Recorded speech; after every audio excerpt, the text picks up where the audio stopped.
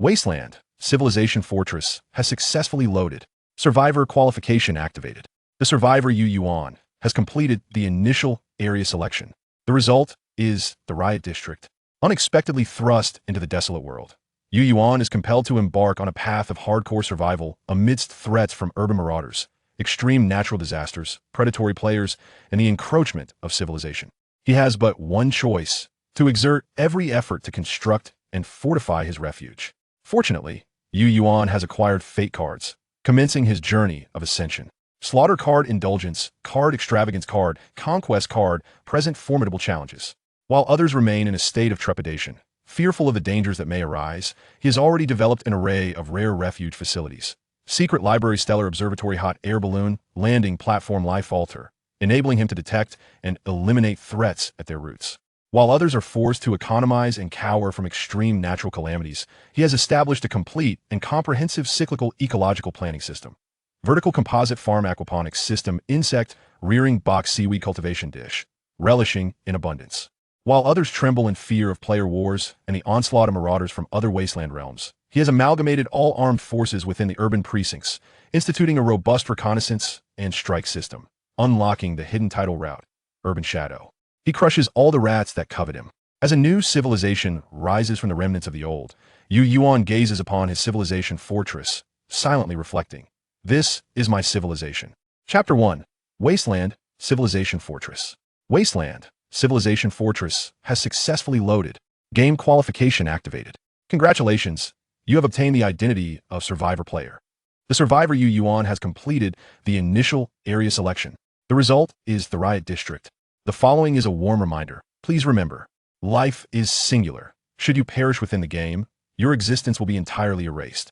For methods of resolution, please refer to the first reminder. Special disaster events may be triggered irregularly, which can be natural calamities or extreme incidents. Please exercise caution. They may pose the greatest threat to your survival in the wasteland. And for methods of resolution, please refer to the first reminder. Yuan gazes at the virtual light screen, his brow furrowed, and after a few moments of silence, he mutters softly, "Damn Nikita, even a virus link can exist in the game?"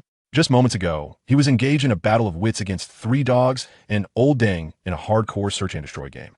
As fate would have it, he turned and discovered a blood-stained letter in a foot massage parlor. As a seasoned player, he was well-versed in the items within games. Yet, this letter bore no familiarity. Driven by curiosity, he clicked to open it, revealing an enigmatic Wasteland game invitation with options limited to a simple yes or no.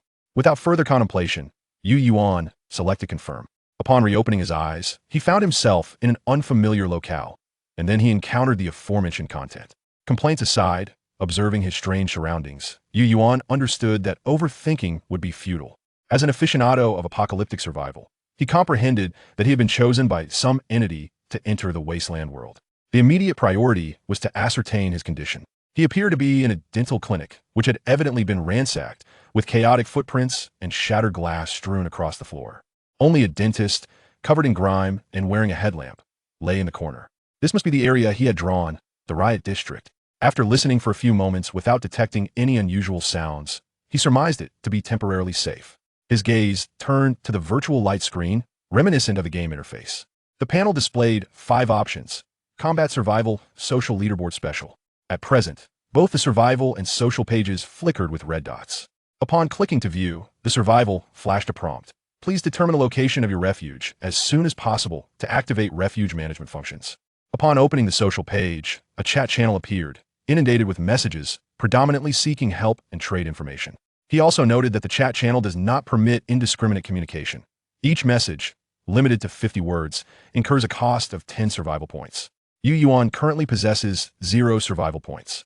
Is this an attempt to increase communication costs among players? He pondered thoughtfully. After perusing the other pages, his gaze lingered on the leaderboard page, Refuge Leaderboard. A series of refuge names were displayed in succession, with a singular ranking criterion: civilization value, which comprehensively assessed refuge facilities, resource reserves, regional influence, potential risks, developmental potential, and achievement milestones. Quite thorough indeed.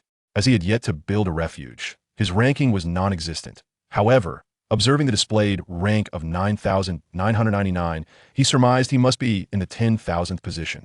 Gazing at the diverse options on the virtual light screen and the distinctive refuge names on the leaderboard, Yu Yuan's eyes narrowed slightly. As a seasoned survival enthusiast, a flicker of long-lost apprehension coursed through him. He also noticed someone in the chat channel seemingly mentioning him. Hive Refuge. This new player must have entered the game. Why haven't they established a refuge yet? I wonder which area they spawned in. Newcomers have been dying rather swiftly lately. Babel Tower Refuge. I hope they don't draw the urban district or polar death maps. Just to be clear, this time, no one is allowed to compete with me. I aim for an S-grade evaluation and civilization fragments. Dear Refuge, don't mention it. Just the other day, I nearly got taken out by the district marauders. Modifying an armored vehicle was utterly absurd. In the hidden refuge of the Beehive, I too experienced a harrowing encounter with marauding knights, nearly succumbing to terror. Whoever among the newcomers seizes the opportunity shall invade. Alas, the protection period for novices remains, and I must wait another month. In the sanctuary of Star-Lord, it is uncertain whether the newcomers will survive the day. You all are overthinking it. In the Wasteland, no place is safe. A sense of foreboding flickered in Yu Yuan's heart. Surely not. The sound of gunfire erupted outside the dentist's clinic. Rat-a-tat-tat. Bang, bang, bang. What one fears often comes to pass. The cacophony suggested that a fierce melee was unfolding in the adjacent block, accompanied by the resonant roar of approaching car engines. With no time for contemplation, Yu Yuan took refuge behind the wall, concealing his presence as he cautiously peered through the window. Hardly had he settled when several modified off-road vehicles sped past the street, exchanging gunfire. Boom! A grenade detonated in the thoroughfare. Shrapnel and debris from the explosion ricocheted against the clinic's walls and glass, producing a crackling sound. As Yu Yuan craned his neck to observe, a shard grazed his face, leaving a faint trace of blood, prompting him to quickly withdraw his head. Once the roar of the engines faded, Yu Yuan realized he could wait no longer. He must immediately seek a place of concealment. To strike a balance between defense and stealth, the most suitable refuge would inevitably be an underground structure. Subway stations, underground parking lots, and civil defense shelters are prime candidates. Yet he soon eliminated these locations from consideration. What he could conceive, others could as well, and they had likely already become strongholds for the marauders. Given the current circumstances, the concealment of the refuge must take precedence over its defensibility. Half an hour later, as Yu Yuan ascended the ladder from the sewer entrance and stood within a 3-meter diameter sewer tunnel, he understood he had found the right place. The center was a sewage channel, flanked by walkways for pedestrians. Perhaps due to the desolation of the Wasteland city, the air in the sewer, while still tinged with a faintly acrid odor, was more breathable and cleaner than he had anticipated. Donning a dentist's headlamp, Yu Yuan navigated through the city's subterranean network, searching for the most suitable location to establish his hideout. Unexpectedly, he discovered that between the sewer and the surface, there lay an additional layer of underground space, connected to the sewer by a ladder. Upon climbing up, he found what resembled an early air raid shelter, now long abandoned, draped in cobwebs, featuring an ancient brick arch structure with intricate branches and a robust design dating back several decades. The air raid refuge layer, constructed of brick and stone, was perhaps designed with the anticipation of wartime refuge needs when the city was initially built, hence the implementation of this dry and wet separation design, which had long been forgotten with the passage of time. Now, however, it had transformed into the most perfect location for Yu Yuan's hideout, offering both the concealment and convenience of the sewer while mitigating the risk of sewage inundation. After careful selection, he identified a space concealed behind a half-height archway, seemingly a refuge point. "This will do," he declared. Activating the virtual interface, he clicked on the option to construct the hideout. "Would you like to designate this location as your hideout?" A gentle reminder appeared. "The choice of hideout is crucial. Please decide with care." Without hesitation, Yu Yuan selected Confirm. Constructing hideout. 125. 6899. The archway and the space behind it were enveloped in green data, the luminous green intensifying until a wall constructed of green data materialized before Yu Yuan. As the green light faded, a wooden door embedded in the wall appeared before him. "Congratulations. The hideout has been completed. Facility management log activated. Resource management log activated. Hideout event memorandum activated. Please promptly determine the name of your hideout to access the hideout leaderboard." For this, he directly chose the game nickname he had long used, Yu Yuan. Chapter 2. The Gifts of Fate, Green Forest City Daily. Congratulations, Yu Yuan.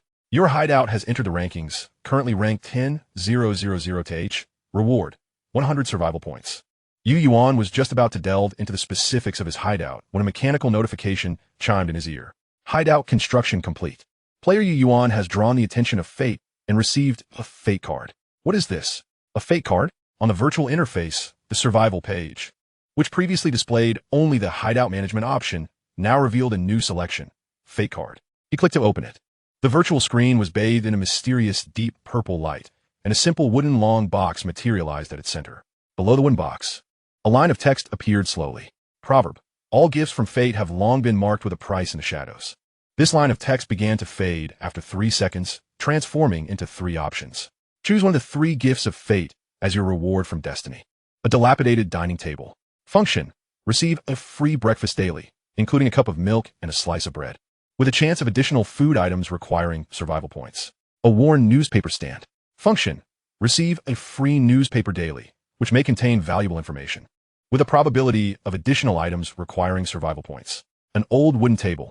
Function: receive a free item daily, medical supplies, energy, building materials, electronics, tools, with a chance of additional items requiring survival points. Friendly reminder: after selecting a gift, you will draw a fate card as a cost, so please choose wisely. Gazing at the 3 options on the screen, Yuan's heart raced. Each option captivated his attention. He desired them all. However, that was clearly impossible.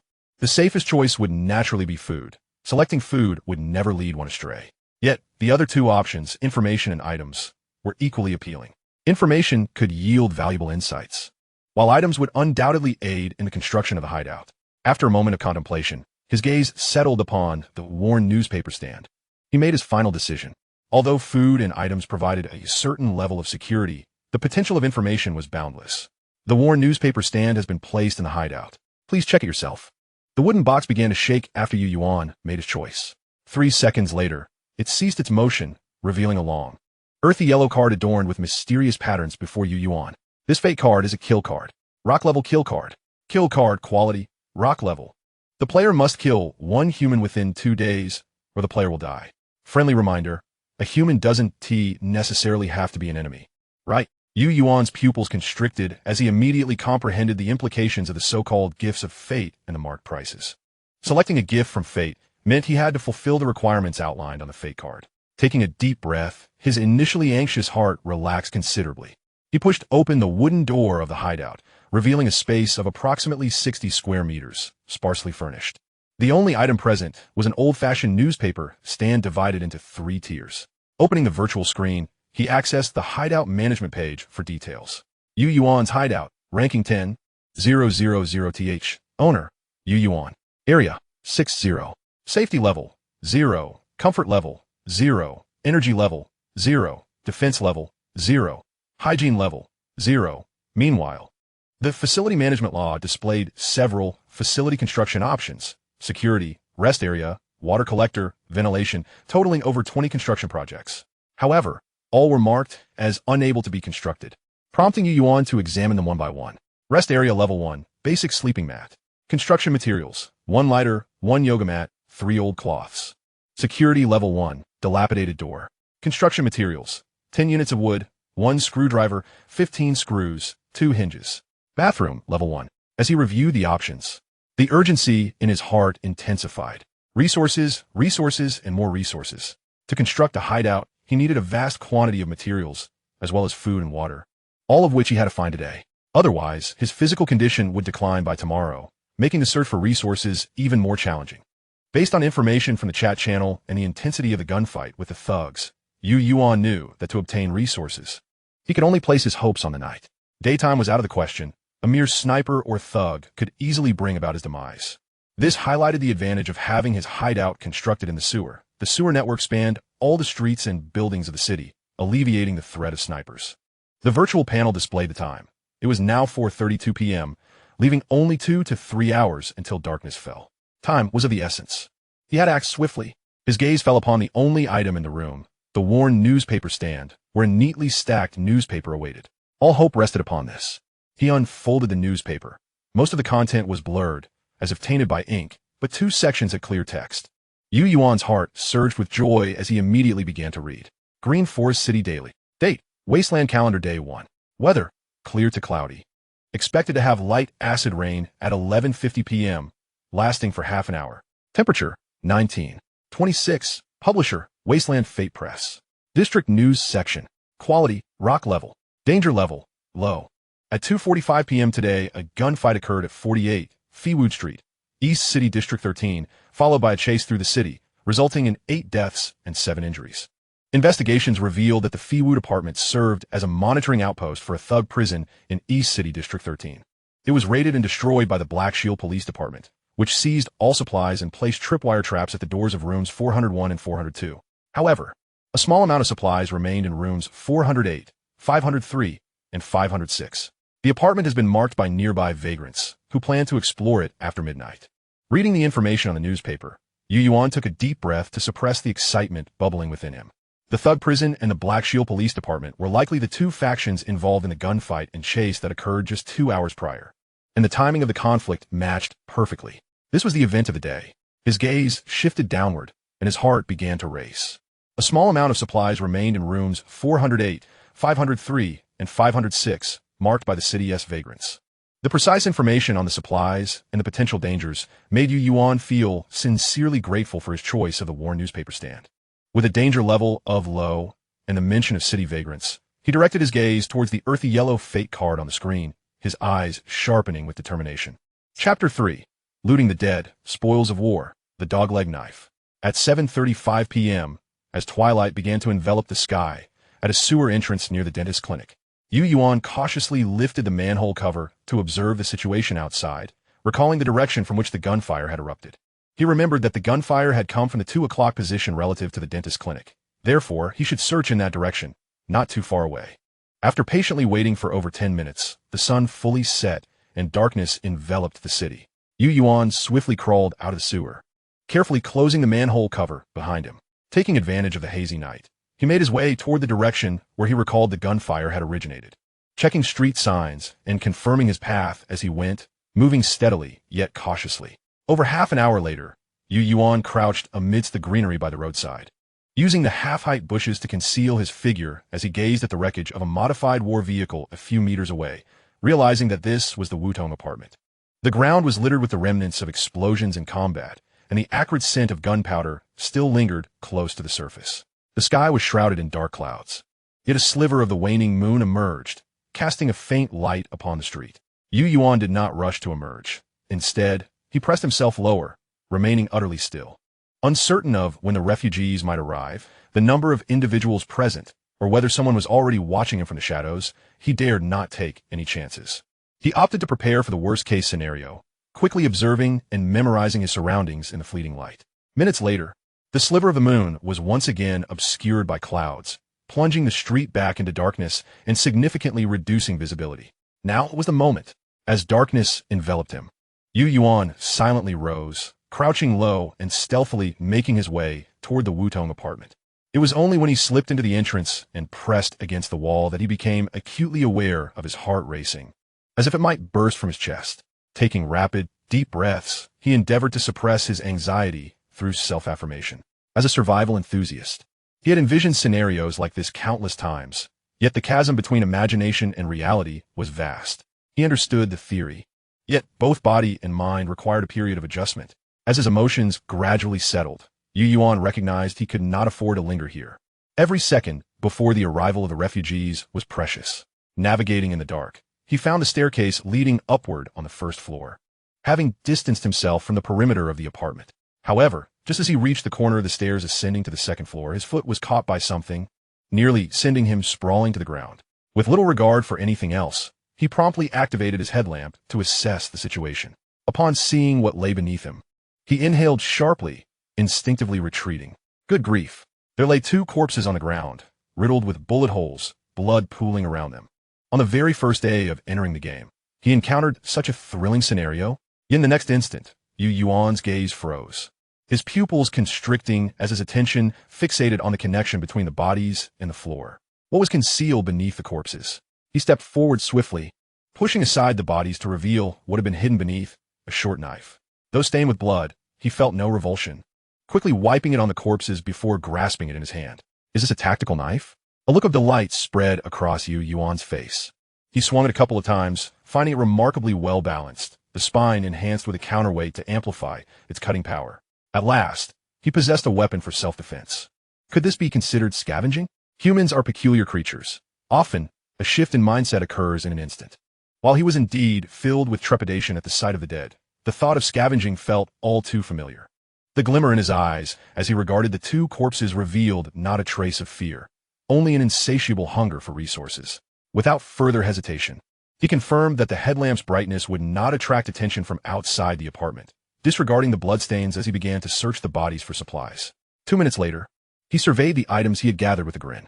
A lighter, 1 crushed instant noodle packet, 7 Marlboro cigarettes, 1 Snickers bar. He had found no firearms or ammunition, likely taken by the Black Shield Police Department. Nonetheless, these spoils brought Yuan considerable satisfaction. At least he had secured some food. After restoring the corpses to their previous state and cleaning the blood from his shoes, he ascended the stairs. According to the reports, 8 individuals had perished in this conflict. Yet he had seen no bodies at the entrance, suggesting the remaining corpses were likely within the building. To Yuan, this was of little concern.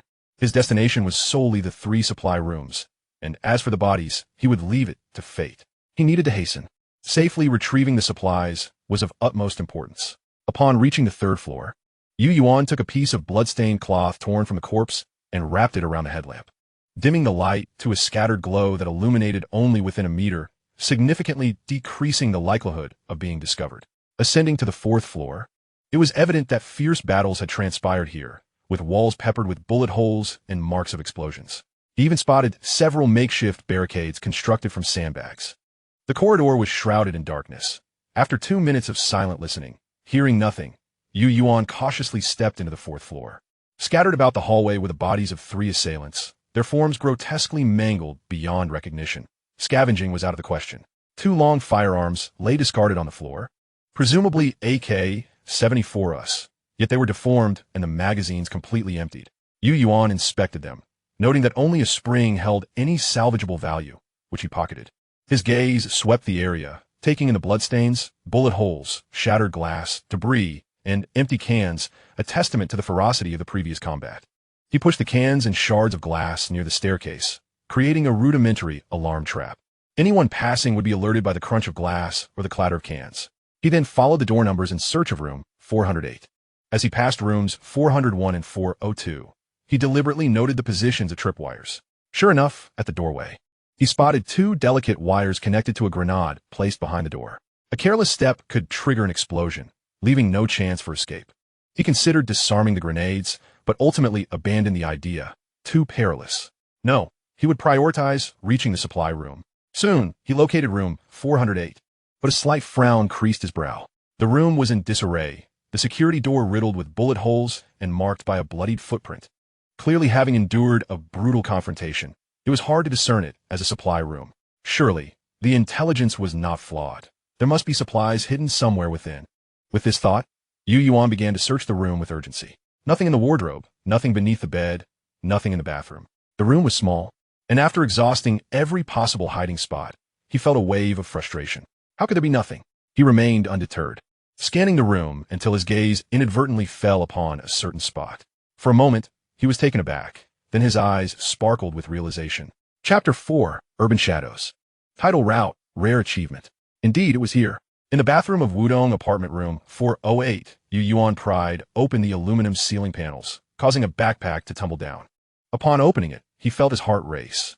A folding alloy crossbow, accompanied by a dedicated quiver containing 10 intact alloy bolts, 5 cans of beef, 3 bottles of mineral water, 2 packs of Golden Virginia cigarettes, and 4 chocolate bars.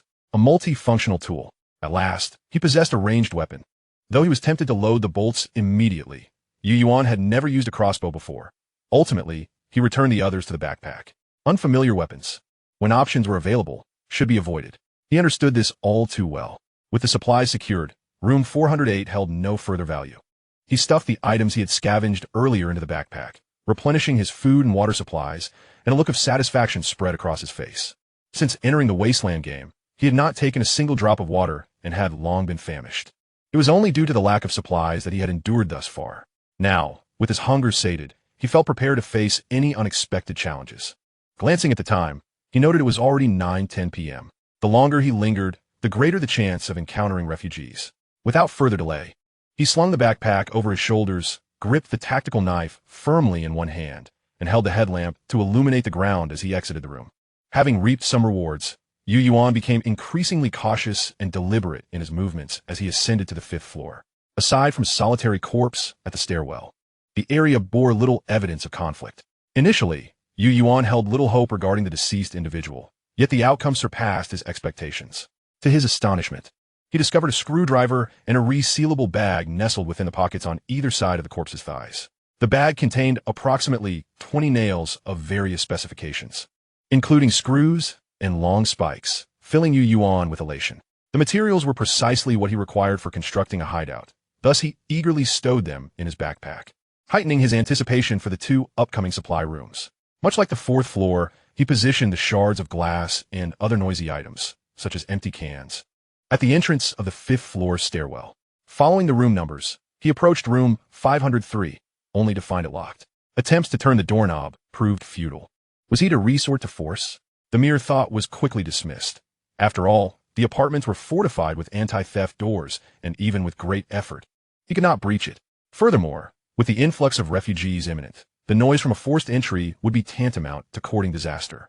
Reluctantly abandoning room 503, he moved on to room 506, which was thankfully unlocked. However, much like room 408, it was in disarray, having been thoroughly looted. Yet, in the corner of the bathroom, he spotted a bottle of toilet cleaner, an essential material for constructing a restroom in his hideout, which he promptly added to his backpack. Drawing from his experience in room 408, Yuan adeptly located hidden supplies this time. Within the toilet tank, he uncovered a small package tightly wrapped in black tape, its contents obscured from view. He placed it directly into his backpack, intending to examine it upon returning to his hideout. It was only then that he realized his backpack was now completely full. The bathroom ceiling revealed 4 packets of Camel cigarettes, a dozen bags of instant noodles, 5 or 6 cans, 3 bottles of water, 2 large bags of chocolate, net weight 147 kilograms, and a tactical axe. The presence of dust indicated that these supplies had been stashed away for some time. The pressing issue was that he could not carry all these items. With his backpack and pockets already brimming, and no spare bedsheets in the vicinity, it was impossible to transport any more. Yuan resolved to retreat immediately, intending to empty his backpack before returning to collect the remaining items. He could not afford to abandon such a bounty. Ultimately, he secured the tactical axe to the outer compartment of his backpack, tucked 2 cigarettes in front and 2 in the back of his waistband, and grasped a large bag of chocolate in hand. After hastily reattaching the aluminum ceiling panel and wiping away any fingerprints to erase evidence of his rummaging, he retraced his steps. Throughout his return journey, he remained vigilant. Yet upon nearing the vicinity of the dentist's office, he encountered no irregularities. Swiftly, he slipped into the sewer, turning his headlamp to maximum brightness. With familiar ease, he made his way back to the hideout in under 20 minutes. Upon arrival, Yuan did not rush inside. Instead, he meticulously surveyed the area, inspecting the traps he had set prior to his departure. After thoroughly checking every trap, the tension that had clung to him since he set out finally dissipated, giving way to a smile. At last, he had returned. This mission, although supported by detailed intelligence, had initially left him feeling uncertain. He had questioned whether he could accurately locate the Wutong apartment, evade potential dangers along the way, secure supplies before the refugees arrived, and return to his hideout unscathed with the acquired goods. The risk of venturing outside was not only fraught with danger, but also the possibility of returning empty-handed. The pressure he felt was unprecedented. However, Yuan understood that he had to find the Wutong apartment tonight, regardless of the cost. If he failed to bring back supplies today, his chances of survival in this wasteland world would diminish significantly. He had no choice. Fortunately, despite some setbacks during the process, the outcome was successful. He had returned, laden with a full backpack of supplies. This was merely the beginning. A fresh cache of resources awaited him at the Wutong apartment, ready to be retrieved tonight. Yet, just as he joyously pushed open the wooden door of his hideout, carrying his backpack inside, a mechanical notification resounded in his ears, jolting him to attention. Hidden condition triggered. Entering the wasteland on the first day and returning with supplies valued at 10,000 survival points. 2 weapons. Injuries minor. Hideout located in an underground structure, meeting the conditions. Unlocking the city shadow title path. Reward. 1,000 survival points. Title acquired. Block rat excellent. Achievement unlocked. Path to ascend. Rare. Achievement points gained, 100 points. Changes to Yuan's hideout. Ranking information initiated. Initial supplies. Hideout facility count. Area influence. Risk resistance coefficient. Development potential. Achievement bonus. Title scarcity. Current hideout ranking updated. 9,859. The hidden condition had been triggered. Yuan's eyes sparkled as he activated the virtual interface, witnessing his ranking on the leaderboard ascend like a rocket from the very bottom to the current position of 859th. He felt a surge of exhilaration coursing through him, sending shivers down his spine as he realized he had climbed 141 ranks. Chapter 5, Player Reactions, Title, Block Rat. Yuan suddenly recognized that his previous understanding of the Wasteland game had been overly simplistic. Perhaps the hideout leaderboard was not as straightforward as he had imagined. The title path, did it imply multiple routes? Having just embarked on the title path and accumulated 100 achievement points, his ranking had already surged by 141 spots. What sort of titles had those ranked higher than him attained? This remained a mystery, as he had no means to view other players' information. He had already attempted this upon entering the Wasteland. It was evident from the conversations in the chat channel that competition, even hostility, existed among players. Once the novice protection period concluded, it was likely that those with ulterior motives among the survivor players would be the ones most eager to eliminate him. This was no mere wasteland. It was akin to nurturing a viper. As Yuan pondered the implications of the title path he had unlocked, the chat channel erupted with activity. Players at the bottom of the hideout leaderboard, positions 9,000 to 10,000, representing the weakest segment, faced the highest rates of elimination and mortality. To seasoned players, they were the most tempting prey. Every new player emerging from the protection period would attract the attention of several, dozens, or even hundreds of veteran players eager to seize them. Thus, shortly after Yuan's ranking shifted, veteran players who perpetually scoured the leaderboard for their next target suddenly noticed that the newcomer who had just entered the game had vanished from the bottom ranks. The players who had already marked him as a target were left in disbelief. No, where is he? Not in the bottom 50, not in the bottom 100 either. Until they finally spotted his familiar name at the 859 position. The veteran players were dumbfounded. Burning Chariot Hideout. What the hell, did I read that wrong? ISNTU Yuan, the newcomer who just entered the Wasteland a few hours ago? How did he suddenly leap 141 ranks? C-Cube Hideout. Are we sure this is a newcomer? Could be a big shot? Just a few hours, and he's already at 859th? I'm still at 914th. Hive Hideout. This is intriguing. Yuan's Hideout. Did you uncover some rare path? Care to share with us? Moss Cabin Hideout. Indeed. Yuan's Hideout. Great one. Please share your experiences. If rare blueprints, equipment, or items are discovered, I earnestly seek to purchase them. Lava Hideout. Fish Abyss Hideout. Also seeking. I can barely endure in this cursed place. If anyone possesses weapons or suitable tools for excavation, I am sincerely interested in acquiring them. Grizzly Bear Hideout. Fish Abyss Hideout. In dire need of food and water. I am on the brink of death. Please. I implore you, save me. Angry Whale Hideout. Fish Abyss Hideout. Do not trust the Moss Hut Hideout. It is a deceitful trap designed to ensnare newcomers. Moss Hut Hideout. Angry Whale Hideout. Yuval creature, curse you. Within the chat channel, even though each message incurs a cost of 10 survival points, it does not deter seasoned players from fervently investigating the sudden surge in rankings at the Fish Abyss Hideout. They resemble sharks sensing blood in the water. These survival points are of little concern to them. Their primary focus lies in unearthing valuable information from this newcomer. Particularly for those players languishing at the bottom of the rankings, they are acutely aware of the arduousness of climbing the ranks. The Fish Abyss Hideout's meteoric rise could signify either the discovery of abundant survival resources capable of transforming their dire circumstances or the triggering of special conditions that unveil rare routes, greatly amplifying the hideout's potential for development. Mastering unique resources, forging relationships with key factions, and acquiring extraordinary abilities. All these possibilities loom large. They're eager to uncover whether they too might replicate this success. Although they understand the odds are slim, hope still flickers within them. What if this newcomer were a fool, unable to withstand the pressure and inadvertently divulged critical information? Yuan was jolted back to reality by the incessant ping of incoming messages, gazing at the flood of text in the chat channel. Perceiving the frenzy and urgency of the players, as well as the underlying calculations and greed hidden within their words, his expression remained calm, though an occasional look of contemplation crossed his face. Minutes later, the light screen dimmed. The intense emotional turmoil sparked by his ranking ascension had completely subsided. Despite the significant rise in his rank, which assured Yuan that he had embarked on a correct and unique fast track, the lurking dangers became increasingly palpable. The veteran players, who had been preparing to target him as prey a month later, would undoubtedly harbor an intensified interest and desire towards him due to this unexpected turn of events. Understanding the reason behind the fish abyss hideout's drastic ranking increase became their primary objective. Following, that would be the plundering of all opportunities and resources within the hideout, culminating in his demise. This was an inevitable outcome.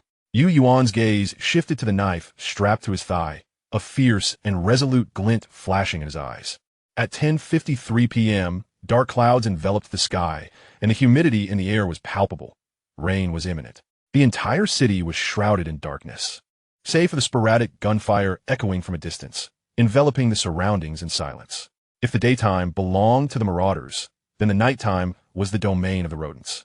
Those who had huddled during the day, refugees, scavengers, survivors, began to emerge from their shelters, silently traversing the city, searching and evading. They sought food and resources necessary for survival. Every morsel of supplies here was precious, and bloodshed and competition permeated every corner of the night. Having satisfied his hunger and thirst, Yuan moved silently, his gaze sharp as a blade, scanning for potential dangers, his ears attuned to even the slightest suspicious sounds. The pitch-black streets obscured all visibility. Yet, in Yuan's perception, he could still discern the vague outlines of certain objects. Although he could not achieve perfect night vision, his abilities surpassed those of an average human. His hearing was similarly enhanced. Sounds that were previously imperceptible now reached his ears with greater clarity. All of this was attributed to the title he had acquired earlier, Street Rat. Title, Street Rat. Quality, excellent. Path affiliation, City Shadows.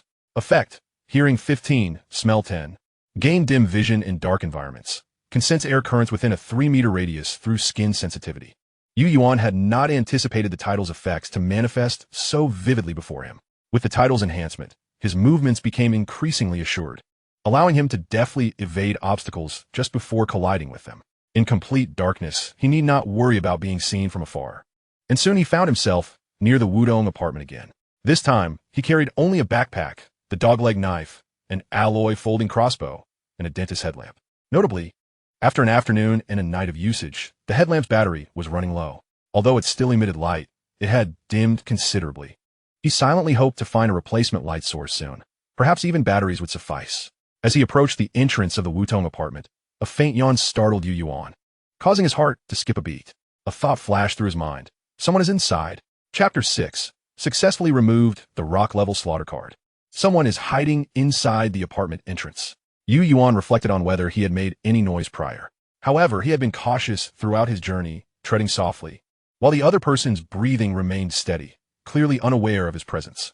He exhaled slowly, but his brow furrowed. It had barely been an hour since he left.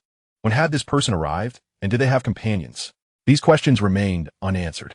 Yet, the fact that the individual was hiding near the apartment entrance rather than seeking supplies suggested they were either waiting for allies or lying in ambush for enemies. Yuan concealed himself in the deepest shadows at the corner of the apartment entrance, deciding to observe the situation first. Moments later, he indeed heard 2 barely discernible footsteps approaching rapidly. A voice, deliberately lowered, inquired, "Biao, I'm here." A breathy response followed, equally subdued. Yuan narrowed his eyes, relieved that he had not acted rashly, and he further concealed himself, slowing his breathing. "How's it? Is there any activity over there?" "Ugh, not a damn shadow in sight. It's pitch black. Why did you take so long to arrive? Damn it. I told the monkey to keep an eye here, but he ended up sleeping on the job, nearly causing me to lose him." Biao frustration was evident. Another voice murmured, "Biao, it's too dark to see anything. Besides, so many people died during the day. Who else would dare come here? Enough of that. Did you see anyone enter?" The monkey hesitated for a moment, but quickly replied with certainty, "It was indeed impossible to see anything after dark, but I was watching closely before nightfall. Not a single person, not even a cat, entered." Upon hearing this, Biao tone slightly softened. "All right, let's be alert. The brawl this afternoon was intense. There must be supplies left behind by that group at the police station. If we can find any overlooked guns and bullets, we'll be set. Same old routine. Monkey, you search the locked rooms. I'll check elsewhere, starting from the bottom and working our way up. Move quickly. If anyone else shows up, don't hesitate. Take them out. Once we get back, we can have our fun with that woman we just captured. She's quite the catch, especially with that tear mole at the corner of her eye. She is simply irresistible. It would be perfect to get our hands on that other woman we saw 2 days ago. Her figure is unmatched, right? Let's South locate her hiding place." Haha. With lewd laughter, the 3 entered the apartment building, their footsteps fading into the distance. Only then did Yuan, let out a long breath, feeling immensely grateful for his caution. He had indeed evaded the scrutiny of stalkers. Had he not been so prudent, the outcome might have been dire.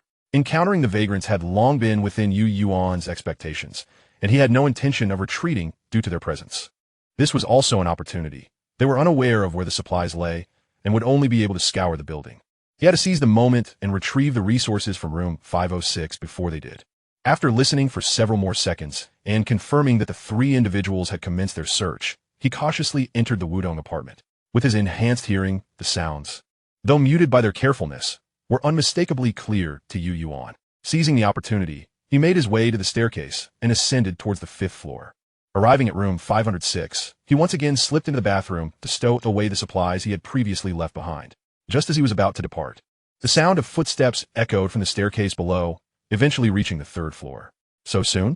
Yuan was taken aback. Had they not begun their search from the 1st floor? How could they have reached the 3rd floor so swiftly?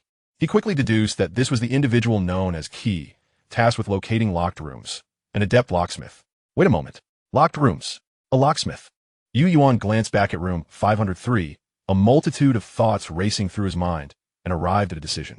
Perhaps there was an opportunity. He promptly turned back, entered room 504, concealed his backpack, and grasped a dog-leg knife, hiding behind the door as he closed his eyes to wait in silence. The room was shrouded in darkness, the impending storm creating an oppressive atmosphere that made it difficult to breathe. Before long, footsteps echoed on the 5th floor, and Yuan's eyes flew open. They were here. The footsteps were intermittent, occasionally interrupted by the sound of a flashlight being switched on. Clearly, they were searching for locked rooms. Soon, a dim beam of light swept across the open doorway of room 504, finally resting on the locked security door of room 503. The sound of keys echoed in the corridor. There's another one. Key, with the flashlight clenched in his mouth, retrieved his lock-picking tools and crouched before the door to room 503, twisting and turning.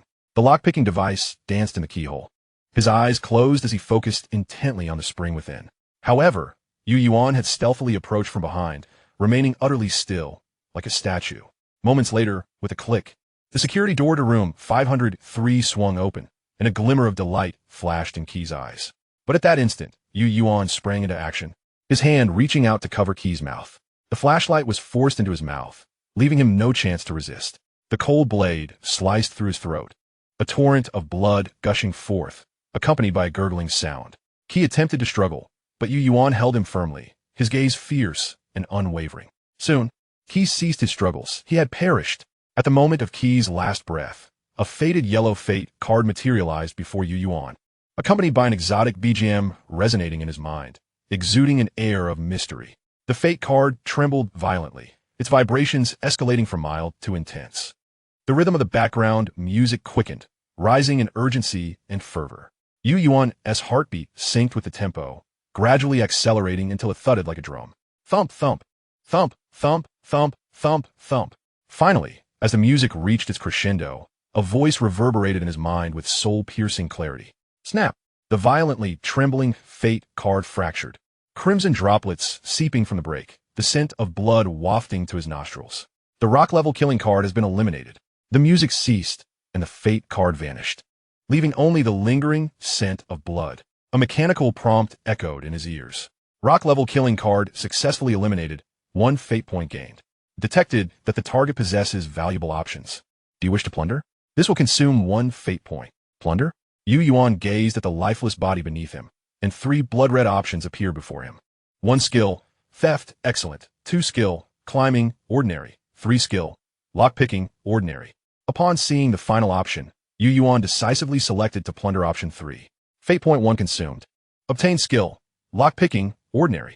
On the virtual screen, the previously empty combat page now displayed a new skill in the skills section, ordinary level lockpicking. The killing card had this effect as well. A delightful surprise tugged at the corners of Yuan's mouth. Yet, upon glancing at the body beneath him and the open door, he swiftly suppressed his joy, reverting to a cautious demeanor. Now is not the time for celebration. He returned to room 504 to retrieve his backpack, dragged the corpse into room 503, and after scanning the corridor vigilantly, closed the door behind him. Chapter 7. Room 503. Key room, discovering high-value supplies. Room 503 of the Wudong apartment was much like the others, a 30-square-meter studio with a private bathroom and balcony. After closing the door, Yuan disregarded any feelings of disgust, retrieving the flashlight from Key's mouth, wiping away the blood, and began scouring every corner of the room, including under the bed, in the wardrobe, and behind the door. He also drew the curtains to block out any light. Once assured there was no danger, he approached the body and began the traditional art of scavenging. Key possessed only a fabric crossbody bag, containing a hodgepodge of items: wires, a ballpoint pen, 2 batteries, a dagger, 2 small blocks of compressed biscuits, and a small cloth pouch. To Yuan's delight, the pouch contained several different lock-picking tools, which he eagerly collected. Along with the lockpick held in Key's grasp, he stuffed everything into his clothing pockets. He folded the crossbody bag as well, despite its slight bloodstains. Yuan paid it no mind. In the Wasteland, containers like backpacks were exceedingly scarce, and he could not afford to waste any. Even if he didn't need them, he could always attempt to trade them later. Having completed his scavenging, his attention turned to the room itself. Compared to others, it was relatively clean and tidy, though signs of a hasty escape were evident, suggesting that the room's occupant was likely a single male. The bathroom-esque toiletries were few and far between, with shampoo, body wash, facial cleanser, men's masks, toothpaste, and a toothbrush scattered across the sink. Yuan collected all of these items, as they were scarce resources, including the shower curtain and neatly folded towels. His backpack was once again filled to capacity, primarily because the shower curtain occupied half of the space. Fortunately, Yuan had anticipated such a scenario, but needed to try something. He opened the virtual screen to this special page. Locking onto the Wasteland Trading Hole page, a feature he discovered while studying the virtual screen earlier in the afternoon. It resembled a flea market where players could trade. Would you like to spend 1,000 survival points to join the Wasteland Trading Hole? Yuan furrowed his brow. This was precisely why he had hesitated to join before. Had it not been for unexpectedly unlocking the City Shadow title route, he would not even have the qualification to trade with others. Even now, his total survival points barely amounted to 1,100. To say he was scraping the bottom of the barrel would not be an exaggeration. Though reluctant, Yuan chose to confirm. Sooner or later, he would need to open it. The earlier he did, the sooner he could reap the benefits. Congratulations, Yuan's hideout has joined the Wasteland Trading Hole. You may now trade with other players. He set the shower curtain up for sale, uncertain of its exact market value, and lacking the time to check. He marked it at 2,000 survival points. To him, this price seemed exorbitant, but if someone were willing to pay it, he would gladly make the trade. Even if no one engaged, it mattered little, as long as he could free up some backpack space. Listing successful. The maximum listing duration is 12 hours. Please be mindful of the trading time. For every hour overdue, a 5 storage fee will be charged against the trading price. If less than an hour, it will be charged as a full hour. Upon reading this notification, Yuan's eyes narrowed slightly. It actually worked. Though the entry conditions for the trading hole were absurdly high, it proved to be worth it. Looking back at his backpack, he noted that the remaining supplies were either too small to warrant listing or included items like cigarettes and chocolate, hard currency in a wasteland, things Yuan was unwilling to part with, even if he were to inflate their prices. Ultimately, I placed those larger bottles of toiletries, labeled with a price of 500 survival points each, all on a shelf. As the saying goes, selling them incurs no loss. If they do not sell, I can simply use them myself. Afterward, I inspected the bathroom's ceiling and water tank, finding no hidden supplies, and thus concluded my search. Room 503 is rather simply laid out, featuring a bed, a bedside table, a wardrobe, and a writing desk. The only item of note is the metal cabinet in the corner, which surprisingly has 3 locked drawers. I first packaged the bedding and mattress, intending to list the bed as well, but was met with an operational restriction. The plan to clear out the room failed, and with a slight pout, I abandoned the idea. Inside the wardrobe, there remained only a short-sleeved shirt and a long coat, which I did not mind, as I was in urgent need of fresh clothing. The outfit I had worn throughout the day was already stained with dirt and blood. I stuffed the clothes into my backpack and approached the writing desk, which had 3 drawers and a single-door cabinet. Upon opening the cabinet, I was greeted by an unexpected treasure, a substantial bag of soy milk powder, containing over 20 small packets. This was nothing short of a boon for me. Soy milk, rich in calories, protein, and fat, is undoubtedly a superb nutritional source in this wasteland. Particularly, the flavor of soy milk powder is a delicacy in this desolate world. Such a prized item would not be listed. I stowed it all in my backpack. In the desk drawer, I discovered a few books and notes, which I briefly perused before deciding to list them as well. Perhaps they contained useful information worth reading later. However, after placing the desk lamp on the shelf, a sudden notification from the system caught me off guard. Current listing limit reached. What? I quickly checked and realized that I currently only had level 1 access to the listing system, allowing me to display a mere 15 items at once. To increase this limit, I would need to upgrade to level 2 access, which requires 2,000 survival points. Damn, is the next step to upgrade to SVIP membership? I felt rather weary. Fortunately, I had already listed all the major items in this room. The only remaining item was the locked metal cabinet. With my lockpicking tools in hand, I inserted the unlocking device into the keyhole, instinctively sensing the entire mechanism of the lock, knowing precisely how to open it. In less than a minute, all 3 locked drawers were successfully opened, revealing immense treasures within. The first drawer contained 1 hand-cranked radio, 2 windproof candles, 2 batteries, and 1 adjustable wrench. The second drawer held 1 vehicle first aid kit. The hand-cranked radio was a disaster relief model, roughly the size of a brick, serving multiple functions including hand-crank power generation, solar charging, LED lighting, and radio capabilities. The vehicle first aid kit contained various essential items such as a twist tourniquet, trauma bandages, elastic bandages, disinfectant wipes, and several emergency blankets. This was sufficient for managing typical bleeding, dressing wounds, and protecting against temperature loss. As an enthusiast of survival gear, I was exceedingly familiar with these items, having several emergency kits at home. With these 2 additions, my chances of survival in the Wasteland would significantly improve, particularly with the inclusion of the vehicle first aid kit, which granted me a certain level of risk management ability. Both items were bulky, so I slung my messenger bag in front of me and filled it with the soy milk powder, windproof candles, batteries, and pens. The hand-cranked radio, vehicle first aid kit, and adjustable wrench were stowed in my backpack, leaving both bags brimming with supplies. I quickly opened the third drawer, acutely aware that the other 2 scavengers could arrive at any moment. Time was of the essence. Just as I touched the contents of the drawer, an unexpected notification jolted me. Ding! High-value resources detected. Chapter 8, Newly Optimized Shelter Pathways, Traps. Ding! High-value resources detected. Newly discovered optimized pathways for shelter facilities. Would you like to add this optimized pathway to the ventilation system construction list? What? I pulled out the items from the drawer, utterly bewildered. What could provoke such a specific system alert regarding a newly optimized pathway? Upon examining what I held in my hands, I was struck with surprise. Was this a blueprint? However, there was no time to ponder. I hastily shoved the items into my backpack. With that, I had collected all supplies from room 503 and conducted a final check for any overlooked items, my gaze landing on the curtains. Such a large piece of fabric could serve well for covering or crafting. Just as I prepared to take action, I suddenly heard the sound of a rolling can in the hallway. My eyes sharpened with alertness. Someone was coming. They arrived sooner than expected. Cautiously, I approached the door and pressed my ear to it. Kiki, are you there? A deliberately lowered voice echoed from the staircase. It was the monkey. Kiki. The monkey was about to continue, but was interrupted by Brother Biao. All right, they're probably upstairs. Let's go check. Okay. The voices faded, and I narrowed my eyes, my gaze flickering anxiously at the door, attempting to see through to the other side. Thoughts raced through my mind. They were heading upstairs. This was the perfect opportunity to escape.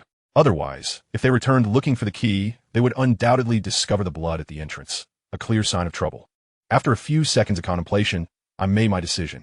I secured my backpack behind me and adjusted my messenger bag in front, shortening the straps to ensure they wouldn't hinder my movement. Drawing my folding crossbow and bolts from my waist, I loaded the bolts, positioning my dogleg knife at the outer side of my thigh for easy access. With everything prepared, I cautiously opened the door, crossbow at the ready, and swiftly made my way toward the staircase. Now was the time to leave, fully stocked and unharmed. That was the best outcome. Once outside the Wudong apartment, with the moon shrouded and the wind howling, it would be nearly impossible for anyone to locate me in this vast city, no matter how I considered it. Departing now was the optimal choice.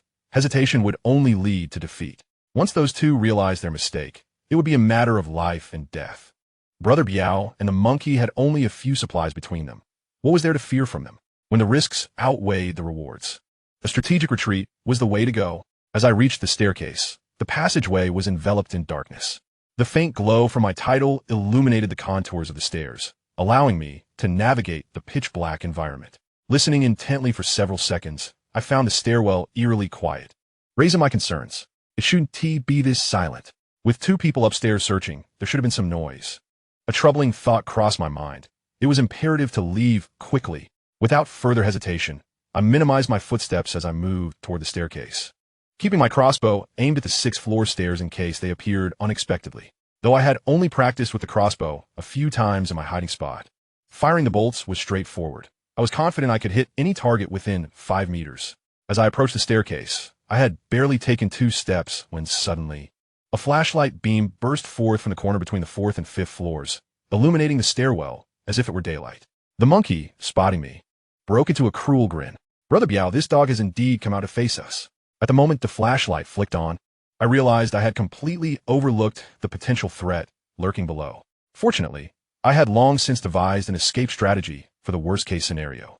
Thus, at the moment the monkey emitted a startled cry, the crossbow that was initially aimed at the upper floor was swiftly redirected downwards. Upon seeing the crossbow, the monkey's eyes, previously filled with ferocity and menace, suddenly transformed into a picture of clarity, as if the fear lurking in its depths had not yet had the chance to fully manifest.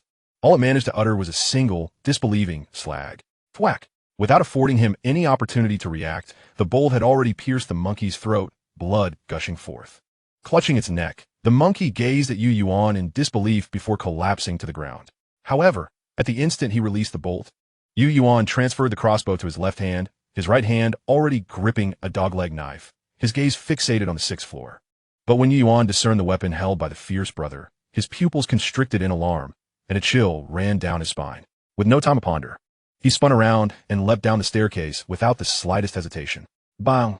While still airborne, Yuan felt a tremendous force strike his back, causing him to stumble as he descended the stairs, nearly losing his footing.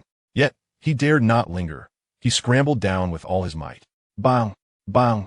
Bang! The echo of gunfire reverberated through the corridor. Damn it! He cursed inwardly. There's a gun. This is no fair fight. Yuan felt as though death brushed past him, adrenaline surging through his cerebral cortex, rendering his entire body numb. Thankfully, his quick reflexes and decisive action against the monkey had granted him a fleeting chance at survival. Though it felt as though he had been shot in the back, he didn't experience any pain. He presumed it was nothing serious. Yuan's mind raced. The fact that the fierce brother wielded a firearm was an unforeseen twist. Behind him, he could already hear the furious roars and footsteps of the fierce brother in pursuit, closing in at a distance of no more than 10 meters. His prior plan was now futile. If he fled directly, leaving his back exposed to the fierce brother, it would be akin to presenting himself as a target. No, he could not afford to turn his back on the fierce brother. The risk was far too great. What to do? What to do?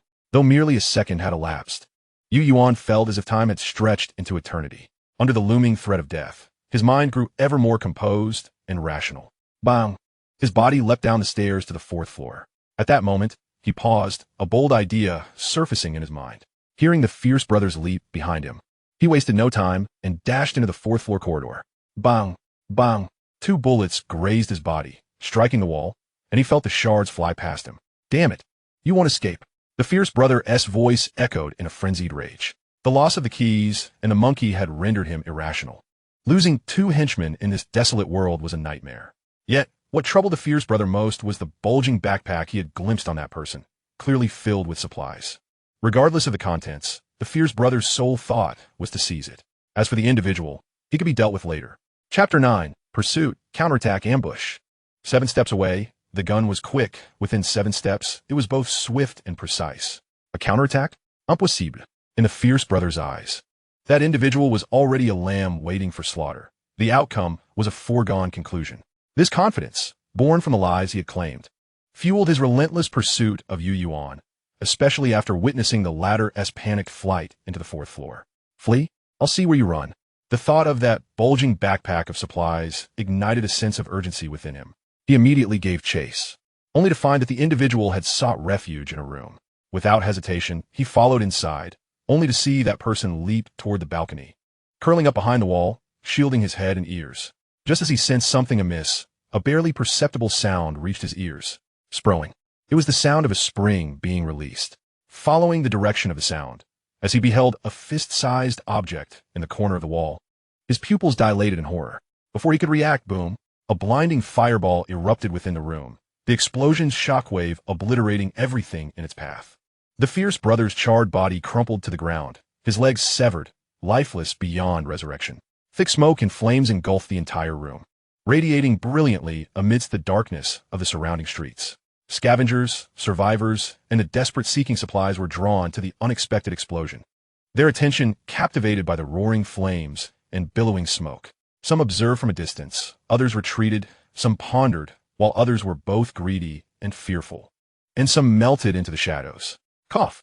Yuan shook off the dust clinging to him, shaking his head to clear the ringing in his ears. Thankfully, the balcony was open air, mitigating the chaos. Gazing at the wreckage within the room, a wave of dread washed over him. Had there not been a low wall separating the apartment from the balcony, he too would have met a grim fate. Observing the flickering flames, Yuan understood that lingering here was perilous. He needed to depart immediately. The commotion had been too loud. The gunfire and explosion would undoubtedly attract many curious souls. He picked up the crossbow from the ground, knocked a bolt, and gripped the dogleg knife firmly. As he navigated through the burning wooden curtains, he caught sight of the fierce brother's charred corpse, the handgun fallen beside him. Without pausing to inspect it, he secured the handgun at his waist and hastily rifled through the fierce brother's belongings, grabbing whatever he could fit into his pockets as the smoke thickened. Finally, he turned to the fierce brother's backpack, which was only half full and clinked with uncertain contents. Yuan didn't mind. He snatched it up without hesitation. Wasting no time, he withdrew the bolt, secured his findings, and made his way down the stairs. The dogleg knife fastened to the outer side of his thigh. He hoisted the backpack with his left hand and held the loaded crossbow with his right, reaching the first floor of the apartment. Just as he was about to exit the stairwell, a prickling sensation raced across his skin, sensing a disturbance in the air ahead. Without a moment to spare, he propelled himself backward, tilting his head and tucking his chin. At that instant, a glint of cold steel sliced through the air, narrowly grazing his scalp and severing a few strands of hair.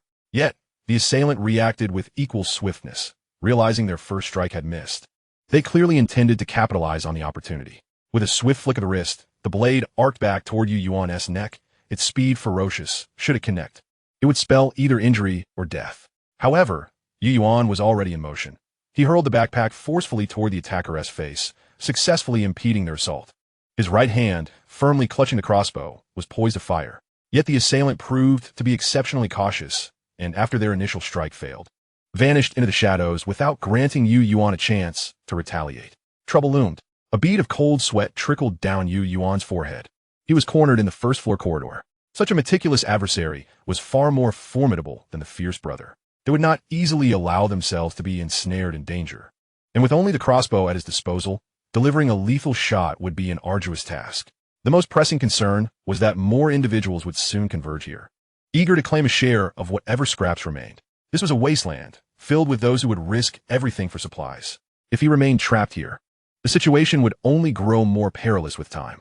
Thankfully, it seemed he was dealing with only one adversary. Otherwise, they would not be so circumspect. What he needed now was not a fight, but a swift escape, a notion Yuan grasped with clarity. Snap! The lights illuminated the corridor, revealing half of a face behind the wall. Yuan inhaled deeply. Indeed, the adversary was cautious. The backpack he had discarded earlier was now grasped tightly by the opponent, obscuring everything below their eyes, while the rest of their body remained concealed behind the wall. How meticulous! And what kind of gaze was that? Though only one eye was visible, its intensity reminded Yuan of a wolf pack. Calm, wild, cautious, coupled with an unwavering self-confidence and aggression. The opponent's gaze immediately fixated on the crossbow, then meandered over to Yuan, lingering on his waist and the outer thigh. Sensing the scrutiny, he pondered. What is he searching for? Surely it can't be a handgun? No wonder he's so cautious. This thought flickered through Yuan's mind, and he suddenly grasped the situation. However, now is not the time for such reflections. He spoke in a low voice. My friend, we find ourselves in an impasse, which serves no benefit to either of us. I cannot take these supplies, but you may take what is in that backpack as a token of our meeting. What do you say? Of course, Yuan did not harbor the expectation that mere words would persuade the other to depart. Negotiation requires offering benefits to the other party while simultaneously demonstrating one's own strength. Does it not? The adage that truth resides within the range of cannons holds true even in this scenario. He shifted the crossbow slightly. Of course, if you prefer to fight, I'm willing to engage. At this distance, while the crossbow may not likely kill you, the arrows are deliberately tainted with filth, should you be struck. Even if you can procure antibiotics, the experience will be far from pleasant. And without antibiotics, you shall await your demise. Indeed, upon hearing this, the opponent's eyes narrowed. though they quickly returned to normal. Yet Yuan could not be mistaken. Despite feeling an urgency within, his gaze remained calm, revealing a resolve akin to facing death itself. This was a battle of wits. So what do you think? Will you take that bag of supplies and leave, or will you risk infection and engage me, ultimately benefiting others? As these words fell, silence enveloped the corridor. Yuan lowered his center of gravity, prepared for a life-or-death struggle. Though the opponent would likely choose to depart with the supplies, one must always be prepared for the worst. Fortunately, the situation did not devolve into the direst of outcomes. All right, the man's voice rang out. Chapter 10, Firearms, Colt M1911A1. All right, the man repeated, but Yuan's moment of relief was short-lived as a hand extended, pointing at Yuan's feet. But I need that. What? Yuan was momentarily taken aback, stepping back a pace and glancing downward. It was then he noticed the fabric crossbody bag on his chest had been sliced open, from which 2 packets of soy milk powder had fallen to the ground. It had been cut open during the earlier confrontation, Yuan realized. However, the man's request puzzled him. While the soy milk powder was indeed nutritious, why would he specifically demand this item? Until his gaze landed on the pink hair tie around the opponent's wrist, clarity dawned upon Yuan. All right, I can give you a maximum of 10 packets of soy milk powder. I need it too. After a brief silence, the man nodded slightly. Deal. 10 packets of soy milk powder were carefully placed on the ground by Yuan. You clear the way, and once I leave, these supplies are yours. The opponent nodded slightly, retreating while maintaining a hidden posture. Yuan also tilted the crossbow downwards, retaining his capacity to retaliate without presenting a threat. The two moved in tandem, and moments later, Yuan exited the staircase corridor, with the apartment entrance not far away, while the other concealed himself behind a wall. Regrettably, too cautious, there was no opportunity to eliminate him, Yuan mused. Noticing the vigilance in the opponent's eyes, he nodded slightly, extinguishing his flashlight, plunging the building back into darkness. As darkness enveloped him, Yuan transformed into an arrow loosed from a bow, darting out of the Wutong apartment and melding into the shadows of the streets. Despite carrying 2 backpacks and the inky blackness of the street under the faint light, Yuan navigated as if guided by an automatic navigator, deftly avoiding obstacles at the last moment. Yet, after sprinting a few dozen meters, he abruptly halted, shrinking behind a trash bin, remaining completely still. His ears were like radar, capturing every sound, and the crossbow was primed for immediate action. A series of screams erupted behind him, continuing for over a minute before finally subsiding. Not daring to linger, he swiftly made his way towards the dentist's office, occasionally hearing the distant echo of gunfire from the neighborhood, fleeting and elusive. The return journey was relatively smooth, just as he lifted the manhole cover. A clap of thunder resonated in the sky, and a drop of rain landed on his arm, causing him to frown slightly. However, he had no time to spare, immediately diving into the sewer and sealing the cover. Hiding in the shadows 5 meters away, he waited 5 minutes to ensure there was no tail before stowing the crossbow and heading to his hideout. The spots where the rain had touched his skin stung slightly, and upon activating his flashlight, he noticed a slight redness. Indeed, it was acid rain. This environment was truly harsh, he thought with a slight frown. Fortunately, he returned in time, only getting a bit wet, which was manageable, but disinfection was imperative. He checked the perimeter of his hideout for any traps he had set. Finding no issues, Yuan pushed open the wooden door of his refuge, and as he unloaded his backpack, he lit a windproof candle, illuminating the space. Slumping to the ground, he felt a wave of muscle soreness. The earlier battle of wits and survival, combined with the heightened vigilance during his retreat with supplies, constituted a high-intensity exercise for someone new to the Wasteland. He was utterly fatigued, yet, gazing at the supplies and the 2 full backpacks, Yuan felt it was all worthwhile. He activated the virtual interface. The moment he successfully escaped the Wutong apartment, a prompt had sounded in his ear, but he had no time to check it then. Curiosity piqued, he wondered what the prompt had indicated. Could it be a rank increase? As he discerned the contents of the interface, his eyes brightened with excitement. Detected player has negotiated, resolved a crisis, and safely evacuated. Acquired excellent skill persuasion. Rewarded with 200 survival points. So, it can be done this way. Yuan found it somewhat unbelievable. Indeed, in the skill section of the combat page, in addition to the basic lock-picking skill, a new skill appeared. Persuasion, excellent. Skill effect, passive when negotiating, communicating, or discussing with others. It becomes easier to perceive changes in their psychology and linguistic gaps, increasing the likelihood of them accepting one's viewpoint by 30. Yuan suddenly sat upright. So that is how it is. In the Wasteland game world, The means of combat are not limited to mere physical confrontation. They encompass psychological games, verbal deception, information asymmetry, and intelligence manipulation. The possibilities are endless. However, the corresponding difficulty of survival escalates dramatically. As always, the most unpredictable element is the human heart. Henceforth, every step he takes must be approached with greater caution. The acquisition of a new skill, especially a passive one, alongside the reward of 200 survival points, lifted Yuan spirits. He proceeded to remove all items listed on Tao Tao Cave. The mattress was laid directly on the floor, and bedding was tossed aside, providing at least a place to rest. However, covered in blood and grime, having only entered the Wasteland game that afternoon, he now resembled a vagrant. Summoning his resolve, he began organizing the day's haul. Yuan also noticed the bullet hole on his backpack, a dent on the adjustable wrench inside, along with a bullet that had exploded. A wave of fear washed over him. It had been far too dangerous. The adjustable wrench had undoubtedly saved his life. Although it was accompanied by a hand-crank flashlight radio and a vehicle first aid kit, the latter two could hardly serve as protection against bullets, merely providing some cushioning at best. The most valuable items were the hand-cranked flashlight radio, the vehicle first aid kit, cigarettes, and that pistol belonging to the Big Brother character. Yet, without a doubt, the item that intrigued him the most was that very pistol. The virtual light curtain unveiled pertinent information regarding the firearm. Colt M1911A1. Type, handgun. Firing mode, single shot. Effective range, 50 meters. Caliber, 45 ACP. Magazine capacity, 7 rounds. The Colt M1911A1 stands as one of the quintessential firearms, prominently featured in numerous films and video games. As a seasoned player well-versed in combat, Yuan was naturally quite familiar with it. Upon inspecting the magazine and the chamber, he discovered that only one bullet remained, already seated in the chamber. After ejecting the round, he retrieved a small pouch of 45 ACP ammunition, which he had pilfered from Biaogu, containing a mere 5 rounds. He loaded these 5 rounds, alongside the previously ejected one, into the magazine. Gazing at the weapon in his hand, a glimmer of joy illuminated Yuan's eyes. Firearms embody a man's romance, especially in this desolate world, where the presence of a gun affords a sense of security. However, the acrid scent of gunpowder wafting from the firearm, along with the grime in its crevices, caused him to frown slightly. He resolved to seek out specialized gun oil and cleaning lubricants to maintain and care for his weapon.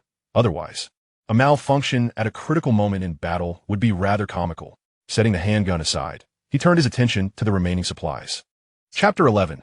Optimizing Shelter Facility Blueprints and Inventory. The first item of interest was a high-value asset discovered within a metal cabinet. Upon extracting the blueprint from his backpack, the virtual light curtain astonishingly displayed information regarding this item. On the application of passive geothermal ventilation ducts in underground and energy-efficient buildings. Quality, rare. Description, capable of optimizing the ventilation duct structure of shelters, automatically regulating indoor temperature with negligible energy consumption. When supplemented with auxiliary equipment, it offers dust prevention, odor control, backflow prevention, and humidity regulation, as well as resilience against extreme weather conditions. Function, maintains a consistent indoor temperature of approximately 10 to 25 degrees Celsius in underground shelters, with the potential for further temperature adjustments when augmented with additional equipment. This blueprint exhibits remarkable potential.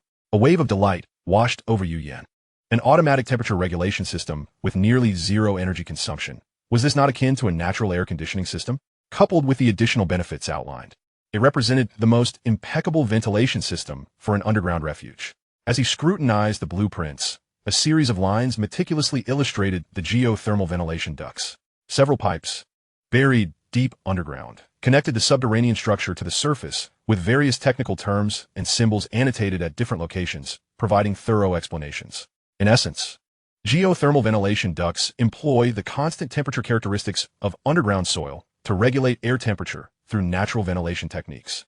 At a depth of 153 meters, the temperature remains stable at 10 to 15 degrees Celsius year-round, enabling external air to be heated or cooled as it traverses the buried pipes, thus achieving temperature modulation. This system exploits natural air pressure differentials, requiring no electrical devices and consequently incurring no energy costs. The blueprint also detailed the advantages and disadvantages of different pipe materials, as well as the pros and cons of various configurations, particularly concerning pipe length, burial depth, and the distinction between serpentine and straight line arrangements. Additionally, It specified details regarding intake and exhaust ports, along with the slope of the ducts. Remarkably, a mere 12-degree incline suffices to facilitate the drainage of condensation produced during cooling, preventing backflow. This comprehensive detail is truly commendable. Upon completing the aforementioned optimizations, the goal of achieving zero energy consumption and naturally regulating the temperature of the underground structure would be realized. However, by suitably augmenting with auxiliary equipment, even more comprehensive functionalities could be attained. For instance, a low-speed fan could adjust ventilation airflow, while the addition of air filters or humidity control devices would yield dust prevention, odor elimination, and dehumidification effects. There was even potential for enhanced temperature regulation. The virtual light curtain once again prompted Weather to add the blueprint to the optimization path. Optimization was imperative. Yuan felt an urgent need to act, promptly selecting to add the optimization path. The blueprint in his hand flickered briefly before vanishing from view. The ventilation duct optimization path has been added. Please review it at your convenience. He accessed Survival, Shelter Facility Management Log, Ventilation Duct Construction List. Indeed, Geothermal Ventilation Duct had appeared in the construction list. Although Yuan felt a twinge of embarrassment as he realized that constructing the geothermal ventilation duct required the completion of Level 3 ventilation construction before he could proceed with further optimizations. Yet he had not even constructed the most basic single-duct ventilation system. Goodness, the technology acquired was far too advanced for his current capabilities. Who could he lament to about this predicament? Yuan found himself both amused and exasperated. Nevertheless, this also ignited a sense of determination within him. He would regard the geothermal ventilation duct as a short-term goal. After categorizing and organizing everything, only 3 items remained before Yuan: a wallet, a hotel key card, and a 10-centimeter-long key. All 3 items had been taken from Biaoge. Upon examining the key card, the surface had been so worn that the name was illegible. But he could make out the words XX Grand Hotel along with a symbol reminiscent of a bauhinia flower. The reverse side still displayed the room number, 0813. The key was evidently not a standard door key. After some contemplation, Yuan decided to keep these 2 items and picked up the wallet. It was a woman's wallet containing a family portrait, yet the man in the photo was not the unattractive Biaoge, but rather a strikingly handsome man in his 30s. Ah, this wallet must have been pilfered from some unfortunate soul. With a raised eyebrow, he curiously rummaged through the wallet, which was surprisingly clean. Inside, he found a neatly folded utility bill and several unfamiliar banknotes, as well as a few condoms. Yuan blinked, momentarily taken aback. What was this? After inspecting all the spoils, the hotel key card, and the key hinted at valuable resources. Anything that Biaoge carried was bound to hold considerable worth. He would need to investigate that hotel further. Next on his agenda was upgrading the shelter facilities, a reminder from a system that Yuan had etched firmly in his mind. Striving to enhance the shelter was his long-term objective. To upgrade the main entrance of the shelter, he required 3 units of wood and 2 hinges. The screwdriver and screws were already sufficient. Constructing the resting area necessitated a yoga mat, while he had already gathered a lighter and some old cloth. As for the bathroom, he was still short 1 bucket, although he had found towels. After compiling the necessary construction materials, he opened the trading page, only to be swiftly met with frustration. Damn it. A bucket was priced at 200 survival points, and a yoga mat at 500 survival points. Was this madness? He barely had 300 survival points, enough only to purchase a bucket. Who in their right mind would buy at such prices? However, he soon discerned a pattern among the pricing of these materials. The costs of industrial or household goods were generally exorbitant, whereas natural resources like wood, stone, and creek water were relatively normal. 1 unit of wood or stone cost 5 survival points, while 1 liter of clear creek water was 20 survival points, and lake or river water was merely 10 survival points per liter. Yet a 500 milliliters bottle of drinking water surged to a staggering 80 survival points. Yuan suddenly grasped the underlying principle. The pricing was determined by the difficulty of acquiring the resources.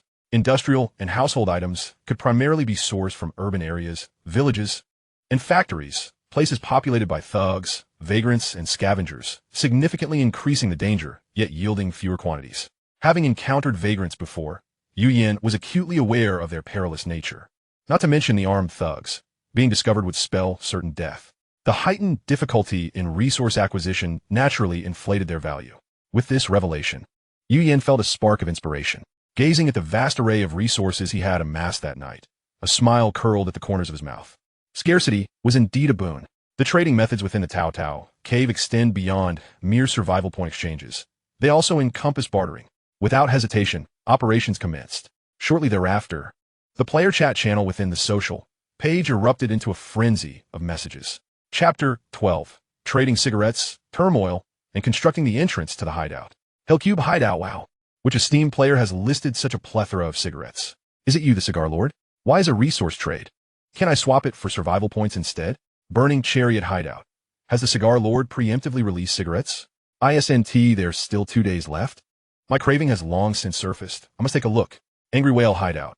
I just checked, and the cigarettes listed this time are all premium quality. Not the hand-rolled cigarettes from the Cigar Lord. Wasn't there a water bucket for sale just now in Tao Tao Cave? Why has it been taken down? Brother, I'll buy it at a high price. Gray Bear Hideout. Premium cigarettes are generally only found in cities, right? Could it be that an esteemed player from a city area has made a move? How terrifying. I happen to have an abandoned service station. I'll go dismantle the hinges. In an instant, the entire chat channel was invigorated by the sudden influx of cigarette listings. In the Wasteland, cigarettes serve as the most effective remedy for alleviating anxiety and unease, significantly enhancing emotional stability. However, due to their extreme scarcity, apart from the Cigar Hideout, which periodically offers dreadfully flavored hand-rolled cigarettes, others who stumble upon cigarettes tend to hoard them for personal use, resulting in minimal circulation. In a mountainous region, within the Cigar Hideout, a cigarette, as thick as a pinky finger, was ignited and placed between a man's lips. The slowly exhaled smoke gradually enveloped his face as he quietly observed the flurry of messages in the chat channel, a flicker of disdain evident in his eyes. Premium cigarettes? Huh. It's likely some fortunate individual has unearthed a few cigarettes from the Jiaoge and is eager to barter for resources. His gaze shifted toward the hideout's entrance, revealing a scornful smile. As long as this patch of wild tobacco remains unblemished, the tobacco shall be my exclusive resource. The city? If survival were so effortless, those highly ranked players wouldn't vanish one by one, inflated with confidence. They are all fools, no matter how abundant the city's resources. One must have a life to spend them. In the end, survival in the Wasteland is a contest of resources, particularly monopolizable renewable resources. As long as one possesses these, a steady stream of supplies will be at one's disposal. As a former executive of a tobacco company, Yuan, upon entering the Wasteland, quickly discovered this patch of wild tobacco and established a hideout here.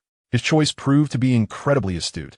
After he simply dried, shredded, and rolled the wild tobacco, utilizing the convenience of anonymous trading in Tao Tao Cave, he successfully acquired his first pot of gold under the watchful eyes of high-ranking players, thus commencing his exponential development.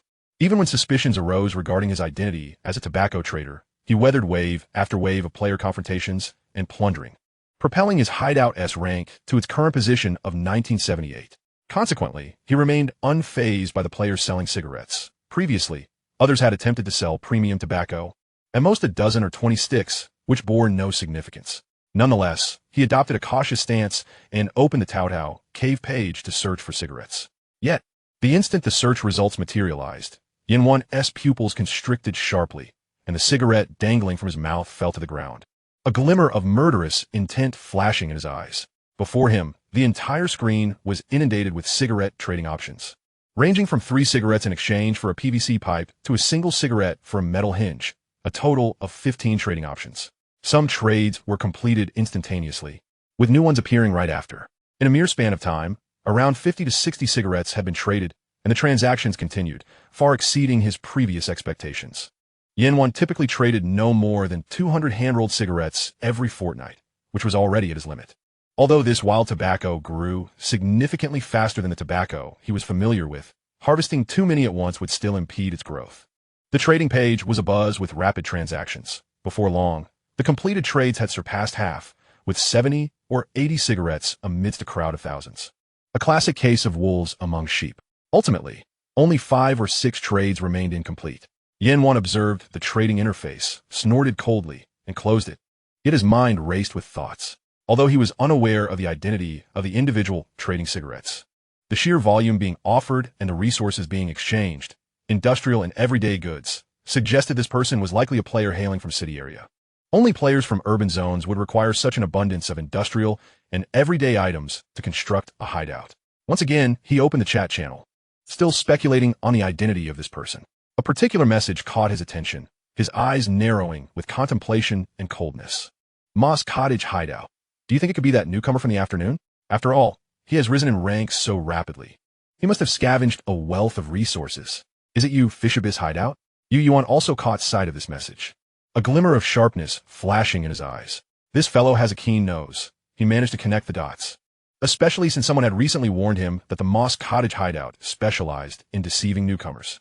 Coupled with this obviously provocative remark, they were clearly targeting him. After pondering for a few moments, he opened the hideout event log to document his thoughts. Day 1 in the Wasteland.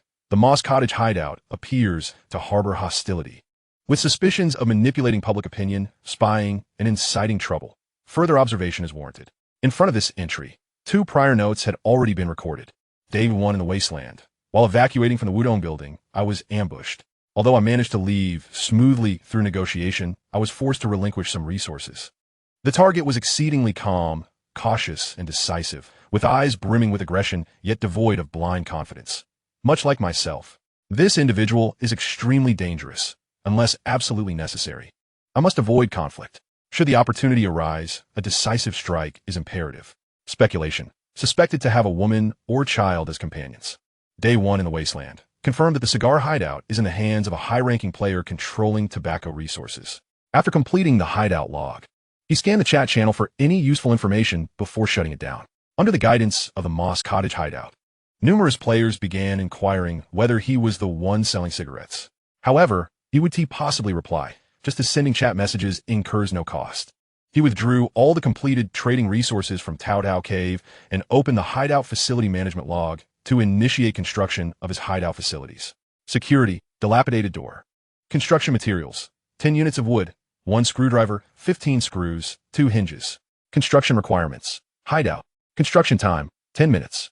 Having met the construction criteria, shall I begin construction? Yes. As Yuan confirmed his choice, the wood, screwdriver, screws, and hinges vanished from the pile of materials. The entrance to the hideout was once again enveloped in a green aura. The space warping as time seemed to accelerate dramatically. 10 minutes later, as the aura dissipated. Chapter 13, Hideout Resource Management Log. Security Level 1, Dilapidated Door. Function, Security Level 1. Evaluation. At last, there's a somewhat decent door. But are you sure you don't need to add a lock? Yuan, is this it? Opening the virtual screen, he examined the so-called security level and noticed that the hideout information included numerous data indicators, with security level being just one of them. Others included defense level, comfort level, energy level, hygiene level, and so forth. The security level is influenced by various factors, primarily dictated by the functionality of the hideout's infrastructure, such as security, walls, ventilation, and water collection systems. To construct kitchen facilities, one must first complete Level 1 ventilation and Level 1 water collection systems, and achieve a security level of 5 to unlock the kitchen. A Level 1 kitchen is essentially just a fire pit, posing risks of fire hazards and carbon monoxide poisoning, while the ventilation and water collection systems serve to mitigate these dangers. The security level reaches a staggering maximum of 60. Yet the current Level 1 security is hardly distinguishable from having none at all. Indeed, a door that lacks even a lock offers little in terms of safety. Fortunately, by upgrading the entrance of the hideout to Level 2, the security level can attain a respectable Level 3. However, the materials required to upgrade to a Level 2 basic anti-theft door include 1 anti-theft lock, 10 steel pieces, 20 rivets, and 1 nail gun, which significantly raises the difficulty. While it is true that some of these items are available for sale at Tao Tao Cave, the prices are exorbitantly high, and no matter how abundant the resources, such consumption is unsustainable. Having previously explored the trading methods of Tao Tao Cave, Yuan decided to conduct his own search first. Subsequently, he completed the construction of Level 1 rest area and Level 1 washroom area. The rest area boasts a comfort level of 1, restoring an additional 5 stamina per hour and a body function recovery rate of 5. It resembles a simple mat laid on the floor, essentially a yoga mat. However, Yuan discovered that lying on the mat alleviated some muscle soreness, and even the abrasions from previous battles tingled pleasantly. This was an effect he could not experience on a standard mattress. Resting on the mat was undoubtedly his optimal choice. The Level 1 washroom area is even more rudimentary. The materials used for construction include a drainage grate, PVC pipes, and cement. Consequently, the finished product is merely a 1 square meter cement floor, slightly concave in the center where the drainage grate is located. In one corner of the wash area lies a red bucket acquired through trade, causing Yuan's eyes to twitch. This is a purely basic wash area, There isn't even a faucet, and one must fetch water themselves. Thankfully, a drainage system has been provided, ensuring that washing oneself does not flood the hideout. However, using the toilet is out of the question. For now, he must venture outside for that. Yuan silently resolved to upgrade the washroom level soon, as the drainage system would be crucial for his long-term survival. And he certainly did not wish to inadvertently create hazards. Nevertheless, the level 1 washroom area offers commendable functionality. With a hygiene level of 1, comfort level of 1, it reduces the probability of illness by 10, the risk of wound infection by 5, and the chances of mental breakdown by 5. This may serve as a beneficial buff for maintaining hygiene, as keeping the body clean indeed contributes to mental stability. With this security, rest area, and washroom all upgraded to level 1, ventilation, water collector, and lighting were subsequently unlocked. The level 1 single pipe ventilation requires PVC pipes, sealing adhesive, and a vehicle-mounted air conditioning exhaust fan. In contrast, the level 1 water collector necessitates stainless steel pipes, a faucet, and pipe sealing tape. The level 1 lighting is considerably more straightforward, evoking a smile from Yuan as it simply requires 1 candle. Conveniently, he currently possesses a windproof candle. He promptly chose to construct the level 1 candle lighting. The construction took merely 5 seconds, displaying the facility's functional information. Comfort level 1, candle consumption rate 40. Illumination range 20, brightness 10. As for the construction of the ventilation and water collector, he would have to wait until the necessary materials were gathered. Having completed the construction of 4 facilities on his first day in the Wasteland, Yuan felt a profound sense of satisfaction. Checking the time, it was already 1:30 a.m. The acid rain had commenced at 11:50 p.m. and lasted for half an hour, and now the rain had ceased. Initially, he intended to gather some resources during the night, but upon reaching the ladder exit to the air raid shelter and the sewer, he furrowed his brow slightly. A faint scent of rust and rotten eggs wafted through the air. The odor was subtle, yet unmistakable. It was the smell resulting from the acid rain. The rotten egg scent likely emanated from the rain's corrosive properties, while the rusty smell was a consequence of the rain's effect on metal. Clearly, although the acid rain had stopped and the precipitation was minimal, its impact on the city had not ceased and continued to linger. It was evident that venturing out tonight was unwise. Exiting now, particularly from the sewer, could result in exposure to contaminated standing water, which would be a grave risk of corrosion and injury. He resolved to assess the situation in the morning, hoping for favorable conditions. Returning to the hideout, he expended 10 survival points at Tao Tao Cave to purchase 1 liter of lake water. After a brief wash, he prepared to rest. He checked the dilapidated newsstand and found no new newspapers, indicating that the refresh time had not yet arrived. As for the fate cards, Yuan planned to draw them upon awakening the next day, as they might possess time constraints akin to the slaughter card, which would render his hours of rest wasted. He placed noisy supplies like canned food behind the security door. Should anyone attempt to enter the hideout, it would trigger an alarm. Lying on the yoga mat of the rest area, his handgun loaded on his chest and the dogleg knife within reach, he extinguished the candle and gazed into the abyss of darkness. Thus concluded his first day in the Wasteland, an experience so rich it was astonishing. He had already formulated a general direction for his explorations the next day, though the specific circumstances would await the morning newspaper for confirmation. The hotel room card belonging to Brother Biao. What hotel did it correspond to? And whose wallet was it? Why was there a condom? A myriad of disjointed questions flashed through his mind as the weary Yuan gradually succumbed to slumber. Resource management log of Yuan's hideout. Date, Day 2 in the Wasteland. Location, East City District 13, Green Forest City. Food, 8 cans of beef, 12 packets of instant noodles, 5 bottles of mineral water, 500 milliliters. 34 pieces of chocolate, 33 packs of Camel cigarettes, 7 Marlboro cigarettes, 1 Snickers bar. Supplies, 3 condoms, 9 long nails, 1 mattress. Weapons, 1 dogleg knife, 1 tactical axe. 1 alloy folding crossbow with 10 bolts. 1 Colt 1911 A1 pistol with 6 45 ACP FMJ rounds. Tools, 1 multi-functional pliers, 1 adjustable wrench. Containers, 1 backpack. Indemnity canvas crossbody bay. In wallet. Chapter 14. Map of East City District, Green Forest City. Don't you dare seek death. Yuan suddenly awoke, raising his pistol and sitting up. Yet, all he saw was an impenetrable darkness. With a deep breath, Yuan regained his composure, realizing he had merely been trapped in a nightmare, where he had seen a monkey leaping at him with a deranged grin, a crossbow bolt lodged in its neck. Exhaling a long, heavy breath, he found his emotions settling considerably. What a bizarre situation. Just yesterday morning, he had been at home, enjoying air conditioning, sipping cola, and playing video games. How had he ended up in this wasteland? Shaking his head, he dispelled these chaotic thoughts from his mind and activated the virtual screen. The time reads 6:20 a.m. He had only rested for 4 hours, yet his physical condition had improved significantly. The muscle soreness had diminished greatly. Although some lactic acid buildup remained, it was not debilitating. Rising, he lit the windproof candle to illuminate the hideout. By its flickering light, he ignited a Marlboro cigarette, taking 3 deep puffs, with the last held in for 3 seconds before he slowly exhaled. The rush of nicotine sent a tingling sensation across his scalp, followed by an overwhelming wave of relaxation. The remnants of sleepiness vanished entirely. The cigarette perched at the corner of his mouth as his gaze turned towards the security door, which showed no signs of disturbance. However, when he glanced at the corner's dilapidated newsstand, his eyes lit up and his heartbeat quickened as he hurried over. The newspaper had been updated, but that was not the sole reason for his urgency. He noticed something else on the stand alongside the newspapers. Upon picking it up, he discovered it was a map, and an overwhelming joy surged within him.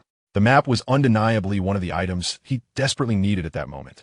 But upon closer inspection, he found it shrouded in a gray haze, rendering any information indecipherable. At that instant, a virtual display materialized with a message. Would you like to expend 200 survival points to purchase this informational item? Yuan recalled that aside from newspapers, which were freely provided at the dilapidated newsstand, any other randomly refreshed supplies required the expenditure of survival points for acquisition. He promptly chose to purchase it. Only then did he notice his survival points. After the deduction of 200 points, he still had 230 points remaining. This was peculiar. Yesterday, he had earned a total of only 1,300 survival points, having spent 1,000 upon joining the Tao Tao cave, 10 on purchasing lake water, and, after subtracting the recently expended 200 points, he should have been left with merely 90 points. How could he have an excess of 140 survival points? However, he quickly grasped the reason behind it. At 6 a.m., he had received several system notifications. Congratulations, you have successfully survived to a new day. Your hideout survival assessment has earned you 140 survival points. Click for details. Hideout ranking bonus assessment concluded. Today's settlement totals 140 survival points. Keep up the good work. Upon clicking for details, he learned that every day, a basic reward of 100 survival points was granted for the hideout, and each construction of a level 1 facility would yield an additional 10 survival points. Since he had precisely 4 level 1 facilities, he received a total reward of 140 survival points. Raising an eyebrow, a smile crept onto his lips. This was quite favorable. At least there was a stable channel for acquiring survival points. Although the amount was not substantial, it was indeed humane, as the quantity of survival points acquired was directly linked to the strength of the hideout. At least it was fair. Gazing at the map in his hand, all the information had now become clear. Map of the East City District of Green Forest City. Quality rock. Description. This map meticulously delineates the detailed building and street conditions of 15 districts in East City, having been surveyed 5 years prior with an accuracy of 88. Observing the map, Yuan bore no disdain. A 5-year-old map was more than sufficient. Even if there had been changes over the past 5 years, they would undoubtedly be minor alterations, having no significant impact on the street layout and iconic buildings. Taking the freshly updated newspaper, he returned to the resting area, illuminated by the flickering candlelight, and carefully examined the map from front to back. The East City consisted of 15 districts. The Wutong apartment he had visited yesterday was located in District 13. Following the map, he quickly found Faywood Avenue in District 13 and soon located both the Wudong apartment and the dentist's office, with these 2 points serving as anchors. He had a rough idea of the approximate location of his hideout, which would undoubtedly facilitate his forthcoming search for supplies. Folding the map with care, he turned his attention to today's newspaper, which still only had 2 clearly legible entries. District News Section. Quality, rock level. Danger level, moderate. The Thug prison has, through an insider in District 13, learned that their stronghold was destroyed by the Black Shield Police Department. In response to this provocation, they have decided to retaliate and show the Black Shield the might of the Thug prison. According to our undercover reporter's investigation, the Thug prison's raiding team plans to ambush the patrolling enforcement team of the Black Shield Police Department at Land Hotel located at the intersection of Jinxie England Avenue and Water's Edge Street in District 14. Tomorrow evening at 7:30 p.m. This operation is expected to be equipped with 5 homemade landmines, 20 Molotov cocktails, 20 grenades, 2 snipers, 2 machine gunners, 20 raiding team members, 5 suicide bombers from the Slaves Self-Explosion Squad, 2 Doomsday pickups, and 1 scavenger vehicle. District Entertainment Section. Quality, rock level. Danger level, low. Due to last night's acid rain erosion, a screw in a fence at the John K. Zoo in District 11 was corroded, leading to a portion of the animals, which had been claimed by the Aurora Animal Assistance Association, escaping into the night. Currently, a small number of animals have fled to District 12, where 3 wolves and 2 hyenas are hiding near the north side of Newsom Avenue. In the ecological area west of Red Coast Park, 8 Carishon sheep are roaming, and 2 boa constrictors have entered the Northern Forest Experience Center, where they are utterly terrified and unlikely to leave anytime soon. The staff on duty at the Aurora Animal Assistance Association has reported the situation and is organizing armed personnel for a search, although they seem to have gone in the wrong direction. Yuan observed the intelligence information in the newspaper, his lips pursing slightly. After last night's experience, he had already encountered the so-called danger level low, which was fraught with peril. Now, they mentioned landmines, Molotov cocktails, grenades, and suicide bomb squads, along with vehicles and pickups. It was still classified as moderate danger. This was indeed somewhat absurd. He could hardly imagine what scenes would unfold for those classified as high danger, perhaps a bombardment. Nevertheless, his heart began to race with excitement. If, and only if, he could fish for scraps at the edge of the battlefield, wouldn't that be advantageous? His mind was flooded with various thoughts as he unfolded the map again, searching for the location of the Land Hotel in District 14. When he pinpointed its position, a glimmer of determination flashed in his eyes. On the map, District 13 lay between Districts 12 and 14, with District 12 to the north and District 14 to the south. To reach the Land Hotel on Jinxie England Avenue in District 14, he simply needed to head south along Faywood Avenue from the Wudong apartment, then proceed east along Jinxie England Avenue to arrive at the hotel. Yuan's gaze sparkled with excitement, his eagerness palpable. It seemed there was an opportunity. Chapter 15, Area Isolation, Fate Card, Indulgence Card. Yuan pondered for a moment before setting the newspaper down. The conflict between the thug factions was something he needed to consider carefully. Everyone knew that fishing for bargains in murky waters was risky. If successful, even if he merely stumbled upon a corpse, there would undoubtedly be substantial rewards.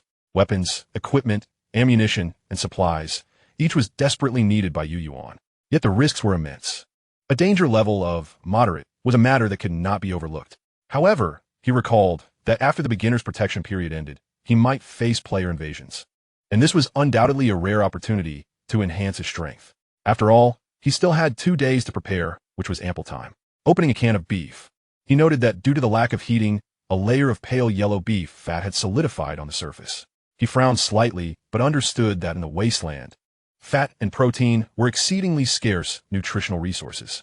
Gritting his teeth against the greasiness, he took a piece of beef with the fat, slowly chewing it until the warmth of his mouth melted the fat, and the rich flavor began to spread. Gradually, his brow relaxed as he savored the food, simultaneously opening the chat channel to see if anything had transpired overnight. The next moment, his movements stilled, a hint of astonishment flickering across his face before he quickly regained his composure and took another piece of beef before continuing to browse. 2 pinned messages appeared in the chat channel. Elimination notice. Windmill Hideout, ranked 9978, was eliminated by the Thug faction. Time, 3:46. New players will enter in 12 hours. Elimination notice. Green Vine Hideout, ranked 9983, was eliminated by the Stag Hideout, ranked 6743. Time, 4:28. New players will enter in 12 hours. 2 individuals had perished overnight. Yet the chat channel had grown accustomed to it, with several familiar faces from the Stag Hideout inquiring if they had salvaged any high-value supplies. Stag Hideout. This is a miser. How could he possibly build a hideout on a mountaintop? Truly ridiculous. I wasted so many survival points trying to invade. What a loss. Though such words were spoken, no one believed his tall tales. No one delved deeply into the matter. Instead, the discourse shifted towards the burgeoning threat of the marauding faction. Hive Hideout. The recent marauders have exhibited an alarming aggressiveness. This marks the 3rd player they've eliminated in just half a month. What are their intentions? What say you about the marauders in your region? Angry Whale Hideout. The day before yesterday, I witnessed from a distance a clash between 2 marauders. Good heavens. I was a kilometer away atop a hill and dared not show my face. The fear was palpable, with rockets flying about. Babel Tower Hideout. Don't even mention it. In my area, we hadn't encountered a marauder in the past 10 days to a fortnight, but now vehicles pass by intermittently, each time instilling a sense of dread. Iron Tower, hideout. Could it be that something significant is afoot? After all, our regions are not interconnected. Why would all the marauders suddenly change? Yuan's gaze immediately fell upon the final message, a tempest of thoughts swirling in his mind. What does it mean that the regions are not interconnected? Intuition urged him to uncover the truth. However, as he was still in a novice phase, he was unable to add friends or unlock private messaging. With little regard for the survival points, he began to type, Fish Yuan hideout. Iron Tower hideout. May I inquire what you mean by regions not being interconnected? Given the sparse chat activity in the morning, his query was soon met with a response. Iron Tower hideout. Fish Yuan hideout. Is that not the new player from yesterday? A modest fee of 50 survival points for the Taodao cave search code 21563, which contains comprehensive answers. Goodness. When he entered Taodao cave to search, he was astonished to find a plethora of solutions to novice inquiries, with prices generally ranging between 40 and 60 survival points.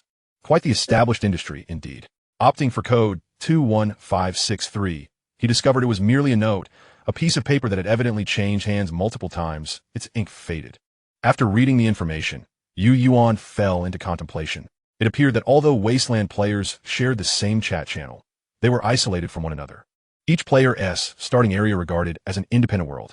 While these worlds bore similarities, they also showcased differences, including variations in world progress, cultural nuances, and resource availability. It could be said that exploring one's own independent world was a task every player had to undertake, with the future development of the world intricately tied to the player's influence over their respective regions. For instance, the legendary item, Civilization Fragment, could allow a player's world to merge with the fragment, unlocking rare evolutionary paths, though the specific rewards remained a mystery.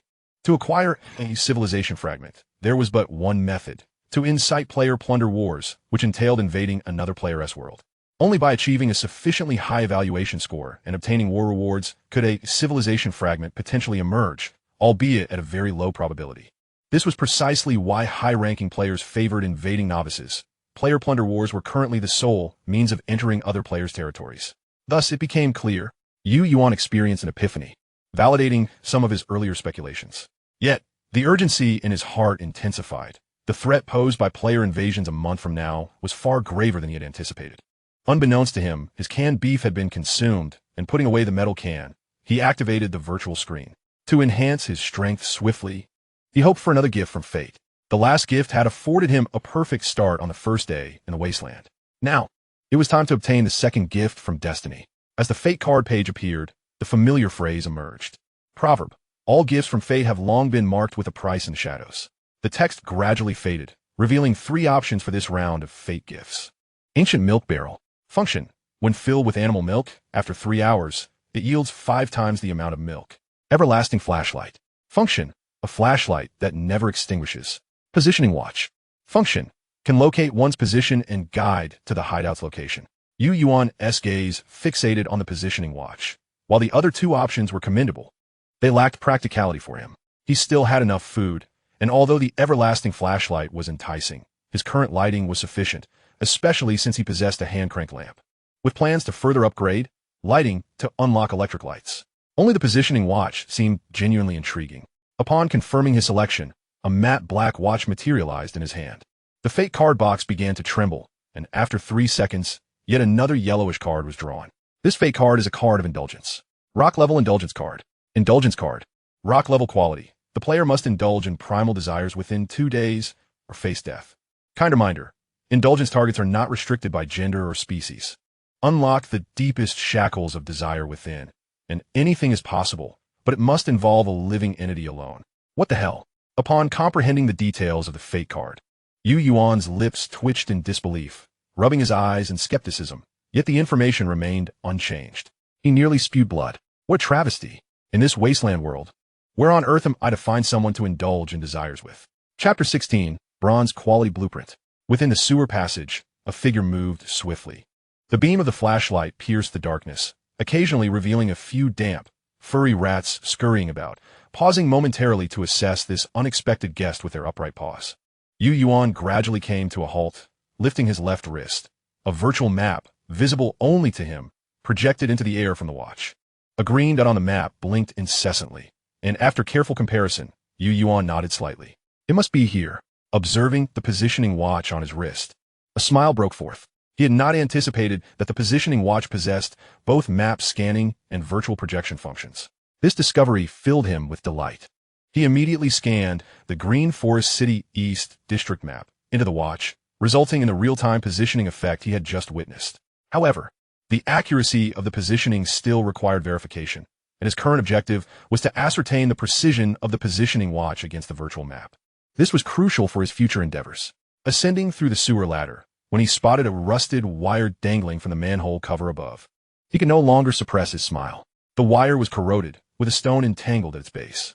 This was what he had placed on Firewood Avenue the previous night, intended to mark this manhole cover. His plan was straightforward, using this manhole cover and the dental clinic as anchor points to identify the corresponding sewers of other streets. By charting a detailed route, this despised city's sewer network would serve as the most expedient and safe passage to other districts devoid of any peril. Originally, this was a long-term task, but thanks to the positioning watch and district map, everything was expedited. Furthermore, a new idea formed in Yuan's mind. Since he had confirmed the map's positioning was accurate, his next destination would be the East City Waterworks. The East City Waterworks was located on Solon Avenue in District 7, not particularly close to District 13. Even at full speed through the sewers, it took Yuan nearly an hour to reach Solon Avenue. After much effort, he finally found a manhole cover leading to the surface on the street behind the East City Waterworks.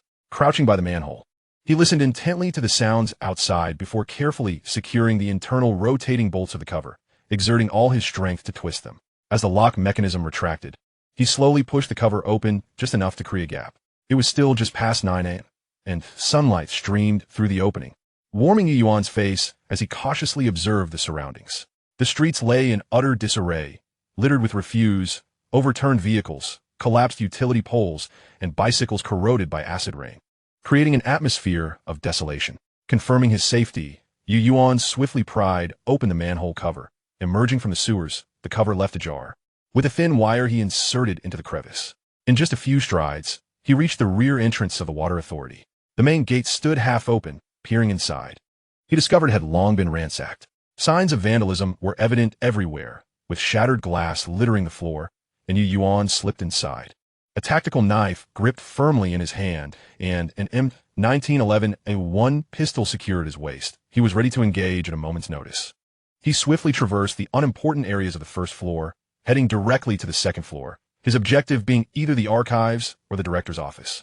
These are the only places where he might uncover the city's sewer system blueprints.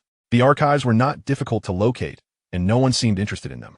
Thus, when he pushed open the archives door, although numerous file bags were strewn about the entrance, the interior remained relatively untouched. While the file racks lay toppled, the documents were intact. Yuan easily found what he sought, discovering not just one, but multiple comprehensive sewer system diagrams. The blueprints were updated approximately every 5 years, and he scanned all of them into his wristwatch. It was not until he came across a somewhat faded blueprint tucked away in a corner of a filing box that his eyes brightened. Completion map of the Green Forest City Air Defense and Refuge Sewer System, Eastern District. Quality, bronze. Description: this strategic underground architectural blueprint, constructed 89 years ago in anticipation of a potential nuclear war, combined air defense, refuge, and sewer diversion. However, as time passed, its existence was forgotten, lost until the arrival of the Wasteland. Yuan could hear the rapid thumping of his heart. To his astonishment, it was a bronze-quality blueprint, the first of its kind he had ever obtained. As he unfurled the blueprint, marveling at the meticulously precise and detailed lines, he realized he had struck gold. The previous sewer diagrams paled in comparison to this one, akin to a mere shadow of its true form. Spreading the blueprint out, sunlight streamed through the window, illuminating the floor as the positioning watch projected a red line, beginning its scan from right to left. The scanning process felt exceptionally prolonged, meticulous in its pace. When Yuan's arm began to ache, the scan finally concluded, and he stowed all the blueprints in his backpack. Eagerly, he activated the virtual map on his wristwatch. A flawless map combining the Eastern District block layout, several updated sewer maps, and a bronze-quality master blueprint appeared before him. The current designation of this map was the Eastern District Sewer Refuge System Master Plan. Yuan's eyes widened in fascination as he zoomed in and out to scrutinize the intricate details. He soon realized that, thanks to the numerous updated sewer maps, the diagram of the sewer system was unprecedentedly clear. He could discern the number of sewer manholes on each block, which manhole connected to which underground parking facility. All laid bare before him. He was also informed of the locations of stormwater discharge points in the parks and the inclines and curves of the various sewer lines, all meticulously annotated. The air defense refuge layers exhibited the same level of detail. What once appeared to Yuan as a labyrinthine air defense corridor now resembled a transparent overlay, guiding him effortlessly in the right direction. Even in the pitch darkness of the sewer, following the map's cursor would lead him unerringly. Yuan understood. From this moment forth, the sewers would be his domain. Once he entered, no one would be able to find or capture him. Through the sewers, he could access any location within the Eastern District. In times of peril, he could precisely locate the nearest sewer entrance and escape from danger. In the sewers, he would be like a fish in the ocean or a bird in the sky. This was his territory. Just as this realization dawned upon him, a crisp, resonant mechanical notification echoed in his ears. Significant progress detected in the tidal path of Yuan's hiding place. Player title Block Rat has been enhanced. Achievement unlocked. Chapter 17 Achievement unlocked. The backside of the block. Rare. Significant progress detected in the tidal path of Yuan's hiding place. Player title Block Rat has been enhanced. Achievement unlocked.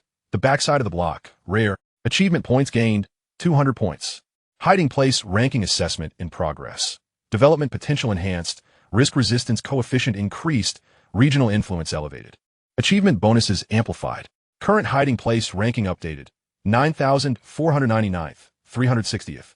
As the mechanical notification sounded, Yuan, who had been filled with exuberance, found himself suddenly calm. He stared at the ranking information displayed on the virtual screen, exhaling deeply, a smile forming at the corners of his mouth. It seemed that this step had been the right one.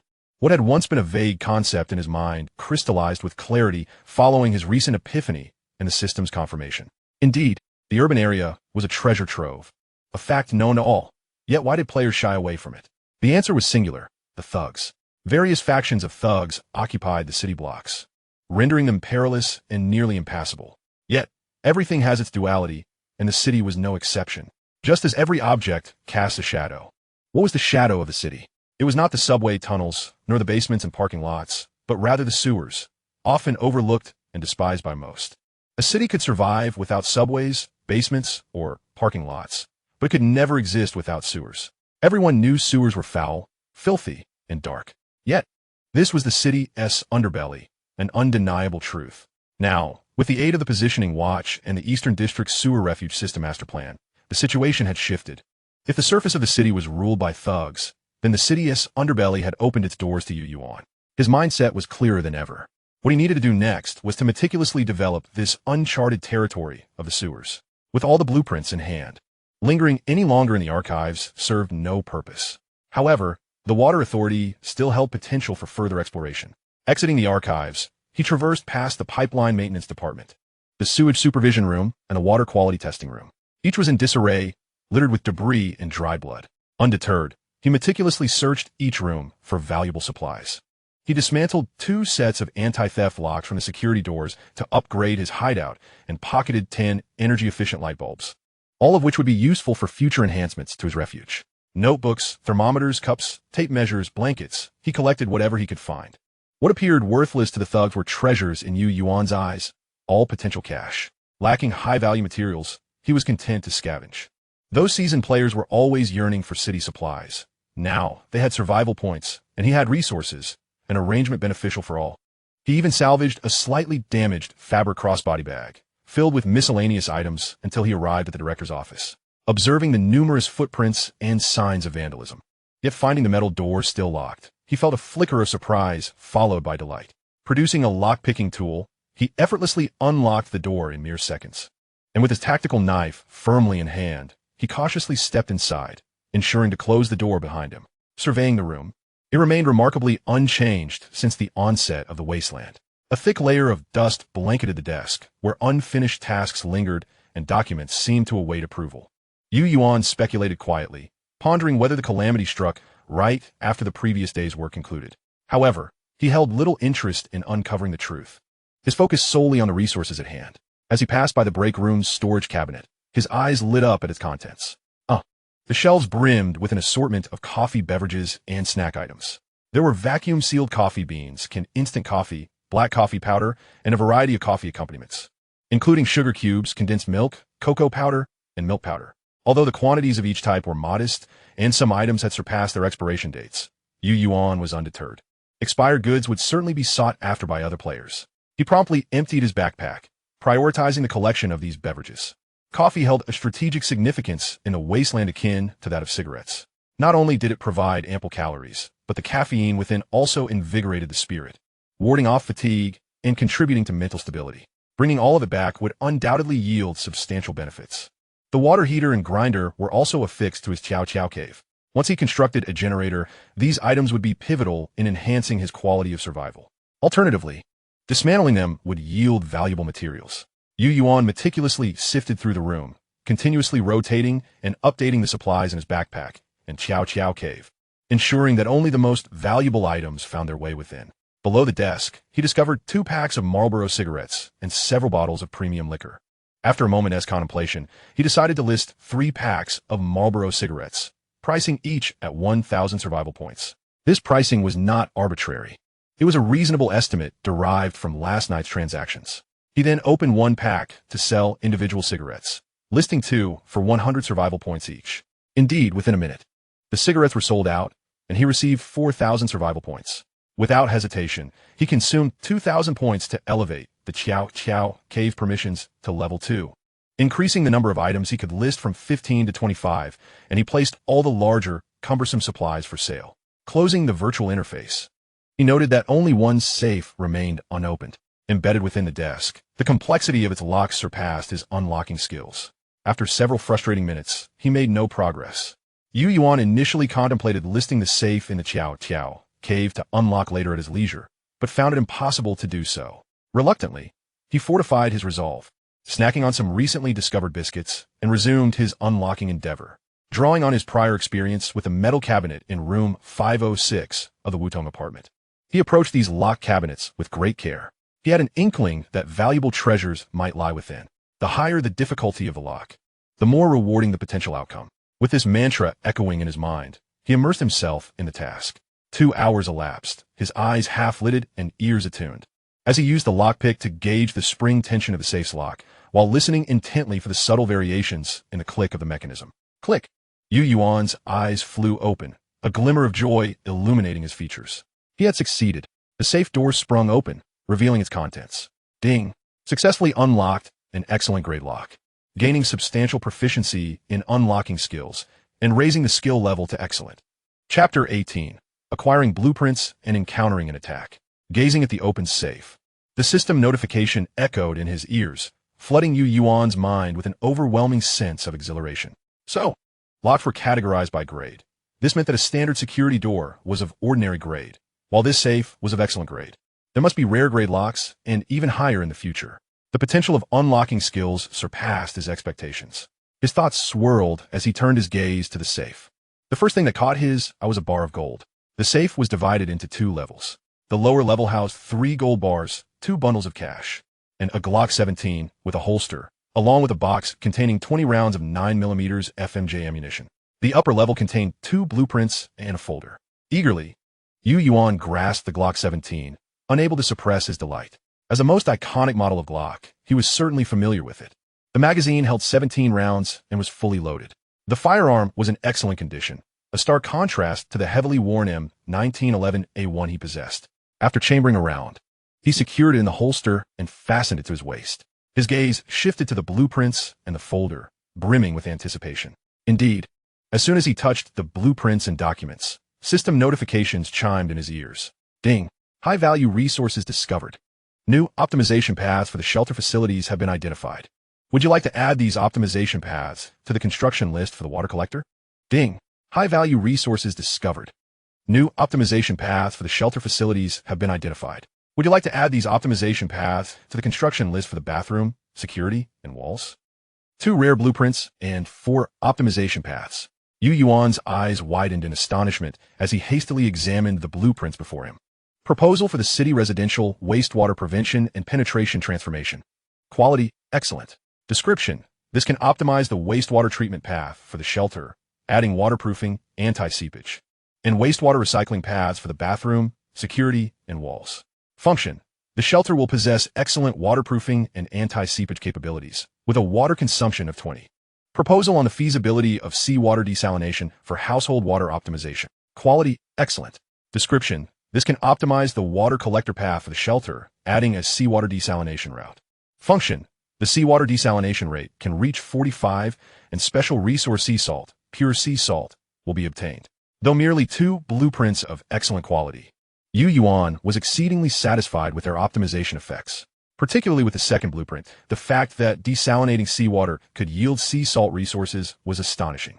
While salt was not scarce for him, he had already encountered various salt resources for sale in the Chow Chow Cave, including well salt, lake salt, rock salt, and even sea salt. This represented a new avenue for resource acquisition, and no one would ever complain about having too much.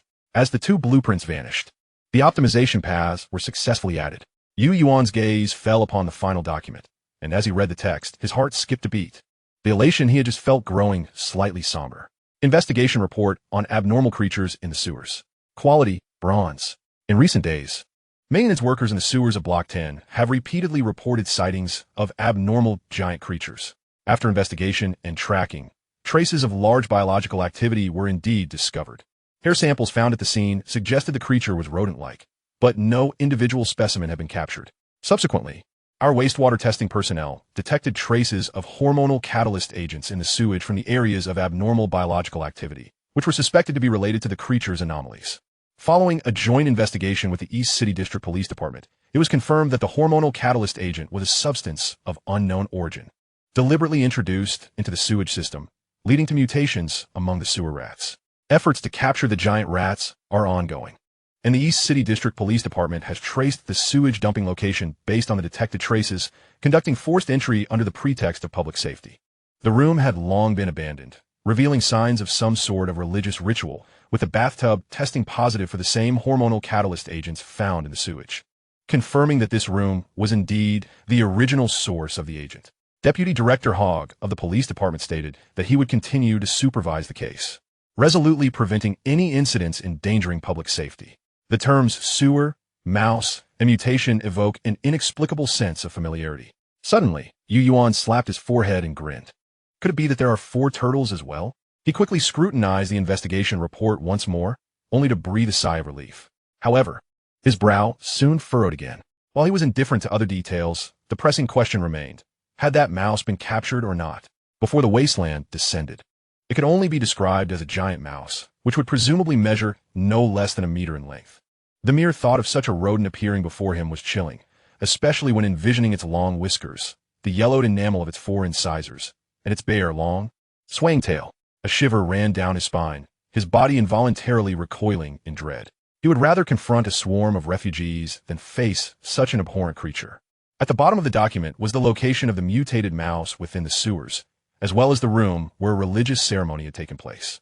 The locator watch immediately began scanning. On the virtual map, 5 red dots materialized. 1 red dot was located within a residential building in Block 9, while the other 4 were situated within the sewer system of Block 10. Yuan felt a wave of relief wash over him. He was headed towards Block 7, directly opposite Block 10. Hopefully, he would not encounter that creature. Glancing at the time, he noted it was already 12:30. He had spent too much time unlocking the safe. He needed to return to his hideout as swiftly as possible. He stuffed all the essential supplies into his backpack, leaving the less critical items to fill the safe, which he then locked again. He secured the metal door of the director's office once more, concluding his exploration of the waterworks center. He had to return to his refuge promptly. The construction materials for his hideout were still lacking, and he needed to gather more before nightfall. As thoughts of his next actions whirled in his mind, he had already left the waterworks center and approached the manhole cover, only to pause momentarily. His body instinctively swerved to the side, evading danger. To his dismay, the string he had previously placed in the crevice of the manhole was gone. At that moment, an arrow whizzed past his head. 2 figures armed with makeshift hammers and spears sprang from a nearby corner, charging towards Yuan. Another arrow shot out, but Yuan had already darted behind a trash can, narrowly avoiding it. Seeing that the 2 pursuers were now within 5 meters of him, a fierce glint flickered in his eyes. He drew his M1911A1 pistol and aimed it behind him. The assailants' expressions shifted to one of fear upon realizing he was armed. But before they could react, the silence shattered with gunfire. The 2 figures erupted in sprays of blood, collapsing heavily to the ground. Yuan paid them no further heed. discarding his backpack and sprinting towards the archer like a cheetah. However, the archer had already turned to evade, having previously concealed himself among the dense foliage to ambush Yuan. With no cover in sight, the distance between them was a mere 10 meters. The last bullet from M1911 A1 went astray, but struck the archer in the leg. He fell to the ground, his face betraying a look of terror as he beheld the furious Yuan approaching. Don't mistake me. Yet Yuan offered him no chance to speak. His knife was already in motion. The sound ceased abruptly. A swift search yielded nothing of value, only the recurved bow, which held some worth, and 3 remaining arrows in the quiver, which he took with him. After removing the protective finger glove from the archer, he returned to the trash can. One of the assailants lay motionless, while the other, bleeding profusely, struggled to crawl away, leaving a trail of blood behind. As he heard the man beg for mercy, Yuan's eyes twitched, and he raised his knife high, swiftly slicing down at the neck, silencing the second man. Approaching the third, he did not concern himself with whether the man was alive or dead. He delivered another swift blow to the neck. There was no time to search the bodies. As the sound of approaching engines reached his ears, he dared not linger. Tossing his backpack and the bow into the sewer, he quickly cleaned up the scene before descending the ladder, locking the manhole cover behind him, and sprinting towards Block 13. Moments later, 2 vehicles, embodying the rugged aesthetic of the Wasteland, came to a halt before the East District Waterworks Center. The vehicles bore remnants of police cars, yet their makeshift armored bodies, spiked rams, mounted machine guns, and a patchwork of bullet holes and rust lent them an air of intimidation. Bold black spray paint emblazoned the side with the words, Black Shield Police Department. An enforcer clad in a law enforcement uniform emerged from one of the vehicles. Discarding the half-smoked cigarette from his mouth and crushing it underfoot, he spat a thick gob onto the ground. Go check it out. A carefree thug, donned in tactical gear and a bulletproof vest, leapt from the car and dashed into the street. He quickly returned, breathless. Boss, 3 refugees are dead inside. All have gunshot wounds, and their necks were slashed decisively. Definitely not the work of refugees. The enforcer raised an eyebrow, casting a sidelong glance at the thug as he pulled a cigarette from his pocket and placed it between his lips. What do you mean? The thug, grinning sheepishly, produced a match to light the enforcer's cigarette. Refugees are like a pack of hyenas. They wouldn't spare a scrap of resources, even if they can't use it themselves. Yet, they left behind 2 weapons, and the supplies on their bodies were untouched. Produce. The fighting style was clean and decisive, very unlike refugees. Oh, could they be from the thug prison or another faction? The thug hesitated but shook his head slightly. Not really, but the wounds looked similar to those made by the cookery knives from thug prison. The enforcer chuckled lightly. Offering the cigarette, he had taken 2 puffs from to the thug, who accepted it with surprise as the enforcer strode towards the street. The thug eagerly inhaled deeply, grinning with pride amidst the envious gazes of his companions. He then turned to follow the enforcer. Boss, I'll lead the way. The enforcer merely cast a glance at the 3 corpses before dismissing them, instead surveying the surroundings until his gaze fixed upon the thicket where the archer had lain in ambush. Crouching, he examined the traces left behind, ultimately directing his attention to the back door of the East City Waterworks Center. Go, call in 2 more people. When the 2 thugs arrived, the enforcer advanced toward the Waterworks Center, and the trio of thugs quickly formed a triangular formation around him, weapons drawn and ready for combat. Left turn. The thugs complied instantly, executing the enforcer's commands without hesitation. They finally halted on the 2nd floor in the archives room. The thugs stood guard while the enforcer's gaze fell upon a footprint on the floor, a smirk curling at the corners of his mouth. Observing the apparent signs of recent rummaging within the archives room, he expressed a hint of curiosity. The archives room? What could possibly be of value at the Waterworks Center? Following the footprints, the enforcer retraced Yuan's earlier path, and upon reaching the tightly locked metal door of the director's office, his interest was piqued. Open the door. A gunshot shattered the lock. Entering the room, he surveyed the interior, his eyes landing on the safe. Boss, this safe needs to be cut open to access it. Should we take it back? The thug inquired, eager to please. Of course, why would we leave it behind? Take this safe, along with all the other supplies in the room, and leave nothing behind. Ah, understood. Come help quickly. Soon, the marauders, gleefully clutching the safe, departed from the Waterworks Center, striding towards their vehicle. The enforcers followed closely behind, but paused momentarily at a nearby manhole cover, crouching down to scrutinize it closely. When he finally spotted a subtle, blood-stained fingerprint, a glimmer of intrigue flickered in his eyes. Ah, clever little mice. By the time Yuan returned to his hideout, an hour had elapsed. Guided by the virtual map, even burdened with supplies, his return was considerably expedited. He discarded all the materials and hastily cleaned the blood and grime from his body. Extracting the Waterworks director's executive chair from the hidden enclave, he collapsed into it, gulping down half a bottle of water as he began to reflect on the day's events. The daylight exploration had indeed been fraught with peril. The likelihood of detection was excessively high. Moreover, those audacious enough to traverse the wasteland in daylight were undoubtedly affiliated with the Marauders. Regardless of their faction, they were beyond his current capacity to confront. He was fortunate to have escaped in time. Yet, recalling the three assailants, Yuan furrowed his brow. Surely, those three could fulfill the stipulations of the Indulgence Card. However, as this thought surfaced, he gently shook his head, dismissing it from his mind. Such a notion was horrifying. He was not like Lord Yuan. No, this line of thinking was unacceptable. He needed to devise an alternative strategy. There had to be other means. Yuan was acutely aware that the trio bore wounds that had festered and emitted a foul stench, possibly harboring various diseases. Nevertheless, it was said that to eliminate the Indulgence Card, a target of indulgence must be identified. In this desolate world, where could he possibly locate a woman? He raked his fingers through his hair in distress. With less than 2 days remaining, if all else failed, he might have to resort to simply snatching a homeless woman.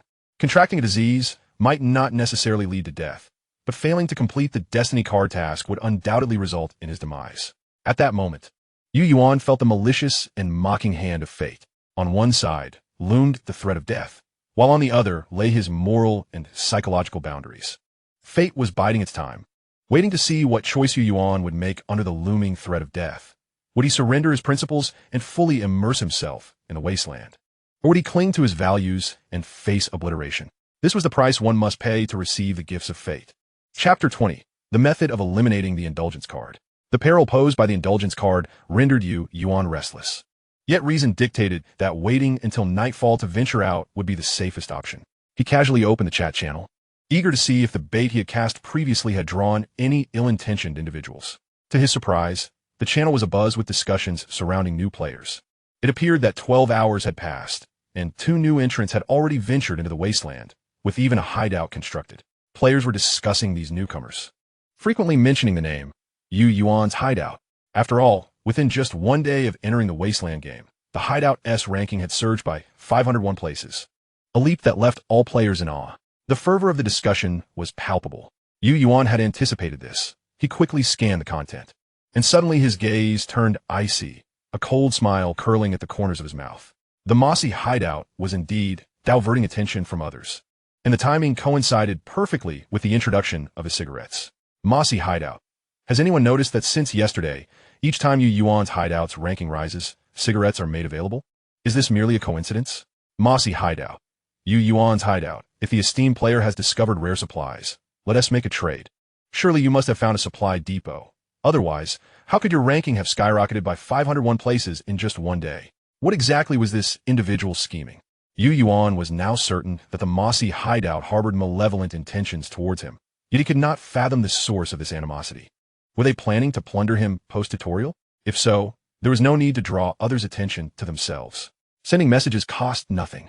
This conundrum, coupled with the unsettling notion of being targeted, gnawed at Yuan's mind. He opened the hideout's memo, marking the mossy hideout as a hostile entity.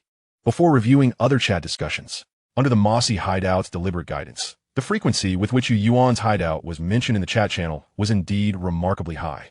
Almost every time these individuals referenced Yuan's hideout, someone would inadvertently bring up the cigar hideout. In an instant, Yuan seemed to grasp the larger picture.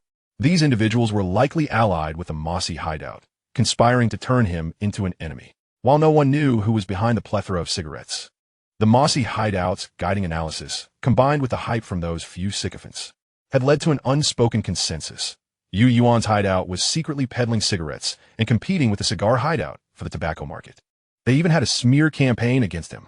Yuan meticulously noted down the IDs of these hideouts before closing the chat channel. The mossy hideout posed a significant threat, but during the tutorial protection period, they could not directly impact him. As long as he remained unaffected by their actions, the development of his hideout remained paramount. Currently, the most pressing issue was still the Indulgence Card, and time was of the essence. He casually picked up the book he had retrieved from room 506 the previous night and began to leaf through it. Upon encountering a particular title, he suddenly froze, quickly returning to the page. How medieval pirates addressed their physiological needs at sea. The methods employed by medieval pirates to satisfy their physical desires during protracted voyages were constrained by navigational technologies and reflected the social culture and environment of the time. Common solutions to physiological desires included 1. Same-sex relationships, which were tacitly accepted by certain pirate factions, tut-tut. 2. Acts of violence during looting. Pirate assaults on merchant ships or coastal towns often included abductions, though they would need to come across women to do so within 2 days. 3. Temporary partners. When anchored at ports, pirates would frequent brothels, but this was a wasteland. In a peaceful society, I would know better than you. 4. Domestication of animals. Sheep or goats not only provided sustenance, but became substitutes, leading to tales of sheep enchanting humans, thus birthing the demonic imagery of the black goat. Isn't that just like the third brother? Wait, what? Upon reading the fourth solution, Yuan paused momentarily, deep in thought. Hope gradually faded from his eyes, leaving only struggle and indecision. The memory of a news article he had seen that morning flickered in his mind. In the ecological zone west of Red Shore Park in Block 12, 8 Kelly Mountain sheep were reported to be on the loose. His psyche resisted. Yet reason urged Yuan that this might be his last chance to eliminate the Indulgence Card. He reopened the Destiny card, gazing at the aphorism, and a resolution settled in his heart. To survive, as long as he could endure that woman. The moment Yuan had ignited that resolve to embrace death, it crumbled instantaneously. His face lit up with astonishment as he seized the pink wallet discarded nearby. Fixating on the teardrop birthmark at the corner of the woman's eye in the family photo, memories surged back. Recalling the conversation he had overheard the previous night outside the Wudong apartment complex among the trio of Biao. Monkey, that woman is too provocative, especially with that teardrop birthmark. She simply can't stop. A teardrop birthmark. This meant the woman spoken of by Biao was indeed the one in the photograph. Yuan's eyes widened slowly. This was the woman. As if struck by an epiphany, he immediately rummaged through the wallet's compartments and retrieved the water bill, scrutinizing the residential address inscribed upon it. A sigh of relief washed over him as a smile of liberation graced his face. With an address, he should be able to locate this woman's home. Only a day had passed, and she should still be alive. Although uncertain whether the woman had been captured at home by the trio led by Biao, the flicker of hope was preferable to despair. Promptly, he activated the virtual map, searching for the address listed on the water bill. In merely 2 minutes, Yuan pinpointed the location of the residence. 68 Cancino Street, situated on the west side of Block 11, adjacent to Block 12. As he emerged from the sewer, taking refuge behind a streetlight in the cloak of night, the clock struck 9. After a brief respite in the afternoon, his energy had been replenished, and he had familiarized himself with the Glock 17 pistol, ensuring he could fire at the first sign of danger. Equipped with a dagger, a folding crossbow, a backpack, and a messenger bag, he was ready for action.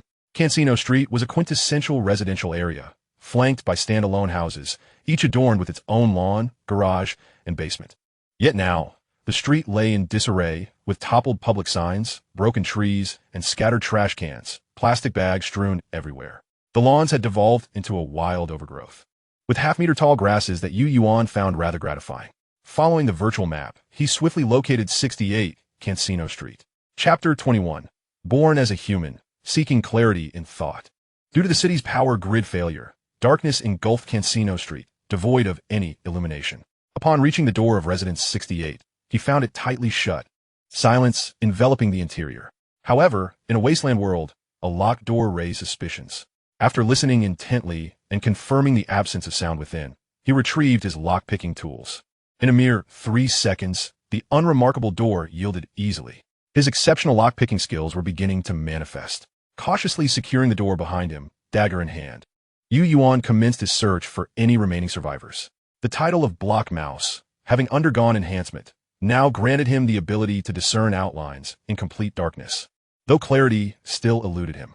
However, after a thorough search, not only did he fail to find any possible survivors, but the woman with the tear mole was also nowhere to be seen. Had he misjudged? Was she not captured here? A frown creased Yuan's brow. If so, it would be troublesome.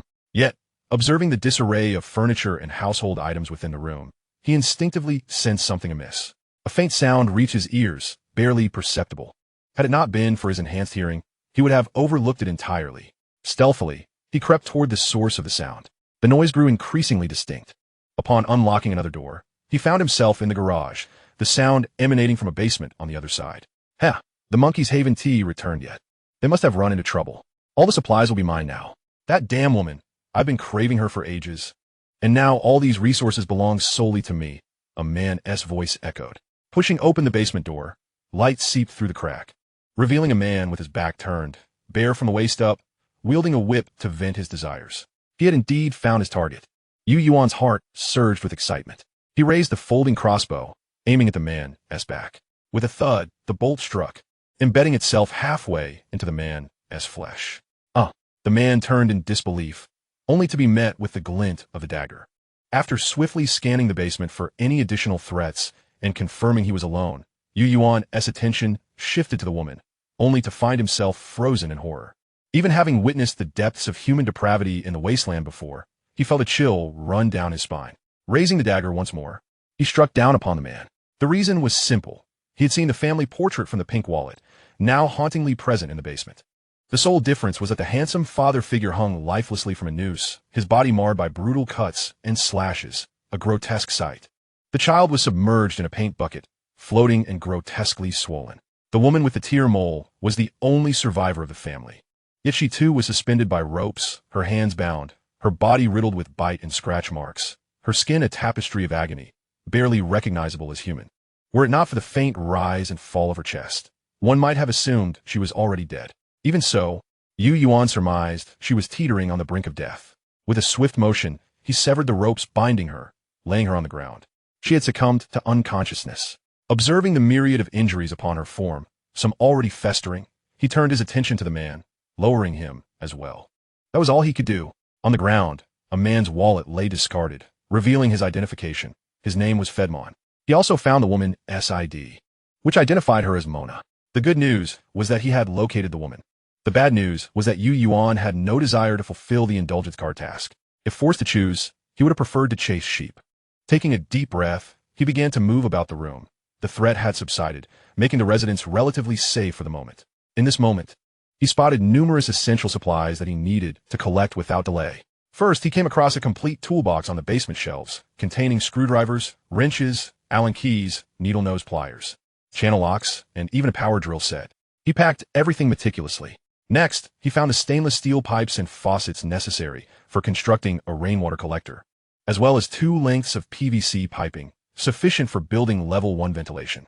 He also gathered wires, copper strands, butane canisters, portable stoves, metal polishers, cleaning agents, electrical pliers, and sealing tape, common household items that were hard to come by outside. These treasures were a boon to Yuan. He stashed the smaller items in his backpack, while the larger, heavier ones were placed on the shelves.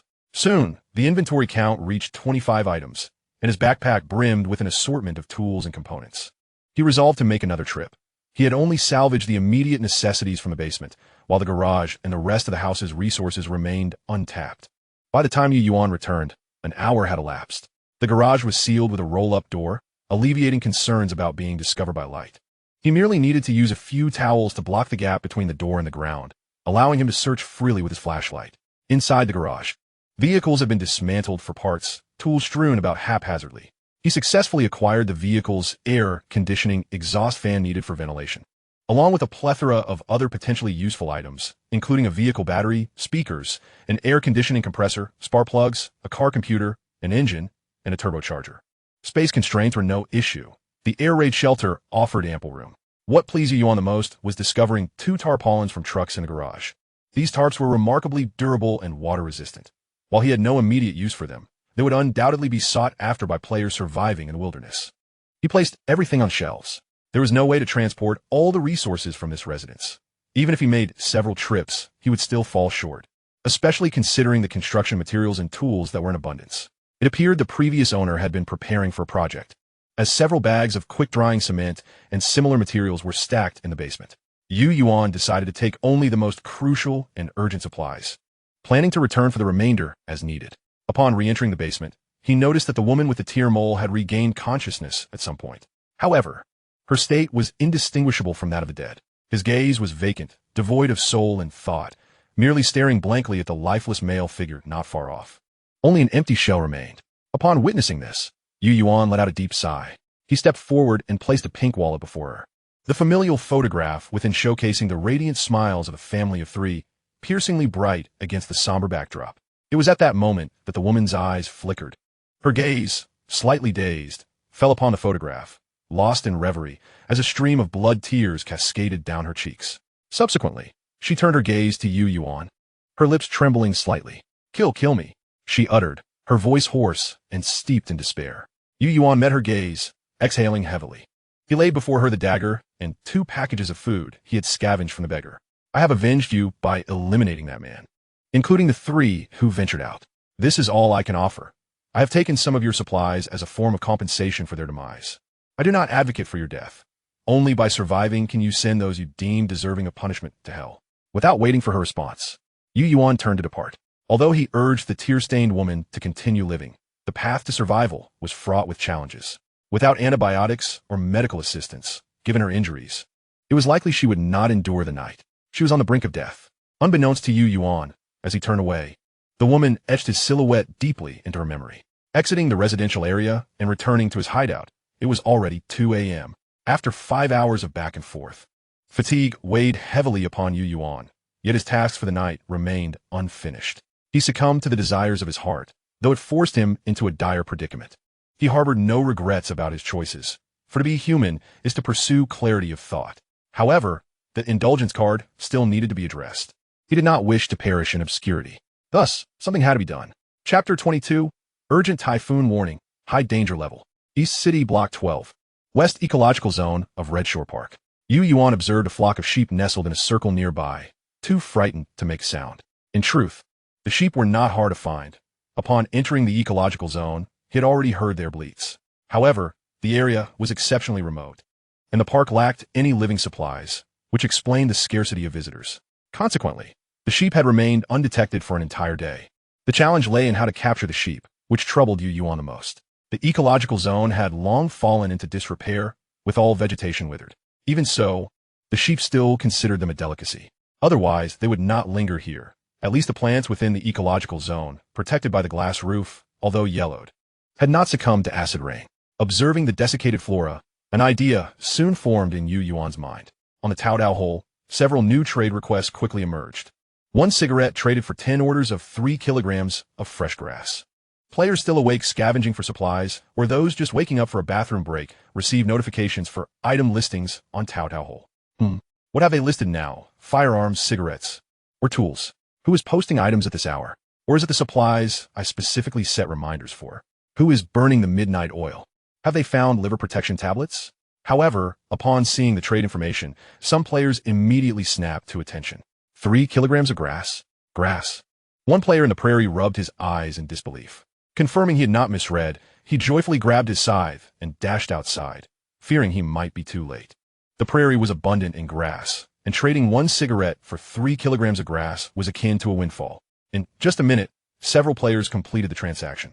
Clutching their newly acquired cigarettes, their faces lit up with joy. Some eagerly ignited their cigarettes, reveling in the soothing sensation, while others cautiously savored the aroma wafting from the tobacco, relishing the moment. Of course, some players who did not enjoy smoking promptly listed their cigarettes for 80 survival points each. As soon as they were listed, they sold out in an instant, leaving the sellers regretting their haste. Damn, I should have asked for more. Yuan, however, paid no mind to these trivialities. He successfully gathered 30 kilograms of grass and tossed 6 to 7 kilograms toward the sheep. Startled, the flock prepared to flee, but was halted by the enticing scent of grass wafting through the air. The early morning dew clung to the grass, its fragrance sweet and refreshing. For the sheep, who had nearly forgotten the taste of grass, it was an irresistible temptation. One by one, 8 Creole sheep succumbed to the allure, eagerly grazing. The more they consumed, the more delicious it became, their chewing resonating crisply in the stillness of Red Shore Park. 6 or 7 kilograms of grass could hardly withstand the voracious appetite of 8 sheep, and soon it was all consumed. Yet the fragrant aroma lingered in the air, drawing the sheep's attention to the grass at Yuan's feet. They approached him, continuing to feast, unafraid and surprisingly accustomed to his presence. Yuan was taken aback. He had forgotten that this flock had escaped from the zoo and thus bore no fear of humans. Seizing the opportunity, he quickly illuminated his flashlight and began selecting his targets. Without allowing them a moment to react, he pulled out a rope, subdued his chosen Creole sheep, and bound its hooves. He hoisted it onto his shoulder and sprinted toward the sewer. Hang tight, little ones. Once I build a refrigerator, I'll come back for you. Don't wander too far. For 10 minutes, Yuan had locked eyes with a Creole sheep that bore a striking resemblance to a giant panda. Ultimately, he faltered, resignedly tossing the freshly traded grass at its feet. He plopped heavily into his boss's chair, uttering a low, resigned murmur. I can't do this. My mind is consumed with thoughts of skewered lamb, roasted lamb chops, and lamb noodle soup. I crave them so desperately. Why must desire be so insatiable?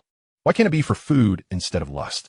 As morning approached 6 o'clock, although he felt utterly drained, the threat of the Indulgence Card kept him wide awake.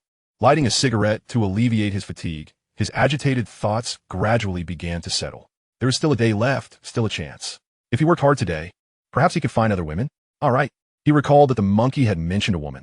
Should he seek her out? As time inched closer to 6, he received another 140 survival points as a reward. The dilapidated newsstand also refreshed with today's newspaper, though it did not yield any additional intelligence items. Snuffing out his cigarette, he temporarily cleared his cluttered thoughts. Let's see what today's news holds. Opening the newspaper, his weary mind instantly sharpened upon spotting a bronze-quality headline positioned centrally. To his astonishment, it was indeed a bronze-quality news piece. However, as he read the title, the initial joy and excitement morphed into a state of shock. The smile that had begun to form faltered as a chill crept down his spine. Urgent typhoon warning, in bold and italics. Quality, bronze. Danger level, high. The meteorological department has issued an orange alert. Typhoon Buqiuxing is approaching. Green Forest City has activated its weather warning. Latest update. According to Green Forest City Fate Meteorological Station, this year's first typhoon, Buqiuxing, formed at 4:18 today in Shattered Wave Sea. With a maximum wind speed of level 11, 285,326 ms. Typhoon scale, small, diameter, 300 kilometers. Movement speed, rapid. It is expected to make landfall in Green Forest City at 3:48 a.m. tomorrow, with a projected duration of 23 days. The maximum wind speed is anticipated to reach level 13, with heavy rain expected around midnight, accompanied by thunderstorms and strong winds. Residents in low-lying areas should be cautious of storm surges and seawater backflow, and may need to relocate to higher floors. Please minimize outdoor assignments. Local living news. Quality rock. Danger level, medium. The artisan Marcy, residing at 7 Canchino Street in the 11th District of East City, has recently been beset with distress. Her research has reached a critical juncture, yet her survival resources can sustain her for less than a week. She is in dire need of a cache of resources to support both her research and her existence. Currently, she is ensconced in a fully sealed laboratory, diligently working on her final research breakthroughs. She will not emerge from her laboratory for another 2 days to seek supplies. Oh, if only a benevolent soul would fund my research, it would be nothing short of perfect. Alas, this world has devolved into a wasteland. Why has T-Fedmon delivered my supplies yet? Marcy, danger level is high. Yuan swallowed hard, unable to find calm. An orange typhoon warning has been issued, set to peak at 3:48 a.m. tomorrow, with a maximum wind force reaching level 13. Yuan has experienced a typhoon before. During his childhood visit to his grandmother's house, it was then he first witnessed the terror of a typhoon. Can you imagine what it would be like for an entire home, save for its foundation and a few broken walls, to be swept away by the wind? Yuan has seen it. That storm left an indelible mark on him. Now, with this level of typhoon approaching Green Forest City, there remains a countdown of 21 hours, 44 minutes, and 35 seconds until landfall. Chapter 23. Yuan, a man of exceptional execution. Yuan cast aside the newspaper, vigorously rubbing his somewhat numb cheeks. Calm down, calm down. The threat posed by the orange typhoon is not to be taken lightly. The accompanying torrential rains present an absolute catastrophe for Yuan, who resides in the sewer. This was a significant consideration when he chose to take refuge in the sewer, although he had temporarily resolved this issue by discovering a decades-old air raid shelter. He need not worry about the safety of his hideout until the rainwater fills the entire city's drainage system. But what will happen once it reaches capacity? He must contemplate the waterproofing measures for when the sewer overflows.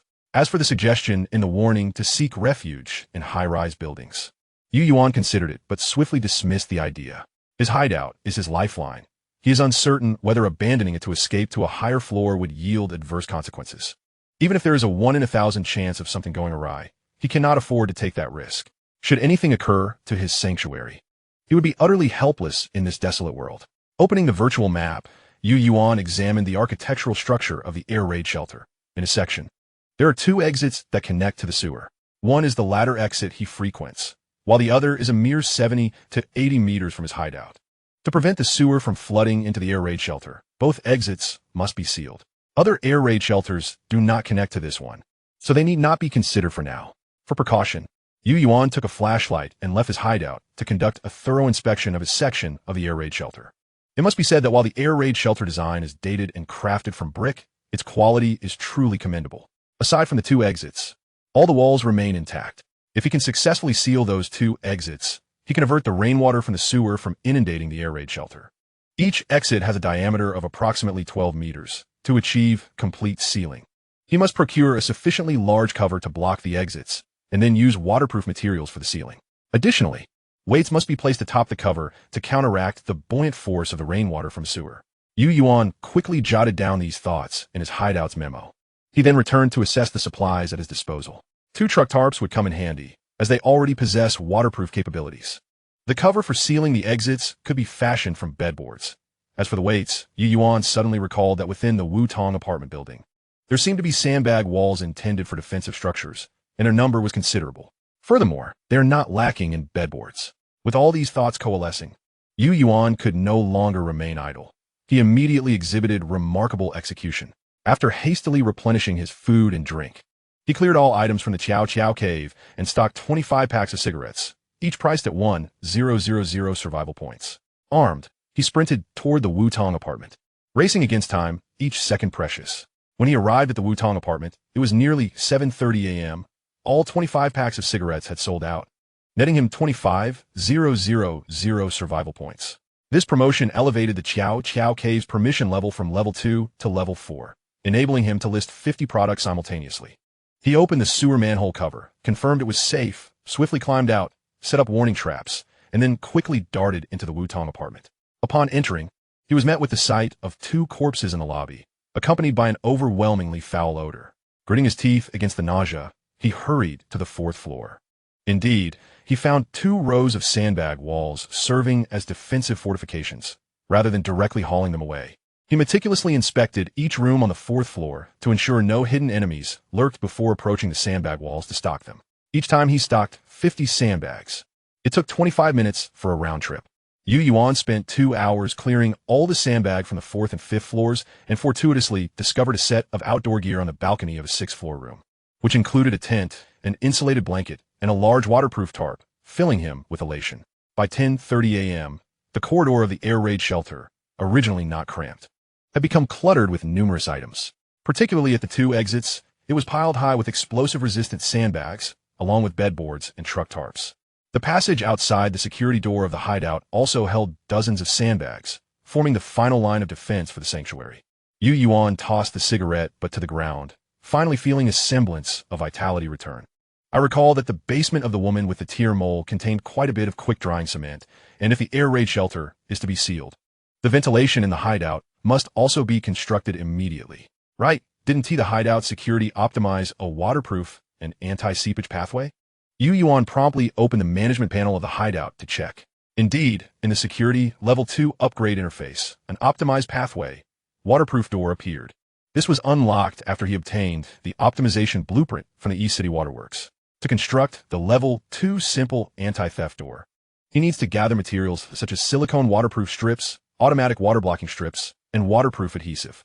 All these items can be found at the Tear Mole woman's residence, as they are already affixed to her door, requiring only to be dismantled. However, before setting out, Yuan must first upgrade the ventilation, water collector, and security. The building materials were already collected at the Tear Mole woman's house, but delays due to sheep capture and the typhoon had postponed his plans. Level 1 single-pipe ventilation requires 2 PVC pipes, 1 sealant, and 1 vehicle-mounted air conditioning exhaust fan. Level 1 water collector requires 3 stainless steel pipes, 1 faucet, and 1 pipe sealant. Level 2 simple anti-theft door requires 1 anti-theft door lock, 10 steel beams, 20 rivets, and 1 nail gun. As the construction materials vanished, a green light enveloped the hideout once more, and 1 minute later, the ventilation and water collector were completed. A ventilation hole has now appeared in the ceiling of the hideout, with the vehicle-mounted exhaust fan embedded into the wall, rotating slowly without wind. On the right-hand wall, a faucet has also emerged, appearing no different from a typical household washing machine's water inlet faucet. The effects of the facilities are straightforward and effective. Level 1 single-pipe ventilation. Safety Level 1. indoor and outdoor air circulation speed of 15, with a 20 reduction in air poisoning risk. Level 1 water collector, safety rating 1, capable of harvesting up to 24 liters of urban potable water daily. Given that it is merely a level 1 facility, Yuan does not harbor excessive expectations. At the very least, it has alleviated his concerns regarding air quality and water sources. As for the level 2 security, which requires a 30-minute upgrade, Yuan decides against waiting. Returning to 68 Canchino Street, he finds the door still firmly shut. Upon descending to the basement, the bodies of the woman with the tear mole, the man, and the child have vanished. However, the remains of the homeless individuals now lie in a grotesque state, having been stabbed with a dagger. Yuan exhales in relief. It is perhaps for the best that they have departed. He quickly locates the quick-drying cement, discovering 4 large bags, likely the remnants of a previous family's construction plans, and begins to stockpile them. Next, he approaches the basement door, dismantling the waterproof strips, hinges, and other components above, yet finds the quantity utterly insufficient. Ultimately, disregarding the danger, he ventures into the long-abandoned neighboring residence to gather enough materials for the waterproof door upgrade.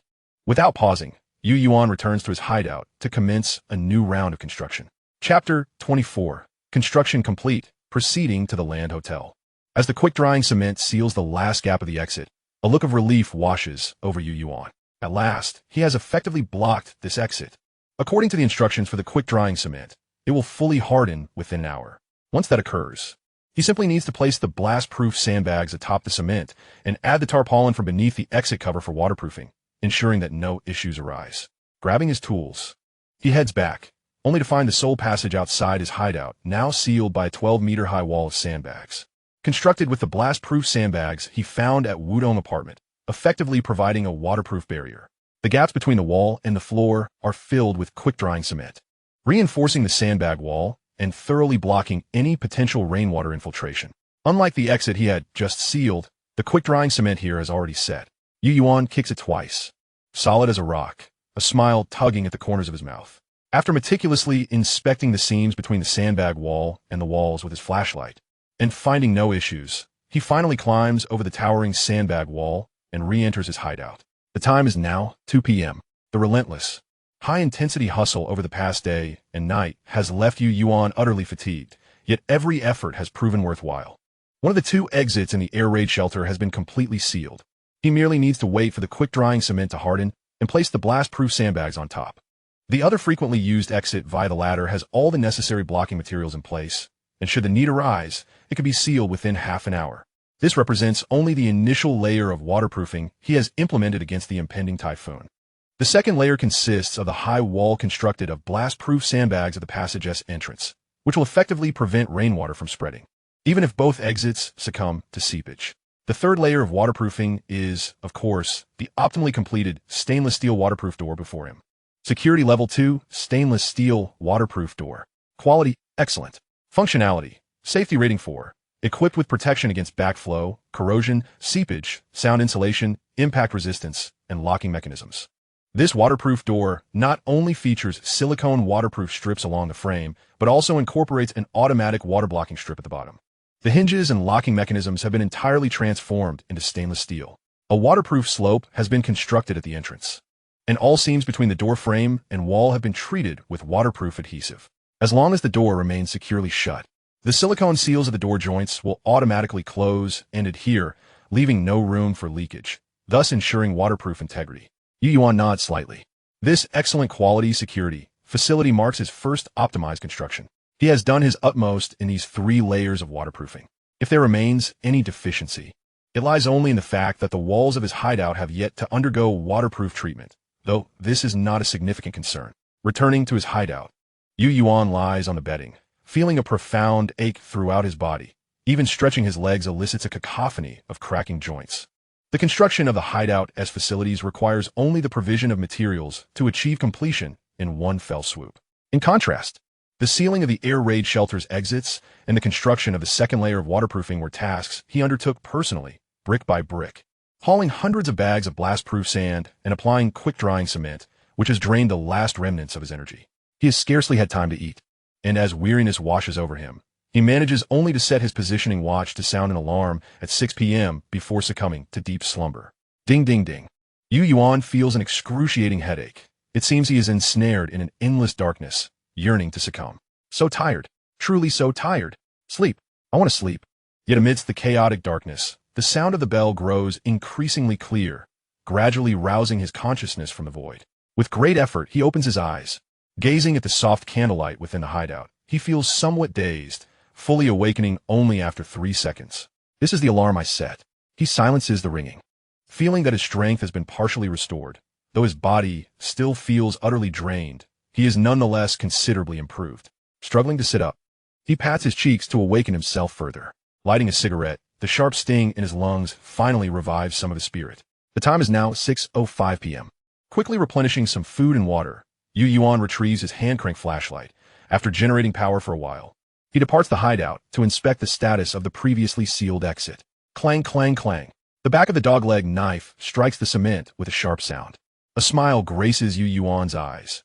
After nearly 4 hours of setting, the cement has thoroughly hardened. He immediately places the prepared sandbags evenly atop the cement board, effectively concluding the sealing of this exit. Returning to his hideout, he meticulously checks his equipment. Dogleg knife, Glock 17 pistol, 20 rounds of ammunition, alloy folding crossbow, and backpack. All in readiness for departure. There remains approximately an hour until the ambush on the Black Shield police station by the thugs from the prison. His purpose for this venture is to navigate the murky waters, seeking opportunities to gain an advantage, traveling light, and keeping things simple. To that end, he has emptied the supplies stored in the Tao Tao cave and prepared some grass to feed the Krishan sheep. Gently stroking the sheep's head, Yuan murmurs, "This is the last chance. May I be blessed to capture a woman during this operation.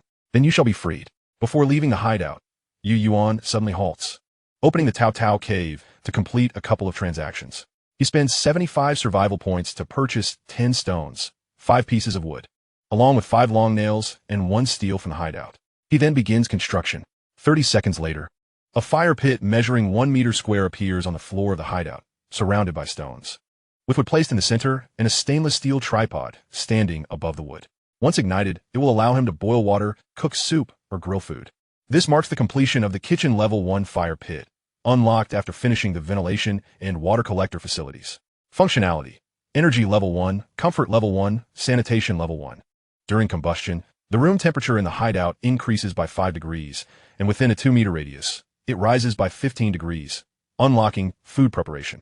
Friendly reminder: one cannot leave fire unattended, and fire should not be distant from people. A gleam of joy lights up Yuan's eyes. 3 level 1 features. Quite a feat. At last, he can enjoy a warm meal. With that thought, he extinguishes the candle and departs the hideout. Jin Xianglan Avenue in District 14 is a renowned commercial hub in the East City, bustling with luxury vehicles prior to the Wasteland. Particularly at the intersection of Jin Xianglan Avenue and Water's Edge Street, the Land Hotel once stood as one of the most opulent hotels in Green Forest City. Countless tycoons, politicians, magnates, celebrities, socialites, royal members, and gang leaders frequented this establishment, which symbolized status and identity, serving as a threshold of class. Once, this place was the most resplendent scenic spot in Green Forest City. Alas, the Land Hotel now stands as merely a somewhat iconic edifice amidst the desolate urban landscape. At this moment, in a corner of the sewer along Jinxianglan Avenue, Yuan crouched atop a ladder, his head drawn in, listening intently to the sounds from outside. Straining to check the time, he noted it was 7:15. Only 15 minutes remained until the conflict, as indicated by the intelligence reports, was expected to erupt. Chapter 25. The battle commences, the suicide squad of the slaves. Yuan gazed at the virtual map, pinpointing the location of the Land Hotel. The sewer he occupied had been meticulously chosen, situated perfectly on the western side of the intersection between Jinxianglan Avenue and Water's Edge Street, directly opposite the Land Hotel. With Water's Edge Street lying straight ahead, he had already unlocked the sewer cover, ready to lift it at a moment's notice.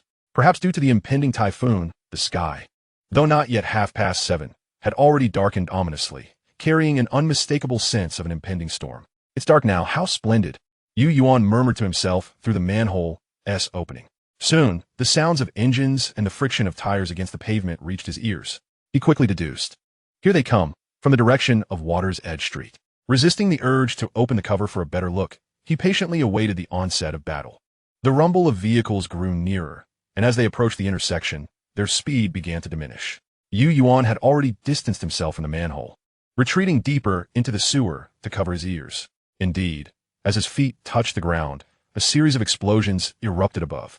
This was followed by a relentless barrage of gunfire and furious shouts. The staccato of machine gun fire echoed against the night, becoming the most terrifying harbinger of death. Yuan could even hear the sound of cars exploding and tumbling. Another machine gun roared to life, its sound alarmingly close to the sewer entrance, leading Yuan to speculate that the counterattack from the Black Shield Police Department had commenced. Yet, just as a machine gun began its onslaught, a deafening shot rang out, silencing it abruptly. A sniper, perhaps. Sensing that the landmine had likely detonated, Yuan climbed the ladder once more, cautiously pushing open the sewer cover.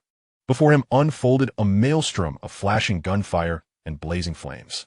In the center of the street, several grotesquely modified Wasteland vehicles lay overturned, engulfed in fierce flames. From the third and fourth floors of the Land Hotel, 2 machine guns belched fire, suppressing the personnel of the Black Shield Police Department below. Occasionally, someone would hurl a Molotov cocktail, shattering on the ground and igniting flames that spread across a radius of 3 to 4 meters. Some rioters inadvertently doused in the flammable liquid, igniting almost instantaneously. Heart-wrenching screams echoed through the street. Yet before the rioters could shed their protective gear, bullets from unknown origins pierced their bodies. The acrid smell of gunpowder mingled with the scent of gasoline filled the air, while bullets whizzed overhead. The successive explosions of hand grenades made Yuan's eardrums throb with pain. By UBU, several stray bullets struck the wall near the manhole, prompting Yuan to hastily close the cover.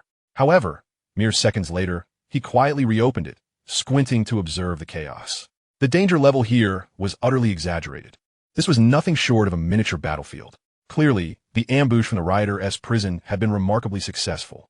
The remnants of the Black Shield Police Department were now all huddled behind their armored vehicles, biding their time to retaliate. Just a few meters ahead of Yuan, 7 or 8 armored personnel from the Black Shield Police Department were attacking the Land Hotel, suppressed by the machine gun fire that kept them from daring to show their heads. As Yuan scanned the battlefield, seeking a target for his imminent strike, he suddenly heard the riders ahead exclaim, "A grenade!" In the next moment, the group of 7 or 8 riders abandoned their cover behind the car, lunging forward. Boom! A grenade exploded precisely where they had taken refuge, sending the rioters flying. The marauders from the Rider-S prison swiftly picked them off one by one.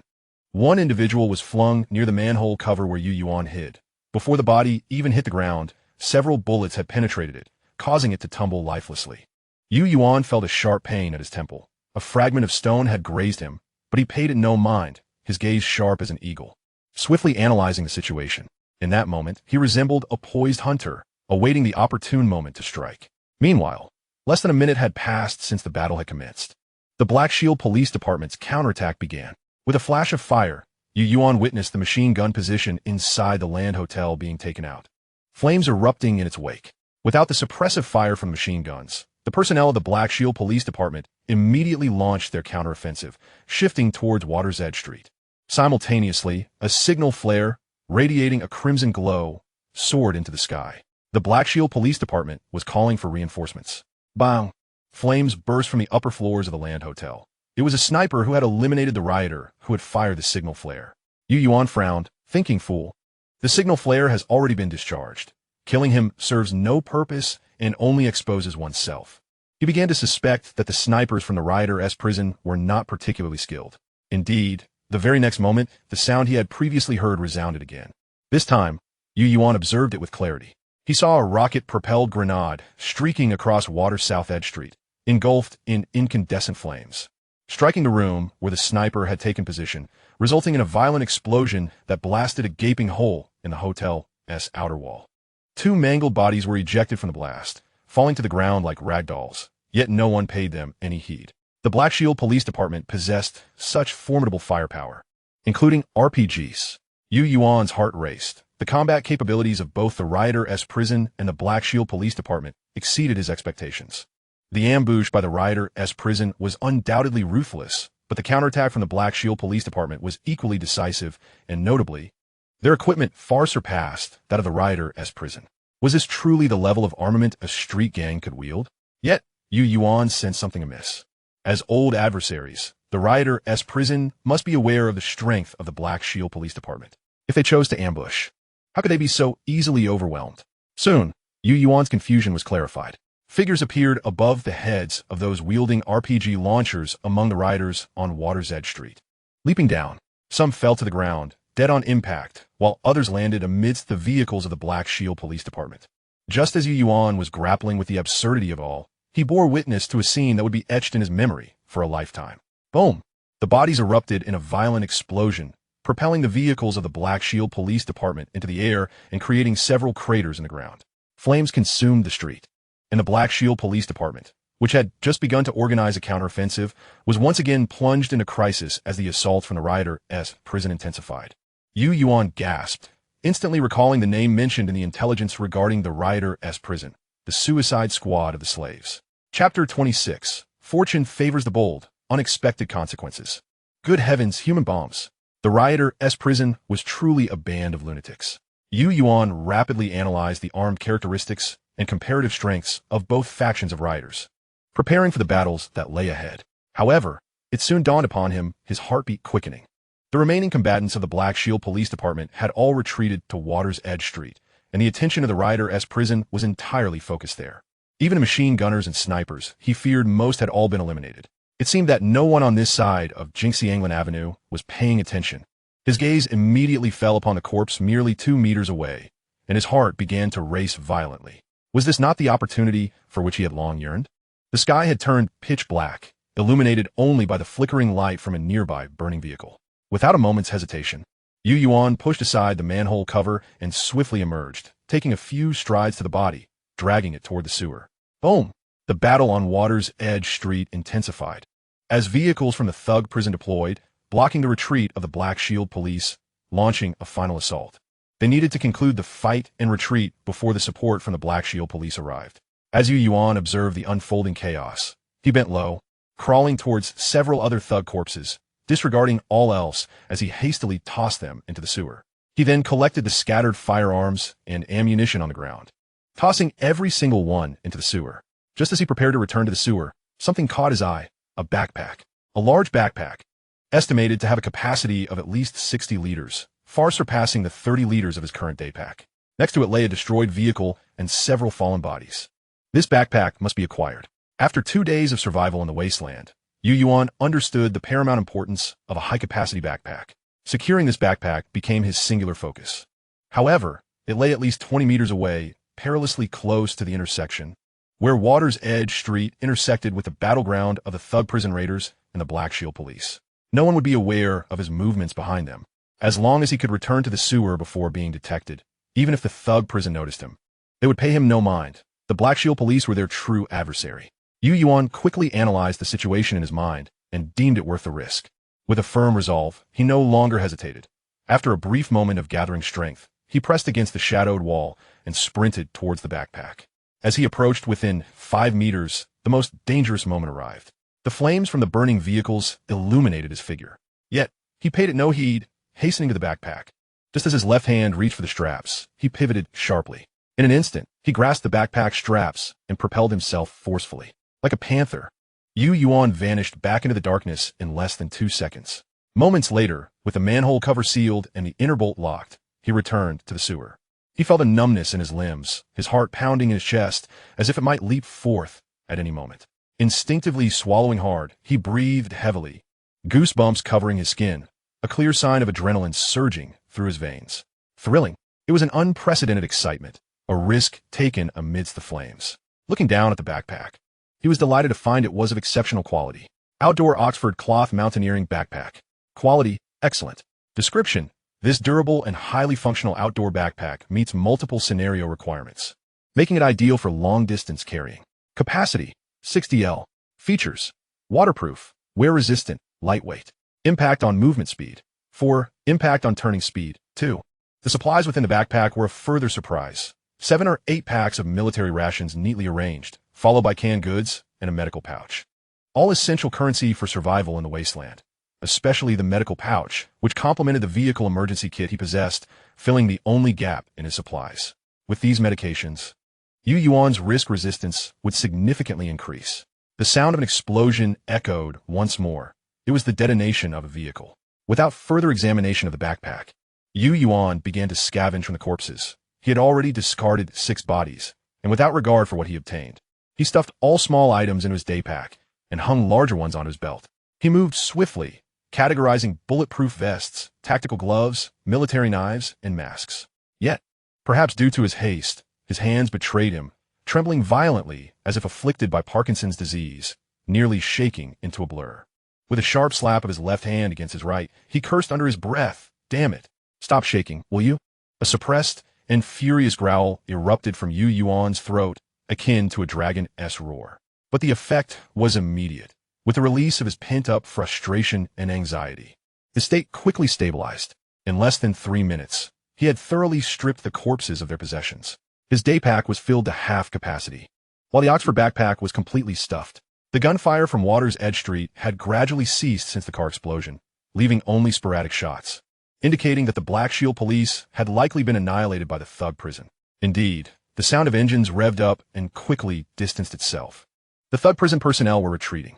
Yuan slung the Oxford backpack over his shoulder and secured the day pack in front of him, preparing to return to his hiding place. The haul had proven sufficiently bountiful. Greed could not be afforded. Remaining here posed a significant risk of encountering the reinforcements from the Black Shield police. However, what he did not anticipate was that just 2 meters from his exit, a beam of flashlight suddenly flickered from the direction of the sewer on Water's Edge Street, causing Yuan's eyes to narrow dangerously. Quickly shedding his backpack, he positioned himself at the corner of the sewer. The flashlight approached swiftly, accompanied by distinct footsteps. Only one person. He made a rapid assessment, pressing himself against the wall, gripping his knife tightly. "Damn it!" A furious roar resounded through the sewer. "Carmen, you bastard! When I return, I'll make you pay for this. You want me dead, don't you? Just wait." The footsteps drew nearer, and soon they reached the corner of the sewer. The flashlight beam fell upon Yuan's face, startling the individual, causing him to instinctively raise his gun. But Yuan, ever calculating, would not grant him the opportunity. As the gun rose, his knife had already sliced through the man's wrist. A scream erupted, but it was swiftly silenced, for the knife rested against his throat, accompanied by Yuan's cold voice. "Scream again, and you shall perish." Chapter 27. The Enforcer Carmen. The flashlight clattered to the ground, illuminating the sewer, where blood pooled and the air reeked of a foul stench. Yuan frowned slightly, his gaze menacing. The knife was held firmly against the throat of the newcomer, a bald man clad in enforcer attire, with only a few sparse hairs on his head. Beads of sweat dripped down his face, now pale from the shock of having his right hand severed. Yet, in the face of death, he still mustered a feeble smile. He began, but Yuan's foot swiftly met his face, blood and broken teeth spilling from his mouth as a fierce glare of resentment flashed in his eyes. Quickly suppressed, as he spat out the blood, the bald man realized that regardless of who his captor was, the mere fact that he had not been killed immediately indicated a glimmer of hope for survival. Yuan pressed his foot down upon the severed arm, the knife grazing the skin of his neck as he spoke in a low, commanding tone. "You will answer my questions. Do you understand?" Without waiting for a response, he posed his first query. "Where's the base of the Black Shield police?" Beads of sweat formed on the bald man's forehead, his lips curving awkwardly. "If I tell you, will you let me go?" "Absolutely not. But I can assure you a swifter death," Yuan replied candidly, bringing the knife down towards the bald man's left hand once more. "Ah, my hand." The bald man's eyes bulged as blood filled his vision. The calm demeanor he once held replaced by sheer panic. Yuan's piercing gaze locked onto the bald man's eyes, his voice steady and deliberate now. "Tell me where the Black Shield police's base is." The knife was raised once again. "Speak, I say, right here, and my feet, my feet." The anguished cries of the bald man resounded once more. This time, the vicious blade struck his left ankle, leaving the sole and calf barely connected by a thin strip of flesh, blood splattering onto Yuan's face, rendering it grotesquely fierce. "Devil! You are a devil, you fiend." The corners of Yuan's mouth curled into a sinister arc. Delaying time can also be considered a refusal. "This is your last chance. I ask. You answer. Where is the stronghold of the Black Shield Police Department?" The blade aimed at the bald man's right ankle. Witnessing Yuan's ruthlessness, the bald man had no other thoughts, even suppressing the transient flicker of resentment that dared not manifest. This was a demon. "The 1st District," the bald man hastily replied. "The East City Police Headquarters, that is our base." "Where's the stronghold of the prison of thugs?" Yuan continued to inquire, without a hint of hesitation. "Outside the eastern suburbs, at Solon Prison." "Which factions in Green Forest City pose the greatest threat?" Before the bald man could finish his response, the next question was already posed. The bald man, having lost too much blood, was on the verge of fainting. Why yes, but the bald man's words remained unfinished. Yuan suddenly raised his head, adopting a listening posture. It was the sound of vehicles. The people from the Black Shield Police Department had arrived. Yuan understood it was time to depart. The blade swung down, and the bald man's body convulsed once before falling still. Quickly stuffing the bald man's belongings into a backpack and shedding his equipment, he did not linger and sprinted toward his hiding place. Not long after, 5 or 6 Wasteland battle vehicles illuminated the battlefield of Water's Edge Street as if it were broad daylight. With members of the Black Shield Police Department already engaged in clearing the scene. Clad in law enforcement uniform, Carmen pushed open the car door. A cigarette clamped between his lips, standing amidst the smoke-filled battlefield.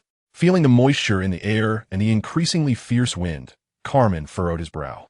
Is a heavy rain approaching? A thug, noticing his descent from the vehicle, rushed over. Boss, the danger hasn't been completely eliminated. What if those bastards from the prison of thugs have an ambush? Before he could finish, Carmen interrupted with a wave of his hand. Enough with the nonsense. Report the situation. Yes, we have secured the high ground. The Freeze enforcement team was ambushed, nearly annihilated, but we haven't located Freeze or any traces of him. Carmen's expression hardened. Freeze? After a moment of contemplation, he shook his head. That guy is exceedingly cautious. If he encounters danger, he will undoubtedly escape or conceal himself immediately. He wouldn't take risks. Boss, Freeze is the brother of Commander Loris. If something has truly gone awry, the thug's worried expression was cut off by the sound of approaching footsteps behind him. Carmen also took notice of the newcomers. Gesturing dismissively, enough, this is not for you to concern yourself with. Have everyone search, alive or dead. We must find them. Yes. The thug promptly departed. 2 other men, similarly clad in law enforcement uniforms, approached Carmen. Enforcement Officer Glow surveyed the battlefield with a furrowed brow. Carmen, is it Freeze? Carmen nodded slightly, yes. We have yet to find any trace of him. Let us hope nothing untoward has occurred. Beside him, Enforcement Officer Soder immediately displayed his discontent. What are we waiting for? Freeze is Loris' brother. Everyone, go find him quickly. The thugs accompanying Soder and Glow immediately joined the search. Soder, satisfied with their compliance, nodded. Carmen, aren't you the one with the keenest nose? Hurry up and search. Carmen, however, feigned ignorance, prompting Soder to become irate. Carmen, don't overstep. Among the 3 of us, you are the closest to here. If you can't find Freeze, I'll be curious how you explain it to Commander Loris. With that, a malevolent grin crept onto his face as he spat on the ground. Glow quickly intervened, attempting to defuse the situation with a chuckle. All right, enough of that. If we can't find Freeze, we're all in trouble. Let us get to it. Otherwise, it will be difficult to account for. Soon after, someone reported having found Freeze's corpse, and the 3 hurried to the scene. However, upon arriving at the sewer and witnessing Freeze's tragic state, they all fell silent. Carmen examined the wounds on Freeze's body, particularly the fatal injury to his neck, his gaze sharpening. Glow's voice came from behind. This is troublesome. Carmen, your investigative skills are unparalleled. Why don't you take a look? All right. Carmen summoned the individual who discovered Freeze's body for questioning. The discoverer was from Glow's enforcement team. How did you find this place? Carmen, I noticed a manhole cover had been blown off by an explosive slave, revealing the sewer below. I suspected that the Freeze enforcement officer might have fallen in, and then I found his corpse right here. Any other findings? 20 meters from here, I discovered 6 more bodies, all members of the Freeze enforcement team, their equipment and supplies completely missing, but they died from gunshot wounds and explosions, not knife wounds. Carmen subsequently examined the 6 bodies and climbed out of the sewer via a ladder, arriving at Golden Orchid Avenue to inspect the ground for traces. Observing the bloodstains left by dragged bodies, the basic outline of the incident began to form in his mind.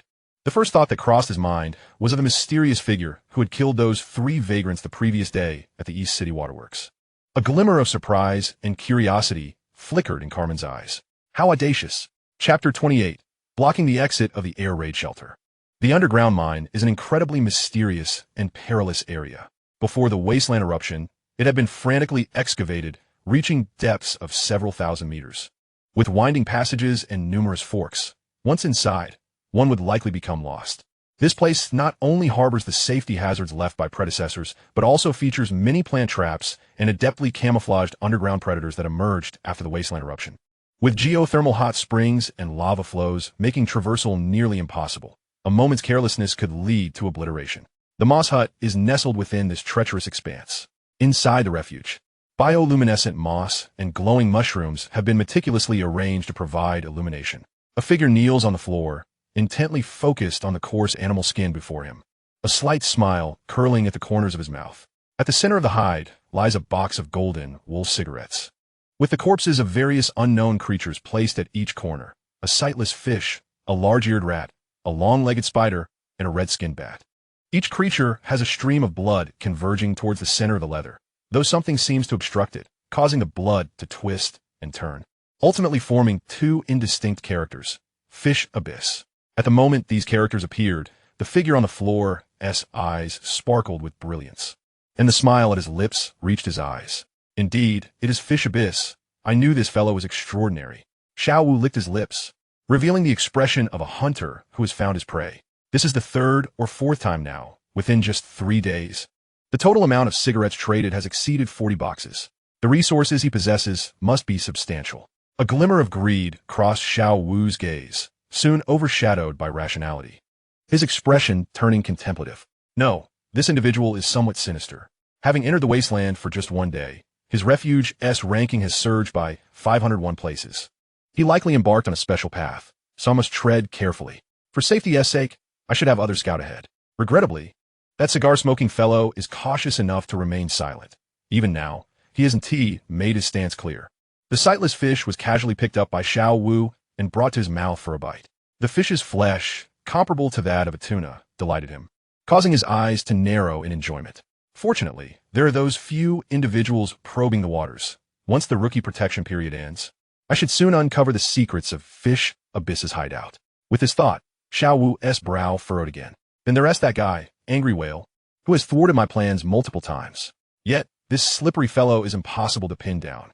I need to devise a plan. At 8:34 p.m., Yuan deliberately took a long detour before finally returning to his hiding place. He dropped his backpack and rushed to the exit of the air raid shelter, commencing the process of sealing it. First, he draped a tarpaulin over the exit, then affixed the pre-cut bed boards into place, effectively closing off the entrance. With this, the exit was primarily sealed. He then returned to his hiding spot to retrieve a bucket, filling it with water to swiftly mix quick-drying cement according to the specified ratio, applying the final touches to seal any gaps at the exit. The quick-drying cement set rapidly, leaving Yuan with only 15 to 20 minutes to complete the task. Fortunately, having practiced this process before, he executed it with methodical precision. Once he smoothed the last layer of cement and meticulously inspected all the seams, he finally exhaled a sigh of relief. There was little more he could do. The rest would be left to fate. The sandbags he had brought back from the Wudong apartment were mostly reserved for weighing down the bedboards at the exit, leaving a few bags to be positioned in front of the security door. The clock ticked past 9, with only 6 hours remaining before the typhoon would arrive. He hoped they could endure the storm. Despite his thorough preparations, an unsettling feeling lingered in Yuan's heart. Having witnessed the perilous nature of the battlefield, he dared not underestimate the impending threat of a typhoon classified as high in danger level. No, he needed to reinforce his hiding place further. Walking into the shelter, he was approached by the Keshan sheep, which bleated incessantly at him. Upon seeing the floor littered with remnants of fresh grass and tiny round pellets, Yuan felt overwhelmed. With his own circumstances in disarray, he now found himself tasked with attending to this creature. Yet, he had no choice, with the exit now blocked. This animal was his only hope for survival. Initially, he had contemplated capturing an injured female prisoner at the coastal hotel to alleviate his urges. However, he encountered not a single woman, but rather a balding man. He cast a resigned glance at the fire pit he had painstakingly constructed. Alas, ultimately, he opened the trading portal and discovered that, perhaps due to his repeated exchanges of cigarettes for grass, someone had set up an offer for grass at 3 kilograms per cigarette. Others had also introduced trades using survival points, ranging from 5 to 20 points for 3 kilograms of grass. They had ingeniously taken the initiative to roll their own. After all, the cost of grass was virtually negligible. One could harvest a large bundle in mere minutes, making any sale profitable. Yuan couldn't help but chuckle at the situation and opted for the least expensive trade, exchanging 100 survival points for 45 kilograms of grass before stopping. This amount would suffice to feed the Keshan sheep for a while. After tidying up the hiding place, Yuan approached the fire pit, igniting the kindling with the stainless steel pot he had collected earlier. He filled it with water from the rainwater collector and placed it over the tripod to heat. He contemplated his next steps. The most pressing matter was to upgrade the facilities in his hiding place before the typhoon's arrival. Every upgrade counted. He activated the virtual display to check the facility's management log for construction requirements. Currently, he had completed 7 facilities. Level 2 stainless steel waterproof security door. Level 1 rest area. Level 1 sanitary washing area. Level 1 single pipe ventilation. Level 1 rainwater collector faucet. Level 1 candle lighting, and Level 1 fire pit. The information about his hiding place had significantly expanded since its inception. Fish Yuan hiding place. Rank 9499. Owner Yuan. Area 60. Safety level 6. Comfort level 4. Energy level 1. Defense level 0. Hygiene level 2. Facilities available for construction, including warehouse and recreation area, were now unlocked. However, these would not provide substantial aid against the impending disaster of the typhoon. While he was indeed intrigued by the prospect of a warehouse and in dire need of a storage space, the timing was not ideal for its construction. With the fire pit and faucet in place, the issues of heating food and water supply were resolved, and with 3 waterproof measures in place, he should be able to withstand the typhoon's impact on the city's drainage system. Yet, a nagging feeling of something being overlooked persisted. Wait, suddenly he froze. The drainage system. Yuan hurried to the bathroom, shining his flashlight on the floor drain. When he saw the dark, vertical pipe, it dawned on him what he had overlooked. Despite all precautions, he had focused solely on preventing external flooding, but neglected the fact that the bathroom contained a drainage outlet. If the torrential rain filled the city's drainage system, the water would surely backflow through this very outlet into his hiding place. Yuan felt a cold sweat soaking his back, a wave of relief washing over him for the timely realization.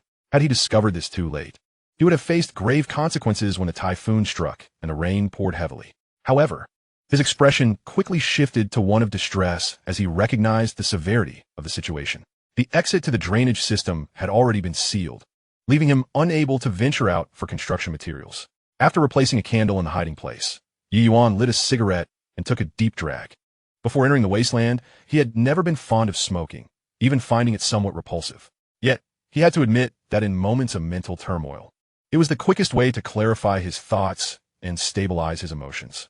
Thankfully, the situation had not reached its worst. Yuan momentarily devised 2 potential solutions. The first was a crude and straightforward approach, to fill the bathroom's drainage pipe with quick-drying cement, effectively sealing it off. However, the repercussions could be severe. He was uncertain what implications this would have on the bathroom facility. Abandoning it entirely seemed unlikely, but the most probable outcome would be the need for reconstruction or the removal of the cement. Regardless, this option was relegated to the last resort. The typhoon was expected to arrive at 3:48 a.m. If he had not resolved the drainage issue by then, he would have no choice but to pursue this route. The second option was to upgrade the bathroom facilities. He recalled that at the East City Water Authority, he had unlocked the optimization path for the bathroom. Once the bathroom reached level 2, it could be optimized, akin to the stainless steel waterproof door. The materials required for the level 2 washing area included 1 ceramic sink, 2 corrugated hoses, 1 latex paint, 2 stainless steel pipes, and 1 faucet. The upgraded level 2 bathroom would transform into an excellent quality shower room. To complete the optimization, he would simply need to add a shower head, a PVC pipe, 2 check valves, 2 anti-overflow floor drains, and waterproof coating after constructing the level 2 washing area. Previously, at the residence of the woman with a tier mole on Canchino Street number 68, he had acquired a fair amount of household materials and had contemplated upgrading the bathroom. So he already possessed latex paint, stainless steel pipes, PVC pipes, waterproof coating, and a faucet. The remaining materials would have to be procured through the trading portal. After searching thoroughly, he was fortunate enough to find 2 corrugated hoses and a shower head, but the ceramic sink, check valves, and anti-overflow floor drains were entirely absent from the listings. He could only post a request for them. Unlike before, he refrained from trading with cigarettes. Having spent 3 days in this wasteland world, he had already released nearly 40 boxes. Although the demand for cigarettes remained high among players, it was no longer as desperate as it had once been. In his previous endeavor to upgrade the Tao Tao Cave, he had listed over 20 boxes, leading to numerous transactions where many individuals resold those cigarettes, splitting them up to realize a profit. Currently, he only had 2 boxes left for personal use. This time, he was listing supplies acquired from the thugs, primarily close combat weapons, for Damascus daggers, 2 6H5 bayonets, a tactical axe, and a pair of military boots that were too small, all of which were put up for sale, in addition to the materials required for upgrading the restroom. He also included construction materials for other facilities in his hideout, such as bicycles for building a level 1 generator, wires, rectifiers, copper wires for upgrading to level 2 lighting, switches, and so forth. These were all items Yuan intended to construct within the next 3 days. To build the level 1 generator, he would also need an AC generator and batteries, along with energy-saving bulbs for the lighting upgrade. Fortunately, Yuan possessed these items, so he merely needed to gather the remaining supplies to commence construction. The listing information Yuan released was quickly noticed by other players, as once the Tao Dao cave upgraded to level 3 or above, despite remaining anonymous, every new listing would be pinned and refreshed at the top. When Yuan previously listed the supplies he scavenged from the thugs, it caused quite a stir. After all, items like grenades, bulletproof vests, shotguns, rifles, and military boots were clearly associated with thugs, making it hard to go unnoticed. Thus, when Yuan's purchasing information was released, those with ulterior motives immediately took notice, assuming it was another attempt to transfer supplies through listings, a common tactic among players. However, it soon became evident that something was amiss. Although the newly listed items were melee weapons, their trading demand was dismally low. In the past, melee weapons sold for survival points ranging from 3,000 to 8,000, depending on their category. For instance, daggers, which were solely for piercing, generally fetched around 3,000 survival points, while multi-purpose weapons like tactical axes, suitable for both combat and chopping, would surpass 6,000 survival points. Yet now, these weapons could be exchanged for mere supplies, prompting keen observers to spring into action. Given the high danger levels in urban and town areas, some resource points located in the wilderness could be discovered by players. Abandoned cars, deserted camping sites, roadside service stations, country villas, farms, and derelict houses were among the few resources available. Although rare, these locations typically pose little threat. Some players, already exploring near these houses, immediately changed direction. Others, who had intended to rest, recalled having materials that met the exchange conditions and promptly set out to find them. There were even those who dashed out from their hideouts to dismantle a broken-down trailer by the roadside. Their singular goal was to secure the weapons first. Even if they had no use for them personally, reselling the weapons could yield a profit ranging from hundreds to over 1,000 survival points, an opportunity no one would refuse. This was precisely Yuan's intent. With time pressing, he needed to acquire materials for upgrading the restrooms swiftly, compelling others to act fervently for profit. With limited quantities available, it was a race against time. The swift would seize the opportunity, while the slow would be left empty-handed.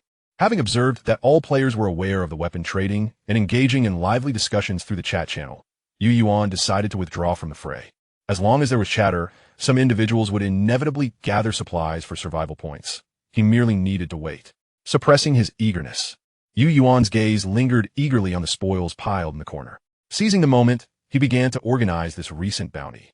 Chapter 30, Level 1 Generator, Pedal Generator, MP5 Submachine Gun, X2, Remington 870 Shotgun, X1, FN FL Assault Rifle, X2, Glock 17 Pistol, X1, Glock 19 Pistol, X2, Tactical Gloves, X5, Tactical Boots, X2, Composite Bulletproof Helmets, X3, M67 Grenades, X7, Stun Grenades, X2, Chest Rig, X6, Level 3 Police Bulletproof Vests, X6, Ammunition, 9mm, 7, 62 by 51 millimeters, and 12 by 70 buckshot, each in dozens to hundreds.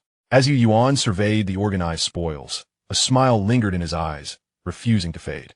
With this arsenal, once the novice period concluded, he would possess the means to confront the encroaching veteran players. This was the very reason Yuan was willing to take such risks. For him, the impending invasion by veteran players in 27 days represented the greatest threat. Relying solely on his folding crossbow and handgun to combat seasoned players was nothing short of folly. However, with these newly acquired weapons, his circumstances had dramatically changed. Yet, his most significant acquisition was not what lay above. His gaze shifted to the entirely black lawkeeper gear at his feet, a smirk gracing his lips. He silently expressed gratitude to the bald man, who had gifted him a set of excellent quality equipment upon his departure. Lawkeeper Tactical Vest, Level 4, Lawkeeper Tactical Gloves, Lawkeeper Tactical Boots, Lawkeeper Goggles. All 4 pieces of equipment were of exceptional quality, providing superior protection and unique effects. The Tactical Gloves enhanced grip and stab resistance, while the Tactical Boots offered foot protection alongside fatigue relief. The goggles boasted features to guard against flashes, glare, and ultraviolet rays, while enhancing color contrast. Yuan speculated that the Lawkeeper set likely included a tactical helmet as well, though he was unsure of its whereabouts, having been lost by the Bald Man. Notably, the Bald Man possessed considerable resources. His close combat weapon was a tactical sword. Yet Yuan found himself favoring the machete instead, as it was more convenient to wield. Of course, the most significant gain was the somewhat oversized revolver he had taken from the Bald Man. SW Model 500 revolver, quality, excellent description. This firearm is specifically designed for hunting large dangerous animals, such as bears and bison, and for extreme shooting enthusiasts. Caliber, 500 SW Magnum, 12, 7 by 41 millimeters. Capacity, 5 rounds. Effective range, 100 to 200 meters. Upon first sight of this revolver, Yuan found it hard to look away. He handled it repeatedly, though its formidable power came with a weight of at least 2 kilograms, posing a challenge for him. The recoil would undoubtedly be exaggerated, and with only 15 rounds of 500 ammunition located, it was clear this weapon would only be utilized in specific situations. At least in Yuan's view, it was impractical for regular use. The remainder consisted of various odds and ends, including trinkets scavenged from the thugs' corpses. The only item that piqued Yuan's interest was a keychain he had found on the Bald Man, adorned with 3 keys. Given the Bald Man's status, it was hard to believe that someone of his standing within the thug faction would lack private reserves. Unfortunately, Yuan was unaware of the locations corresponding to these keys. Otherwise, he might have devised a plan to pilfer one. Once the spoils were organized, a notification chimed from the Tao Tao cave, indicating completed transactions. Lured by the temptation of survival points, the players indeed showcased immense potential. All listed items had gradually been traded. Extracting the supplies from the Tao Tao cave, Yuan smiled. These individuals were indeed tenacious. The ceramic sink was evidently freshly disassembled, bearing clear signs of removal. The wires, check valves, and anti-overflow drain still bore remnants of the rough dismantling, with all materials for upgrading the restroom to level 2 and optimizing it in place. Yuan immediately activated the virtual interface to select both the upgrade and optimization for construction. As the restroom became enveloped in a green glow, the construction was set to take 30 minutes to complete. The most pressing issue regarding the drainage system has been resolved. Yuan has also placed the temporarily in use supplies on the shelves, exchanging them for materials required to construct other facilities. All equipment trades, such as gloves and harnesses, have been completed, yet firearms and armor have been retained by Yuan. He is reluctant to see new players wielding weapons he has sold once their novice phase concludes. Half an hour later, with the materials for level 2 ventilation and level 1 generator gathered, he has also joined the ranks of upgrading constructions. The bathroom, however, underwent a significant transformation as the green light curtain vanished. What was once a modest 1 square meter wash area has expanded into a 2 square meter shower room, now furnished with amenities. The sink and shower head are installed on either side of the bathroom. Notably, the anti-backflow functionality of the drainage system, which Yuan was most concerned about, did not disappoint. Both floor drains in the bathroom now feature a floating ball barrier design, and a check valve has been fixed at the connection point between the sink and the drainage system. Bathroom, level 2 shower room. Quality, excellent. Functionality, hygiene level 2. Comfort level 2. Reduces illness probability by 15. Decreases wound infection risk by 10. Lowers the risk of mental instability by 15. Equipped with moisture prevention, sewage backflow prevention, odor control, and pest deterrent effects, providing 24 L of domestic water daily. At this moment, Yuan could finally breathe a sigh of relief. Although uncertain whether the level 2 bathroom, his anti-backflow measures could withstand torrential rains, he could only place his trust in his hideout for now. Seizing the opportunity before the typhoon's arrival, Yuan promptly undressed and stepped into the shower room, washing away the grime accumulated since entering the wasteland. The shower water was icy and invigorating, but he was taken aback by the amount of black water that pooled at his feet. Despite his desire for a thorough cleanse, the 24 L water limit forced him to restrain himself. He merely applied a bit of shampoo and body wash, hastily lathering before emerging. Even so, he felt rejuvenated, his entire being refreshed. In this moment, he grasped the meaning of earning rewards through effort.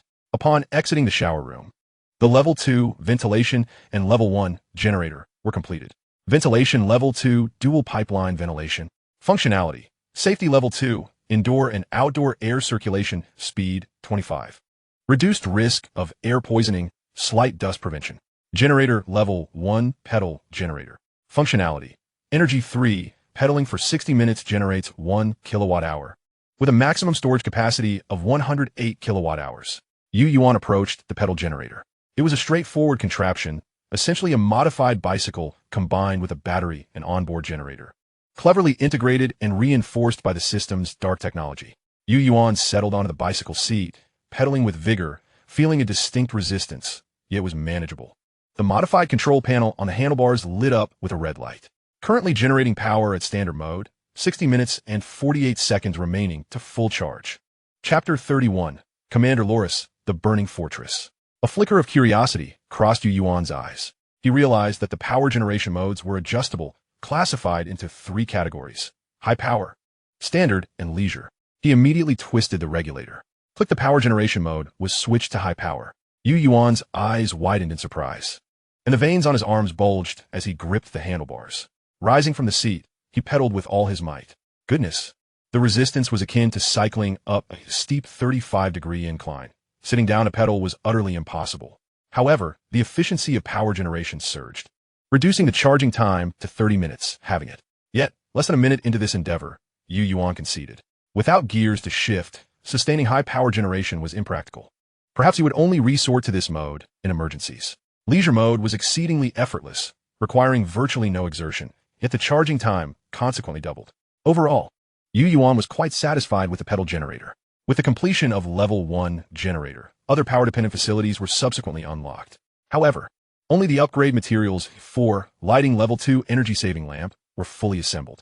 He promptly chose to upgrade, as the wires, switches, and energy-saving lamps vanished. The ceiling of his hideout was enveloped by a green light curtain. While generating power, he also checked the trading information for the Tao Tao Cave. All melee weapons previously listed had been exchanged, and only a single pair of tactical gloves remained, while 2 pairs of military boots were still available. The size discrepancy likely accounted for their lingering presence, but Yuan was unconcerned. With 10,000 players, the limited boot sizes would inevitably find buyers. In East City District 1, the East City Police Station. Quick, remove the obstacles. The enforcement team is returning. A burly thug commanded his subordinates, instructing them to clear the path for the approaching armored vehicles. Screech, a dozen or so armored vehicles that had just returned from Riverside Street halted in front of the police station. 3 enforcers disembarked first, gazing at the figure standing before the police station's entrance, behind which was a body bag carried by 2 individuals.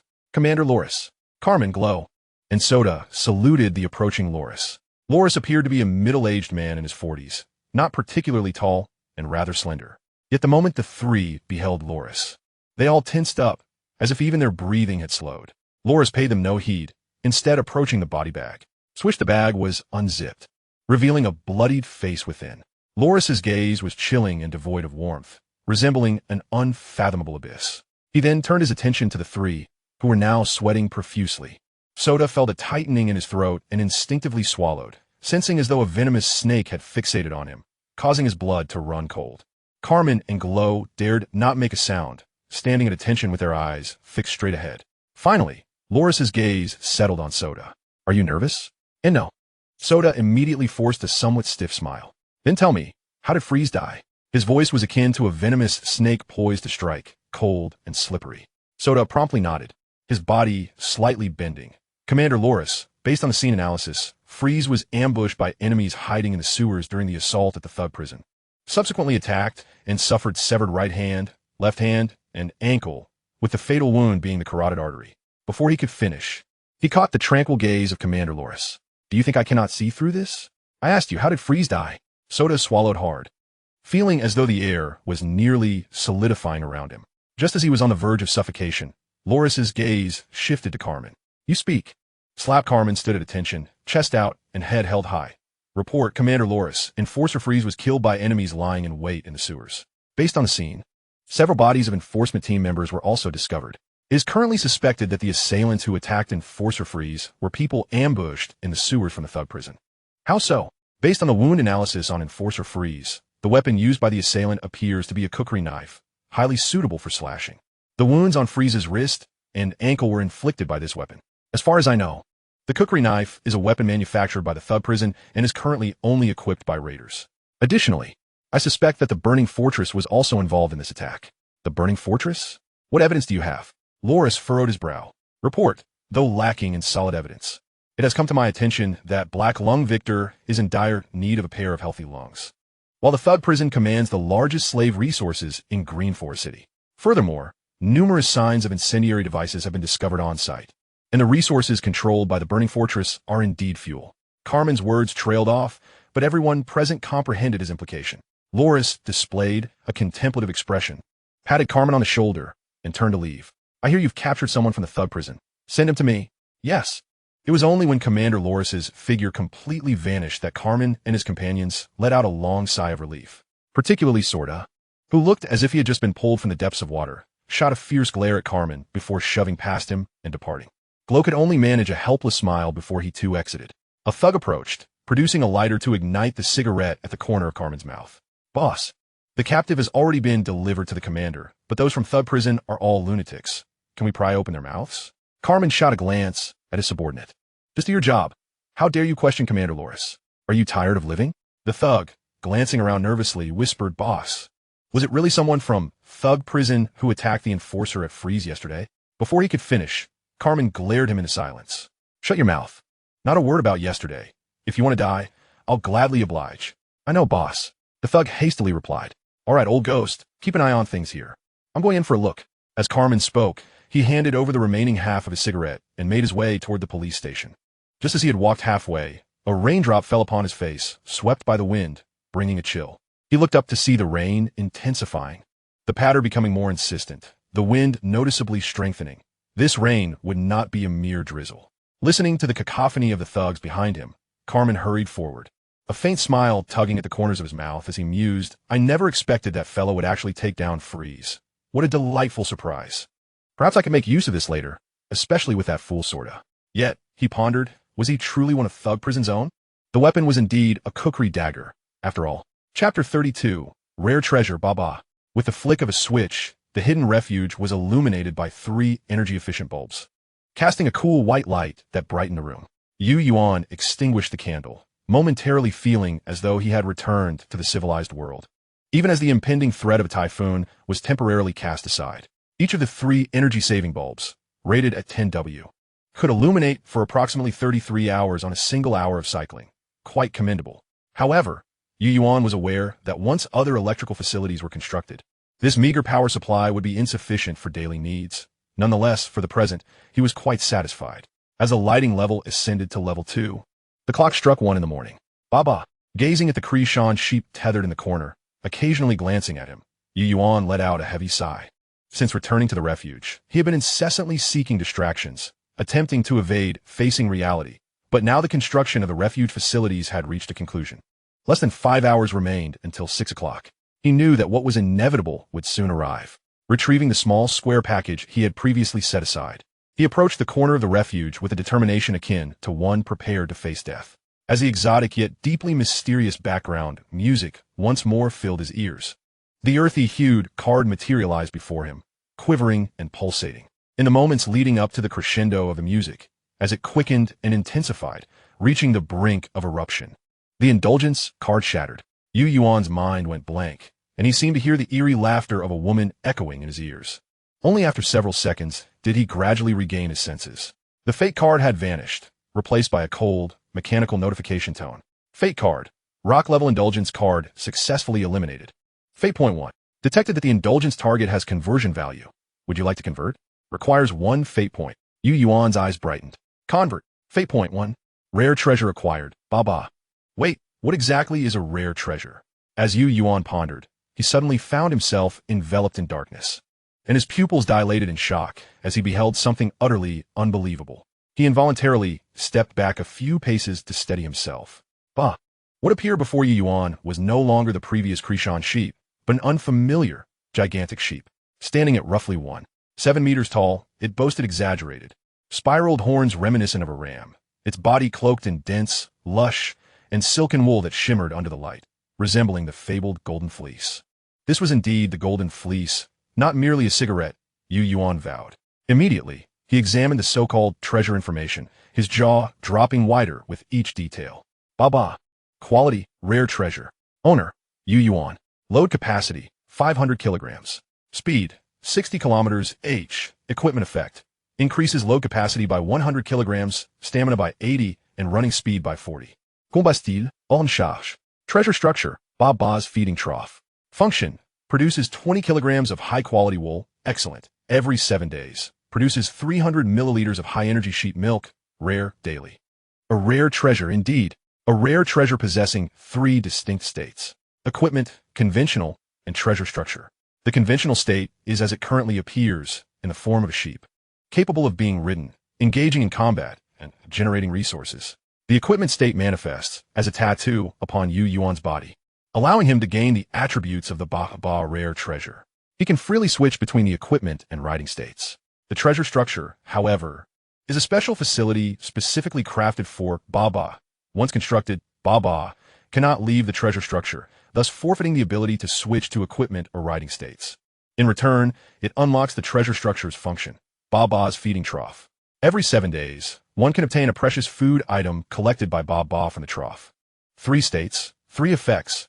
This was beyond Yuan's wildest imagination.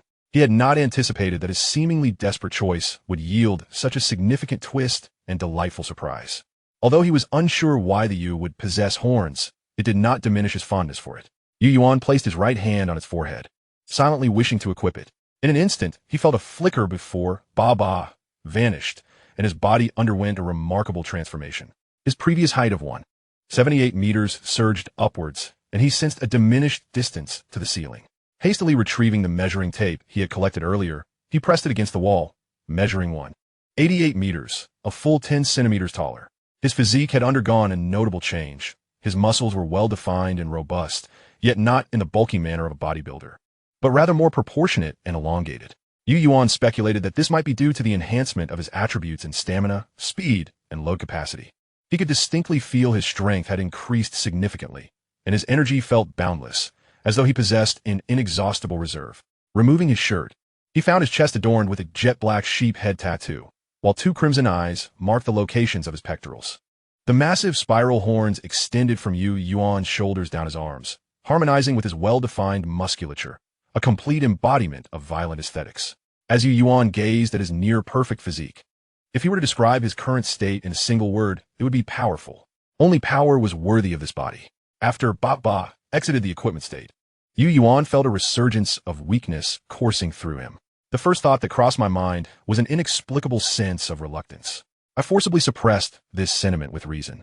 The sensation of donning the muumuu was undeniably potent, yet Yuan was acutely aware that the extraordinary items merely conjured an illusion of inflated attributes. If he were to normalize his reliance on such equipment, the day would inevitably arrive when he would have to depend solely on his own abilities in battle, marking the onset of his demise.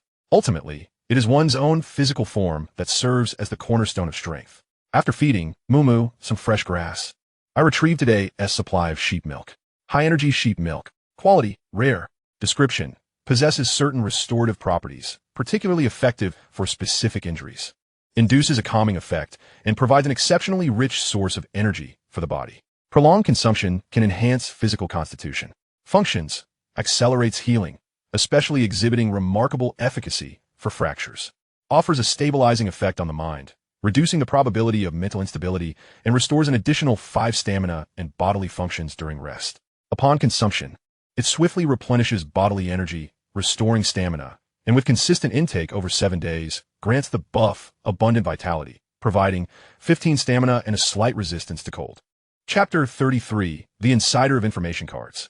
A colossal spiral of dark clouds descended upon Green Forest City from the Shattered Wave Strait, slowly enveloping it like a millstone. Pressing down from the heavens, accompanied by the howling winds of the sea and torrential rains reminiscent of a floodgate unleashed. Abandoned billboards swayed violently in the gusts, snapping under the strain, while great trees splintered and automobiles were overturned. It seemed as though the ocean would soon engulf this place. Indeed, the southern coastline of Green Forest City had already been swallowed by tsunami waves towering 7 to 8 meters high, and with the landfall of Typhoon Qiuxing, an even more intense storm surge was surging towards the city. Within the urban sewer system of Green Forest City, as the storm and torrential rains approached, a deluge of rainwater surged into the sewers, causing the water levels to rise rapidly. In a dark corner of the sewer in the East City District, a slender figure swiftly emerged from a pipe approximately 1 meter in diameter, shaking off the moisture from its sleek black fur. Its fist-sized eyes glowed with an eerie green luminescence in the darkness. After a few sniffs, it dashed in a specific direction. Not long after, it arrived at a narrow passageway, where two faint voices and the dim light of a flashlight could be heard. "Uncle, we must leave this place. The rain is intensifying. Staying here will only lead to drowning. In this situation, neither the rioters nor the refugees will emerge. We must escape to the higher floors. Oh dear, all our supplies are gone. Uncle, we can find more supplies later. If we don't leave now, we truly one team make it in time. But wait, what is that? No." The shadow lunged at the man, sinking its teeth into his neck, blood gushing forth. "No, a rat. A huge rat. Help! Help!" the boy cried. But the blood had already incited the shadow's ferocity. Its green eyes swiftly morphed into a crimson hue, and it turned to pounce towards the boy's position. Squeak, squeak, squeak. Ding, ding, ding. Yuan was jolted awake by the alarm of his locator watch, his eyes fluttering open to reveal it was already 6:30 in the morning. A few hours prior, after eliminating the death threat posed by the Indulgence Card and reveling in the joy of acquiring the extraordinary item, Mumu, the overwhelming drowsiness became insurmountable. After setting an alarm to ring every 2 hours, he succumbed to a deep slumber. He understood that ensuring sufficient energy and stamina was vital to face the unforeseen challenges that might arise at any moment. Thus, appropriate rest was far more important than staying awake on guard. This was his second awakening. He had previously stirred at 4:30. During which he meticulously inspected every corner of the bomb shelter, leaving him somewhat reassured, although he could clearly hear the tumultuous sound of rushing water in the sewer. The dreaded seepage had, thankfully, not occurred. Once again, he picked up the flashlight and ventured into the bomb shelter to assess the situation. However, as soon as he opened the waterproof door, his brow furrowed immediately. The air was permeated with an unusual scent and humidity. His previously drowsy mind became instantly alert. He dashed a few steps to the sandbag barricade, pressing his left hand against it, and leapt over the wall, sprinting towards the 2 exit points. The first to which he raced was the earliest sealed exit. It was dry, and no signs of water seepage were evident at the seams. After confirming its safety, Yuan immediately dashed toward the other frequently utilized exit. However, as soon as he stepped into the passage, he heard a splashing sound beneath his feet, causing his heart to skip a beat. He looked down to find a thin layer of water already spreading slowly outward. He hastily made his way to the exit, only to see water gushing from a corner of the sandbag barricade. Without hesitation, he moved aside the 2 sandbags, revealing a breach before him. This gap, the size of a brick, was located at the corner of the exit wall. Shining the flashlight upon it, he could see the rainwater cascading through, completely inundating the sewer. The rainwater relentlessly battered this breach, having washed away a stone brick from the outer perimeter of the bomb shelter, which in turn led to the erosion of the inner bricks, thus exposing the gap. Although quick-drying cement could seal the inner seams, it was incapable of reaching the outer bricks of the exit. Yuan's expression turned grim. He recognized that this oversight was entirely his fault. It must have been his repeated comings and goings over the past few days that had loosened the outer bricks. Yet, he had been preoccupied with inspecting the conditions within the bomb shelter and had not considered the potential issues with the outer bricks. This negligence had led to the current predicament. Regret was futile at this juncture. He had to find a way to prevent further damage. Immediately, he carried the 10 or so sandbags from his hiding place to the exit, ripping open the outdoor tent he had collected to use as a waterproof cover. Blocking the breach, with the water flowing rapidly, he could not undertake repairs and could only use this method to stem a tide. Fortunately, the makeshift blockade proved effective. The rainwater in the sewer, upon striking the sandbags, ceased to flow into the bomb shelter, temporarily averting the crisis. Thankfully, he had discovered the issue in time, managing to contain it at the nascent stage, now hoping that the gap would not expand further. Returning to his hiding place, Yuan examined the remaining half-bag of quick-drying cement, which symbolized his hope for the future, as long as the torrential rains abated for even a brief moment. Granting him the time to repair the breach, there would still be a chance. In this moment of urgency, he could do nothing but wait.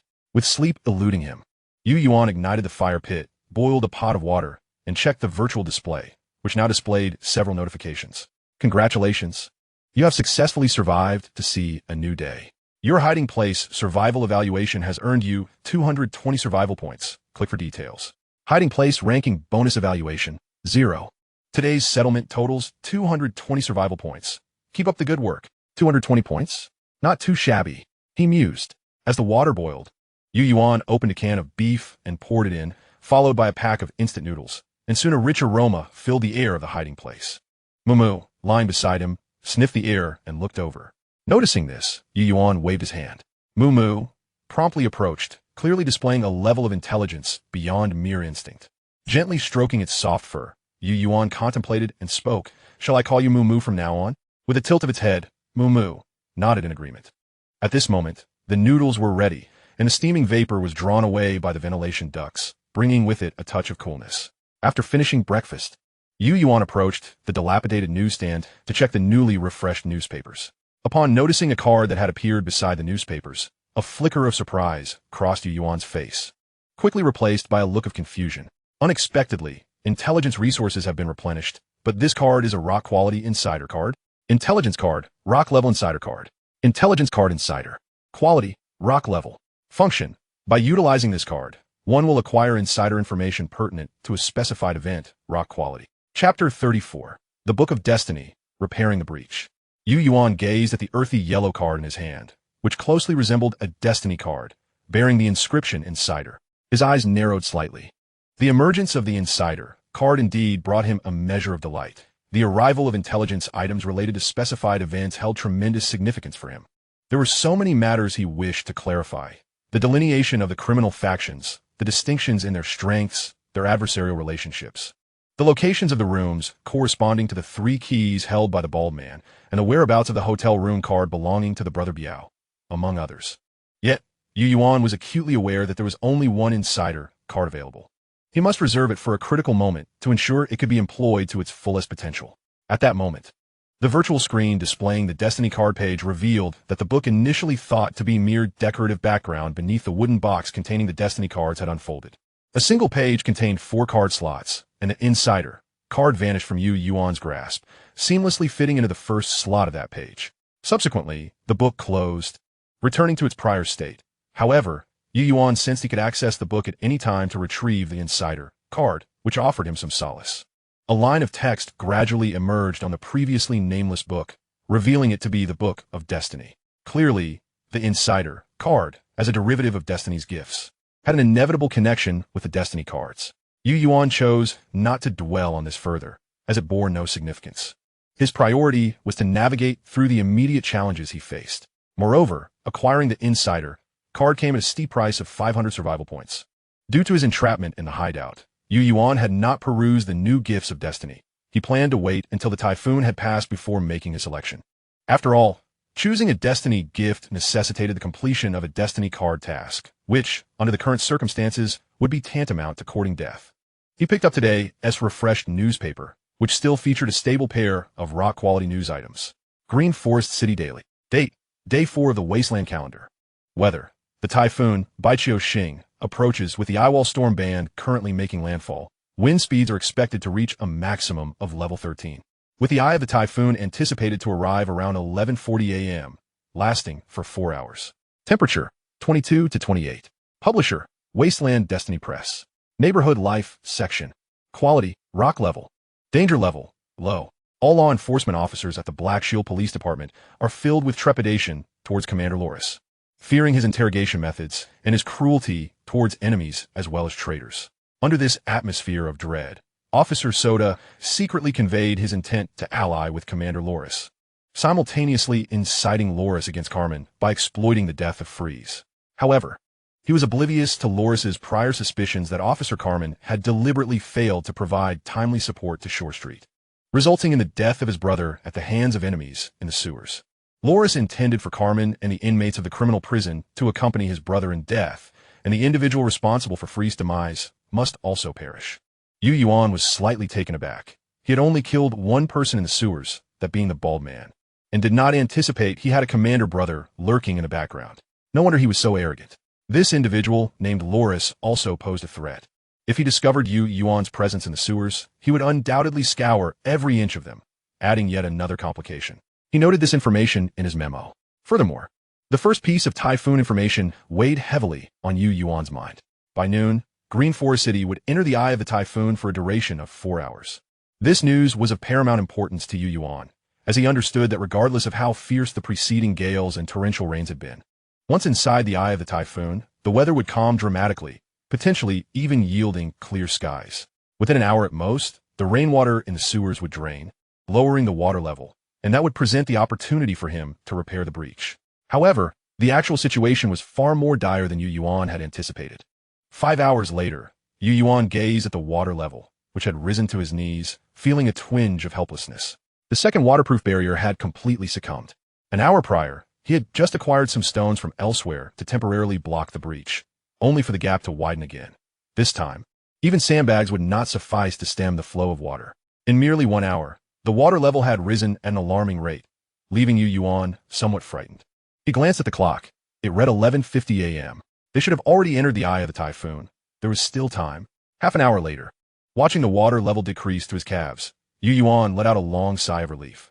Finally, it was down, but he knew that now was when the real work began. Approaching the exit, he bent down to remove the barricaded sandbags from the breach, and as the gap widened, rainwater from the air raid shelter poured in rapidly through the opening.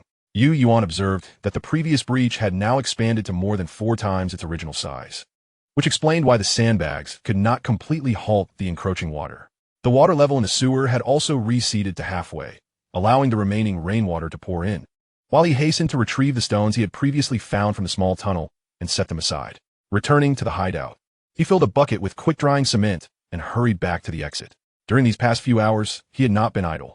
He had taken the tactical sword from the bald man and stowed it in the small tunnel, in exchange for 2 bags of quick-drying cement and some construction materials. Once the rainwater in the air raid shelter was completely drained, there would be less than 3 hours remaining for the eye of the typhoon to linger over Green Forest City. Yuan dared not procrastinate. He quickly mixed the cement according to the specified proportions. This time, Yuan acted wisely. He did not directly seal the exit. Instead, he lay down, extending his arm through the gap, and applied a layer of cement to the outer wall of the air raid shelter, which was the top of the sewer, before finally placing the stones to block the breach. Once that layer of quick-drying cement hardened, it would serve as a protective layer. Although it would not withstand the rain for long, Yuan would be satisfied if it held for even an hour or two. Within 30 minutes, the breach was completely sealed, and Yuan breathed a temporary sigh of relief. This should resolve the issue. Resource management log for Yuan's hideout. Date: Day 6 of the Wasteland calendar. Location: District 13, East City, Green Forest. Food: 8 cans of beef, 3 cans of fruit, 6 packs of military rations, 3 bottles of mineral water, 500 milliliters, 28 bars of chocolate, 8 packs of Camel cigarettes, 9 packs of Marlboro cigarettes. Medical supplies: 1 vehicle-mounted first aid kit, 1 medical backpack. Resources: 1 car engine, 1 spark plug, 1 vehicle-mounted air conditioning compressor. Weapons: 1 dogleg knife, 2 Glock 17 pistols, 919mm Luger FMJ, 48 rounds, 1 SW Model 500 revolver. Tools: 1 multifunctional tool pliers, 1 multifunctional toolbox. Container: un outdoor Oxford Cloth backpack, 60 litres, un backpack, un canvas crossbody bag, damaged. Chapter 35. The 6th Day, Crisis and Gifts. On the 6th day of the Wasteland, with a loud bang and the clattering of quick-drying cement being shattered by Yuan, he once again exposed the sewer exit, discarding the massive stone he had been holding onto the ground. A miscalculation. Initially, he had only focused on how to seal the exit tightly, never considering the need for a hammer. This realization struck him just as he was about to break the seal. The only melee weapon he had left in hand was the dogleg knife. Everything else was either a firearm or a folding crossbow or bow and arrow. There exists no tool capable of dismantling quick-drying cement. He possessed only an adjustable wrench and a pipe wrench, both of which proved far too diminutive for the task at hand. After a few futile attempts, his hands were left numb, while the cement remained only superficially damaged. Ultimately, he resorted to replacing 2 large stones, which finally resolved the matter.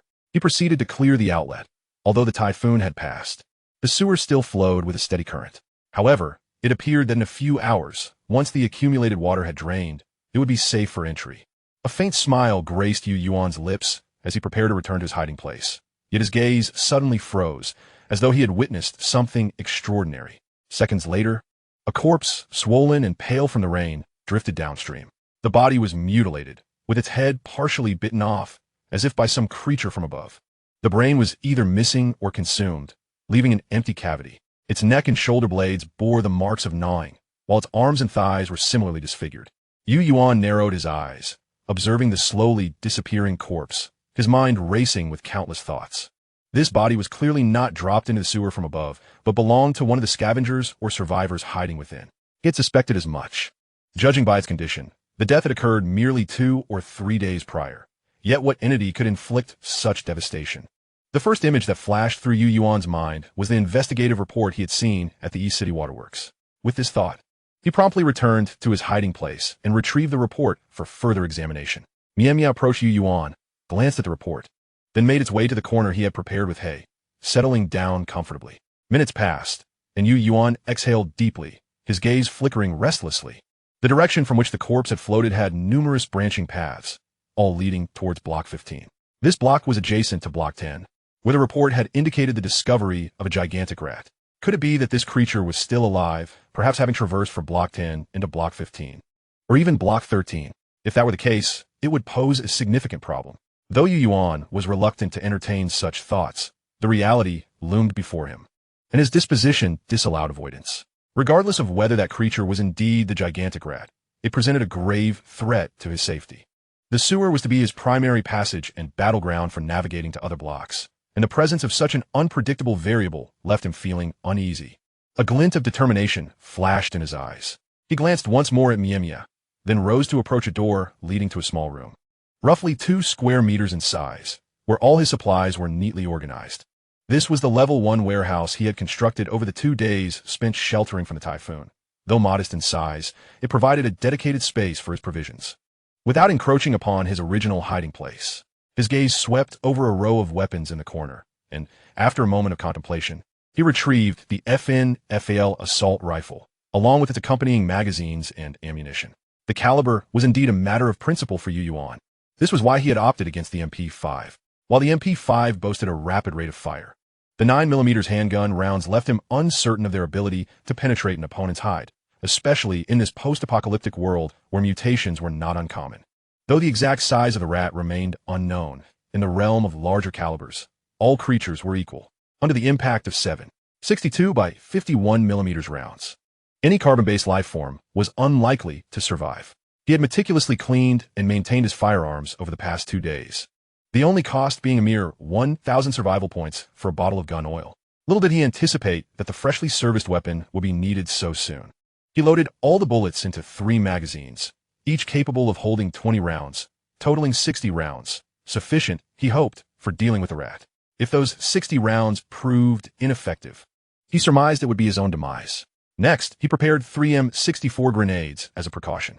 He also retrieved the M500 revolver. Its 500 caliber ammunition would serve as his last line of defense. After what felt like an eternity, the sewer finally revealed its bottom. A layer of mud and grime covering the surface, accompanied by a foul stench. Although the ground remained damp, his descent did not hinder his movements. He readied himself to venture out, intending to assess the aftermath of the typhoon and forage for supplies to enhance his hiding place. The storm had delayed his construction for 2 days, and with the novice protection period set to conclude in just 24 days, he needed to make up for lost time. Upon returning to his hiding spot, Yuan activated the virtual panel for the fate card. Given that he was now able to depart, it was also time to select his destiny's gift. His gaze glimmered with anticipation as he perused the fate card page. Over the past 2 days, he had pondered what items might appear as gifts, and now the mystery was about to be unveiled. As the thought of drawing a fate card crossed his mind, familiar words materialized before him. Proverb: the price for all gifts of fate has long been marked in the shadows. These words quickly transformed into 3 options. Choose one of the 3 gifts from fate as your reward. Yuan inhaled deeply. The moment had arrived. 1. A fashionable floor-standing coat rack. Function: randomly produces a garment matching your size each day, with a chance for high-quality clothing. 2. A resource recovery trash bin. Function: transforms the trash within into random resources each day, with a chance for double or special resources. 3. A cornucopia of fresh produce. Function: randomly provides a new fruit or vegetable each day, with a chance for high-quality food. Yuan stared at the 3 options, suddenly afflicted by a dilemma of choice. Each option held equal appeal. His current clothing was practically worn out. Although he had collected some attire, it had either been the wrong size or style. He certainly could not don a fashionable trench coat while crawling through the sewers. The season was also unsuitable. As for resources, they were his most pressing need at the moment, and the lack of them drove him nearly to madness. Vegetables were essential. Having entered this wasteland for 6 days, he had ample food, from beef canned goods to military rations and biscuits, not to mention a daily serving of high-energy goat milk. Yet, he was severely lacking in vegetables. It had been days since his last trip to the restroom, and he was now constipated. A mask of pain appeared on his face as he anxiously tugged at his hair, wishing he could have them all. Taking a deep breath, Yuan stifled his agitation and forced himself to regain composure. His gaze flitted among the three options, dismissing personal preferences and desires, instead weighing them from the perspective of survival and advancement. Ultimately, his focus settled on the resource recovery trash bin, though he was reluctant to admit it. This choice indeed represented the optimal solution. His clothing was worn but still serviceable. He could always wash it, and after all, no one was watching or cared. In the absence of vegetables, he could simply drink more water to ease his constipation or purchase wild fruits or vegetables from other players with survival points. Wild grasses could also remedy the situation. The only truly elusive commodity was resources, which proved elusive indeed. What weighed most heavily on Yuan's mind were the words resource recovery. With a clear objective in mind, Yuan no longer hesitated. He selected the resource recovery trash bin. The resource recovery trash bin has been placed in your hiding spot. Please inspect it at your convenience. A remarkably ordinary white trash bin appeared at Yuan's feet, adorned with recycling symbols on both its front and back. As the fateful selection bestowed upon him was completed, the wooden box containing the fate cards began to sway. 3 seconds later, a long, earth-tone card embellished with enigmatic patterns materialized before Yuan. This fate card is a luxurious card, a rock-level luxurious card. Luxurious card, quality rock level. Requires the player to engage in a non-survival related indulgence within 2 days, consuming 50,000 survival points. Failure to do so results in the player's demise. Friendly reminder, remember indulgence, not consumption. Alternatively, you may expend 150,000 survival points to expand your hideout's area. Indulgence. Reading the gentle reminder below, Yuan felt a weight settle in his heart. Although he was quite willing to expand his hideout, the prospect of 150,000 survival points was utterly unattainable. Even selling all his resources would not suffice to meet this demand. Given this, he could only devise a way to expend that 50,000 survival points on matters unrelated to survival. While 150,000 was excessive, he could still contemplate ways to manage the 50,000, and a rough outline began to form in his mind. Yet, a pang of anguish gripped his heart. After all, 50,000 survival points. He was uncertain if, excluding his firearms, he possessed even that much in resources, and a looming 2-day deadline felt perilous. Once again, approaching the newsstand, he perused the newspapers from the past few days. Over the last 2 days, 4 pieces of rock-level intelligence had surfaced. Aside from one report regarding the typhoon's departure and the ensuing weather restoration, the remaining 3 were neighborhood news. Neighborhood News Section. Quality rock. Danger level, medium. The Thug Prison, after deliberation, has decided to conduct a resource transaction with a burning fortress at Blackstone Canyon in the northern wilderness at 1 p.m. the day after tomorrow. In response to the retaliation from the Black Shield Police Department, they are dispatching 2 raider squads to transport 20 slaves in exchange for a truckload of fuel and some survival supplies and explosives. Neighborhood News Section. Quality rock. Danger level, low. Due to the torrential rains from the typhoon, Green Forest City has experienced widespread flooding, particularly in numerous subway tunnels in the Eastern District, which have been submerged by the sudden deluge. Among those severely impacted are the Refugee Organization, the Liberators in Block 5, and the Rogue Faction, the Ghost Head Gang. In Block 9, only the Wild Raiders, the Bloodhand Gang, who have taken refuge in Block 10 under the leadership of their chief, Mahada, managed to seize the Green Forest Light supermarket in a timely manner. They reported only 3 missing and 4 injured, and they have no plans to leave until their wounds heal. Neighborhood News Section. Quality rock. Danger level, medium.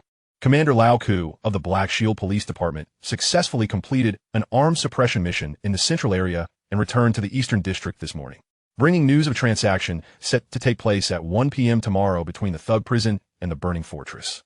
He has ordered Law Enforcer Cayman to take charge, with Enforcer Soda assisting to ambush the returning Raider Squad in the Carlisle Underground Tunnel in Block 9 tomorrow afternoon and seize all transaction supplies.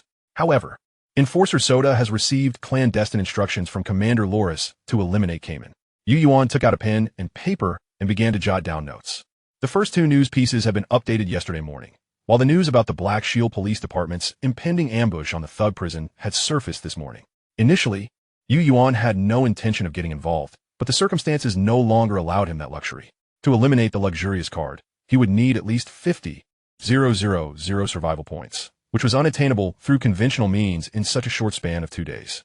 His only hope lay in the resources from the transaction at the thug prison. Opening the virtual map, he located the Carlisle underground tunnel in Block 9, positioned to the northeast of Block 13, on the very outskirts of Green Forest City. The fastest route from the eastern suburbs to the northern suburbs would necessitate traversing Block 9, and the Carlisle underground tunnel was a segment of that path. As he plotted the sewer route from his hideout to Block 9's Carlisle underground tunnel on the virtual map, Yuan frowned slightly. The distance was indeed considerable. If he were to walk there himself, a one-way journey would likely take nearly 2 hours, and he would need to cross through Block 11, potentially encountering that elusive giant rat. The thought of this made him feel overwhelmed. After making special annotations in his hideout's memo regarding the actions he needed to take tomorrow, Yuan finally turned his attention back to the trash bin at his feet. It appeared to be a perfectly ordinary 14L capacity trash bin, complete with a flip lid. Over the past few days, he had accumulated quite a bit of refuse, which he had piled outside his hideout in the passageway, initially intending to dispose of it today. Now it served a purpose. There was a substantial amount of trash, and even filling the bin would only consume half of it. Nevertheless, Yuan felt quite satisfied now. He awaited the surprises this trash bin might bring him tomorrow. Subsequently, he entered his hideout and donned the Enforcer tactical suit. Enforcer tactical vest, Enforcer tactical gloves, Enforcer tactical boots, Enforcer goggles. He equipped the entire ensemble. He stowed the spare magazines for his FN/FEL assault rifle and grenades in the vest. Arming himself with a dogleg knife, a Glock 17, and an M500 revolver, Yuan acutely felt the weight of the equipment pressing down on him, an encumbrance. He glanced at Mia, silently reciting, "Equip." The next moment, Mia, which had been lying on the ground, vanished, replaced by a tremendous power coursing through Yuan's body. The once cumbersome gear felt astonishingly light in his grasp. A smile of excitement spread across his face as he picked up the FN/FEL assault rifle and stepped outside his hideout. It was time for him to seek opportunities to eliminate the luxurious card. Chapter 37. The Artisan Marcel. Entering the sewer, Yuan disengaged from Mia's equipment and then mounted it, sprinting through the damp tunnels. Mia's back was broader and more stable than Yuan had anticipated, making the ride remarkably smooth. Canchino Street. This was not Yuan's first visit, but this time, he was not headed to the home of the woman with the tear mole. His destination was number 7 Canchino Street. Due to the weight of his tactical vest and equipment, Yuan found it somewhat challenging to emerge from the sewer, but it was manageable. Canchino Street, having endured the typhoon's wrath, lay in disarray, with fallen trees, destroyed houses, and debris scattered everywhere. However, this chaos inadvertently cleared out hidden threats. Since it was still daytime, Yuan had no intention of lingering in the middle of the road. Instead, he quickly slipped into an abandoned house and ascended to the second floor. Directly across from him was the residence at number 7 Canchino Street. Unlike other clearly abandoned homes, this one, although seemingly unremarkable and somewhat dilapidated, bore a closer inspection that revealed its structural integrity remained intact. The apparent disrepair was merely superficial, affecting only the edges of the walls and eaves. These imperfections posed no threat to the house's stability. Instead, they served to enhance its camouflage. Yuan gazed at the opposite residence, recalling the intelligence he had gathered. The newspaper had reported on the third day, mentioning that Marcel would leave the house today to search for supplies. With the typhoon having just passed, the optimal time for him to venture out would likely be in the evening. Organizing his thoughts, Yuan mentally rehearsed the possible events that might unfold. He settled in to wait patiently. He would not make a move until he encountered Marcel. The sky remained shrouded in a gloomy haze after the typhoon had passed, and though it was merely 7 in the evening, darkness had already begun to envelop the heavens. Observing intently from across the street, Yuan suddenly pressed his head against the corner of the window. He caught sight of the door to residence number 7 on Canchino Street being opened, revealing a shadowy figure peering out before it slipped away into the night, moving stealthily into the distance. Simultaneously, as the figure departed from its dwelling, Yuan too exited the derelict building he was in. Just as the individual cleared the confines of the home's walls, he softly called out, "Is that you, Marcy? I'm a friend of Fides." In that very instant, the shadow reacted with startling quickness, rolling to the side and disappearing behind a nearby utility pole. A dark barrel emerged from behind the pole, aimed directly at Yuan's position. Anticipating such a reaction, Yuan had already concealed himself behind a wall, not revealing even a sliver of his presence, and called out again, "Marcy, don't shoot. I'm a friend of Fides." However, before he could finish his plea, a gunshot rang out, the bullet striking the wall nearby. Yet the sound was not jarring. It was evident the weapon had been equipped with a suppressor. A crisp, cold voice then inquired, "Who exactly are you?" Feed has no friends. How do you know of me and my connection to him? To Yuan's surprise, Marcy turned out to be a woman. He recalled the conversation among the trio, known as the Biao brothers, at the entrance of the Wutong apartment, where besides the woman named Mona with the tear mole, another woman had indeed been mentioned. Could it be her? Another dull shot interrupted Yuan's thoughts, causing him to frown slightly. This woman had quite the volatile temperament. Yet, given her significance to his survival, he felt compelled to clarify, "Please do not fire. You will attract enemies. Feed is dead, and so is his child. Only his wife survived, and I saved her." "What?" Marcy exclaimed, her voice laced with urgency. "Explain what is going on." Yuan then succinctly recounted the events at residence number 68 on Canchino Street, emphasizing key details. Upon hearing that he had killed the homeless and rescued the woman with the tear mole, although Marcy remained cautious, her demeanor had visibly softened. Yuan also noticed the combat interface displaying a faint glow from the persuade skill. "How do you know of me?" she pressed. "I came across a notebook in the room. That is how I learned of your connection with Feed and that you are a craftsman responsible for delivering supplies." At this moment, Yuan felt a surge of anxiety. He was fabricating a story. If pressed further, he would struggle to explain how he had obtained such information. He could only hope the persuade skill would prove effective. Yet Marcy did not question further, but instead posed the next inquiry. "What do you want from me?" The corner of Yuan's eye twitched. Did she believe him? He had no time to ponder, and promptly replied, "I see great potential in you. I wish to invest in you." "What?" Marcy's incredulity was palpable, her voice rising slightly. Yet she quickly regained composure, lowering her tone as she asked urgently, "What did you just say? Invest in me? Invest in what?" She seemed oblivious to the fact that her weapon had unconsciously lowered, her initial wariness transforming into a mixture of astonishment and delight. "I am intrigued by your craftsmanship. I can provide you with a supply of resources, food, materials, living necessities, in exchange for sharing your findings once your research is complete." "Is that all?" "Yes, it is that simple." Yuan sensed her astonishment and joy, clearly. His proposal struck a chord with Marcy. Yet, an unsettling feeling lingered within him. What was amiss? It soon struck him. This was too easy. Marcy did not appear to be the typical survivor of the Wasteland.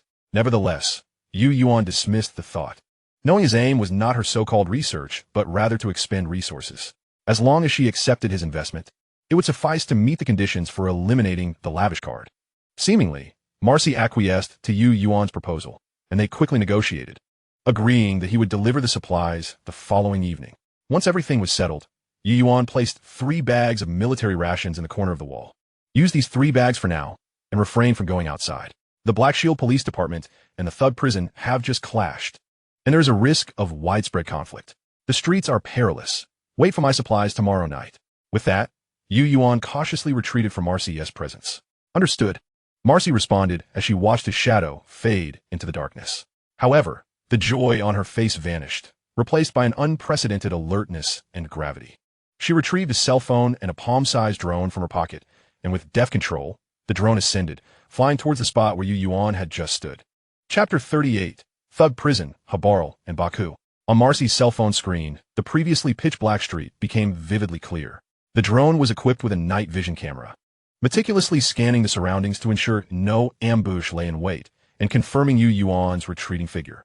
Only then did Marcy retract the drone, hastily returning to residence number 7 on Canchino Street. Without a visible motion, the door swung open, and Marcy slipped inside. "Who was that?" A frail voice echoed within the room. Marcy quickly approached a screen mounted on the wall of the living room, performing a few simple operations before softly saying, "I believe I've seen the person who saved you." "You mean that man?" A wheelchair rolled into view before Marcy, the voice trembling slightly. If Yuan were present, he would recognize the occupant of the wheelchair as the long-missing woman with the tear mole, Mona. Although her body appeared weak, her wounds had been meticulously treated and bandaged. The most notable difference was a glint of madness and coldness in her eyes. Marcy's expression turned anxious. "Sister Na, he somehow learned of my information and deceived me into believing he acquired it from Feed's notebook. I didn't expose him. He wishes to invest in my research and will deliver supplies tomorrow. Can he truly be trusted?" Mona's gaze softened as she looked at Marcy. "Marcy, do not let my circumstances sway your judgment. I can no longer turn back. Once I recover from my injuries in a day or 2, I will leave this place. You will be you, and I will be me. Whether to trust him is your decision." "Sister Na, you plan to leave?" Marcy exclaimed, alarmed. It is far too dangerous outside. You have just sustained such grievous wounds. Her words faltered as she noticed the sudden chill in Mona's gaze. Immediately silenced. She heard Mona state coldly, "That man speaks the truth. Beasts must have someone to send them to hell." With that, the wheelchair retreated into the shadows once more. Soren High Security Prison, located in the eastern suburbs of Green Forest City, was originally a well-guarded facility, equipped with comprehensive functions and logistical support, even surrounded by armed units responsible for suppressing violence. Yet at this moment, the prison had transformed into a genuine den of thugs. Its outer defenses and ammunition stores overtaken by the criminals, who were now armed to the teeth. The prison walls fortified with barbed wire and shards of glass, alongside snipers and machine gunners stationed in watchtowers, imbued the atmosphere with a sense of foreboding. However, within the prison's communal area, the lights blazed brightly. The raiders had encircled the playground, roaring with excitement and cheers. The space had been converted into a gladiatorial arena. In the arena, 5 slaves, weapons in hand, rushed fearfully yet frantically toward a massive figure at the center. With a resounding thud, the imposing figure revealed a menacing grin, effortlessly dodging the dagger thrust by one assailant. His palm, akin to a fan, grasped the top of the slave's head, lifting him as one might a fledgling chick. The slave emitted a pained wail, igniting a wave of exhilaration among the surrounding marauders. Some even clambered atop the apocalyptic chariot, fervently shouting, "Hammer! Hammer Habel! Invincible! Hammer Habel is unbeatable!" Ah! At their words, Habel's bloodthirsty smile widened. Still clutching the slave's head, he flung the unfortunate soul towards the other 4 captives. Thud, thud, thud. Thud! Each of the 4 was sent sprawling to the ground. Immediately, Habel's gaze shifted back to the slave in his grip, his right fist soaring towards the slave's skull. Crack! Amidst the cheers of the crowd, Habel discarded the lifeless body as if it were refuse. Remarkably, the other 4 slaves had already succumbed to unconsciousness. Habel accepted a towel from his subordinate, wiping his hands briefly before tossing it aside. Another offered him a perfectly cut cigar. Settling into an enormous recliner, he declared, "Those 4 will be delivered to Victor tomorrow." After taking a deep puff of the cigar, the invigorating spice surged through his mouth, flooding his mind with pleasure. As he closed his eyes to savor the moment, behind him, the man who had silently appreciated the gladiatorial contest nodded slightly at his words. "It has already been arranged." Warden. No sooner had he spoken than the 4 unconscious slaves were dragged away, and others began to clear the arena for the next bout.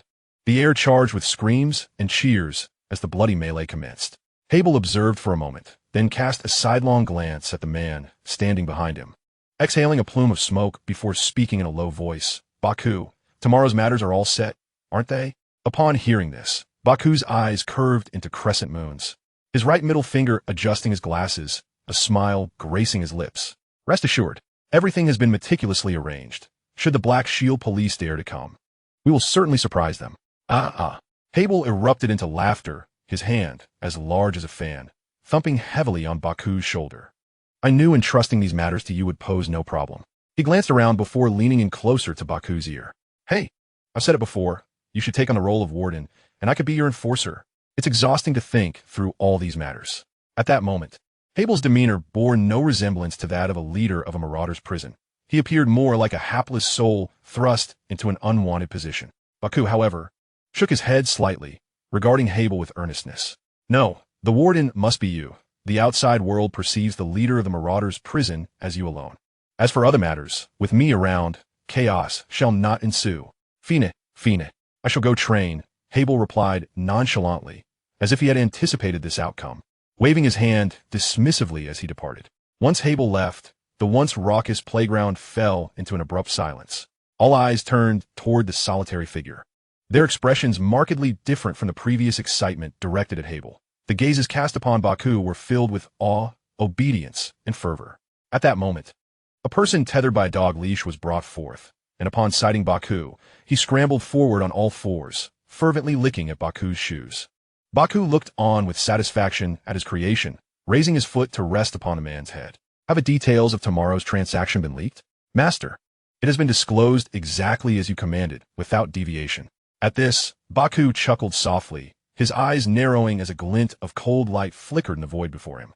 "I can hardly wait to see what unfolds." Chapter 39. The Fear of the Higher Beings in the Ideological Card Game. Upon hearing the buzzing behind him fade completely, Yuan finally halted his frantic pace, turning to look back. The drone, Marcel, was indeed not as straightforward as it appeared. Although the drone sound was exceedingly faint, perhaps inaudible to the average person, thanks to the enhancement from the Street Rat title, Yuan was able to hear it distinctly. As expected, those who have survived in the Wasteland until now are far from gullible fools. However, Yuan found satisfaction in this. If there was anything that piqued his interest, it would undoubtedly be the rewards reaped from completing this Destiny card task. Compared to the potential rewards, the expenditure of 50,000 survival points felt less burdensome. It was time to make the exchange. Regaining his focus, Yuan ceased contemplating Marcel and instead turned towards the relatively well-preserved residence before him. With the task of the luxurious card now within reach, he could not afford to neglect the construction of his hideout. The progress hindered by the typhoon must be swiftly remedied. Baba. The following day, Yuan was awakened by the bleating of sheep. He had returned to his hideout at 3 in the morning, having traversed no less than 10 residences. While many had been scavenged multiple times, his objective was not the mundane supplies, but rather larger items such as toilets and bathtubs. Last night, he had successfully gathered the materials necessary to upgrade the rest area. Bathroom and kitchen. Rest area level 2 single bed. Function. Comfort level 3. Restores an additional 10 stamina per hour. Bodily functions recover at a rate of 10. Restoration of 4 hours. Enhances emotional stability. Bathroom level 3 toilet. Function. Sanitation level 3. Comfort level 3. Reduces illness probability by 15. Decreases wound infection risk by 10. Lowers the risk of mental breakdown by 15. Reduces constipation likelihood by 15. And hemorrhoid trigger probability by 10. Equipped with moisture-proofing, sewage backflow prevention, odor control, and pest deterrence. Daily yield of 48 L of potable water. Unlocks hygiene product crafting. Kitchen level 2 camping firewood stove. Function. Energy level 2. Comfort level 2. Sanitation level 2. While burning. Increases indoor temperature by 5. Within a 2-meter radius by 15. Fuel duration of 40. Burning effect of 30. Adjustable. Food preparation list has been updated. This was the fruit of Yuan's labor throughout the night. Of course, many materials were procured through trades at the Tao Tao cave, such as the barbecue grill and stainless steel needed to upgrade the camping firewood stove, but such details were inconsequential. He could finally use a toilet within the safety of his hideout, no longer needing to venture outside to dig makeshift latrines. With this thought, Yuan felt a sudden pressure in his abdomen, hastily rushing to the bathroom to address his personal needs, afterward feeling significantly relieved.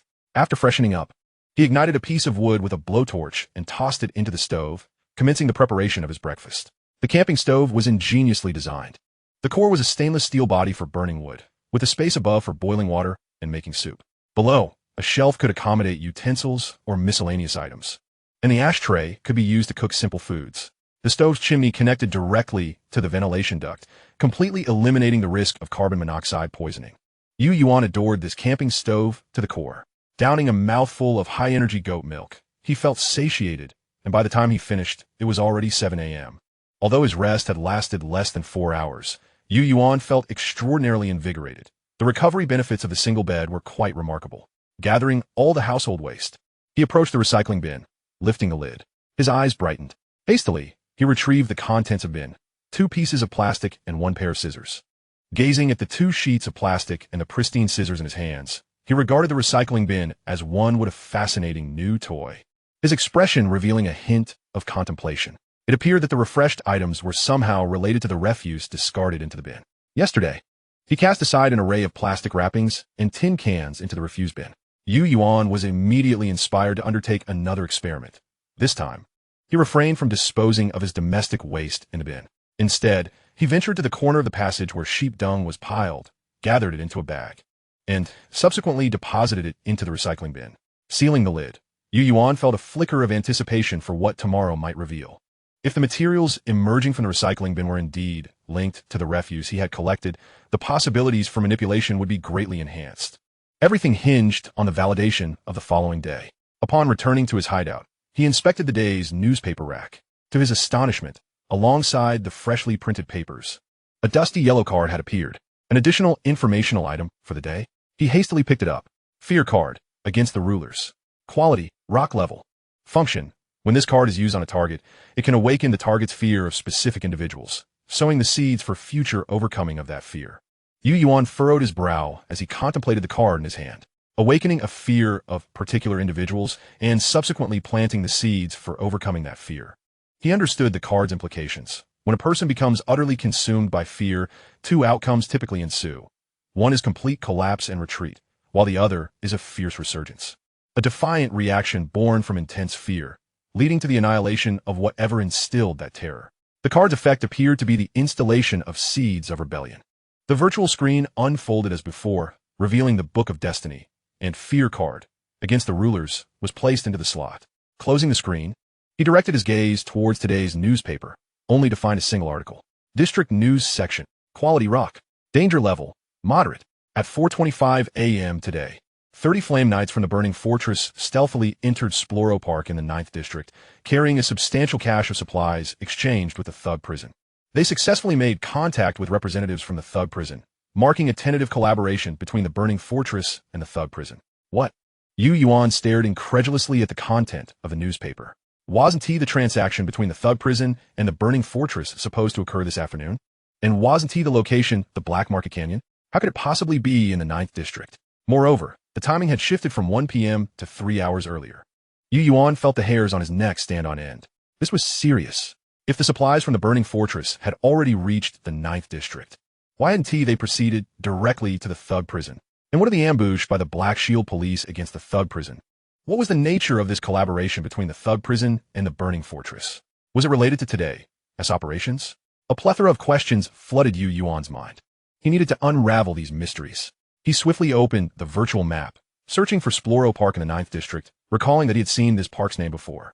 Soon, he located Sploro Park, and his pupils constricted sharply. Chapter 40, Shocking Inside Story, The Flame Priest.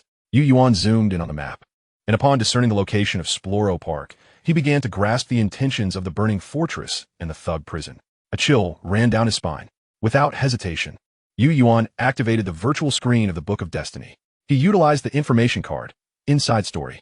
Target, intelligence regarding the collaboration between the Burning Fortress and the Thug Prison. In the next moment, information card, Inside Story, vanished from the Book of Destiny, and the text surrounding the information about the Burning Fortress on the newspaper became clearer. 2 seconds later, the newspaper transformed dramatically, revealing an entirely new news report. Upon reading the sensational headline reminiscent of tabloid journalism, Yuan's eyes involuntarily twitched. Shocking Inside Story, the Burning Fortress and the Thug Prison, under broad daylight surprisingly. Quality rock. Danger level, moderate. According to our undercover reporter's perilous investigation, it has been revealed that the Burning Fortress and the Thug Prison have reached a clandestine agreement. They plan to launch a frenzied ambush on the Black Shield Police this afternoon. Is this a moral decline or a distortion of humanity? Further details will be covered in our detailed report. According to the investigation, the Burning Fortress is set to conduct a supply exchange with the Thug Prison, trading 20 slaves for supplies provided by the Burning Fortress, including a truckload of fuel, essential survival materials, and explosives. In truth, these 20 slaves are merely a facade. The actual transaction concerns a viable organ donor intended for the leader of the Burning Fortress, Black Lung Victor, to receive a lung transplant. To facilitate this, the Burning Fortress must deliver the supplies to the Sploro Park's scenic area in the 9th District ahead of time, subsequently assisting the Thug Prison in executing the ambush on the Black Shield Police. This transaction serves as the foundation for future collaboration between the Burning Fortress and the Thug Prison. The objectives of this collaboration are twofold. The Burning Fortress will aid the Thug Prison in eliminating the Black Shield Police's stronghold in the East City, thus securing control over the Eastern District. In return, the Thug Prison will assist the Burning Fortress in seizing the No. 1 offshore oil field located in the Green Forest Sea. To ensure the smooth execution of this collaboration, the Thug Prison has dispatched 1 guard, 40 marauders, and 10 suicide squad slaves, marking the beginning of the assault on the Black Shield Police. The Burning Fortress has assigned 30 Flame Knights to carry out the ambush on the Black Shield Police. According to the plan, apart from 5 Flame Knights tasked with guarding the transaction supplies and the organ donor, the remaining 25 Flame Knights will engage directly in combat. However, 1 Flame Priest has unexpectedly joined the reserve team, seemingly harboring ulterior motives, which our publication is currently investigating. After absorbing all the information, Yuan felt cold sweat trickling down his forehead. This was perilously dangerous. If he had adhered to his previous plan, naively waiting in the Carlisle Tunnel to seize an opportunity, he might not have even known how he met his end. It turned out this transaction was nothing more than a trap set by the thug prison and the burning fortress, targeting the Black Shield police. His heart raced with anxiety. Yet, soon his expression transformed into one of exhilaration. With only 5 flame knights and 1 flame priest guarding the supplies, there were merely 6 individuals, weren't there? Yuan's mind began to whirl. If there were only 6 people, given his current armament, it might not be impossible to take them down. As long as he eliminated all 6, wouldn't he'd be able to abscond with the supplies before other enemies returned? It was now 8 a.m., and Yuan could no longer remain idle. He swiftly donned all his gear, paying particular attention to bringing along the M64 grenade. The 9th district was not particularly close, and with this unexpected turn of events, he needed to assess the situation at Sploro Park and plan an escape route. This opportunity was too rare to let slip by. He dashed towards Mia, beckoning her. Mia, come quickly and equip yourself. Upon seeing Yuan's call, Mia transformed into a stream of light and surged into Yuan's body. He then exited his hideout, descended the ladder into the sewer, and removed his equipment from Mia, climbing on her back and adjusting their direction, declaring, "Let us go, Mia." Mia trotted forward, effortlessly carrying Yuan towards the 9th district, Sploro Park. This was a scenic area surrounded by dense woods, with trees thickly encircling the entire area, making it difficult to discern the happenings within unless one ventured closer. Yet, the once deserted forest was unusually crowded today, with 30 makeshift motorcycles neatly lined up on one side, followed by 5 modified doomsday pickup trucks. However, the vehicles of the burning bastion starkly contrast with those of other factions, whether it be motorcycles or apocalyptic pickups. Their exhaust pipes stand tall as if they were chimneys. At this moment, a man clad in a fiery red robe stands before a pickup truck. His head, devoid of any hair, is instead adorned with intricate flame tattoos, and each earlobe dangles a flame-shaped earring carved from crimson gemstones. Hualuo gazes with satisfaction at the man confined within a steel cage in the truck bed, nodding gently. The strength of this donor surpasses our expectations. Upon hearing this, one of the men behind Hualuo chuckles. Our leader places great importance on this collaboration. This donor was captured just yesterday. After confirming his suitability for Chief Victor's requirements, we proceeded with the exchange without delay. Hualuo nods in approval. I convey our leader's gratitude for Chief Habel's diligence. Rest assured, none of the Black Shield police will escape this ambush. Thank you, Priest Hualuo. Send away the inmates from the riot prison. Hualuo's smile diminishes as he turns to a nearby flame knight. The knight immediately steps forward. My lord, rest assured, we have thoroughly searched the entire park. Everything is secure. But why have you come in person? Were you not meant to attend to that matter? Hualuo gives a slight nod. Initially, I did not intend to come, but an issue arose during our previous operation. Someone surprisingly seized our belongings while we were distracted. I received word from Hans that they had traced the vehicle tracks to the target, who has since taken refuge in Green Forest City. My objective this time is to find them. What? The Flame Knight exclaims, quickly lowering his voice. My lord, I shall dispatch someone to search at once. Hualuo waves his hand. No, this collaboration with the riot prison is equally crucial and must not falter. Let us complete the task at hand first. This matter must remain unknown to the riot prison personnel, and they must not perceive our abnormalities. Understand?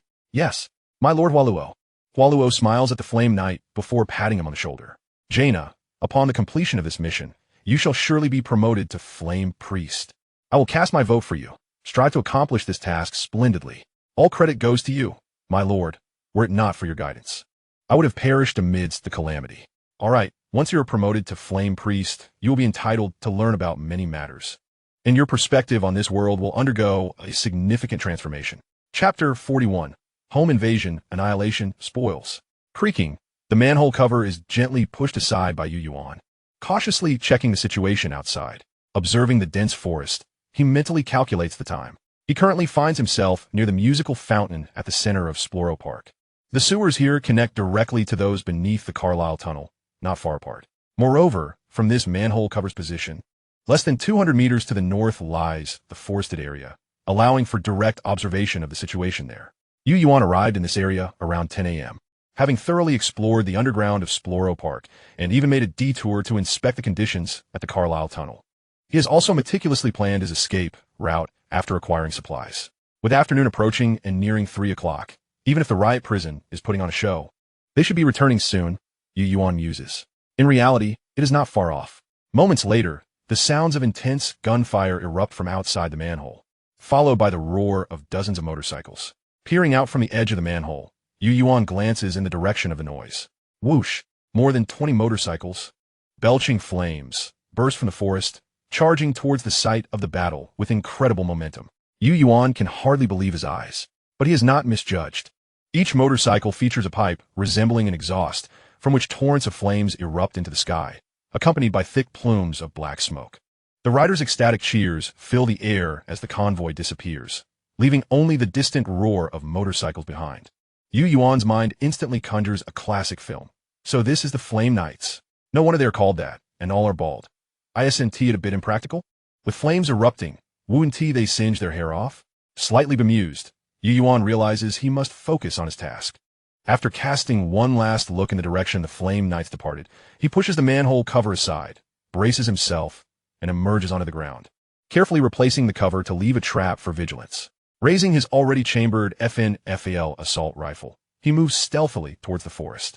Equipped as he is, despite wearing dozens of pounds of gear, Yuan feels as light as a feather, executing each movement with ease. On his back, he carries a 60L Oxford cloth backpack, which contains nothing but an empty rucksack and a bundle of rope. Soon, he arrives at the dense forest, where he spots several apocalyptic pickups stationed in the center. They are less than 100 meters away, and utilizing the cover of the trees, Yuan slowly approaches. Before long, he observes the scene within. 5 bald Flame Knights stand in formation around a middle-aged man clad in a fiery red robe. Curiously, beside the robed man stands an individual evidently from another faction. Yuan surmises this person is the representative sent by the riot prison. Among the 7 present, he is the only one with hair. Although another person is present, it does not significantly affect Yuan's plans. All 7 individuals are focused on the direction of the unfolding battle. While the man, presumably identified as a flame priest, converses with the riot prison representative, Yuan gently lowers his FNFAL assault rifle, retrieving an M64 grenade from his pouch, removing the safety pin, and crouching low as he stealthily approaches. He remains vigilant of his footing, unwilling to make any noise that might betray his presence. The situation unfolds even more smoothly than Yuan anticipated, masked by the distant sounds of battle. He easily positions himself within 20 meters behind the group, right at the location of the parked apocalyptic pickups. This is it. I cannot get any closer. Yuan crouches behind the pickup truck, moving to the side to prepare to throw the grenade. Just as he rises, his eyes meet another pair, and they both freeze in shock. Yuan's heart races. How could he forget the intel mentioning an organ donor, and why does this individual's face seem so familiar? However, he quickly realizes that the donor remains motionless, and he remembers who this person is. Isn't this the same man who stole my soy milk powder that day? How did he end up in the riot prison's hands? Clearly recognizing Yuan, the man's initially surprised expression rapidly turns calm, his gaze locking onto the grenade in Yuan's hand. He immediately crouches low, attempting to shield himself within the pickup's cargo area. Although his movements are careful, some noise inevitably escapes. Yuan sees one of the Flame Knights shifting his shoulder and understands that waiting any longer is not an option. He swiftly hurls the grenade towards the center of the group of Flame Knights and immediately ducks behind the pickup's wheel, retrieving another grenade. The grenade elicits a startled shout before rolling across the ground. A second later, boom, the explosion reverberates just as Yuan pulls the safety pin from the second grenade, casting it over his shoulder without glancing back, estimating the distance across the pickup. 3 seconds later, another explosion resounds. This time, Yuan was fully prepared. As the explosion resonated, he swiftly rolled out from behind the tire, dropping to the ground. With the FNFAL assault rifle aimed through the undercarriage of the pickup truck, he locked onto the figures sprawled on the ground, uncertain of their fate. The gunfire erupted, bang, bang, bang, bang, bang, bang. He commenced a barrage upon the bodies, only to soon realize something was amiss. Wait, there are only 5 corpses. Instinctively, Yuan rolled his body. As he did, gunfire rang out, and 2 bullet holes appeared where he had just been lying. Seizing the opportunity, he glimpsed the enemy's position and heard the desperate cries emanating from the front. Narrowing his eyes, he immediately understood that although the previous 2 grenades had left 2 survivors, they were undoubtedly gravely injured. In that case, he would strike while the iron was hot. If the adversaries were unscathed, Yuan might have hesitated. However, knowing they were wounded, he felt no fear. Drawing a grenade from his chest, he hurled it towards the source of the screams. Indeed, at the moment the grenade was released, sounds of rolling and wailing filled the air. A cold smirk crossed Yuan's face. Boom! The explosion reverberated once more. This time, he offered no quarter, charging forth with the FN-F yell aimed at the location of the prior sounds. Bang, bang, bang. The bullets perforated the ground as Yuan calculated his ammunition count while advancing swiftly. Sure enough, he spotted two figures taking cover behind a tree. One seemed to sense Yuan's approach and raised an AK, aiming it at him. Bang, bang, bang. Chapter 42, A Bountiful Harvest, Retreat. Yuan did not cease fire until the magazine was empty. He replaced it with the last one, finding both adversaries sprawled in a pool of blood. He had observed clearly that each individual had been struck by multiple bullets. Approaching them, he was not surprised to see that one was the Flame Priest, while the other was the Flame Knight. What astonished him was that the Flame Priest was still alive, and his crimson robe bore no signs of being pierced. Had it not been for the wound on his neck, which bled profusely, he might have seemed untouched. Yuan's gaze gleamed with intensity as he regarded the exquisite crimson robe. This garment was of remarkable quality. The Flame Priest, looking at Yuan, raised a finger as if to utter something, but Yuan narrowed his eyes. Bang! The world fell silent, with the enemies all deceased and time of the essence. Yuan removed his backpack, retrieving a duffel bag to begin scavenging the resources from the 7 bodies, indiscriminately tossing items into the bag.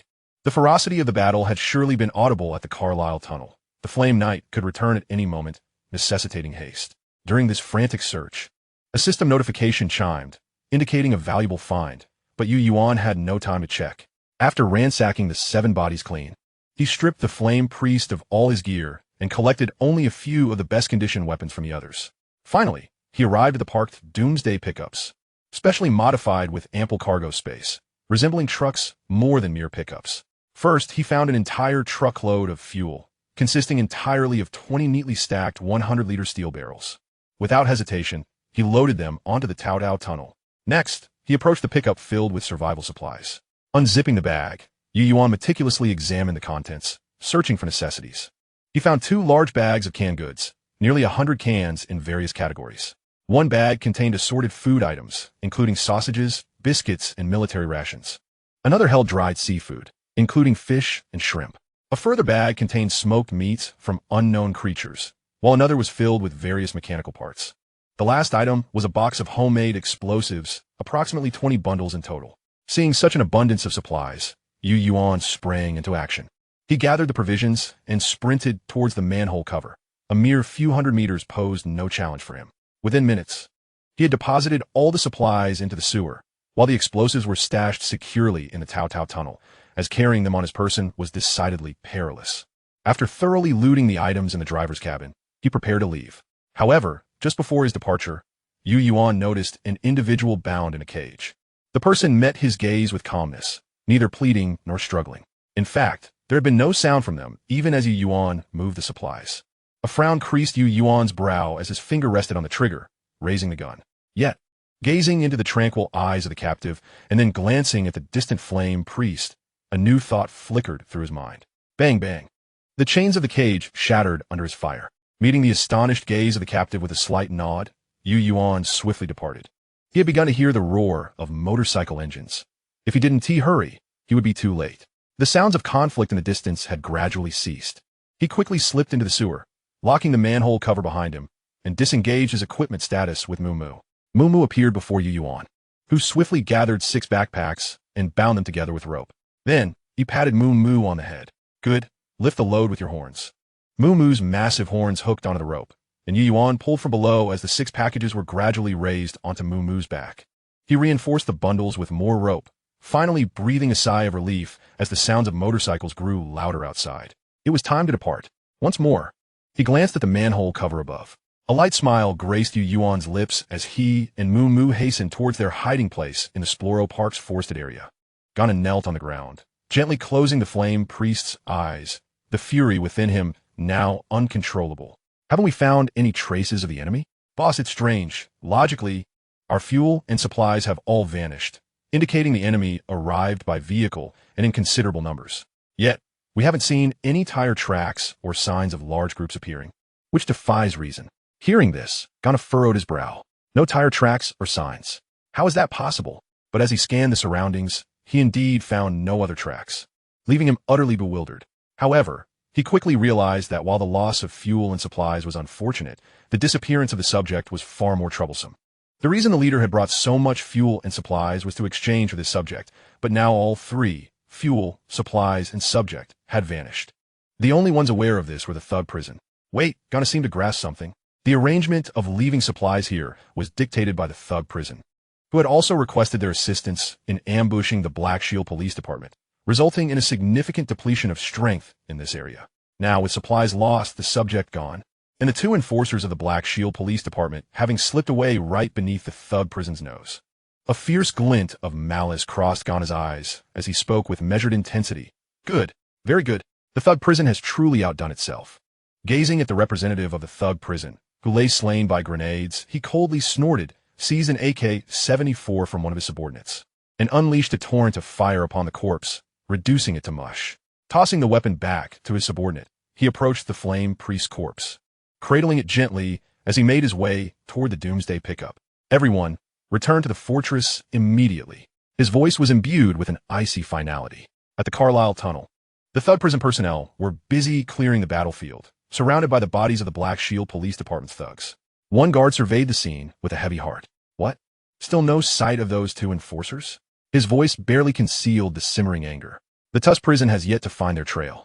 With a resounding thud, the individual had yet to complete his utterance when Tusk delivered a swift kick that sent him sprawling. A cadre of incompetence.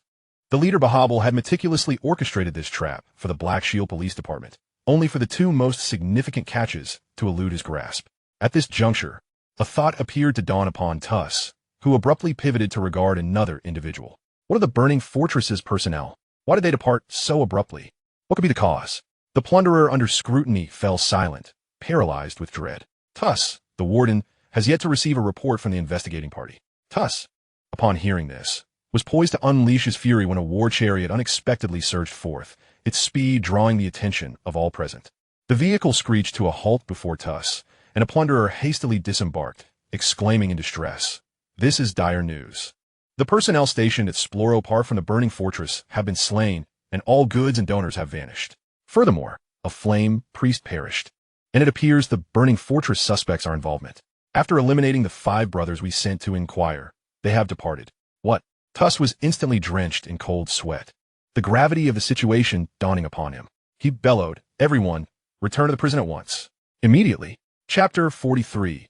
Comprehending the tactical diversion, excellent. Ding. Congratulations. You have comprehended the tactical diversion, excellent. Reward, 200 survival points. As Yuan traversed the sewers, his steps faltered momentarily, a look of astonishment flashing across his face, soon transforming into a grin of delight. It appears I have succeeded. Yet what is this tactic? Is it not a skill?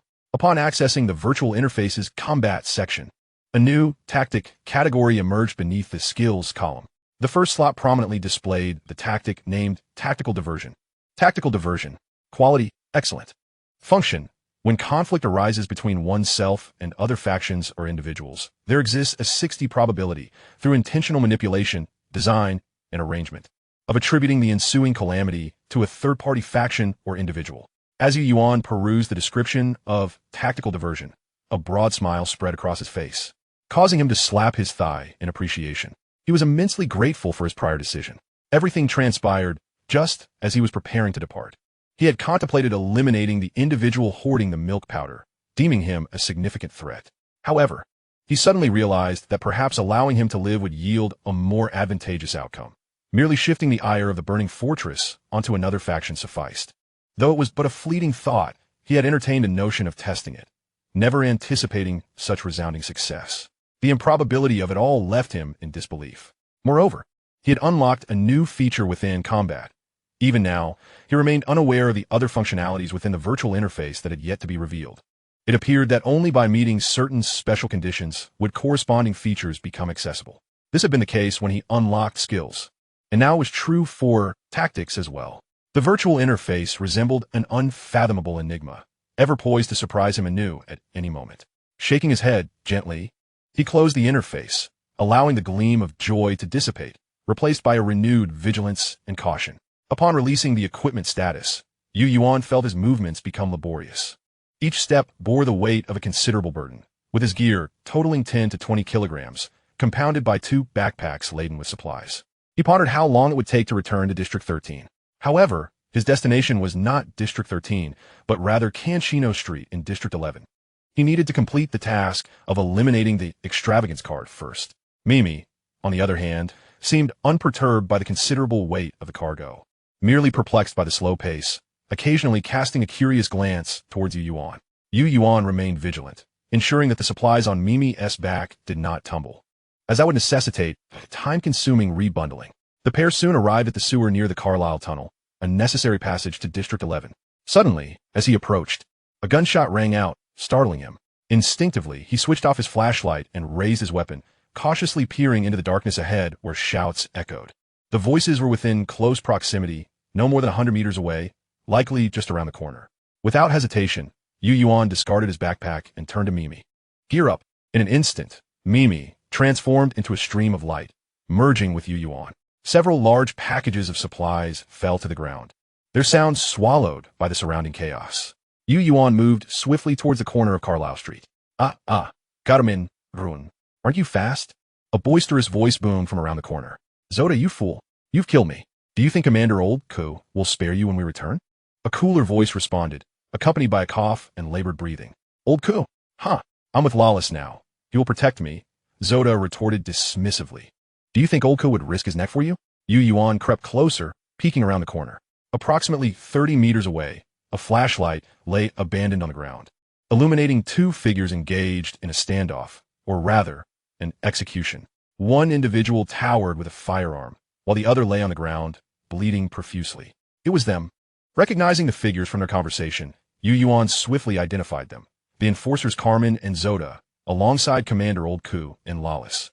The very individuals mentioned in the newspaper articles about the Black Shield Police Department. A flicker of surprise crossed Yuan's eyes. He had not anticipated the duo's escape from the ambush laid by the prison thugs and the burning fortress. Truly remarkable. It was evident that one should not underestimate these street thugs. Yuan mused that had he been ensnared in such a trap by 2 factions, escape would have been exceedingly difficult unless he had foreseen an exit strategy. But was that even plausible? His gaze swept over the 2 figures, recalling the intelligence he had gathered about them. Zoda had secretly aligned himself with Lawless, while it seemed Carmen was affiliated with Old Ku. Lawless was the brother of that bald-headed man, which explained his motivation to eliminate Carmen. Naturally, Lawless's primary target was Yuan himself. Commander. Yuan's gaze settled on Carmen, sparking fresh ideas within him. Perhaps Lawless's threat could be neutralized through an alternative approach. A gunshot rang out once more. Aren't you the arrogant one?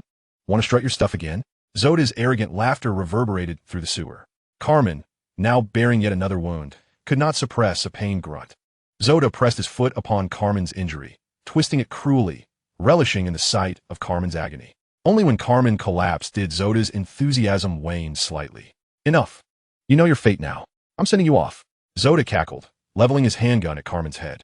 Yet, just as he raised the weapon, maintaining his derisive laughter, Carmen's previously dazed gaze sharpened, and without warning, a claw blade appeared in his right hand. In an instant, the blade sliced through Zoda's wrist, severing both artery and tendon, causing the gun to fall from his grip. Simultaneously, a gunshot echoed from the corner of the sewer. Bang! The bullet penetrated Zoda's skull, erupting in a spray of crimson. As Carmen heard the gunfire, he was startled to discover that someone was indeed hiding nearby, prompting him to instinctively seek cover. However, his injuries were too severe. The recent confrontation with Sorda had drained the last vestiges of his strength. He collapsed heavily onto the ground, attempting to reach for the handgun that Sorda had dropped. Yet, just as he was about to grasp it, a bullet struck the ground, a stray shot grazing his scalp. It served as a warning for him to remain still. Carmen's movements halted abruptly, and as he slowly retracted his arm, a bitter smile surfaced on his lips. Chapter 44. Activation of Thought Cards. Target. Carmen. Lying on the ground, he gasped in pain, his wounds throbbing agonizingly. Was it the inmates from the riot prison? They were pursuing him with remarkable swiftness. Lost in thought, he caught a glimpse of a somewhat familiar figure swiftly approaching from around the corner of the sewer. A familiar figure? Carmen was momentarily taken aback, straining to turn his head for a better view. As the figure neared and kicked the handgun away, he finally recognized the truth. This was no familiar face. Rather, he was well acquainted with the equipment the newcomer wore, the same law enforcement gear he himself donned. Gazing at the stranger's face, which flickered between shadow and the beam of a flashlight, Carmen began to fathom the identity of this individual. A fleeting thought crossed his mind. So the rat from a sewer is this young. Hey, not bad looking at all. Dying at his hands wouldn't he be so dreadful? Yet, his right hand subtly concealed itself beneath him. A soft chuckle resounded, followed by a calm, detached voice. Carmen, if I were you, I would refrain from making any dangerous and potentially misconstrued moves, such as that weapon in your right hand. Carmen froze momentarily, a bitter smile escaping him as he finally relaxed his body. With a soft thud, he discarded the claw blade onto the ground, exposing both hands to view, signaling to Yuan. His injuries were too grievous. He possessed no capacity for resistance. Observing this, Yuan nodded slightly, slinging his assault rifle behind him. Drawing a Glock 17, one hand remained vigilant while the other swiftly searched Carmen, discarding any weapon he touched 2 meters away. Only then did he cease his actions and regard Carmen. Carmen was left bewildered by Yuan's actions, merely watching as the other inspected him. You're not going to kill me? Yuan had already risen, deftly gathering the weapon strewn on the ground. Kill you? Why would I do that? Don't we share a common enemy? Besides, do we have any grievances between us? As he spoke, he approached Sorda, beginning to strip him of his supplies and equipment. Sorda possessed only the previously discarded handgun and tactical sword. His gear mirrored Yuan's, but Yuan was pleased to finally obtain a law enforcement helmet. He had always believed that the law enforcement gear would be incomplete without one. Removing the helmet from Sorda's head, despite it being stained with blood, Yuan paid it no mind. He glanced at Carmen's helmet lying on the ground, and with a sense of satisfaction, he placed Sorda's helmet atop Carmen's head. Before donning Carmen's helmet himself, adjusting it to fit snugly before nodding in approval. The law enforcement gear belonging to Sorda was piled beside him as he turned his attention back to Carmen. Loris has now set his sights on you. Sorda's attack was merely the beginning, not the end. I suggest you contemplate how to confront the threat posed by Loris. Yuan gently patted Carmen, observing his bewildered expression. He offered no further explanations, for at that moment, unbeknownst to anyone, the Book of Fate had already been opened. Thought card, Fear of the Ruler, transformed into a spectral glow, merging into Carmen's being. Thought card activation successful. Subject, Carmen. Fear target, Loris. Witnessing the text manifest on the virtual screen, a mysterious smile crept across Yuan's lips. With the task completed, he knew he must depart swiftly. The remainder of the affairs would be left to time. If I were you, I wouldn't allow anyone to become aware of my existence. Wouldn't you agree? Yuan tossed this remark over his shoulder without waiting for Carmen's response, discarding a signal flare he had retrieved from Sorda. Of course, if you believe that informing Loris of my dealings will secure your safety, you might as well give it a try, Yuan concluded indifferently, gathering the equipment and turning to leave. However, just a few steps away, he halted once more, returning to Carmen. By the way, do you know where that ball man? Oh, Freeze has a safe house? A safe house? Freeze. Carmen's mind momentarily stalled, but he quickly recalled something and weakly replied. I don't know about the safe house, but I do know he has a liaison in Block 14, a leader of a vagrant organization. Due to Freeze. We have always turned a blind eye to that group. She might know something? A vagrant organization? What is its name? Do you know the location? Carmen responded. The organization is called Nightingale, and it seems to be near the Opera House. Beyond that, I'm not sure. No one wants to inquire about Freeze. Yuan noted this information, although he would need to verify its authenticity. And Sorda? Does he have any connections or a safe house? None.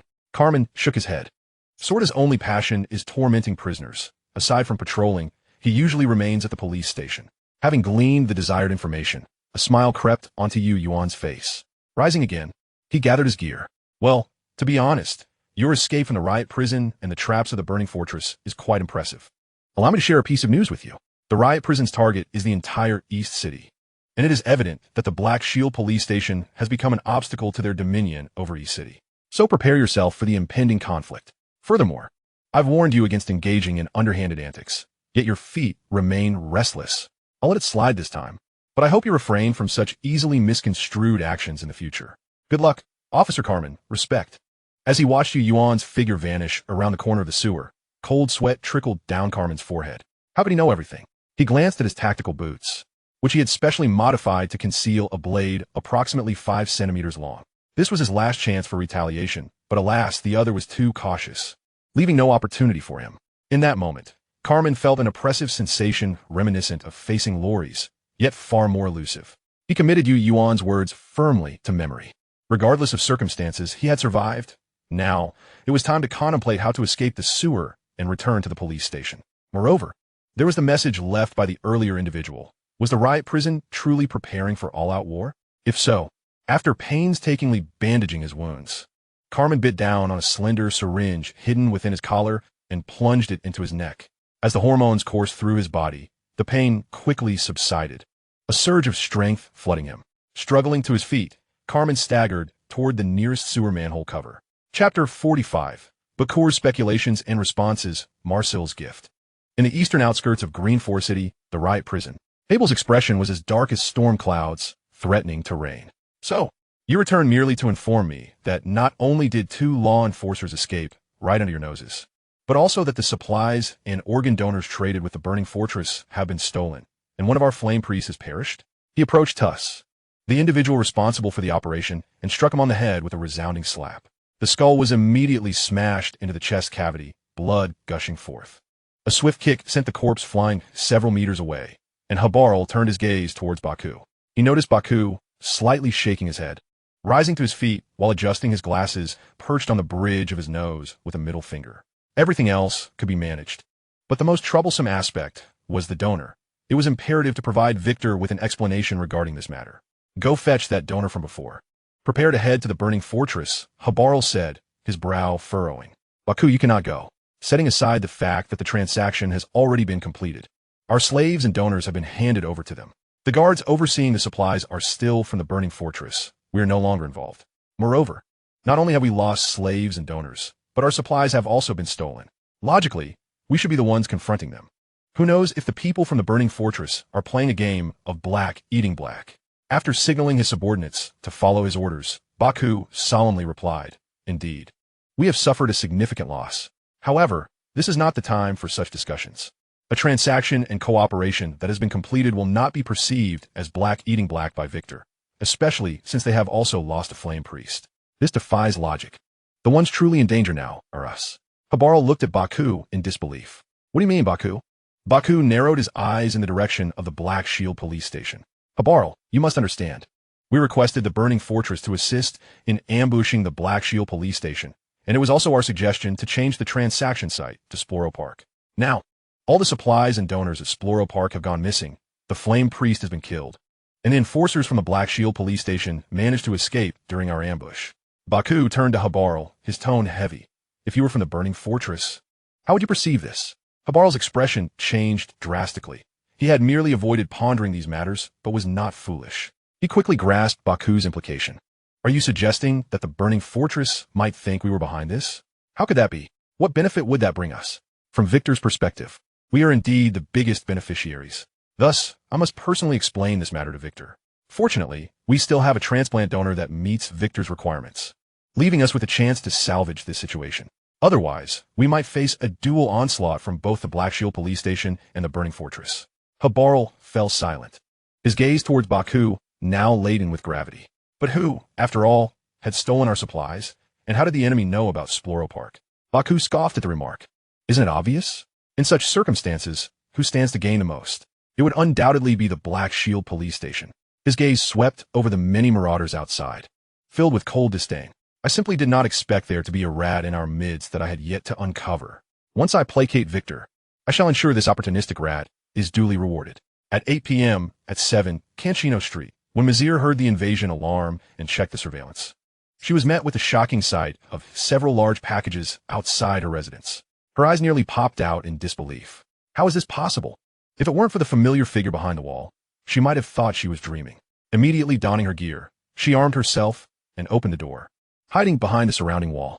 At this moment, the packages were merely 2 meters away from Azir, within her reach. All 4 large packages lay open, revealing their contents: mechanical parts, electronic components, food, dried fish, and canned goods. Mazir's heart quivered slightly. The man's voice resonated from across. "Mazir, these supplies are my investment in you. Take them."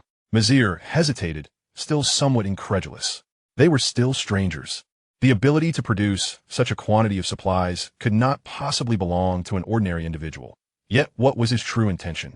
Mazir could not fathom that someone would relinquish such valuable resources for an outcome of uncertain worth in research. This was the Wasteland, after all, but the reality lay before her. "Are you certain these are all for me?" she asked, No, I already mentioned earlier, these supplies are my investment in you. They are not given freely.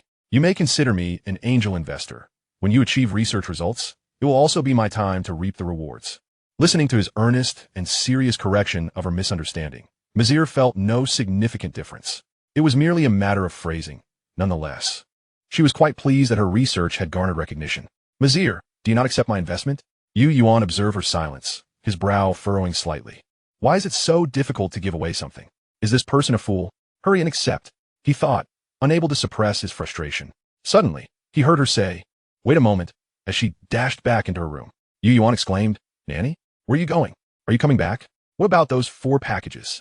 Yuan was genuinely exasperated. Could it be that these supplies cannot be delivered? With less than 10 hours remaining before the Luxurious Card mission deadline. If something went awry with Mizir, where would he find another opportunity to eliminate the Luxurious Card? Would he have to liquidate all his firearms to gather the necessary 150,000 survival points? Fortunately, Mizir did not keep him waiting long, reappearing shortly. Yuan watched as she carefully placed a long object on the ground outside the courtyard. This is a finished product I made earlier. Consider it a gift for your investment.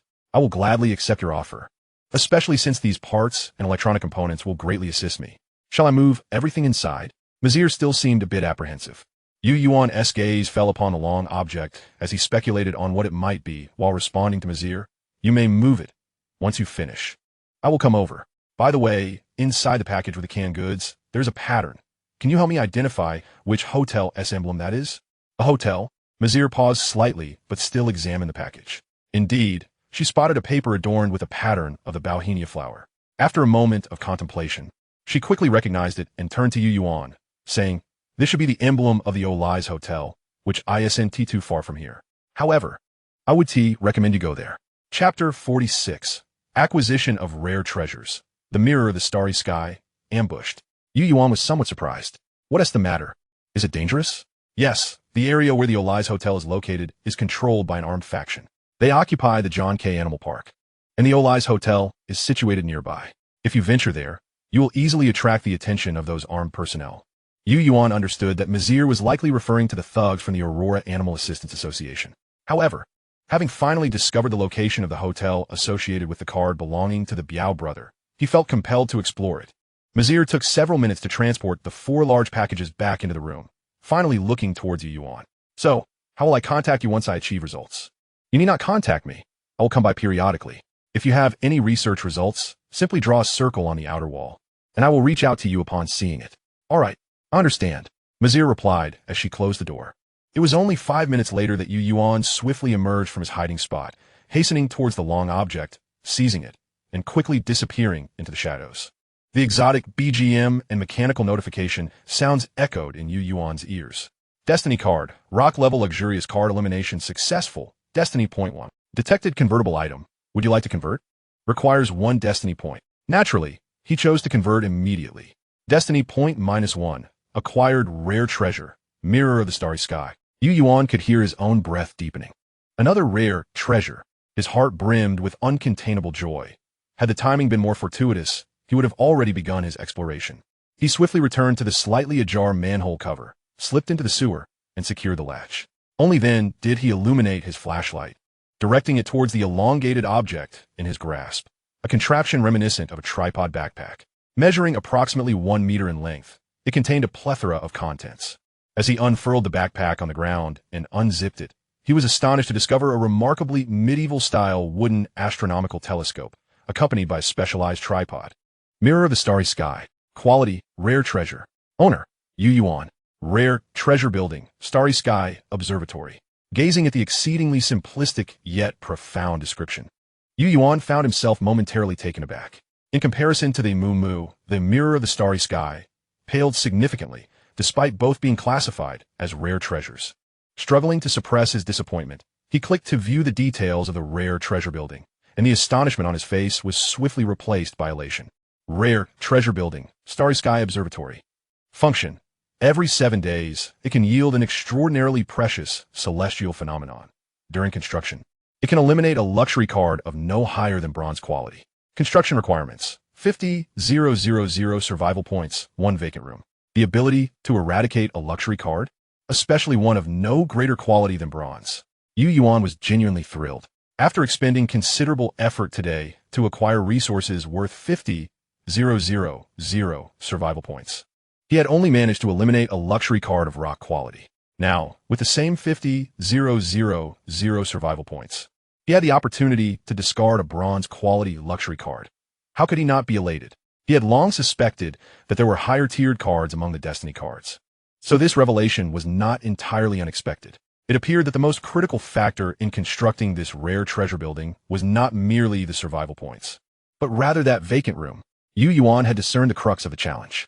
However, he felt no urgency. With no luxury cards in his possession, he had ample time to delve into the deeper rules of the Destiny cards and seek the elusive vacant room. Regardless, with the threat of a luxury card dissipated, Yuan's spirits lifted considerably. He and Moo disengaged their gear, allowing the remaining 2 packages to rest atop Moo's back as he climbed aboard, setting off towards their hiding place at a brisk pace.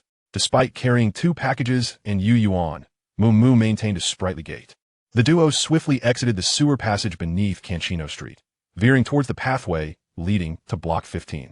Block 15 lay directly south of Block 11 and directly east of Block 13. To return to Block 13, this route through the sewer was the quickest. Upon entering Block 15, a simple turn to the west at the next corner would grant direct access to Block 13. This was a route Yuan had traversed numerous times before. However, as they departed Block 11 and entered Block 15, a frown creased Yuan's brow. What was that smell? Due to the recent typhoon and torrential rains, the sewer had retained a damp, stifling odor for several days. Yet, since it was merely rainwater, the scent was not particularly foul. Now, however, an unsettling, nauseating stench wafted through the air, causing Yuan to grow uneasy. When he had passed through here yesterday, he had not detected this foul odor. Furthermore, he had not traversed this area on his journey to Block 9 today, indicating that this odor had only emerged after he had departed the previous night. A heaviness settled in his heart as he discerned that the stench bore a striking resemblance to the scent of decaying flesh. Damn it! Could it be that he had truly encountered that creature? The only thing Yuan could envision was that colossal rat. He raised his FAL assault rifle, vigilantly scanning his surroundings. He gently squeezed Moo's abdomen with his legs, prompting her to quicken her pace. They needed to exit this place swiftly. He hoped it was merely his imagination. Yuan thought to himself. Ahead lay the corner of the sewer. A simple right turn would soon lead them into Block 13. Moo, sensing the tension in the atmosphere, quickened her pace while also preparing for potential confrontation. As they advanced rapidly, the rancid odor intensified, heightening Yuan's alertness. His title of Block Rat sharpened his senses, allowing him to detect even the slightest aberration in sound. Yuan swallowed hard, feeling the sweat pooling in his palms. Yet he dared not remove his fingers from the trigger. Suddenly, a clear sound of a rat squeaking emerged from the left ahead. Bang! The bullet erupted from the barrel, hurtling towards the source of the noise. Yet, as Yuan pulled the trigger, he realized the noise had originated from a rat no larger than his fist, which, startled by the gunfire, plummeted into the waterway, its fur soaked and matted together, presenting a rather distressing sight. It was merely a small rat. Yuan let out a silent sigh of relief, acknowledging that he had been overly anxious. It was no surprise he was on edge. He had an innate aversion to snakes and rats, not just a mild one.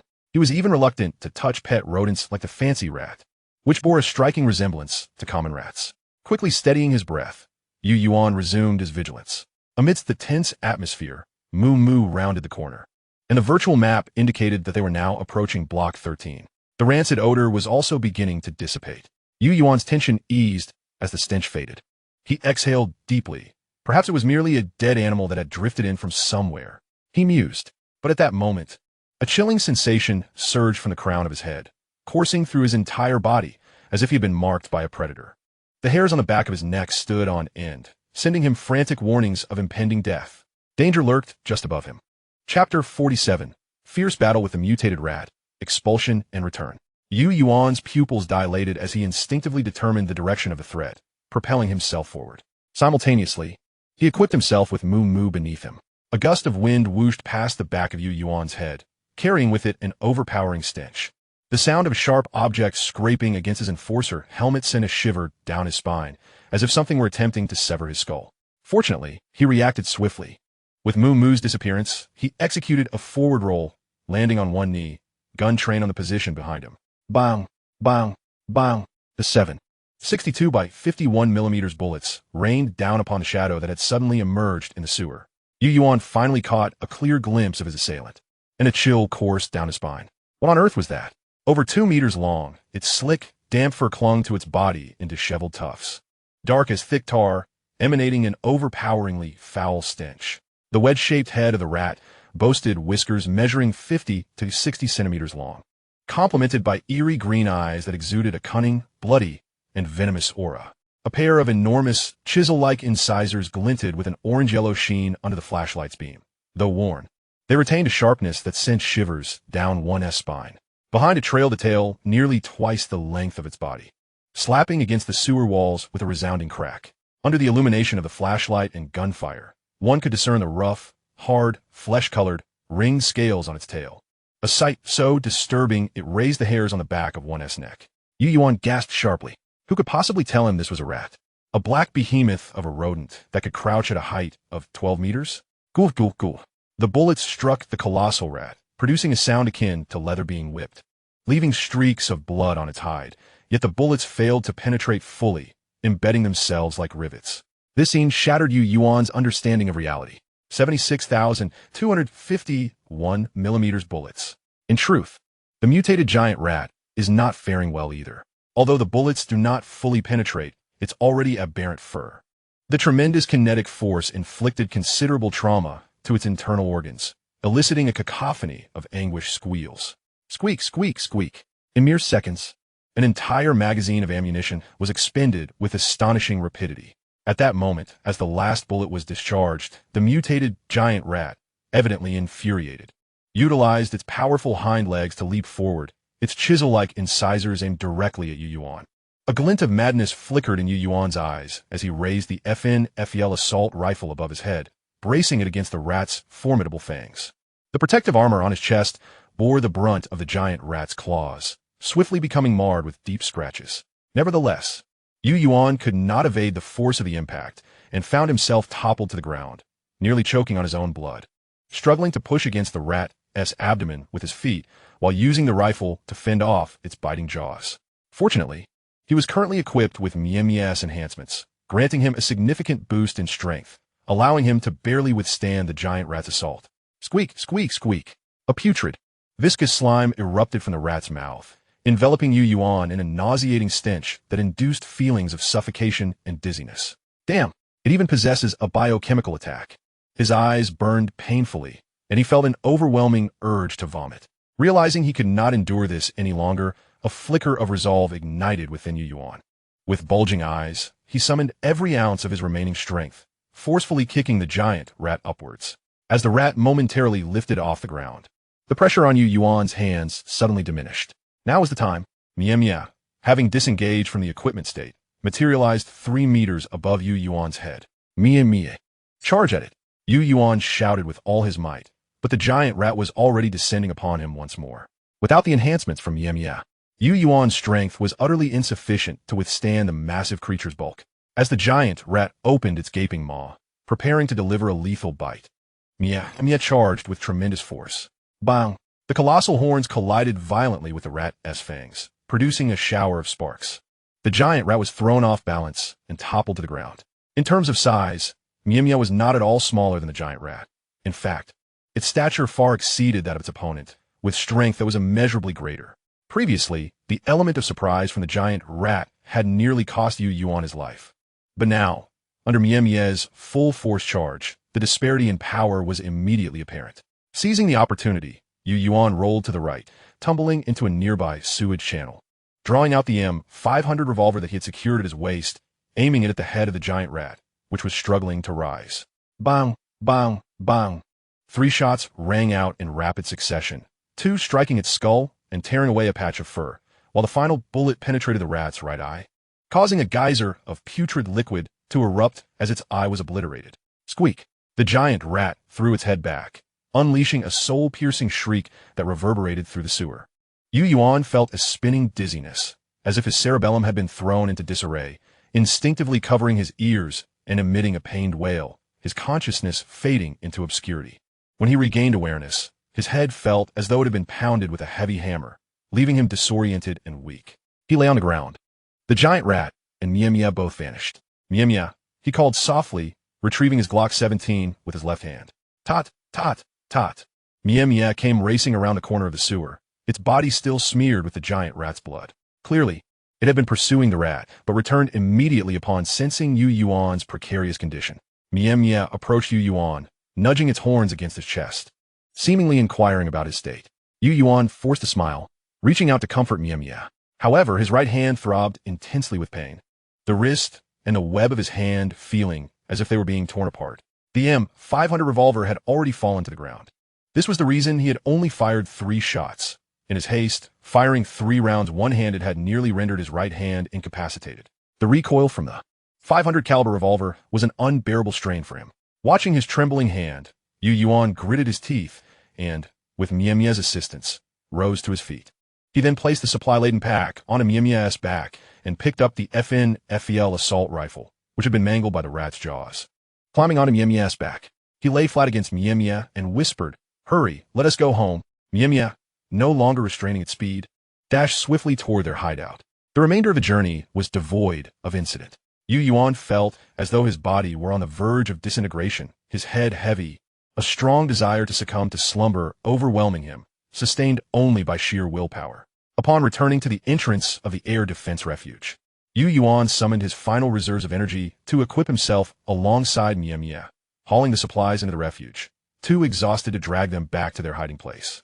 Leaving them in the corridor, he barely made it back to the hideout, collapsing onto the bed in the resting area, and with his last vestiges of consciousness, disengaged from Mia's equipment state. Just as Mia materialized, a fleeting thought crossed Yuan's mind before he completely lost consciousness. Damn it. I must ensure my gas mask is equipped next time. Chapter 48, Black Shield Police Station, Director Hawk. Ding, ding, ding. Yuan felt as though his head were splitting apart, his body aching all over as if it were falling apart. Yet, the incessant ringing of the alarm gradually roused him from his stupor. Opening his eyes, he beheld the ceiling of the hideout and the soft glow of energy-saving lamps. His hazy consciousness began to coalesce. Am I in the hideout? The previous events flashed vividly in his mind. The mutated giant rat, the battle, the escape, all replaying in rapid succession. Gazing at the wristwatch on his arm, it continued to vibrate and ring insistently. This was the alarm he had set, meant to awaken Yuan from his fatigue. His bleary eyes snapped wide open as he glanced at the time. 3:18 a.m. Oh no, I have 5 minutes left to upload supplies to the Tao hole. And it has been over 12 hours. Panic surged within Yuan, and he struggled to rise. The supplies he had uploaded to the Tao hole were set at a price of 1 million survival points each to prevent others from trading them away. If he exceeded the time limit, the storage fee would be exorbitant. Thankfully, he had set the alarm to wake him. Otherwise, it would have been disastrous. As he attempted to push himself up with his right hand, a sharp pain shot through his wrist. Frowning, he glanced at his wrist, only to discover it was slightly swollen. The injury was more severe than he had anticipated. However, there was no time to ponder his condition. Mia, Komeya. Mia was already by his side as Yuan regained consciousness, and he grasped its horns with his left hand, managing to stand.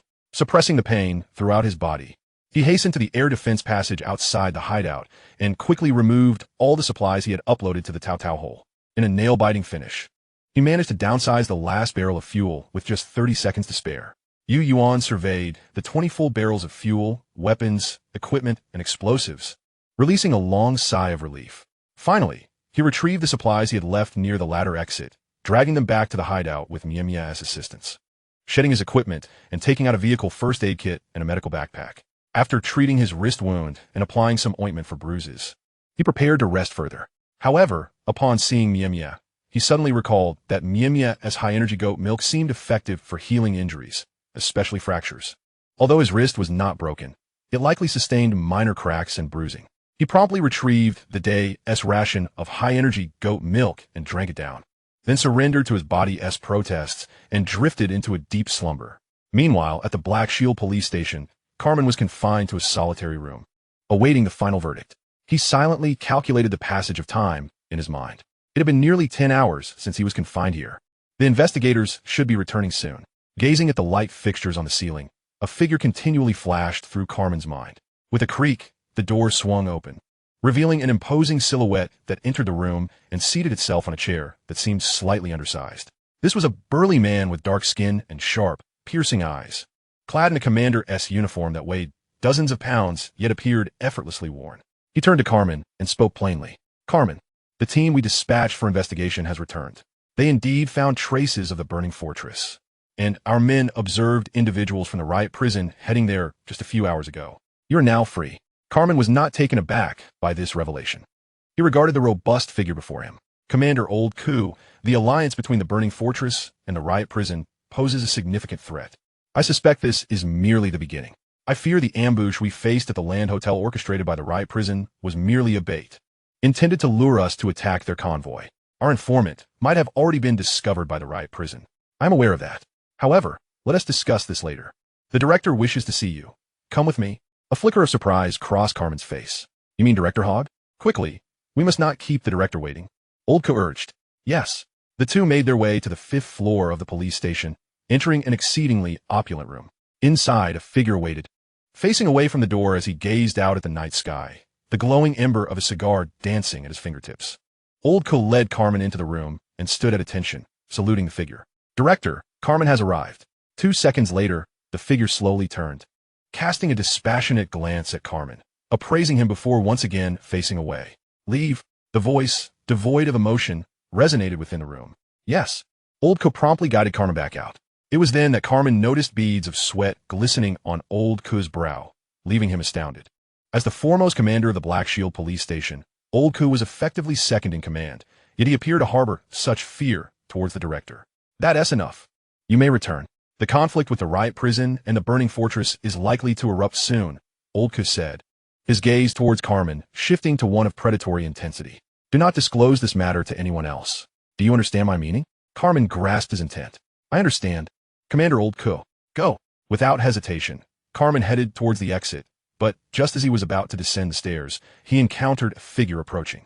Carmen halted, a shiver of inexplicable dread coursing through him, swiftly composing himself to salute the newcomer. Commander Lawis. Lawis appeared somewhat taken aback by Carmen's presence, pausing briefly. After scrutinizing Carmen intently, a barely perceptible smile graced his lips as he brushed past him. As Carmen watched Lawis's retreating figure, the inexplicable fear within him gradually dissipated. Reflecting on the words spoken by Sorta in the sewers, he felt a subtle shift in his perception of Lawis. His lips pressed together slightly as he turned and continued his descent. When Yuan awoke again, it was already 4 in the afternoon. He had slept for a full 12 hours, yet his condition had markedly improved. The 12 hours, coupled with the restorative benefits of a single bed and the healing effects of high-energy goat milk, had revitalized him. Aside from a slight ache in his right wrist, the soreness in other areas had vanished, and his previously drowsy mind had regained its clarity. Lighting a cigarette to invigorate himself, Yuan leaned against the wall of his bed, perusing the virtual panel. He was astonished to find that numerous players were fervently discussing something in the chat channel. The messages flashed rapidly, and as Yuan curiously scanned the conversation, he realized that a significant event had transpired during his slumber. Chapter 49. The elimination information of the Wind God's hideout in the Wasteland survival game. Elimination information, Wind God's hideout, rank 243, has been eliminated by the Destruction Dragon Train in the Wasteland survival game. Time, 1549, 12 hours after new players entered. Yuan stared at the top message that had appeared just minutes ago, his heart pounding. A player ranked within the top 300 had been eliminated. This was undoubtedly the highest ranked player to be eliminated since Yuan entered the game. Moreover, Yuan gazed at the elimination information, his brow furrowing with confusion. What exactly was the Wasteland survival game? And what was the situation regarding the Destruction Dragon Train? Having previously purchased information, Yuan decided to directly search for the keywords Wasteland survival game and Destruction Dragon Train in the trade hub. To his dismay, he found no trace of relevant information. Frowning, he turned his attention back to the chat channel, hoping to glean some answers. Hive Hideout. I can't believe even the Wind God was eliminated. It seems I made the right choice by not participating. It's too terrifying. Stag Hideout. This shouldn't be happening. For those in the top 1,000 ranks, survival should be relatively simple. Could the Destruction Dragon Train be a regional overlord? Babel Tower Hideout. What are you thinking? It's not that simple. Not just us. Even many in the top 100 ranks are reluctant to participate. The hideouts of those big shots have long been fortified to rival small fortresses. How could they engage in life-and-death battles with others? Pagoda Hideout. Exactly, there are big shots here, but if they were to advance in rank, they would become the lowest tier existence, mere prey in the eyes of others. If it were me, I wouldn't want to advance. It's far more comfortable being a local ruler in my own world. Dragon King Hideout. What are you all talking about? Why does the screen have obstructions masking the information? Hive Hideout. Haha, newcomer. Some content is not public information, so the system automatically obscures those keywords.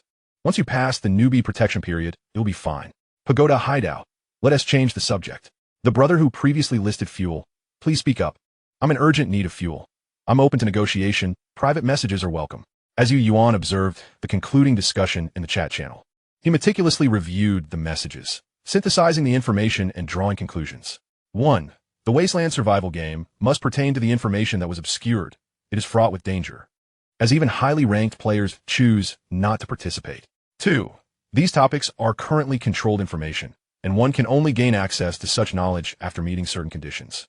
This might explain the lack of related intelligence in the trade hub. Only upon the death of high-ranking players does the system trigger notifications. 3. The chat channel he currently inhabited seemed to represent a specific tier of players, such as newcomers, novices, or low-tier players, with even higher-tier groups above them. Thus, many high-ranking players opt not to advance, but rather remain comfortably within their tier, preferring to be a big fish in a small pond. However, many questions remained unanswered, such as the nature of the Destruction Dragon Train, and why Hive Hideout mentioned that they would understand this information after passing the novice protection period. How did they know? And through what means? These were questions for which he had no immediate answers. Yuan meticulously recorded these inquiries in his Hideout's memo for future reference. Indeed, there exists a private messaging feature, as suggested by the meaning of the floating pagoda's hiding place. The social aspect evidently indicates the presence of a private chat function. However, it seems this feature is entirely absent. Must one await specific permissions to unlock it? While searching for keywords related to private messaging in the Tao Tao cave, I fortuitously stumbled upon an answer this time, an established rule. 50 survival points for a single piece of information. It was yet another aged piece of paper, its surface worn smooth with time, and upon reviewing it, I fully confirmed my suspicions. During the novice protection period, private messaging is indeed disabled. Only upon the conclusion of this protective phase, after completing a task known as the Wasteland trial, will one gain access to the ability to add friends, engage in private conversations, and establish group chats. Continuing my inquiries in the Tao Tao cave regarding information related to the Wasteland trial yielded no trading options, as it evidently falls under regulated content. I casually listed this newly acquired piece of information for 50 survival points in the Tao Tao cave, awaiting the next fortunate soul. Releasing a sigh, I unveiled yet another layer of the Wasteland world's enigma, with the pivotal moment still hinging on the conclusion of the novice protection period. The novice protection period. This is the true sanctuary. Once it concludes, crises from all directions will inevitably descend upon me, both from players and the world's mechanisms. For the time being, I cast these thoughts aside, for future concerns can be addressed in due course. I must first attend to my present obligations. After a simple meal, I prepared some fresh grass for Mia. Watching Mia devour the food heartily brought a slight smile to my lips. I was truly indebted to Mia yesterday. Had it not been for its courageous charge, my survival against the onslaught of the mutated giant rat would have been doubtful, let alone the subsequent journey back, during which it safeguarded my safety. Even my wounds healed remarkably quickly, thanks to the restorative properties of the high-energy goat's milk. To call Mia my life-saving sheep would not be an exaggeration. Gently batting Mia, it resumed my tasks. My first order of business was to assess the losses incurred yesterday. Observing the FNFAL assault rifle, severely deformed by the giant rat's gnawing, brought a twitch to my eye. How exaggerated. This is a firearm. The tactical vest I wore, designated for law enforcement, was also rendered useless, torn to shreds by the giant rat's claws, exposing the bulletproof plates within. Even those plates bore numerous scratches, nearly punctured through, sending shivers down my spine. Had I not worn this armor yesterday, I might have suffered grievous wounds. The same fate befell the law enforcement helmet I had just acquired. Gazing at the conspicuous scratch on the back of the helmet brought tears to my eyes. I had barely possessed it for a day, and here it was completely trashed. Nevertheless, although the equipment was rendered inoperative, it had fulfilled its purpose. I temporarily set aside these 3 pieces of gear in a corner of the hiding place. Fortunately, I had received another set of law enforcement tactical gear from Soda yesterday, sparing me from the previous predicament of being defenseless. While I could overlook such vulnerabilities before, after experiencing the attack from the mutated giant rat, I was determined not to confront them unprotected again. I must devise a way to obtain a helmet, Otherwise, my sense of security would be severely compromised. I was uncertain of the mutated giant rat's vengeful tendencies, yet based on its previous ambush, its intelligence appeared to be considerable. Although I had shot out one of its eyes, the rat's ability to evade Mia's pursuit suggested that, despite its injuries, it remained a threat. Furrowing my brow in contemplation, I recognized that this was undoubtedly the mutated giant rat's most vulnerable moment, presenting the optimal opportunity to eliminate it. No, I must find a way to eradicate it thoroughly, lest it remain a lingering danger. The direction in which the mutated giant rat fled was towards Block 15. I resolved to investigate that area in the next couple of days. Chapter 50, The Escape Route Defense System Flame Thrower. Yesterday's haul was substantial. The 20 barrels of 100 liters of fuel alone were worth their weight in gold. This precious resource is more scarce than cigarettes, rivaling firearms and ammunition. And no one possesses a stable means of acquisition. Of course, I do not rule out the possibility that other players have access to related resources, hoarding them for personal use without listing them for sale. Much like myself, I would not easily part with these 20 barrels of fuel. 2,000 liters of fuel is neither an insignificant nor an overwhelming quantity. The hiding place will inevitably require substantial electricity. And if I were to acquire a vehicle in the future, the fuel consumption would be non-trivial. Selling it now may be easy, but acquiring it later would be akin to scaling a mountain. Besides the fuel, my greatest gain consisted of 25 bundles of homemade explosives, each equipped with a mechanical timer. Homemade timed explosives. Quality, ordinary. Weight, 2 kilograms. Condition, extremely stable. Timer duration, 130 minutes. Destruction radius, 3 meters. Severe injury radius, 10 meters. Lethal impact radius, 30 meters. Carefully, I placed these 25 bundles of timed explosives into a storage box, sealing it and placing it in a corner of the passageway, away from the fuel barrels. While the items are undoubtedly valuable, their danger escalates exponentially. Troubling thoughts flitted through my mind, yet the stability of the explosives provided a slight reprieve. After addressing the two most valuable and perilous categories of materials, I turned my attention to the firearms and ammunition seized from the burning fortress. This was also what I urgently required. Unlike the equipment from the Black Shield Police Department, the gear from the burning fortress primarily consisted of AK-series weapons, 2 AK-74s, 1 AK-74U, 1 AKM, and finally, an AK-12. There were also ample rounds of ammunition, with hundreds of both 7.62 by 39 millimeters and 5.45 by 39 millimeters cartridges, sufficient for my needs for some time. The remainder comprised the throwing weapons I had intentionally set aside, 8 F1 grenades, 5 flashbangs, and 3 sticks of explosives fitted with detonators. This assortment temporarily compensated for my previous lack of throwing weapons. From the equipment worn by the Flame Knight of the Burning Fortress, I managed to retrieve only a military-grade binocular, as I was unable to carry more at that moment. My storage was already overflowing, and bringing everything back had required considerable effort. Yet, the most precious spoils were those I had managed to salvage from the Flame Priest, complete with the entire set of gear and items. I would not forget the moment I confronted the Flame Priest, when I heard more than one mechanical prompt. Any items that trigger such alerts are undoubtedly of high value. Filled with excitement, I emptied the contents of my Oxford backpack onto the ground, and at that instant, a series of notifications echoed in my ears, akin to the most exquisite music in the world. Ding! High-value materials discovered. Special construction path for hiding place facilities detected. Would you like to add this path to the facilities management log? Ding! High-value materials discovered. Special construction path for hiding place facilities detected. Would you like to add this path to the facilities management log? Ding! High-value materials discovered. Optimization path for hiding place facilities detected. Would you like to add this optimization path to the security and wall construction list? Ding! High-value materials discovered.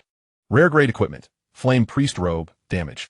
The corners of my mouth curled into a grin that nearly reached my eyes. I had indeed found 3 construction blueprints for the hiding place, 2 of which detailed special construction paths not previously available. I promptly added them all to the facilities management log. As the blueprints vanished, the log updated with 2 new construction path listings and 2 optimization paths. Ding! Detection of defense facility construction paths activated. The defense system management log for the hiding place has been unlocked. Within the survival interface, in addition to the hiding place facility management log and the resource management log, a new page titled Hiding Place Defense System Management Log appeared. Yuan eagerly examined the 2 newly emerged facilities. Escape passage, special. Quality, Unknown. Introduction. This is a mystical construction blueprint that allows for the creation of a special escape passage, linking a hiding place to a safe house, facilitating escape or safe relocation in critical moments. It can connect to a maximum of 3 safe houses. However, it appears that certain necessary conditions for its construction are still lacking. Construction requirements. Escape key X1. Safe house X13. Locked door X1. Defensive flamethrower. Quality, rare. Introduction. Within a 100-meter radius of the hiding place, up to 20 sets of flamethrower devices can be constructed to ensure the safety of the hiding place. Please note that the release of this facility will scorch the surrounding area, so ensure to maintain a safe distance and prepare adequate protection during construction. Construction requirements. Per set essential materials. Fuel X10L, high-pressure cylinder X1, pressure relief valve X1, steel X1, spring X1, 9V battery X2, resistance wire X1, metal water pipe X1, metal nozzle X1, auxiliary materials, rubber washer X2, metal pin X1. Yuan found himself at a loss for words. Incredible. Truly extraordinary. The escape passage provided him with an unparalleled sense of security. For once this facility was truly utilized, it may signify that the hiding place was in a dire predicament. Having an opportunity to flee was always advantageous. As for the construction requirements, aside from the locked door, he had yet to gather any leads on the other 2 items. Nevertheless, the construction path had been added, at least providing him with a direction and a target to pursue. The defensive flamethrower fulfilled Yuan's previous speculation regarding the hiding place's defense level. He had constructed numerous facilities in his hiding place, enhancing safety, comfort, hygiene, and energy levels. Yet, the defense level remained at 0. He had previously speculated that perhaps upgrading the walls was necessary, and now he had a definitive answer. Furthermore, the fact that defensive facilities could be constructed around the hiding place filled Yuan with uncontainable joy.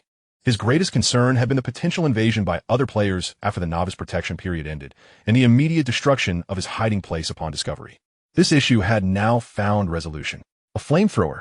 The construction range was still limited to 100 meters around the hiding place, granting Yuan ample operational space. Let us not forget that his hiding place was situated within an air defense shelter passage, with a clever design for the flamethrowers. These passages could become a fiery trap from which intruders could neither escape nor evade. Instantly, Yuan envisioned no fewer than 5 suitable locations for constructing flamethrowers. This blueprint was indeed a fortuitous find. With over 20 days remaining until player invasions commenced, he had ample time to transform the air defense shelter into a realm of fiery demise. A glimmer of ruthlessness and coldness flashed in his eyes. Chapter 51. Robe of the Flame Priest, Crafting Table, Notes. The security and walls facilities had also added an optimization path. Level 3 Fireproof Security Door, excellent. Level 2 Heat-Resistant Firewall, excellent. Yuan was not at all surprised by this development. The burning fortress was capable of producing such a substantial amount of fuel. And intelligence reports had also indicated their interest in the offshore oil fields of Green Forest City. The resources controlled by the burning fortress were, unsurprisingly, either oil refineries or oil field mines. Only by mastering these 2 locations could they possess abundant fuel resources. Moreover, the Flame Knights had all modified their motorcycles with flamethrowers, and even their individual vehicles exhibited a penchant for flames, with their faction name entirely revolving around fire. Thus, acquiring the flamethrower defense blueprint and fireproof facility blueprints from the evidently high-ranking Flame Priest was entirely reasonable. The materials required to upgrade these 2 facilities were not particularly difficult to find, as many were commonplace items. However, gathering them all would require some effort. Fortunately, their construction priority was not high, allowing for gradual collection. Finally, there was the matter of the Flame Priest's striking red robe. This was Yuan's first encounter with equipment highlighted as a high-value asset, and indeed, it was of rare quality, suggesting its genuine scarcity. Robes of the Flame Priest, damage. Introduction. This rare piece of equipment, meticulously crafted from the skin of mutated flame wolves, regrettably bears damage. Quality, rare. Weight, 18 kilograms. Function. Withstands 800 degrees of flame for 3 seconds, resists 4,000 joules of kinetic piercing, yet fails to prevent impact damage caused by bullet kinetic energy. Can endure a temperature differential of 6,550 degrees, keeping the wearer in a state of thermal equilibrium. Flame wolves? Yuan realized. Perhaps this was akin to the mutated giant rat he had encountered. Even now, the image of the mutated giant rat withstanding the FN-FEL assault rifle's full magazine of bullets without sustaining harm was vivid in his memory.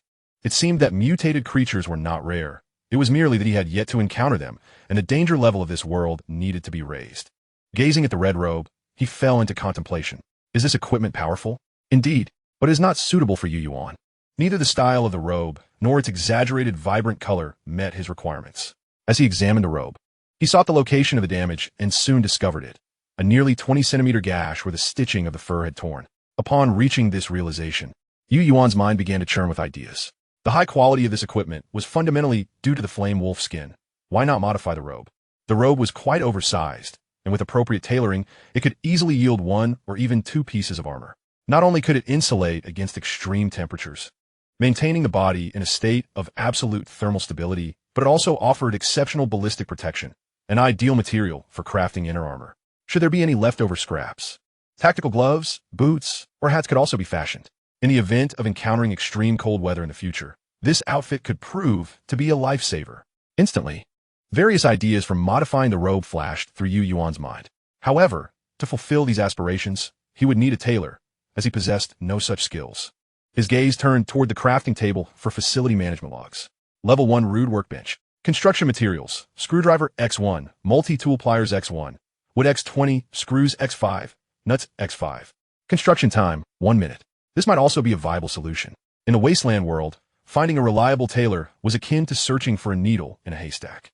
The daily refreshed newspapers might contain information about tailors, but the emergence of such information was random, making the probability of encountering a tailor nearly zero. Upgrading the crafting table would be beneficial for future use. As for the tailor, he could ask Marcel next time he had the opportunity. She was a craftsman, and even if she lacked tailoring skills, she might know someone in that field. Yuan pondered inwardly. Once he had made a decision, he was not one to dawdle. Aside from the wood, he had already gathered the other construction materials. So he directly expended 100 survival points at Tao Tao Cave to purchase 20 units of wood and proceeded to construct a level 1 crafting table. In a mere minute, a 600 by 400 millimeters square table appeared before Yuan, complete with a small drawer beneath it, reminiscent of the wooden desks from his school days, alongside a small stool placed underneath. Seeing this, Yuan could not help but smile. At first glance, it indeed had that nostalgic feel.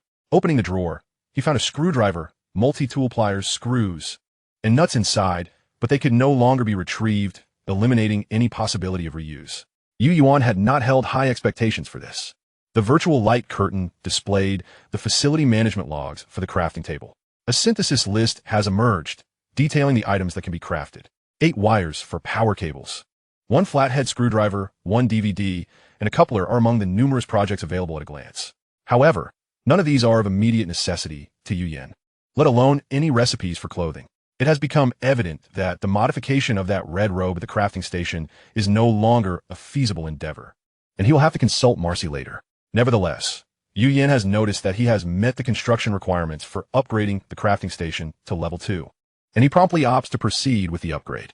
The multifunctional toolbox, tape measure, nail gun, adhesive, long nails, jack, and small electronic scale all vanish, and a 30-minute countdown for the upgrade appears on the crafting station. He hopes that the level 2 crafting station will bestow upon him some delightful surprises. Yuan then turns his gaze to the remaining items strewn across the ground, all of which are miscellaneous belongings scavenged from the Flame Priest. Among them lies a rather exquisite dagger adorned with red patterns, though it fails to capture his interest. A Zippo lighter catches his eye, revealing that the Flame Priest held it in high regard, exuding a vintage charm and appearing remarkably clean and tidy.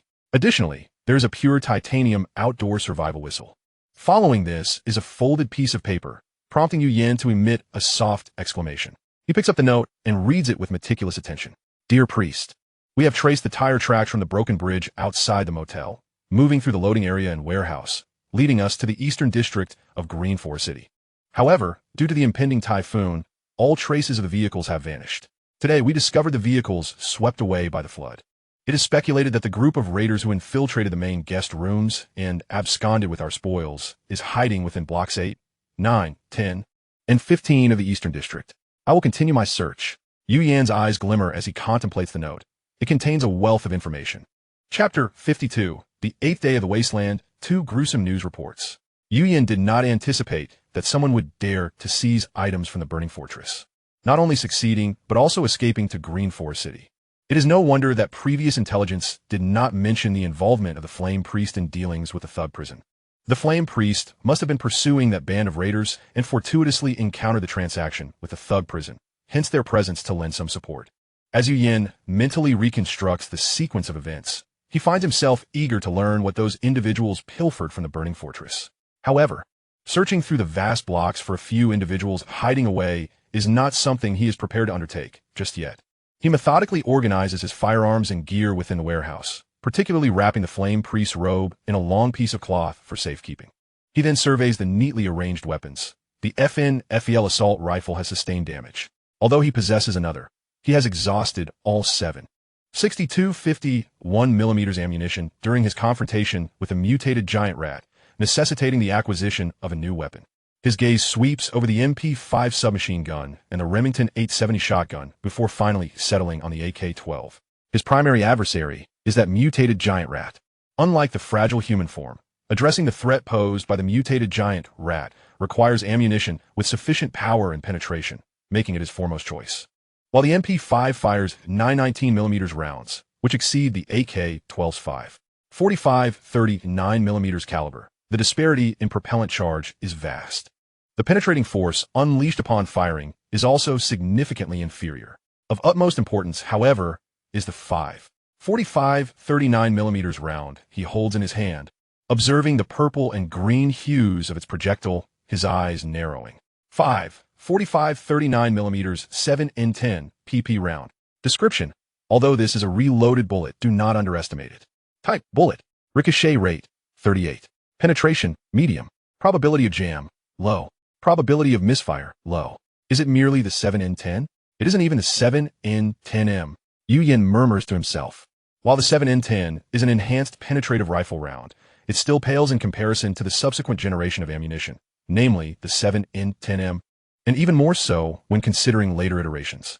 Nonetheless, the 7N10, as an enhanced version of the standard steel core round, possesses the most formidable penetrating power among all his current munitions. Even the FN-FEL's ammunition fails to rival the penetrating capacity of the PP round. For comparison between FMJ and PP rounds is rather unfair. FMJ rounds cannot penetrate the mutated giant rat's hide, leaving Yuan with no choice but to experiment with the 7N10 round. However, he harbors some concern. While the 7N10 excels at penetrating high-hardness armor plates, its efficacy against the soft fur of the mutated giant rat remains uncertain. Nevertheless, he finds himself without alternatives. Loading the 5.45 39mm 7N10 round into the magazine, Yuan carries the AK-12 to the air defense refuge level, entering a corridor that culminates in a steel plate. This location serves as the shooting range where he previously practiced with his weapons. Raising his firearm to aim, he takes a brief breath before firing. Bang, bang, bang. The sound of gunfire reverberates through the corridor, accompanied by the clanging of the steel plate being struck. However, the cacophony swiftly ceases, and Yuan grimaces, shaking his head. No, I must find a way to acquire noise-canceling headphones. He had noted this issue during his previous shooting practice in the sewers, within the corridor. The gunfire is amplified to the point of causing discomfort to his eardrums. Approaching the steel plate, he observes several obvious dents left by the bullets, prompting a smile to spread across his face. Quite commendable. Returning to his hiding place, Yuan prepares the AK-12, spare magazines, and additional ammunition. The Level 2 crafting station upgrade has been completed. The surface area has expanded significantly, revealing a reloading press, accompanied by an electronic scale. Yuan's eyes light up as he gazes at the reloading press, manipulating the lever with excitement. Is this for reloading bullets? Indeed. The crafting list now features a directory for bullet production. As long as he possesses gunpowder, casings, or materials such as brass and steel, he can craft corresponding bullets. Though the production speed of 1 bullet per minute is rather slow, perhaps the upgrade of the crafting station will yield improvements. Nevertheless, with a substantial reserve of ammunition still at his disposal, there is no urgency to begin crafting. Additionally, the list now includes the option for leather tanning, much to Yuan's delight. Thus, he has successfully organized all the spoils from yesterday's endeavors. To be frank, it is quite exhausting. While organizing the loot is undeniably gratifying, it is also undeniably tiring. Yet, he finds himself tired yet content. Glancing at the time, he notes that it is nearly 5 in the afternoon, and darkness will soon descend in a little over 2 hours. Yuan approaches the dilapidated newsstand to check the freshly updated newspapers, only to find no additional intelligence or items, which leaves him slightly disappointed. However, the news within the paper causes his gaze to sharpen. District News Section. Quality Rock. Danger Level, Medium. This morning, the Aurora Animal Assistance Society received reports of a gang of vagrants capturing and killing 2 wolves near Newson Avenue in Block 12. As per the chairman's directive, this evening, a team consisting of 1 tamer, 1 veterinarian, and 30 armed caretakers will conduct a sweep of all vagrants and scavengers in the vicinity of Newson Avenue in Block 12. This serves as a death notice from the Aurora Animal Assistance Society to all vagrants and survivors in the Eastern District. Every animal in the Eastern District is their private property, and any acts of harm, capture, confinement, or domestication of animals will be met with the full force of the Aurora Animal Assistance Society. District Life News. Quality Rock. Danger Level, Low. At 2:13 a.m. today, a homeless individual was brutally murdered in a residence located at 78 Splendor Street in Block 11. According to the investigation conducted by our reporter, this unfortunate soul had previously committed heinous acts, resulting in the deaths of 7 survivors. The assault of 8 individuals, 3 females and 5 males, and the torture of 3 others, leaving a trail of malevolence in his wake. Upon his demise, the victim's tendons in his hands and feet were severed, and his 5th limb was mutilated. His hands were bound behind him, and he knelt in a posture of contrition. The assailant severed the victim's carotid artery before plunging the weapon into his heart, evoking a strong sense of ritualistic fervor. Before the corpse, an arrow drawn in blood adorned the floor, accompanied by the chilling inscription, "Sinner, repent in hell." Good heavens, both news articles reek of savagery. Upon consulting the virtual map, I swiftly pinpointed the location of 78 Splendor Street in Block 11. It is a rather secluded thoroughfare, yet not far from Cancino Avenue. Indeed, Block 11 is fraught with peril. Chapter 53, Exploring the Oli's Hotel, Encountering the Safe Again. Regardless, the individual responsible for the homeless man's death poses a significant security threat. Fortunately, judging by the last message left by the perpetrator, his target appeared to be the homeless man. Nonetheless, caution must be exercised when venturing into Block 11 in the future. It is no wonder that other players express trepidation when discussing urban areas. This place is genuinely troublesome. Various factions of thugs are intricately intertwined, carving up the city blocks, while numerous homeless organizations band together, engaging in rampant plundering and misdeeds. At the very bottom lie the scavengers and the fortunate survivors. They are merely reserved members of the homeless or even thugs, liable to succumb to darkness at any moment. In the Wasteland, there are simply no virtuous souls left. Pure-hearted individuals cannot survive in this world. Returning my thoughts to the first piece of content, I unconsciously extracted a cigarette and placed it between my lips, attempting to organize my thoughts. As the smoke curled upward, my gaze sharpened, fixating on the time. It is now 5:13 p.m., and the Aurora Animal Assistance Society is scheduled to clear Block 12 this evening, taking away over 30 thugs. Consequently, tonight will undoubtedly see the lowest number of thugs at the John K. Zoo. It is also the optimal moment to explore the Oli's Hotel. The sole precaution is to ensure that the presence of Mia remains concealed, preventing anyone from laying eyes upon her. Thankfully, Mia did not reveal herself before Carmen yesterday. I felt a slight sense of relief.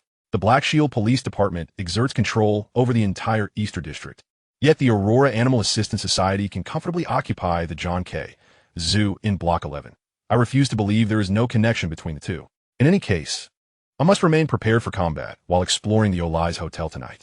As for the fate cards, I have decided to draw them tomorrow. My right wrist requires further recuperation. By 7:30 p.m., I found myself near the John K. Zoo in Block 11, having intentionally avoided Block 15 and instead entered through Block 12. The exploration task tonight is crucial, and with my wrist still in need of healing, I shall refrain from entangling myself with the mutated rats. In the pitch-black sewer tunnels, the virtual map adjusted under my guidance, zooming in and out. I had already unlocked the manhole covers nearest to the Oli's Hotel, totaling 3, corresponding to the eastern, northern, and western streets of the hotel, while the southern side was dominated by a cluster of buildings. I meticulously confirmed my intended route for action and escape in case of unexpected circumstances. Peering through the manhole cover, I observed the sun dipping low in the sky, casting a yellowish hue, marking my location as a crucial pathway from the zoo to Block 12. Once the individuals from the Aurora Animal Assistance Society departed from the zoo, I will be immediately informed. I also understood why Marcel had previously advised against exploring this area. It is indeed perilous. The Oli's Hotel lies to the west of the John K. Zoo, separated by merely a street with a direct distance of no more than 300 meters. Any commotion at the Oli's Hotel would surely alert the zoo. Correspondingly, one could easily observe the situation at the zoo from within the confines of the Oli's Hotel. As the clock struck 7:45 p.m., I heard the distant roar of car engines emanating from the zoo direction through the manhole cover. Shortly thereafter, I discerned the sound of vehicles passing overhead, swiftly fading away, heading toward Block 12. After waiting for an additional 2 minutes and confirming the absence of any other situations, I finally sprinted toward the Oli's Hotel. By the time I entered the Oli's Hotel, darkness had completely enveloped the sky. Upon locating the stairwell, I ascended to the 8th floor. As I passed the front desk, I noted that the hotel insignia on the background wall bore a striking resemblance to the emblem on Biao Ji's room card. Given that I had not erred in locating the place, I began to anticipate room 0813. I hoped it would not turn out to be a fruitless endeavor. Before long, I arrived at the 8th floor, where I encountered overturned furniture, shattered doors, scattered luggage, and a few skeletal remains, accompanied by a faint, unpleasant odor. I swiftly disregarded these sights, quietly concealing myself in a corner just inside the floor, curling my body within the shadows. I meticulously scrutinized the concealed corners, my ears attuned to even the faintest sounds. After a minute, I cautiously stepped forward, proceeding deeper into the corridor. 08370839. I had taken a wrong turn. It should be over here. Following the numbers on the door plates, I finally located room 0813, only to be confronted with a violently damaged door. Although I had anticipated such a scenario and felt no overwhelming disappointment, a sense of dissatisfaction lingered within. With a mindset of I've come this far, I reluctantly stepped into the room, beginning my cautious exploration. As per usual, I first drew the curtains before retrieving my flashlight, adjusting it to low light mode, and began examining the room. However, upon viewing the empty wardrobe, the open suitcase, and the littered debris and black footprints, I suddenly felt as though there was little need for further search here. What is that? My attention was suddenly captured by an object behind the bedside table. Shining my flashlight in that direction, my eyes widened in surprise. How could there be a safe here? A black safe, embedded in the wall, stood before me. Observing the scuffed scratches and pockmarked dents on its surface, it was evident that it had not gone unnoticed by others. Rather, those who had encountered it were unable to open it or even carry it away. In the end, it remained abandoned. Recalling the key I had taken from Biaoga, along with the room card, I retrieved the key from my backpack. Carefully inserting it into the safe, I felt a surge of anticipation as the key gradually engaged. A smile crept onto my lips. I wondered what treasures this safe might hold. My excitement grew, with the safe key in hand. Unlocking it proved to be an exceptionally straightforward task. As the door swung open, revealing its contents, I furrowed my brow slightly. Inside lay a laptop, a USB drive, a mobile phone, and a document folder. Is that it? Although the laptop is indeed quite valuable, none of these 4 items triggered any notifications, leaving me somewhat disheartened. However, anything stored within a safe should possess some degree of worth. I propped the laptop against a wall. Given the passage of time, its battery might have completely drained. I would have to wait until it charged to discover what lay within. I placed the mobile phone and USB drive into my backpack. My gaze then shifted to the document folder. Wow! As I examined the sealed strip on the back of the folder, my eyes narrowed in anticipation. Without hesitation, I tore open the seal and extracted the contents. The moment I caught sight of the items, my pupils dilated, and my heartbeat seemed to momentarily halt. What on earth? Chapter 54, Evaluation Report, Rank 9349. What on earth? Yuan nearly gasped in astonishment, gazing at the photograph of the ferocious black rat. He almost dropped the items in his hand. The sight was indeed a psychological shock. Once he regained his composure, he realized that his back was drenched in cold sweat and his heart was racing. This was intolerable. He must eliminate that creature swiftly, otherwise, he would be unable to eat or sleep, as it was exceedingly unsettling. As he steadied his emotions, his gaze at the document folder became remarkably sharp. There were a total of 17 photographs, all featuring the monstrous black rat. The images were taken from covert angles and were mostly somewhat blurry. Only 7 were relatively clear. The backdrop was a section of the sewer, where the black rat appeared to be smaller than its current size, measuring just over 1 meter. Several officers in police uniforms surrounded the creature, poised for action.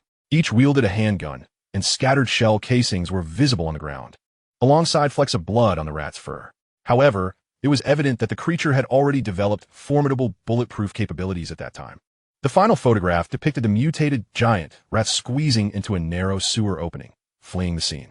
The expressions on the officers' faces were quite remarkable, ranging from terror and fear to pallor and relief. Among them, Yuan recognized a familiar figure, the bald officer, Friss. He was surprised to discover that Friss was already a police officer before the Wasteland era. The certainty that the photos were taken prior to the Wasteland was evident from Friss's demeanor and appearance, which lacked the characteristic caution, indifference, and vigilance of survivors in the Wasteland. It wasn't just him. Other officers also appeared similarly unscathed. Their uniforms were relatively clean, despite having been in the sewer attempting to capture the mutated giant rat, and their fabric quality was unmistakable. Furthermore, their skin appeared youthful and supple, with some appearing to be in their early 20s, likely fresh out of police academy, even exhibiting a hint of shyness. These details confirmed that the photos were indeed from before the Wasteland. Beneath the photographs lay an investigative report, which piqued Yuan's interest, likely due to the association with the mutated giant rat. Preliminary assessment report on anomalous phenomena at John Kirk Zoo. Assessment Unit. Zoo Qualification Review Committee Safety Observation Group. Evaluator. Ningxe. Assessment Target. John Kirk Zoo. Assessment Reason. Ongoing reports from local residents regarding anomalous animal wailing and ground tremors. After 92 days of covert observation and infiltration, we confirmed that the John Kirk Zoo appeared to operate normally on the surface, while in reality, it was conducting animal modification experiments in its underground facilities and closed exhibits. The core objectives of the experiments were animal gigantism, mutation inducement, and behavior control. Currently, the experiments have achieved preliminary results, posing extremely high biological safety risks. Furthermore, behind these animal experiments, we discovered the existence of a mysterious organization known as the Aurora Animal Assistance Society, which possesses substantial financial resources and operates clandestinely. It is suspected that the zoo has been infiltrated and manipulated by this organization. We found that the animal experiments are primarily divided into three directions. 1. Gigantism. Animals suspected to have been injected with a certain hormone catalyst continue to secrete growth factors, resulting in uncontrollable massive sizes. 2. Mutation induction. Investigations revealed that injecting the hormone catalyst could cause mutations in the animal's bodily organs. 3. Control. The John Kirk Zoo attempts to control mutated animals' behavior by implanting brain chips. Additionally, we clarified the layout of the zoo's facilities, where the above-ground area is disguised as a normal zoo operation. The underground experimental area, B1-B3, is designated for live animal experiments, under the control of the Aurora Animal Assistance Society. This experimental area carries an extremely high risk factor, with potential for escape of test subjects, ecological contamination, and militarization of biological weapons. It is recommended that the Safety Committee isolate and dismantle both the John Kirk Zoo and the Aurora Animal Assistance Society. Detailed investigation data and backups have been stored on a USB drive, which can only be accessed through an observer's computer. Moreover, we express our gratitude to Mr. Loris, the senior inspector from the East City Police Department, for providing critical evidence. Just as Yuan finished reading the entire assessment report, a notification chimed. Beep. Triggered key node. The secrets hidden behind Green Forest City. Achievement unlocked. Echoes of history. Achievement points earned, 200 points. Hideout ranking updated. Current rank, 9,349, 150 members. Observing the ranking leap of 150 positions, Yuan felt neither the excitement nor exhilaration he usually experienced. This elevation felt inexplicable, and he could not discern the value this investigation report held for his advancement. The achievement Echoes of History also left him baffled, yet it rewarded him with a direct 200 achievement points. As he scrutinized the report and photographs in his hands, his eyes narrowed. One thing was certain, an achievement that triggered such a ranking leap was undoubtedly significant. The last time he acquired the blueprints for the sewer network in East District, he only received 200 achievement points. The fact that this achievement, Echoes of History, also granted him 200 points spoke volumes. He could not comprehend the reason behind it. The only possibility was that he was not yet prepared to engage with such information. In other words, this investigative report was too advanced for him. Furthermore, the previous report from the Water Authority had mentioned that the appearance of the mutated giant rat was related to a religious ritual in a room within Block 9. So how did it connect to the zoo? The hidden animal experimentation, religious rituals, hormone catalysts, and the Aurora Animal Assistance Society all intertwined with the mutated giant rat and Loris. Recalling all the intelligence he had gathered since entering the Wasteland, a vague thread began to take shape in Yuan's mind, but no matter how hard he tried to grasp it, he could not seize it. Yet, he had a premonition that this thread might be intricately linked to the transformation of Green Forest City into its current state. If that were the case, earning 200 achievement points would make sense. What he needed to do now was to seek information that could piece together all the clues. The emergence of that mutated black rat was likely not as simplistic as it appeared. Even the Black Shield Police Department's coexistence with the Aurora Animal Assistance Society in the East District might conceal unknown secrets. He returned the report and photographs to the folder and stowed it in his backpack. Regardless, this exploration of the Olai's Hotel had not been in vain. Yuan elevated his regard for the Aurora Animal Assistance Society to a level comparable to that of the Black Shield Police Department. He had initially believed that this organization posed little threat, as they would remain near the zoo. However, it was becoming apparent that they were engaged in genuinely perilous activities. The mere thought of potentially dozens of mutated rats traversing the sewers sent chills down his spine. Temporarily casting aside these chaotic thoughts, Yuan began his search in other rooms. Since room 0813 had a safe, what about the others? He couldn't help but lick his lips in anticipation. Chapter 55, The Sacrificial Ceremony, The Raven's Night Raid, Retreat. After thoroughly investigating the entire 8th floor, Yuan had to concede that safes were not a standard feature in every room. There were only 5 in total. 3 were open, and aside from room 0813, the last safe yielded nothing but emptiness when Yuan used his advanced lock-picking skills to open it. His demeanor crumbled in disappointment. Fortunately, it wasn't entirely without reward. Although the hotel's supplies had been thoroughly scavenged, the facilities remained intact. Among them were the materials Yuan urgently required. For instance, the 20th call. Finally, it was sufficient. Yuan let out a long sigh, counting the 20 neatly arranged fire extinguishers within the dilapidated cave, a smile tugging at the corners of his mouth. It was only when he inadvertently caught sight of the fire extinguisher in the corridor that the realization dawned upon him. Fire extinguishers were essentially high-pressure gas canisters, perfectly suitable as materials for constructing defensive mechanisms against flamethrowers in his hideout. He immediately set about collecting them from the hotel. Clearly, no one needed these extinguishers. Much to Yuan's benefit, with his newfound experience regarding fire extinguishers, his thoughts began to flow freely. The Olai's Hotel was vast and opulent, boasting a myriad of fully equipped facilities. Perhaps he could discover many elusive construction materials here. He activated the virtual hologram and began to examine the construction materials for his hideout. Suddenly, a series of synchronized gunshots erupted from outside the hotel. Yuan promptly closed the virtual hologram and approached the window to peer outside, only to notice that a bonfire had mysteriously ignited within the zoo. A group of people surrounded the fire, engaged in some unknown activities. Recalling the assessment report he had seen earlier regarding the zoo, Yuan pondered for a moment, retrieved his binoculars from his backpack, and nestled against the corner, directing his gaze toward the bonfire. With a single glance, his lips pressed into a thin line. A man was bound to a wooden stake before the bonfire, resembling the classic depiction of Hong Xiuquan's brother. He was encircled by a ring of candles, and the ground beneath him was drenched in an indeterminate liquid, red or black, forming bizarre symbols that were eerily unsettling. The man's bare body bore similar markings resembling a black sun. From the crowd emerged an individual clad in a black hooded robe. Yuan noted that the robe was adorned with the same black sun motif, and the figure wielded an oddly shaped dagger, approaching the bound man with deliberate steps. Yuan swiftly adjusted the magnification on his binoculars, and, as the distance shrank, he discerned the terror, helplessness, and pleading etched upon the man's face. Yet, all was in vain. As the robed figure slowly plunged the dagger into the man's chest, the latter's body convulsed violently. Simultaneously, another cloaked figure handed a syringe to the one wielding the dagger. The dagger wielder took the syringe, positioned it against the man's temple, and plunged it in. Just as the needle pierced, the man, who had been writhing, abruptly lifted his head toward the sky, mouth agape as if unleashing a wail of despair. From a syringe, a stream of luminous liquid was extracted from the man's brain. As the glowing fluid was withdrawn, the man fell utterly still, his complexion rapidly darkening. The robed figure then placed the syringe into a prepared cooler, from which Yuan could discern a chill emanating. Observing the scene unfold within the zoo, Yuan exhaled a heavy breath, murmuring softly, "Ah, a religious ritual." The once vague clues in his mind began to crystallize.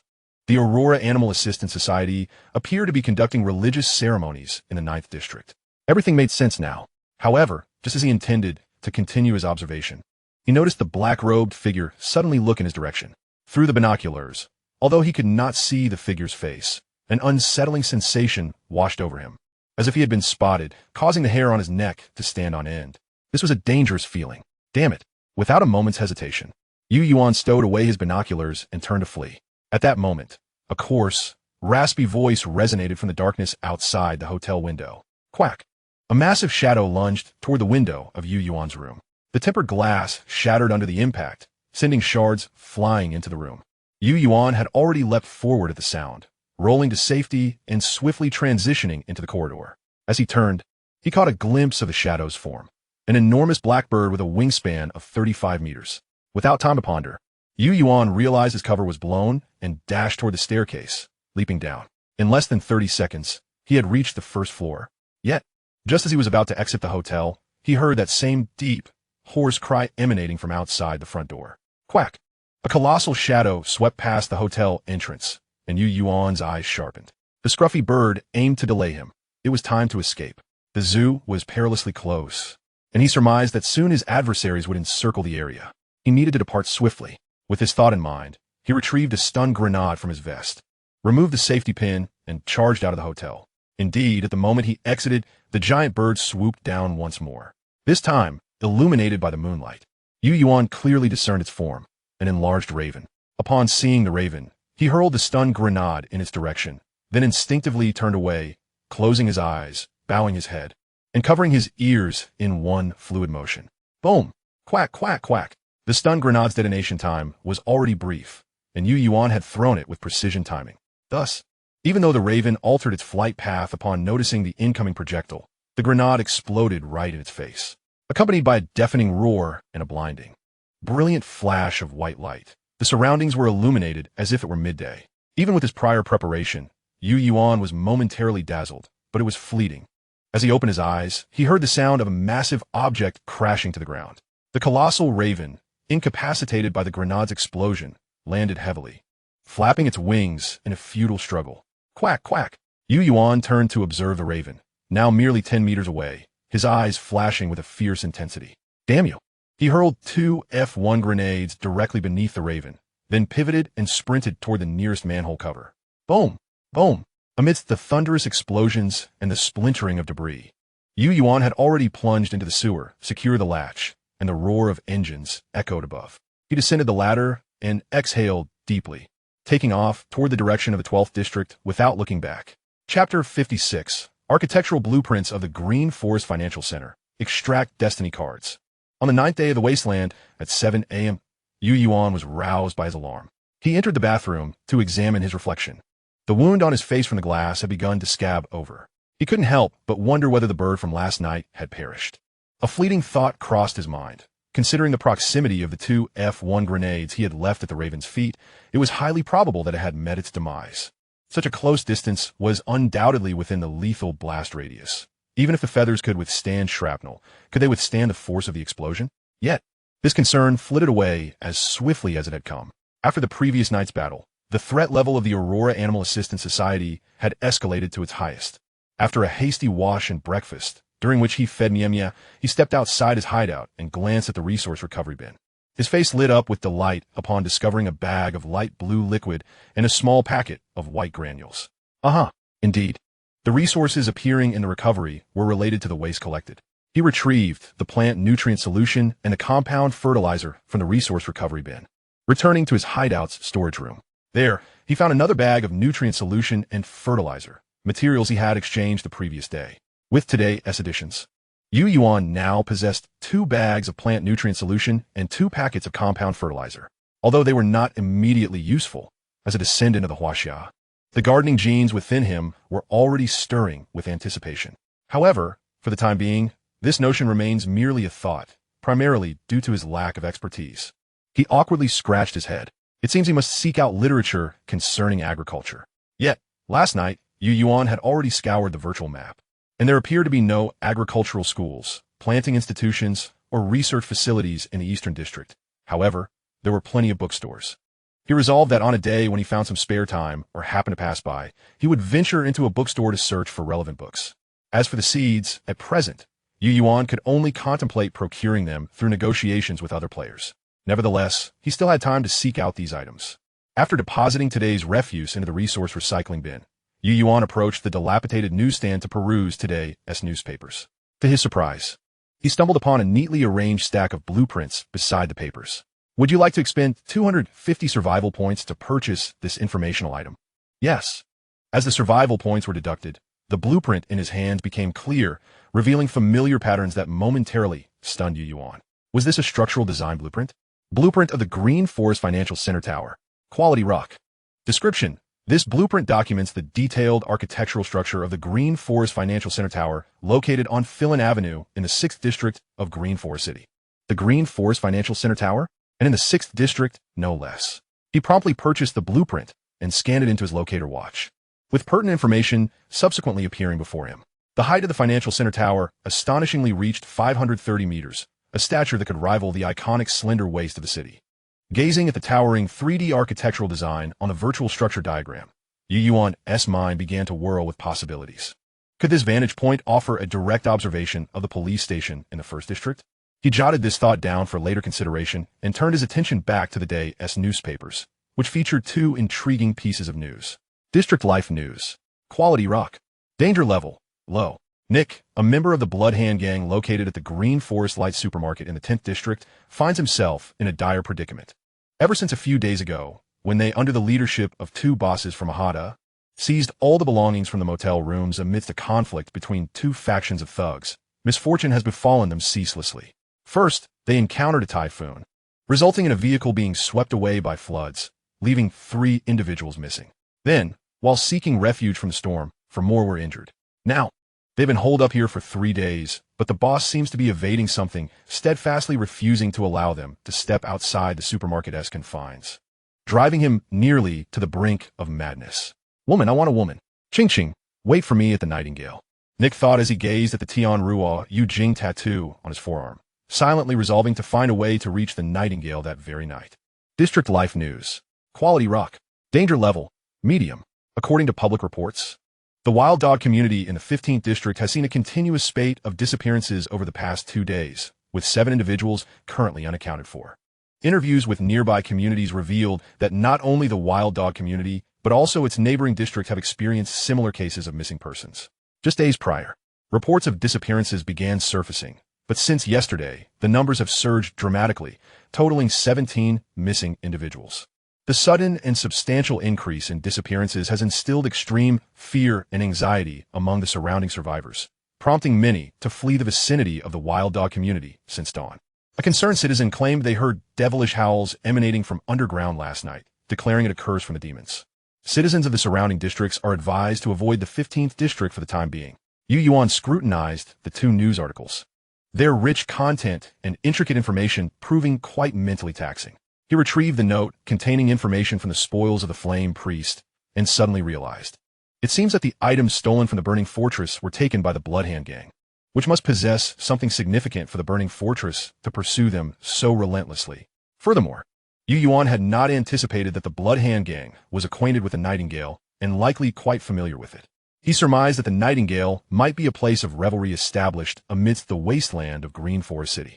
Previously, under the protection of the Black Shield police station, it certainly had the credentials and justification to endure.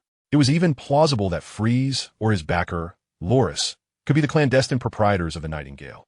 After all, it had been 4 or 5 days since Freeze was eliminated, and no news had emerged about the Nightingale, which was rather unusual in the Wasteland. Of course, one could not discount the possibility that the Nightingale had fallen to other factions, but he would need to investigate further to ascertain the truth. As for the second article, Yuan instantly recognized it as the handiwork of the mutated giant rat. It was clear that, in its quest to restore its physical form, it required a substantial amount of energy and sustenance, thus resorting to attacking drifters and survivors. However, from the information gleaned from the newspaper, it seemed that the injuries sustained by the mutated giant rat were not as severe as initially presumed. The wild dog community, then? Yuan silently noted this information. Having finished reading the news, Yuan activated the virtual light screen for the fate card. After resting for a day and a night, aided by high-energy goat milk and the rest area, his wrist injury had nearly healed. Now, it was time to select a new gift of fate and fate card. Axiom: all gifts of fate have long been marked with their prices in the shadows. 3 seconds later, 3 gifts of fate appeared before Yuan. Chapter 57. The Magician's Hat, Confronting the Mutated Giant Rat. Choose one of the following 3 gifts of fate as your bestowed gift. The Magician's Hat. Function. The hat possesses a volume of 1 cubic meter, allowing for the free retrieval of items and the ability to transform its form. The Arms Dealer's Weapon Rack. Function.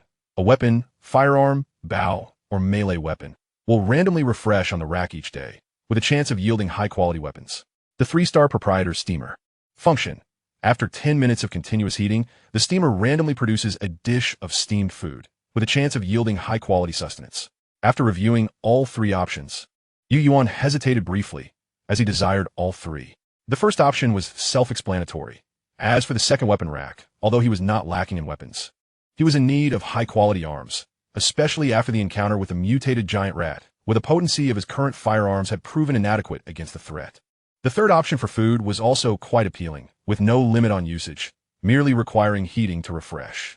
However, considering the current circumstances, Yuan ultimately opted for the first choice. The Magician's Hat has been placed in your hiding spot. Please check it yourself. Shortly thereafter, the elongated wooden box swayed once more. This time, Fate Card Conquest. Conquest Card, Quality, Rock Level. The player must conquer a formidable creature or an organization of 10 or more within 2 days, or face death. Note, Ant, if you cannot submit in spirit, then perish in body. If you cannot submit in spirit, then perish in body, Yuan murmured. His mind immediately drifted to the mutated giant rat, which undoubtedly fit the definition of a formidable creature from any perspective. If the mutated giant rat did not qualify as powerful, Yuan truly could not fathom which creatures would. Even tigers or grizzly bears could not disregard firearms. Yet that mutated giant rat navigated with ease. A glint of determination flickered in Yuan's eyes. Perfect, I was planning to seek it out in the 15th district today. This conquest card came at the most opportune moment. The threat posed by the mutated giant rat kept Yuan in a state of unrest. He could not maintain peak condition at all times. Should he encounter this creature again while injured, it would be a recipe for disaster. Now that the mutated giant rat was severely wounded, this was the ideal opportunity to eliminate it. Taking advantage of its misfortune was a principle Yuan had always adhered to. Checking the time, it was nearly 8 o'clock. Instantly donning his equipment, Yuan outfitted himself with the Enforcer's ballistic armor, tactical gloves, tactical boots, an AK-12, a combat knife, F1 grenades, and flashbangs all meticulously secured. Lastly, he transformed the Magician's Hat into a ring, adorning his right middle finger with what was now named the Magician's Ring. A positioning watch adorned his left wrist, while Magician's Ring graced his right hand, completing his ensemble. All 5.45, 3, 9mm, 7, and 10 round were loaded into spare magazines and tucked into his wristband, and as a precaution, he even stowed an AK-74 as a backup, rendering himself armed to the teeth. However, before departing, Yuan sifted through a pile of discarded gear and unearthed the Enforcer's helmet, which bore a gash from mutated beast. Without the helmet, he felt an unsettling lack of security. Fully prepared, he exited his hideout, mounting his steed, and sped towards Block 15. Upon returning to the site of his previous skirmish with the mutated beast, remnants of the battle still lingered. Bullet holes and gaping scratches marred the walls and floor, a testament to the ferocity of the encounter. Gazing at the gruesome walls and the dried bloodstains below, he could vividly envision the intensity of the fight. As the protagonist of that clash, Yuan felt a pang of anxiety. Running his fingers along the deep gouges in the wall, he inhaled deeply. This time, the mutated rat must perish. He recalled the location of the ambush from the mutated rat, discovering that above the sewer where he had been attacked, there was indeed a layer of air defense shelter. The area of the ambush was not a legitimate exit. Rather, at some unknown point, a breach had formed in that shelter, small enough to remain undetected, especially since it lay in a blind spot. Following the guidance of his virtual map, as he approached Block 15, a foul stench began to permeate the air, confirming he was on the right track. Immediately, he and his mount completed their gear checks. With enhanced physical prowess, Yuan cautiously advanced towards the sewer leading to the dogpack community, AK-12 in hand. Learning from his previous encounter, he paid close attention to overhead positions and every potential hiding spot. As he crept closer to the dogpack community, the stench intensified. Yuan frowned but was prepared, donning a disposable mask from his medical kit, unexpectedly useful this time. Before setting off, he had affixed a flashlight to the AK-12's foregrip with tape, creating a rudimentary tactical light that synchronized with his line of sight, set to low beam. his heightened auditory senses attuned to the surroundings. And just as he neared the dog pack community, his movements abruptly halted. Tilting his head slightly, he listened intently to a sound emanating from the right front, something gnawing. His eyes brightened. He had not misheard. The sound of something being devoured echoed faintly.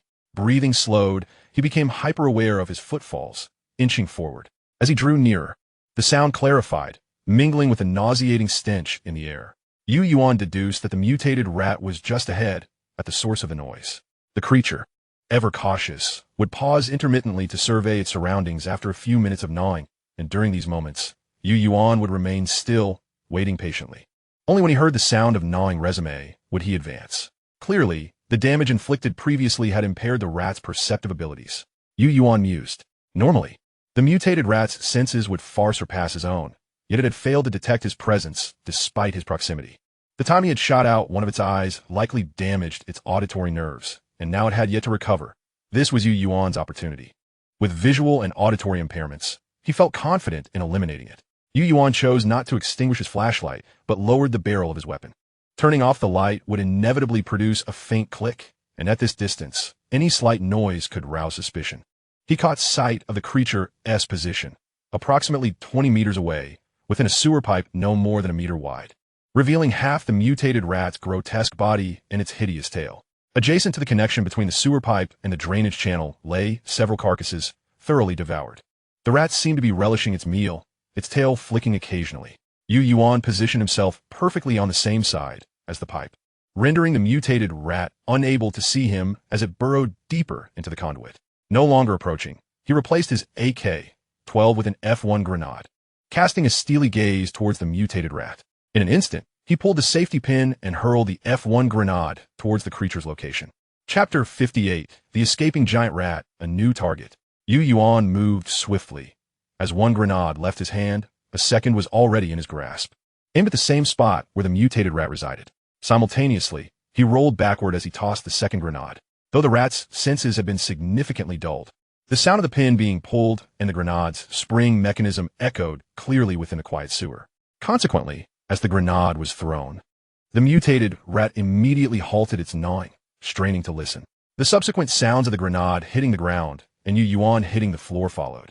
It quickly attempted to exit the sewer pipe to assess the situation, but just then, the grenade detonated. Boom! The explosions echoed, followed by a cacophony of shrapnel and debris, intermingled with the rat's furious screeches. Enduring 2 grenades at close range was no trifling matter for the mutated rat. The sewer quickly filled with smoke and dust from the explosions, yet Yuan was the first to rise after the blasts. Shedding his gear with Mia and regrasping his AK-12, the flashlight, now set to its brightest setting, illuminated the sewer pipe as he unleashed a barrage of gunfire. He emptied an entire magazine, but encountered no response. Quickly reloading, he maintained a cautious stance. The cold beam of the flashlight illuminated the smoke and debris, obscuring any view of the interior. Mia stood ready beside him, poised for support, having been instructed by Yuan to remain alert on their way to Block 15. Mia, quick-witted, adopted a charging stance, always facing the direction of the smoke, positioned just behind Yuan. Indeed, just as Yuan contemplated tossing another grenade into the fray, a shadow darted through the haze, revealing the mutated rat's wedge-shaped head. Under the flashlight's beam, its right eye had become a gaping void, and its ear appeared mangled. Its fur was patchy, with flames still flickering, rendering it even more grotesque. At that moment, it bared its large maw, its orange-yellow incisors glinting, lunging towards Yuan. Recognizing him as the foe from 2 days prior, the rat's remaining eye turned crimson with fury. Squeak! Tot. Yet, Yuan, forearmed and ready, squeezed the trigger the moment he perceived the shadow of the mutated rat or noticed movement in the smoke. The bullets rained down like a tempest, striking the mutated giant rat and emitting a series of muffled thuds. The creature responded with a shrill squeal. Yuan's eyes gleamed with excitement. The 7N10 ammunition was effective. However, the defensive prowess of the giant rat's fur was indeed extraordinary. As an entire magazine of 7N10 rounds was expended, the assault proved effective, yet the mutated giant rat still charged toward Yuan. Strangely, Yuan seemed oblivious to the imminent threat as he stepped back 2 paces. A figure, adopting a charging stance, swiftly reached Yuan, colliding directly with the mutated rat. In that moment, time seemed to reverse, reminiscent of 2 nights prior when the mutated rat was sent flying by Mia. Meanwhile, Yuan swiftly reloaded his magazine, and the AK-12 unleashed a fiery torrent once more. Yet, the mutated rat had evidently become more cunning, as it was propelled into the air by Mia. It adeptly twisted in midair and darted toward the drainage pipe upon landing. The entire combat sequence lasted less than 5 seconds, yet it was fraught with tension and exhilaration.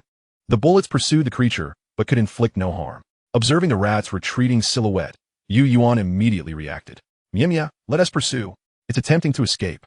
As he uttered these words, Mia had already surged ahead, with Yuan close behind. But it was too late.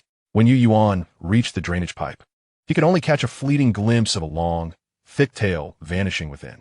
Gazing at the drainage pipe, which measured scarcely 1 meter in diameter, Yuan's expression darkened ominously.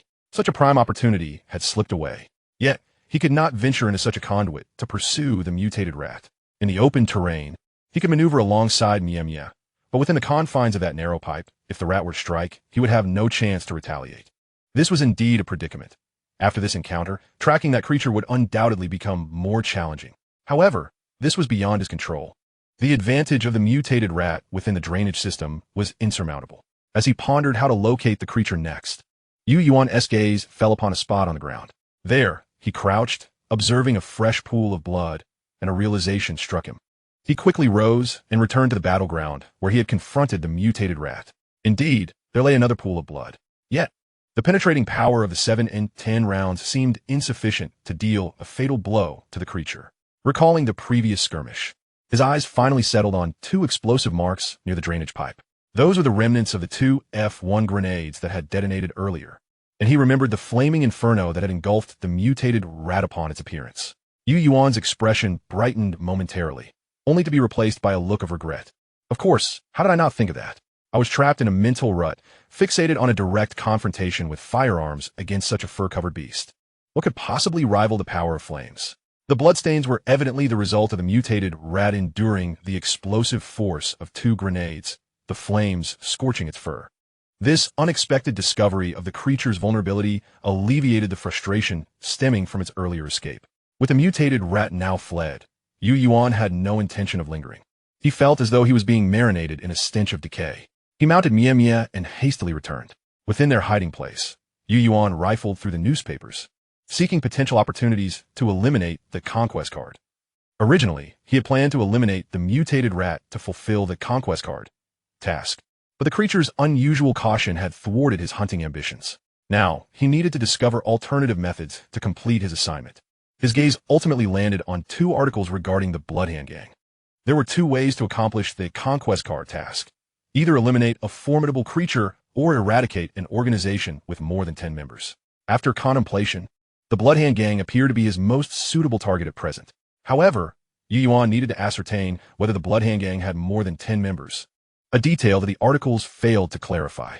Thus, he would need to investigate personally. Chapter 59, Capturing Nick of the Bloodhand Gang.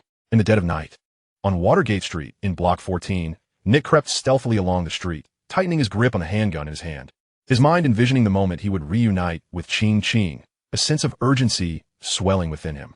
After being away for over half a month, he wondered if she missed him. He felt the solid object nestled in his pocket, a smile creeping onto his lips. This was the gift he had prepared for Ching. Suddenly, a flicker of confusion and disdain crossed his face. What's the deal with the boss? After finally securing a substantial haul, he has holed up in the supermarket, unable to venture out, and the spoils cannot be touched. I truly don't understand what they're afraid of. With that thought, he shook his head in silent exasperation. Whatever. Tonight, I'm going to find my Ching, and no one can stop me. She will surely adore this silver bracelet. Unbeknownst to him, a shadow had already taken note of his presence. Suddenly, a crossbow bolt struck his right arm, piercing through. His cry had barely escaped his lips when a hand clamped over his mouth. A sharp blade pressed against his throat, and a clear, icy voice resonated from behind him. Don't move, or you shall perish. Nick felt the chilling pain at his neck, and despite the intense agony, he stifled his struggles and cries. Within the drainage system, the beam of a flashlight illuminated Nick's face, and Yuan scrutinized the tattoo of the heavenly eye on his arm, narrowing his eyes. Nick? No, I'm not Nick. You must have mistaken me for someone else. Yuan's brow furrowed at this response, and he raised the crossbow bolt. Oh, I see. I'm looking for Nick. So if you're not him, then you may as well die. No, no, brother, don't act rashly. I am Nick. I made a mistake. I am indeed Nick. Observing the panicked state of Nick before him, Yuan's gaze turned frigid. You claim to be Nick. How can you prove it? What if you're merely spouting nonsense? Brother, what do you want from me to prove it? Just tell me what I need to say.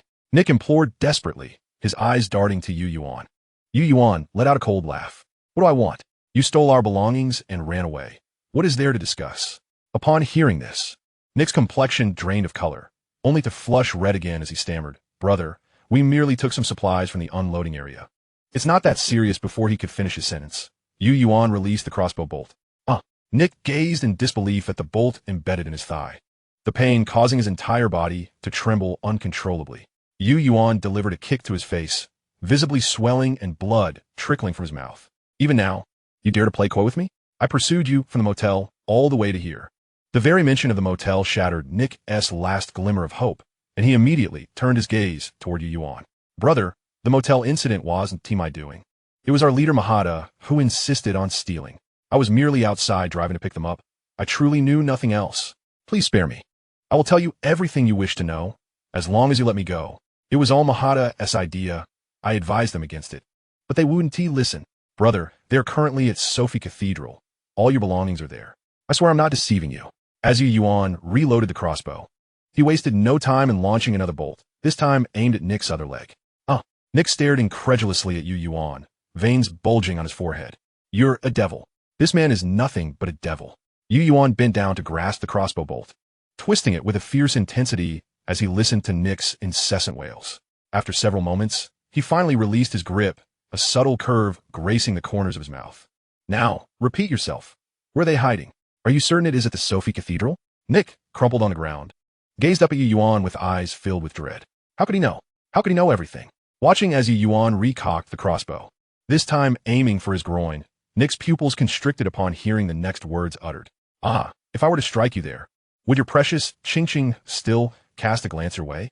The smile that lingered on Yuan's lips transformed in Nick's perception into the most malevolent grin of a fiend. His nonchalant words morphed into the whispers of a demon. He was utterly broken. In the green forest light, we are in the green forest light, I swear. I will tell you anything you wish to know. Please, cease tormenting me. Nick shouted, instinctively shielding his groin with his left hand. Seeing that he had achieved his aim, Yuan ceased the provocation, replacing his smile with a frigid stare. Tell me, how many of you are there in total? What is your schedule? What is the distribution of your sentries? What weaponry do you possess? What distinguishing features do the Mahada brothers have? This is your final opportunity, ere once more, and you shall bid farewell to your Ching. There are 16 of us in total, but 3 went missing during the typhoon a few days ago. Among the remaining, 4 injured. We have maintained our regular schedule these past few days, which is why I could come out now. The others are all asleep. Nick gasped for breath, but quickly continued. Typically, only 3 of us keep watch at night. 1 on the first floor and 2 on the 4th. We possess 4 AK-74s and 3 handguns. The rest are bows, arrows, and makeshift daggers. Our leader is stout, and the other is slender. The thin one is the eldest, while the plump one is the second in command. Both bear a blood-red palm tattoo on their forearms, which is the origin of our name, the Blood Hand Gang. I see. Now, once more, how many are you? Yuan asked abruptly. 16 in total. And what weaponry do you possess? 4 AK-74s, 3 handguns. The stout one is the eldest, and the slender one is the second in command, correct? No. Oh dear, I've forgotten again. How many were missing? For missing, 3 injured?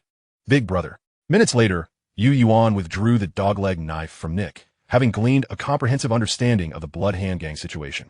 Through persistent and repetitive inquiries, he had confirmed the credibility of Nick's answers, particularly as the loss of blood began to cloud Nick's consciousness, diminishing the likelihood of deceit. The memo regarding their hideout was densely packed with information. Blood Hand Gang, number of members, 16, currently 3 missing, for injured, armament. For AK-74s, 3 handguns, 1 homemade shotgun, 3 bows, and over a dozen cold weapons. Schedule, generally, they rest starting at 11 p.m. Sentry distribution, 6 during the day, 3 at night. Daytime sentry positions are on the 3rd floor, 4th floor, and rooftop, while at night, they guard the entrance on the 1st floor and the 4th floor. Mahada brothers, 1 stout, 1 slender, both with blood-red palm tattoos on their arms. Yuan glanced at the time. It was already 1 a.m. There was still time. Chapter 60, green forest light supermarket, infiltration, and elimination. As he traversed the sewers, Mian effortlessly leaped over the sewage channels, guiding Yuan swiftly through 15 blocks and into the 10th. Yuan surveyed the virtual map of the streets surrounding the green forest light supermarket, his brow furrowing slightly. The good news was that the supermarket was flanked by 2 major thoroughfares, allowing him to access it directly via the sewers. Furthermore, the number of Bloodhand gang members aligned with the requirements of the Conquest Card mission. However, the bad news was equally apparent. The supermarket's vast expanse meant that if even one individual escaped, his conquest would be deemed incomplete. This was precisely why Yuan had eliminated Nick. The Conquest Card mandated the complete subjugation of an organization without any omissions.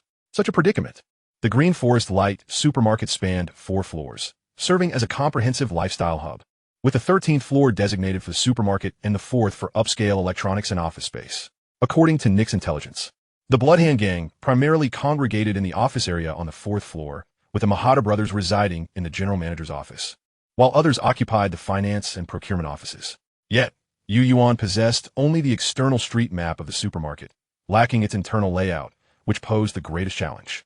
Moreover, he had only tonight to act. He needed to eliminate the Bloodhand gang before dawn. Otherwise, should they realize Nick had not returned, they would likely relocate immediately, leaving Yuan with no escape. He cast a glance at the magician's ring, a flicker of relief coursing through him. Thank goodness he had been cautious before embarking. He had brought the right tools. Before long, Yuan arrived near the Green Forest Light supermarket. The supermarket's facade faced Clearwater Avenue, serving as a parking lot, with the main entrance located there. The 2 sentries on the 4th floor were tasked with monitoring this area. One of them kept an eye on the main entrance, while the other watched the staircase leading to the 4th floor, from which the entrance could also be observed. On the west side of the supermarket lay Feng Wu Street, the very street Yuan now occupied, which served as the side entrance to the supermarket, also housing the delivery and employee passageways. The 3rd night sentry was stationed here. Equipping Mian, Yuan stealthily approached the employee passageway along the supermarket's wall, armed with his crossbow. Nick had exited through this very route, and the individual guarding the 1st floor sentry was his brother from childhood, which facilitated his smooth departure.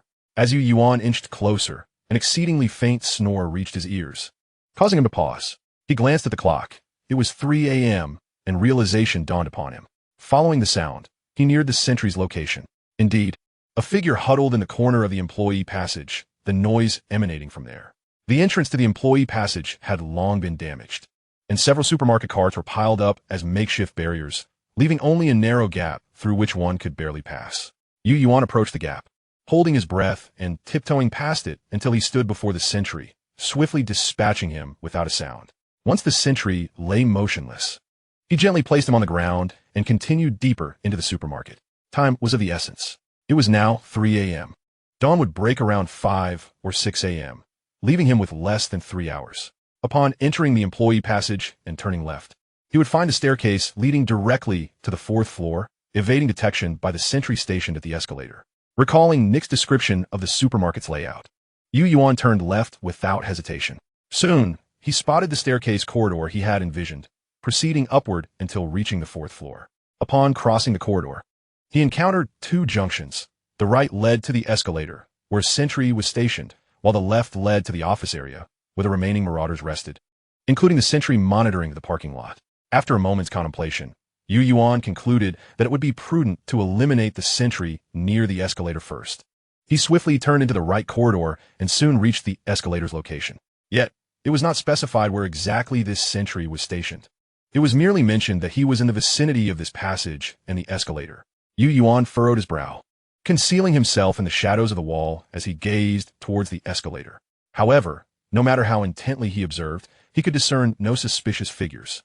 Just as he began to contemplate alternative approaches, a sudden flash of red in the distance caught his attention. Yuan immediately turned his gaze in that direction. Indeed, within mere seconds, the red dot reappeared. He also heard a long exhalation. The source was concealed behind a pillar situated between the escalator and the corridor, and Yuan swiftly deduced the situation. It turned out the individual was hiding behind the pillar. No wonder he realized that the earlier red dot was, in fact, Ali Cigarette. The sentry was evidently using this method to combat the drowsiness and fatigue of night watch duty. Yuan let out a sigh of relief, knowing the opponent's position made everything more manageable. Gripping the folded crossbow, he crouched and cautiously approached the pillar. Damn it. Stationed in this wretched place every day. One could never tell when it would end. The cigarette but was flicked away, followed closely by a soft murmur of complaint. Yuan slowed his movements. The crossbow was now aimed at the pillar, and he was merely 5 to 6 meters away. He shifted his feet slowly to the left, ensuring his body remained optimally shielded by the pillar. As he moved, a figure stepped out from behind the pillar, entering Yuan's line of sight. Yet, the individual's attention was entirely focused on the escalator and the main entrance on the first floor, completely oblivious to the office area behind. Thus, Yuan smoothly crept up to the opponent's back, his wrist flicking as the crossbow vanished and a combat knife appeared in his hand. A glint of ferocity flashing in his eyes. He stepped forward, wedging his left foot between the opponent's legs, covering the mouth and nose with his left hand, while his right hand swiftly slashed the knife across the throat. A low, muffled groan escaped, blood streaming from the raider's mouth and nose as his body thrashed and convulsed. Yuan gritted his teeth. The muscle in his left arm bulged. His physical strength was simply beyond that of the raider. In mere seconds, all fell silent, the body no longer moving. After a few more moments, Yuan cautiously laid the corpse on the ground, wiped the blood from his gloved hands against the raider's body. Cleaning it off, he then stowed the raider's firearm and equipment into the magician's ring, before dragging the body behind the pillar and promptly heading towards the office area. Only the final sentry remained. Chapter 61. Bloodhand Gang must die tonight. At around 3 or 4 in the morning, when the human body is in deep slumber, it is also the time when the will of the guarding personnel is at its weakest and most fatigued. Yuan walked through the corridor of the office area, confirming his location via the door signs. Ah, here is the Human Resources Operations Department. The Procurement Department found it. Yuan gazed at the room marked with the Procurement Department's name, crouching down by the door crack. Indeed, faint snores emerged from within. After confirming the location of the Procurement Department, the Finance Department was quickly located, followed by the General Manager's office. These 3 rooms housed all the members of the Bloodhand Gang. Yet to be cautious, Yuan also inspected the other departmental rooms, finding most doors ajar, essentially confirming the absence of anyone inside. Only then did he breathe a sigh of relief. With the rooms identified, he can now take action. He approached the innermost room in the corridor, the supermarket conference room. According to Nick, the last sentry would typically be inside. However, the conference room door was firmly shut. Yuan crouched by the door crack but heard no sounds, contemplating the situation. Since he could not eliminate this sentry, and with the door acting as a barrier, there was no need to alert the opponent at this moment. 2 bundles of timed explosives appeared in Yuan's hands, which he placed snugly in the corner of the corridor next to the conference room. After checking the time, he activated the timer, setting it for 5 minutes. Next, he positioned explosives in the corners of the General Manager's office, finance room, and procurement room corridors, placing 2 bundles in each room, with the countdowns set to decrement sequentially, ensuring that their explosions would occur simultaneously. By the time he set the last bomb in the procurement room, the timer had dwindled to a mere 1 minute and 11 seconds. Just as he was about to leave, the sound of a door opening from the finance room abruptly caught his attention. Yuan immediately looked up. What he saw was a similarly astonished figure holding a flashlight, who also spotted Yuan crouched by the corner of the procurement room. In the instant their eyes met, Yuan had already drawn his crossbow, aiming it at the individual and pulling the trigger. However, the opponent recognized the crossbow in that fleeting moment, swiftly retreating behind the door. The bolt embedded itself in his cheek, pinning him to the doorframe. Following this, a heart-wrenching scream echoed throughout the floor. There are enemies. Damn it. Yuan cursed inwardly, realizing that just at that moment, someone had emerged. But he had no choice, with only a minute remaining before the bombs would detonate. He had to stall the Bloodhand members at all costs. He hurled a flashbang towards the finance room door and seized the opportunity to dash towards the rear passage. That was the only escape route from the office area. If he could hold it for the final minute, it would be a victory. As that scream rang out, the other members of the Bloodhand Gang, who had been sleeping, were abruptly awakened, grabbing their weapons to prepare for battle. But in the next moment, the flashbang detonated right before the finance room. Boom! As a brilliant white light flashed, accompanied by a deafening roar. The raider who had spotted Yuan was the first to be affected, clutching his eyes and collapsing to the ground in agony. The raiders in the finance room, alerted by their comrades' cries, turned their gaze towards the corridor. The sudden burst of brightness from the darkness caused everyone to fall to the ground, writhing in pain. Cries of distress filled the air. The doors to the General Manager's office and conference room swung open simultaneously. Bang, bang, bang. The procurement department was even more direct. Without even opening the door, bullets penetrated through it, creating multiple holes in the corridor wall. Damn it! What is happening? Where's the enemy? An enraged shout erupted from the general manager's office. A corpulent man clad in a bulletproof vest, adorned with a belt of ammunition, burst out wielding a submachine gun. And in the next moment, he spotted Yuan, who had just arrived at the corridor's corner. Damn it there. Bang, bang, bang, bang. The machine gun unleashed a torrent of fire, engulfing the very spot where Yuan had been standing a moment before. Bullets riddled the walls at the corridor's turn, carving deep divots into the surface, the edges of the corner wall smoothed by the gunfire. In that critical moment, Yuan darted behind the corner wall. Witnessing the storm of bullets that came within a hair's breadth of him, a bead of cold sweat trickling down his forehead. Damn it! He felt a surge of panic. Checking the time, the countdown still showed 53 seconds. A flashbang appeared in his hand once more. It was impossible to venture out with the submachine gun firing. Thus, he would have to rely on thrown weapons to buy time. Pulling the safety pin, he hurled the flashbang towards the corridor wall. The impact caused it to bounce and roll towards the office area, ultimately coming to a halt before the shattered door of the procurement department.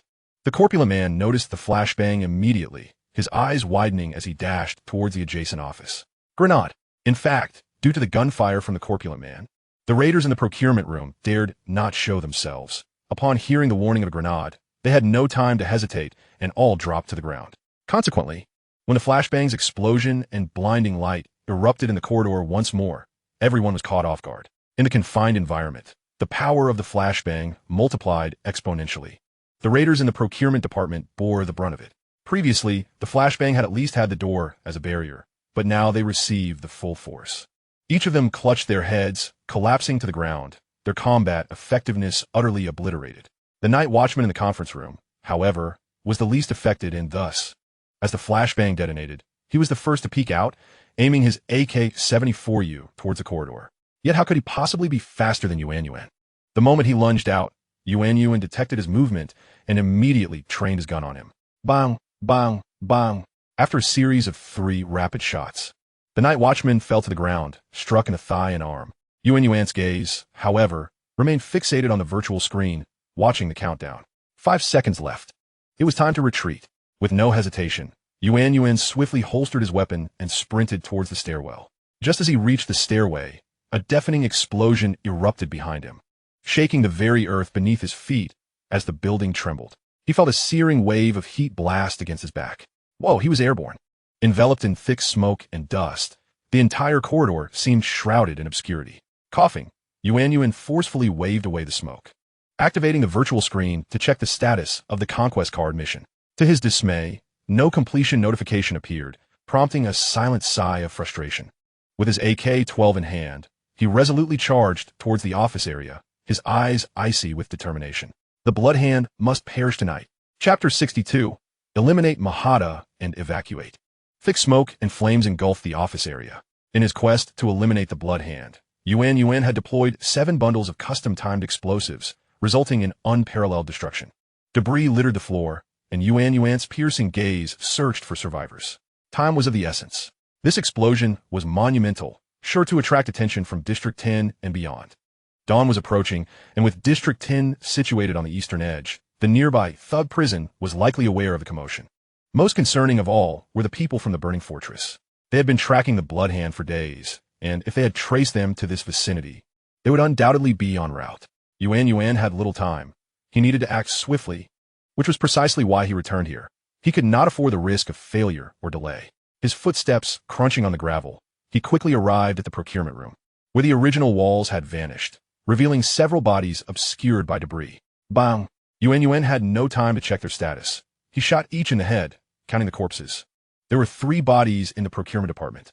He then proceeded to the finance department, where he found 3 more corpses. Just as he was about to leave after executing the final shot, he heard a faint groan emanating from beneath a pile of rubble. Yuan swiftly cleared away the debris, revealing a bloodied figure still clinging to life. The individual caught sight of Yuan and, illuminated by the flashlight, gazed at him with one remaining eye, weakly pleading, "Help me." What awaited him, however, was the ominous muzzle of a gun. Bang! Yuan's gaze shifted towards the general manager's office in the conference room. The Blood Hand consisted of 16 members, excluding the 3 missing or deceased, along with Nick, whom he had killed. There were only 12 left in the building. After accounting for the 2 sentries he had dispatched, only 10 remained. Yet still, the mission completion notification had not appeared. It seemed the variables lay among the remaining 3.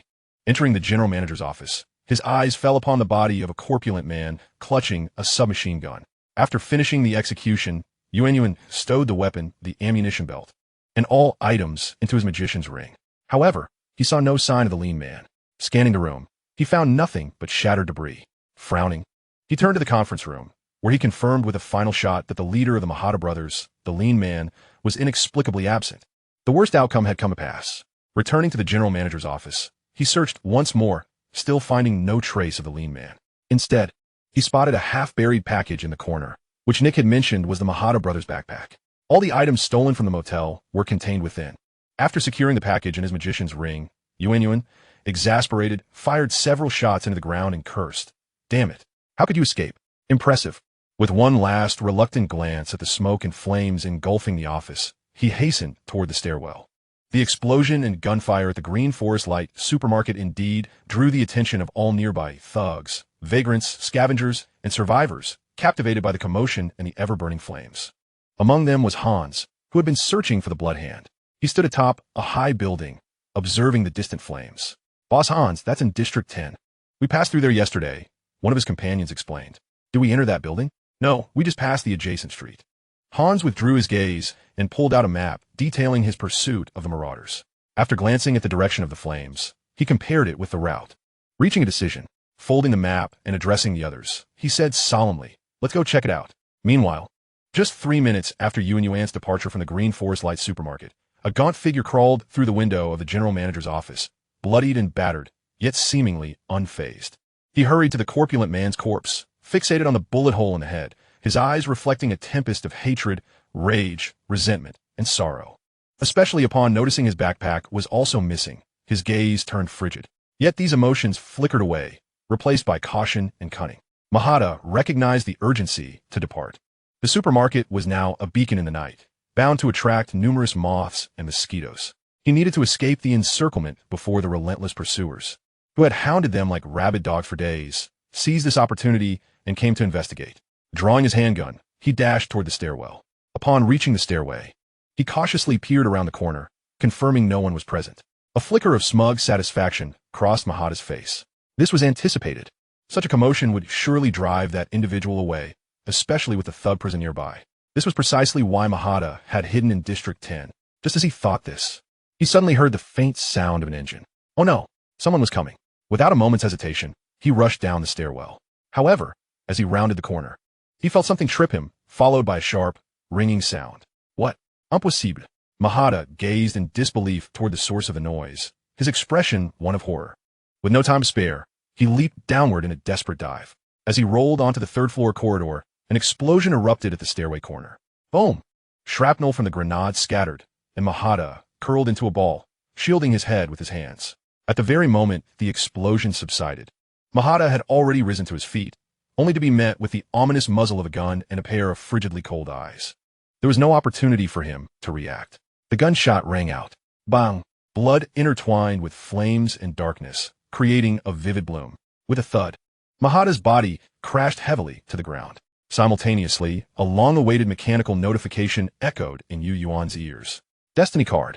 Ignoring the notification, Yuan swiftly collected all of Mahata's belongings into the magician's ring, not sparing even his clothing. After thoroughly checking his hair, armpits, groin, and calves, he finally turned and dashed down the stairs.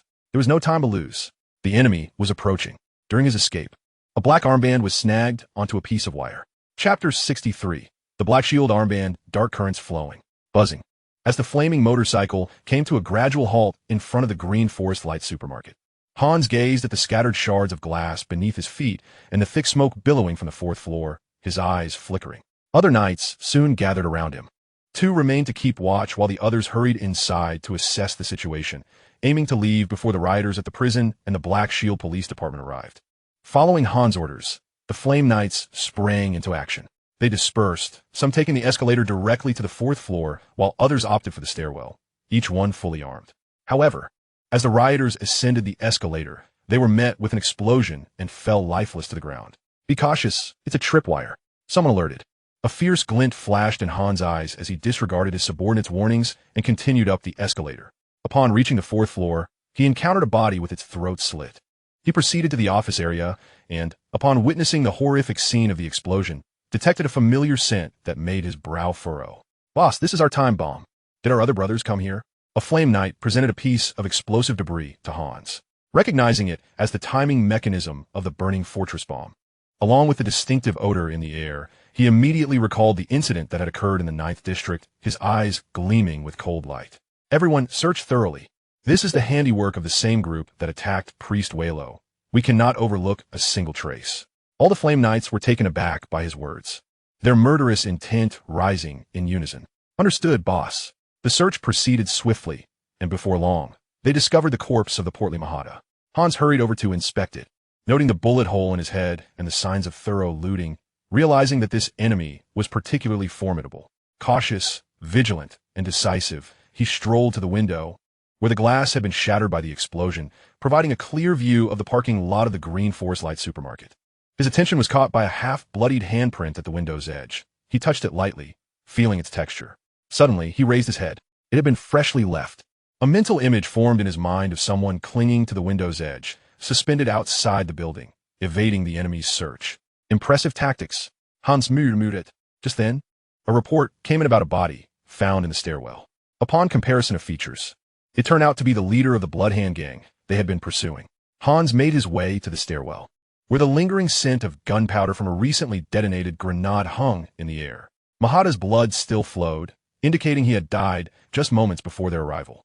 "Boss, we have checked the surrounding exits and found a corpse in the employee passage, but it has been dead for some time. No signs of the enemy have been discovered." A flame knight had just finished speaking when another approached Hans with something in hand.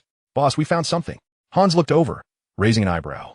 It was an armband, still stained with torn fabric and blood. Recognizing the Black Shield emblem on the armband as that of the Black Shield Police Department, Hans noted the fresh blood on his fingers. "Where is this found?" It was at the corner of the employee passage, likely snagged on a protruding wire in the rush.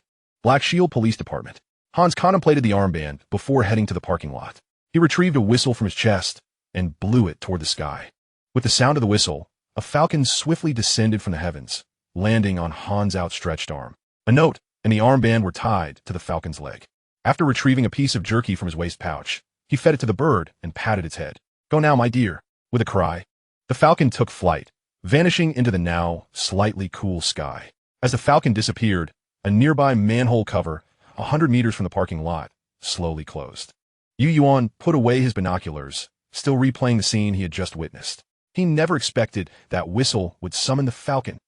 Reflecting on the pure titanium outdoor whistle found on the Flame Priest, he had an epiphany. Yuan gazed at the faintly glowing tactical, diverting disaster, a smirk gracing his lips. He wondered if they had discovered anything.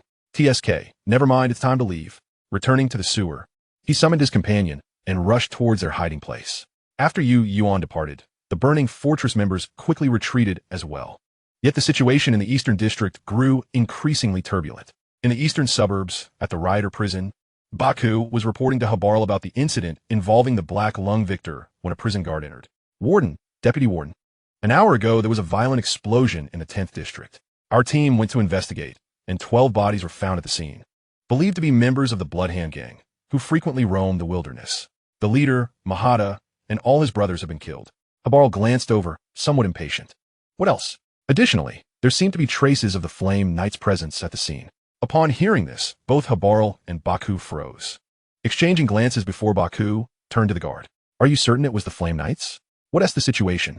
The guard promptly replied, "We found numerous traces of motorcycles at the scene, with tire marks indicating around 15 to 20 vehicles. Moreover, there were signs of someone rifling through the area, and finally, this." The guard produced a bag containing charred remnants. "These are remnants of explosives found at the scene, consistent with the materials provided to us by the burning fortress, suggesting a significant connection between this explosion and their presence." Baku narrowed his eyes at this revelation. "Burning fortress? Among the supplies stolen from us a few days ago, there was also a batch of explosives." The guard hesitated before confirming. "Yes, our supplies included 25 bundles of time bombs." He paused, glancing at Baku. "Deputy Warden, are you suggesting that this explosion was orchestrated by that same group?" Baku pushed his glasses up the bridge of his nose, deep in thought. Let us not jump to conclusions. The priority now is to track those flame knights. I want to know their purpose for being here.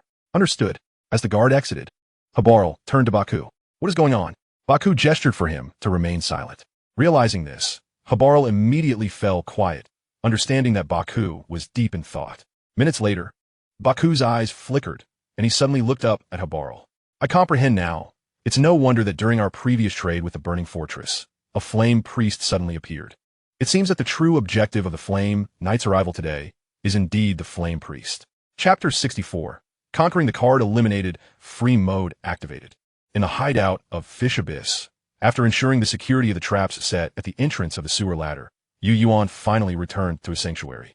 He promptly relieved Mian of her gear and fed her fresh grass, which she devoured eagerly, evidently famished. After removing his protective armor, Yuan ignited some firewood in the fireplace to boil a pot of water.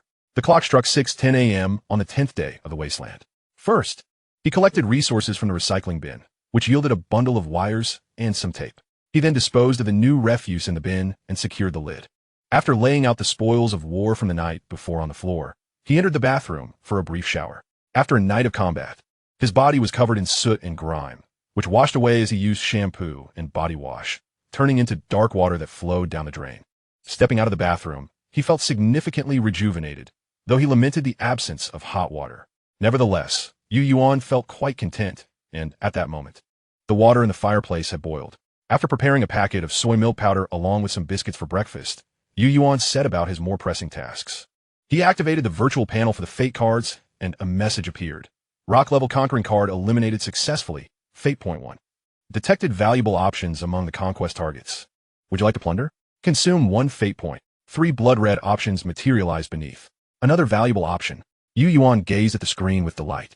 The last time valuable options emerged was during the elimination of the slaughter card, when the unlocking skill proved immensely beneficial. He wondered what options awaited him this time. 1. Vacant room, excellent. 2. Follower token, excellent. 3. Black market entry permit, excellent. Upon the appearance of these 3 options, Yuan's focus immediately fixated on the first one, and he involuntarily straightened his posture. A vacant room. His excitement surged. He merely glanced at the latter 2 options before swiftly opting for the first. Fate point -1. Obtained, vacant room, excellent. As the fate point was deducted, a deed appeared in Yuan's hands. Vacant room. Quality rock. Description: a safe house can be constructed outside the hideout. A safe house. This revelation caused Yuan to tremble with anticipation. He hurried to the storage room and retrieved the rare item, Starry Sky Mirror. The Starry Sky Mirror allows for the construction of a rare building, contingent upon 50,000 survival points and a vacant room. Since the vacant room permits the construction of a safe house, it follows that the rare building created with the Starry Sky Mirror could also serve as a safe house. On his virtual screen, he called up the construction requirements for the escape passage of the hideout. 1 escape key, 13 safe houses, 1 locked door. Now that he had the safe house, finding a locked door would be simple. He merely needed to locate the final escape key to construct this escape passage. Yuan's gaze drifted to the pile of supplies gathered from the Bloodhand gang. However, just as he prepared to inspect the materials, the fate card interface underwent another transformation, leaving Yuan slightly bewildered. What was happening? Hadn't it already concluded? He hadn't selected a new fate gift. Under Yuan's scrutiny, the wooden box containing the fate cards began to tremble, its lid slightly ajar, as streams of light emerged from the void and entered the box. These streams of light shimmered in 4 colors: gold, silver, bronze, and earth yellow. Once the lights dissipated, the box closed once more. A line of text materialized on the screen. Slaughter, lust, extravagance, conquest, each lose a card once. The novice tutorial concludes. Free mode activated. Yuan swallowed hard as he read the message on the screen. Are you telling me that the fate card tasks I previously experienced were merely part of the novice tutorial mode? Surely not. The tasks of eliminating the 4 fate cards, except for slaughter, which was somewhat manageable, were fraught with peril and trepidation. To accomplish those tasks, he had risked life and limb amidst the Black Shield police station, storm prison, and burning fortress, employing every strategy to procure resources and weaponry. He had either confronted mutated giant rats directly or forcefully dismantled the Bloodhand gang. Now, he was informed that everything prior was merely a novice tutorial task, and Yuan felt a surge of anxiety. If the novice tutorial was this outrageous, what then could one expect from the so-called free mode? Overthinking would yield no benefits. Yuan swiftly analyzed the potential impacts that the fate cards might have on him. The 4 streams of light that had entered the wooden box likely indicated the levels of the fate cards, the lowest being rock, followed by bronze, silver, and gold.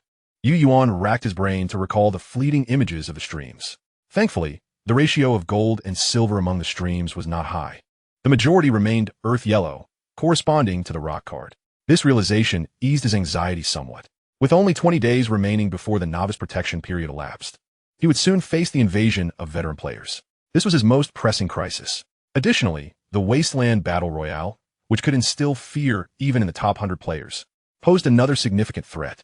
Although he could not ascertain the details of this event, snippets from veteran players hinted at its extreme danger, suggesting he would likely encounter the Battle Royale after the novice protection period ended. These threats compelled Yuan to seize every opportunity to enhance his strength, and he could not afford to overlook the benefits brought forth by the fate gifts, including the rewards for completing the fate card tasks. Exhaling deeply, Yuan endeavored to dispel the unease and agitation swirling in his mind. He lit a Marlboro, allowing the nicotine to gradually soothe his spirits. Mian curiously glanced at Yuan, puzzled by his sudden, solemn demeanor. As his thoughts returned to a state of reason and calm, he recognized that the enhancement of the fate cards could indeed be advantageous for him. The fate gifts he previously acquired and the rewards from the completed fate card tasks were all of rock-level quality. Now that the difficulty had escalated, it implied that he had the potential to obtain rewards of higher quality. The prospect of acquiring bronze, silver, or even gold quality rewards filled Yuan with a flicker of anticipation. All of Fate's gifts had long been marked with their respective prices. The aphorism of the Fate cards flashed through his mind. Having chosen to accept the gifts of Fate, he understood well the axiom that one gets what one pays for. With no turning back, he resolved to continue down this path. With this thought, Yuan's expression sharpened, imbued with determination. He now merely hoped that fortune would favor him, granting him some time to develop before drawing a high-level Fate card. Everything hinged on the next opportunity to draw from the Fate cards. Chapter 65. Initiating the Rare Object Long Stairs Title Route. Achievement Rewards. Yuan closed the virtual screen, his gaze drifting to the pile of spoils on the ground. A smile involuntarily gracing his lips. Due to time constraints this time, he had not gathered many resources. Only 2 AK-74s, several magazines, a PCAM machine gun, and over 300 rounds of 7.62x54 MMR ammunition. Yet, the mere presence of this machine gun brought Yuan immense joy. He harbored a slight obsession with firearms, perhaps a quality inherent to man. With a heart full of delight, he gently caressed the newly acquired weapons and ammunition before neatly arranging them in the warehouse. It was time for an upgrade. Observing the warehouse nearly brimming with firearms and munitions, Yuan couldn't help but sigh inwardly. These were indeed his trophies. To claim he felt no pride would be a falsehood. His gaze then drifted towards the backpack he had discovered in the general manager's office, as well as the items retrieved from the lean Marhada. Among them, a small wooden box caught Yuan's attention. This box measured approximately 8 centimeters in length, 3 centimeters in width, and less than 2 centimeters in thickness. It had been found tucked away in the pocket of Marhada's underwear, positioned closest to his chest. The only thing Yuan could fathom that Marhada would cherish so dearly, apart from the elusive treasures pursued by the burning fortress, was this very item. With a mix of anticipation and trepidation, Yuan slowly opened the wooden box. Before him lay an unremarkable brass key, accompanied by a keychain from motel room. A key? A master key? Instantly, Yuan recalled the mention of an escape key in the construction requirements for the escape route. The moment his fingers brushed against the key, a melodious yet chilling notification resonated in his ears, sending a tremor through his very soul. Ding! Detected player Yuan, hideout ID. Fish Yuan, obtained the artifact escape key, rank 4968. Hidden condition triggered. Acquired artifact ranked 5000. Possesses hideout management privileges. Title path opener unlocked. Player has not exited the novice protection period. Conditions met. Unlocking the artifact long tier title route. Reward 5000 survival points. Congratulations, Fish Yuan. Your hideout has unlocked artifact leaderboard privileges. Acquired title, Eye of Insight, rare. Achievement unlocked.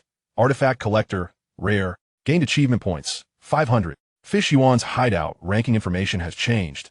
Unlocking ranking evaluation. Development potential, risk resistance coefficient. Achievement bonus, title rarity. Current hideout ranking, 8599, up by 750.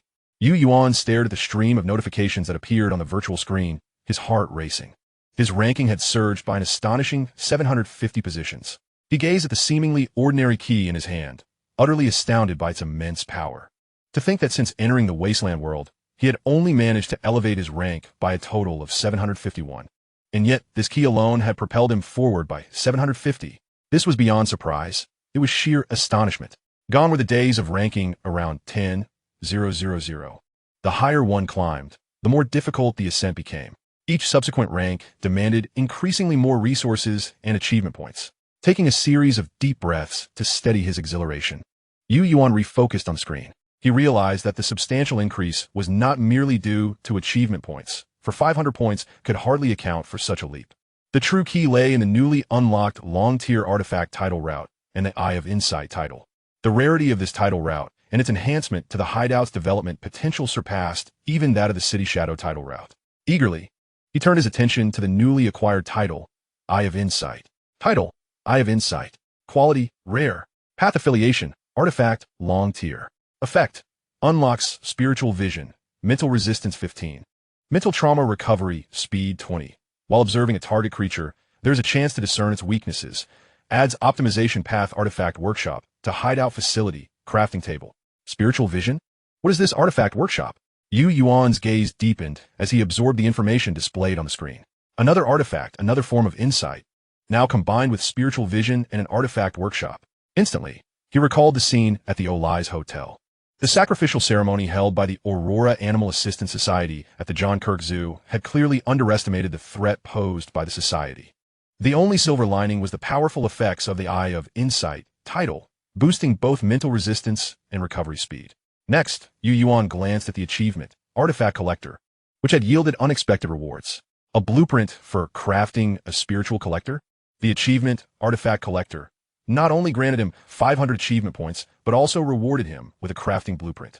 Opening the hideout facility management log, he found that a new optimization path, Artifact Workshop, had indeed been added to the crafting table facility, requiring the construction of a level 3 crafting table for optimization.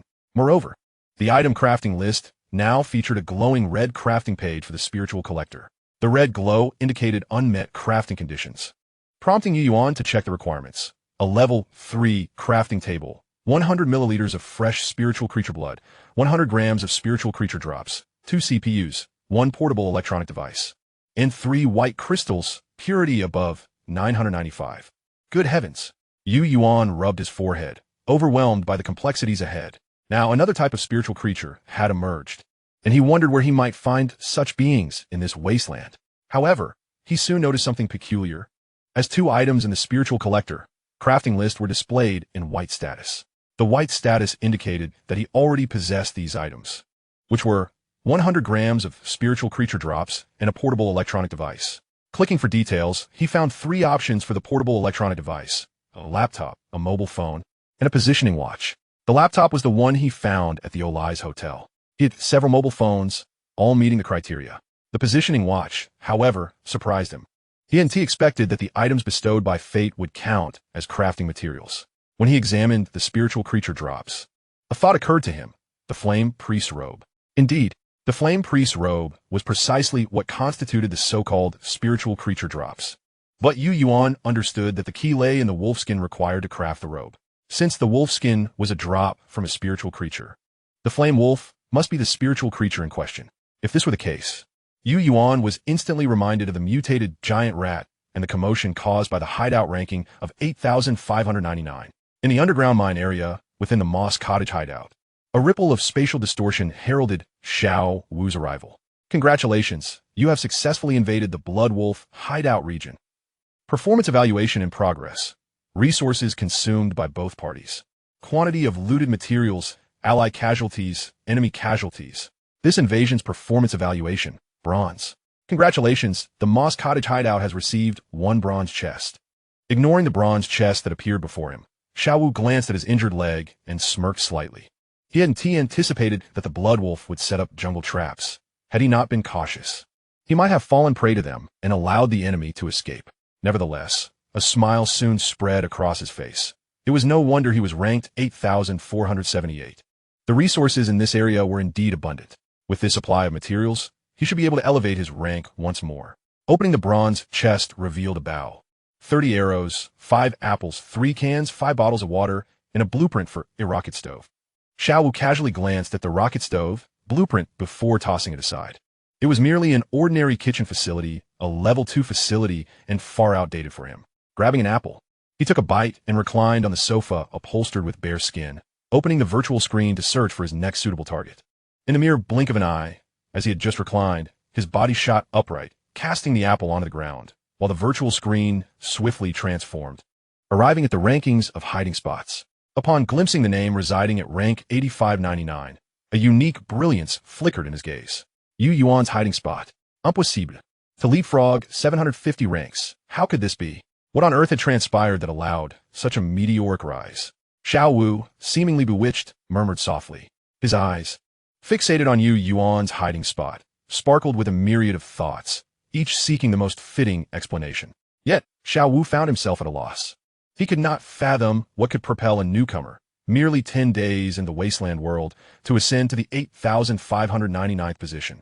Could be a title path, but the titles accessible to a novice could not possibly bestow such formidable achievements in the Wasteland survival arena.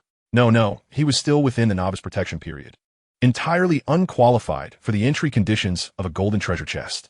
But still, that same question lingered. He was within the novice protection phase and had not activated invasion permissions. What could it possibly be? At that moment, Xiao Wu's emotions churned like a swarm of ants gnawing at him, leaving him restless. Yuan's hiding spot had long been designated as his hunting target. The unusual series of actions following the other S entry into the game had ignited an intense desire for exploration and destruction within Xiao Wu. His expression grew increasingly frenzied and unhinged as he pondered. What was it? What could allow a newcomer to suddenly rise so dramatically in the rankings? It was maddening. He longed to uncover the answer. Xiao Wu's eyes were bloodshot, veins bulging on his forehead. Could it be a peculiar artifact? His gaze involuntarily drifted to the crimson pendant resting on his chest, but he quickly shook his head, a self-deprecating smile tugging at his lips. What a jest! Each artifact as emergence incites fierce competition and bloodshed among marauders. Not even players ranked within the top 5,000 would dare engage. Such matters were far beyond the reach of a novice. But what could it be? Finally, he could no longer contain himself.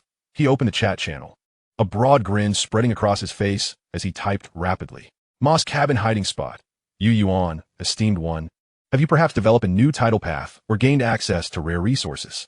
Would you consider selling this information for 1,000 survival points? Moss Cabin hiding spot.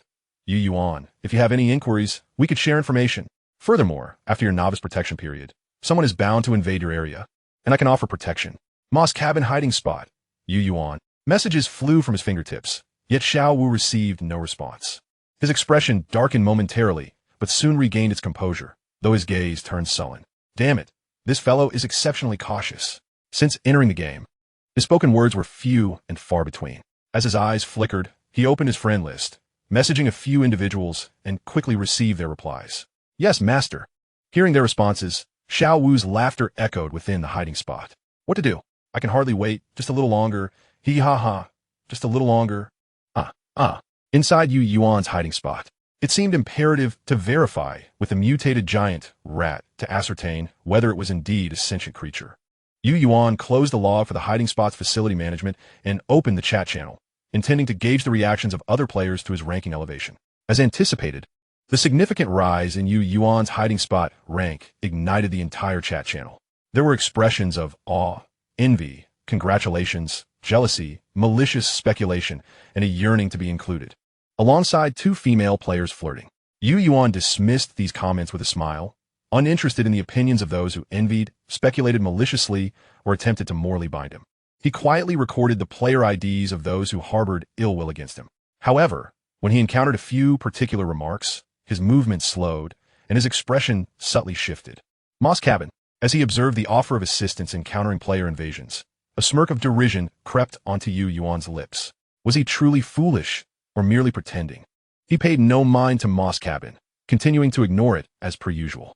Yet soon enough, he noticed several others echoing Moss Cabin's sentiments.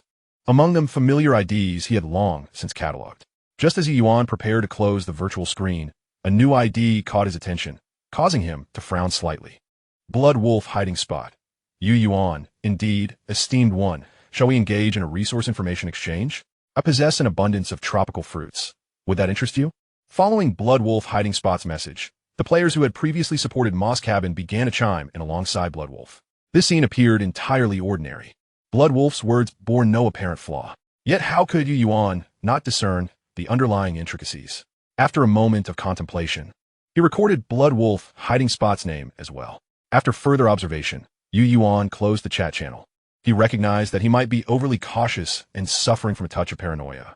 Yet he had no other choice. He firmly believed that, in comparison to street marauders, high-ranking players posed a greater threat. If he could not eradicate the threat at its inception, he at least needed to discern from whence it originated. Chapter 67. Artifact Rankings. Escape Key. Rank 4968. Escape Key. Quality. Artifact. Hunking. 4968. Description. The birth of this item was an accident. Yet this does not diminish its potency. Function. Any door opened with this key will lead to the main guest room of the Northern Wilderness Motel, with a cumulative stay time of 3 hours per day. Upon leaving the room, one will return to the location prior to entering, after constructing an escape passage. Using the escape key allows for seamless travel between safe houses and hiding spots. Taboo. Please be mindful of the time spent in the motel's main guest room. Exceeding the allotted time without leaving will result in being permanently trapped within the room. Yuan gazed at the unremarkable brass key in his hand, a flicker of astonishment passing through his eyes. Is this truly an artifact? Before him, the virtual screen also unveiled an alternative ranking list, the Artifact Rankings. This was the second list to appear alongside the hiding spots, similar in structure.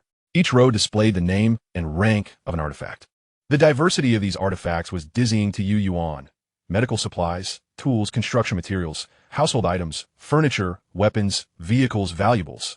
Anything imaginable could become an artifact, and each would possess extraordinary capabilities. The escape key, ranked 4968, was the lowest on the list, as the total count of artifacts ranked only up to 5,000.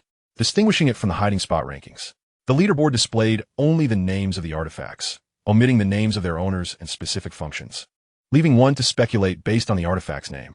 For instance, a plant named Breathing Green Philodendron led Yuan to conjecture it might possess abilities related to air, such as purifying it.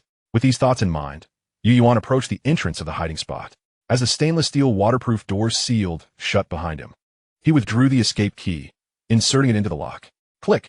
The security door swung open, but what lay before Yuan was no longer his hiding spot. Instead, he found himself in a spacious, tidy room. The room measures approximately 20 to 30 square meters. Upon entering, one is greeted by a double bed flanked by 2 nightstands, accompanied by a double sofa and a coffee table. On the wall hangs a 27-inch LCD television alongside a wall clock, which indicates the time as exactly 9 o'clock. As Yuan steps into the room, the warm-toned lighting casts a cozy ambience throughout. The window, shrouded in white sheer curtains, obscures the view outside and cannot be drawn open. The room boasts a private bathroom, complete with a toilet, shower, and sink, all equipped with toiletries such as towels, soap, and shampoo. At this moment, Yuan feels a bit disoriented, as if everything in the Wasteland were merely a fleeting dream. He is still living, at least for now, in a civilized world. In disbelief, he reaches out to touch the bedspread of the double bed, which feels soft and inviting. Cautiously, he sits on the edge of the bed before reclining slowly, enveloped by the thick white bedding. The scent of freshly laundered linens wafts gently to his nostrils, evoking a profound sense of nostalgia. How he longs for this. As Yuan gazes at the slightly yellowed ceiling, he finds himself lost in thought. Unbeknownst to him, he has already spent 10 days in the Wasteland, although it has only been a mere 10 days. It feels as though he has been estranged from civilization for an eternity. Raising his left hand, he sets a 5-minute alarm before closing his eyes. He resolves to think of nothing, to do nothing, and simply lies there in serene stillness. His mind becomes a blank canvas, an expanse of nothingness. He allows himself this brief reprieve. This is his final thought. Suddenly, the alarm rings with a jarring chime, jolting Yuan awake. He takes a deep breath and sits up, tossing the bedding into disarray. Entering the bathroom, he tosses the toiletries into the magician's ring before exiting the room.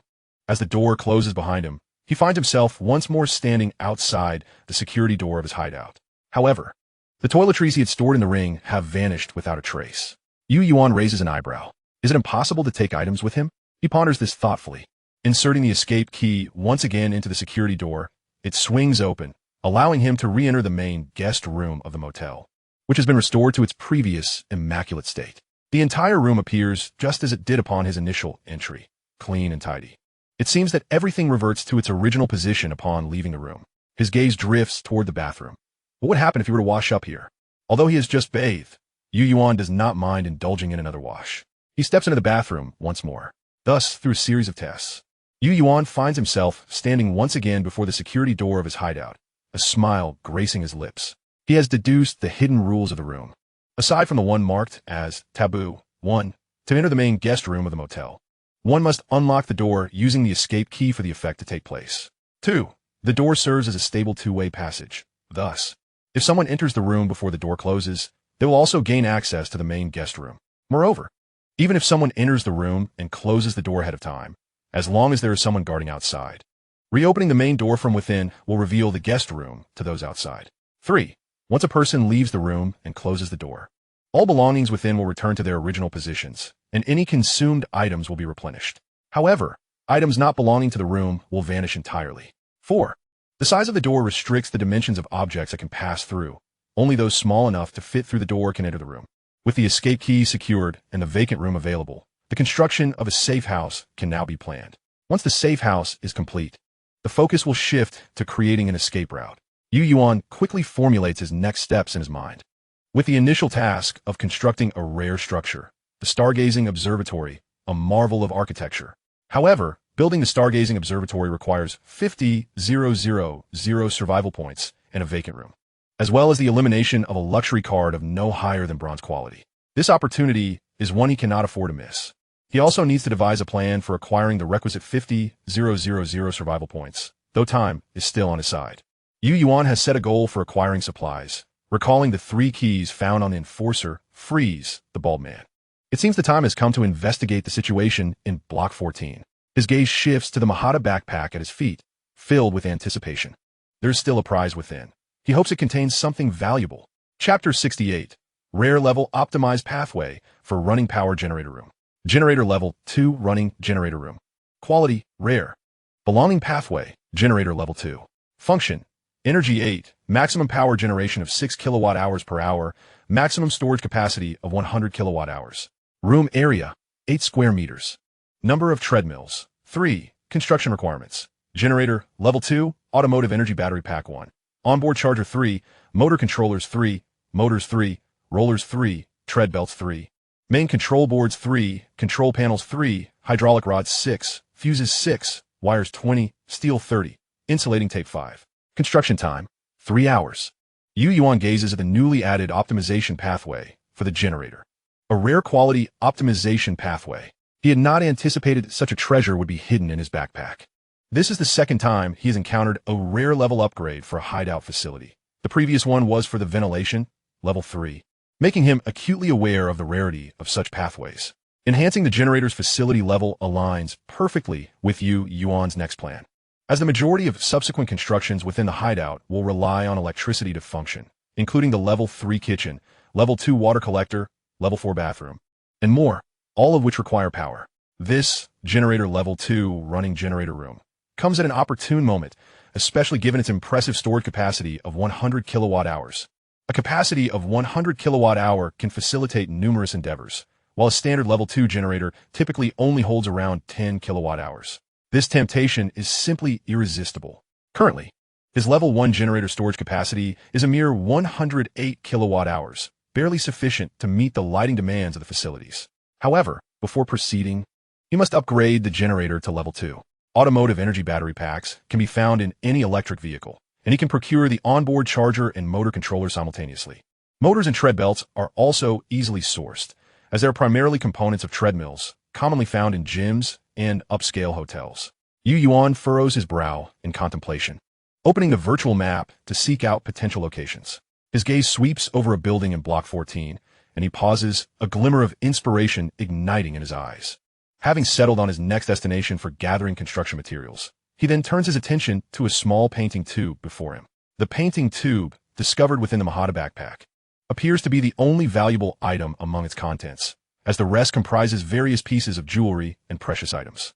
Yuan speculates that the painting tube may also have been found within the motel, though this remains mere conjecture.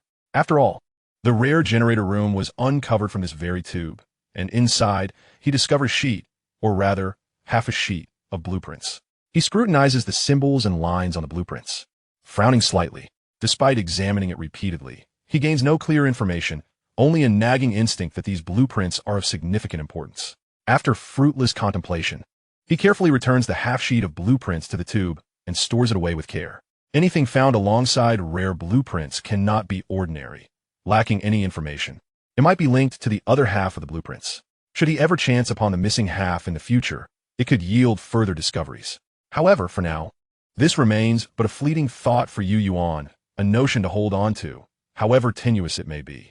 The spoils have all been thoroughly consumed, and Yuan felt a slight wave of fatigue wash over him. The test of the escape key had consumed considerable time, and now it was already 9 a.m. on the 10th day of the Wasteland. He steeled himself and approached the dilapidated newsstand, preparing to peruse any noteworthy happenings before taking a respite. As anticipated, today there were only 2 rock-solid news items. Yet the content elicited a faint smile from the corners of Yuan's mouth. Block news section. Quality, rock solid. Danger level, medium. In an exclusive report, it was revealed that the deputy warden of the thug prison, Baku, returned from the northern wilderness to the thug prison at 1:12 a.m. today. He expressed dissatisfaction with the outcome of the negotiations with the Burning Bastion, although he promptly handed over a backup donor to Black Lung Victor, demonstrating the sincerity of the collaboration between the thug prison and the Burning Bastion, as well as mourning the assassination of High Priest Waylo. He also articulated his suspicions regarding the Black Shield Police Department, yet it was evident that Victor did not fully accept his explanations. The murder of Priest Waylo had incited the Flame Knight's resentment towards the thug prison, and no traces of the Black Shield Police Department were found at the scene, rendering Baku's assertions unverified. Therefore, he must find a way to provide evidence that the Black Shield Police Department was the mastermind behind the assault on Priest Waylo. Unbeknownst to him, Victor had informed the Flame Knights, who were concealed within Green Forest City, to investigate the situation of the Black Shield Police Department while pursuing the rat. Block news section. Quality, rock solid. Danger level, low. In the early hours of last night, a shocking extermination event unfolded at the light of Green Forest Supermarket in Block 10. The Wasteland Raiders organization, Bloodhand Gang, was attacked, leading to a fierce exchange of gunfire that lasted a full minute, with intense firepower and several powerful explosives employed for pinpoint detonations. Ultimately, every member of the Bloodhand Gang was eradicated. The assailants' methods were exceedingly brutal and ruthless, yet executed with remarkable precision and caution. The battle captured the attention of various factions, including the Burning Bastion, Thug Prison, and Black Shield Police Department. The Burning Bastion discovered a blood-stained arm badge of the Black Shield Police Department at the scene and sent it back to their headquarters. To their astonishment, it was revealed that the thug prison had a viable organ transplant donor, thus resolving the misunderstanding regarding the arm badge left at the supermarket that had been retrieved by the Burning Bastion's personnel. Yuan examined the newspaper articles, reflecting on the 2 recent incidents and the reactions of the 3 factions of thugs. He concluded that due to the thug prison's swift and decisive response, coupled with the discovery of the arm badge, it was highly probable that both factions would direct their ire towards the Black Shield Police Department. Although this deviated from his previous expectation of mutual suspicion and chaotic conflict among the 3 factions, it was not entirely in vain. Nevertheless, Yuan felt that the rift between the thug prison and the Burning Bastion had already been sown due to the recent assassination of High Priest Waylo. Particularly among the lower-tier thugs, such divisions would not be easily mended. This was evident from the Burning Bastion's Flame Knight's attitude towards the thug prison. Even if the leader of the Burning Bastion were to collaborate with the thug prison again, the execution of plans ultimately fell to the Flame Knights.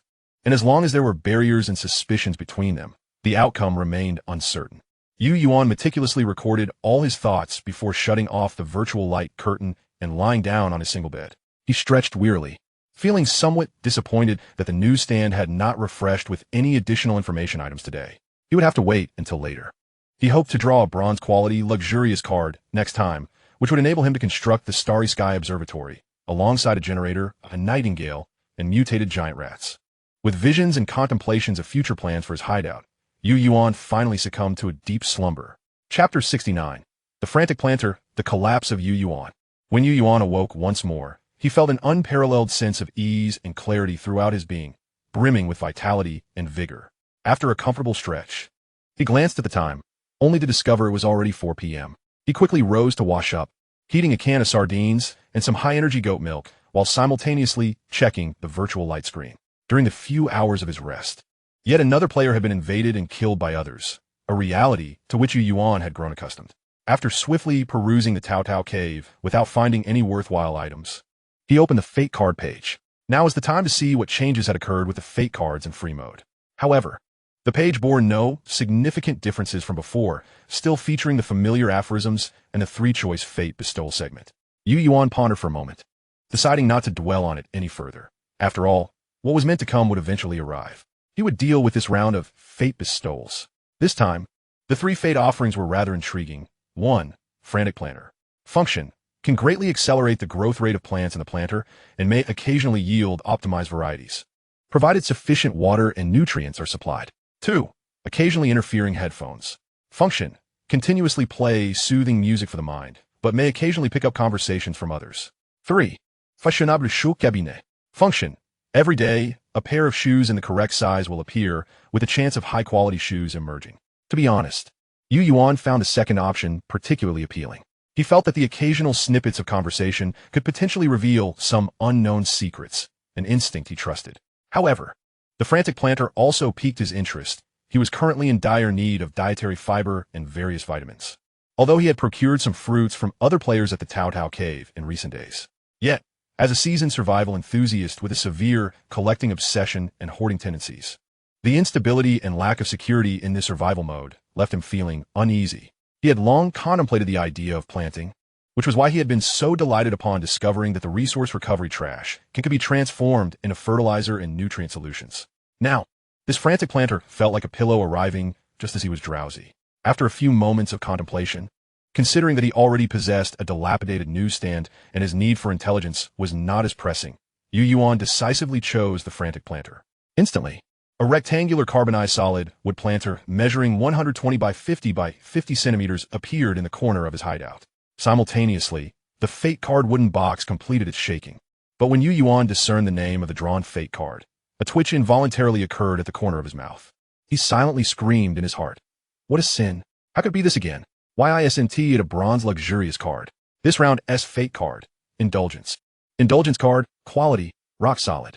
The player must indulge in primitive desires within 2 days, or they will face death. Friendly reminder. The same target cannot be indulged in twice. With a resounding slap, Yuan struck his forehead, exhaling heavily. He cast a glance at Mimi, who happened to be looking this way, and sheepishly turned his head aside. Damn it, do they really want to kill me? Yuan swore that he would have preferred to draw a Conquest card or a Luxurious card. After all, those two cards either consumed resources or involved combat, which he did not mind. However, the Indulgence card was a different matter altogether. It was pure torment. Rubbing his slightly throbbing temples, he realized that pondering about it now was futile. He should focus on how to complete the task instead. The same target could not be indulged in twice. Although he had no intention of doing anything to Mimi, this reminder served as a caution for Yuan. Fortunately, he was no longer the naive newcomer in the Wasteland, blind to the realities of Green Forest City. He finished the last bite of sardine, downing the high-energy goat milk in one gulp. Tonight, he needed to head to Block 14, so it seemed he must investigate that nightingale. The task of the Indulgence card would hinge upon it. Just as he made this decision, a mechanical voice echoed in his ears. Congratulations. After consuming high-energy goat milk for 7 consecutive days, you have gained the buff of abundant kidney energy, stamina 15, and a slight resistance to cold. Initially, this would have been a cause for celebration, yet Yuan felt as though he might spew blood in exasperation. Why must it be this moment? At 8:11 p.m., at the intersection of Jinxie England Avenue and Shuayan Street in Block 14, outside the Land Hotel, Yuan cautiously lifted the manhole cover and peered outside.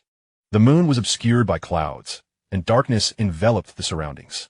On the street, remnants of the Wasteland vehicles, destroyed by marauders just days prior, lay scattered, bearing witness to the chaotic aftermath of battle. It appeared that all was safe. The very spot Yuan had chosen to emerge from the sewer was where he had previously pilfered a corpse. However, the bodies of the marauders that once inhabited this sewer had vanished. It remained uncertain whether they had been taken by the Black Shield Police Department or swept away by the torrential rains during the recent typhoon.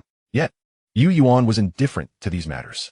After confirming that the coast was clear, he swiftly ascended to the street, stealthily making his way towards the Land Hotel under the cover of darkness. It had been 6 or 7 days since the last conflict. And after the thorough search conducted by the Black Shield police and the subsequent cleansing brought on by the storm, this area was remarkably secure. No one would come here seeking supplies. Of course, part of this assurance stemmed from the fact that the land hotel had already been scoured by countless vagrants, scavengers, and survivors. Yuan had long suspected this, but his purpose for coming here was not for mundane supplies. He sought a vehicle and a treadmill. Upon entering the hotel, he quickly located the stairwell and made his way to the underground parking lot. A glass wall separated the stairwell from the parking area, yet it had long since shattered. Yuan carefully navigated the scattered shards of glass as he entered the parking lot. Although he did not anticipate danger, he crouched in a corner, listening intently until 2 minutes later, when he ascertained that all was well. A sigh of relief escaped him as he switched on his flashlight, revealing an extraordinarily chaotic scene. Some vehicles lay overturned, others were crumpled against one another, and a few had collided with the support columns of the parking structure, with human remains scattered about. Devoid of flesh and blood, the air was thick with a stench of decay. Faint, yet it unmistakably indicated that a tragedy had unfolded here during the descent into the wasteland. Yuan first fashioned a makeshift barrier at the entrance of the stairwell, using the broken glass, then swiftly maneuvered through the wreckage of vehicles. His flashlight swept between the cars as he sought his objective. Soon, he arrived before several cars that had sustained minor scrapes.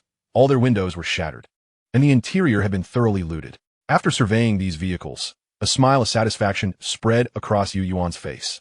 These were the ones.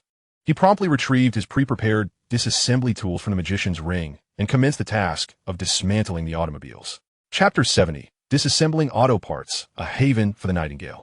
Yuan was not particularly skilled at dismantling cars, but he enjoyed watching second-hand vehicle inspection videos, so he possessed some fundamental knowledge of their structure. Therefore, after some struggle, he managed to disassemble one vehicle, successfully obtaining a complete energy battery pack after 5 hours of labor. This success was largely due to the shelving function of the Tao hole. Cumbersome or heavy components did not require him to figure out how to transport them. Instead, he merely needed to disconnect them from their structures to shelve them directly into the Tao hole. The subsequent transfer would be a breeze, significantly conserving Yuan's time and energy. Finally, having shelved the hard-won automobile energy battery pack into the Tao hole, Yuan breathed a long sigh of relief. His efforts had been focused on this single item tonight, but it was undoubtedly worth it. This automobile energy battery pack was the crucial material needed to construct the rare facility, treadmill generator room, as well as the key factor for the generator room's capacity to store 100 kilowatt hours of electricity. Thus, spending several hours on it was not in vain.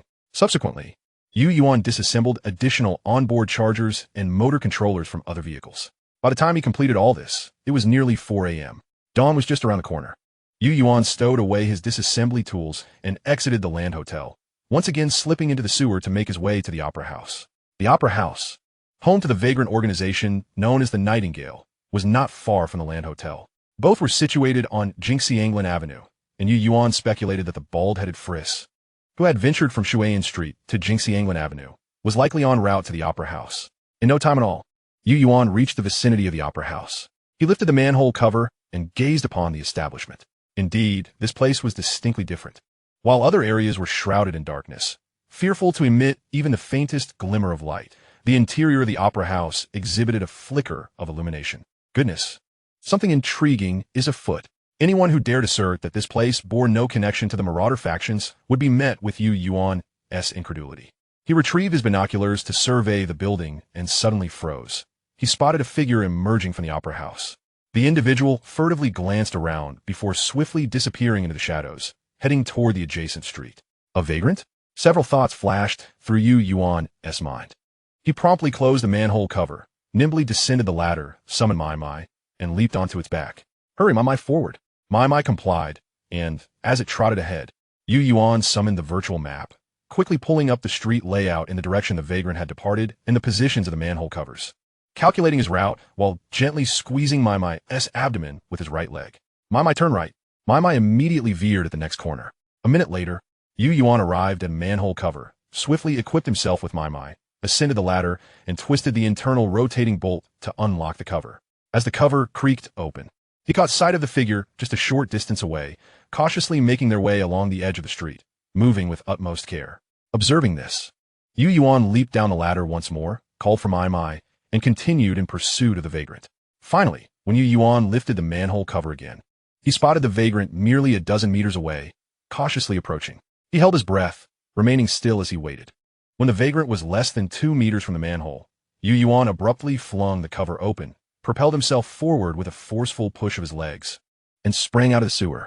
In the midst of the vagrant's shock and confusion, he seized the collar of their clothing, effortlessly yanking them towards the manhole opening. He then hoisted the vagrant with both hands, and with my attributes bolstering his strength, the vagrant felt no heavier than a chick in his grasp. As he lowered them back down, the vagrant's lower half was already ensnared within the manhole. The individuals soon regained their wits, clinging to the manhole cover with one hand while brandishing a dagger with the other, shouting defiantly at Yuan.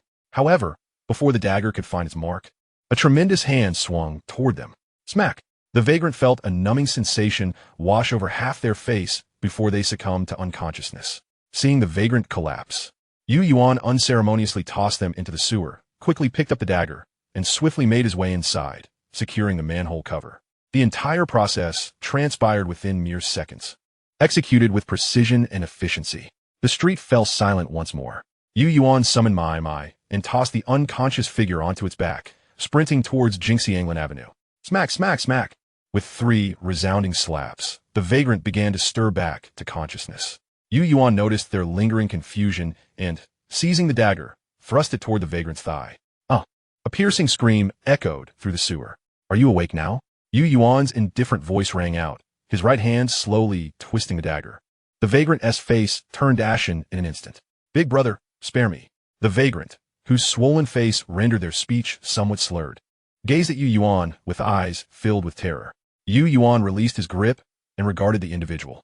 You answer, and I will inquire. Do you understand? I understand. Where did you just come from? The Nightingale. I have just emerged from a Nightingale, that grand opera house of revelry. It was splendid. I truly relish the company I keep.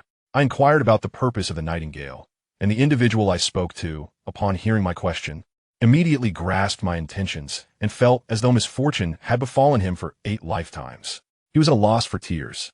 The Nightingale had attracted attention, and he bore the brunt of it.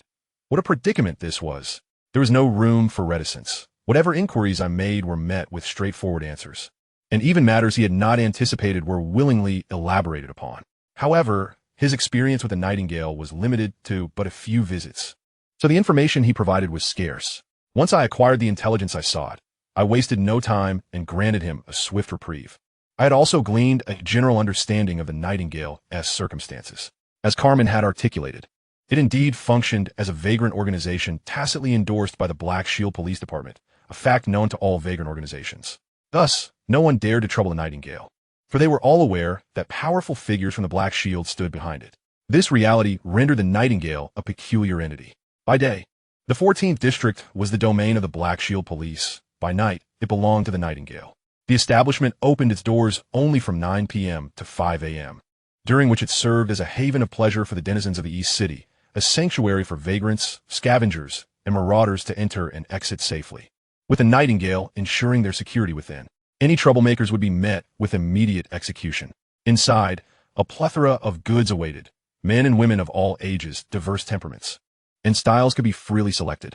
One could indulge in pleasures aplenty, provided they offered sufficient resources to partake in such services. The prices varied according to the nature of the indulgence, whether it be murder, release, or different tiers of flagellation. The Nightingale certainly piqued my interest. This task of alleviating the hedonistic card now seemed salvageable. Nevertheless, the Nightingale closed its doors promptly at 5 a.m., necessitating that all patrons depart beforehand, which explained the urgency of the vagrants to leave. While their safety within the Nightingale was assured, once they stepped outside, their fates were of no concern to anyone. Naturally, no one would dare harm those exiting the Nightingale, as it was universally understood that they would carry no resources with them upon departure. Time was scarce today. I could return tomorrow night to assess the situation, eliminating the hedonistic card while simultaneously attempting to gather intelligence on Free Safe House. I had been unable to shake the 3 keys left by the bald Freeze from my mind. This Nightingale had ties to Freeze. I must investigate further. Most importantly, I suspected that the figure behind the Nightingale might very well not be Freeze at all, but rather his brother Loris. Just as Loris sought to annihilate him for the sake of avenging his brother, should an opportunity arise, I too would facilitate a reunion between the 2 brothers. After all, a family ought to be whole and harmonious, Chapter 71 Indulgence Card Insight. On the 11th day, in the Wasteland, in Yuan's hideout, he carefully stored away the automotive energy batteries, onboard chargers, motor controllers, and other supplies acquired from the Tao Cave. Although the night's labor yielded only these resources, he was exceedingly satisfied. The most challenging materials required to construct the rare-grade treadmill generator room had been secured. He now only needed to gather treadmill components and wiring to proceed with optimization and upgrades. However, prior to that, he needed to elevate the generator from level 1 to level 2, a prerequisite for optimization. The materials for the upgrade had long been collected. Thus, he wasted no time and initiated the upgrade process. The upgrade would take 30 minutes. Casting a glance at the generator enveloped in a green luminescence, Yuan approached the dilapidated newsstand. The new day's newspapers had arrived, and today, an additional intelligence item had emerged once more. Indulgence Card Insight. Quality rock.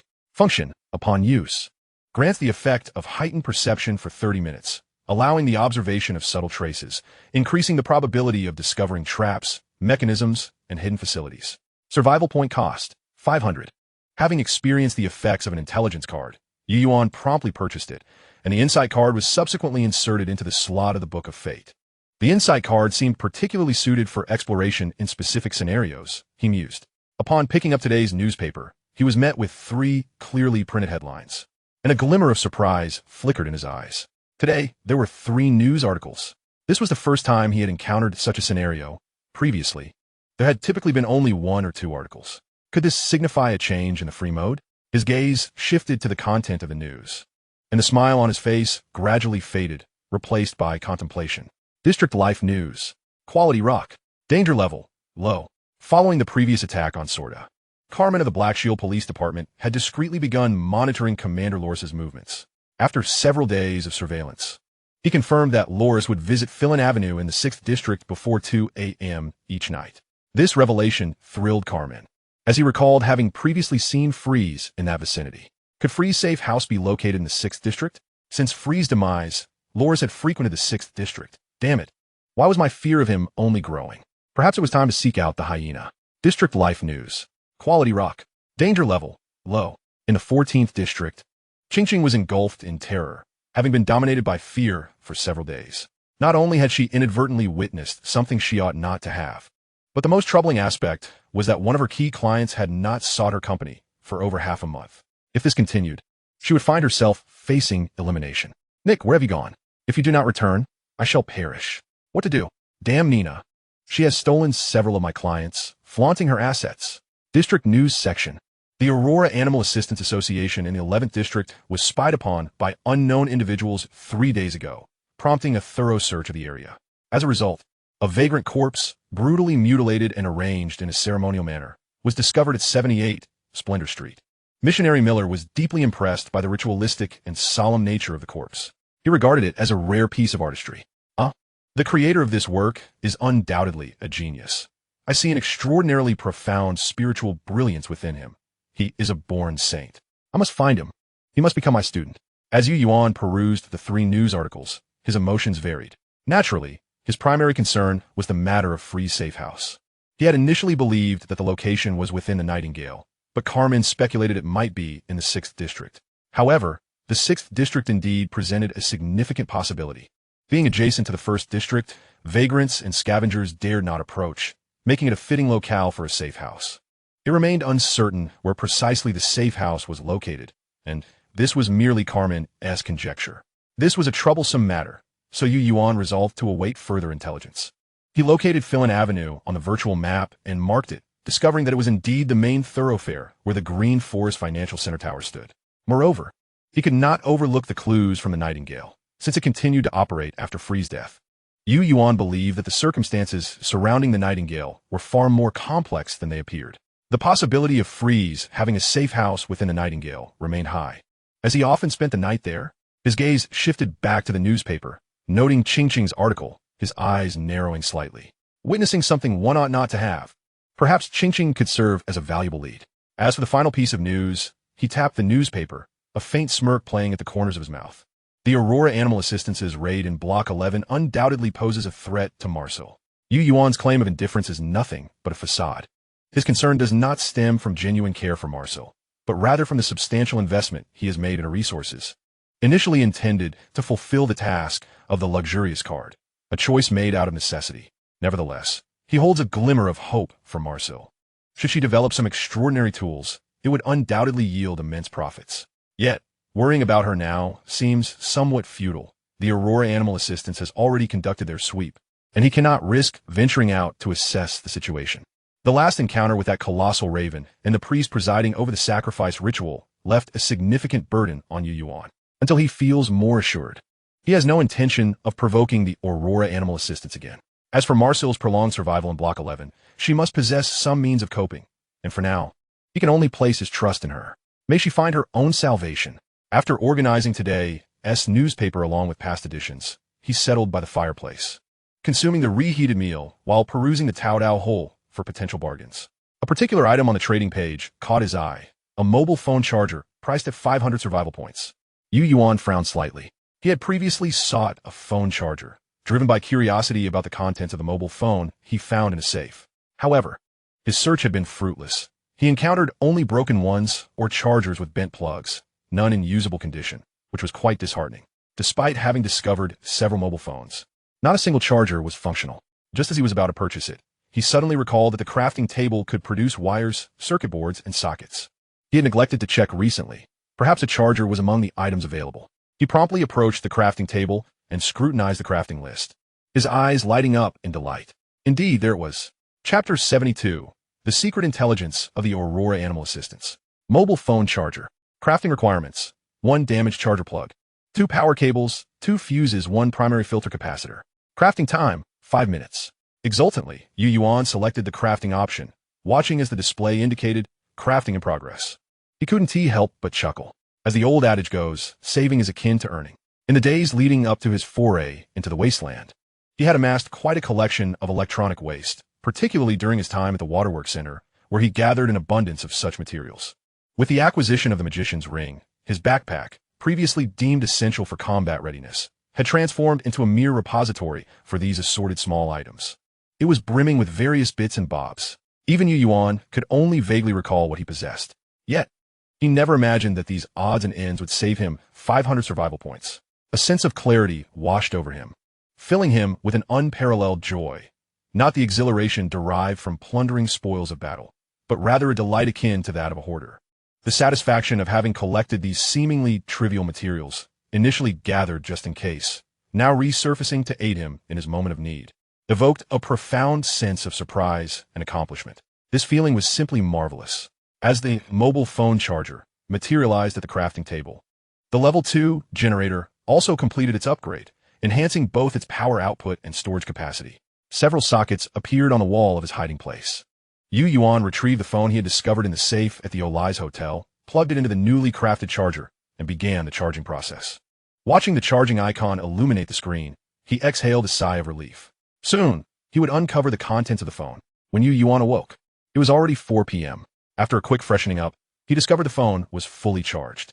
He purchased some grass from the Taodao hole to feed to Mai, while he indulged in a packet of biscuits, reclining in the boss chair. The phone powered on without a lock, and he effortlessly swiped to unlock it. The home screen displayed only one application. Upon opening it, he found 3 segments of video content that had automatically downloaded. Clearly, this phone had been intentionally left by its owner to preserve pertinent information. Yuan clicked on the first video.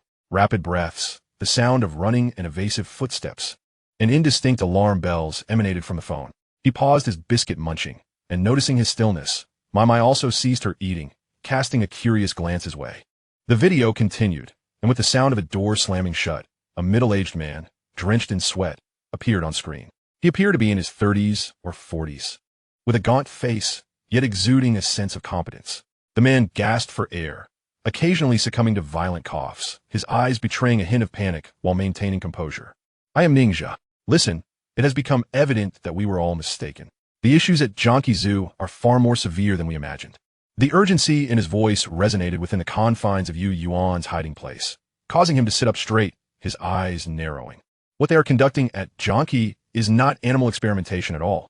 Or rather, the animal experiments are merely a preliminary phase. Their true project is the spiritual plan, targeting humanity. They're using the homeless and destitute from the streets, even enticing volunteers with monetary rewards for live experiments. Suddenly, the sound of gunfire interrupted Ning's discourse. I just witnessed an experimental subject injected with some kind of serum. He transformed into a grotesque creature, neither human nor beast, with deformed bones and cracked skin. It was truly terrifying. In the end, that man went berserk, uncontrollable, and was physically neutralized by the security forces using heavy firepower. They've discovered my whereabouts. If you're seeing this video, it means you have found the key I hid away. Although I do not know who you are. Upon viewing this, please contact the Animal Qualification Review Committee and report this matter immediately. Also, do not contact the Green Forest Police Department. I suspect there are members of the Aurora Animal Assistance lurking within the department. The entire Green Forest City is no longer safe. Exercise utmost caution against the Black Sun. With a sharp explosion, the screen went dark.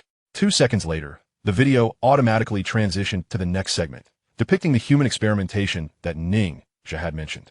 Ning must have been hiding somewhere, surreptitiously filming. The angle was quite narrow, and there was slight shaking. Yet, the process of the experiment was captured clearly. A homeless man, clad in a white lab coat, lay on the bed of the experimental chamber, a needle inserted into his carotid artery, as a pale blue liquid was slowly administered into his body. Just a minute later, the previously unconscious man began to convulse violently, the stainless steel bed beneath him, firmly affixed to the ground, ditting under the pressure of his thrashing body.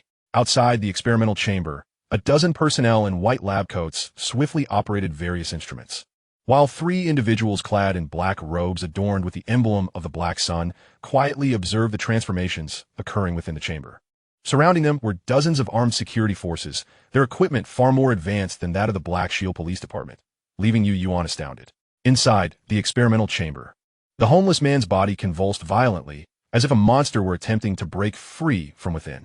Bulges began to appear across his body, rapidly shifting. Eventually, the man's skin developed cracks, threatening to burst.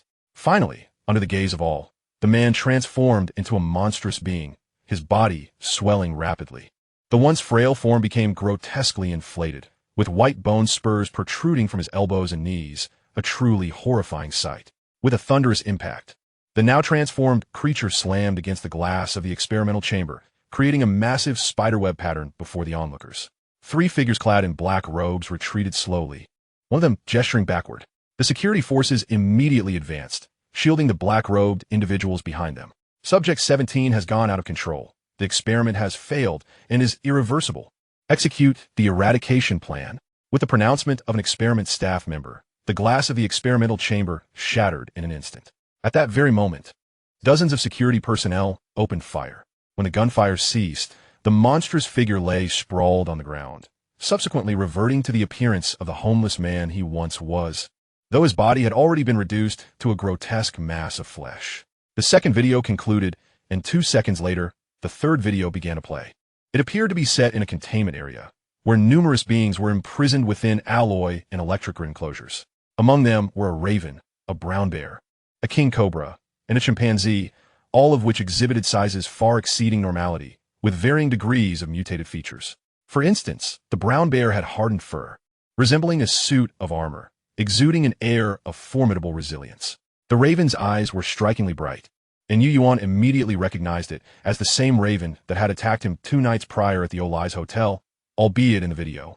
It was not as colossal as it had been that fateful night. As the 3 videos concluded, Yuan's gaze turned solemn. The spirituality project involving human experimentation and mutated beings unveiled the true prowess of the Aurora Animal Assistance Society. Chapter 73, Gathering Rare Resources, Premium Wool. Yuan had not anticipated encountering references to spirituality again just a day later. Even more astonishing was the realization that the Aurora Animal Assistance Society had advanced its experiments on mutated beings to such profound levels, with a diverse array of mutated species. The colossal mutant rat from the sewer couldn't even be considered one of their creations. It was merely an accidental byproduct. The troubling matter was that he couldn't even deal with the mutant rat at this moment.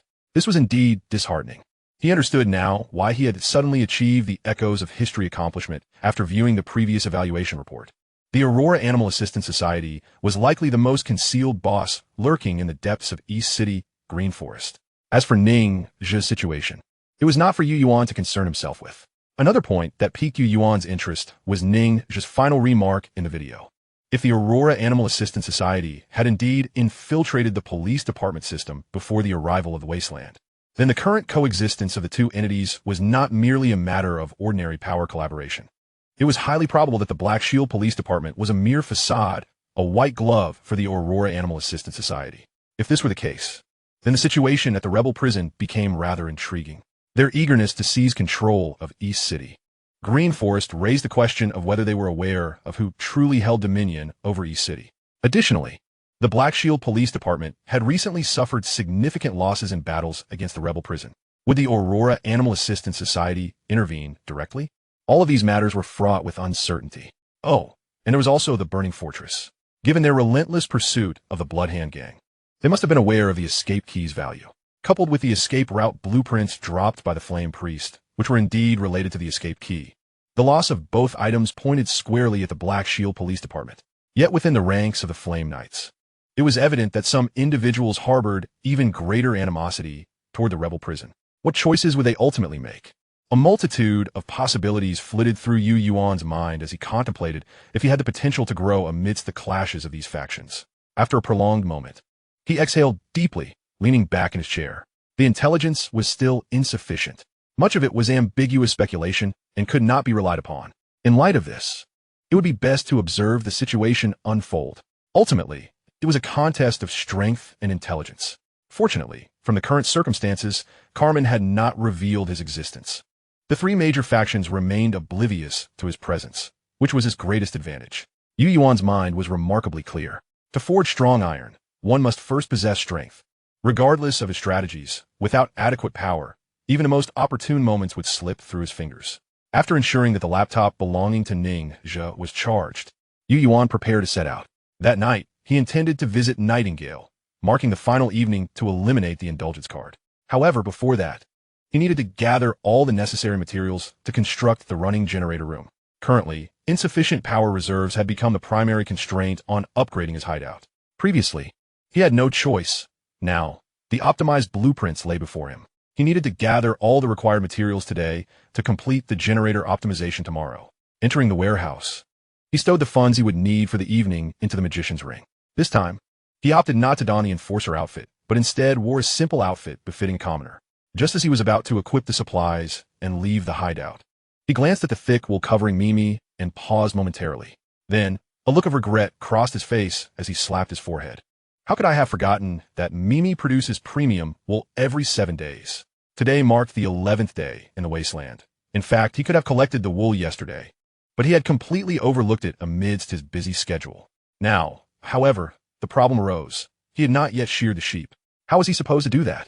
Yuan retrieved a pair of scissors, eyeing Mimi, who tilted her head in curiosity and furrowed his brow. He seemed to recall having seen a video in which a sheep was laid down, and with a push of the clippers, the wool fell away in a single piece. Without clippers, surely scissors would suffice? As Yuan reminisced, he began to mimic the shearing motion on Mimi.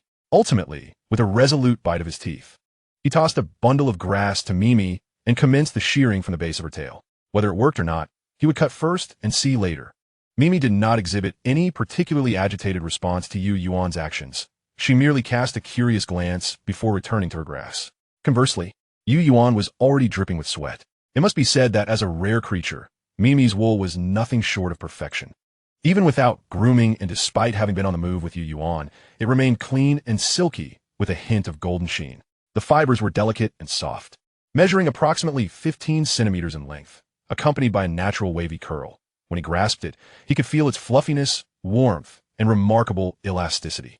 At first, Yuan's movements were clumsy, but as he continued, he gradually mastered the technique, increasing his speed. The sheared wool slipped off Mimi like a coat, gently peeling away from her body.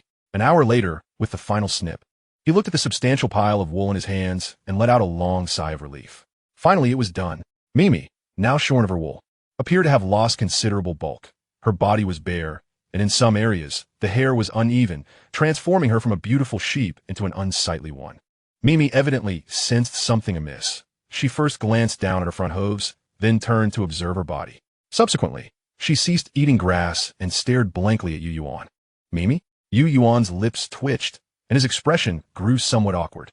He pointed at the wool strewn on the ground and the scissors in his hand, forcing a sheepish smile. The scissors were a bit unwieldy this time. I'll get an electric clipper next time. Don't worry. Ha, it'll be fine. 2 seconds later, Mimi finally lowered her head to resume eating grass, though she turned her back to him, clearly not wishing to look at Yuan for the time being. Yuan awkwardly chuckled to himself, realizing he truly needed to find a clipper next time. These scissors were indeed cumbersome. Mimi produces 20 kilograms of premium wool every 7 days, a considerable quantity, coupled with the excellent quality of her wool.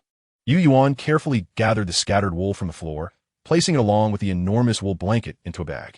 Thus, he finally completed this task. The attributes of Mimi's wool were astonishing, causing Yuan's lips to curl upward uncontrollably. Premium wool. Quality, excellent. Fiber fineness, exquisite, less than 155 microns. Fiber length, 1,416 centimeters. Elasticity, exceptional. Loftiness, exceptional. Insulation, exceptional. Tensile strength, exceptional. Harvest quality, extremely poor. Evaluation. Is the gatherer's hand engaged in a dual struggle? Chapter 74. Unexpected circumstances entering the nightingale. With a rhythm of clattering hooves, the sheep carried Yuan as he dashed through the sewer. Perhaps due to the absence of woolen cushioning, Yuan felt that today's journey was rather jarring. Upon his return to the land hotel, he found himself slightly numb in the rear. The clock read 7:35 p.m., and with some time remaining before the nightingale opened its doors, he intended to first gather supplies at the land hotel. His objective was clear: the 19th floor, home to the hotel's fitness and entertainment center. Yuan had initially planned to ascend yesterday, but the disassembly of the vehicle had consumed too much time. As he lifted the manhole cover, darkness enveloped the sky. Yuan had the distinct impression that nightfall was arriving ever sooner, and the weather seemed to be turning colder. Following yesterday's path, he swiftly entered the land hotel, navigating the stairwell to the 19th floor's fitness and entertainment hub. It was evident that the center had also been ransacked. Flower pots, chairs, dumbbells, and barbells were strewn across the floor, alongside shredded clothing and dried blood. One could only imagine the ferocity of the chaos that had unfolded. Yuan first conducted a cursory inspection of the fitness and entertainment center. After confirming the absence of danger in the gym, entertainment area, esports room, and gambling zone, he approached the expansive windows of the gym. Here, no fewer than 20 treadmills stood in neat rows. He realized that the land hotel truly offered a broad perspective. The vast windows provided a view of the vibrant nightscape along Golden Orchid Avenue, although the outside world was shrouded in darkness. The moonlight still illuminated the splendor of Golden Orchid Avenue amidst the wasteland. Some treadmills had been damaged, and due to their proximity to the large windows, Yuan refrained from using his flashlight. Instead, he relied on his street rat moniker's low-light vision and a smidgen of moonlight to quickly select treadmills in good condition. He soon identified 3 suitable treadmills, but, as anticipated, was unable to hoist them directly into the toad hole. Reluctantly, he resolved to disassemble them first. Thanks to his experience from yesterday's vehicle disassembly, Yuan found the process of dismantling the treadmills to be considerably smoother today. He began by loosening the screws on the frame, detaching the running board and belt, followed by the motor, drive screw, control panel, electronic controller, and display screen. With each component he removed, he carefully placed it into the toad hole. The disassembly of the first treadmill was slow, taking over an hour due to the lack of light. However, the second treadmill was dismantled significantly faster, in just over 40 minutes. As Yuan prepared to energetically tackle the third treadmill, his peripheral vision suddenly caught something unusual on the street below. He turned his head to see 3 vehicles approaching from the distant Golden Orchid Avenue, coming from the 4th District. His binoculars were swiftly deployed, and, as he zoomed in, he quickly observed that the 3 vehicles turned into the Opera House. Concealed by the building, the vehicles vanished from sight. Yet, Yuan's heart raced with unease. He accessed his virtual map and traced the path of the vehicles, first through the 14th District, then to the 4th, then the 5th, and finally to the 1st District. The identity of the visitors became abundantly clear: the Black Shield Police Department. Only they would dare to traverse the night with such boldness, especially given the proximity of the 4th District to the 1st. But who could they be? The first name that sprang to Yuan's mind was Loris. Checking the time, he noted it was now 10:05 p.m. He hoped they would depart swiftly. Yuan was keen to avoid any unforeseen factors that might disrupt his meticulously devised plan.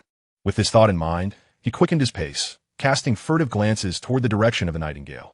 By the time he completed the disassembly of the 3rd treadmill and stored it in the toad hole, the clock read 10:30 p.m. He took out his binoculars to survey the Nightingale's direction, but saw no sign of the 3 vehicles departing. Doubt began to creep in. According to his plan, he should be preparing to head to the Nightingale now, but with the presence of the Black Shield police, he hesitated to take unnecessary risks. After a moment's contemplation, he made a decision.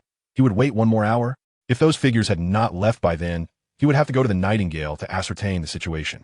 With his resolve solidified, Yuan ceased his deliberation and left the gym, heading to the adjacent entertainment center. His target was the esports gaming room, as he needed to gather some wires for optimizing the generator, and other electronic components would prove invaluable, such as CPU chips, which would serve as materials for crafting a spiritual collector. The collection of these supplies was a straightforward endeavor. He cleared out all the power cables from the entire esports area, dismantling the computer towers and placing all electronic components into the magician's ring. Within the span of less than an hour, Yuan exited the land hotel. However, this time he did not venture into the sewer. Instead, he donned the guise of an ordinary refugee, slinging a crossbody bag as he made his way toward the Nightingale. Upon nearing the opera house, he did not enter directly, but instead concealed himself behind a wall. Yuan extracted his binoculars to observe the situation at the opera house, his brow furrowing. Where had they gone? Had they entered the underground parking lot? From the outside, the Nightingale appeared unchanged from the previous night. Just as he was about to bravely step inside for a closer look, a bright light suddenly flickered at the corner of the opera house. Yuan instinctively pressed himself against the wall, witnessing 3 heavily armed Wasteland vehicles slowly emerge from the underground, leaving the opera house and speeding down Golden Orchid Avenue toward the 4th District. They truly had gone to the underground parking lot. Regardless, the departure of the Black Shield police brought a sigh of relief to Yuan. He could not afford to delay any longer. As midnight approached, he needed to focus on his important tasks. With a quick glance around, he crouched low and hastened toward the opera house. As he drew near, light spilled from the doorway, casting a glow upon Yuan, causing him to tense slightly. He sensed a hint of threat, but continued forward nonchalantly, casting furtive glances toward nearby shadowy corners and the windows on the 2nd floor, likely occupied by the Nightingale security personnel. Yuan feigned ignorance, striding directly toward the entrance. Having gleaned the details of entering the Nightingale from a refugee's lips yesterday, he deliberately displayed a semblance of awkwardness and caution as he pushed open the ajar door, revealing 2 women clad in maid outfits. However, his gaze towards them betrayed an unmasked desire. The maids, evidently accustomed to such attention, remained unfazed. 2 burly men appeared behind Yuan, weapons in hand. After sizing him up, one of them raised an eyebrow and inquired, "Hey, I haven't seen you before. Who introduced you?" Chapter 75, Eastern City Brothel. A distinctive scene, clock strikes sunny. "Hey, I haven't seen you before. Who introduced you?" Yuan glanced at the weapon in the man's hand, clutching his crossbody bag and offering a sheepish smile. "Nick sent me." Upon hearing this, the burly man nodded knowingly, glancing at the bag Yuan held. "In that case, do you understand the rules?" "Somewhat. 1 unit of food serves as the entrance fee," Yuan replied sheepishly, retrieving a packet of instant noodles from his bag and handing it to the burly man. The man nodded slightly, then stepped aside, directing one of the maids. "Take him in, and give our brother a proper introduction to what we have here." He then cast a warning glance at Yuan. "Since it was Nick who made the introduction, you should be aware of the rules here. Do not cause trouble. Understood?" "Understood. Understood. All right, off you go." Yuan immediately followed the alluring maid, his gaze never straying from her enchanting figure, occasionally adjusting his pants in a display of impatience. Observing Yuan's departing figure, the burly man exhibited a look of disdain and chose to ignore him. A slight smirk crept onto Yuan's lips. Yet he soon resumed his greedy gaze upon the maid before him. The Nightingale organization was indeed formidable. The very physique of this maid was remarkable. No wonder it had become a place of pleasure for the entire East District, particularly Block 14. "Would you prefer the hall or a private booth? Perhaps I could accompany you?" The maid suddenly turned to Yuan, her eyes glinting with a hint of provocation. Yuan's appearance was not lacking, and with his considerable height, he was far from the destitute scavengers of the Wastelands. Even though he had made an effort to groom himself, it did little to obscure his looks. The maid, seasoned and discerning, immediately recognized his distinctiveness. "Hall or booth?" Yuan was acutely aware of the distinction between the two, yet he feigned ignorance. "Could you enlighten me on the differences and the pricing? Is Ching around? I would like to find her." The maid pursed her lips, seemingly unfazed by Yuan's inquiry about Ching. With a shrug, she replied, "All right, if you wish to find Ching, you'll have to go to the booth. You'll pass through the hall on your way. You can see for yourself then." With that, She glanced at the satchel slung over Yuan's shoulder and fell silent, turning to lead the way. The pair soon arrived at a trade booth. The maid gestured towards Yuan, saying, "Looking for Ching Ching, referred by Nick." Ching Ching? A bearded man turned his attention to them. "Do you have any supplies?" 3 pieces of gold jewelry or 10 portions of food or equivalent goods. Yuan retrieved several mobile phones from his backpack, which he had previously collected. "Are these sufficient?" The man took the phones and handed them to someone behind him. Yuan then noticed that behind the man was a workstation. A young man took the phones and began to dismantle them. In a short while, all the phones had been disassembled, revealing their internal structures. After a meticulous inspection, the young man nodded slightly to the man, valued at 7 portions of food. The bearded man turned to Yuan. "You still need 3 portions of food or equivalent goods." After a moment's contemplation, Yuan reached into his satchel and produced 2 memory sticks. "Is this enough?" The young man examined them and, confirming their condition, shook his head. "Not enough, still 1 portion short." Yuan then handed over a hard drive. "How about now?" "Enough." The bearded man nodded and handed Yuan a red token. "You must surrender all weapons. They cannot be brought inside. When you leave, present the token to retrieve them." Yuan hesitated slightly. The man, growing impatient, urged, "Hurry up, no one cares about your worthless trinkets.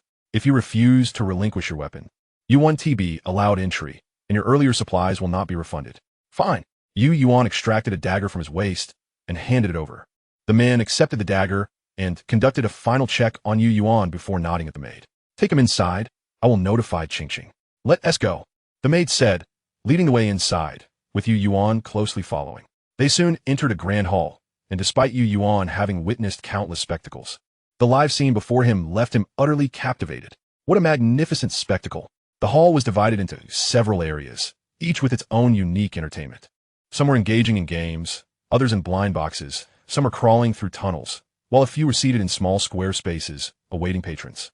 Not only were there women, but men as well, showcasing an array of styles that was simply exhilarating. Upon seeing the maid bring someone in, all eyes were drawn to Yuan, filled with longing.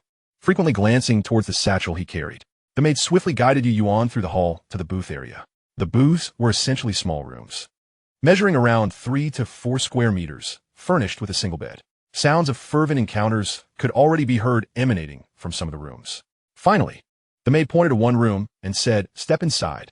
Ching Ching will be here shortly. She is yours for the night."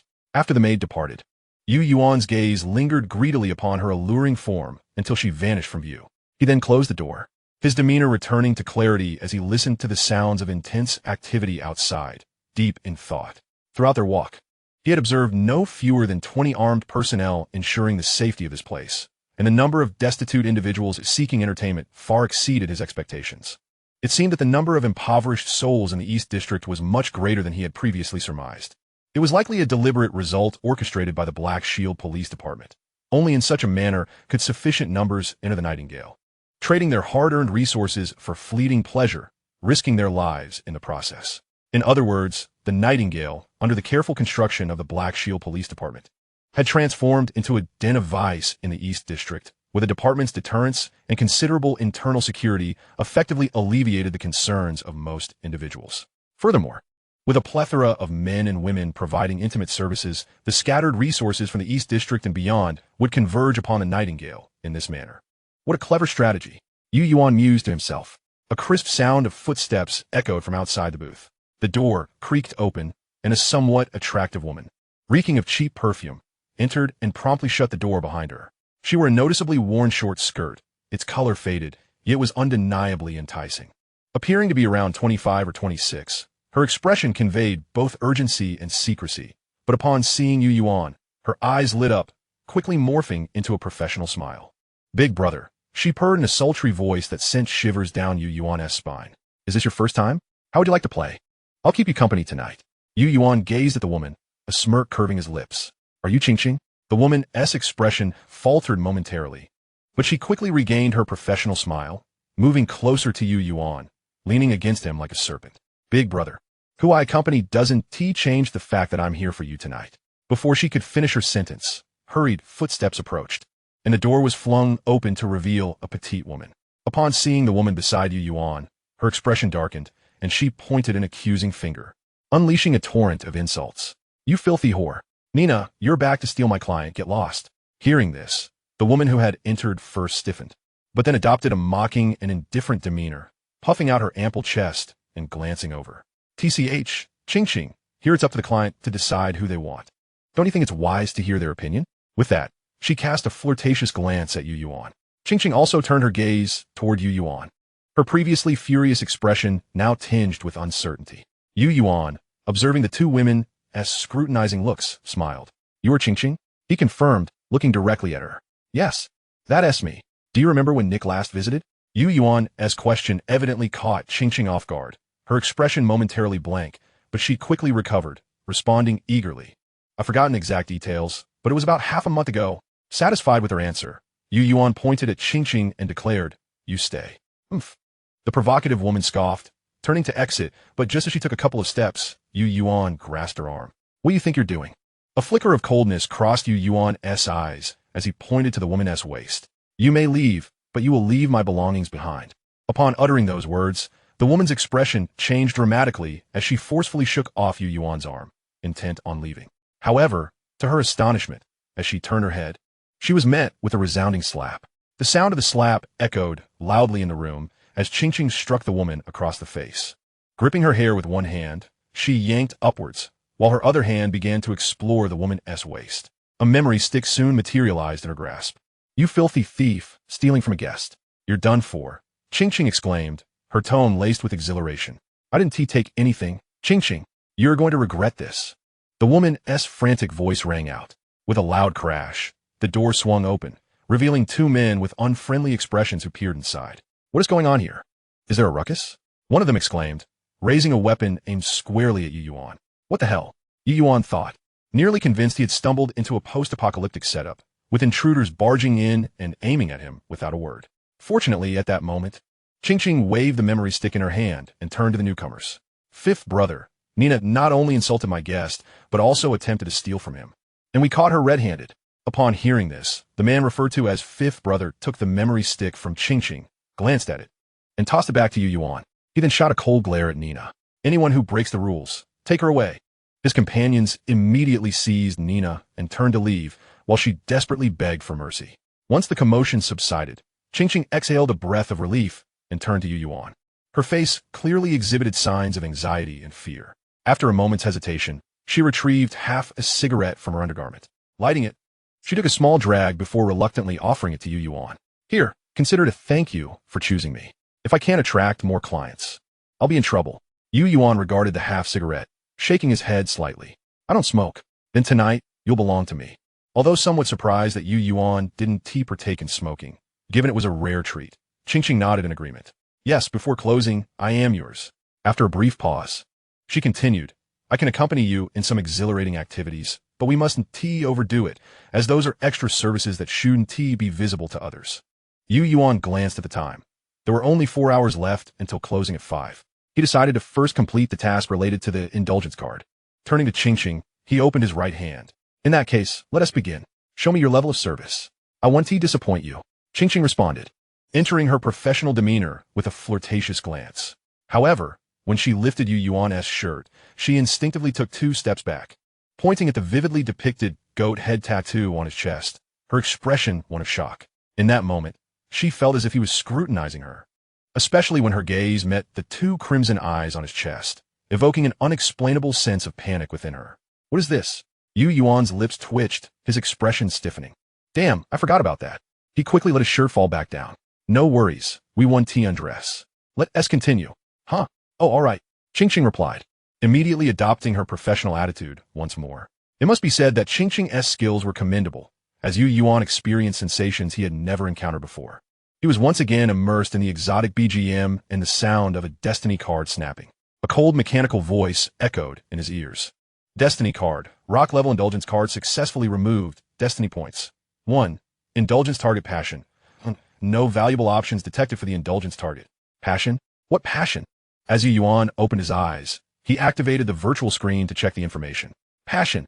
Description. The indulgence target is exceedingly satisfied with your performance and is very willing to engage in long-term communication. This is her invitation. Function. Indulgence target's favorability increased. Trust level elevated. Desire for communication heightened. This Yuan gazed at the information displayed on the screen, a flurry of thoughts racing through his mind, his eyes glimmering with intrigue. The Indulgence target is exceedingly satisfied with your performance and is very willing to engage in long-term communication. This is her invitation, so it can be approached in this manner. His emotions were complex, pondering the possibilities. However, Qingqing's consecutive scores of 10 were sufficient to affirm the situation. He was also astonished by his performance this evening, as the time had already slipped to 2:30 in the morning. Wow, has it truly been so long without my noticing? A term flashed through his mind. Sufficient kidney energy. So that was it. How terrifying. Yuan could distinctly perceive the change in Qingqing's gaze towards him. It was now imbued with much more intimacy. His excitement began to subside, and rationality regained control over his mind, realizing that Qingqing's transformation was influenced by the passion. It was merely a transaction. Yuan's gaze narrowed as he regarded Qingqing, his thoughts swirling. Now that the Indulgence card had been successfully removed, he should seize the remaining time to fulfill the second purpose of his visit. Soon, an idea formed in his mind. Rising, he approached his satchel, his right hand slipping inside to conceal his action. A silver bracelet was retrieved from the magician's ring. Under Qingqing's astonished gaze, the bracelet was soon clasped around her wrist. "What is this?" she inquired, but Yuan quickly silenced her with a gentle hand over her mouth, speaking in a low voice. "When you entered earlier, I sensed that your emotions were somewhat off, as if you were filled with anxiety and fear, as if you were afraid of something. Consider this bracelet a gift for you." Qingqing examined the bracelet, her brows slightly furrowing, her gaze toward Yuan now tinged with scrutiny. Yuan smiled and said, "Why don't you share what is causing you anxiety and fear? It might help, don't you think?" The room fell silent as he refrained from pressing further, allowing them to lock eyes. Suddenly, Qingqing let out a scoff. "Fine, I knew you weren't that simple. Whatever your motives or plans are, they are of no concern to me, considering you helped me today." A hint of hesitation crossed her face, but eventually, with a sigh, she turned her gaze toward Yuan. "Hold me." Yuan was momentarily taken aback, but complied and stepped closer. Qingqing leaned her head against his neck, speaking in a hushed tone that only they could hear. "Have you ever seen a snake that's 20 to 30 meters long?" At her words, Yuan felt a jolt of shock. Chapter 77. The Mutated Giant Snake Lilith? The complex composition of the nightingale. "Have you ever seen a snake that's 20 to 30 meters long?" Though her voice was soft, it thundered in Yuan's ears. Had this been before today, he might not have registered any significance to her words, but he had just witnessed a video on Ning's phone of a snake exceeding 10 meters in length. Now, hearing Qingqing's words, he felt a profound resonance. His grip around Qingqing tightened as his head lowered. "Where did you see it?" Yuan's voice remained steady and powerful. To his surprise, Qingqing was taken aback that this man before her did not dismiss her words as fanciful nonsense. This realization left her momentarily stunned. She raised her gaze to Yuan, and upon seeing the seriousness mingled with a hint of solemnity in his eyes, she was momentarily taken aback. The man before her felt entirely different from before, yet inexplicably, her heart felt a sense of reassurance. For reasons she could not comprehend, this man instilled in her a sense of trust. After a moment of hesitation, she finally divulged the secret she had held for several days. "Right here in this building. That day, while I was in the restroom, I inadvertently heard something crawling in the corridor outside. I peered through the crack of the door, and..." Her voice began to tremble. As a result, a massive serpent slithered through the corridor, its length unfathomable, but certainly no less than 20 to 30 meters. At this point, Qingqing lifted her gaze towards Yuan, gently caressing his cheek. "I speak the truth. I was utterly terrified at that moment, not daring to utter a sound. It wasn't until I had lingered in the restroom for a considerable time that I finally mustered the courage to venture out, only to find the corridor completely empty. Initially, I thought it was merely a figment of my imagination, yet the corridor bore a peculiar, pungent odor. Furthermore, as I prepared to return, I noticed a distinct scratch on the wall. There was no mistaking it. Before I entered the restroom, that mark simply did not exist." Yuan raised an eyebrow. "How can you be so certain that the scratch on the wall appeared after you entered the restroom?" "Because I have a habit of feeling the wall as I walk, tracing its extension with my eyes. It reassures me of my existence," Qingqing replied, her tone suddenly grave. "Thus, I am certain that the scratch did not exist before my retreat into the restroom." Upon hearing this, Yuan fell silent, and the two remained in each other's embrace. After a lengthy pause, he gently inquired, "Have you ever seen a pattern resembling a black sun?" "A black sun? What is that?" Qingqing asked, astonished. "It resembles a black circle, but the first impression it imparts is that of a solar eclipse. Have you witnessed this pattern on anyone else?" Ching contemplated for a considerable time before softly shaking her head. No, I haven't really paid attention to that pattern. I am usually confined to the dormitory and the compartment area. I cannot venture elsewhere, as each area is guarded. Yuan, however, was not disheartened by this. The unexpected discovery of a clue regarding mutated creatures was already a delightful surprise. You should keep an eye out for that pattern. It may be related to the serpent you mentioned. At Yuan's suggestion, Ching nodded slightly. Having acknowledged the fears that resided within her, Yuan proceeded to inquire about the matter that piqued his utmost curiosity. Are you referring to the enforcer, Freeze? Ching shot him a puzzled glance, seemingly perplexed by his interest in her affairs. Yes, and prior to my arrival today, I noticed individuals from the Black Shield Police Department. Do you know who they were? Ching released her grip on Yuan, her brow furrowed. What exactly are you trying to accomplish? Aren't you a vagrant? Why are you inquiring about these matters? Yuan shook his head slightly. Some knowledge can be perilous to possess. As he spoke, he retrieved a golden ring from his satchel, one of the spoils he had found in Mahata's backpack. He had not anticipated it would be utilized in this manner. Handing the ring to Ching, he continued, consider this a transaction. You procure supplies to alleviate your current predicament, and I gain information. Afterward, you can act as if none of this ever transpired. Gazing at the golden ring in her hand, Ching pondered for a few moments before biting her lip. She snatched the ring and tucked it into her undergarment. With a pointed look at Yuan, she leaned in and gave him a fierce squeeze. All right, what do you wish to know? Hurry up and ask. Yuan grimaced from the tight grip, silently thinking to himself, tough girl. However, recognizing the urgency of the situation, he promptly asked, I have heard that Freeze is on good terms with your leader. Where do they typically congregate? And who were the individuals from the Black Shield Police Department who came tonight? Do you have any knowledge of them? Bullshit. Who said Freeze has any connection with Lilith's mother? That is utter nonsense. Ching retorted disdainfully. That bald man is merely responsible for security here. However, Mei Jie indeed has an affair with him. The individuals who came tonight seem to be high-ranking officials from the Black Shield Police Department, but I'm unaware of their identities. Mei, who is she? And who is Lilith? Yuan pressed, sensing a significant misunderstanding lurking within the conversation. Lilith's mother is our Nightingale's leader. Although she is called Mother, she is only in her 30s. We rarely see her. Mei Jie is one of the sisters who assists Lilith's mother in managing us. I've seen her getting cozy with that bald man several times. Every time he encounters us, he gets handsy. If it weren't for Lilith's mother keeping him in check, who knows what might happen? Yuan suddenly grasped the situation, but he immediately posed the next question. What do you mean when you say Freeze is responsible for security here? He is an enforcer from the Black Shield Police Department. This is merely a vagrant organization. How could he be responsible for your safety? Furthermore, isn't Nightingale covertly supported by the Black Shield Police Department? Why would Lilith's mother instill such trepidation in Freeze? Ching regarded Yuan with astonishment. I am increasingly curious about your identity. However, you are correct. Knowing too much can be dangerous. Very well, this will be the last question. After I answer, you must leave, and we shall pretend these questions were never asked. Yuan nodded. No problem. The information you mentioned is deliberately disseminated by us. This is not a vagrant organization. The Black Shield Police Department is merely responsible for our safety, while we are all under Lilith's mother's jurisdiction. Beyond that, I know nothing. That's enough for today. Don't say it was me who told you. Now go. I need to return and rest, you rascal. Upon hearing her words, Yuan realized it was indeed time for him to depart. All right, please keep an eye out for the identities of those from the Black Shield Police Department who came tonight, and if Freeze has any nearby residence or similar location, do let me know. Next time, I will still exchange supplies with you, and I promise to make it worthwhile. Upon hearing Yuan's request, Ching shot him an exasperated glance, but after a moment's contemplation, she nodded slightly. I can only do my best. No guarantees. Understood. You assess the situation as you see fit. As Yuan retrieved his weapon from the exchange point and returned to the entrance of the opera house. It was nearly 4 a.m. To his surprise, someone was preparing to leave alongside him.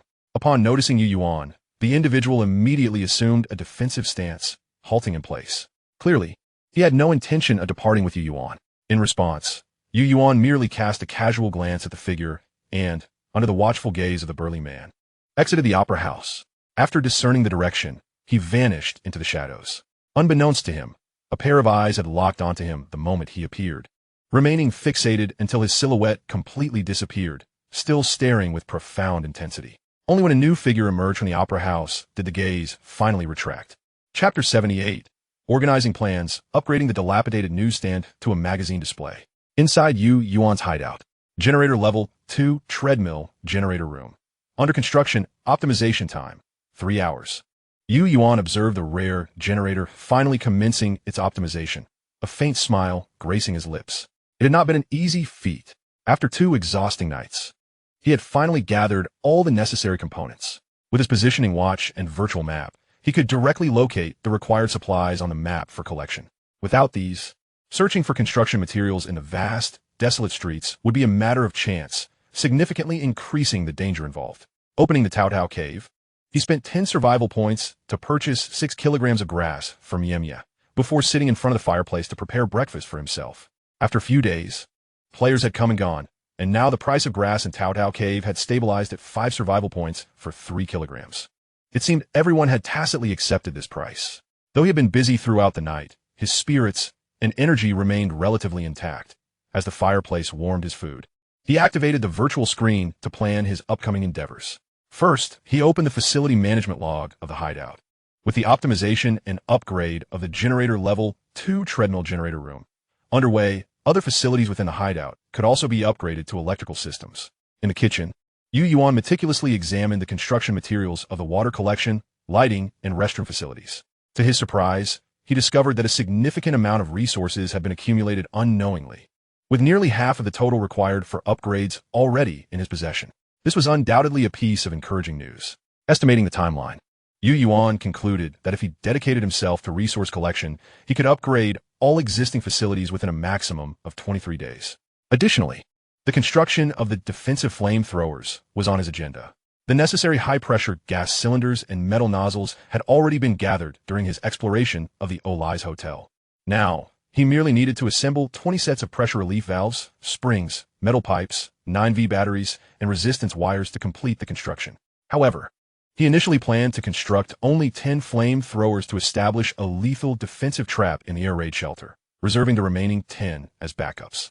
He also needed to select the locked doors for the escape passage in advance, which could be constructed immediately upon the completion of the stargazing observatory. As for the fireproof doors and walls, Yuan noted that perlite boards, galvanized steel plates, fireproof seals, closers, and rebar could be gradually collected. He meticulously listed all the required materials for upgrading the facilities, marking it as his primary task moving forward. His gaze drifted to the frenzied planting containers tucked away in the corner, and his eyes brightened slightly. The cultivation of vegetables could commence. Although the number of plants in the containers was limited, their rapid growth could ensure a fresh vegetable supply every few days.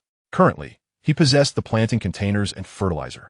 All that remained was to find suitable soil and vegetable seeds. When it came to vegetable seeds, Yuan scoured the Tao cave for options, only to find that none of the seeds were inexpensive. While the prices were not entirely prohibitive, he decided to search the city first. Yuan continuously organized his plans in the Hideout's memo, documenting information regarding Nightingale as well. The enormous serpent described by Qing, measuring around 20 to 30 meters, reminded him of the one from the underground experimental base of the John Ku Animal Zoo. However, that creature was controlled by the Aurora Animal Assistance Association, now appearing in connection with Nightingale. While Yuan could not confirm if they were indeed the same, the likelihood of 2 giant serpents residing in a single city seemed exceedingly low. Moreover, the complex relationship between Nightingale's leader, Lilith, and the Black Shield Police Department made it difficult for Yuan to dissociate Lilith from the Aurora Animal Assistance Association. The thought crossed his mind that Nightingale might actually be an organization established in collaboration with the Aurora Animal Assistance Association and the Black Shield Police Department. The more he pondered, the more plausible it became. However, he would have to await further news from Qing. Speaking of her, Yuan had considered the possibility of her betraying him, given that the inquiries he had made previously were clearly driven by ulterior motives. He acknowledged that this was somewhat of a gamble, yet Qing was the most suitable candidate to uncover the internal affairs of Nightingale. Coupled with the influence of passion, the danger remained within manageable limits. Furthermore, the most significant factor he relied upon was mutual benefit. Qing's experience within Nightingale had not been favorable, and he could provide her with resources and enhance her value. Any woman not entirely foolish would likely refrain from betraying him. Nonetheless, one must always be cautious of the unexpected. Therefore, he intended to avoid taking risks in that direction for the next few days. After consuming his meal, the clock struck 5:45 a.m., and Yuan felt reasonably energized. He opened the fate card to check for new gifts of destiny. As the strength of the Aurora Animal Assistance Association surfaced, Yuan increasingly sensed the depths of danger within E-City. The presence of several violent factions was already a headache, and now Nightingale emerged, having ties to both the Aurora Animal Assistance Association and the Black Shield Police Department. He began to perceive East City as a treacherous pit.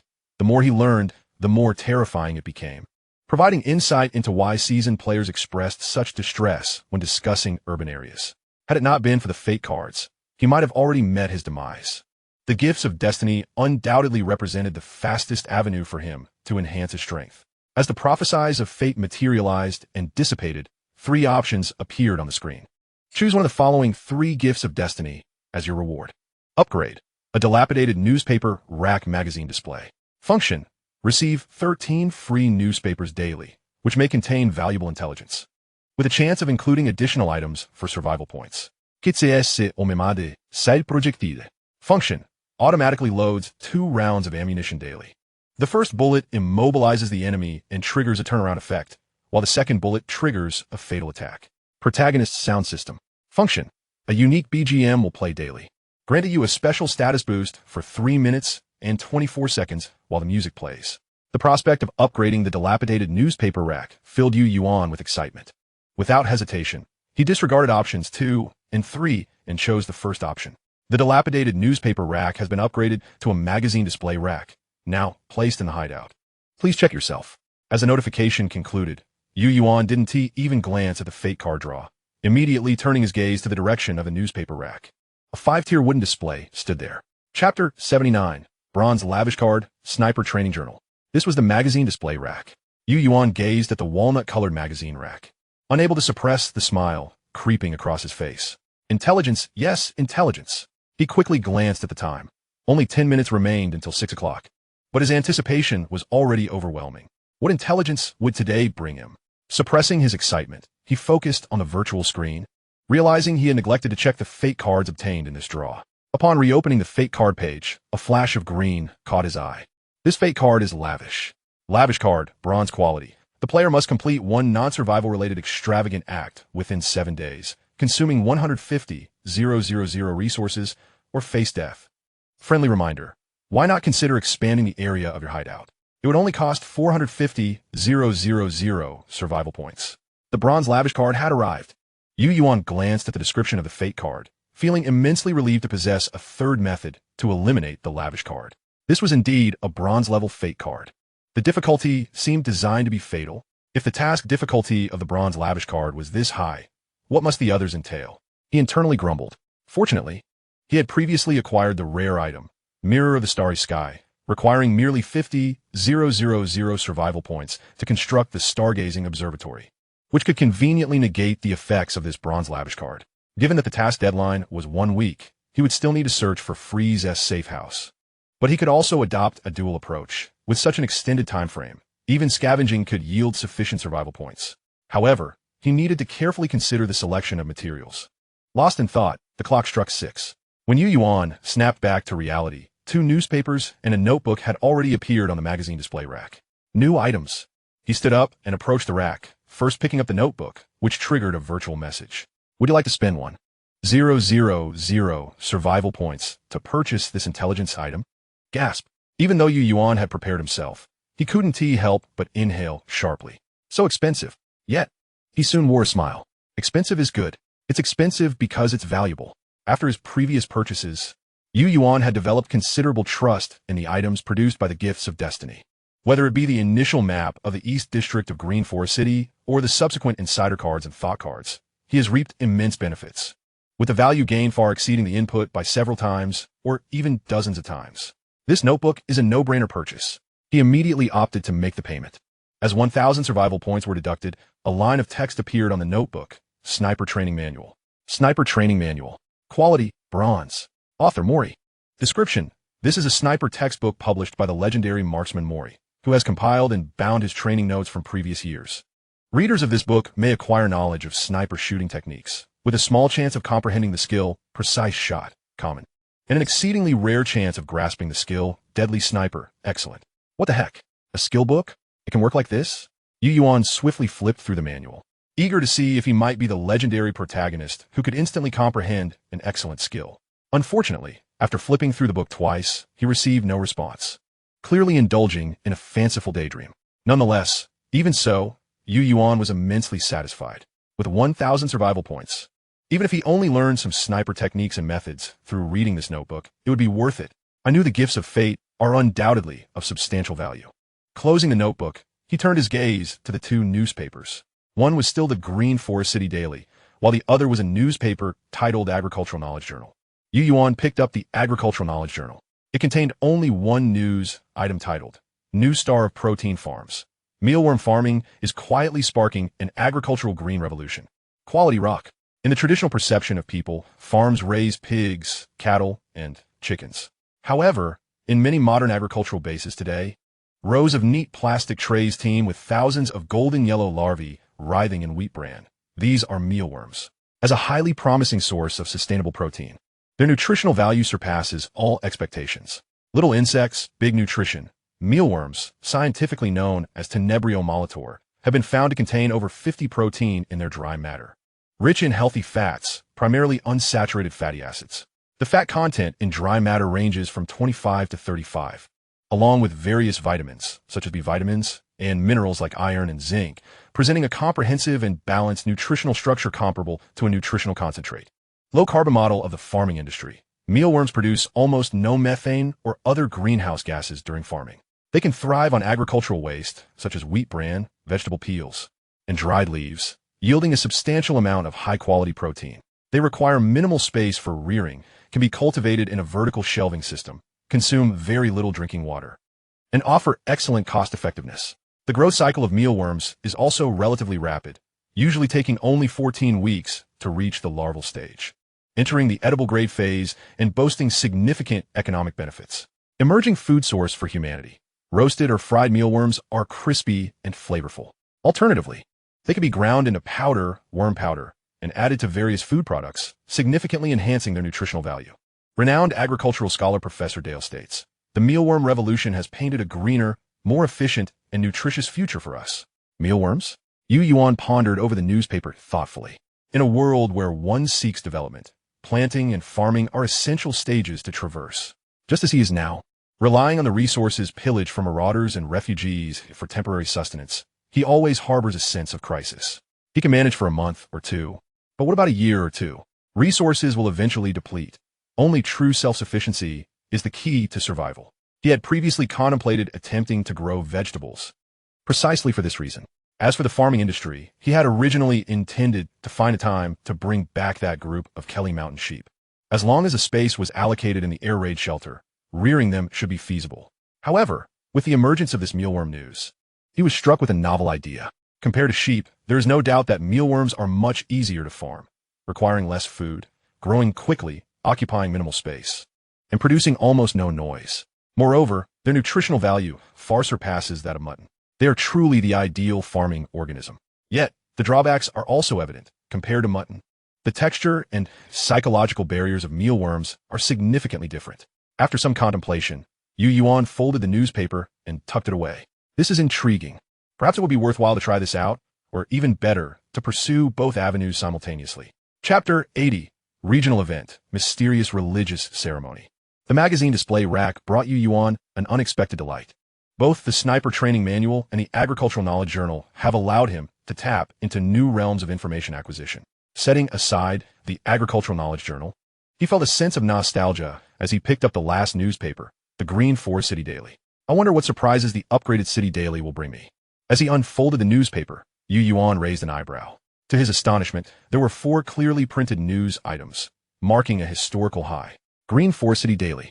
Date: Wasteland Day 12. Weather: clear to partly cloudy, wind level 3. Temperature: 17 to 24. Publisher: Fate Press of the Waste Era. District News Section. Quality: rock level. Danger level: medium. At 1:13 a.m. today, a vicious attack occurred near our city's southern coastline, resulting in 4 deaths and 3 serious injuries. According to our reporter's investigation, the victims were identified as members of the Iron Anchor Shipping Company's thugs. They had just completed a cargo ship escort task and were preparing to return to base for rest when they were ambushed by a monstrous fish that leapt from the sea. Survivors described the creature as massive, possessing a lantern-like organ on its head and sharp teeth. It had the ability to camouflage itself in the ocean. In an instant, it killed 2 of their companions. With the timely assistance of patrolling officers, they barely managed to drive the monster away. Further information on the creature remains unconfirmed. Our newspaper will provide follow-up reports on the situation. Community Life News. Quality, rock level. Danger level, low. At 4:14 a.m. today, at 34 Huashi Lane, East City Block 14, a refugee was brutally murdered. According to our reporter's investigation, this refugee had previously killed 3 survivors, captured 4 women to be sold to the Nightingale organization, and betrayed his companions thrice, leaving a trail of infamy. This marks the second incident of a refugee being tortured to death in recent days. When the refugee was found, his tendons in both hands and feet had been severed, and he was bound behind his back, kneeling in a posture of repentance. The assailant slit the refugee's carotid artery before plunging the weapon into the refugee's heart. On the floor before him, a line of text was also written, "Go to hell and repent." Community Life News. Quality, rock level. Danger level, low. At 2:41 a.m. today, near Moon Pool Square in East City Block 8, 7 scavengers were ruthlessly killed. According to our reporter's investigation, the 7 were actually members of the Thug Prison's hidden slave-catching team, tasked with abducting survivors within the block and providing intelligence support to the Thug Prison. The identity of the assailants and their motives are still under investigation, but the possibility of involvement from other factions cannot be ruled out. Please remain vigilant for further updates. Yuan gazed at the news content on the newspaper, his lips twitching. This is hardly a city daily. It's nearing a death note. What kind of day was yesterday, hosting a death celebration? Upon closer examination, it seems that murders have occurred in the eastern, southern, and western directions of Block 13, as if they are circling around him. Must it be so terrifying? However, Yuan turned his attention to the second piece of news. In Block 14, Huashi Alley. At 4:14 p.m., he opened a virtual map to take a look, recognizing the name Huashi Alley from somewhere before. Indeed, among the several smaller lanes adjacent to Jinxianglan Avenue, he spotted the name Huashi Alley, with number 34 Huashi Alley situated towards the direction of Jinxianglan Avenue. Yet, what captured Yuan's concern the most was that Huashi Alley was located less than 500 meters from the opera house where the Nightingale resided. His mind flashed back to 2 hours prior, when he had departed from the opera house and encountered that vagrant. I left the opera house around 4 p.m., and that person was walking behind me, meaning he left the opera house after 4 p.m. Yuan had a sinking feeling that the vagrant who died in the newspaper was likely the same person who left after him. As this thought crossed his mind, his heart grew heavy. However, the fact that this person had traveled from Block 11 to Block 14 was quite remarkable. Speaking of which, the Aurora Animal Assistance Society seemed very interested in him. This thought flickered momentarily. As for the other 2 news pieces, Yuan was most intrigued by the news regarding the West Coast Anchor Shipping Company. It mentioned a convoy mission, suggesting that the Anchor Shipping Company must have control over the port and dock area of Green Forest City, as well as the southern coastline, which meant the unlocking of new urban areas. Could that strange fish also be related to the underground experiments of the Aurora Animal Assistance Society? Based on the available information, Yuan speculated. Today was merely the first day with the magazine display rack. He needed to observe for a few more days to discern any patterns. Nevertheless, even so, the gains he had acquired already surpassed Yuan's expectations.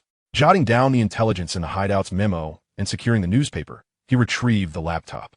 At this moment, the laptop was fully charged, and, as the startup sound echoed, it swiftly entered the control interface. An unlocking message appeared on the screen. Please verify identity. Yuan, what the hell? Identity verification? How do I verify it? Ning Zhe didn't mention anything. Yuan furrowed his brow as he gazed at the laptop, finally fixing his gaze on the lower right corner of the keyboard, where there seemed to be a sensor. A sensor? Since Ning Zhe had left a backup plan, he must have considered this. Yuan suddenly thought of something and promptly stood up to retrieve Ning Zhe's phone. After removing the phone case, he indeed found a chip the size of a fingernail on the back of the phone. As the chip approached the laptop sensor, the computer screen unlocked, and a line of text appeared in the center of the screen. Vencome, Observatory, Ningxe. The USB drive found in the safe was plugged in by Yuan, and soon a new folder appeared. As a file opened, a mechanical prompt sound rang in Yuan's ear. Ding. High-value resources detected. Ding. Triggering keynode. Read the John Keck Zoo assessment report. Obtain John Keck Zoo's underground experimental data. Understand and witness the live human experiments in the underground laboratory. Engage in combat with mutated animals or witness the religious ceremonies firsthand, meeting the conditions for the area event to unlock the mysterious religious ceremony. Reward survival points 2,000. Unlocking area event permissions. Achievement unlocked. Special event triggerer. Achievement points gained, 300 points. Hideout ranking updated. Current rank 8,499 out of 100. Yuan glanced briefly at the hideout ranking improvement information, focusing primarily on the area event details. Survival. Area event glimmered slightly, and Yuan clicked to view, revealing the event information before him. Chapter 81 Reward. Unknown title path. Area event. Mysterious religious ceremony. Event level. Silver. Danger level. High. Introduction. Safety observer Ninja. While investigating the John Keck Zoo, realized that it was a facade for an underground laboratory conducting animal mutation experiments. All of this pointed to a mysterious organization, the Aurora Animal Assistance Society. Through his covert investigation, he gradually unraveled the situation surrounding the John Keck Zoo's underground laboratory and organized the intelligence. However, just as he prepared to leave, he discovered that the underground laboratory was seemingly involved in not only animal mutation experiments, but also more shocking human life experiments. Witnessing the entire process firsthand. During this process, Ninja also found that the Aurora Animal Assistance Society appeared to be connected to some religious rituals and intended to continue investigating. However, his movements were detected by the underground laboratory security forces. Fortunately, Ninja had prepared in advance and retained the intelligence. Requirements. Explore the John Keck Zoo. Find the entrance to the underground laboratory. Investigate the underground laboratory to locate the drug samples used in the Aurora Animal Assistance Society's animal mutation and human life experiments. Observe and master the process of the religious rituals conducted by the Aurora Animal Assistance Society. Grasp the hidden clues behind the religious rituals. Reward. Unlock title path. Yuan stared blankly at the introduction information displayed on the virtual screen. It was actually a title path. As a pioneer in unlocking 2 title paths, Yuan was well aware of the substantial value of this reward. Moreover, the unlocking of this title path required the completion of a silver-level area event with a high danger rating. Just from the difficulty of obtaining the title, Yuan could already surmise the power of this title path. However, completing this area event was no small feat. Yuan sighed deeply. None of the 4 requirements for the area event were simple, and he currently didn't even possess the qualifications to fulfill the first one, let alone entering the John Keck Zoo. He couldn't even get close to it. Last time at the Olai's Hotel, he was about 300 meters away from the zoo and was discovered by that cloaked figure in the Raven. At that time, the Aurora Animal Assistance Society had dispatched over 30 individuals from the zoo. At least in the short term, Yuan would not approach the John Keck Zoo. Closing the virtual screen, Yuan turned his gaze to the computer screen. He needed to first ascertain what kind of intelligence Ninja had stored in the computer that could trigger the area event. As a result, the more Yuan looked, the more alarmed he became. Although he had been aware of the peculiarities within the John Keck Zoo beforehand, he was still taken aback by the extent of the madness. Almost the entire underground of the zoo had been excavated. The surface still resembled a zoo, but the underground was filled with various sophisticated instruments. Even more shocking was Ninja himself. The computer not only contained a detailed surface map of the John Keck Zoo, but also a structural map of the underground laboratory. It was evident that Ninja had invested significant effort into investigating this matter, with all maps available in 3D format, allowing for a comprehensive view of the architectural information. Each map was meticulously annotated with detailed information about various areas: holding area, testing area, dissection medical area, office area, armed security area. As Yuan perused the map information on the screen, his positioning watch had already synchronized and scanned these maps. After reviewing the map information, he was next confronted with numerous photographs of experimental animals and their experimental conditions. Yet, the more he looked, the more he felt something was amiss. This suspicion had actually been lingering in his mind, but now, as he examined the intelligence within the computer, it only intensified. Who exactly was Ninja? How could he acquire such an abundance of top-secret experimental data? And judging by the circumstances, he had entered the underground laboratory more than once. To obtain so much classified information and to frequently enter and exit the underground laboratory, one would certainly require an insider with substantial authority. The doubts began to rise within Yuan's heart. However, he could only suppress these doubts for the time being and continue to review the materials, among which the information regarding the experimental animals caught his attention. Subject X-171, King Cobra. Spiritual factor level, moderate. Mutated characteristics, gigantism, scaled armor. Mutated abilities, venomous spitting, thermal vision. Weakness, internal organs remain vulnerable. Potential for enhancement of internal organ fortification. Control resistance, low. Spiritual candidates, Phase, Barb, Avidal, Lilith Med. Subject X-124. Raven. Spiritual factor level, low. Mutated characteristics, gigantism, clawed reinforcement. Mutated abilities, observer insight, sensory sharing. Weakness, low physical strength, fragile sensory system. Control resistance, low. Spiritual candidate, green clad, X078. The computer contained information on about 5 or 6 experimental animals. These materials were likely obtained surreptitiously, and although the photographs were somewhat blurred, they did not hinder his examination. Yuan's attention was drawn to this information as he recognized a familiar name, Lilith. The Nightingale leader was also named Lilith. In recalling Ching's experience of witnessing a giant snake slithering by, all the clues converged. His earlier suspicions were validated. It truly was the Aurora Animal Assistance Organization. Regarding the Raven's intelligence below, Yuan speculated it was the same one that had appeared that fateful night at the Olai's Hotel. This revelation also clarified one of Yuan's lingering questions, how that cloaked figure had discovered him, given that he was over 300 meters away at the time. Now it all made sense. The cloaked figure must have spotted him through binoculars, and upon sharing sensory perception with the Raven, he immediately became aware of Yuan's presence.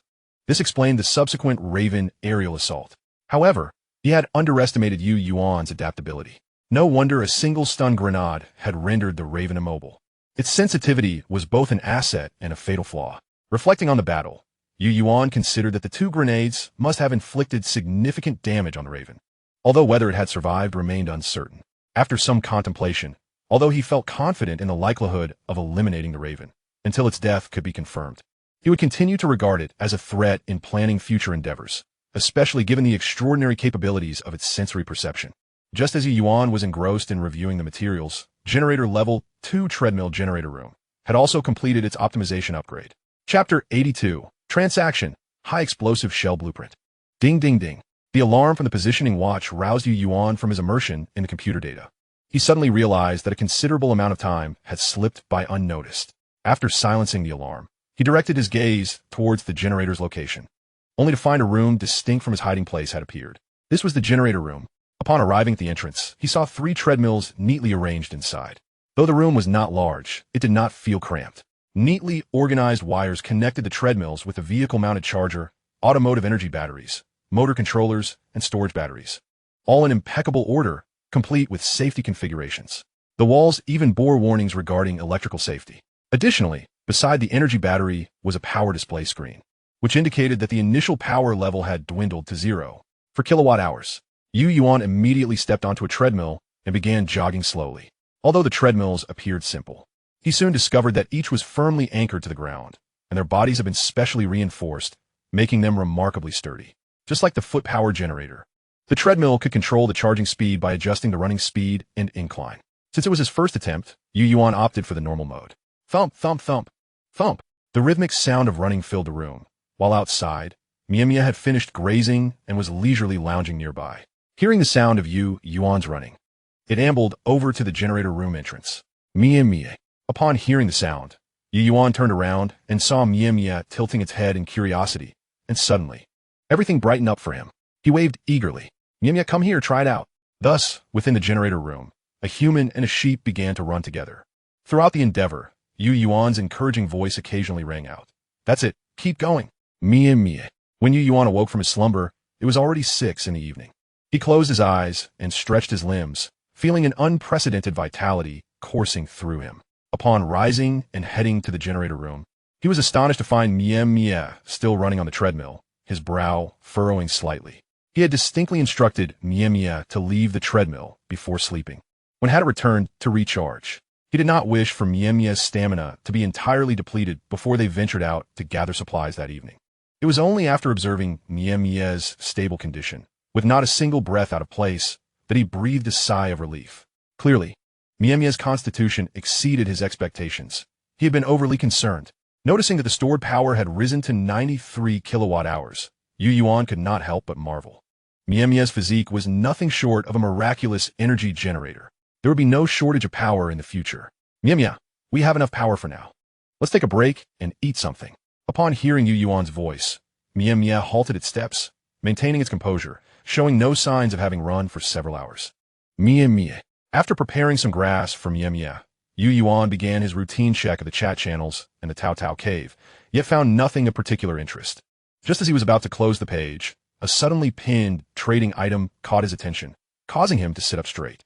High explosive shell blueprint. Quality, ordinary. Production requirements. Level 3 workbench. High explosive powder, steel, brass. Damage type, chemical explosion, shockwave, fragment kinetic energy. Main effects, wide area destruction, blast, ruin. Carriers, cannons, tanks. Grenade launchers, 40 millimeters, rocket launchers, etc. Power level, lethal. Trading requirement. 1 complete set of fully automatic lethal weapons, in good condition, with spare magazines and 200 rounds of ammunition. Or 3 lethal, throwable weapons. Upon seeing the trading requirements, Yuan did not hesitate for a moment. An MP5 submachine gun, 1 spare magazine with 200 rounds of 9mm ammunition. He immediately selected to trade. The time from listing the blueprint to its removal did not exceed 3 seconds. The speed was so swift that many players did not even comprehend the specific details before the transaction was completed. Yuan, however, paid no mind to that, retrieving the high explosive shell blueprint from his mailbox and finally exhaling a sigh of relief. What a splendid item. This blueprint held little significance for most players, perhaps even less important than a morsel of food. After all, to realize the potential of this blueprint, one must first possess weapons capable of accommodating it, as well as the requisite materials. What did it say? Cannons, tanks, grenade launchers, rocket launchers. Are these weapons accessible to the average player? Some individuals may not have even laid eyes on these weapons, let alone procure them. The barrier to entry is too high. This might also explain why the other party was willing to exchange this blueprint for a set of firearms. A blueprint that remains unused is merely a piece of waste paper, no matter how valuable it may seem. Only high-ranking players would contemplate purchasing this blueprint, which is precisely why Yuan rushed to complete the trade. Not to mention, one could undoubtedly find a grenade launcher or rocket launcher at the Black Shield Police Department.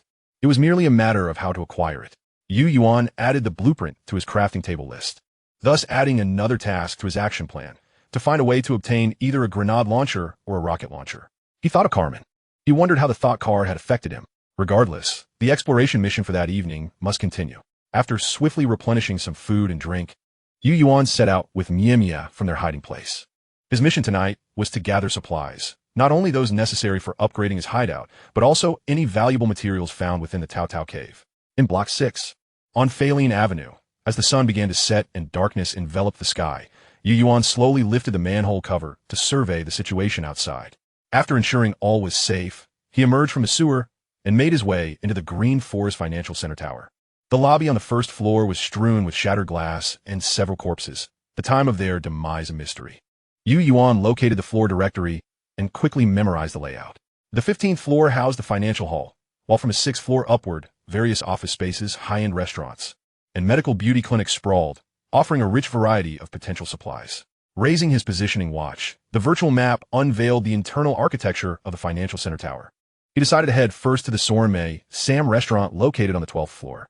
The restaurant promised resources for upgrading the kitchen, restroom, and water collector. And if fortune smiled upon him, he might even stumble upon remnants of food. However, his expectations of finding food were not particularly high. Additionally, the restaurant's kitchen served as an excellent source for metal hoses, commonly used for gas and water connections. After confirming his direction, he ascended swiftly. Chapter 83, Recipe, Rosemary Grilled Lamb Chops, Refugee Ambush. Stainless steel soup pot, transaction completed. Survival points, 300. Frying pan transaction completed. Survival points, 200. Stainless steel basin transaction completed. Survival points, 100. Fruit knife transaction completed. Survival points, 1,000. Chopping board transaction completed. Survival points. The notifications of completed transactions echoed around Yuan. Yet he paid them no heed.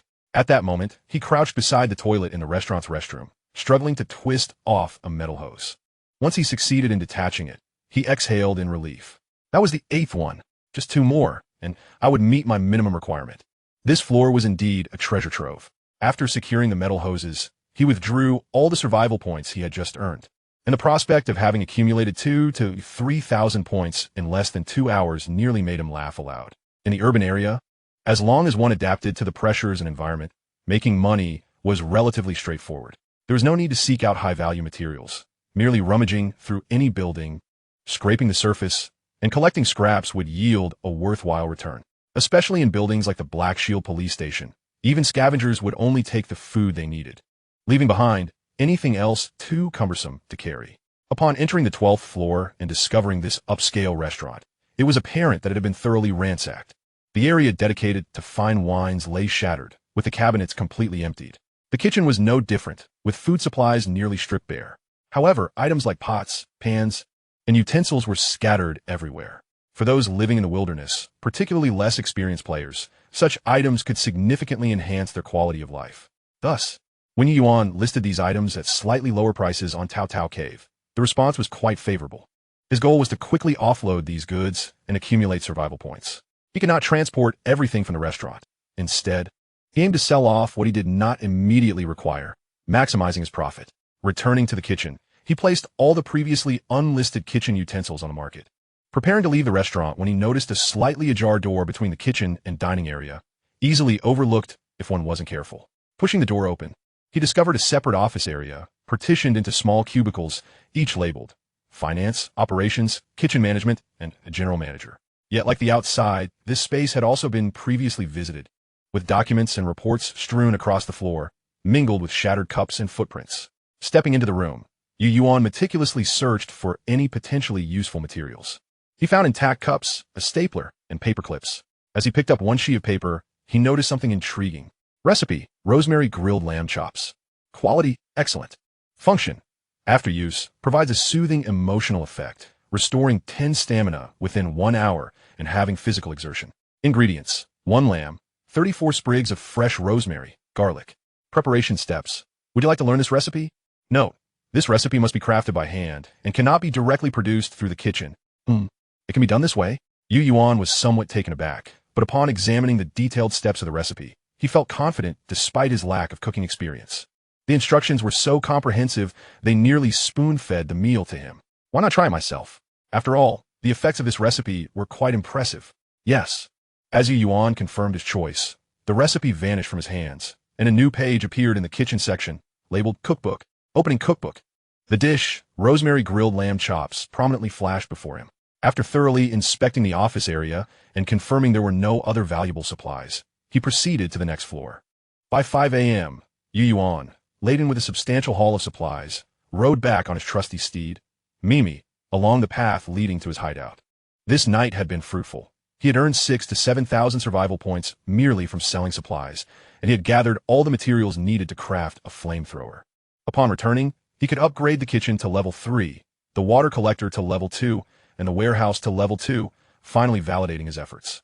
Gazing at the long list of items on Tao Tao Cave, a sense of accomplishment filled him, and the Oxford backpack slung over his shoulder provided an additional sense of security. As he neared the ladder exit, however, his expression suddenly hardened, the smile on his face replaced by a steely resolve. His gaze fixated on a corner of the ladder exit. His previously set traps were gone. In the next moment, Mimi was outfitted, and he tossed the Oxford cloth backpack to the ground, gripping his AK-12 tightly. With the flashlight extinguished, the entire sewer was engulfed in darkness. Silence reigned, a deathly stillness. Under the dim light, Yuan could still discern some vague shapes within the sewer, revealing no signs of intruders. He stealthily approached the vicinity of the ladder exit, his eyes trained on the air raid shelter level. A stun grenade appeared in his hand. After removing the pin, he tossed it into the ladder exit. As the stun grenade flew through the air, Yuan quickly distanced himself from the exit, turning away to shield his head and cover his ears, executing the maneuver in one fluid motion. A startled cry echoed from the air raid shelter. "Watch out!"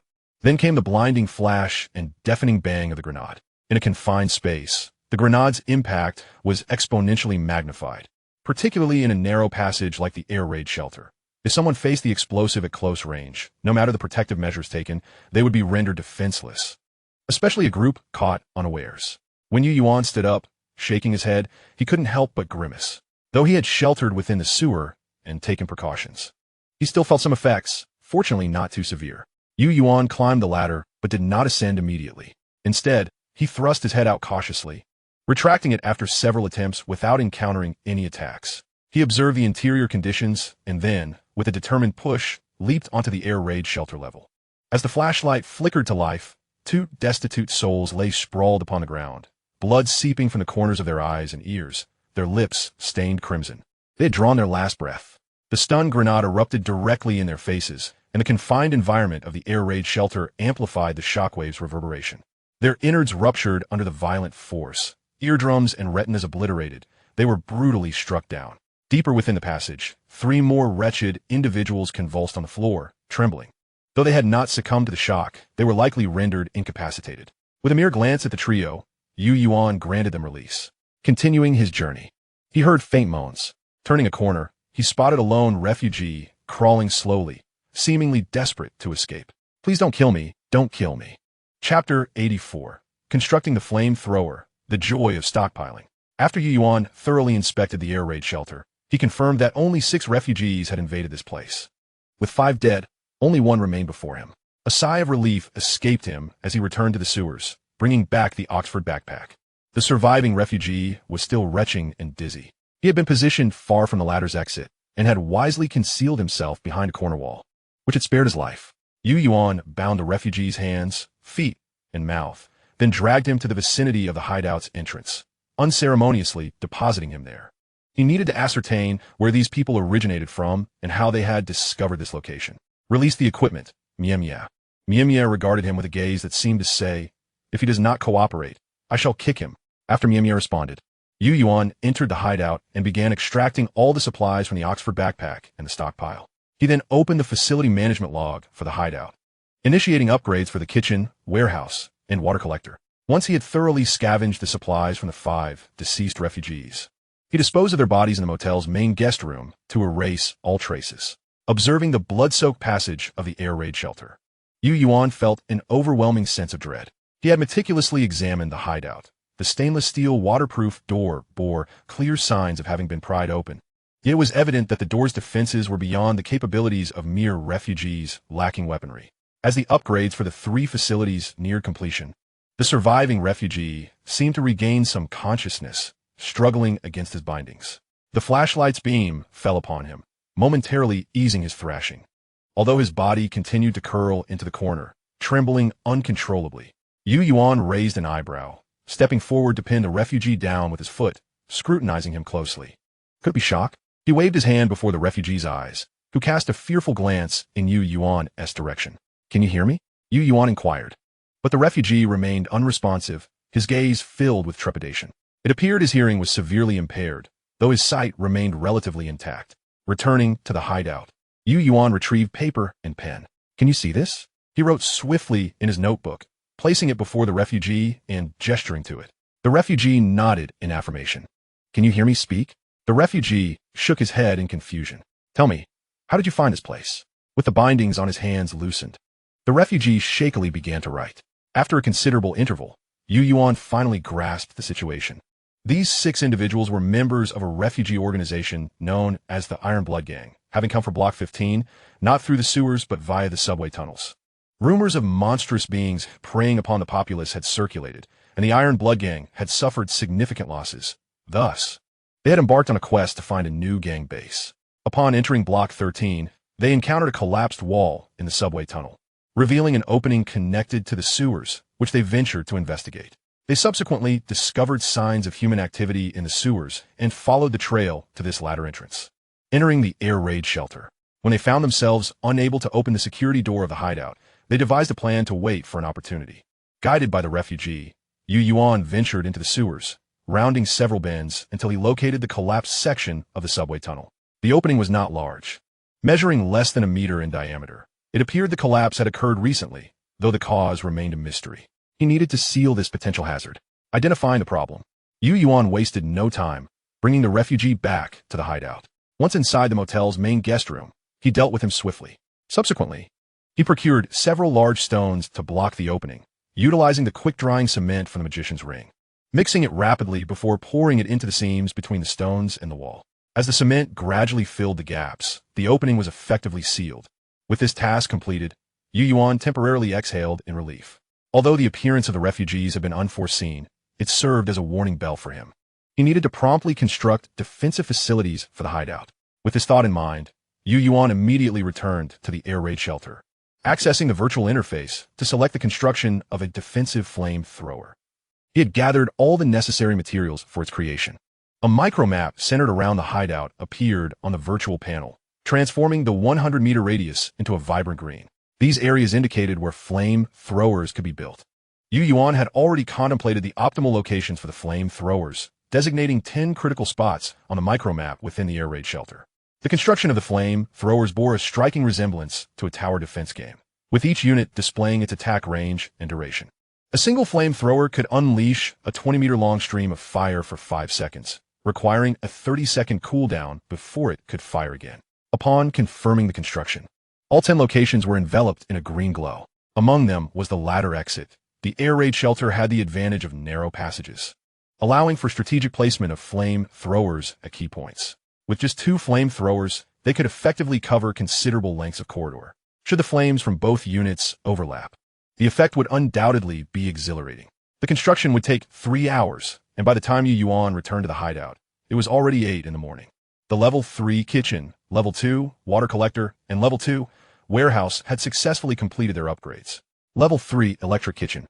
Function: Comfort Level 4, Sanitation Level 3. Food heating time 20. Food preparation list has been updated. Level 2 automatic water purifier. Function: Safety Level 2, Sanitation Level 2, Comfort Level 2. The water source is safe for drinking, with a maximum purification capacity of 20 liters of pure water per day. Level 2 multi-tier warehouse. Function: Storage space of 6 square meters, equipped with multi-tier shelving. Yuan meticulously examined the 3 facilities. The electric kitchen had eliminated the feature of increasing indoor temperature, thereby also mitigating the risks of carbon monoxide poisoning and fire, which was a fair trade-off. Notably, the electric kitchen included not only an electric stove specifically for food preparation, but also a facility akin to a tea machine. This apparatus connected to the water purifier, allowing water to be added to the kettle via a button for heating, streamlining the process. As for the automatic water purifier, although its daily output had diminished significantly, Yuan accepted the fact that it produced entirely pure water. The bathroom could satisfy basic needs for domestic water. What surprised Yuan most was the Level 2 warehouse. Upon entering, he found the area had expanded threefold and featured multi-tier shelving, providing ample space for someone like him who thrived on stockpiling supplies. The warehouse's size was crucial for resource accumulation. No survivalist could resist the allure of a capacious storage facility. Chapter 85: Low-Altitude Parachuting Operation Manual. As Yuan meticulously organized all the supplies within his hideout, an hour had already elapsed. To his left in the Level 2 warehouse lay an entire row of firearms and ammunition, while directly opposite, shelves were laden with an array of food and medical supplies. The right side was brimming with various collected items. Exiting the warehouse, he approached the magazine display rack. Today's newspaper had been published, although only a single copy was available. Beside it, a thin book had also appeared. A smile graced Yuan's face. The probability of discovering additional items post-upgrade was indeed quite substantial. Upon picking up the book, he noted that it still required 1,000 survival points to unlock, and he promptly made the purchase. Low-Altitude Parachuting Operation Manual. Quality: Bronze. Description: This operational manual has been specially compiled by the Extreme Sports Association to disseminate knowledge about low-altitude parachuting among enthusiasts. By reading this book, one can acquire operational knowledge of low-altitude parachuting and has a small chance to comprehend the skill Basic Low-Altitude Parachuting, Common, and a minuscule chance to master the skill Low-Altitude Parachuting Stunts, Exceptional. What a splendid book! Yuan's eyes sparkled. Should he grasp the skills contained within, they might prove extraordinarily beneficial in critical moments. He tucked the book away and turned his attention to the newspaper. There remained 4 pieces of news, aside from one that recorded the date, weather, and publisher's header. The other 3 pieces were rather intriguing. District News Bulletin. Quality: Rock Grade. Danger Level: Medium. According to this report, at 10:30 a.m. yesterday, the Thug prison received a definitive statement of cooperation from the burning fortress. However, the latter demanded that the Black Shield police station be eliminated first, claiming priority in the search for spoils. In response, Deputy Warden Baku expressed that he had anticipated this, as investigations over the past 2 days revealed that the team of Flame Knights left in the East City was seemingly in pursuit of something. That item was suspected to have been seized by the Black Shield police station, which piqued his interest regarding what the burning fortress was seeking. Furthermore, he had received credible information that one of the 3 commanders of the Black Shield police station, Loris, had been leaving the 1st District alone each night, traveling from Failing Avenue to a certain location in the 6th District. Consequently, he decided to plan an ambush against Loris tomorrow night. intending to eliminate this arm of the Black Shield police station. However, considering the possibility that this information might be a bait thrown by the Black Shield police station, Baku resolved to enlist the help of the burning fortress in this endeavor. District Life News. Quality Rock. Danger level, low. Yesterday, the Dailu shelter, located between Songshan Station and Lusong Station's subway tunnel, was occupied by a group of vagrants who temporarily made it their gathering point and planned to rest there for a few days. The shelter's owner, Dailu, was also captured and coerced into joining their ranks. Despite his reluctance to part with his research findings and materials, Dailu understood that joining the vagrants would inevitably plunge him into an inescapable abyss. He planned to wait for an opportunity to escape once the vagrants fell asleep. District Life News. Quality Rock. Danger level, low. These past few days, Carmen had been searching for the whereabouts of a sewer rat. Acutely aware that Loris's threat towards him was intensifying, and his own fear of Loris was mounting day by day. Yet, it seemed that due to the last summons from Director Hogg, Loris had refrained from direct confrontation. However, the constant dread was quite distressing for Carmen. He realized that only by eliminating the source of his fear could he find peace of mind. He finally discovered that Loris frequented the Clear Spring Hot Springs Hotel each night. Distrusting the personnel from the Black Shield police station, he desperately needed assistance. And the only person he could think of was that individual. Since he couldn't locate him, he would have to resort to alternative methods. The news that Loris passed through Faline Avenue in the 6th District every night should have been relayed to the thug prison through the Hyena S channels by now. He hoped they would act swiftly. Upon reading the information in the newspaper, Yuan's eyes lit up. Carmen was quite resourceful. He anticipated that the thought card would prove effective so soon, and Carmen was indeed brave. He had managed to communicate information to the people in thug prison. If this information were to be exposed, the consequences could be dire, yet he did not strike one as an impulsive individual. He must have his own backup plan. This indicated that tomorrow night, the thug prison would likely launch an assault on Loris in the 6th District's Faline Avenue. Yuan opened the virtual map to locate the 6th District. The screen enlarged, and with his annotations. A red line connected the 1st District to Faline Avenue in the 6th District. After a moment of contemplation, he glanced at another piece of news. This vagrant organization was likely the Iron Blood Gang, the same group to which the earlier vagrants belonged, with their location matching the one he had extracted from the vagrants. What a fortunate coincidence. In that case, it was time to eradicate the threat at its roots. At 3 p.m., Yuan awoke from his slumber, this time without the aid of an alarm, rising of his own accord. The sound of a generator running could still be heard in the room, accompanied by the patter of the sheep's movements. Baba, time for a break. Have something to eat. He called out to the generator room, and soon after, the sheep emerged, making its way to its feeding area to munch on grass. Yuan then entered the kitchen, brewed himself a cup of expired coffee, and mixed in some high-energy goat milk. Opening the virtual display, he found that the defensive flame thrower had been constructed. Defensive flame thrower. Quality, rare. Effective range, 20 meters. Burning temperature, 1100 to 1200. Fuel status, 100. Defense level, 8. Lethal mechanism. Asphyxiation, incineration, psychological deterrence. On the virtual map, the area covered by the flamethrowers was marked as a danger zone. With these 10 flame throwers, the air defense refuge finally had a defensive capability, alleviating his worries about being robbed after leaving his hideout. After downing the cup of coffee, he exited the hideout and began inspecting the trapped zones of each flamethrower, each of which was cleverly camouflaged.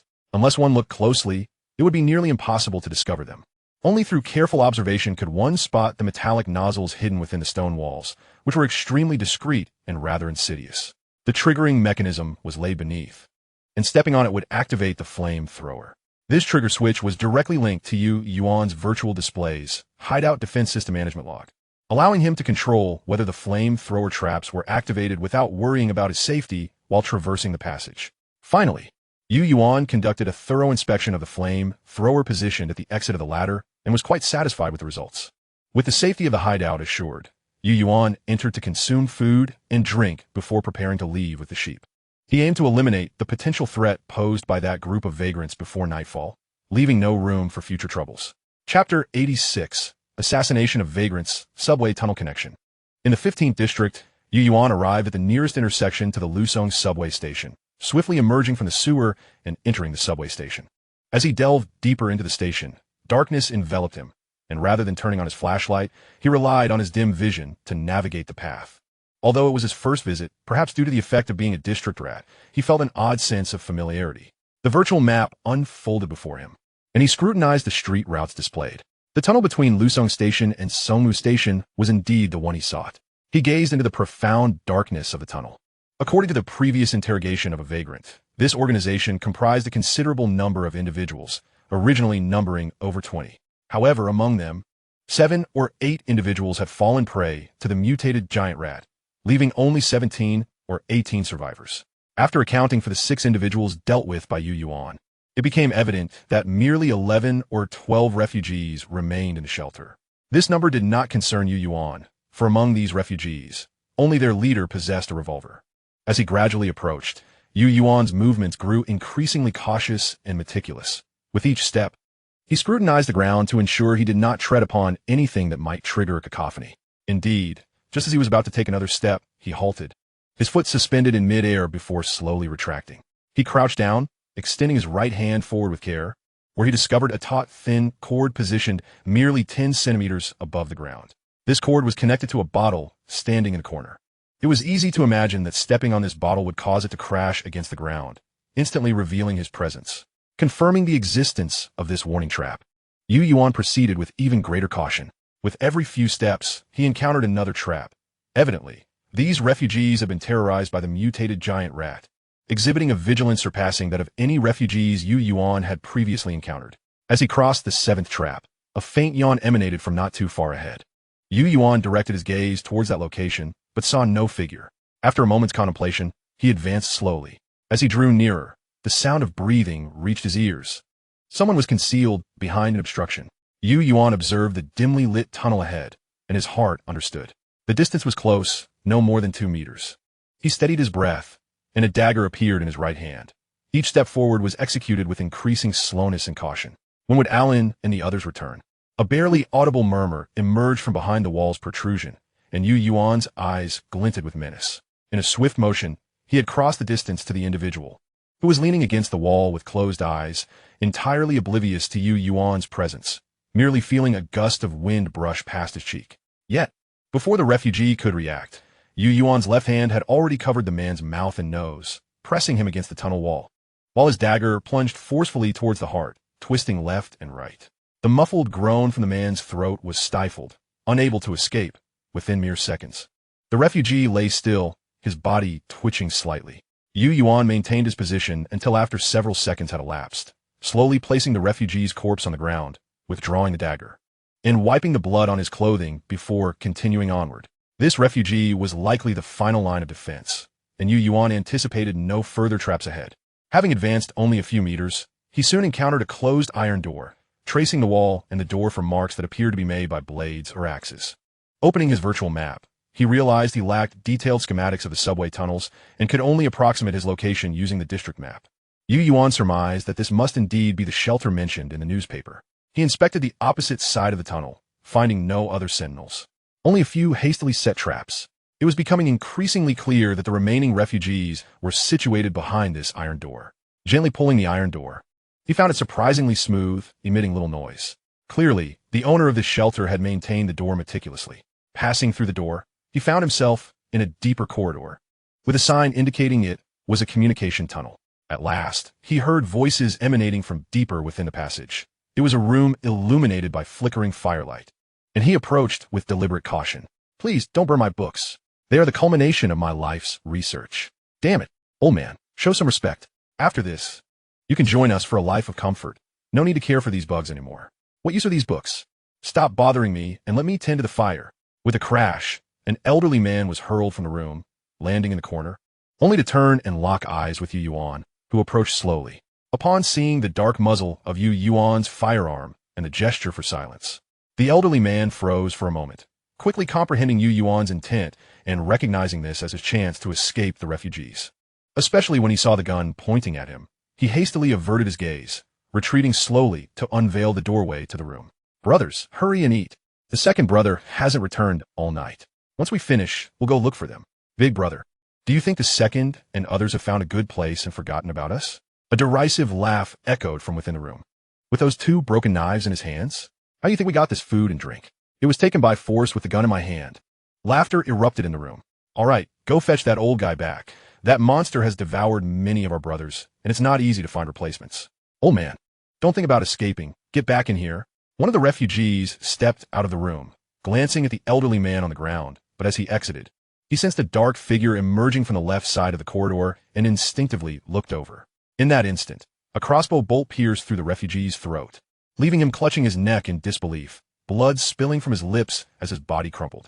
The elderly man, who had been lying on the ground, reacted swiftly, rising to catch the falling refugee's body. "Please, let me go," he pleaded as he dragged the refugee into the corridor, yielding the doorway once more.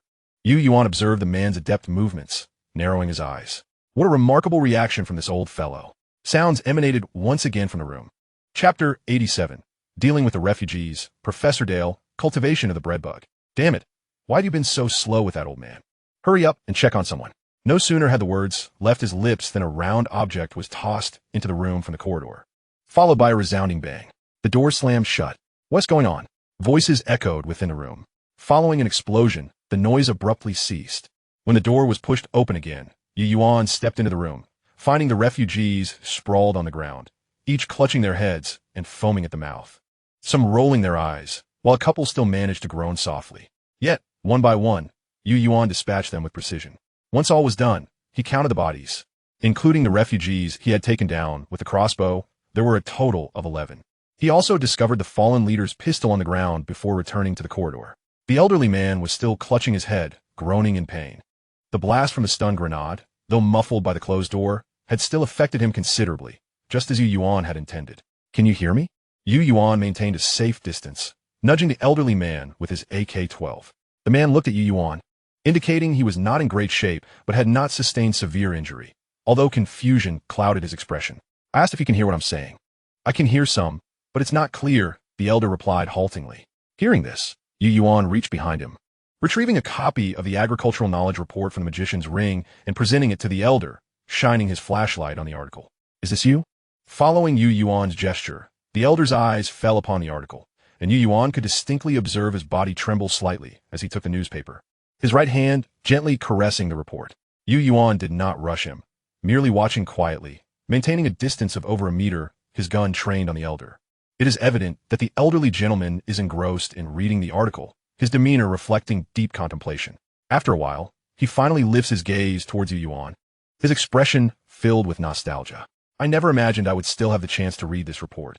It feels as though I am caught in a dream." Clearly, he has come to affirm his identity as Professor Dale, the very individual mentioned in the report about mealworm cultivation. Acknowledging the truth of his identity, Yuan's gaze towards him shifts subtly. Sensing Yuan's scrutiny, Dale offers a wry smile, retrieves a security blade from his sleeve, and tosses it onto the ground, the sharp edge glinting coldly under the flashlight's beam. "I had originally intended to find an opportunity to escape."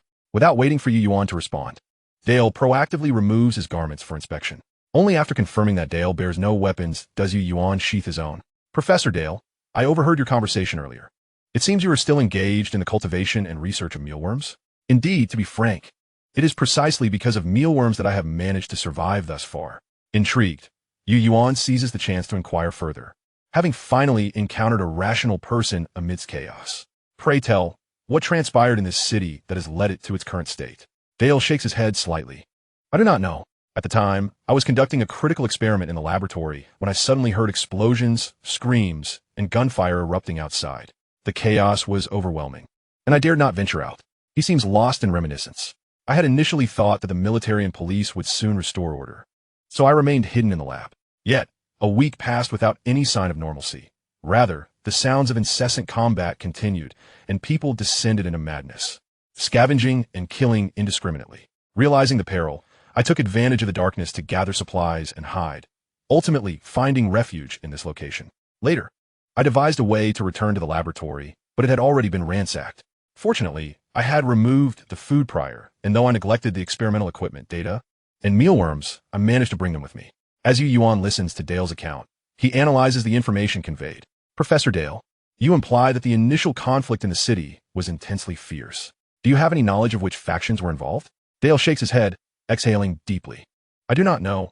All I am aware of is that the fighting was fierce, with machine guns and rocket launchers in use." "How many factions do you estimate were involved?" "Only that there were many. The specifics elude me." Yuan ponders Dale's words, contemplating the magnitude of the events that could have incited such conflict. However, it is evident that Dale cannot provide further insight, leaving Yuan to voice the question that weighs most heavily on his mind. Professor Dale, do you still have any mealworms? Alas, they've all been consumed. Dale gestures to the scattered golden larvae on the floor. No, do you have any mealworms suitable for cultivation, such as eggs? Dale visibly falters at this query. What do you mean? I believe your article holds significant merit, particularly in the context of our current environment. Mealworms are undoubtedly a sustainable food source for cultivation. Therefore, I wish to cultivate some myself and would like to seek your guidance on how to do so. Upon hearing Yuan's words, a glimmer of skepticism fills Dale's eyes. You mean to cultivate mealworms for yourself without taking me along? Yuan shakes his head. I have no interest in you. My sole focus lies on the mealworms and their cultivation methods. If you teach me how to cultivate them, consider it a reward for saving your life. What say you? Dale's eyes flicker with contemplation. Is it truly that simple? Indeed, it is that simple. Yuan speaks earnestly.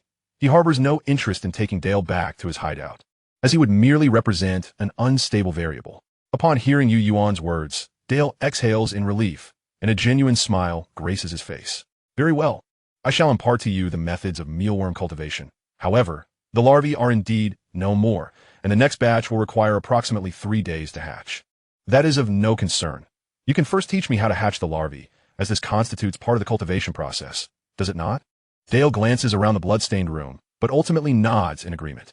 He leads Yuan into an adjacent room, which was originally a maintenance area for the subway station, but has been repurposed by Dale into a mealworm cultivation chamber and rudimentary shelter. Dale brings Yuan to several cultivation boxes, gazing at his creations with a smile. Cultivating mealworms is actually quite simple. Chapter 88. Mealworm Feed. Farewell to Marcel. By the time Yuan departs from Dale's company, 4 hours have elapsed. Within the magician's ring, a box of eggs and a complete insect cultivation kit have been acquired. According to Dale, Indiana Truth, mealworms are remarkably easy to cultivate.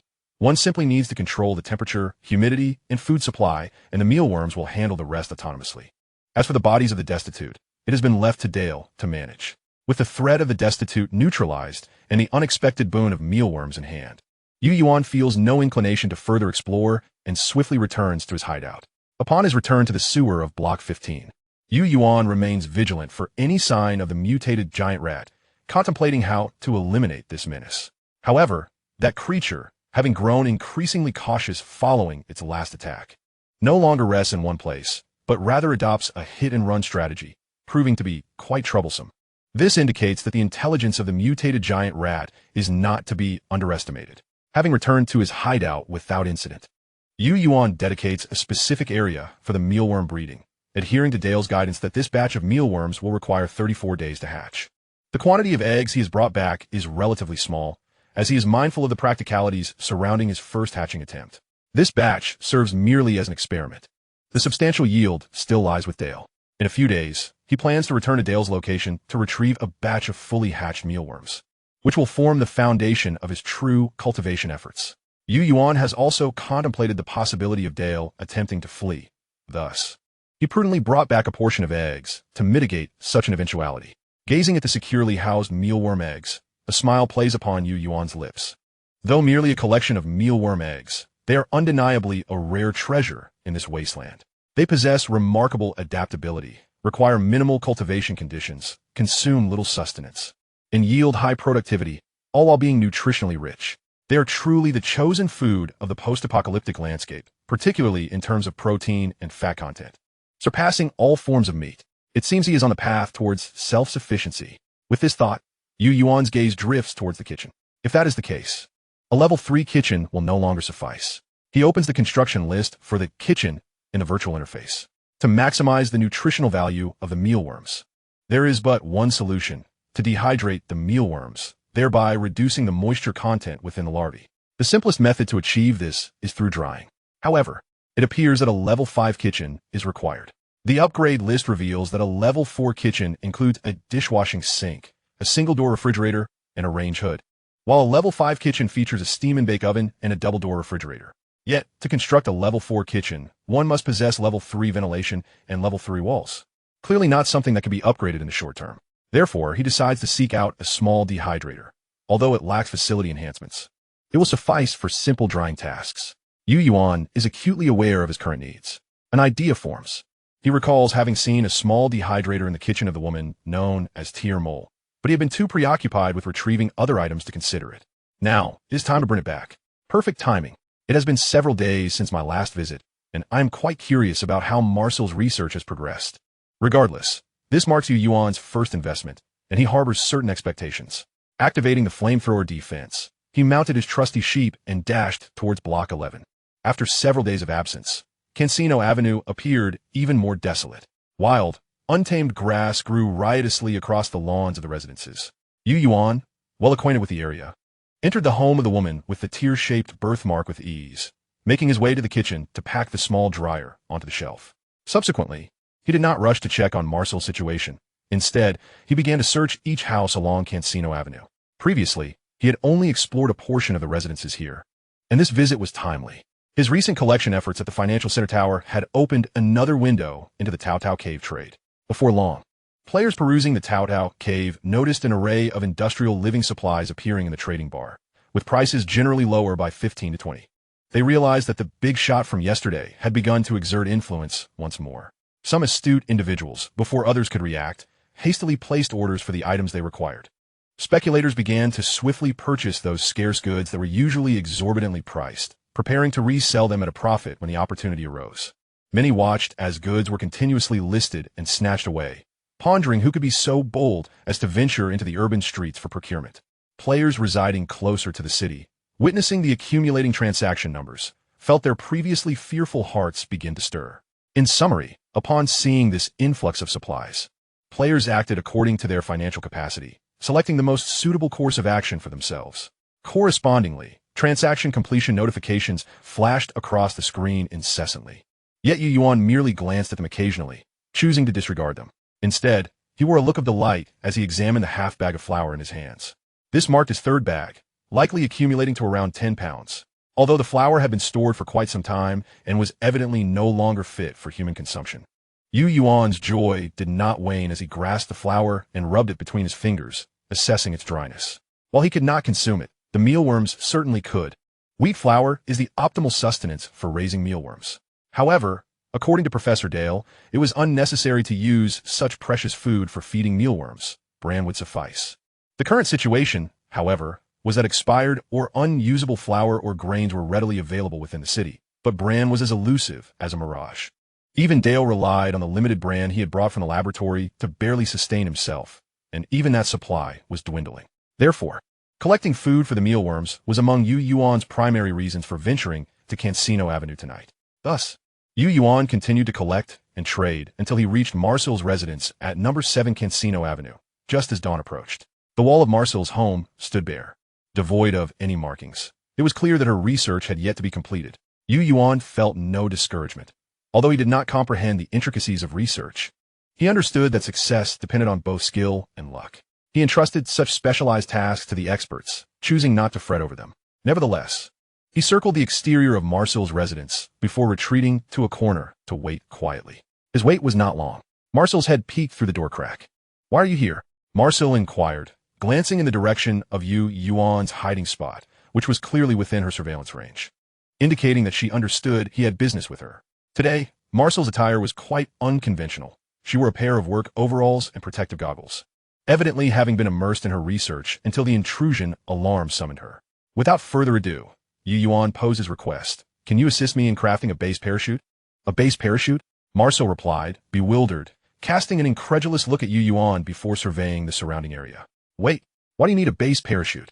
Are you planning to skydive in the district? Are you not afraid of becoming a target for the thugs?"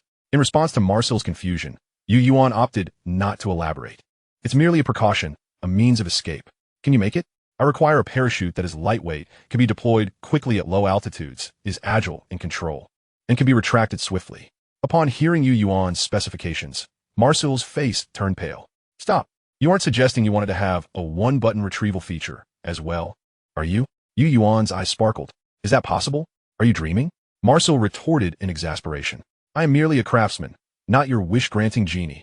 If you wish to dream, go sleep." Yuan, taken aback by Marcel's anger, merely shrugged. "All right then, can you at least manage the other aspects? The quick low-altitude deployment is non-negotiable. This time, Marcel did not hastily refute him, but instead pondered for a moment before turning her gaze back to Yuan. Let me think of a solution. Consider yourself fortunate. I had a friend who was an extreme sports enthusiast, well-versed in low altitude, skydiving, and paragliding. I had previously assisted him in modifications. Give me 3 or 4 days. In return then, Yuan nodded slightly at Marcel's words, preparing to take his leave, but suddenly paused. By the way, do you know a tailor? A tailor? I don't know one. Why? Are you looking to have clothes made? Marcel inquired curiously. Yes, that's sufficient. I shall return in 4 days. As Yuan departed, Marcel's expression shifted, and she closed the door, reflecting on Yuan's earlier words. A tailor? Sister Mona was a fashion designer. It has been several days since she left, and there has been no news. Perhaps I should first see how to create the parachute. One should not bite the hand that feeds. Murmuring to herself, Marcel returned to her underground workshop. After bidding farewell to Marcel, Yuan ceased his collection efforts and headed straight back to his hideout. He organized the supplies listed on Taodao Cave neatly in the warehouse before stepping outside to gaze at the resource recovery dumpster, his eyes suddenly brightening. Good heavens! He lifted a bag of cement from within the dumpster, grinning widely. To his astonishment, it had truly worked. The materials retrieved from the resource recovery dumpster over the past few days had been rather mundane. On a whim, he had tossed in the pile of cement blocks from when he had broken into the sealed ladder exit, and today it had returned to him as cement. Though it was merely ordinary cement, Yuan was pleasantly surprised, for it provided him with the materials necessary to upgrade the level 2 walls. He had not yet upgraded the walls of his hideout, as there was no urgency. However, to construct a level 4 kitchen or other level 4 facilities, the requirement for wall levels would soon arise. It was imperative to include the upgrade of the walls in his plans. Constructing level 1 walls was quite simple. All that was needed were sand, stones, and steel. After purchasing these materials from Taodao Cave, Yuan built the level 1 wall in under 30 seconds. Upgrading to level 2 walls required cement, steel, and stones. He opted to construct it, which would take 30 minutes to complete. These tasks were straightforward. But to elevate the walls to level 3, he would need 5 bags of cement, 20 units of steel, and 50 hollow bricks, which would require some time. Allowing the walls to upgrade, Yuan proceeded to the ventilation area, calling up the ventilation upgrade option on the virtual screen. Would you like to begin construction of the level 3 composite ventilation duct? Yes. As a substantial amount of materials vanished, the ventilation duct began its upgrade, which would take 3 hours. After 3 hours, he would be able to optimize this to a geothermal ventilation duct. Gazing at the rare optimized pathway within the level 3 ventilation system, a flicker of eagerness crossed Yuan's eyes. This was the first shelter facility optimization pathway he had acquired on his very first day in the Wasteland, and it was of rare quality. Now, 14 days had passed since his entry into the desolate lands. After half a month, he was finally poised to construct this automatic temperature-regulated facility. Upon closing the virtual light screen, Yuan prepared fresh water and grass from Meow Meow before retreating to the restroom to wash up. The icy water cascaded over him, and he abruptly slapped his forehead in realization. Oh dear, how could I forget the water heater required for the restroom upgrade? To elevate the level 3 restroom to level 4, he needed heating rods, wiring, a water tank, and a control panel, common components of a water heater. He already possessed the water tank and control panel, but most of the wiring he had gathered previously had been utilized for upgrading the generator, leaving a significant shortfall. Once he reached level 4, he would finally be able to enjoy a hot shower. After extracting today's nutrient-rich goat milk and heating it up, he paired it with calcium-rich biscuits, thus concluding his breakfast. The food supplies seemed sufficient for over a week. He hoped to successfully cultivate this batch of mealworms. With these thoughts in mind, Yuan approached the magazine display rack. To his disappointment, there were no new additional items today, only 2 newspapers, one of which was titled Star of Green Forest Enterprises. As Yuan perused the contents, a particular headline caught his attention. Visiting private entrepreneur Mr. Terrence. How to create a cozy experience for guests using hot springs. Quality, bronze. Danger level, low. Today, we had the privilege of interviewing Mr. Terrence, the founder and chairman of the Clear Spring Hotel. The article featured 2 photographs from the interview, one showcasing Mr. Terrence himself and the other depicting him alongside his family. Yuan's gaze quickly locked onto a figure in the photograph, a bald-headed man named Freeze. At that moment, Freeze appeared to be in his 20s, with a full head of hair, a stark contrast to his previous appearance in the sewers, making it difficult to recognize him at first glance. Thankfully, Yuan had previously seen Freeze's pre-Wasteland photo in Ning's dossier, allowing him to identify him instantly. His attention then shifted to a slightly older man beside Freeze. whose profound gaze indicated he was likely the commander of the Black Shield Police Department, Rollies. Chapter 90. Geothermal Ventilation Pipeline, Construction Complete, Reading and Comprehension. In fact, Yuan's assumption was entirely accurate. The newspaper not only introduced Terrence and his Clear Spring Hotel, but also highlighted his family, particularly focusing on the brothers Rollies and Freeze. It was unclear whether Terrence had employed monetary tactics with the journalists, but the coverage on Rollies and Freeze was nearly as extensive as that on himself, emphasizing their youth and accomplishments, having become official officers of the East City Police Department in their 20s. After confirming Rollies' identity, Yuan swiftly skimmed through the subsequent information. To his astonishment, the Clear Spring Hotel was the family estate of Rollies and Freeze. No wonder, as the business meticulously crafted by their father. Establishing a safe house, there would be a trivial endeavor. With this realization, Yuan's heart raced with excitement. He had long coveted the lead on Freeze's safe house. Now that he had a clue, he could not resist investigating, especially since an assault on Rollies was set to unfold at the prison tonight. Checking the time, it was already 6:30 in the morning, prompting him to quickly organize his thoughts. District 6 bordered District 1, meaning the assailants from the prison would likely be few, and their actions would only occur at night. With daylight now upon them, even if they infiltrated District 6, they would undoubtedly seek a place to conceal themselves. Carmen had only discovered a day prior that Rollies' target was the Clear Spring Hotel, a fact unknown to the prison. They would focus their ambush efforts on Felon Avenue. The virtual map had unfolded, and within District 6, both Felon Avenue and the Clear Spring Hotel were prominently marked by Yuan, glowing with red light. Observing the marked points on the map, his eyes gleamed with determination. He still had a chance. Felon Avenue traversed from west to east through District 6, leading into District 7. The Financial Center Tower was located along Felon Avenue, while the Clear Spring Hotel resided on Helen Commercial Street. The northern end of Helen Commercial Street intersected with Felon Avenue, while the southern end led directly into District 5.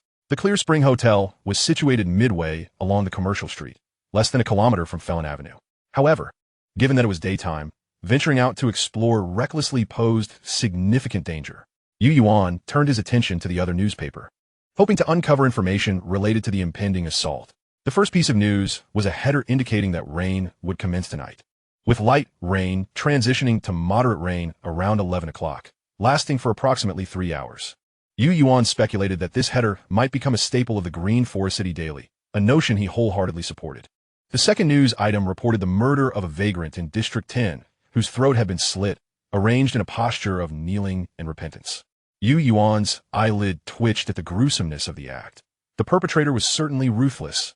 The remaining two articles were particularly intriguing. City Maritime News. Quality Rock. Danger level, medium. Last night, a small cargo ship belonging to Iron Anchor Shipping was attacked by unidentified assailants, resulting in a fierce battle that ended with the vessel being destroyed.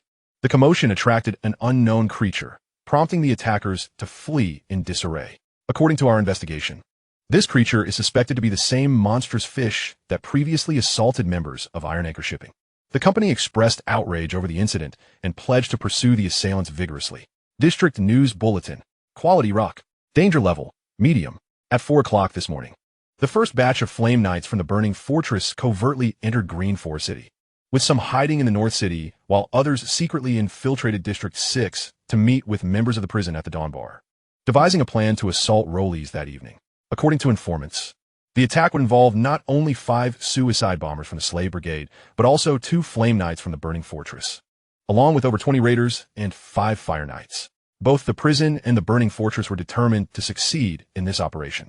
Their preliminary plan was to execute a precise explosion targeting Rollies' armored vehicle on Felon Avenue. Yuan had not anticipated the involvement of the burning fortress tonight.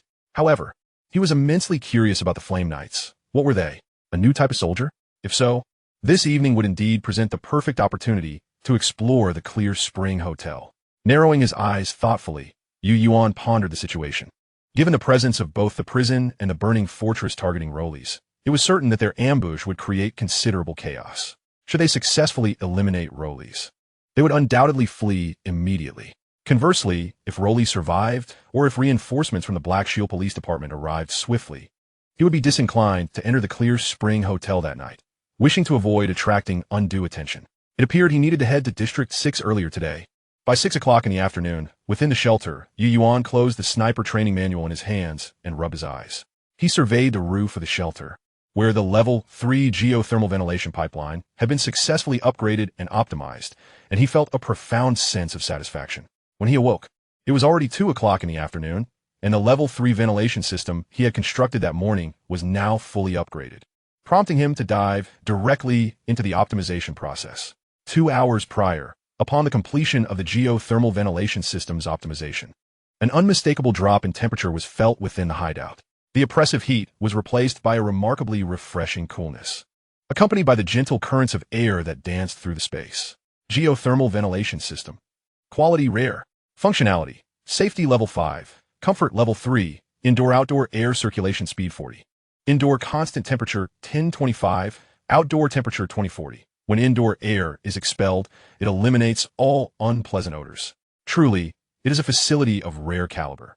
Moreover, this is merely the foundational version of the geothermal ventilation system. Subsequently, Yuan could enhance its efficacy by outfitting the ducts with low-speed fans, humidity controllers, and other devices. At that point, the ventilation conditions of the hideout would undergo a transformative change. Regrettably, he had yet to grasp any skills, though he could apply certain sniping techniques directly in his combat encounters. Yuan placed the sniper training manual and low-altitude parachuting operation guide back onto the magazine display rack. After awakening from his afternoon slumber, he had devoted his time to reading these 2 tomes. Although the probability of mastering a skill was low, he believed that acquiring even a modicum of knowledge was preferable to ignorance. Indeed, he gleaned valuable insights from his readings. He resolved to dedicate more time to these books whenever possible, striving to comprehend the skills at the earliest opportunity. Checking the time, Yuan began donning his equipment, his eyes gleaming with eagerness. It was time to venture into District 6. Chapter 91. The Frisk Safe House. Thrilling Supplies. The 14th day of the Wasteland. In the East City District 6 of Green Forest City, beneath the Helen Commercial Street sewer, Yuan glanced at the time. It was nearly 7 o'clock. He pried open the manhole cover slightly to peer outside, where the last rays of the setting sun began to scatter across the street. Not far off stood the Crystal Spring Hotel.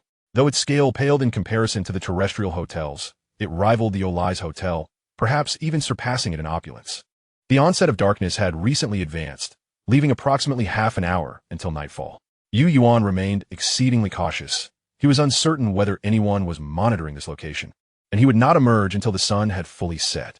A faint dampness brushed against his nose, and Yuan understood that the rain forecasted was likely imminent. In the distance, he could see a vast expanse of dark clouds slowly advancing, soon to shroud the sun's remnants. The darkness might arrive sooner than he anticipated. At present, Yuan was not concerned about infiltrating the hotel. Rather, he pondered whether the inclement weather would alter the plans of the marauders imprisoned within. As he had surmised, once the clouds obscured the sun, the entire street was engulfed in darkness. In that moment, Yuan swiftly exited the manhole, crouching low, and deftly maneuvered into the Crystal Spring Hotel. Initially, the rain was but a light drizzle, with the true downpour expected after 11 o'clock. He needed to expedite his search for the safe house.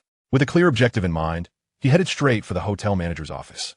In the photograph featuring only Terrence, he was seated in the manager's office. According to the floor directory, the office was located on the 7th floor of the administrative building. Utilizing his low-light vision, Yuan navigated swiftly through the hotel. Like many others, the Crystal Spring Hotel had suffered looting and destruction. Evidence of past explosions marred the floor, indicating that multiple battles had unfolded within its walls. He soon reached the administrative building, but just as he was about to ascend the stairs, he abruptly halted. After surveying his surroundings to ensure he was shielded from view, he switched on his weak flashlight to inspect the ground. There were clear signs of frequent foot traffic. It seemed he was on the right track. Yuan turned off the flashlight and continued upward, quickly reaching the 7th floor and locating the manager's office by its door number. To his dismay, it was locked. Rather than attempting to pick the lock immediately, he illuminated the area around the door with his flashlight for a closer inspection. Indeed, he discovered 3 inconspicuous markers, scraps of paper in the door crevice, a hair in the keyhole, and granules of sand on the doorknob. These items were easily overlooked, but they revealed the presence of someone who had been here recently. This was no ordinary challenge. A thought flickered through Yuan's mind, yet a smile crept across his lips. For these markers confirmed that he had indeed arrived at the correct location. Uncertain of what lay within, Yuan meticulously noted the positions and orientations of the markers before retrieving Frisk's 3 keys for matching. To his satisfaction, one of them was indeed the key to this door. With a twist of a lock, A satisfying click echoed as the door slowly creaked open, the dim light from his flashlight spilling into the room. Yuan cautiously surveyed the interior, wary of potential traps, but his concerns proved unwarranted. Everything appeared normal behind the door. It was only then that Yuan swiftly slipped into the room and secured the door behind him. The time was now nearly 7:30. Yuan quickly scanned the room. It was undoubtedly the place where Terrence's family portrait had been taken, the decor matching the background of the photograph perfectly. Yet, his brow furrowed in confusion. Where were the supplies? Why was the room devoid of any provisions? The emptiness of the room was a crushing disappointment for Yuan, who had harbored high hopes for this exploration, only to be met with stark reality. He scrutinized the barren space, the office desk, and the storage cabinet, which held only a few scattered documents and a computer, alongside a collection of books on hotel management lining the wall. The curtains were tightly drawn. Not a single crumb remained to be found. Suppressing his frustration, Yuan refused to believe that such an empty room warranted the meticulous protection of someone like Rowley's. Moreover, he could not fathom why Friss would keep the keys to this place on his person, if not for sentimental reasons. With these thoughts crystallizing in his mind, Yuan found his curiosity intensifying. He activated the virtual light screen, summoning the fate card, the Book of Destiny. As the Book of Destiny unfolded, a dusty yellow card appeared before him. Activating Indulgence Card, Insight. With the activation of the Insight card, the previously empty room transformed into shades of gray and white before Yuan's eyes, revealing a multitude of red marks on the floor and surfaces. Footprints and handprints emerged, with particularly dense concentrations in two areas, near the curtains and the wall of the bookcase. He had found it. Yuan's eyes gleamed with determination. He had known that the safe house resided within this room. It was, in fact, a hidden chamber.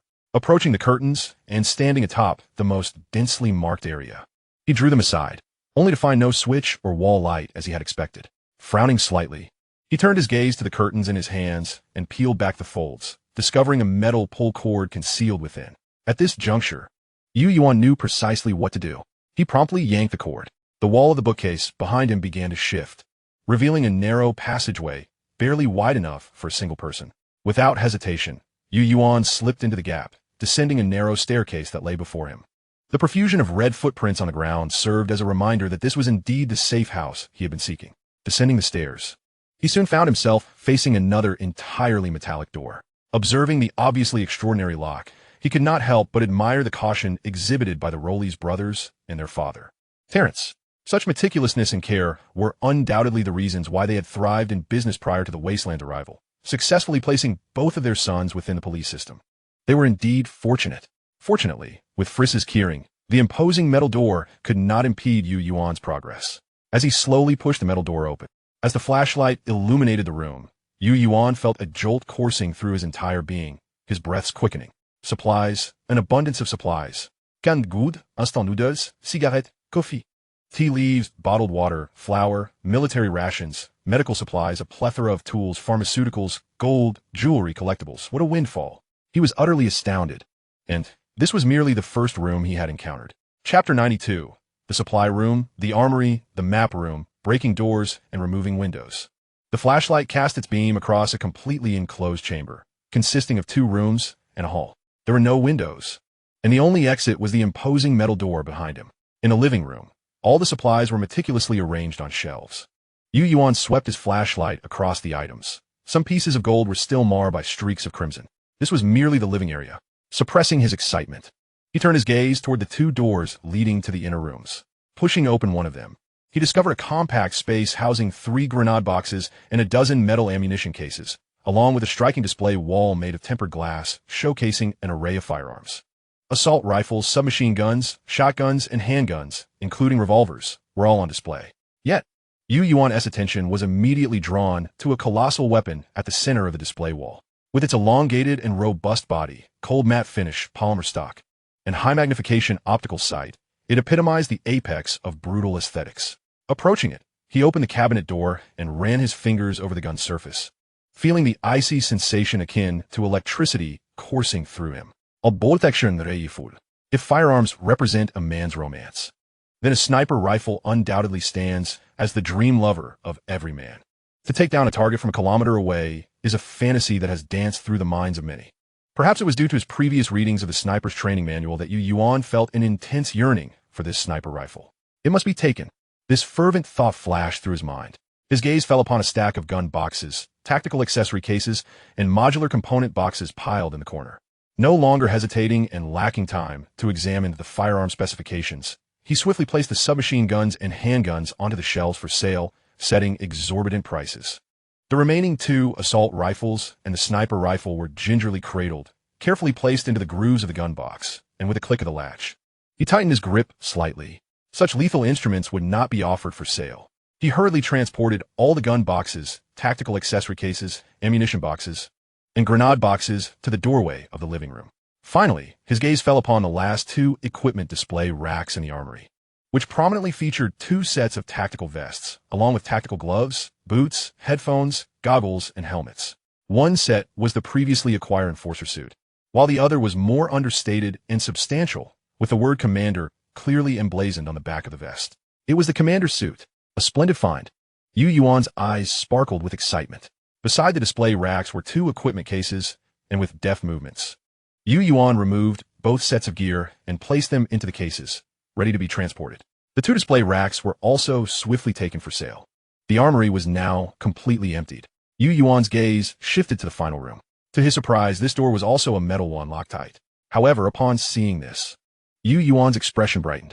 A locked door must contain valuable goods. This notion was deeply ingrained in his mind. He promptly retrieved his lock-picking tools, only to realize that the lock cylinder was of exceptional quality. A full buff, anticipation doubled. In less than 10 seconds, as the lock cylinder twisted, the final barrier was breached. Upon entering the room, Yuan's eyes were immediately drawn to a massive, detailed city map adorned with various markings on the opposite wall. It contained not only street information, subway details, and civil defense engineering data, but also highlighted the locations of key departments in Green Forest City, particularly the police station, police posts, fire stations, hospitals, and resource storage sites, such as bomb-proof equipment warehouses and emergency supply depots, which were prominently marked. At the top of this map, the words Green Forest City Urban Map, internal use for police, were clearly inscribed. It was a city-wide map, and Yuan felt a surge of exhilaration. He quickly approached the map, and his positioning watch emitted a scanning beam. Scanning progress, 1356788899100. Just as the map completed its scan, a mechanical voice resonated in Yuan's ears. Acquired Green Forest City Urban Map, key resource distribution, key unit distribution, resource reserve point distribution with a retrieval ratio of over 80. Urban Shadow title route has made substantial progress. Reward, 3,000 survival points. Title, Block Rat Excellent Rare. Title progress, perfect. Achievement unlocked, perfectionist. Achievement points acquired, 600 points. Changes have occurred in the hiding place leaderboard information. Current hiding place rank, 7,999 out of 500. He had moved up into the top 8,000. Upon hearing the notification, Yuan's actions momentarily paused, but he soon resumed scavenging all items in the room. Documents, notebooks, photographs from the workbench were all collected into the magician's ring, including the magnetic whiteboard mounted on the back wall, which he also dismantled and placed for sale. Yuan spared no attention to any item within his sight. All large items were put up for sale, while smaller items that might divulge his information, such as the Green Forest City map, were carefully stowed away. In the end, only a safe remained in the corner of the room.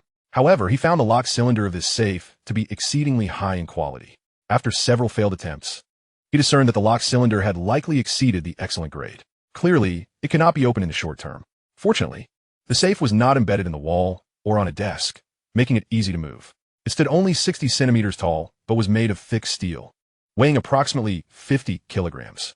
After failing to place it for sale, Yuan opted to carry it away instead, extracting weapons from the magician's ring and placing the safe inside. The 1 cubic meter of space was more than sufficient for the safe. Thus, the map room was entirely clear of supplies. And Yuan's gaze again swept over the armory and map room, anxious to ensure nothing had been overlooked. After thoroughly checking both rooms, he felt reassured when no hollow sounds echoed back. Just as he was preparing to leave with the supplies, his eyes suddenly caught the door of the map room, which gleamed with opportunity. The lock cylinder on this door was of excellent quality.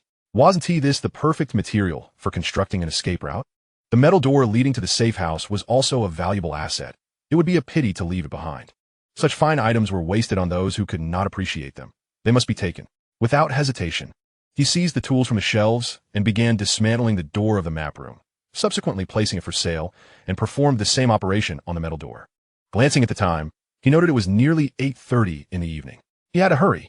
Heavy rain was forecasted to arrive after 11 o'clock, and there were only 2.5 hours remaining. Looking at the room brimming with supplies and equipment, Yuan exhaled a deep breath. Time was of the essence. He began transferring everything to the shelves for sale, replenishing the remaining available slots, and commenced the task of moving the supplies. Chapter 93. All supplies transferred. The card door positioned. With the equipment gained from the Mei enhancements, Yuan's attributes in strength and endurance vastly exceeded those of ordinary individuals. His efficiency in transporting supplies was far beyond that of the average person. The outer room was piled high with luggage bags, backpacks, and packages. These had likely been stored by Freeze and his group during their previous transfer of supplies.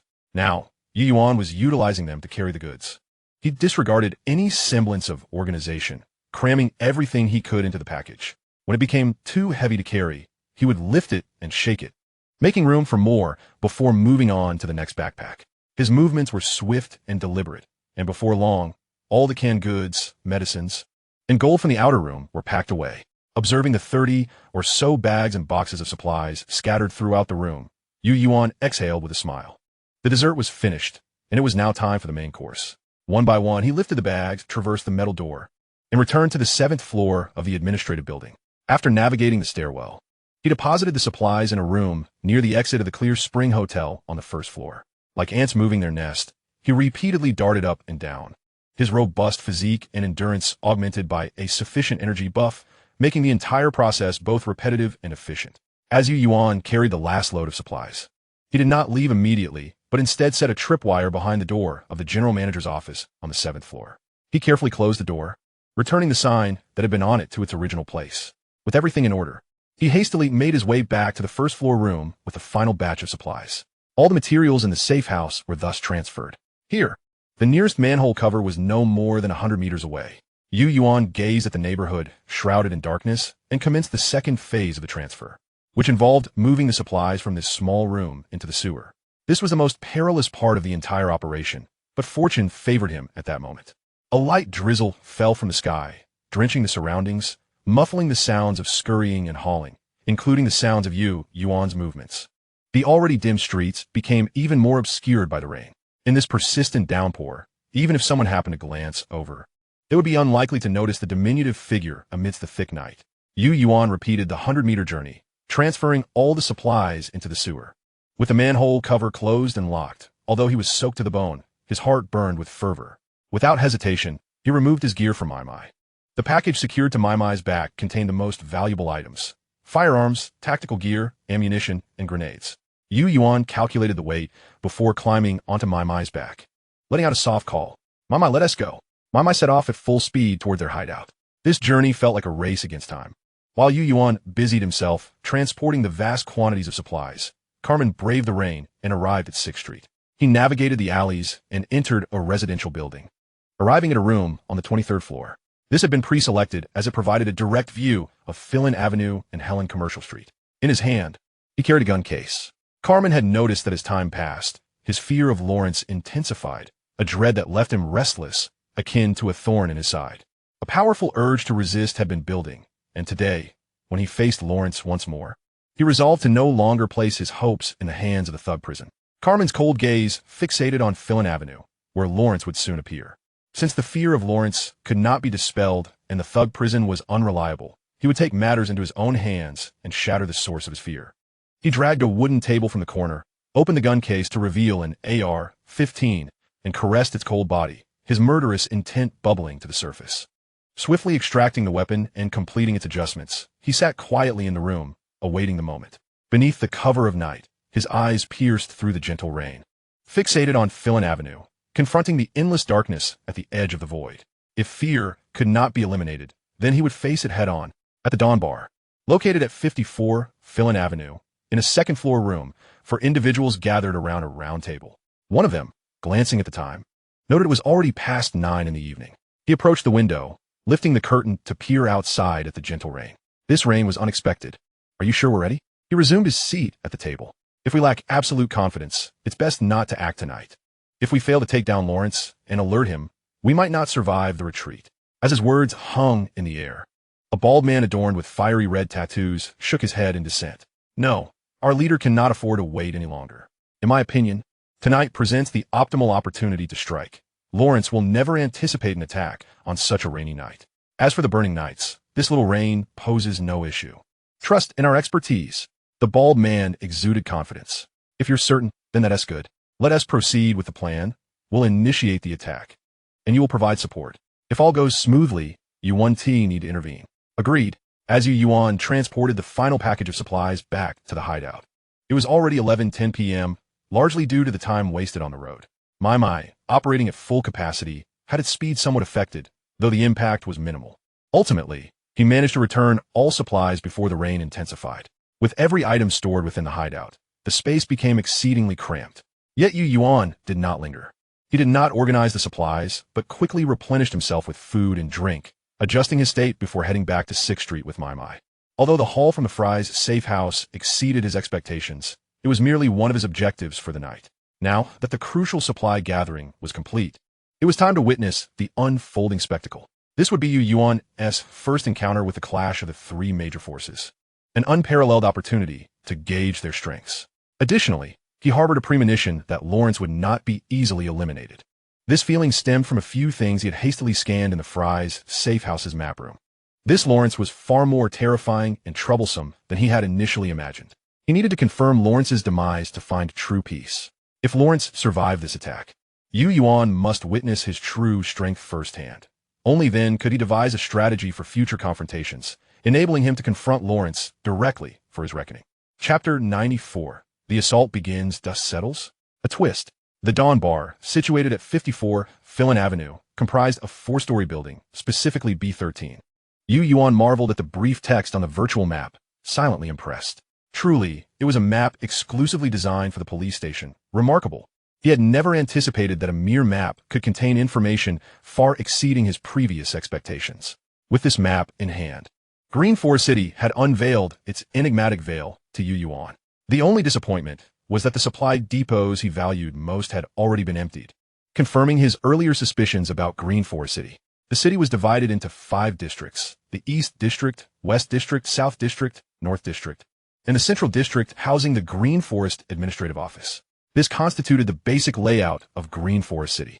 After pinpointing the location of the Dawn Bar, Yuan closed the virtual screen. He was currently situated in a building on Helen Commercial Street, less than 200 meters from the Clear Spring Hotel, and notably close to Philin Avenue, making it an ideal vantage point for observing the ambush. At that moment, the neighborhood was drenched in a steady downpour, the rain cascading from the heavens. The precipitation formed a hazy curtain in the air, cloaking the distant structures in a gossamer veil, while a chill permeated the atmosphere. Yuan shivered involuntarily. The rain is anticipated to cease around 2 o'clock, coinciding with the moment when Lawis is expected to head toward the Hotel of Clear Springs. However, it remains uncertain whether this downpour will compel him to alter his plans for the evening. Contemplating this, Yuan's gaze deepened, fixating on the vast, shadowy night. A telescope materialized in his hands as he commenced surveying the surrounding edifices. The Sniper Training Journal is rich in substance and brimming with practical knowledge. Although Yuan has not yet acquired any skills, the insights he has gleaned regarding precise shooting are undeniably authentic. He immersed himself in the sniper mentality delineated within the journal, adhering to the core principles of selecting sniper positions: visibility and shooting range, concealment and camouflage, entry and exit routes, and tactical value. By integrating the information from the virtual map with the current weather conditions, he meticulously identified 4 sniper positions of utmost significance. These locations entirely align with the 4 fundamental principles of visibility, concealment, escape routes, and tactical value, offering an impeccable line of sight and observation over Philin Avenue. Were Yuan the commander of this ambush, he would undoubtedly seize these 4 sniper points without hesitation, even if only to establish observation posts. Given the rain, these 4 positions are relatively close to Philin Avenue, granting Yuan ample opportunity for observation.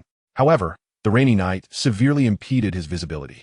He remained unhurried, slowly searching. Time swiftly passed, and soon it was 2 in the morning. The rainfall began to diminish, eventually tapering off, and shortly thereafter, the clouds in the sky gradually dispersed. Moonlight cascaded from above, bestowing a glimmer of illumination upon the city shrouded in darkness. Yet, the hand holding the telescope trembled slightly, and a faint smile graced his lips. For he had discovered his target. At the moment the moonlight spilled its brilliance, A barely perceptible glint reflected off a surface, vanishing in an instant. Located approximately 350 meters ahead of him, that spot corresponded with the information displayed on his virtual map, apartment 38. Yuan adjusted the magnification of the telescope, drawing his view closer. A map barrel emerged from the window, its direction precisely aimed toward Fill-In Avenue, leading to District 1. Yuan also glimpsed the fleeting silhouette, his heart stirred with surprise. It was Carmen. How could it possibly be Carmen? Was he intending to assassinate Lawis? Was he unaware that the thug prison was planning to attack Lawis tonight? Or had he colluded with the thug prison? These two questions flitted through Yuan's mind, but he quickly dismissed the latter. If Carmen were indeed collaborating with the thug prison, the disadvantages would outweigh the benefits, and he would not be so foolish. Thus, it followed that he was unaware of the thug prison's intentions for the night. This indicated that he was preparing to take matters into his own hands. Yuan immediately grasped Carmen's intent. He was uncertain whether this was influenced by the effects of that thought card or Carmen's own volition. Nevertheless, it mattered not to him. Initially, Yuan had pondered whether he should also seek an opportunity to intervene. With Carmen present, he now felt he could simply sit back and observe. He understood that chaos was about to erupt in the East City, and tonight's ambush would undoubtedly accelerate that process. While Yuan was lost in thought, a brilliant car headlight pierced through the darkness enveloping District 6. A modified Wasteland war vehicle, characteristic of the Black Shield Police Department, slowly approached from District 1. They have arrived. Yuan felt a surge of excitement. Not just him. As the Wasteland war vehicle drew nearer, all eyes, both overt and covert, turned toward it. Boom! An explosion accompanied by a towering flame illuminated Fill-In Avenue, propelling the Wasteland war vehicle into the air, which then crashed heavily to the ground, sliding several meters before coming to a halt, with flames and black smoke rising continuously. The landmines of the thug prison had once again demonstrated their formidable power. As the vehicle came to a stop, two figures with slightly corpulent upper bodies charged madly from the sides of the street toward the burning vehicle, uttering incomprehensible cheers. The two soon reached the blazing war vehicle, and with a loud cry, they lunged toward the overturned vehicle, followed by two earth-shattering explosions. Yuan's eyes twitched at the sight. He recognized instantly who those two were. The Slaves' Self-Detonation Suicide Squad. The Black Shield Police Department's war vehicle was once again hurled into the air by the force of these explosions. When it landed, the vehicle was utterly mangled, leaving no hope for anyone inside to survive. The thug prison's assault was remarkably decisive, straightforward, and seasoned. This was a clear kill, executed without hesitation. They must be dead. Yuan murmured to himself as he gazed at the burning vehicle. His eyes swiftly shifted through the telescope toward Carmen's position and the other three sniper points. In the telescope's view, Carmen's sniper position had already vanished, indicating he had witnessed the thug prison's attack and was preparing to retreat. Meanwhile, at the sniper position closest to the explosion site, a figure flickered out of sight. That was the thug prison's sniper, evidently also readying to withdraw. Yet, just when everyone believed the dust had settled, a series of three piercing sounds echoed through the desolate street. 3 rockets, trailing flames, surged toward 2 buildings along Fill-In Avenue, one of which targeted the position of the sniper. Boom! With the sound of 3 explosions, a dozen Wasteland war vehicles roared from District 1 toward this direction. Tot. Chapter 95. Farewell, Carmen, Night Talk. Boom! Amidst the explosions and flames, several figures were hurled from the sniper position, crashing to the ground. Tot. The mounted machine guns sprang into action, as the personnel of the Black Shield Police Department, having deduced the location of the thug prison raiders from the earlier attack, unleashed a barrage of gunfire. Yuan gasped as he observed the dozen Black Shield Police Department vehicles speeding toward him from District 1. He immediately directed his gaze back to Carmen's position. Indeed, Carmen's figure reappeared at the window, peering through the scope to assess the unfolding battle. The shock and horror etched across his face were unmistakable. Carmen, too, was oblivious as to why the Black Shield Police Department had suddenly appeared here and launched an immediate attack on the thug prison personnel. It was evident that this was a meticulously planned counter-ambush. Yet, as an enforcer, how could Carmen be unaware of this operation? There was only one possibility. He had been deliberately excluded. Lawis flashed through Yuan's mind. Taking one last look at the siege of the thug prison and the burning fortress by the Black Shield Police Department, Yuan realized he had acquired the information he sought. There was no longer any need to remain. He promptly turned and sprinted outside, quickly reaching the ground floor. He chose not to enter the sewer directly this time. Instead, he dashed toward the building where Carmen was, checked the map for the locations of the front and back doors, contemplated briefly, and then arrived at the back door, concealing himself to wait quietly. Within a few minutes, a faint and somewhat hurried sound of footsteps echoed. Creak! The door was pushed open, and Carmen peered outside before stepping out with a gun case in hand, preparing to leave. The evening's upheaval had left him feeling unsettled. He needed to return and ascertain what had transpired. However, just as he took a few steps, a teasing voice resonated from behind him. "Oh, are you preparing to retreat?" Carmen instinctively placed his right hand on his handgun. Yet, a familiar and memorable phrase caused him to halt his movements. "I've told you repeatedly, do not engage in actions that might lead me to misunderstand. Have you still not learned?" Carmen's body stiffened momentarily as he set down the box of firearms, raising both hands to indicate that he posed no threat. "It's you," he thought, refraining from turning around, uncertain of the visitor's intentions, and thus he dared not act rashly. However, a subtle sigh of relief escaped him. It was evident that Loris had already sensed today's operation and had laid a trap. Establishing a connection with this sewer rat was undoubtedly the most prudent choice, for they shared a common adversary, Loris. This sewer rat, without question, proved to be a more reliable ally than the thugs imprisoned. Yuan observed Carmen's movements, his vigilance unwavering. His approach to Carmen carried inherent risks. In the desolate world they inhabited, one had to maintain a certain degree of wariness towards any individual. This was the most fundamental principle of survival. Nevertheless, his decision to seek out Carmen was made after careful consideration. The benefits outweighed the risks. Without further ado, he spoke directly to the point, for time was of the essence. "I didn't expect you could make contact with the thugs in prison, but their ambush has evidently failed. Loris's terror surpasses our imagination. Your exclusion from this operation is likely a harbinger of ill fortune." Yuan's words startled Carmen. How could he possibly know that he had reached out to the thugs? This matter was known to no one. Not even Hyena was aware of his identity. In an instant, Carmen felt a wave of unease wash over him, goosebumps prickling his skin. The sensation was chilling. Yuan had anticipated Carmen's response. He offered no explanation, perhaps intentionally aiming for that very effect. The air of mystery served as the optimal guise for their encounter. "I have two purposes for seeking you today. The first is to inform you that the thugs in prison and the burning fortress have fully allied, and they will soon launch an assault on your Black Shield Police Department. Their resolve is formidable. This news may prove beneficial to you. The second purpose is to request your assistance in acquiring a piece of equipment." Carmen was still processing Yuan's first piece of information when he was taken aback by the latter. "Equipment? What kind of equipment?" "A 40mm grenade launcher." Carmen could not help but turn to glance over his shoulder. "Are you joking? In this environment, regular weapons or ammunition might be manageable, but grenades are exceedingly rare. Each round is invaluable, and I cannot afford to expend them recklessly." Noticing Carmen's predicament, Yuan shook his head slightly and reiterated, "I don't need grenades. I'm referring to the 40mm grenade launcher. Is that too difficult for you?" So, you only require the launcher?" Carmen's expression turned contemplative, yet he did not immediately acquiesce. "If it's merely an underbarrel grenade launcher, I might be able to devise a solution, but I cannot guarantee it." Upon hearing Carmen's response, Yuan nodded. "No problem, an underbarrel will suffice. What about high explosives?" "High explosives are manageable, but I won't be able to procure a large quantity at once." "You aren't intending to manufacture grenades yourself, are you?" Carmen had begun to piece together Yuan's intentions, his heart racing.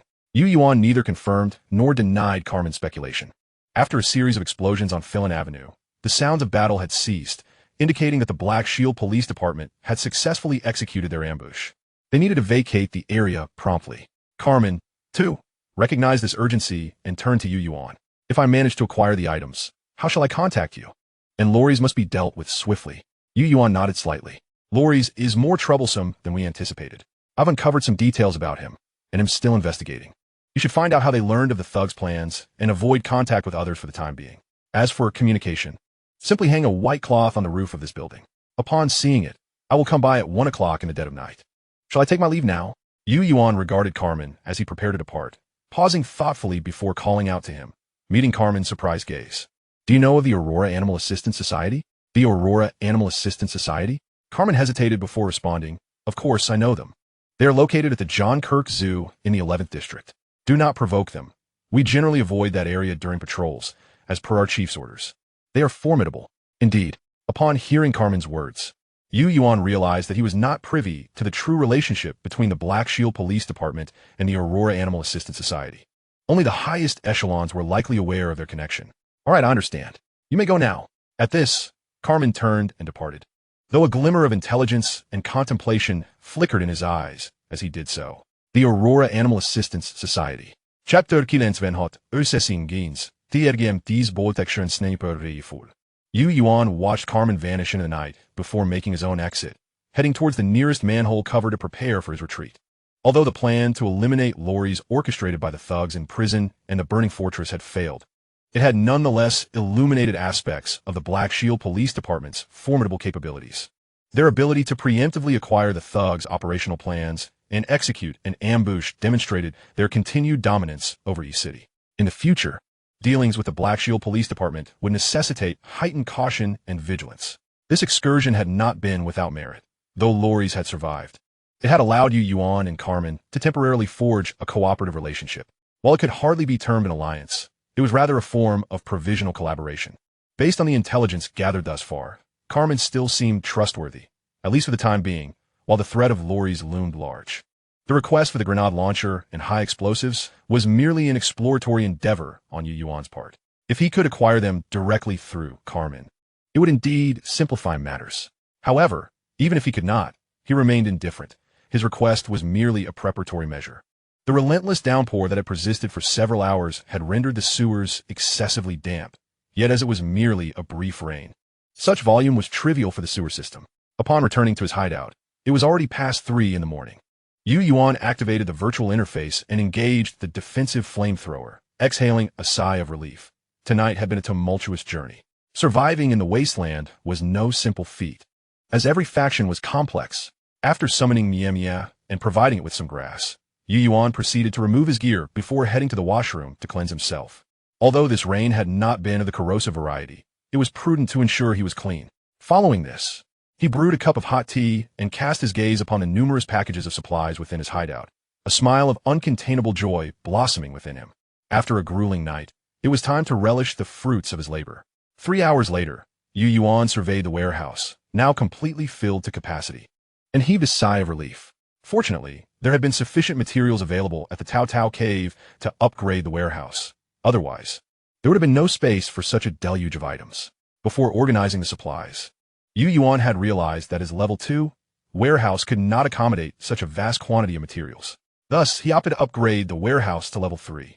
Thankfully, he had previously transported several shelves from the freeze safe house back to the Tao Tao cave. Most of the necessary upgrade materials were already in hand. Only a few components remained, which he quickly retrieved from the Tao Tao cave. Although he had expended 1,600 survival points, every expense was justified. The level 3 warehouse boasted an additional 18 square meters of storage space, without encroaching upon the hideout's area. Yuan pondered for a while, but couldn't determine whether this was a matter of space compression technology or a direct occupation of the air raid shelter space. Regardless, after confirming everything was functioning normally, he chose to disregard the matter further. 12 meticulously arranged shelves stood in the warehouse, where the supplies brought back tonight were systematically categorized by Yuan.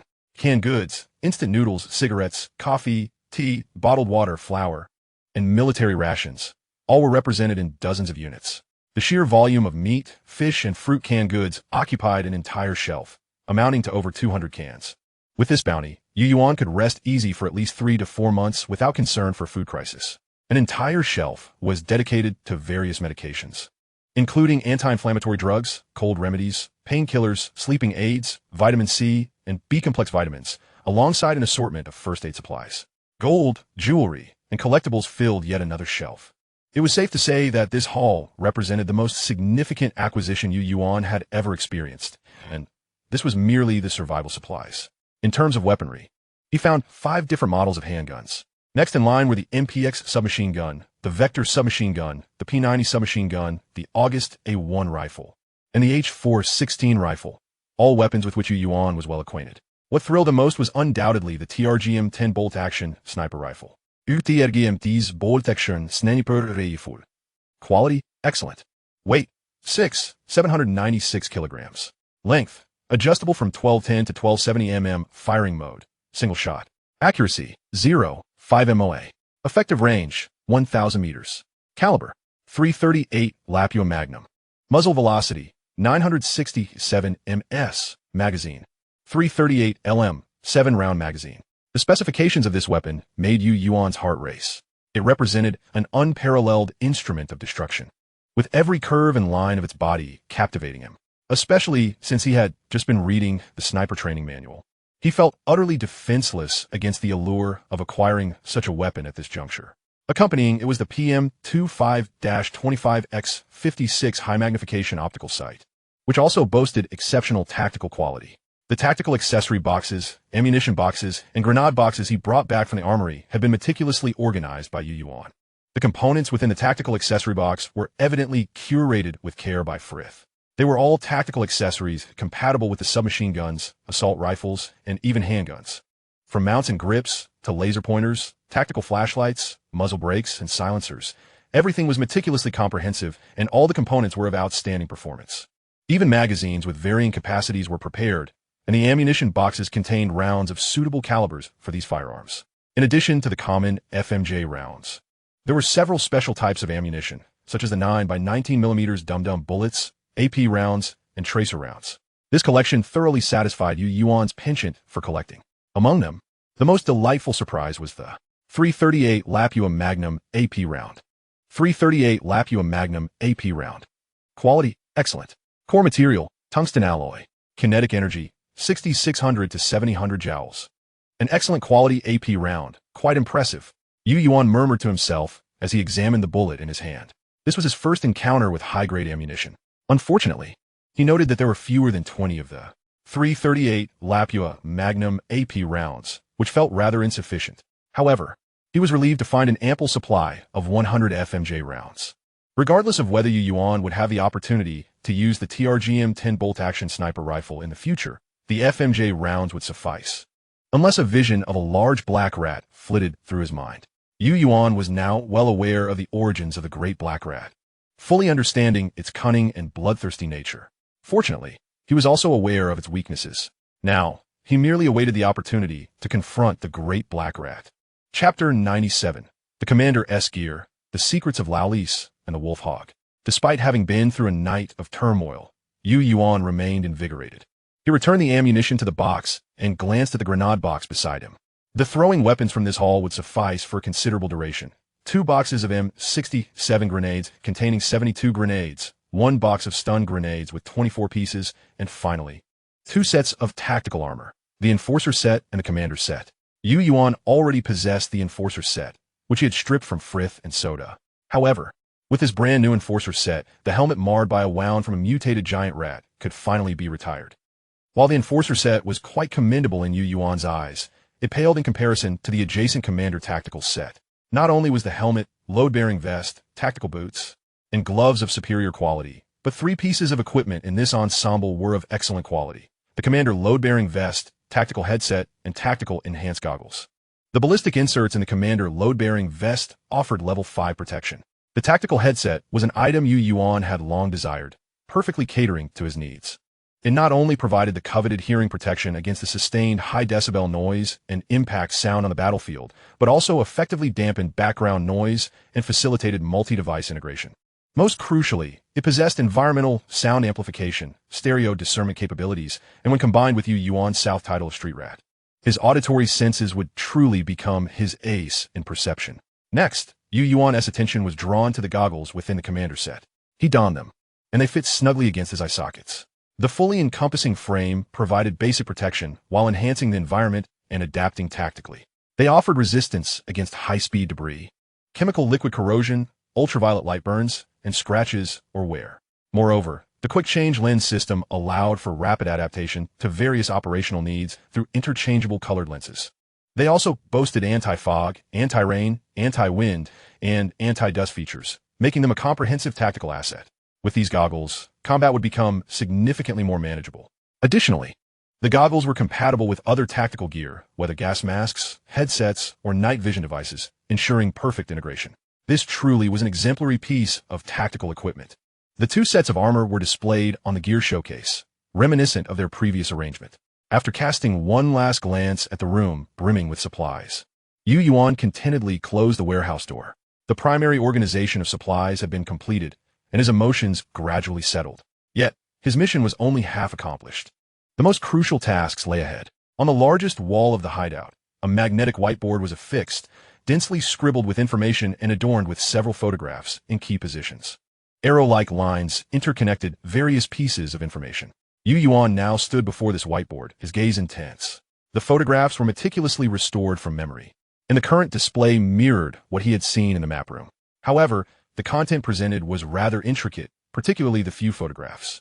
The first depicted a voluptuous woman, with Lilith inscribed on her back. The other photographs varied in content, showcasing massive scales, floor scratches, and a photograph of a gigantic snake's tail. Yuan's gaze fixed upon the image of the enormous snake's tail, where a specific note was highlighted on the whiteboard. Occasionally appears at night. Discovery locations.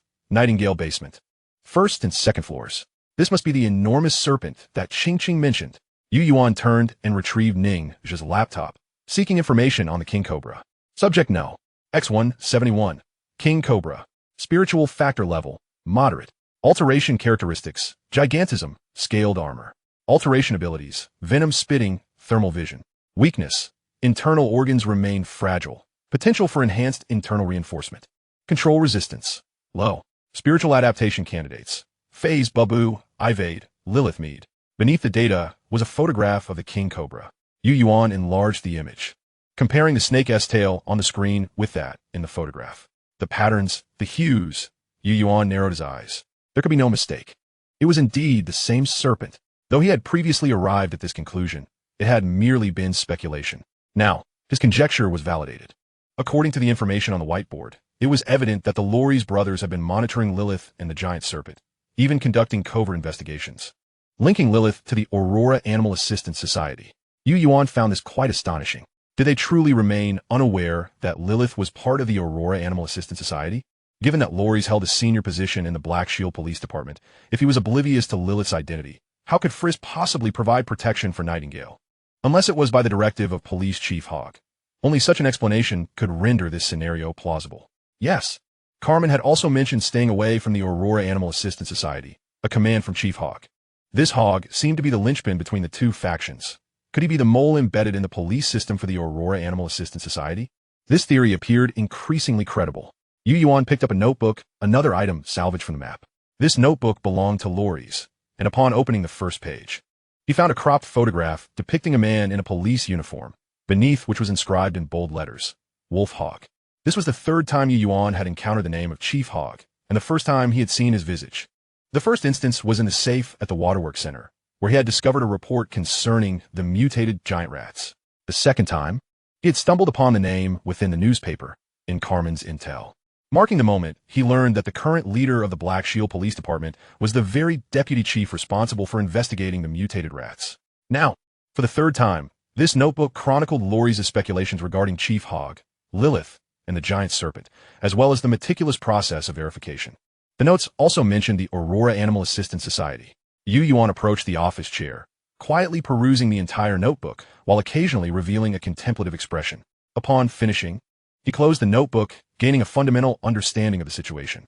It appeared that the root of it all stemmed from an encounter Lorries had with the true nature of Hogg. Yuan gazed at the notebook in his hands, softly murmuring, Wolf Hogg's human vivisection experiments. The Aurora Animal Assistance Society infiltrated the police department. So, this was the reason Lorries had set his sights on Lilith's King Cobra. A look of realization crossed Yuan's face.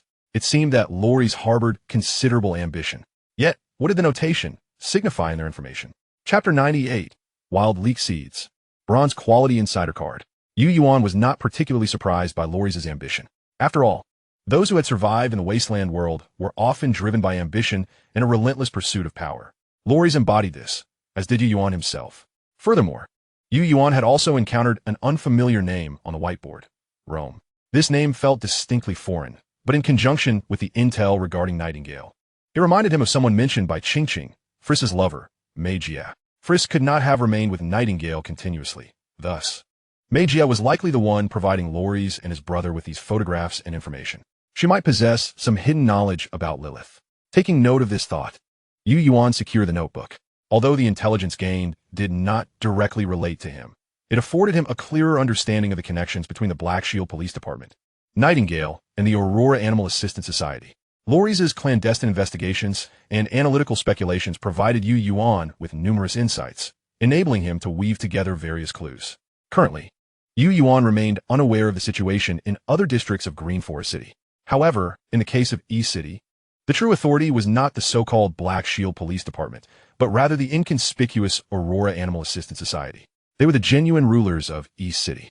The Black Shield Police Department and Nightingale served merely as the visible instruments of violence and revenue collection for the Aurora Animal Assistance Society. The most terrifying aspect was that, astonishingly, most individuals, including those in high positions, within both the Black Shield Police Department and Nightingale, remained oblivious to this truth. Only the leaders of the two factions, Chief Hogg and Lilith, truly understood the situation.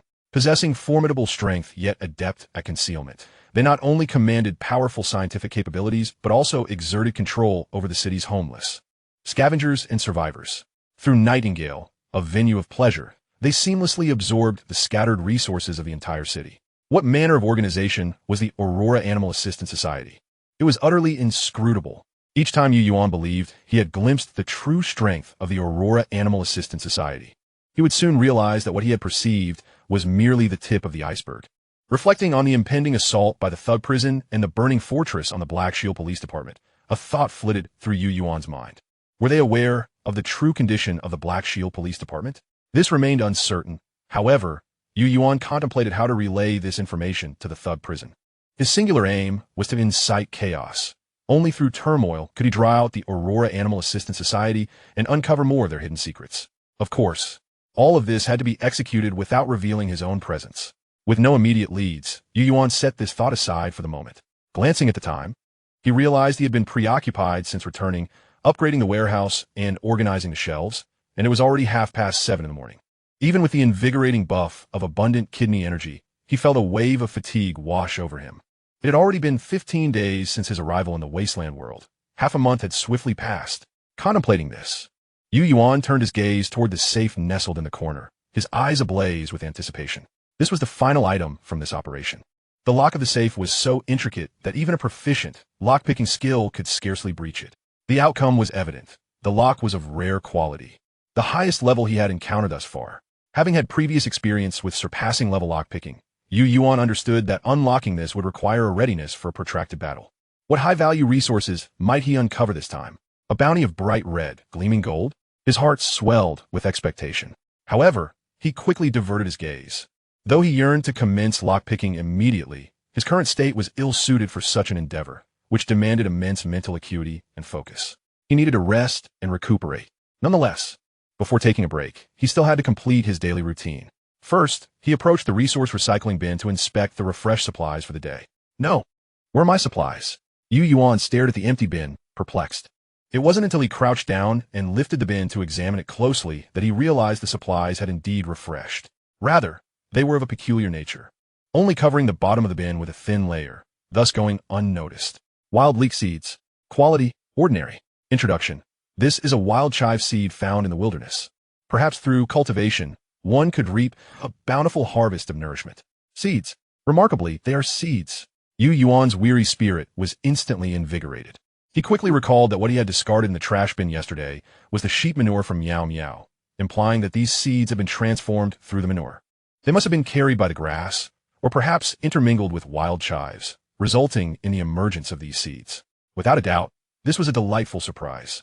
Yu Yuan carefully safeguarded the seeds and subsequently placed the remaining sheep manure into a bag, discarding it in the recycling bin. He hoped for the continued appearance of plant seeds the following day. Having tidied up the refuse, Yu Yuan regarded the wild chive seeds as treasures. Even though he possessed limited knowledge of cultivation, he understood that chives could be harvested repeatedly. This meant that once these chives sprouted, he would be able to enjoy fresh chives for an extended period. Now, with the planting trough and seeds all in place, the only thing lacking was soil. He had searched around Tao Tao Cave, but the soil available for sale was predominantly natural soil. He still intended to seek out specialized humus soil for cultivation. If he failed to find any, he could consult Dai Lu during his next visit.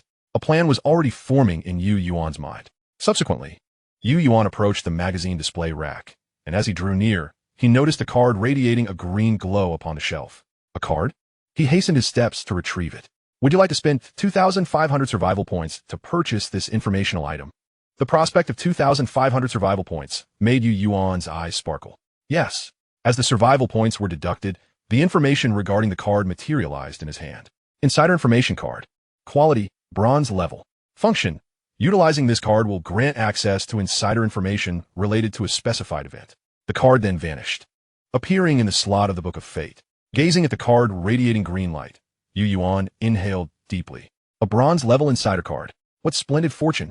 He was well aware of the card's efficacy and understood that its worth far surpassed the mere 2,500 survival points. Closing the virtual screen, Yuan turned his attention to the two newspapers refreshed today. Chapter 99. Star Animal Basin, the Chimpanzee at Jonki Zoo. Green Forest Joy Weekly. At the Jonki Zoo, the Star Animal Basin, the Chimpanzee, has once again set a record for visitor attendance. Quality rock. Last weekend, the Jonki Zoo in the East City District 11 broke its visitor record, all thanks to its star attraction, Basin the Chimpanzee, as the favorite among children. Basin has been in the limelight since birth, especially due to his remarkably human-like expressions and astonishing intelligence, which have captivated the attention of visitors. Shortly after his birth, he gained viral fame for throwing stones at visitors, only to be reprimanded by his mother with a tree branch, which attracted the attention of tourists from the entire city and surrounding areas. Yuan glanced at the photographs on the newspaper, his lips curving slightly. A chimpanzee. If it were any other zoo, Yuan might not have paid heed, but the Jonki Zoo, being the headquarters of the Aurora Animal Assistance Society, would surely not overlook such an intelligent chimpanzee. He distinctly recalled that among the mutated animals captured in Ning's video, there was indeed a chimpanzee. Could it possibly be the same one? This remained uncertain, as the images in the newspaper were rather blurry, and they depicted Basin during his youth, making it challenging for Yuan to draw any comparisons. Nonetheless, he meticulously read through the article twice before setting the newspaper aside. He then turned to today's Green Forest City Daily. The first entry was still header information. The weather was clear today, with no noteworthy updates. The second piece of information, however, was about an ambush that occurred just a few hours prior. District News Bulletin. Quality, Bronze. Danger level, Medium. At 2:03 a.m. The Black Shield Police Department in East City's 6th District thwarted an assault from the Thug Prison and Burning Fortress, targeting Commander Lawless of the Black Shield Police Department. According to reports from battlefield correspondents, the attack was initiated by the Thug Prison, employing landmines, a suicide squad of sleigh bombers, and other lethal weaponry. Sources within the Black Shield Police Department revealed that this operation was triggered by their capture of a vagrant yesterday, who was identified as a member of the Hyena organization and was surveilling the activities of the Black Shield Police headquarters. After intense interrogation by Lawless, they learned that their operational trajectory had been compromised, leading them to suspect an impending attack. Consequently, after a secret consultation with Commander Lao Ku, they decided to mobilize a contingent to lay in wait for a counter-ambush. Last night's operation proceeded seamlessly, with Lawless asserting that East City will forever remain under the dominion of the Black Shield Police Department, and any forces daring to covet it would face ruthless annihilation. District Lifestyle News. Quality rock. Danger level, low. Lost and found. At 4 a.m. today, presumably due to last night's rain. A cargo box containing special materials was washed ashore near the diving cliff on the Green Forest coastline. If the owner sees this message, please proceed to the diving cliff to reclaim it. District Lifestyle News. Quality rock. Danger level, low.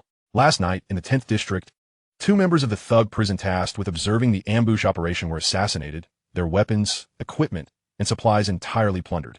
This marked the 3rd incident of Thug Prison members being slain in recent days. The Thug Prison has become aware of the anomaly and is currently searching for relevant clues, suspecting that the recent spate of killings may be related to the Black Shield Police Department. The hyenas have been captured. No wonder. Yuan finally understood why Lawless had detected the movements of the Thug Prison. The remaining 2 news items were a mix of joy and concern. Yuan opened the virtual map and located the position of the Green Forest South City coastline. The marking for the diving cliff was quite clear, indicating that it was once a popular tourist destination. However, now it lay in desolation, and it was likely that no one would venture there anymore. Perhaps he could take a look in the evening. Special materials? What kind of materials could be deemed special? He pondered the origins of this cargo box, as it could not have appeared without reason. He retrieved yesterday's newspaper and examined one of the articles. It reported an assault on a small cargo ship belonging to the Iron Anchor Shipping Company, which had been destroyed. Could this cargo box belong to the Iron Anchor Shipping Company? And what are the unidentified creatures? Yuan recalled a previous news report regarding strange fish attacking crew members. He rubbed his forehead, feeling overwhelmed by the chaos. However, a bit of disorder might be beneficial. After neatly stacking the newspapers, Yuan heated up today's nutrient-rich goat milk, savoring it with biscuits for breakfast before promptly taking a rest. With only 15 days remaining in the novice protection period, he had much to accomplish. At 8 p.m., Yuan raised his head, stretching his somewhat stiff neck and exhaling deeply. Having done nothing for a full 6 hours since 2 p.m., he had merely been attempting to unlock the safe. Although he had anticipated the extreme difficulty of the safe's locking mechanism, the actual endeavor was excruciatingly torturous. It was exceedingly challenging. The unlocking difficulty of a rare-level lock was truly formidable. Inside, it was not a single lock cylinder, but rather a composite lock cylinder, and without a special key. He would need to simultaneously consider the rotation of all lock cylinders to unlock the cabinet door. Only then would it be possible to gain access. However, the most exasperating aspect remains the alloy material of the safe's body, which is remarkably advanced. Even with hammers and axes, only faint scratches appear, devoid of any dents, rendering the possibility of destruction non-existent. Yuan stowed the lock-picking tools into the magician's ring and rose to stretch his limbs. Upon opening the Teho cave, he discovered that all the supplies on the shelves had been sold out, and his survival points had risen to 73,890. After deducting the 50,000 survival points required for constructing the stargazing observatory, a remainder of 23,890 points remained, which would suffice for the time being. This time, he did not list cigarettes among the supplies, for he had noticed just yesterday that a new batch of hand-rolled tobacco had been added to the cigar hideaway. He decided to wait a few days before putting those cigarettes on sale. Instead, he listed the rare items he had obtained, such as coffee, sugar cubes, and alcoholic beverages. In a post-apocalyptic world, luxuries like tobacco, alcohol, sugar, and tea are undoubtedly the finest products for enhancing quality of life and alleviating emotional and mental distress. In the early stages of survival, players struggling to stay alive may not have a significant demand for these materials. However, veteran players with substantial resources and survival points amassed through prolonged survival and management would certainly be willing to pay handsomely for such items. Despite bringing back a wealth of supplies, Yuan's hideout ranking did not improve, but he was unconcerned as his current rank was already exceedingly high. Although this batch of supplies was of immense value, it was insufficient to alter his ranking. Soon, Yuan donned his equipment and pushed open the security door of the hideout. Let us go. It is time to see what the situation is at the diving cliff. Chapter 100, Finding Supplies, Escaping, Tracker. The diving cliff was not close to the southern city district. He traversed the sewers from Block 13, passing through Block 4 and Block 3, finally entering the southern district. Lacking a sewer map for the southern district, he had to rely on the city map to choose his route, which wasted a considerable amount of time. By the time he exited the sewer, it was already past 10 in the evening. Emerging from the sewer and ensuring the surroundings were safe, he activated the virtual map and summoned Mimimai. Then set off towards the diving cliff. On the darkened beach, Mimimai, free of any concerns, surged forward at a speed of 60 kilometers per hour, forcing Yuan to cling tightly to Mimimai's neck to avoid being thrown off. Fortunately, the wool that had been sheared from Mimimai had regrown. Although it was only half the previous length, it was sufficient to provide some cushioning. Before long, the surroundings became sparsely populated with buildings, consisting only of a few dilapidated beach shops and lifeguard stations. As he drew closer to the diving cliff, an odd sensation emerged in Yuan's mind, guiding him in a direction that coincided with the location of the diving cliff, albeit with a slight deviation. This sensation further indicated that there was something valuable in that direction. Upon recognizing this feeling, Yuan did not hesitate and promptly adjusted Mimimai's course to follow the sensation. This was the effect gained from the title Block Mouse, after it evolved to a rare quality. Title, Block Mouse, Perfect. Quality, Rare. Path Belonging, Urban Shadows. Effects, Hearing 20. Smell 20. Gain dim vision in dark environments. Can perceive air currents within a 3-meter radius through skin fluff. Can sense the presence of powerful beings. Can detect the location of high-value or abundant materials nearby. This was the fully unlocked form of his title ability after scanning the green 4-city map, Police Internal Use Only. It not only reinforced the original 2 effects, but also added 2 new ones. The sensation that had emerged in his mind was indeed the activation of the 4th effect of the title ability. The direction indicated by this sensation should lead to the location of the cargo container. As anticipated, when the diving cliff came into view, Yuan also spotted the black container on the beach, wedged between a rocky outcrop, having run aground there. Furthermore, the container's color closely matched that of the rocks, making it difficult to discern from a distance. The container was not large, measuring approximately 120 by 60 by 5 meters, completely sealed in metal alloy. with a visible seal that indicated its considerable value. Through his mental sensing, Yuan confirmed that the container before him was indeed what he had been searching for. What was he waiting for? Due to the presence of other materials inside, the container could not be listed in the Teho cave. Since the container's length exceeded the spatial capacity of the magician's ring, Yuan had no choice but to open it on-site. He removed the seal covering the lock hole and took out the lock-picking tools to manipulate the lock. An excellent quality lock core. A glimmer of excitement flashed in Yuan's eyes. He understood that the items within these two containers must be of high value. Otherwise, they would not warrant such a lock core. With a click, the cabinet door swung open, revealing 3 alloy boxes locked tightly within the grooves of the cabinet's interior. Yuan regarded the 3 distinctly extraordinary alloy boxes with a furrowed brow.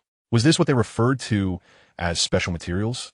Just from these 3 alloy boxes, it was evident that they were anything but ordinary. He extracted the first square alloy box, and, upon unlocking it, a rush of cold air met him. It was, in fact, an insulated box. Inside were 8 perfectly round eggs, each the size of a fist. Indeed, they were eggs of some kind of animal, round in shape and fist-sized. What might these be? Yuan then opened the other 2 alloy boxes. The smaller one contained 2 USB drives, while the largest revealed 3 cylindrical sample vials. Within the vials were 3 strands of emerald green algae, suspended in a liquid that could either be seawater or a special nutrient solution. In the box was also an insulated container, emitting a faint coldness. Yuan was baffled by the nature of these items. Nevertheless, he decided to secure all 3 boxes within the magician's ring. Regardless of what they were, the area was too perilous, and it was prudent to take them away first. Just as Yuan prepared to remove the container, 2 beams of light suddenly illuminated the distant sea and rapidly approached. What was happening? With no time to ponder, Yuan swiftly listed the container in the Teho cave, leaped onto the sheep, grasped Mimimai's neck, and clamped his legs around its belly. "Mimimai, let us go." No sooner had the words left his mouth than Mimimai bolted toward the block. The speed was even faster than before, and soon the pair had left the beach, making their way onto the coastal road. The individuals on the 2 speedboats had clearly spotted Yuan's trail. Gunfire pierced the night sky, bullets ricocheting off the ground, kicking up clouds of dust. Yet, the man and his sheep had already vanished into the vast night. 7 to 8 people jumped off the speedboats, gazing in the direction where Yuan had disappeared. One of them said, "Check the surrounding area and inform the leader. The enemy has taken the cargo and fled into the block. We will continue the pursuit and request reinforcements." Having said that, he retrieved a device resembling a tablet from his person, frowning at the screen that displayed no signal. Soon, several Wasteland vehicles arrived as reinforcements, among them a notably high-ranking thug. "What is going on? Where's the cargo? Report to Supervisor Ike." "The enemy escaped before our arrival, fleeing towards the block. The activated tracker signal has vanished, and we are currently unable to locate their position." Upon hearing this, Ike pointed towards the vehicle behind him. "Get in. Chase after them." Yes. Before long, the group had pursued for a considerable distance, but had completely lost their target. They could only search this block repeatedly. However, half an hour later, they had scoured the area no less than 3 times, finding absolutely no clues. Finally, just as his subordinates were preparing to commence their 4th search, Yak called a halt. "Enough. The enemy who took the goods has likely escaped, probably employing some means to jam the signal. Let us return and report to the leader." "Understood." With the departure of the thugs, an hour later, within a room of the district, a rickety door creaked open as Yuan cautiously peered outside. Confirming the absence of any foes, he swiftly summoned Mia and continued to sprint deeper into the district until he encountered a manhole cover, which he quickly opened and slipped inside. "Damn, there's a tracker. How insidious. Thankfully, I discovered it early and didn't bring it back to my hideout." Chapter 101. Constructing the marvelous starry observatory. Within the sewers of Green Forest City, Mia carried Yuan as they hastily returned to the Eastern District. As the virtual map of the Eastern District's sewers materialized, Yuan exhaled a long sigh of relief. It seemed the time had come to seek out the sewer passage maps of the other districts. Otherwise, it would be impossible to pinpoint the locations of the manhole covers, which would severely hinder his escape in critical moments. The financial center tower of Block 6 soon loomed above him. After equipping themselves, Yuan and Mia pushed open the manhole cover to ensure safety before quickly climbing out and entering the financial center tower. Bringing up the architectural map of the tower, he gazed at the indicator for the 157th floor, his legs trembling slightly. But this was the site he had chosen for the construction of the Starry Observatory, the highest geographical coordinate building in all of Green Forest City. No matter how daunting, He had to ascend, even with the attribute bonuses from Yemya's equipment and the invigorating buff. By the time Yuan reached the pinnacle of the tower at the outdoor photography observation platform, his legs felt somewhat weak. 530 meters. As Yuan looked down upon the entirety of Green Forest City, he realized the scenery here was truly distinct. The most striking feature was the direction of Block 1, where a building shone like a pearl in the night, remarkably conspicuous amidst the darkness. That was the location of the Black Shield police station. The bright lights made them exceptionally noticeable in the entire city, shrouded in darkness. Yuan surveyed the area. This observation platform was equipped with telescopes at various positions, allowing one to view the surrounding scenery at any moment. He approached the open-air viewing platform and gazed upward. The boundless starry sky appeared so close and vivid before him. Although only a few hundred meters separated him from the ground, it imparted two entirely different sensations. As he contemplated the vast cosmos, Yuan felt overwhelmingly small and fragile. After observing for a while, he did not recognize any familiar constellations and withdrew his gaze. In his hands appeared a long rectangular package containing the rare treasure, the starry mirror and its triangular stand. A deed for an empty room also materialized. Opening the virtual light curtain, he selected to construct the marvelous building, the Starry Observatory. Do you wish to consume 50,000 survival points and the empty room to construct the rare building, Starry Observatory? Detected the presence of a bronze luxury card. If you choose to construct this rare building, the fate card will be eliminated. Do you wish to continue? Gazing at the prompt on the light curtain, Yuan inhaled deeply, his eyes gleaming with anticipation.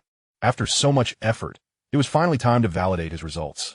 Yes, in the next moment, the entire outdoor photography observation platform seemed to experience a temporal suspension as 50,000 survival points vanished. The empty room deed merged into the observation platform. The open-air platform and the exterior appearance of the floor showed no changes, appearing utterly unchanged. Even the telescopes and other facilities remained intact. However, the interior of the floor underwent a dramatic transformation. The ceiling morphed into a dome structure. A high platform emerged in the center, upon which the rare treasure, the starry mirror, had been set up. As the transparent dome gradually opened, the starry mirror was elevated by the platform, commencing its celestial observations. In the room, only a beautifully crafted wooden door, imbued with an ancient charm, appeared behind Yuan, serving as the sole passageway between the Starry Observatory and the outside world. On the virtual light curtain, a new function activated on the fate card page. The scroll, which had originally served as a background behind the fate card box, unfurled slowly within the light curtain. In the upper left corner of the scroll, a towering structure appeared. Yuan instantly recognized this tower as the Financial Center Tower, and beneath its illustration, two lines of golden text gradually emerged. Rare building, Starry Observatory. Countdown, 7 days. Simultaneously, an exotic background music began to resound in Yuan's ears once more. His heart quickened with the increasing tempo of the beat. What reward would he receive this time? Crack! With the crisp sound of a card folding, Yuan finally heard the cold notification tone. Bronze luxury card successfully eliminated. Fate points, 2. Detected convertible items. Would you like to convert? Requires 1 fate point. Convertible. A glimmer of excitement flashed in Yuan's eyes. He immediately made the choice. Yes. Fate point 1. Obtained equipment. Combat detection device. What is this? A combat detection device. A familiar phrase instantly echoed in Yuan's mind. Combat power only 5. What the heck? Could it really be that thing? Yuan's heart raced. It was the high-tech gadget he had longed for in his childhood, second only to the transformation capsule. He quickly checked his items and was astonished to discover that the conversion resulted in an excellent quality commander set, tactical enhanced goggles. At that moment, the goggles had transformed into a more streamlined and lightweight design.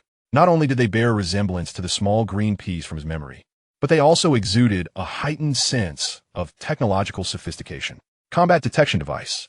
Quality, special. Type, facial gear. Equipment function, tactical protective effect. Displays target level, energy, and environmental distance. Within a 1-kilometer range, alerts for high-level biological entities, intense energy fluctuations, and fast-moving objects. As Yuan held the combat detection device, he promptly donned it over his eyes. Beep! A soft sound of the device activating reached his ears, and he felt a lens cover his nose bridge and forehead. Yet, there was none of the usual constricting sensation. In fact, he scarcely noticed the presence of the combat detection device. It was as if an additional layer of filter had been added before his eyes. Even though he remained in the darkness, his vision became significantly clearer. A message, distinct from the virtual light curtain, appeared before him. Would you like to sync data information with the virtual light curtain? Yuan squinted slightly before promptly selecting to connect. A series of garbled text flashed before him, followed by rows of semi-transparent data information. Wasteland calendar, day 15. Time, 0:37:48. Temperature, 19 C. Humidity, 70. Wind speed, 14 kilometers per hour. Wind direction, southwest. Weather, clear. Current height, 5,184 meters. The exceedingly detailed environmental monitoring information dazzled Yuan. This function is quite impressive. Although it consisted of simple data, it allowed Yuan to grasp every movement of his environment at any time. As for the other functions, he would have plenty of time to explore them later. The starry observatory would not yield its first celestial event until 7 days hence, specifically on the 22nd day of the Wasteland calendar. After noting this time point, Yuan opened the facility management log for his hideout, directing his gaze to the escape route page.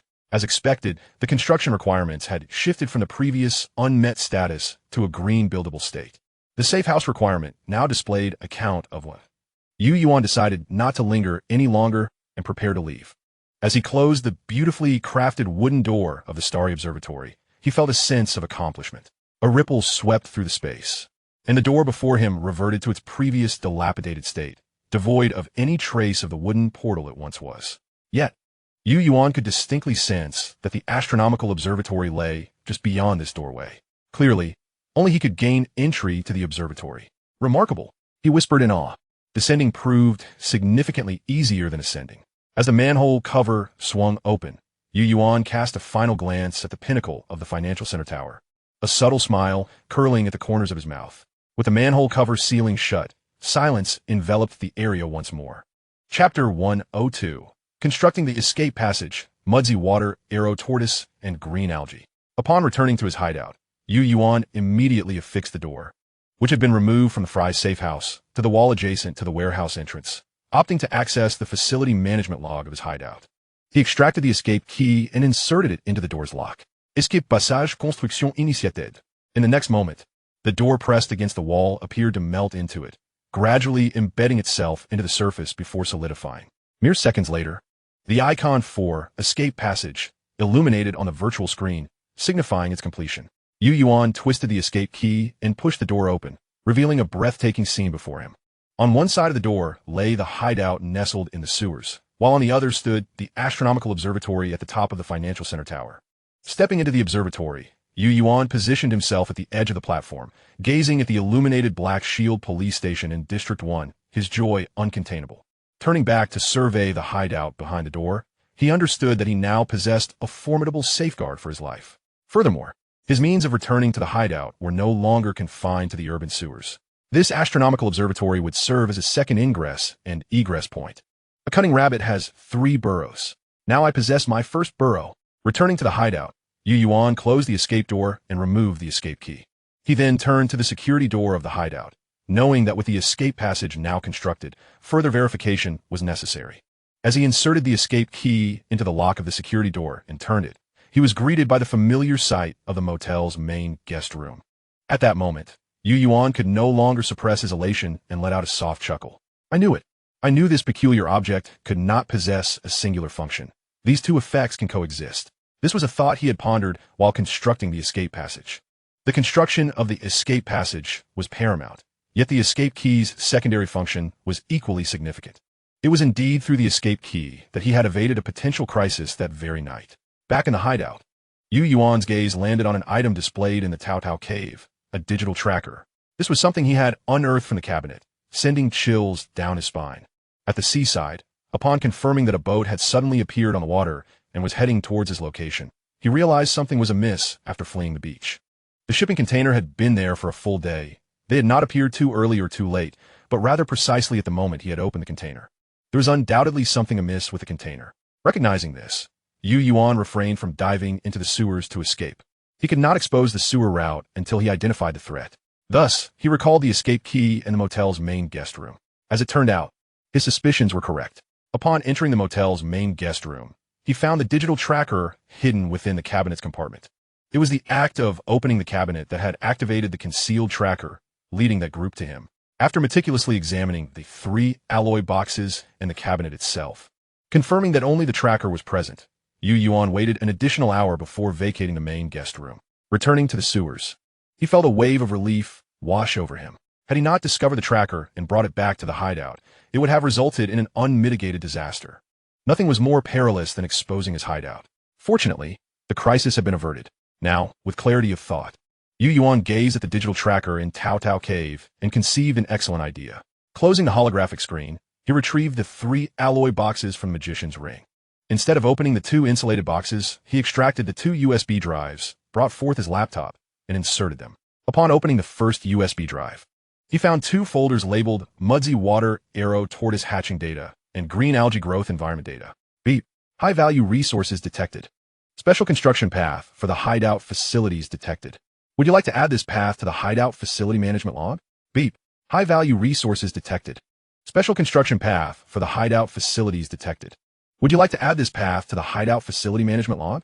To his astonishment, these were special construction paths for the hideout. Yuan opened both folders. Inside the Muddy Water Arrow Tortoise Hatching Data folder were numerous datasets and photographs, depicting a hatching ground for turtles on some island. The documents meticulously recorded the structural nuances of turtle nests, including temperature, humidity, sand moisture content, granule size, and ventilation requirements.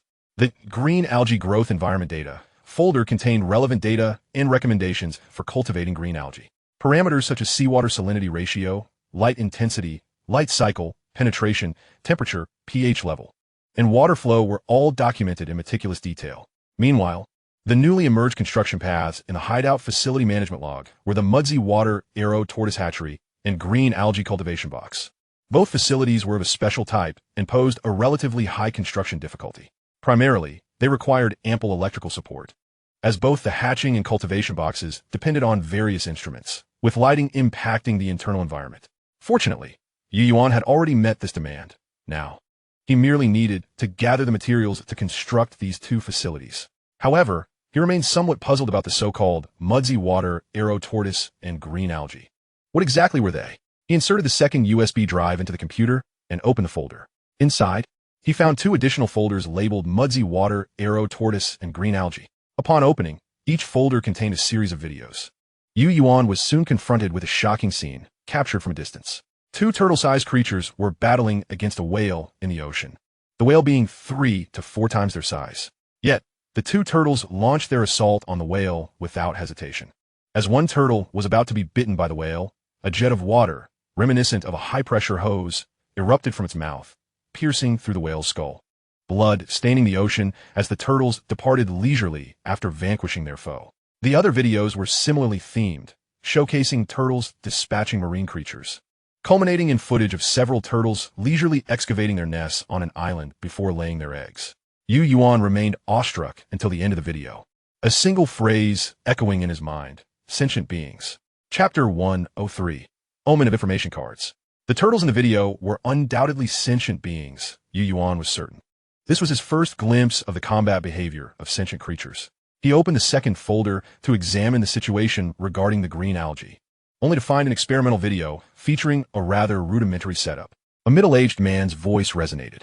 The green-haired algae is a rare species discovered in the Shattered Wave Sea.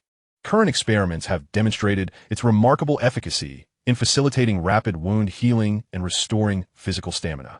In the video, a man is bound to an operating table, and as a sharp blade glides across his skin, blood flows freely. A wound approximately 10 centimeters long has already appeared on his arm. The man emits a harrowing cry of pain, yet the experimenters remain indifferent to his agonized wails. Instead, they produce a glass vial, extracting a viscous, pale green substance and applying it to the site of the wound. What follows is a scene that leaves the man in sheer astonishment. As the substance is applied, the severed skin and muscle begin to close rapidly, visibly mending before the naked eye. Within less than a minute, the 10-centimeter laceration has completely healed, leaving only a faint pink mark on his arm. Yuan instinctively sits up straight. This substance, before he can ponder further, the voice from the video resounds once more. This slime is extracted from the green-haired algae, showcasing immediate therapeutic effects and remarkable nutritional value. As he watches the ongoing survival experiment in the video, Yuan's breathing grows increasingly rapid. These are the entirety of our findings from the island, the eggs of the mudzy water turtle, and samples of green-haired algae, which will be shipped back with this batch. Alongside, we also have collected seawater and gravel samples. With these materials, we may be able to cultivate our very own mudzy water turtles and green-haired algae. The insulated box can minimize the growth frequency of the samples, ensuring sufficient vitality for 30 days. Additionally, we have discovered traces of human activity on the other side of the island, indicating that other factions may have also found this location, necessitating support from headquarters. As the video concludes, Yuan finally comprehends the sequence of events. He approaches the two alloy insulated boxes, gently caressing their exteriors before cautiously placing them into the warehouse, designating a specific area for their storage. The insulated boxes are capable of ensuring the sample's vitality for 30 days. These boxes are indeed extraordinary. Deducting the time spent in transit, 20 days should be a relatively safe time frame. Within 20 days, he must construct the incubation nests and cultivation boxes. Observing the construction requirements for the two facilities in the hideout's management log, Yuan opens the virtual map, searching for potential sources of the necessary materials. After a long pause, he closes the virtual screen, documenting the information regarding the mudzy water turtle and green-haired algae discovered in the Shattered Waves Sea in the hideout's memo. It is only then that he realizes, unbeknownst to him, the time has advanced to 4 in the morning. He feels quite alert and checks the incubation progress of the mealworm eggs. The current temperature in the hideout is 27 degrees Celsius, optimal for mealworm incubation. It has been 2 days since he retrieved these eggs from Dale, and upon closer inspection, Yuan can already see some minuscule larvae stirring within the bran. They have begun to hatch. This is a promising sign. Although the current number of hatchlings is limited, according to Dale, nearly all the eggs should hatch by tomorrow. By then, he will also receive a batch of already hatched mealworm larvae from Dale. Armed with this experience, he will be able to cultivate mealworms independently in the future. Returning to the resting area, he sits in the boss chair to check the Tao cave, eager to see if there are any materials he requires. Soon, his gaze is drawn to an item. 50 pounds of decomposed pine needle soil, priced at 300 survival points.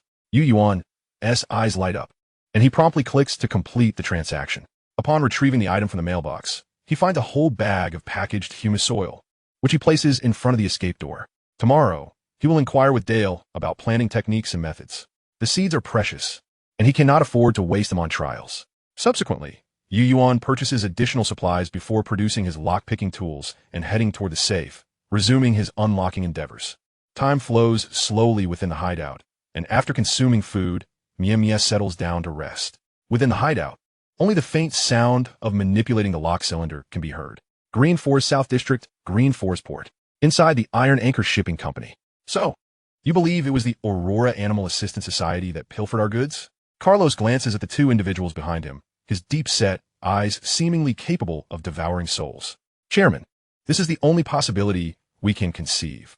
After all, the speaker was previously the one who piloted the speedboat and tracked Yuan. They are a group of lunatics, having scavenged all the animals in Green Forest City.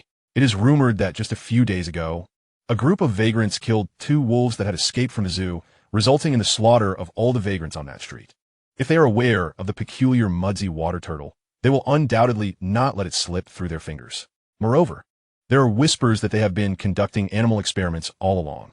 The room remains silent for a long while before another voice emerges. Let us investigate first. If it is indeed them, we shall sever their outstretched claws. The cold-eyed man states ominously, although they have a cordial relationship with the Black Shield Police Department. Even the Black Shield Police Department is struggling to maintain their own safety. Yes, the thugs respond in unison. By the way, have we confirmed the identities of those who attacked us the day before yesterday? Chairman, we have already obtained some leads and are currently investigating. Ding, ding, ding. The alarm bell rings within the hideout, causing Yuan to halt his actions, feeling as though only a brief moment has passed. Yet it is already 6 in the morning. This time, he feels considerably more adept and should be able to unlock this safe swiftly. When joyous occasions arise, spirits lift. Yuan feels quite pleased. He rises and steps outside the hideout to check the resources recovered from the garbage bin, only to find no new vegetable seeds, but rather 2 pieces of burlap. After collecting the burlap into the warehouse, he approaches the magazine display rack to review today's newspaper. Instantly, his eyes are drawn to a yellowish card lying beside the newspaper. Yuan picks up the card, after consuming 500 survival points to purchase it. The card's information appears before him. It is a rock-quality Omen card. Indulgence Card Omen. Quality, rock level. Function. Upon using this card, one will witness a segment of fate related to specified events occurring within the next day. This function is quite powerful. ISNT this akin to foresight. He stores the card in the Book of Fate, recognizing its value to be on par with that of an insider card. Grasping today's newspaper, he scans the news, and upon finishing the first article, his gaze freezes before breaking into a smile. What a coincidence. They're both thinking the same thing. Chapter 104. A Coincidental Discovery by Chingching. Neighborhood News Section. Quality Rock. Danger Level, Medium. Last night, within the Iron Anchor Shipping Company at Green Forest Port, an activated electronic signal was detected from a lost shipping container. However, during the tracking process, the signal was lost again. According to undercover informants from this newspaper, the company's higher-ups speculate that the individuals who stole their goods must belong to one of the neighborhood factions, with a particular suspicion directed at the Aurora Animal Assistance Society. In response, the company has focused its investigation on the Aurora Animal Assistance Society. Should this speculation be confirmed, the company will undoubtedly retaliate fiercely. Neighborhood Life News. Quality Rock. Danger Level, Low. Danny from the Hyena organization received a signal from the leader yesterday. As the Thug Prison and Burning Fortress ambush against the Black Shield Police Department failed, leading to suspicions of collusion with the Black Shield Police Department. They are now issuing a bounty to all vagrants in the neighborhood, promising rewards for every Hyena member killed. To make matters worse, the Black Shield Police Department has also launched a manhunt against them. Currently, Danny can only hide within the liaison tunnel of the Chiu-Yin subway station in District 15, hoping to escape unscathed. Neighborhood News Bulletin. Quality Bronze. Danger Level Medium. According to our undercover reporter's investigation, last night, a mysterious figure of unknown identity arrived at the Thug Prison, where the prison leader Habarl and Deputy Warden Baku went to greet him with utmost respect and humility. The three conspired together until this morning, when the enigmatic individual departed. Subsequently, Habarl announced a state of pre-war readiness at the Thug Prison, while Baku hastened towards the northern wilderness. Seeking evidence? How fortuitous. I possess it. Yuan cast a glance at the electronic tracker nestled within the Tao Tao cave. He had previously intended to discreetly hand this tracker to the Aurora Animal Assistance Society, hoping to divert suspicion. After all, he was still burdened with an area incident mission. Gaining entry into the Jonki Zoo alone seemed nearly impossible. Only with the intervention of a third-party force did he stand a chance. Little did he anticipate that the Iron Anchor Shipping Company had already sown the seeds of suspicion upon the Aurora Animal Assistance Society without his needing to frame them. Marvelous. He should simply ride the tide. However, the timing of this evidence's emergence required careful consideration. It must coincide with a moment that would inflict maximum damage upon the Aurora Animal Assistance Society. Yuan surmised that this opportunity would arise during the assault on the Black Shield Police Station by the Thug Prison and Burning Bastion, with them preoccupying the Black Shield Police Station and capturing the attention of the Aurora Animal Assistance Society. The likelihood of the Iron Anchor Shipping Company breaching the Jonki Zoo would be significantly enhanced. Only then could he stealthily infiltrate and complete the area incident task. Yuan's gaze shifted to the third news item. Just the arrival of a mysterious individual had elevated the news quality to bronze, compelling the two leaders of the Thug Prison to treat him with such deference. Was there someone backing the Thug Prison? Yuan felt that the dynamics in East City were becoming increasingly intricate and intriguing. Today marked the 16th day since he had entered the Wasteland world. After reviewing the news, Yuan prepared to re-engage in his game with the vault. Before doing so, however, he retrieved his escape key, unlocked the escape door, and entered the stargazing observatory with a bag of humus soil. Upon reaching the open observation deck, he cleared a space, laid down 2 sheets on the ground, and evenly spread the humus soil, ensuring it did not exceed a thickness of 2 to 3 centimeters. By this time, the sun had risen, casting warm rays upon the humus. The weather was splendid. If left to bask in the sun for a few days, it should suffice.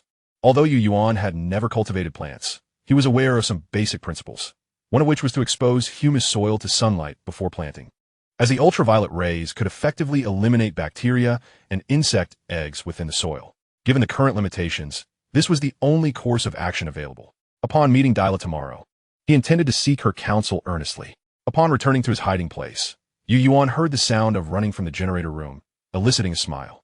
He had not expected that Mie had indeed developed the potential for a generator's holy body. After being well fed and rested, Mie would venture to the running generator room to run.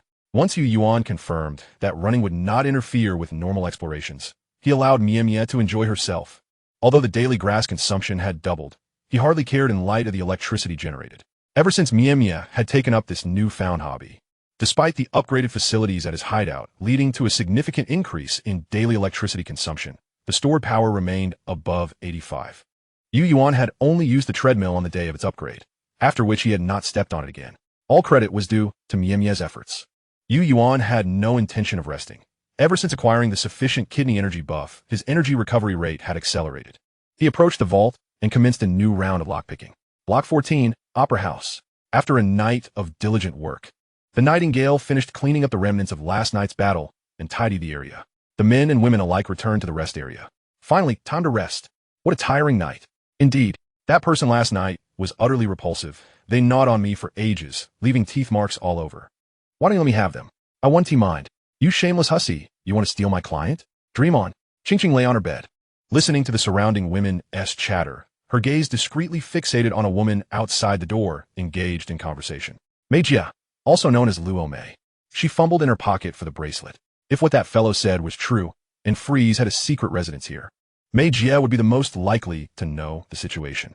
Yet, it had been 5 or 6 days, and Mei Jia had shown no unusual behavior. As she pondered, she noticed Mei Jia leaving the rest area, heading unexpectedly towards the back door. Ching sensed something amiss and immediately got up, confirming that Mei Jia had exited through the back. She made her way to the second-floor restroom, curling up behind the window, watching Mei Jia disappear into a narrow alley. As she observed Mei Jia's figure vanish at the alley's entrance, Ching recalled a moment not long ago, just before Freeze was murdered, when she inadvertently overheard a conversation between Freeze and Mei Jia. They had mentioned something about a basement. Ching pressed her lips together, frowning as she recalled. When they noticed her approaching, they immediately fell silent, with Freeze displaying a disgusting expression while Mei Jia scolded her harshly. At that moment, she had only wanted to leave quickly, oblivious to the details. After contemplating for a while, she still had no clear direction. Regardless, she had tracked Mei Jia's whereabouts. The rest was no longer her concern. Ching relinquished her pursuit and turned to leave. She had no interest in what would happen to Mei Jia next. After all, she had often suffered under Mei Jia's bullying. It would be better if she were gone. Chapter 105, Gathering Supplies, Carmen's Night Talk. Black Shield Police Station. Carmen sat in the car, preparing to begin today as patrol. His gaze subtly drifted towards the back of the headquarters until a figure appeared and approached quickly, prompting him to sit up slightly. Bang! The car door closed. The boss was about to say something, but was halted by Carmen. Subsequently, 3 Wasteland war vehicles roared to life, akin to awakening steel beasts, departing from the Black Shield police station and entering the streets. It was not until they left Block 1 that Carmen finally spoke. How is it going? Boss, there won't be any issues with me taking charge. The thug seated in the passenger seat immediately handed over the backpack from behind. M320 grenade launcher and assorted accessories, along with 3 rounds of gun grenades. I swapped them out without anyone noticing. Carmen took the backpack, extracted the grenade launcher, and began his meticulous inspection. He scrutinized every component with great care, nodding slightly only when he confirmed that everything was in order. Looking back into the backpack, in addition to the 3 rounds of gun grenades, there were also 5 training rounds. Noticing Carmen's expression, the thug chuckled. Boss, don't worry. Due to the attack on Commander Loris, all enforcement teams are scrambling to request RPG launchers. While there are some requests for gun grenades, the control measures are still manageable, and these training rounds can be taken freely. Carmen, upon hearing this, stowed the items back into the backpack. As for the high explosives, rest assured that is simple. We looted a considerable amount from the bomb-proof supplies depot back then, and we still have plenty left. I directly took 10 kilograms. The goods are in the backpack behind the car. Upon confirming that all preparations were in place, Carmen breathed a sigh of relief. All right, continue the patrol, and notify the brothers to stay alert. The thug prison has likely set its sights on us, so everyone needs to be on their toes. Don't worry, boss. The brothers are all sharp. As the vehicle passed by Helen Commercial, Carmen's gaze drifted to the residential building alongside the road, her eyes imbued with depth. It was 7 p.m. Yuan set aside the low-altitude parachuting operation manual, rubbing his weary eyes. He stood up to return both the sniper training notebook and the low-altitude parachuting operation manual to the magazine display rack. Reading these 2 books had officially become an indelible part of his daily regimen. Despite the dismal probability of mastering the skills, he had gleaned a considerable amount of shooting knowledge and parachuting techniques, albeit still theoretical. Yet, is not practice merely the application of theory? Stretching languidly, he cast a glance at the safe in the corner, sighing. This safe was as frustrating as a puzzle from an online marketplace, always seeming to be just one piece short, perpetually eluding completion. Shaking his head slightly, he fed fresh grass to the sheep before heading to the kitchen to heat up tonight's meal. After the bronze-level luxury card was cancelled, Yuan decided to take a breather for a day before resuming card draws. He had been tirelessly pursuing the completion of the Fate card tasks, and the construction and upgrading of his hideout's facilities had begun to lag behind. He resolved to gather resources vigorously, aiming to upgrade the Level 3 wall, Level 4 kitchen, Level 4 bathroom, and Level 3 workbench. Additionally, he needed to start collecting materials for constructing the breeding boxes for the mudskipper and green algae, as they were subject to an active shelf life, better early than late. Approaching the whiteboard on the wall, he meticulously listed the tasks he needed to accomplish. Gazing at the densely packed items on the board, Yuan felt the weight of the construction of the hideout pressing heavily upon him. Once the food in the kitchen was heated, he quickly finished his meal and entered the stargazing observatory through the escape door. He first checked the sun exposure of the humus today, turned the soil a few times, and finally dragged everything back to the observatory with a sheet. A couple more days of sun exposure should suffice. At the edge of the platform, he crouched down, concealing his figure. Yuan took out his binoculars, focusing on the residential building where he had arranged a signal with Carmen. He initially held no expectations. After all, it had only been 2 days since their last meeting. Yet, illuminated by the afterglow of the setting sun, he distinctly saw a white sheet fluttering on the roof of that building. A smile crept onto his lips, quite quick in her actions. However, the smile soon faded as he began to scrutinize the surrounding areas of the residential building for any potential ambushes. At a construction site in Block 15, Yuan placed the last hollow brick onto the Tatao cave before beginning his return to the hideout. Alongside the hollow brick, he also discovered several bags of cement, steel bars, and some construction tools, a welding machine, a cutting machine, and an iron bucket.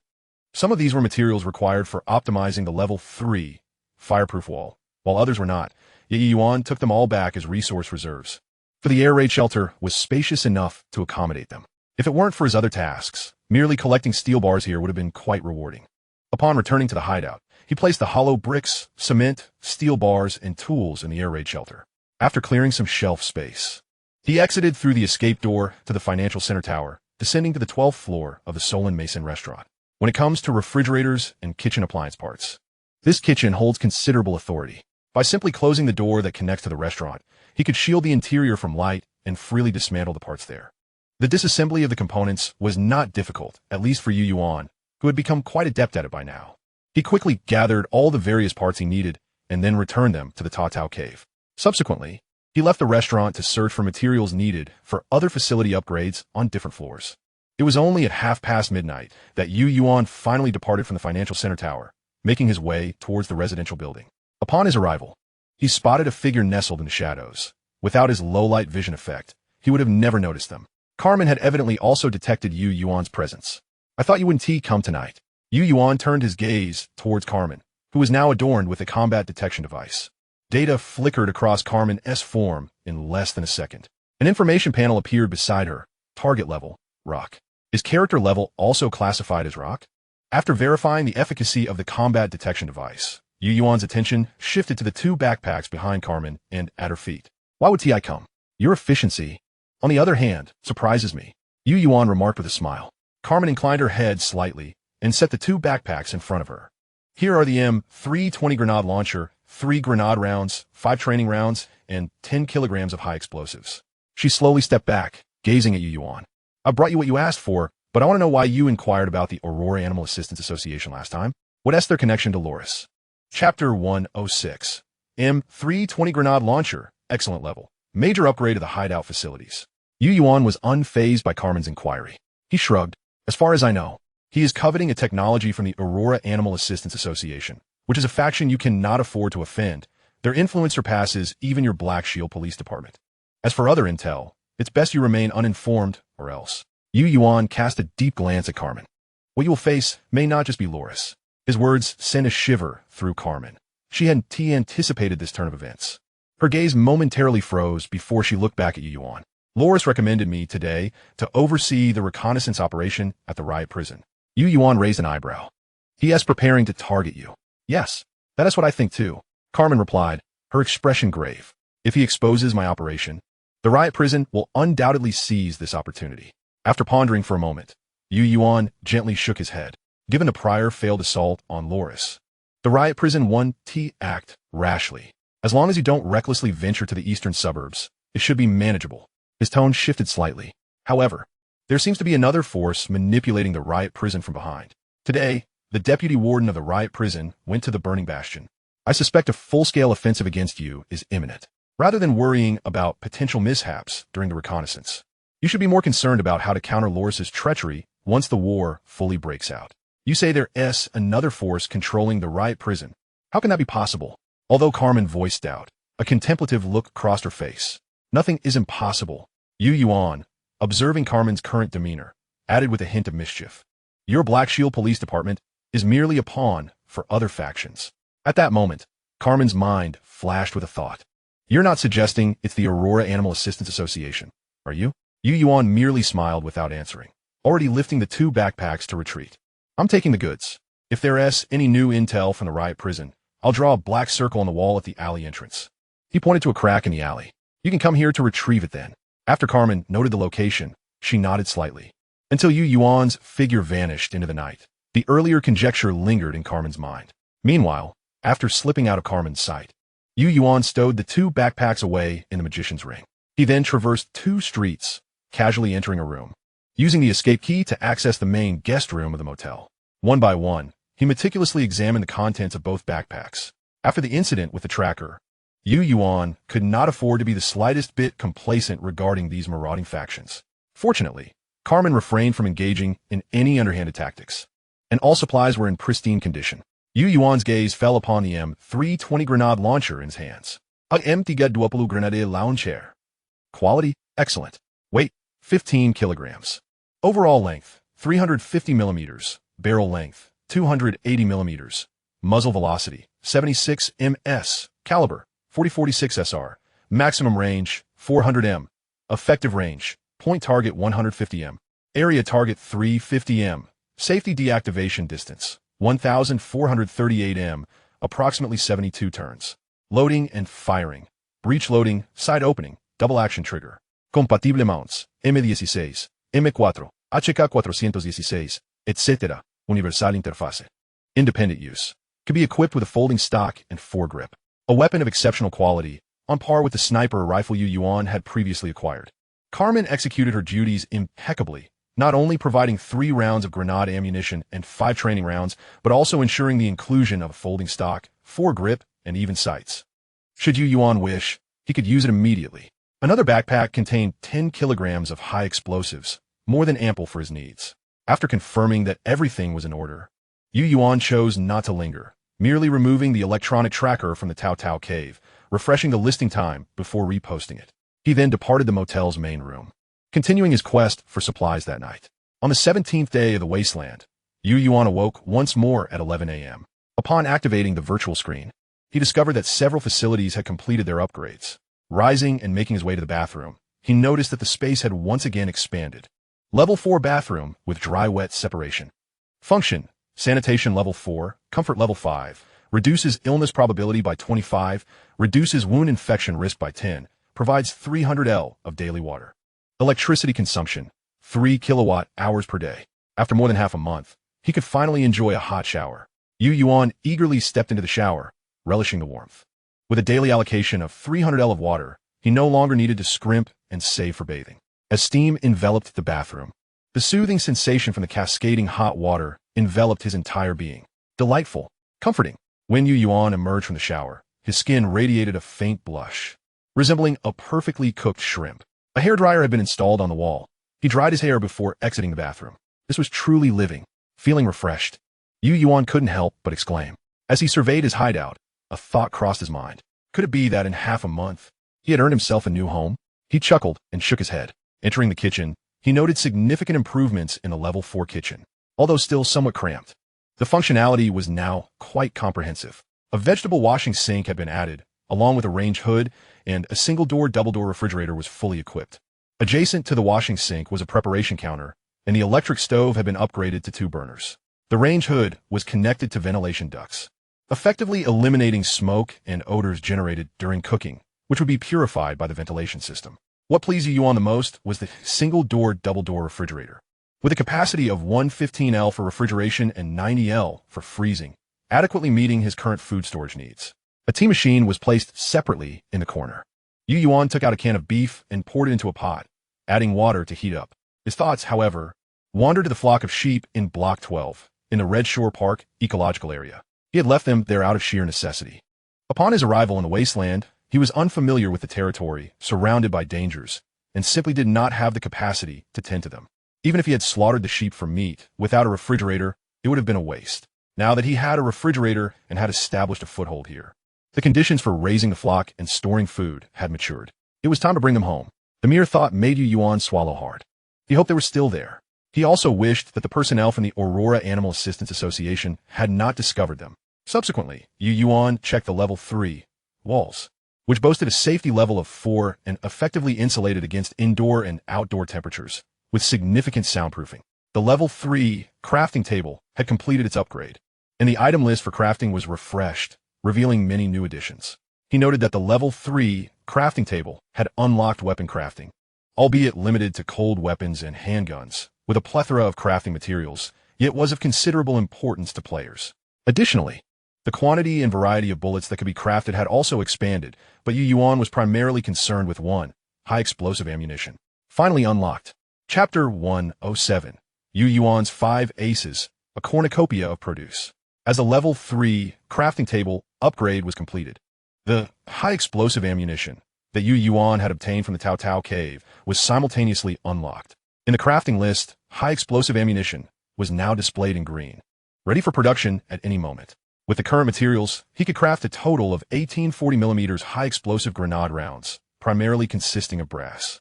Yu Yuan was not particularly worried about this. If he wished to gather more, brass was abundant.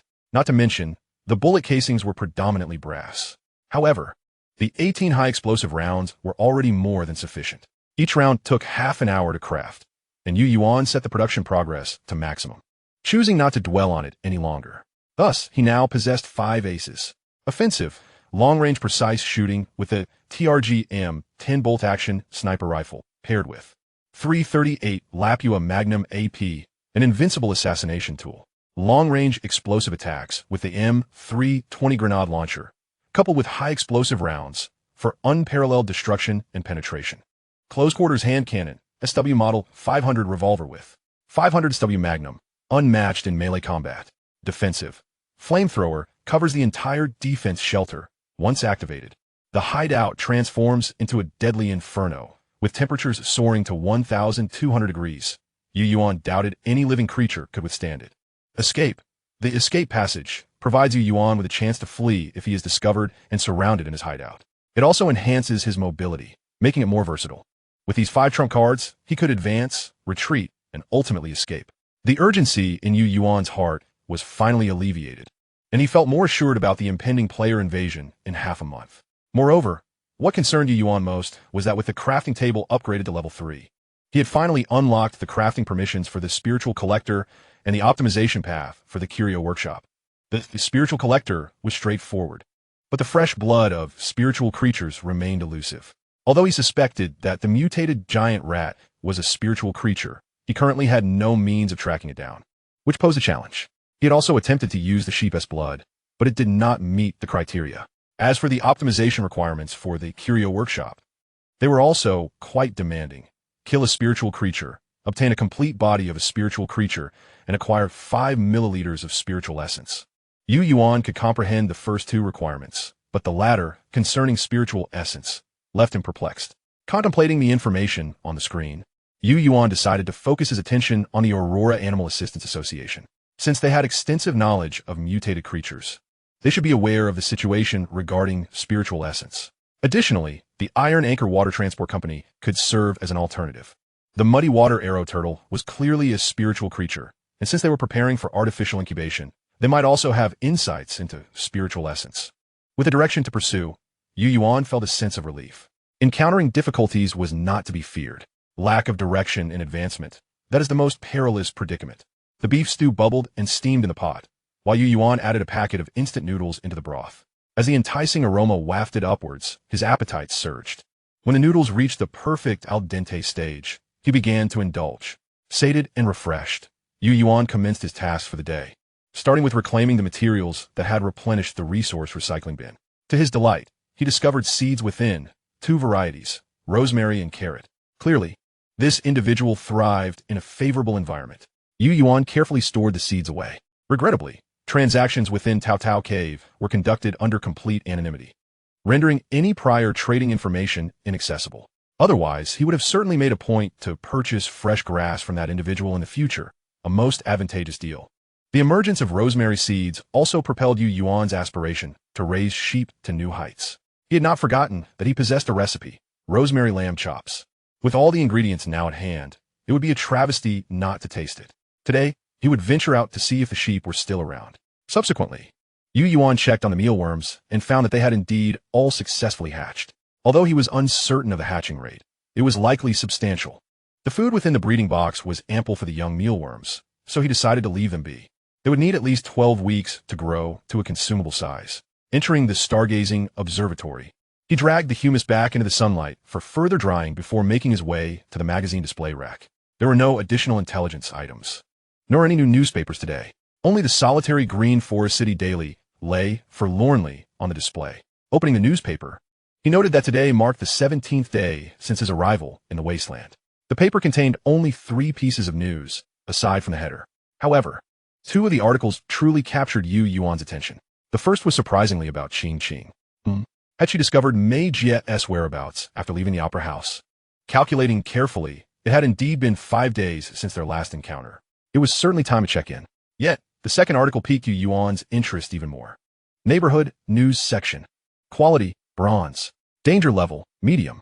Since witnessing the ritualistic corpse of a vagrant, Missionary Miller from the Aurora Animal Assistance Society had been fervently searching for the orchestrator of the ritual. At 3:23 a.m. today, he finally managed to ensnare the individual using a vagrant as bait. Lost believer, I know your heart is filled with confusion. Follow me. You shall reclaim all that you have lost. After some communication, Missionary Miller successfully acquired his first disciple. To commemorate the occasion, he named her Zoe, signifying a new life from the divine, eternal in essence. Fascinating. Merely having taken on one student elevated the news to a bronze level. It was likely closely tied to the student, yet considering the fact that the individual had been slaughtering vagrants for several consecutive days, it was indeed quite terrifying. Yuan made a note of this information. Opening the virtual interface, he saw that the upgrade of his hideout facilities was complete, and it was time to draw his fate cards. When 3 fate gifts materialized before him, he displayed a moment of surprise followed by elation. He made his choice without hesitation. A cornucopia of vegetables. Function. A new type of fresh fruit or vegetable appears daily, with a chance for high-quality food. This gift had appeared before, but he had not chosen it then. Now, seeing it again, Yuan would not let slip away. The cornucopia of vegetables has been placed in your hideout. Please check it at your convenience. The fate card draw was also concluded.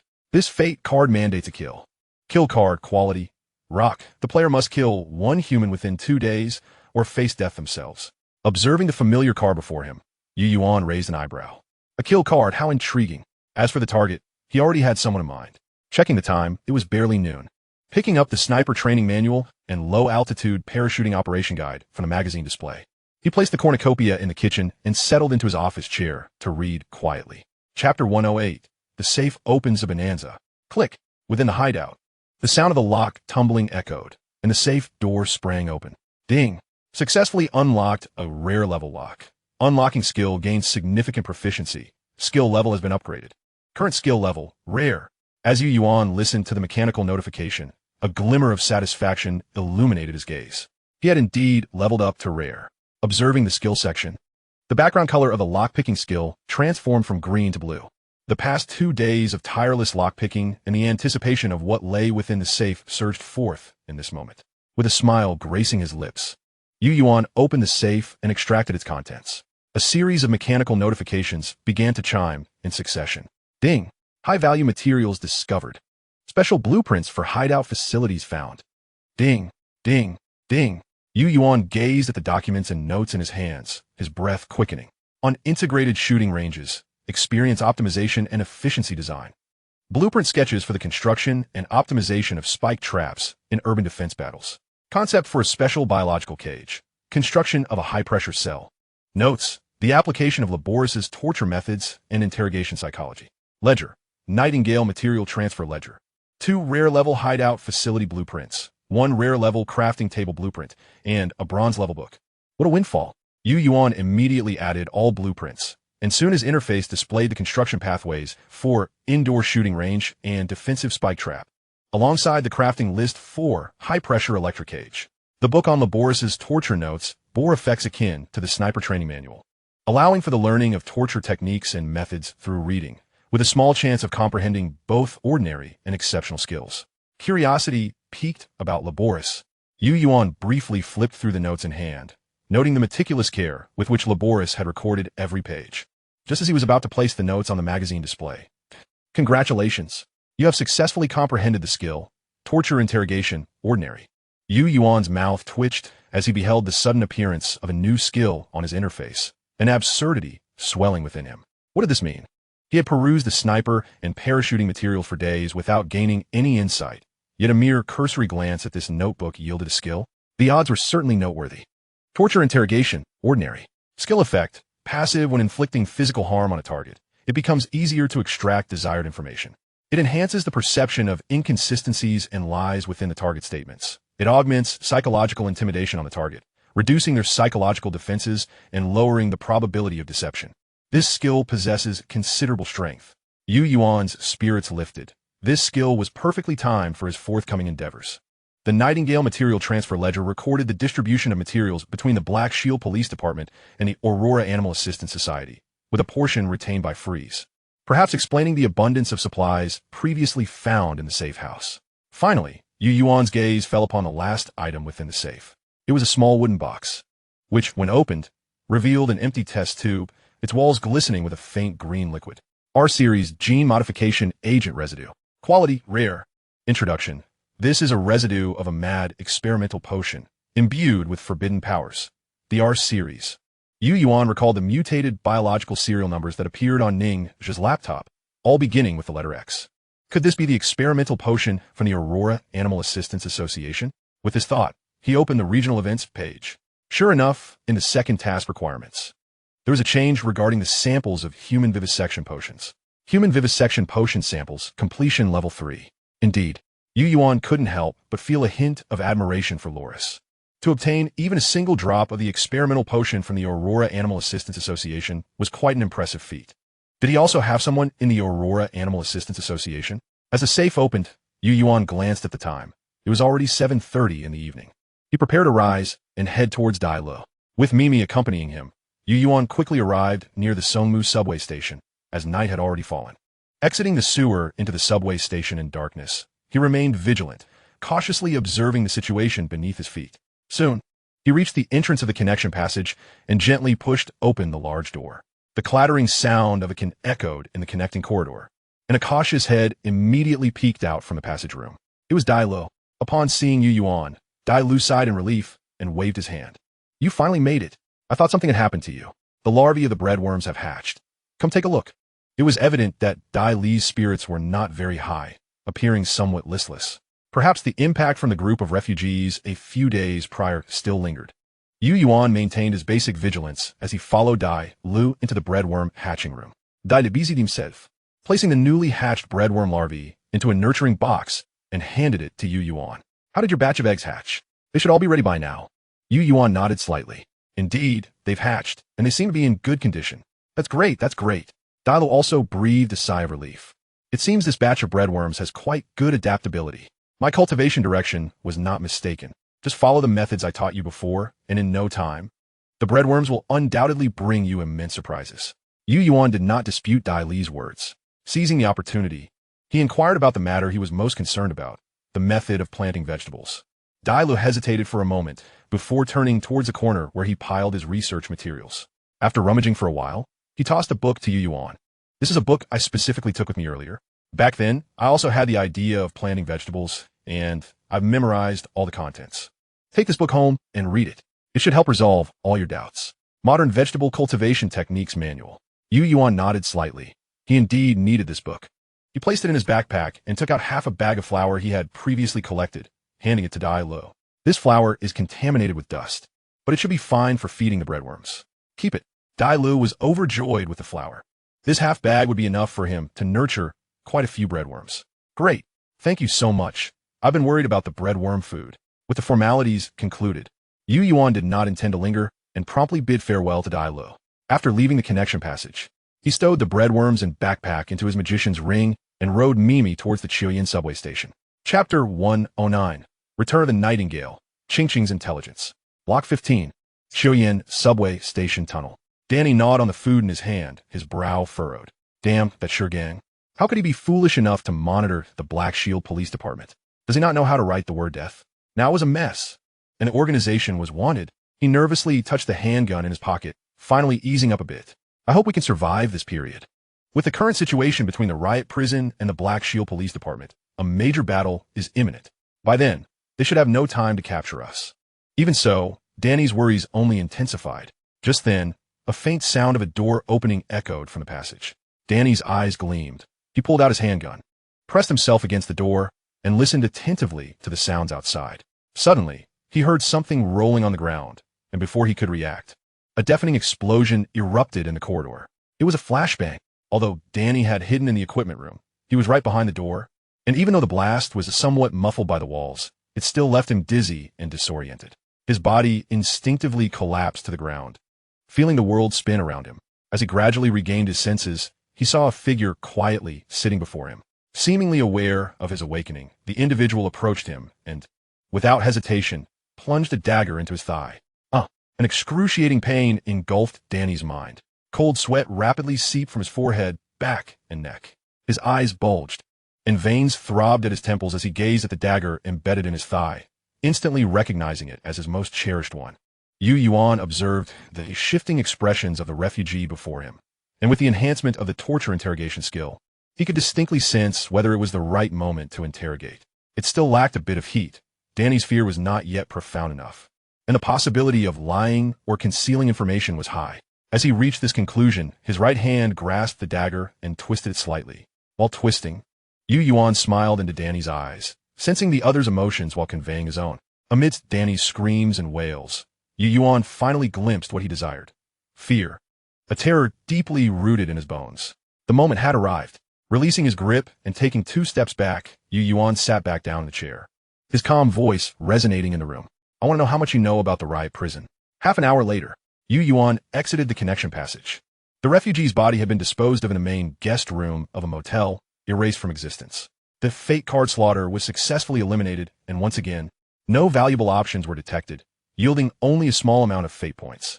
He had now accumulated 3 fate points. His next destination was the Herindo Inn in Block 15.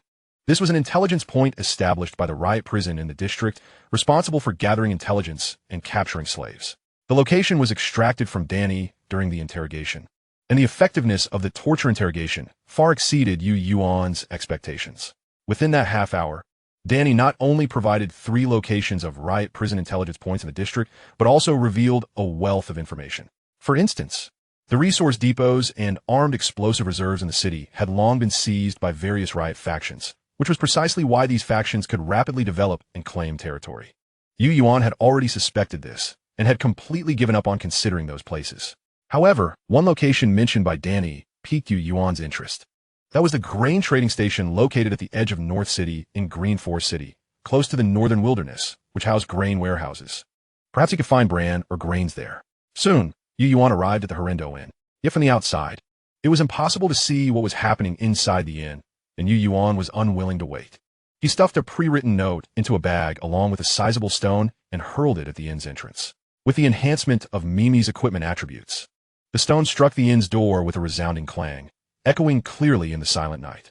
Shadows immediately flitted within the Herindo Inn, and upon witnessing this, Yuan promptly departed. The package had been delivered. Whether they could utilize it effectively was now up to them. This matter was a spontaneous plan of his. Yet conveying intelligence to the thug prison had long been in his thoughts. It was merely that suitable opportunities had eluded him until today when he fortuitously encountered Danny. The hyena. Naturally, he seized the chance to inquire, and to his astonishment, they indeed possessed knowledge of the thug prison's whereabouts. This prompted his earlier actions. At 11 p.m., Yuan stepped into the Opera House on 14th Street. His attire remained unchanged from his previous visit. After paying the entrance fee and the requisite fee, he did not wait long in the cubicle area before he met Qingqing again. You finally made it. I thought something had happened to you. Upon seeing Yuan, Qingqing's eyes lit up, and she quickly closed the door, leaning closer to him. Not wasting time, Yuan produced a string of pearl necklaces and tossed them to Qingqing. I've been quite busy these past few days. So, have you managed to uncover any valuable information? Seeing the pearls, a barely concealed smile spread across Qingqing's lips as she glanced at them before hastily stashing them away. In response to Yuan's inquiry, she was quite straightforward, moving closer to share what she had previously observed. Flower Language Alley, Yuan noted this location. Is there any other information? Qingqing paused for a moment, then recalled. I once overheard a conversation between Friss and Mei Jie mentioning a basement, but I am unsure if it relates to this matter. A basement, Yuan mused thoughtfully. By the way, weren't you curious about who visited the Black Shield Police Department late at night a few days ago? I found out. It seems to be Friss's brother. Oh, did you uncover any further details, such as his purpose for being here? Qingqing shot him a sidelong glance. You overestimate me. I only learned that he was specifically looking for Lilith's mother. Beyond that, I know nothing. Yuan was not particularly surprised by this news. Having acquired the information he sought, he planned to investigate Flower Language Alley tonight. If he could locate the safe house Friss had left behind, it would mean a substantial influx of resources. He had essentially confirmed the location of Friss's last safe house, which was likely prepared for Mei Jie. With that, Yuan turned to Qingqing. What is Mei Jie's full name? It's Romei. Why do you ask? Qingqing replied, puzzled. Yuan's inquiry validated his suspicions. Romei was indeed the individual providing Friss and Laolisai with intelligence about Lilith, as well as the photograph of the giant serpent. He could hardly believe that Romei would engage in such perilous activities for the sake of love. The only thing that could compel her to risk leaving the opera house would be supplies. However, when Qingqing realized Yuan was preparing to leave, her expression shifted to one of shock, and she immediately grasped his arm. What do you mean you're just leaving? Yuan, Chapter 110, The Holding Cell, Rare, Laolisai's Fury. By the time Yuan exited the opera house, it was already 2 a.m. Entering Flower Language Alley, he followed the virtual map's indicators, traversing the alley until he arrived before shopping mall, Skane Mall. Approaching the underground parking lot, Yuan finally paused. This must be the place. Skane Mall was mentioned in the Nightingale Resource Transfer Ledger as a location where a portion of supplies was sent, initially intending to investigate the area tonight. Qingqing's revelation about Romei's entry into Flower Language Alley had altered his plans. Consulting the virtual map, Yuan discerned the situation. Romei's destination was likely this mall, with Flower Language Alley merely serving as a passage. Coupled with Qingqing's earlier mention of the basement during Friss's conversation, the location of the safe house was nearly confirmed. As a large mall adjacent to Jingxianglan Avenue, the underground parking area was quite expansive, making it relatively easy to locate a locked room. After searching for less than half an hour, the key turned and the door swung open. Yuan successfully located Friss's final safe house. The room resembled a warehouse, having undergone some modifications, spanning about 100 square meters. Various pipes crisscrossed the ceiling. Yet who could have imagined that such a space concealed supplies capable of driving the destitute into a frenzy? Upon entering the room, Yuan closed the door behind him, switched on his flashlight, and beheld a corner piled with 15 or 16 boxes of supplies, neatly arranged clothing, and rows of shoes, a smirk tugging at his lips. The clothing and shoes occupied roughly 70 of the space, featuring both men's and women's garments, all undeniably high-end custom or limited edition pieces. In one corner stood an alloy gun cabinet. Upon opening it, he found several submachine guns and handguns, along with a few rounds of ammunition. Most of the supplies consisted of food, medicine, and a small quantity of cosmetics. After surveying the room, Yuan noticed a few items scattered on the floor and picked them up. These included several photographs and a crumpled piece of paper. The photos appear to be recent clandestine captures by Romei. However, with Friss's demise, these images had undoubtedly lost their value. Perhaps Romei was unaware of Laolisai's involvement. All of this was Yuan's conjecture. As he unfurled the crumpled paper, a mechanical voice suddenly chimed. Ding! High-value resources detected. Detected a special construction path for hideout facilities. Would you like to add this path to the hideout facilities management log? A new hideout facility path. Yuan was taken aback by the delightful surprise hidden within that piece of paper. He promptly added the path. A new construction path appeared in the hideout facilities management log. Holding cell. Rare. Construction requirements. Walls, level 4. Security, level 4. Generator, level 2. Construction demands. Per room, 20 units of silicate cement, 50 units of steel, 80 units of rock, 5 units of titanium alloy, and 10 units of wire. As he contemplated the information regarding the holding cell, Yuan began to grasp Friss and Layalisi's intentions. How audacious! Regrettably, all of this faded into oblivion with Friss's death. Even the precious blueprints were left abandoned on the ground. Now, all of this had become Yuan's spoils, effectively extracting Friss's value to its fullest. Just the supplies and blueprints acquired from the two safe houses had transformed Yuan's capabilities dramatically.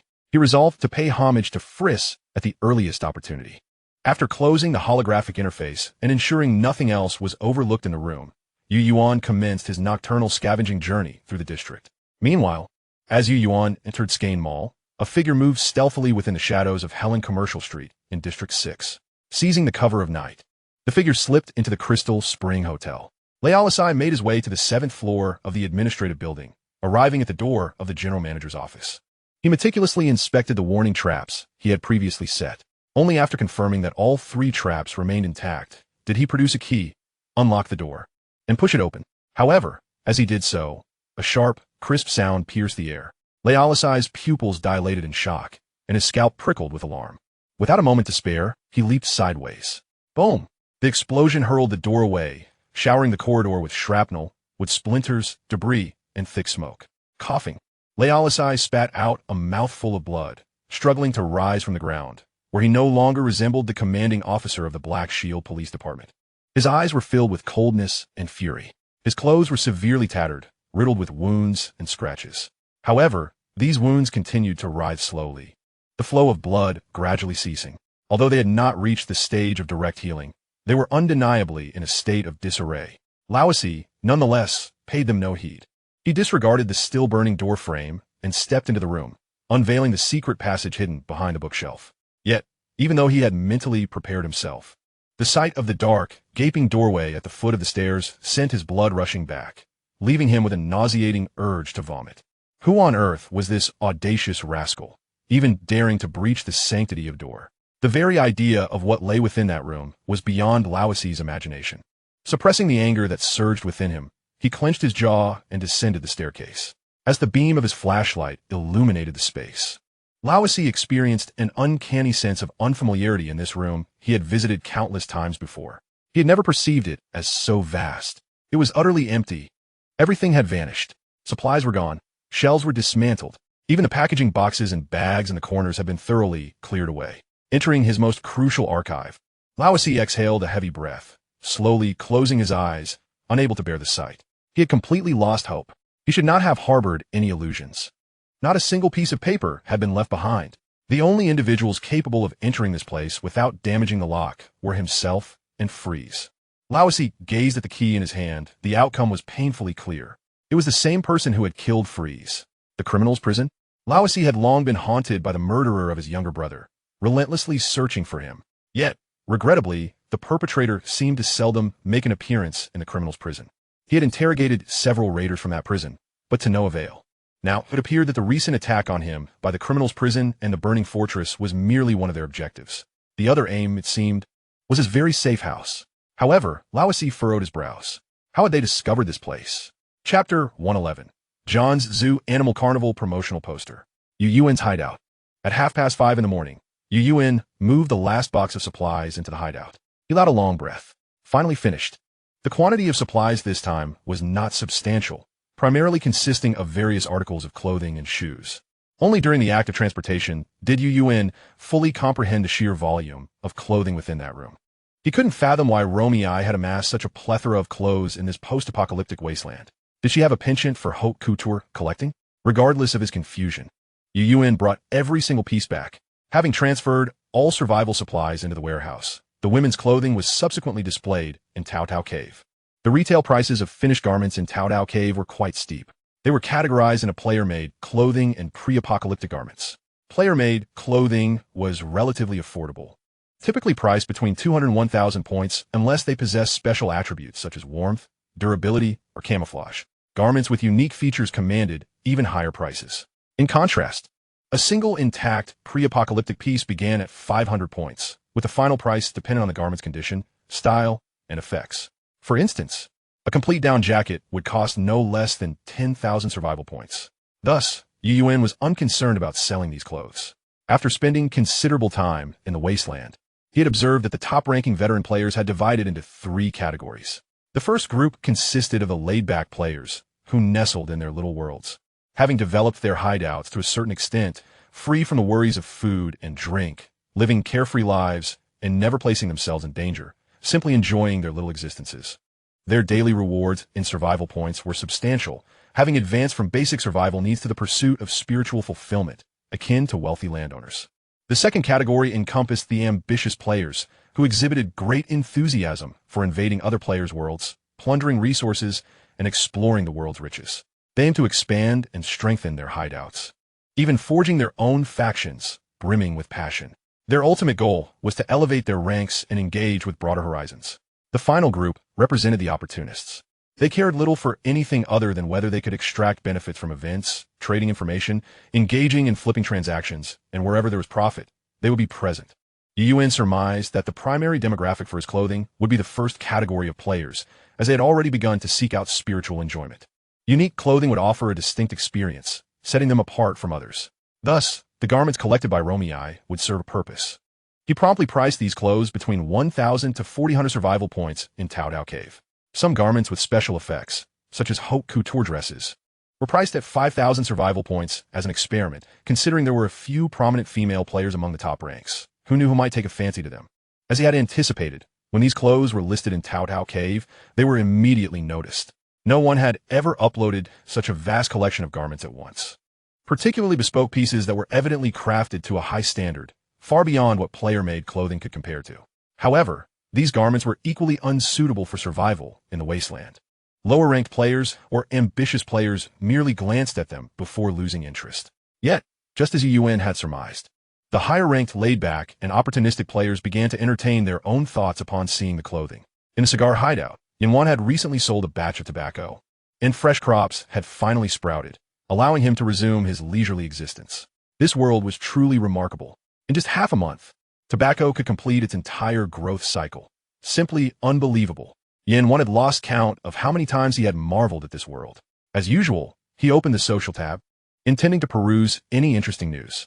To his surprise, he discovered someone had listed a batch of exorbitantly priced clothing in Tao Cave. Clothing? How high could the prices go? Were they not just the tattered rags made by players themselves? However, when he opened Tao Cave and beheld dozens of items of various styles and designs, he couldn't help but pause. It had been quite some time since he had seen such styles since entering the Wasteland. He found himself browsing involuntarily. It was indeed time to purchase a casual outfit for fishing. Oh, this outfit would also be great for hunting. The same scene unfolded among other laid-back players within their hideouts. Yuan, unfazed by the notifications ringing in his ears, continued sifting through the trading information on Tao Cave. The level 3 warehouse had become insufficient to accommodate so many supplies. He needed to upgrade to a level 4 warehouse, and, fortunately, the most challenging requirement for the upgrade was merely a level 3 wall, which he had already fulfilled. After purchasing the last few materials from Tao Cave, he initiated the warehouse upgrade. The upgrade to a level 4 warehouse would take 6 hours. The supplies he had brought back had to be temporarily relocated to the air raid shelter passage outside the hideout, as stacking so much within would compress the space needed for him and Meow to rest. As the transactions progressed, Yuan replenished the clothing listings in Tao Cave, finally finding some time to check on the growth status of the mealworm cultivation boxes. Along with the mealworm larvae he had brought back from Dale, Yuan now possessed 3 boxes of mealworms. He had no intention of using them just yet, as he was not lacking in sustenance. Instead, he needed these 3 boxes of mealworms to rapidly breed more larvae. The resources collected from the recycling bin today were rather unremarkable, prompting an immediate disposal of its contents, followed by the introduction of fresh refuse. A magazine display rack unveiled an intriguing additional item. After expending 1,000 survival points, the item revealed its true form, a promotional poster for the carnival season at Jonki Zoo. The poster was grand in scale and imbued with a jubilant aesthetic. At its center, the Jonki Zoo sign claimed prominence, surrounded by images of star animals such as the chimpanzee basin, the Clydesdale sheep Essie, and the leopard Algier, each adorned with welcoming phrases directed at children, articulated from the animals' perspectives. The reverse of the poster featured a meticulously delineated map of the zoo's layout, detailing the monkey house, reptile house, bear exhibit, aquarium, and gorilla sanctuary, with clear markings for each area and pathway. Yet, Yuan's gaze was drawn to a particular image labeled Spiritual Journey. A carnival game depiction. More precisely, it was the woman in the image who caught his attention. He recognized her, with her alluring form and wild, fierce gaze. It was none other than Lilith, the leader of the Nightingales. However, at that moment, she was adorned in a witch's robe, a black serpent coiling around her neck. Chapter 112. The Emergence of Unseen Forces, Baku's Confusion. Congratulations! Your Taodao cave access level has risen to level 6, allowing you to list 90 items simultaneously, with free listing time extended to 24 hours. The virtual screen was dismissed. Yuan's attention shifted back to the Green 4 City Daily. The poster for Jiangxi Zoo merely corroborated his assessment. It was the new content that appeared in today's newspaper that piqued his interest. Neighborhood News Section, Quality, Bronze Danger Level. Medium. According to reports from citizens in the southern city, last night, a group of unidentified individuals quietly landed. They disembarked from the southern city's golden sandy beach and were met by a nomadic organization known as the Blood Crow, subsequently concealing themselves within Villa 23 along the southern coastline. The purpose of these mysterious individuals remains under thorough investigation by our publication. Bronze-level intelligence, a group of unidentified persons. Yuan shook his head slightly. Such succinct information could hardly warrant a bronze classification. He was skeptical of its simplicity. He noted the information down and turned his attention to the remaining 2 news items, a smile creeping across his lips. Did Loris visit the Spring of Light Hotel last night? What a pity he wasn't blown to bits. Surely, his expression must have been priceless upon discovering the empty safe house. The final news item, however, caused Yuan to sit up straighter. Was it finally commencing? Neighborhood News Section, Quality, Bronze Danger Level. Hi, the deputy warden of the thug prison, Baku, has conferred with the leader of the burning fortress, Victor, and they have resolved to launch a full-scale assault on the Black Shield Police Department in 5 days. Early this morning, the first batch of flame knights from the burning fortress, led by a fire priest, infiltrated the Fila Hotel in the northern district of Green 4 City, joining forces with Hans' Flame Knight squad. The specifics of this assault on the Black Shield Police Department have been kept highly confidential, and our reporter has yet to ascertain the details of their preparations. We will continue to follow this story closely. Just last night, I relayed intelligence about the Aurora Animal Assistance to the thug prison personnel. Clearly, Baku and Victor were unaware of this information when they formulated their plans. Now, that news should have reached the thug prison. Let us observe whether they will alter their strategy. Yuan approached the whiteboard, extrapolating the potential developments based on the current intelligence. Today marked his 18th day in the Wasteland, with the total assault plan by the thug prison and burning fortress set for 5 days hence. He annotated this time on the board, marking it with a question mark for uncertainty. Additionally, the group of unidentified individuals who had landed last night posed an enigma, their identities and intentions remaining unknown and likely to become a variable in this impending conflict. Lastly, there was the Iron Anchor Shipping Company. Once the thug prison confirmed their attack timeline, they would likely resume tracking the electronic locator. All these factors were crucial to his successful infiltration of Jiangxi Zoo to accomplish that regional event. Every detail mattered, with his plans thoroughly organized. Yuan exhaled a sigh of relief. Miemia had just finished grazing and approached Yuan, casting him a glance before heading towards the running generator room to commence her morning exercise. Yuan couldn't help but marvel. Truly, extraordinary creatures defied conventional reasoning. Yet, as he observed Miemia's now lengthened fleece, he was taken aback. Had it truly been 7 days since her last shearing? After a quick mental calculation, he confirmed it and rushed to the relaxation area, retrieving a fully charged electric clipper. Under Miemia's surprised gaze, he started the shearing process. With the electric clippers, this shearing was remarkably effortless, though the clippers did pose some inconvenience. Nonetheless, it was the most suitable tool he had been able to find thus far. He planned to visit the pet store at his earliest opportunity to seek out a pet electric clipper. Ideally, he would acquire one specifically designed for shearing sheep. However, locating such specialized equipment in the city was evidently impractical. Once the shearing was complete, the quality of the fleece exceeded his previous harvest, and Yuan had accumulated 40 kilograms of premium wool. The potential uses for this wool remained uncharted, but he was in no rush, as high-quality materials were inherently valuable even for sale. After the area was tidied, Miemia resumed her running, while Yuan took a moment to rest. Within the thug prison, Baku, who had just returned, gazed at the blank sheet of paper in his hand, his expression pensive. Haber attempted to speak several times, but hesitated. After a few moments, Baku directed his gaze towards the members of the slave capture team below. Relate the events of that night in detail. Yes, Deputy Warden. Last night, around 10 o'clock, we were at the Halindo Inn, sorting through intelligence from the past few days, when we heard a series of loud bangs.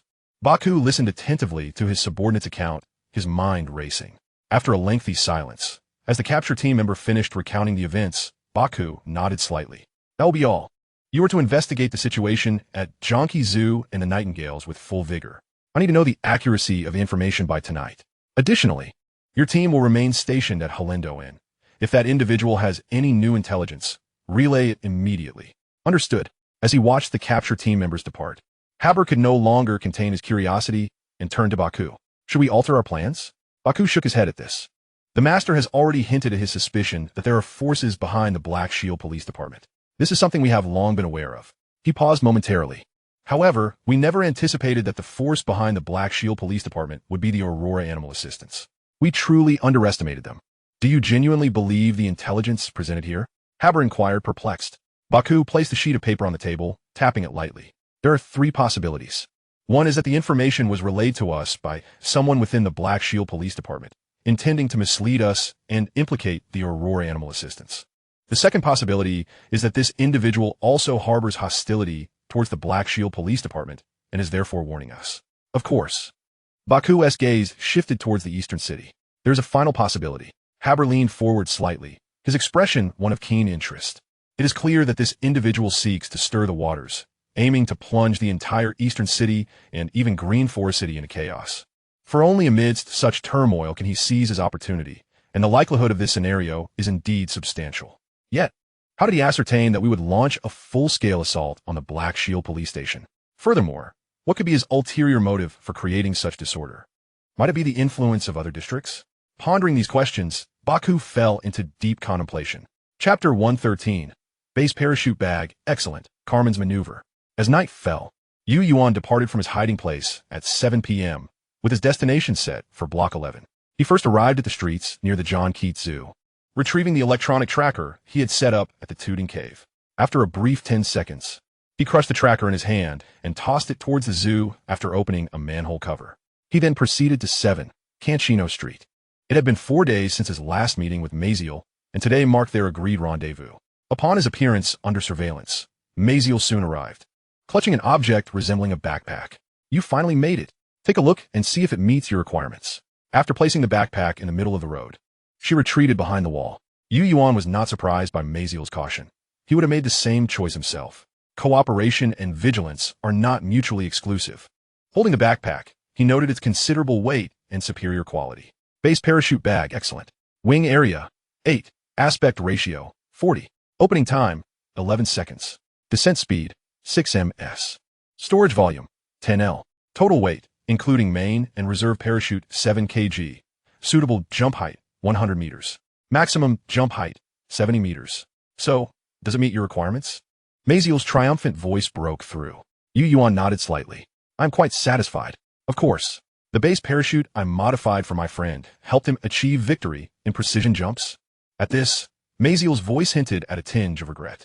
If only we had more time, the opening time could have been even quicker. She then turned to Yuan, cautioning, Hey, although I know you're daring enough to skydive at low altitudes, you must still be mindful of the opening time, even if you spread your body while falling. The descent speed will reach 20 meters per second after 10 seconds. This is no trifling matter. Hearing Maziel's concerned tone, Yuan chuckled softly. Rest assured, I won't encounter any mishaps before I see a return on my investment. Cut out, Maziel replied, somewhat speechless. However, Yuan had no intention of lingering. He had other matters to attend to that night. I'm off. As always, if the research yields results, I'll mark it on the wall. By the way, can you modify projectiles? Projectiles? What do you mean? Flashbangs. I want to diminish their potency so that they won't inflict permanent harm in close proximity, yet still incapacitate individuals temporarily. This shouldn't be a problem, but I can only give it a try. I'll need some practice. That's fine. Here are 5 flashbangs. Please modify them as soon as you can. Yuan placed the 5 flashbangs on the ground. All right, this should be straightforward. Come back in a couple of days to collect them. Maziel nodded slightly. Without further delay, Yuan swiftly retreated, disappearing into the darkness. Watching him meld into the shadows, Maziel stepped forward to retrieve the 5 flashbangs, casting a vigilant glance around before hastily returning to her residence. With the defensive mechanisms activated, she finally breathed a sigh of relief. What on earth is this man's situation? Every action he takes is peculiar, distinctly different from other scavengers and survivors. He is truly enigmatic. Yuan, oblivious to Maziel's burgeoning curiosity or indifferent to it, focused all his energy on the impending conflict likely to erupt in a few days, as well as devising a plan to infiltrate the John Keats Zoo. Next, Yuan ventured to Block 6, leaving a note for Carmen as previously agreed. He then rode Mai to the ecological zone of Red Cliff Park in Block 12.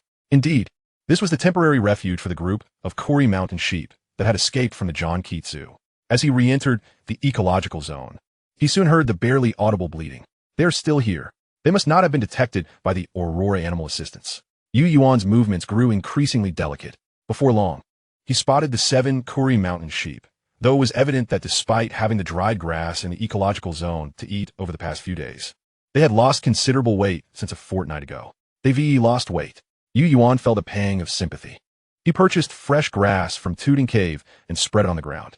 Not long after, the flock caught wind of the grass and ambled over, tilting their heads to inspect Yuan, sniffing curiously. One by one, they began to devour the grass eagerly. Baba. Watching them feast heartily, Yuan smiled, feeling a sense of joy in their delight. Releasing Mai from its gear, it appeared directly among the flock. The sudden emergence startled the sheep momentarily, but upon hearing Mai's sound, they resumed their meal. Minutes later, the grass was consumed, and under Mai's guidance, the sheep departed from the ecological zone where they had dwelled for over 10 days. Yuan carried each of the 7 sheep down the sewer and then headed towards his hiding place. Within the air raid shelter, the passage closest to his hideout, previously sealed off, found a second opportunity for use with the leftover sandbags. The half-height sandbag wall once again enclosed the entire passage. This became Yuan's area for raising the Kuri Mountain sheep. The 2 exits surrounding the passage were surrounded by flame throwers, ensuring absolute safety. Once everything was complete, Yuan gazed at the tranquil 7 sheep and added a generous amount of fresh grass. Eat up, consume plenty, so you can regain the weight you've lost, he thought with anticipation. Subsequently, he entered the hideout, where the level 4 warehouse had been upgraded and the additional storage space now reached 48 square meters. Finally, all the supplies could be accommodated. Let the organizing commence. Yuan began sorting through the supplies he had brought back from Rome's safe house. The following early morning, Carmen continued along Failing Avenue, heading from Helen Commercial Street to Block 5. However, his gaze soon narrowed, as he spotted a black circle on the wall of a residential building. News had arrived. As the convoy passed the residential building, Carmen suddenly shouted, "Stop! Boss! Is something the matter?" The thug immediately inquired. Carmen opened the car door and stepped out, waving his hand. "You all wait here. I need to relieve myself." Reaching the alley, Carmen quickly located the note hidden by Yuan, opened it, and skimmed through it before returning to the battle vehicle, his heart churning. Is war about to commence? The intel Yuan provided not only informed him of the impending full-scale war between the Thugs prison and the burning fortress, but also offered a location for the Thugs prison at the intelligence outpost in the district, suggesting it could be used to alleviate the crisis from the labor side. Lastly, he was instructed to investigate a group called the Blood Crow Refugee Organization. As the vehicle's engine roared back to life, Carmen sat in the car, eyes closed in meditation. In truth, his mind was racing through the 3 pieces of information on the note. After a long moment, he opened his eyes and turned to the thug sitting in the passenger seat. "Ertzi, I recall you used to hang around South City, correct?" Ertzi hesitated for a moment, but soon nodded. "That's right, boss. What's on your mind? Then do you know about the Blood Crow? Could it be the Blood Crow led by Harris?" Carmen leaned forward at the mention of the name. "Ertzi, enlighten me about this Harris and his Blood Crow." Indeed, Harris is unlike the other vagrants. He is a rare breed. As Carmen listened to Ertzi's account of Harris and the Blood Crow, he began to analyze the situation in his mind. A flicker of intrigue crossed his eyes when he heard that Harris often interacted with individuals of peculiar attire. Individuals of peculiar attire. He immediately turned to Ertzi. "Do you still have contact with the people from South City?" Somewhat. "Very well. I need you to investigate the current situation of the Blood Crow immediately. I want information about their personnel, the location of their strongholds, and whom they've interacted with in the past couple of days. Can you manage that?" Ertzi's expression revealed his hesitation. However, before he could voice his concerns, Carmen tossed him the backpack slung over his shoulder. "Inside, you'll find provisions, ammunition, supplies, and weapons. Take a vehicle and a few brothers with you. Go. I don't want to know the process. I only desire results. Ertzi accepted the backpack with a firm nod. Understood, boss. Await my news. Without waiting for the vehicle to come to a halt, he hurriedly jumped out and ran off. Old hey, follow me. Carmen gazed into the rearview mirror at the departing vehicle, slowly exhaling a long breath, his eyes narrowing. Bloodcrow. Chapter 114. The Scandals of Loris, Secrets and Temptations. 2 days later. Bang, bang, bang. Bullets pierced through the shooting target, impacting the blast-proof sandbags behind it. 50-meter moving target, shooting score, 97, rating, excellent. As the synthetic electronic voice announced the results within the hideout, Yuan set down his AK-12, a satisfied smile gracing his face. Not bad. After 2 days of gathering supplies and purchasing materials at Tao Tao Cave, he had finally constructed this special facility, indoor shooting range. Indoor shooting range. Quality, excellent. Number of lanes, 2. Range length, 50 meters. Function, provides additional shooting space for the hideout during shooting training. It enhances shooting proficiency and has a chance to trigger an epiphany effect. Yuan had specifically built this facility for the added proficiency benefits. As the impending conflict among various factions drew closer, he knew he needed to enhance his capabilities swiftly. Checking the time, Yuan furrowed his brow slightly. It had been 2 days, yet the plans for the riot prison had yet to be confirmed. There was also no news from Carmen. This was unusual. Leaving the shooting range, he approached the breeding box for the mealworms to inspect their growth. After several days, the mealworms had significantly matured, burrowing in the flower pile, which brought immense joy to Yuan. Eat up, devour more, transform into pupae, and then lay the next generation of eggs. Subsequently, he entered the air raid shelter passage, replenishing the feed for the Keshan sheep before heading into the Starry Sky Observatory. On the observation platform, the frenzied planting troughs basked in the afterglow of the setting sun. The troughs contained moist humus, silently nurturing life. Yuan's inaugural planting attempt had commenced. This time, he chose to plant wild leeks, which were abundant in seeds. Although only a day had passed, he found himself frequently returning to check, unable to contain his anticipation. Leeks, by the way. Leeks dipped in clear water with lamb is quite the delicacy. Yuan's saliva began to uncontrollably flow. He suppressed his craving for exquisite cuisine. Taking out his binoculars, he directed his gaze toward the residential buildings of Helen Commercial Street, his motion momentarily pausing. He had spotted the signal Carmen had provided. After 2 days, news had finally arrived. He promptly returned to the hideout, donned his gear, and set off with Mia toward the 6th district. Before long, he returned with Carmen's intelligence. Arriving at the magazine display rack, he sifted through the newspapers from the past 2 days, integrating the information. Last night, Nightingale Lilith had vanished after leaving the opera house, evidently having been captured by individuals from Riot Prison, who must have already become aware of Lilith's situation. The Aurora Animal Assistance Society had reported that, during the past few nights, someone had been observing them, and the observer was none other than that raven. If the identity of the observer was as expected, it would be individuals from Iron Anchor Shipping Company and Riot Prison. Yuan approached the whiteboard, continuously jotting down notes. With the raven's appearance, the intelligence I provided to Riot Prison has been validated. Carmen mentioned that the Black Shield Police Department had entered a state of combat readiness since yesterday, indicating they too had sensed something amiss. Moreover, the Bloodcrow is no ordinary entity. Carmen expended a considerable amount of resources to extract information regarding the structure and strongholds of the Bloodcrow from the mouths of the South City vagrants. Yet that unidentified faction remains an enigma. Yuan ultimately circled the Iron Anchor Shipping Company on his diagram. If their prior suspicions regarding the Aurora Animal Assistance Society had merely been conjectural, the signal from the electronic tracker 2 days ago, which flickered briefly at John Co-Animal Park, coupled with the emergence of the mutated raven, undoubtedly solidified the suspicion that the Aurora Animal Assistance Society was behind the theft of the seaside containers. Iron Anchor Shipping Company might even suspect that the peculiar fish that had previously attacked them was also a scheme orchestrated by the Aurora Animal Assistance Society. In recent days, Yuan's tactic of diverting the water eastward had been gleaming with subtle brilliance, never ceasing.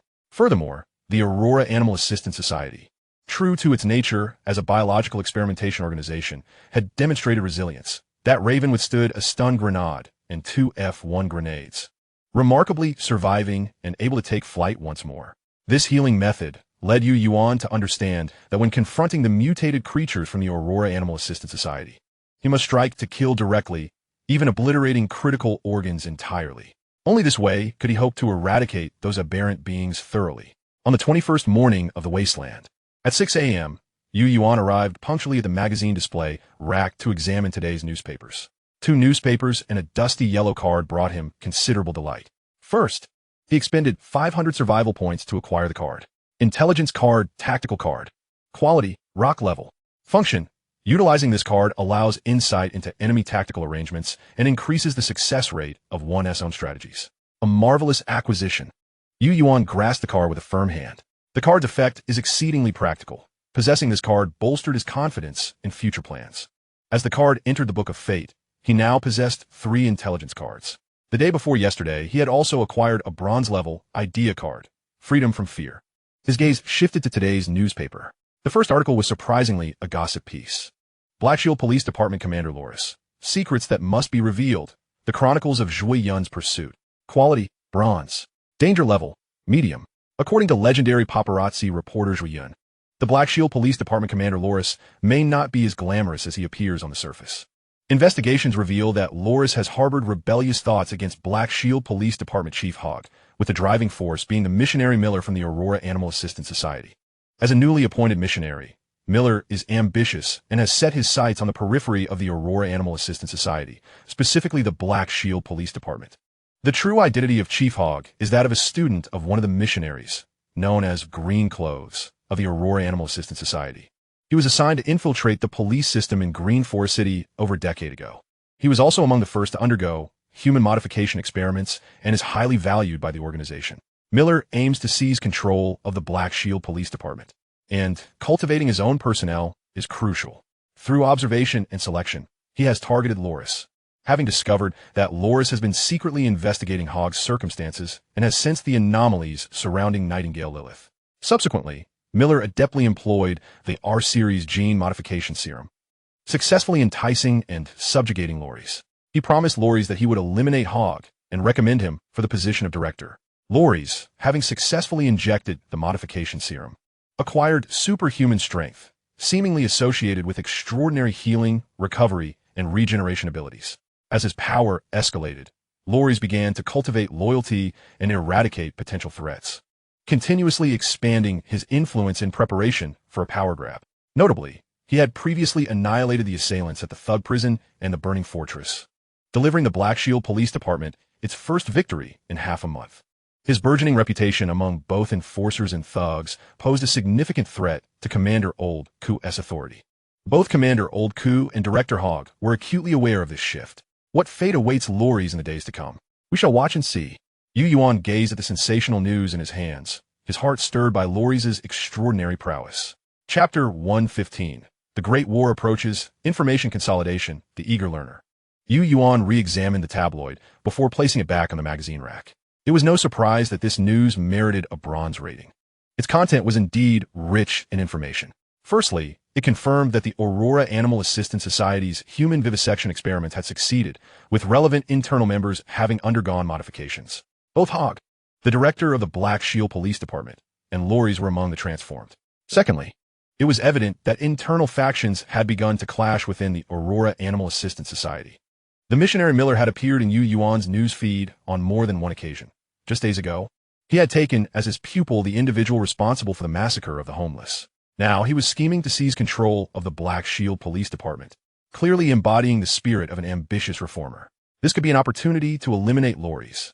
Picking up the Green Forest City Daily, Yuan's face lit up with a gratifying smile. District News Section. Quality, Bronze. Danger level, High. After 2 days of intelligence gathering, the Thug Prison, under Baku's command, had confirmed that the Black Shield Police Department indeed maintained a highly clandestine connection with the Aurora Animal Assistance Society. Furthermore, they had acquired substantial evidence of the Society's control over mutated creatures. During the investigation, they also sensed the presence of another force. Seemingly intrigued by the Aurora Animal Assistance Society, Baku's gaze eventually settled upon the Iron Anchor Shipping Company, even suspecting that it was the Iron Anchor Shipping Company that had initially provided them with the intel. After an urgent discussion with Victor, they reached an agreement last night with Carlos, the chairman of the Iron Anchor Shipping Company, to jointly confront the Black Shield Police Department and the Aurora Animal Assistance Society. Regarding the spoils of war, the Burning Fortress demanded priority selection of the plunder from the Black Shield Police Department, while the Iron Anchor Shipping Company sought to acquire the experimental outcomes of the Aurora Animal Assistance Society. The remaining resources in the East City would be taken over by the thug prison. The timing of the assault was adjusted, with a total offensive set to commence in 5 days. What a challenge! After so many days of preparation, it was finally about to begin. A total assault on the 26th, is it? Yuan's mind raced. He then turned to the other 2 news articles. Oh, the mysterious figure has re-emerged. No wonder the thug prison acted with such decisiveness. It seems a powerful backer had arrived. The second article prominently featured the same enigmatic individual who had appeared at the thug prison days ago. Clearly, last night's collaboration between Baku and the Iron Anchor Shipping Company was closely tied to the mysterious figure's influence. This further substantiated the speculation that the mysterious figure was the true puppeteer behind the thug prison. The situation was becoming increasingly intriguing. Originally a 3-way conflict, it had now evolved into a 6-faction confrontation. Perhaps even more than 6 forces were now embroiled in this turmoil. Yuan glanced at the final article. District Lifestyle News. Quality rock. Danger level, medium. According to citizen reports, at 2:18 a.m., a group of Wasteland marauders crossed the Hamin Bridge from the Western Wilderness, entering the Hanley apartments in the West District of Green Forest. Eyewitnesses noted that the vehicles bore traces of unclean blood. The arrival of these marauders had also caught the attention of the West District's thuggish May Alliance. The May Alliance's council declared that the West District was their territory, and they would not allow unidentified forces to intrude, pledging to monitor the situation closely. This publication will continue to follow up on developments. Moreover, the unidentified force infiltrating the South District posed yet another unstable element. For Yuan, he yearned for chaos in the current scenario, and the more tumultuous, the better. Only then could he take the opportunity to infiltrate the Jiangku Zoo and complete his silver-level regional event. With the timing of the faction war now determined, and the participating forces identified, it was time to draw new fate cards. All necessary preparations had been made. Now it was merely a matter of waiting.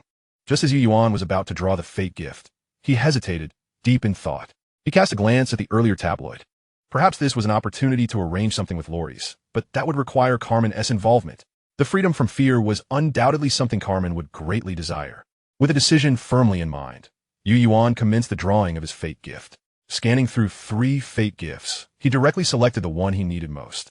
The Eager Learner. Function. Through the reading device, one can read books, enhancing the success rate of skill comprehension.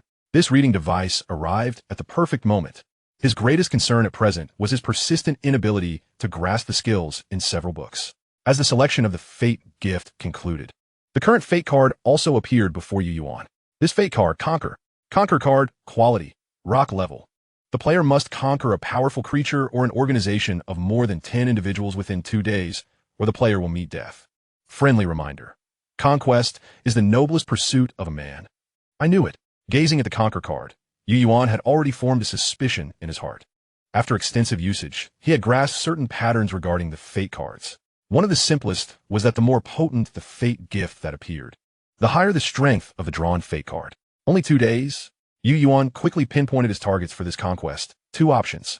One was the Raven of the Aurora Animal Assistance Society. The other was the Blood Raven Refugee Organization. The Raven, being a mutated creature, undoubtedly met the criteria for a powerful being. As for the Blood Ravens, through Carmen's intel, he had acquired a comprehensive understanding of this refugee organization. Their numbers were precisely 13, perfectly satisfying the mission requirements. Ultimately, Yuan chose the Blood Ravens as the target for this Conquest card. With the subsequent plan formulated, the time was still only 7 in the morning. Yuan picked up the Eager Learner and the skill books, commencing his studies for the day. By 7 in the evening, fully equipped, Yuan departed from his hiding place. Entering the sewers, he activated the flame thrower defense and rode his trusty steed towards the 6th district. This time, he left a note for Carmen at their usual spot, marking the entrance with a black circle. Thereafter, he did not linger, diving back into the sewers, racing southward on his steed. Chapter 116, The Blood Raven's Annihilation. Gold Lord and Night Owl. All right, I will faithfully convey your request to our leader. Green Forest South City Beach, Villa number 23. With a beaming smile, Robin exited the villa, but as the door closed behind him, the joy on his face vanished in an instant, replaced by a surge of displeasure and agitation. Spitting a thick phlegm onto the ground, he muttered, "Damn it, do they really think I'm just a lackey?" Though irritated, he acknowledged that this was indeed a task they were obligated to undertake. Shrugging it off, he thought, as long as they provide supplies, I would even call him Grandpa. Grumbling to himself, Robin departed from the seaside villa concealing his form within the shadows of the buildings as he stealthily made his way toward the southern city district. He needed to relay these demands to the boss without delay. As the sea breeze brushed against him, Robin instinctively shivered, pulling his coat tighter around him while murmuring, "Why does it feel like it's getting colder these days?" Yet, before he could finish his thought, a blade was suddenly pressed against his throat. The cold steel sliced through his skin, sending a jolt of pain through his neck, snapping him to attention. He raised his hands in surrender, not daring to make a move. How the hell did he sneak up on me? Why didn't I see him? Just as this thought flickered through his mind, a sharp pain struck the back of his head, and Robin felt the world spin before he collapsed to the ground. Half an hour later, Yuan, clad in Robin's attire, appeared outside the Green Forest Southern City Fire Station, only to be obstructed by a barred gate. Producing a set of lock-picking tools, he effortlessly unlocked the door. "Who is there?" A voice echoed from the darkness. "Damn, who else could it be but me?" Yuan muttered under his breath, his voice barely audible. The figure in the shadows recognized the clothing he wore and approached. "Robin, what happened to your voice? Why are you back so late?" "The boss was just asking about you." As he drew near to assist with the door, he suddenly sensed something was amiss. "Wait, before he could finish, a crossbow bolt pierced through the gate and struck his neck. Blood gushed from the man's mouth as Yuan, simultaneously firing the crossbow bolt, pushed open the gate and slipped inside, dragging the man into the nearby shadows before stomping down on the bolt. With a sickening sound, the bolt penetrated the man's throat, ending his life instantly. After dispatching the man, Yuan returned to the entrance, closing and locking the door with swift efficiency, setting up tripwires nearby. Following the information extracted from Robin, he similarly rigged the only 2 exits of the fire station with tripwires. Once everything was prepared, he stepped into the fire station. There were 13 members of the Blood Crow, and with 2 already eliminated, 11 remained, typically congregating on the 3rd floor. Thus, he commenced his mission. Yuan swiftly ascended to the 3rd floor, already hearing the voices of the refugees. He positioned the tripwires at the staircase's top and approached the room where the conversation was loudest. "Boss, where are the people from the Shattered Wave Sea looking for? If they don't say, how can we assist them?" One voice protested. "Exactly, boss. It's dangerous for them to linger here without clarity." Yet, another voice cut through their concerns, silencing them. "Enough. As long as they provide us with supplies, they can do whatever they wish. Where's Robin? Someone go check on him. I have a bad feeling." "I'll go."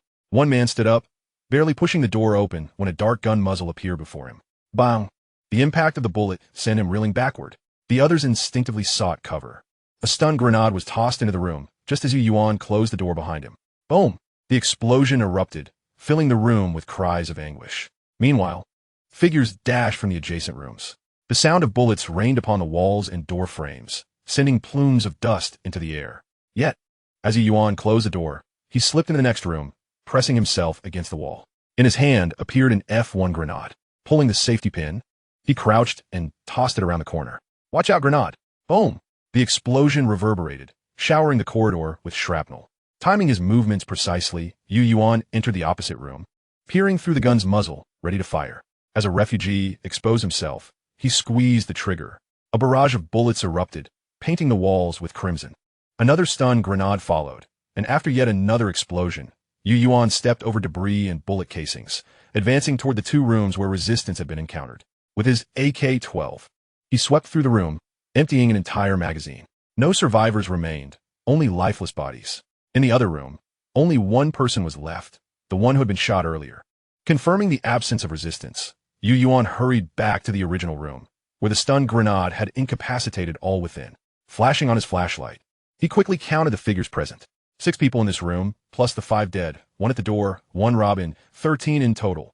Satisfied with the count, Yuan wasted no time in reloading, leaving only Harris, the leader of the Blood Crows, identifiable by his distinctive eye patch, a blood-red emblem over one eye. This was Harris's chamber, and inside, he discovered a safe, equipped with a standard grade lock. Utilizing his rare lock-picking skill, he easily opened it, without inspecting the contents. He stored everything inside his Magician-S ring, gathering all other supplies and weapons in the room. Everything that could be stored was, while the rest was packed into his backpack and subsequently slipped into the ring. Within a minute, he had completely looted the room, hoisting Harris and exiting the fire station, discarding him into the sewer. Just as he was about to return and retrieve the tripwires, he caught the distant sound of engines approaching. The marauders from Southern City had heard the commotion and were on their way. Yuan promptly sealed the manhole cover, tossing Harris atop the sheep before climbing on himself. The sheep, already bearing the weight of two, galloped towards Eastern City. Mere moments after Yuan's departure, several armored vehicles came to a halt before the fire station. Observing the thick smoke billowing from within, a man with a mouth full of gold teeth sniffed and shouted, "Damn it! How dare they wreak havoc on my territory? Bring those inside to me." Laughter erupted from him as a dozen men sprinted toward the fire station. Just as they were about to trigger the tripwires, a voice rang out, "Stop! Everyone halt!" At the command, all movement ceased, with some even hanging in mid-stride. "Night Owl, what the hell do you see?" Goldtooth demanded. A wiry man with large, bright eyes crouched down, reaching for the tripwire with an exaggerated grin. "Hey, Goldtooth, the Blood Crows have stirred up trouble with someone formidable. This tripwire is impressive." Chapter 117. Visitors from the Shattered Waves see new intelligence from Lolis. The sound of the sheep's swift sprint echoed through the sewer. Though burdened with 2 passengers, the weight was trivial for the sheep, accustomed to hauling supplies. Soon, the trio returned to Eastern City, and, at Yuan's signal, the sheep gradually came to a halt. Thud! As Yuan dismounted, the sheep stood upright, unceremoniously dropping Harris onto the ground, his head colliding with the wall, eliciting a grimace from Yuan. Harris had regained consciousness during the journey, yet he remained profoundly dazed. He feigned unconsciousness, seeking an opportunity to escape or retaliate. But the collision had nearly knocked him senseless, compelling him to abandon the ruse and emit a muffled groan. Yuan was utterly indifferent to Harris's thoughts. He had no intention of letting go of the other's ideas. He merely sought to uncover certain truths. In the past few days, he had been engrossed in reading Loris's tome on interrogation techniques, gaining new insights that were ripe for practical application. With a swift flick of his wrist, the dagger descended, severing one of Harris's ears, which plummeted to the ground. A piercing scream erupted from Harris as the tip of his nose was likewise excised. Harris gazed at Yuan in disbelief, unable to comprehend why this individual was inflicting such brutality upon them. Yet, Yuan had already retrieved the fallen ear, brandishing the dagger to slice it into strips right before Harris's eyes. The sickening sound of cartilage being cleaved echoed in the air.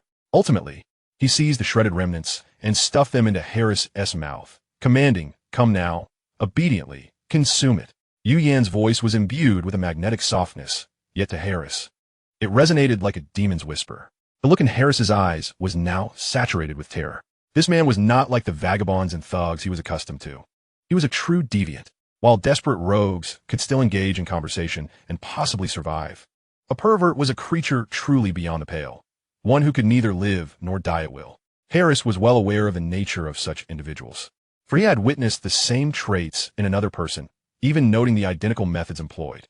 Like a soulless specter, he could only tremble in horror while submissively chewing on his own ear. Even as nausea threatened to overwhelm him, he dared not display any sign of distress. It was only after he had swallowed every last morsel that he continued to shudder. In that moment, any semblance of a leader of a vagrant organization was utterly obscured. He appeared more akin to a lamb awaiting slaughter. Observing Harris's demeanor, Yuan felt a twinge of surprise. If not for the glowing skill of torturous interrogation displayed on the virtual screen, he might have deemed something amiss. This new method of torture was remarkably effective. Loris certainly had something of merit. The thought flickered through his mind, and he recognized the moment had come to inquire about the information he sought. "I ask, you answer. Clear?" However, before he could finish his sentence, he noticed Harris nodding frantically, his gaze filled with fervent reverence. I understand, I know the rules." Yuan couldn't shake the feeling that Harris seemed somewhat conditioned, as if he had been subjected to psychological manipulation. Yet, such musings held little importance now. With his objective achieved, he directly inquired, "I need to know everything about the group residing in the seaside villa." "The seaside villa?" Harris momentarily faltered, but upon meeting Yuan's piercing gaze, he shuddered and rapidly divulged all he knew. "My lord, all I know is they came from the Shattered Waves Sea region, seemingly searching for something mysterious. We also cannot casually inquire about them. I only know the leader is called Risha." "The Shattered Waves Sea? Searching for something? Do you know what they're looking for?" Harris shook his head slightly in response. "I don't know. I once offered to help them search, but they were quite wary and didn't divulge any information." He hesitated momentarily. Seeing this, Yuan's dagger twitched in warning. "My lord, I have a suspicion I am unsure whether to voice." Harris hastily continued. "They have been making deliberate trips to the seaside these past few days. I suspect they are searching for something there." "The seaside? Searching for something?" Yuan immediately recalled the metallic cabinet containing the muddy water arrow turtle eggs and green hair algae plants. Could it be that they were the ones who attacked the Iron Anchor shipping company? This thought emerged in his mind, and he felt a significant likelihood that these individuals had appeared at a most fortuitous time, coinciding with the mysterious forces that had assaulted the shipping company. Moreover, they hail from the Shattered Wave Sea. The USB drive from the Iron Anchor shipping company had also mentioned the discovery of evidence indicating the presence of others on that island. Yuan believed this hypothesis to be strikingly accurate. Jotting down this information, he began to inquire about other factions. He had an inkling that Harris might provide him with a grand revelation. Yet, he had not anticipated that the first surprise would come so swiftly and profoundly. What did you say? Loris instructed you to contact a band of wilderness marauders? Yuan's eyes narrowed instantly. This sudden shift caused Harris to tremble slightly. Yet he managed to respond with a quavering voice. Yes, my lord. We have arranged to meet tomorrow night. Is it Commander Loris from the Black Shield Police Department? Yes, it is Commander Loris. Harris's voice quaked even more at the mention of Loris. He was acutely aware of the repercussions of betraying Loris. Yet he was far more terrified of the demon before him. Without waiting for Yuan to inquire further, he began to spill everything like a torrent. Upon hearing Harris's account, Yuan donned a contemplative expression. Through Harris's description, he deduced that the rendezvous tomorrow night would likely involve the wilderness marauders who had lingered in the West City the previous day. However, what was Loris's intent in seeking out the marauders without going through the Black Shield Police Department, instead employing the Blood Crow to mask their movements? Yuan felt an unsettling notion that Loris was orchestrating a grand scheme. Did it have any connection to the battle set to unfold in 5 days? Setting aside this query for the moment, discovering Loris's plan was an unexpected boon. Yet, Yuan could not shake the feeling that Harris was concealing something. This intuition was not merely instinct. It was amplified by the effects of torturous interrogation. Clearly, Yuan placed greater trust in his instincts and skills. The dagger plunged into Harris's thigh, and as Yuan twisted it, he could even feel the blade scraping against bone. Amidst Harris's anguished cries, Yuan methodically asked, Speak. What are you hiding from me? I'll tell you, my lord. Loris provided them with supplies. It's at 28 East Coast Avenue in the South District. At the Neo Shilai Club. Chapter 118. The Conqueror's Token of the Mighty. The ominous star shines golden level. Destiny card, rock level Conquer card, successful removal. Destiny point 1. Detected high value options for conquest. Do you wish to plunder? Cost, 2 destiny points. Yuan withdrew the dagger from Harris's body, raising an eyebrow. High value options that require the expenditure of 2 destiny points. This was the first time he had encountered such a scenario. Without hesitation, he opted to plunder. With the addition of the recently acquired destiny points, he now possessed a total of 4, ample for the cost. Destiny points -2, obtained. Conqueror's Token of the Mighty.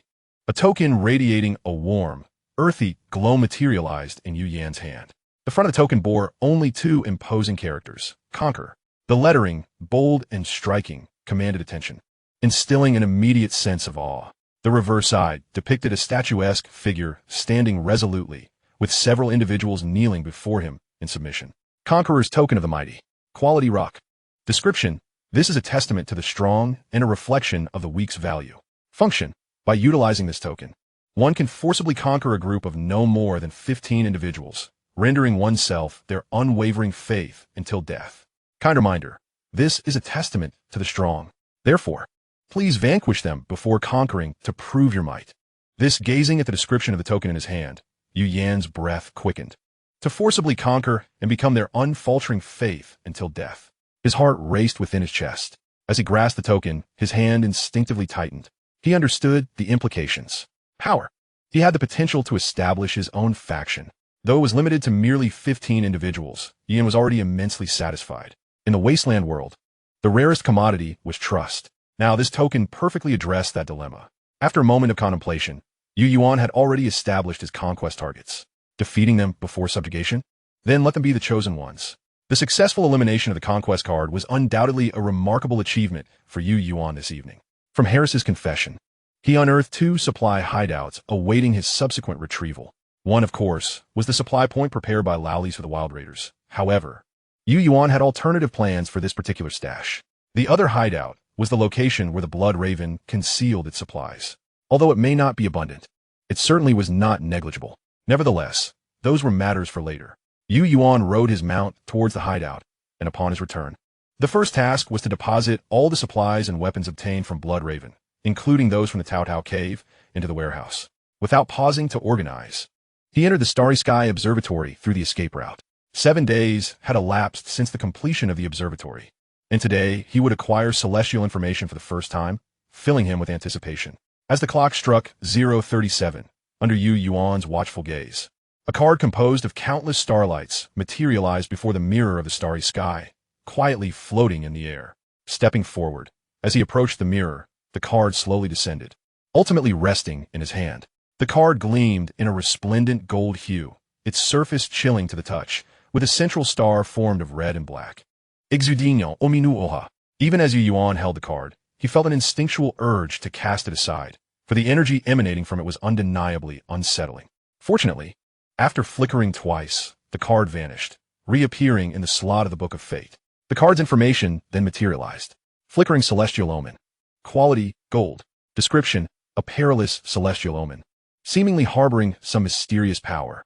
Function, by using this card, designate a certain faction or individual as a harbinger of doom. It will disseminate dangerous rhetoric and ideologies within the current area, leading other factions or individuals to develop negative or hostile sentiments towards the designated harbinger. Yuan gazed at the information displayed on the virtual screen, his pupils dilating slightly. Rubbing his eyes, he sought assurance that he was not mistaken. Gold of golden quality. The Starry Sky Observatory could actually generate cards of golden quality. He had considered the possibility of the observatory yielding valuable items, given its status as a rare structure, refreshing only once every 7 days. Yet, a golden quality card exceeded his expectations. Fortunately, his excitement was but fleeting. With a deep breath, his emotions quickly settled. When he again looked at the golden quality card, he had returned to a state of composure. After generating the flickering harbinger card, the Starry Sky Observatory reverted to its previous state, continuing its observation of the cosmos. Yuan chose not to linger and returned to the hideout. He scrutinized the card's functional description, disseminating dangerous rhetoric and ideologies. Intriguing indeed. With this in mind, he had already formed a plan. Yuan directly opted to utilize the card displayed on the screen. Use flickering celestial omen to designate the Aurora Animal Assistance Society as a harbinger of doom. Confirm? A smirk crept upon Yuan's lips. Yes. Designating harbinger of doom completed. Dangerous rhetoric and ideologies are currently being disseminated. As this line of prompt information appeared, the still cool golden quality card began to dissipate under Yuan's gaze. Let this fire burn even more fiercely. In Yuan's eyes, there was no regret or reluctance over the expenditure of the golden card, only boundless anticipation and excitement. With the intelligence he provided to the riot prison, the hostility from the Iron Anchor Shipping Company, and now the catalyst of this golden quality flickering celestial omen, the Aurora Animal Assistance Society situation had become exceedingly perilous. In such circumstances, the hidden power that had long remained concealed ought to reveal itself. Yuan exhaled deeply, clearing these thoughts from his mind. What he could do had already been accomplished. He merely needed to await the fermentation of time. He also had more pressing matters at hand, namely the organization of his spoils. The loot collected from Harris's room, due to time constraints, was not particularly abundant, yet he distinctly recalled hearing several mechanical prompts. Naturally, he would not let them slip by.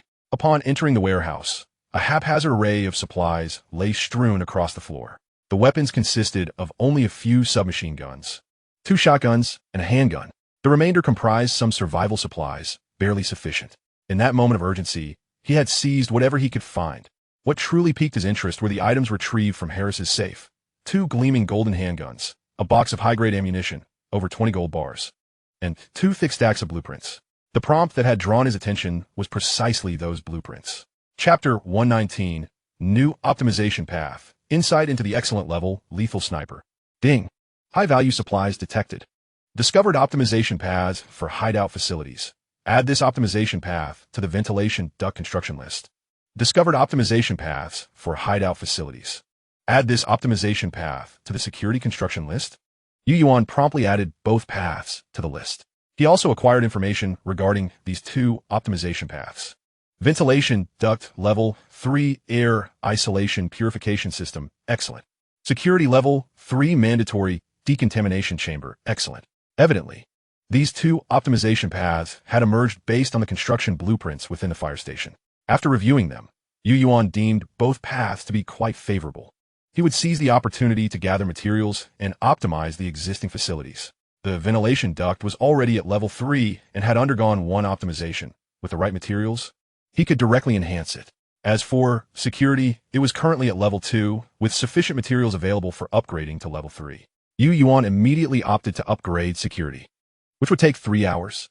However, optimizing the mandatory decontamination chamber required a significant amount of specialized materials, necessitating a dedicated search. Nevertheless, this optimization path was not urgent.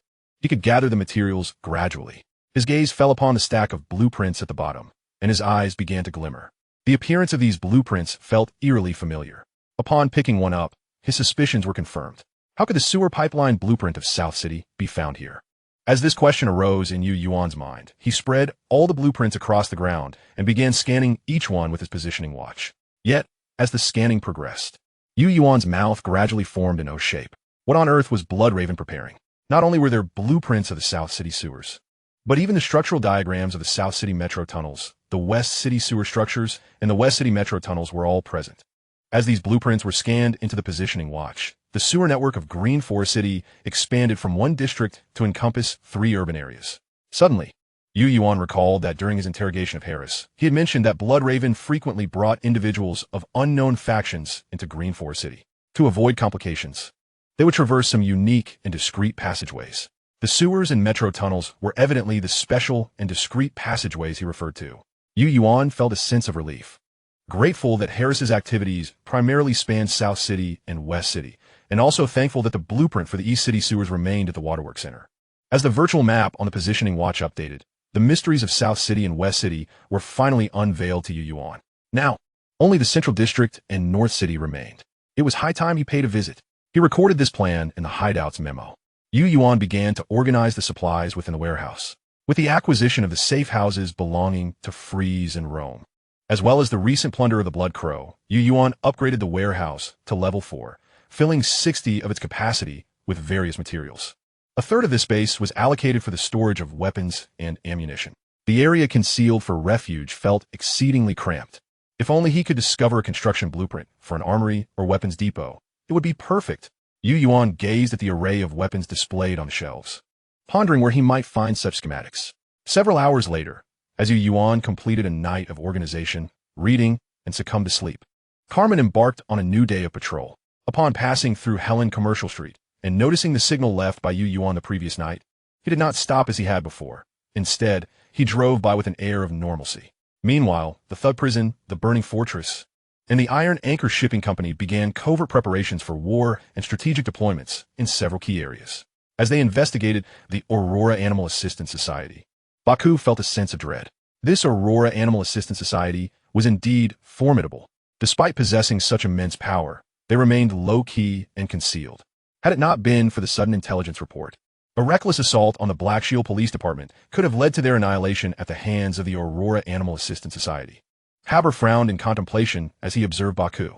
Baku, what do you think? Can we handle this? Baku nodded slightly.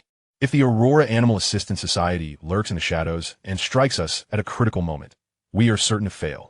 However, now that we know their ins and outs, and with the support from the Iron Anchor Shipping Company and our benefactor, it should not pose a problem. After all, this is our benefactor's last chance. We must seize the East City. Good. I trust your judgment. Haber's gaze towards Baku brimmed with confidence, though he soon furrowed his brow. But can we really trust that scoundrel Victor and Carlos? We must remain vigilant. Baku waved his hand, a determined smile gracing his lips. Fear not. I am keeping an eye on those 2 old foxes. They are wary of us as well.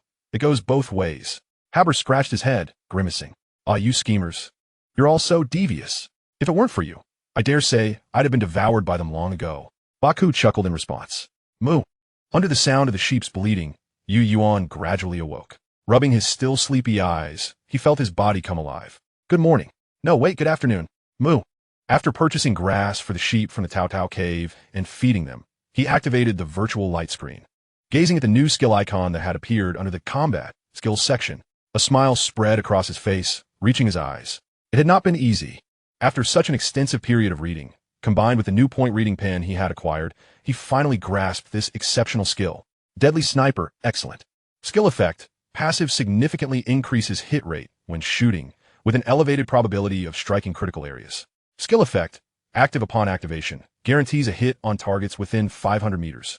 With critical area damage increased by 200 for targets within 1,000 meters, hit rate receives an additional 80, and critical area damage is increased by 50. Warm reminder: external factors may cause deviation in hit results. Please shoot with caution. With this skill, within 500 meters, Yuan could be deemed an undeniable harbinger of death. This skill not only conferred its effects, but also led to a profound understanding of the sniper knowledge he had gleaned from the sniper training handbook. It felt as though this knowledge had been forged through his own experiences amidst the carnage of battle, becoming second nature to him. The sensation was akin to an epiphany. A stark contrast to his earlier experience with the interrogation notes of Loris. Yuan speculated that this might be linked to the time devoted to reading. After all, during the comprehension of the torture interrogation skill, he had merely skimmed through the notes. In contrast, he had meticulously scrutinized the sniper training handbook several times, and the difference was evident. It seemed that even after acquiring skill, certain books remained essential to read, for one could never know when new insights might arise. Yuan pondered thoughtfully. Chapter 120, the 22nd day in the Wasteland. Everything was progressing in a favorable direction. Today marked Yuan's 22nd day in the Wasteland world, a day worthy of commemoration. Just days ago, the wild chives he had sown had finally broken through the soil. On the observation deck of the Starry Sky Astronomical Observatory, Yuan looked at the frenzy of the planting trough, now covered with a layer of pale green humus, and his heart blossomed with joy. Although the greenery within the planting trough was still sparse, merely a thin layer, to Yuan, it symbolized the hope of life and the commencement of his self-sufficient survival mode. I planted the wild chives using the standard sowing method, and they sprouted in about 3 days, significantly shorter than the 60 to 70 of the time recorded in that planting book. If I soaked the seeds to germinate them before sowing, wouldn't that mean the sprouting process could be completed in just 12 days? Yuan reflected on his experience, meticulously noting these insights. His hideout memo had unknowingly accumulated a wealth of information, some related to combat, some to intelligence, and others concerning the construction of hideout facilities. There were also numerous notes pertaining to cultivation, some gleaned from his readings of the planting book, while others stemmed from his own reflections during the planting process. Though the information remained somewhat disorganized, it represented Yuan's inspirations and foundations for the future development of his hideout. After closing the virtual light screen, Yuan adjusted the placement of the planting trough to ensure it could bask more fully in the sunlight before returning to the hideout. The impact of the planting trough on plant growth was undeniably significant and apparent. At this rate, it was conceivable that within 4 to 7 days, he could be relishing fresh wild chives. The thought of soon indulging in fresh vegetables ignited a fire within Yuan's heart. Upon returning to the hideout, he checked the growth of the mealworms, which had been a week since the eggs hatched. After a week of growth, the mealworm larvae had reached a size of 35 millimeters, exceeding the typical growth rate of ordinary mealworms. This was a testament to Dale's research findings. The mealworms he cultivated grew 30 to 60 faster under optimal temperature, humidity, and food conditions. Recently, the temperature in the hideout had dipped a bit low. It was time to prepare a temperature-regulating device for the little ones. Yuan contemplated this and made his way to the warehouse, searching the shelves. Eventually, he discovered a black mat with wires and a temperature controller. I remember finding this beneath the reptile breeding box. It should be a heating device. Yuan took the heating pad, plugged it in, and the temperature display appeared on the controller. He set the temperature to 26 degrees, and within minutes, the controller indicated that the temperature had reached the desired level and automatically ceased heating. Yuan checked the temperature of the heating pad with a thermometer, which confirmed it was 26 degrees. Perfect. Yuan promptly placed the heating pad beneath the mealworm cultivation box. The pad was sizable enough to accommodate all 3 cultivation boxes, and Yuan nodded in satisfaction. With the temperature issue resolved, the humidity within the hideout was also adequate, and with sufficient food, he urged, "Grow quickly, little ones." Next, Yuan entered the air raid shelter corridor to feed the 7 Krishan sheep with fresh grass. After several days of nourishment, the Krishan sheep exhibited noticeable differences. Though still somewhat gaunt, their vitality had certainly improved. This is precisely what Yuan hoped to witness. Of course, it would be even better if the growth could accelerate. However, new challenges emerged alongside the increasing number of sheep. Their daily excrement greatly exceeded the capacity of the resource recycling bins, surpassing the threshold for digestible waste. To maintain environmental hygiene, Yuan had taken to directly disposing of the accumulated waste and some excretions into the main guest room of the motel. Although he understood this was an unavoidable situation, he felt a profound sense of wastefulness. Yet, Neglecting the matter was not an option. He resolved to keep an eye on the facilities for sewage pits or waste disposal systems, as the capacity of the recycling bins remained insufficient. There was indeed another solution. When drawing from the gifts of fate, he could aim for an upgrade to the recycling bin. This would be the most convenient option, but the emergence of such gifts was highly random, making it clear that he could not place all his hopes on this alone. Thus, the search for blueprints of the hideout facilities must proceed concurrently. In summation, everything regarding the hideout was advancing in a positive direction. After Yuan completed his ablutions and had a meal, he approached the magazine display rack to peruse the day's newspapers. No additional items or newspapers had appeared. However, the information in the Green Forcity Daily piqued his interest. Neighborhood News Section. Quality, bronze. Danger level, medium. Last night, a grand religious ceremony took place at the John K. Zoo in Block 11, presided over by Zoe, a newly recruited student of Missionary Miller. She executed the ceremony with flawless precision and unparalleled devotion. Missionary Miller proclaimed this to be the most perfect rite he had ever witnessed, asserting that Zoe's talent surpassed all he had encountered. He vowed to nurture her to become the face of the Aurora Animal Assistance Association. Neighborhood News Section. Quality rock. Danger level, low. Since the early hours of yesterday, a wave of negative rumors regarding the Aurora Animal Assistance Association has swept through our city, with the sources remaining unknown. The speed and extent of these rumors have transcended the realm of journalism. Under their influence, numerous individuals and factions have developed an interest in the association. Notably, the Thug Prison, Burning Fortress, and Iron Anchor Shipping Company have adjusted their strategies and deployments in anticipation of the upcoming battle. Additionally, some outsiders have turned their attention towards these developments, seemingly uncovering hidden truths. Neighborhood Life Section. Quality rock. Danger level, low. At 4:43 a.m., within the Hanley apartments of West Green Forest, the Wild Raiders, known as Wolves, sensed something amiss, as if they were being monitored. They contemplated departure, but the lucrative rewards of their current commission, which included weapons and ammunition desperately needed for their survival, were too significant to abandon. Tonight, at 10 p.m., marked their final opportunity, a limit to their patience. Yuan had not anticipated the immediate effect of the Celestial Omen Flickering Star card. It was indeed a card of golden quality. As he absorbed the news, the light in his gaze intensified. With 4 days remaining until the great battle, this time was ample for brewing emotions and negativity. May it yield a delightful surprise. Yuan then opened the Fate card. It was time to draw new gifts of Fate and Fate cards. What would emerge this time? He awaited eagerly. Chapter 121. The Gentleman S-Hat of Rabid Zi-Fi. Wild Raider Wolf. Choose one from the following 3 gifts of Fate as a present from Destiny. Upgrade. The Magician S-Hat. Rabid Zi-Fi S-Gentleman S-Hat. Function. The Gentleman S-Hat possesses a space of 30 cubic meters for freely accessing items, can transform into a Gentleman S-Hat form, and can conceal its shape. Surveillance Television. Function. Capable of monitoring abnormalities within a 500-meter radius and displaying both visuals and audio. Dynamic Exercise Bike. Function. While cycling, it gradually enhances and improves physical fitness, significantly benefiting cardiovascular health and lower body strength. Gazing at the 3 options, Yuan tapped his forehead. The Fate card he had drawn was most likely of bronze quality, there was no doubt, although he coveted the latter 2 options. The upgrade to the Magician S-Hat held greater significance for him.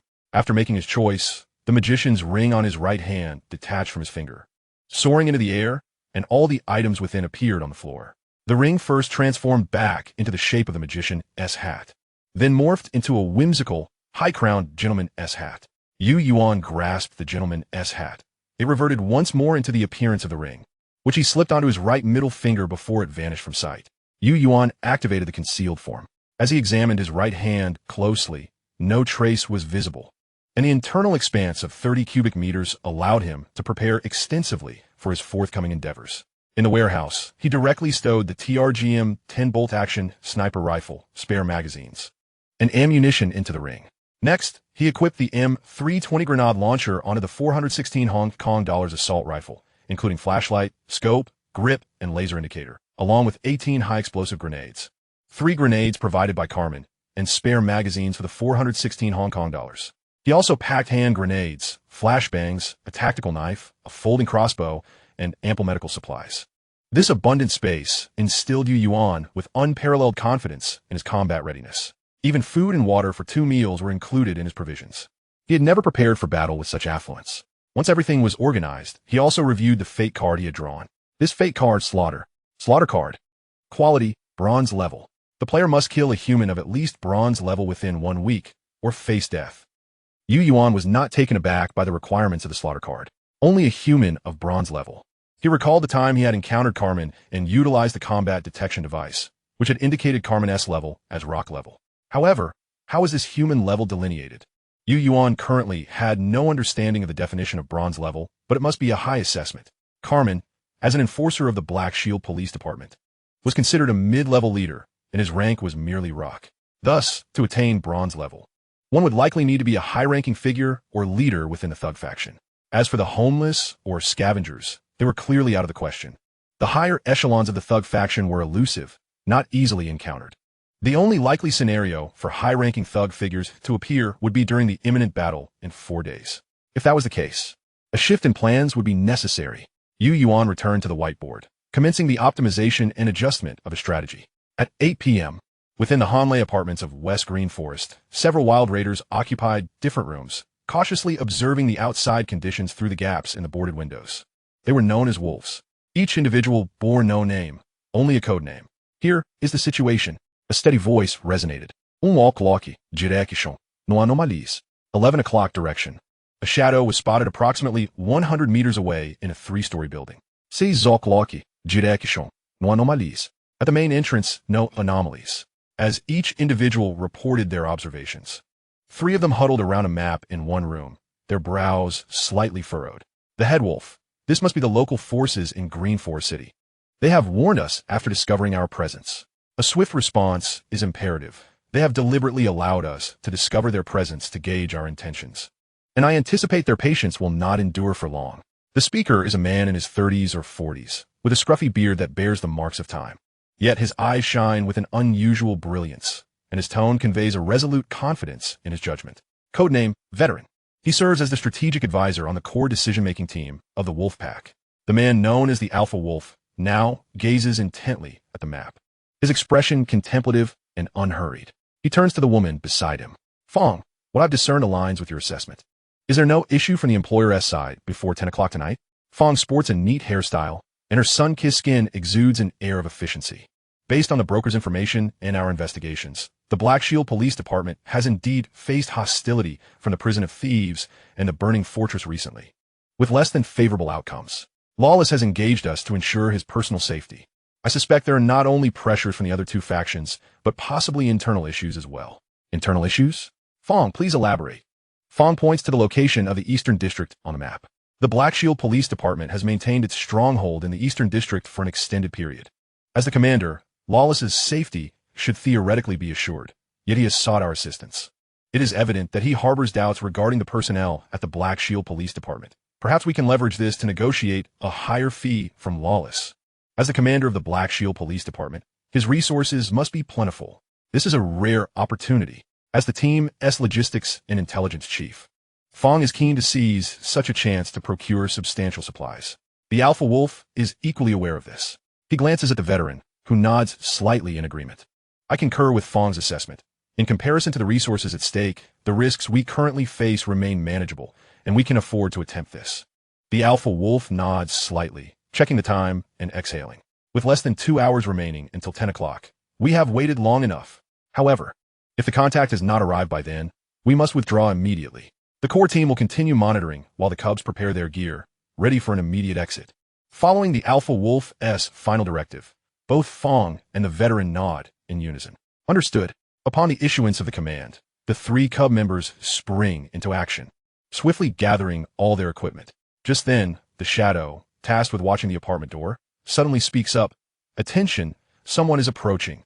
Chapter 122. The Modified Shock Grenade, Weakened Version. Wolf Pack secured. Yuan gazed at the Hanley apartment before him. The effects of being a street rat allowed him to hear a faint whisper as he neared the door. Though the sound was minimal, it was crystal clear to his ears. He hesitated for a moment before continuing to approach. At this hour, the street was illuminated only by the faint moonlight, revealing vague outlines. Yuan swiftly arrived at the apartment's entrance. Following the intel provided by the Bloodcrow leader, Harris, he knocked on the metal security door at a specific frequency. Knock, knock, knock. Just as he finished knocking, the door opened slightly, revealing an eye. The guide? A hoarse voice emerged from the crack. It's me. This place is unsafe. You are being watched. We need to leave with haste. Yuan spoke rapidly. Let him in. A voice from deep within the apartment responded, and the door swung open. Yuan slipped inside, only to find a dagger pressed against his waist. Hey, brother, that is quite impolite. I'm only leading you here out of respect for Lord Lawless. The shadow paid no heed to Yuan's words. They entered a room where another person stepped forward to search Yuan, confiscating the handgun and dagger he had prepared. What is the meaning of this? The Alpha Wolf approached Yuan, inspecting his handgun. Colt M1911A1. The rifling is severely worn, yet the firearm is remarkably well maintained. It seems you are quite fond of your weapons. As he spoke, the handgun was handed to someone behind him. Don't fret about your weapon. We will return it upon your departure. After all, we are newcomers and must exercise caution. Yuan rolled his eyes, but quickly adopted a serious expression, looking at the person before him. Fine, but you are now being targeted by the May Alliance. We must leave this place immediately. Lord Lawless has prepared a hiding spot and survival supplies for you. Were you to Lawless? Fawn inquired as she approached. I am no one to him. I am one of the Blood Crows. Our boss is Harris. Lord Lawless could not come to retrieve you personally, which is why he sought us out. Annoyance crept into Yuan's expression as he sensed further questioning. I ask again, are you finished? If you do not wish to leave, stay here. I will not accompany you to your demise. Upon hearing this, Fawn glanced at the Alpha Wolf, who studied Yuan for a few moments before nodding slightly. Everyone, prepare to evacuate. With that command, the entire wolf pack sprang into action. Yet, two individuals remained at the window, observing the situation outside. Yuan watched this unfold. Soon, the Alpha Wolf turned to Yuan. It's time. Yuan extended his right hand. The weapons. This time, the Alpha Wolf decisively handed over the handgun and dagger to Yuan. Grasping his weapons, Yuan promptly turned toward the door. Stay close to me. Our escape route is somewhat unconventional, so be mentally prepared. As he spoke, Yuan cautiously pushed open the apartment door, peering outside before turning back to remind them, once more, stay close and do not fall behind. With that, he darted outside. Keep up. The Alpha Wolf surged forward, trailing closely behind Yuan. However, soon two individuals positioned themselves between the Alpha Wolf and Yuan, creating a barrier. The Alpha Wolf then retreated, blending into the center of the group. The entire team moved swiftly and in unison. Although Yuan did not look back, he could hear the shifting footsteps behind him, further elevating his impression of this team. After traversing a short distance, Yuan led the wolf pack to a manhole cover in the southern district. As the wolf pack gazed in bewilderment, he lifted the cover. Hurry, descend here. The Alpha Wolf surveyed the dark abyss of the sewer. It's a trap. Shadow, go. The two slipped inside one after the other, soon followed by their voices confirming safety below. Only then did the others follow suit, entering the sewer. Yuan remained last, locking the manhole cover behind him. As he descended the ladder, the wolf pack had already aimed their weapons at Yuan, only to lower them afterward. The flashlight's beam pierced the darkness of the sewer. Yuan studied the virtual map, gesturing ahead. Everyone, follow closely. It's a bit of a distance, but it's absolutely safe. With that, he began to run forward. Half an hour later, the wolf pack followed Yuan into an abandoned air raid shelter in the southern district, gazing in awe at the dilapidated stone structure. They had not anticipated such a place existed in Green Forest City. Yuan led them to a corridor deep within the shelter. 3 meters ahead lay a turn in the passage.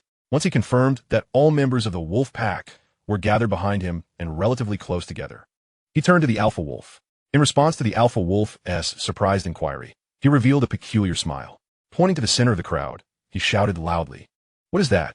The members of the wolf pack instinctively looked toward the direction Yuan pointed. Meanwhile, a modified shock grenade, weakened version, was thrown from Yuan's hand, landing on the ground and instantly capturing everyone's attention. In an instant, incredulous expressions adorned their faces as they all recognized what was unfolding.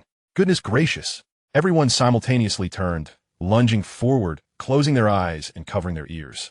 Meanwhile, Yuan had already taken a great stride around the corner of the corridor, seeking refuge behind the wall, his back turned towards the passage. He promptly donned his tactical headset, activating the auditory protection feature, burying his head within the crook of his arm. Boom! The stun grenade detonated within the corridor. A blinding flash of white light and a thunderous roar engulfing the entire passage. The shockwave ricocheted endlessly within the confines, the energy rapidly accumulating. As the overpressure and cacophony crescendoed, spilling outwards along the corridor's sides. The wolf squad, with no avenue for escape, bore the full brunt of the impact and noise. Yet, Yuan only heard a muffled, abrupt thud, akin to slamming a door, followed by an enveloping silence. It wasn't until 2 seconds later that the sounds of the surroundings returned. He sensed a shock wave sweep past him. Without hesitation, Yuan rose, retrieving his flashlight to assess the condition of the wolf members around the corner. Although he had forewarned them to prepare for the impending impact, the potency of the stun grenade within such a confined space was still beyond their capacity to withstand. Even the weakened version he employed, modified by Marcel, retained considerable force.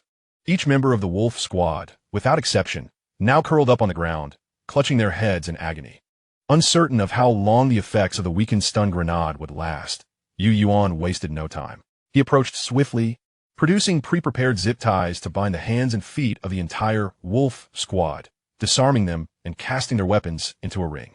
With everything completed, the once formidable wolf marauders had been reduced to as subjugated prisoners. A flicker of eagerness flashed in Yuan's eyes as he gazed upon the individuals sprawled on the ground. Let the proceedings commence. An item materialized in his hand, the Conqueror's Token of the Strong. Chapter 123. Unlocking Faction Permissions Achievement Unlocked. This is the mark of the powerful. Thus, before claiming dominance, one must vanquish them to prove their strength. As he absorbed the notification inscribed upon the token, a wave of tranquility washed over him. With a decisive squeeze of his palm, the Conqueror's Token of the Strong was instantaneously reduced to powder. A faint luminescent veil enveloped Yuan and the members of Wolf. Ding! Key node triggered. Player gains control over a team of 10 with a control degree of 80 and loyalty of 80. Conditions met. Faction permissions unlocked. Reward: 5,000 survival points. Achievement unlocked. Path to Ascendancy, rare. Achievement points earned, 800. Ranking update for Yuan's hiding place. Current rank 7789, 210 spots. As the notifications continued to cascade before him, Yuan experienced little surprise. This was precisely what he had anticipated. Commanding a fully obedient team contrasted starkly with the solitary existence he had led. For from this moment forth, he was no longer a lone wolf. He had ascended to become the supreme decision-maker of faction. Though still nascent and diminutive in size, this transformation in identity was undeniable. Yuan surveyed the still weak wolf squad before him, a smile gracing his lips, a smile whose significance was known only to him. Now let us proceed. A new page materialized between the combat and survival sections on the virtual screen, labeled Faction. Upon opening it, the current status of all Wolf members was immediately revealed. The screen displayed that the Wolf squad comprised 14 individuals, each exhibiting a loyalty level of 100 towards Yuan. A sense of admiration for the Conqueror's Token of the Strong welled within him. This token, rightfully requiring 2 fate points to obtain, proved to be astonishingly effective. Yuan had no intention of altering the squad's name. Wolf was splendid as it was. However, due to the previous stun grenade incident, each member had sustained some internal injuries. Fortunately, he had deliberately mitigated the damage, rendering the situation manageable. Additionally, the achievement, Path to Ascendancy, not only granted him 800 achievement points, but also provided 2 crafting blueprints, walkie-talkie and shortwave radio. Both could be created using a level 3 crafting station. The walkie-talkie could facilitate communication within a kilometer, while the shortwave radio could transmit information over a distance of 530 kilometers. Such items were exceedingly rare in the current Wasteland. Yuan had previously gathered a substantial amount of electronic components, allowing him to manufacture the walkie-talkie immediately. As for the shortwave radio, he would need to collect some radios, but those were relatively easy to find. He possessed a hand-crank illuminating radio. He just needed to verify if it met the requirements. If it didn't, surely a car radio would suffice. Lost in thought, a muffled grunt interrupted his musings. The alpha wolf was attempting to shift his body, seemingly striving to rise. But his limbs were bound by zip ties, and dizziness rendered him incapable of movement. Yuan promptly released the bindings of the wolf squad. Now that he had conquered them, there was no longer a need for restraints. An hour later, all members of the wolf squad stood before Yuan once more. It must be said that the combat preparedness of the wolf squad was indeed commendable. Typically, even with Yuan's warnings and the diminished power of the stun grenade, one would expect a degree of reactive stress in response to such stimuli. Yet, although traces of discomfort remained visible, the wolf members exhibited an unimaginable cohesion, a rarity in the Wasteland. At this moment, they all regarded Yuan with complex expressions. while they harbored a sense of reverence towards him as a powerful figure and felt honored to become the sharp edge of his blade. They were acutely aware of the cunning tactic employed to ensnare them, luring them into this very place and then ensnaring them with a stun grenade. Such methods were undeniably underhanded.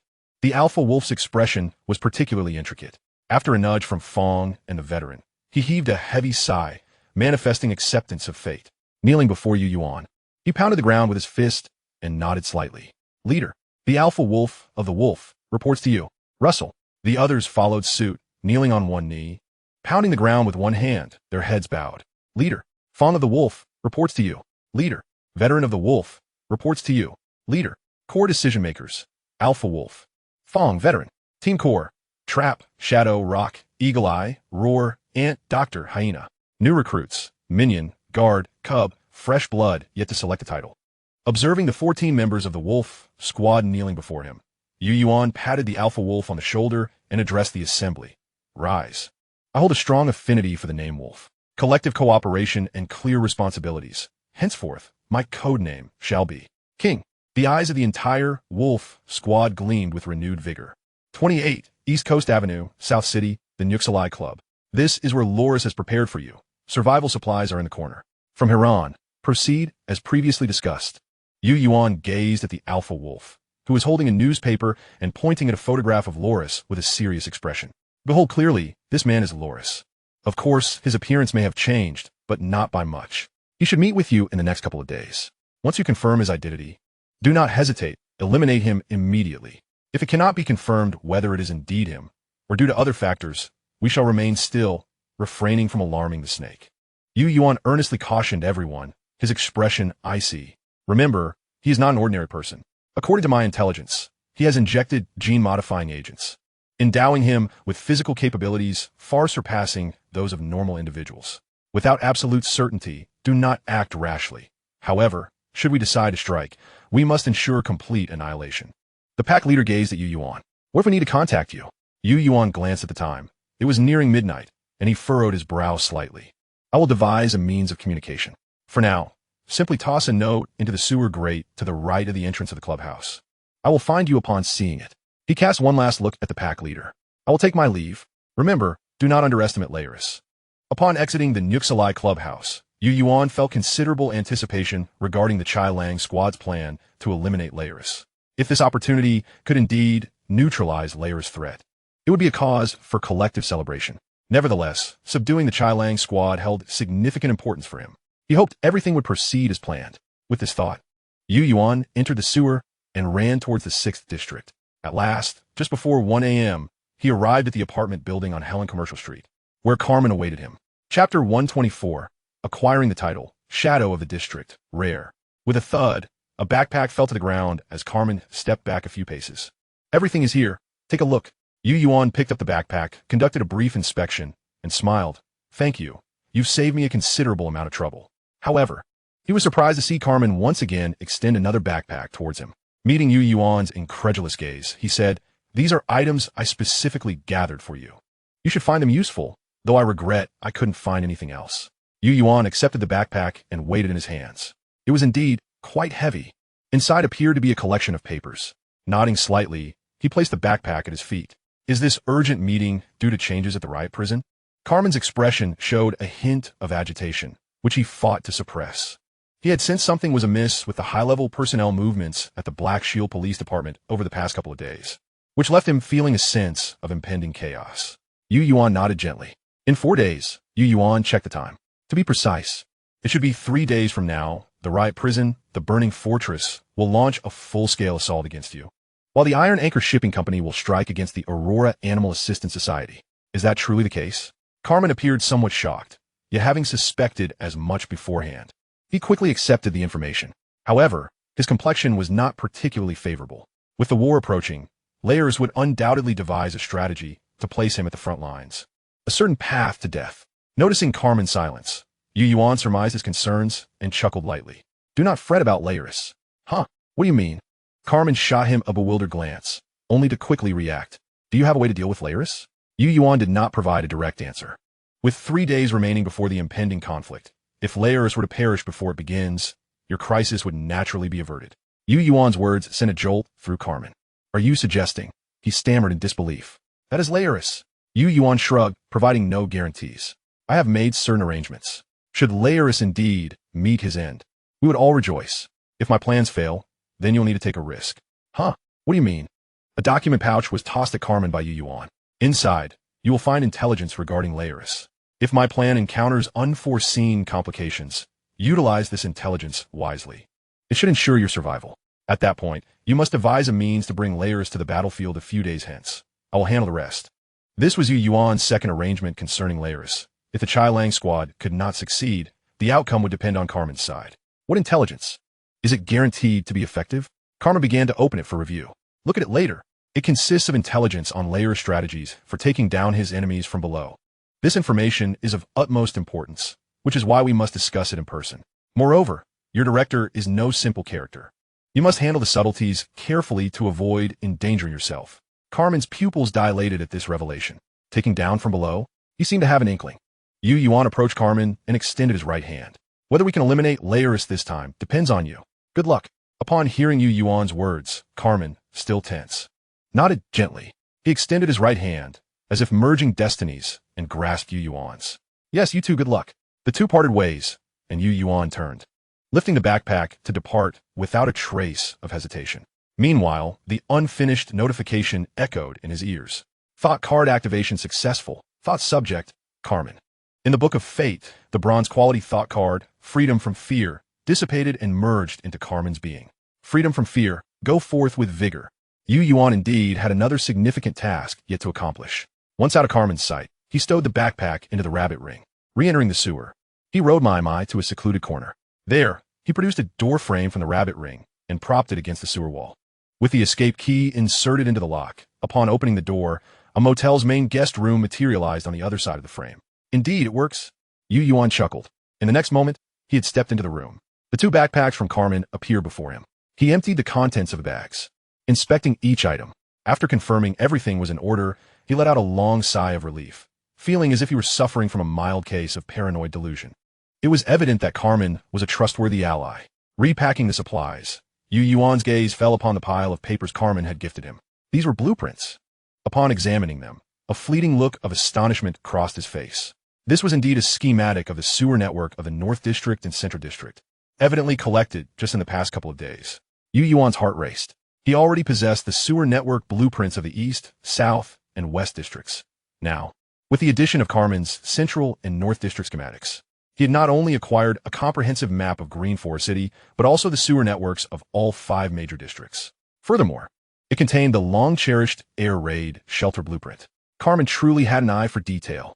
Yu Yuan mused, reflecting on his darker thoughts for a mere 2 seconds before casting them aside. Such disruptive emotions could only linger for a maximum of 2 seconds, no more. Unfolding all the blueprints, he activated his locator watch to scan them. When the final blueprint completed its scan, the anticipated mechanical voice resonated in Yu Yuan's ears. Ding. Triggered keynode. Initiating city shadow title route. Acquiring complete city map of Green Forest City. Acquiring complete sewer network blueprints of Green Forest City. Safe haven located in underground structures. Title, route upgrade conditions met. Acquired title, Shadow of the District, rare. Achievement unlocked, King of Shadows. Achievement points earned, 1,000 points. Yu Yuan's Safe Haven ranking change. Comprehensive assessment initiated. Safe haven development potential greatly increased.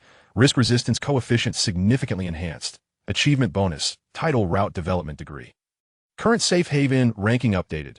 6,799th from 990th. Yu Yuan gazed at the numbers displayed on the virtual screen, his breath quickening. With the prior recruitment of the Wolf Squad, the count had risen by 210 members. In a mere few hours, the ranking of Yu Yuan's hideout surged by 1,200 positions, shattering all previous records of ascension. It is noteworthy that the total number of players barely amounts to 10,000. Yu Yuan, however, shifted his gaze towards the shadow of the newly acquired title, Shadow of the District. Rarity, rare. Path affiliation, urban shadows. Effects, while within urban districts. Under dark and shadowy conditions, a heightened sense of danger is conferred. In darkness or shadowed environments, substantial reduction of bodily noise is achieved. And after remaining still for 3 seconds, a state of concealment is attained, concealment. blending into the shadows, significantly diminishing presence, making one easily overlooked. This state dissipates 3 seconds after leaving the dark or shadowed environment. Visual acuity is greatly enhanced, bestowing the ability to see in darkness. Body reaction speed 10. Movement speed 10, doubling in dark or shadowy settings. Instills intimidation and vagrants, scavengers, survivors, and shadow creatures. Each of the 5 abilities bestowed by this title represents an unequivocal enhancement for Yuan. The potency of a shadow of the district is indeed formidable. And should the urban shadow's path be developed to its utmost potential, it would undoubtedly elevate Yuan's capabilities. A glimmer of fervor flickered in his eyes. This title arrived at a most opportune moment, augmenting his confidence for the impending battle in a few days, as well as the covert operation at the John Crane Zoo. Once again, he expressed gratitude to Comrade Carmen, resolving to treat him with more consideration next time. Reflecting briefly, with resources no longer a concern and time pressing, Yuan promptly departed the room. He had spoken truthfully to Carmen. There was indeed a significant task awaiting his attention, an essential and paramount endeavor. Chapter 125, The Ritual Circle, Spiritual Essence, Electronics Store. In the South District, there stood a residential building. It was evident that a fierce battle had transpired here. Half of the floors had collapsed, leaving only the lower 3 levels intact. The streets surrounding the building were riddled with bullet holes and craters, with vehicles along the roadside bearing the scars of conflict. Given the dreadful state of the surroundings and the precariousness of the structure, any rational individual would avoid taking refuge in such a place, let alone approach it. Yet today, a visitor arrived. Yuan pushed open the rusted iron door and stepped into the residential building.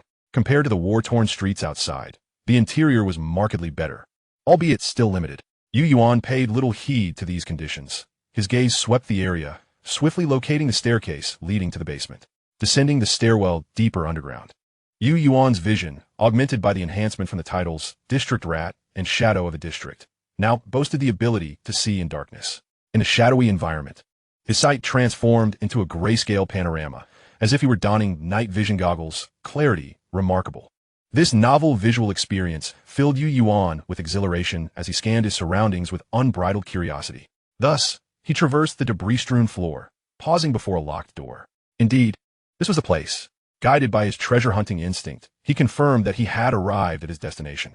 Just moments ago, he was poised to undertake the final crucial task of the evening, exploring the storeroom left behind by the Blood Crow. However, while passing by this location, he had inadvertently triggered the District Rat treasure-hunting instinct, alerting him to the presence of an unclaimed resource. Yuan promptly altered his course to investigate. With his rare-level, lock-picking skill, the lock yielded easily. Upon opening the door, a foul stench assailed his senses. As he beheld the scene within, Yuan hesitated momentarily before cautiously stepping inside, a mask now secured over his face. He had contemplated all conceivable scenarios regarding the resources in this room, yet never anticipated encountering such a scene. A ritual. This was, astonishingly, a ritual circle occupying the entirety of the room. The circle on the floor was marked by a blood-red hexagram, adorned with inscrutable symbols. Scattered throughout the nodes of the ritual circle were various items, golden jewelry, statues, and crystals. Encircling the ritual were 3 human skeletons. At the center of the circle stood a wooden platform, half his height, upon which rested a box made of alloy, roughly the size of a book. In the corner of the room, 2 skeletons, garbed in identical attire, lay entwined, their weapons impaled in one another's bodies. It was evident that this scene was one of a sacrificial ritual in progress. The cause of their internecine conflict remained a mystery, resulting in their demise here. Yuan held little interest in the reasons for their infighting. His focus was solely on the resources at hand. Upon entering the room, his treasure-hunting intuition surged with unprecedented intensity, far surpassing the excitement felt when he first discovered the muddy water arrow turtle and green hair algae. His gaze fixated on the alloy box at the center of the ritual circle, the very source of his treasure-hunting instinct. Approaching the box, he opened it to find a solitary test tube within. The test tube contained a gel-like, fluorescent, translucent substance, which he lifted. Ding! High-value resource detected.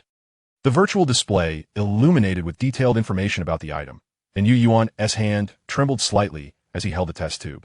Spiritual essence. Quality, unknown. Description, an extraordinarily precious and rare spiritual polymer, possessing remarkably wondrous effects. Was this all? The description was succinct to the point of being stark.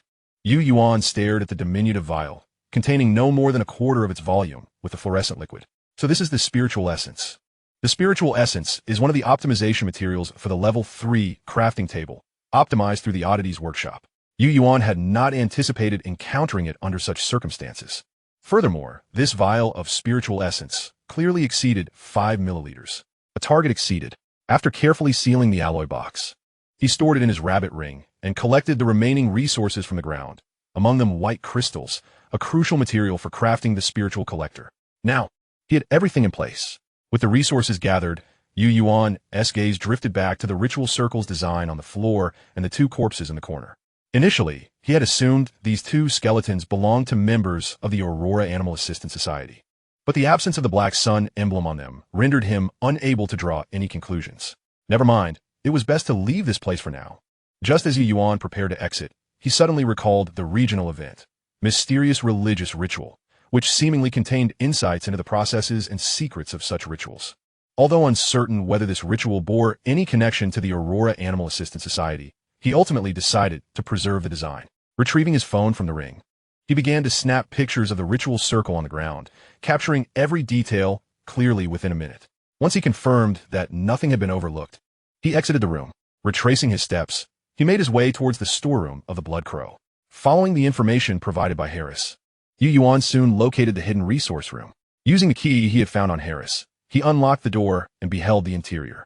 Wow, the resources were indeed plentiful. Though they paled in comparison to the vast stockpile at the Free Safe House, they rivaled those of the Rome Safe House, excluding clothing.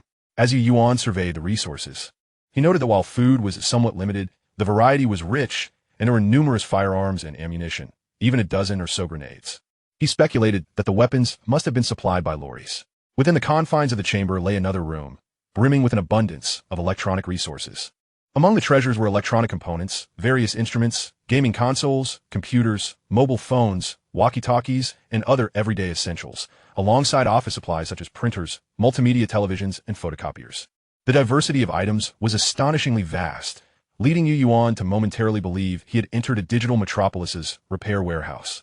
Indeed, the room housed a maintenance table and an array of tools, indicating that someone frequently repaired these electronic devices. A collection of books and blueprints related to mechanical and electronic repairs was scattered atop the maintenance table. As Yuan stepped into the room and crouched down, he beheld a surveillance camera, temperature sensors, full-spectrum lighting, and an oscilloscope and multimeter on the maintenance table. A singular thought flashed through his mind. This trip was fortuitously timed. The demise of Blood Crow was indeed a blessing.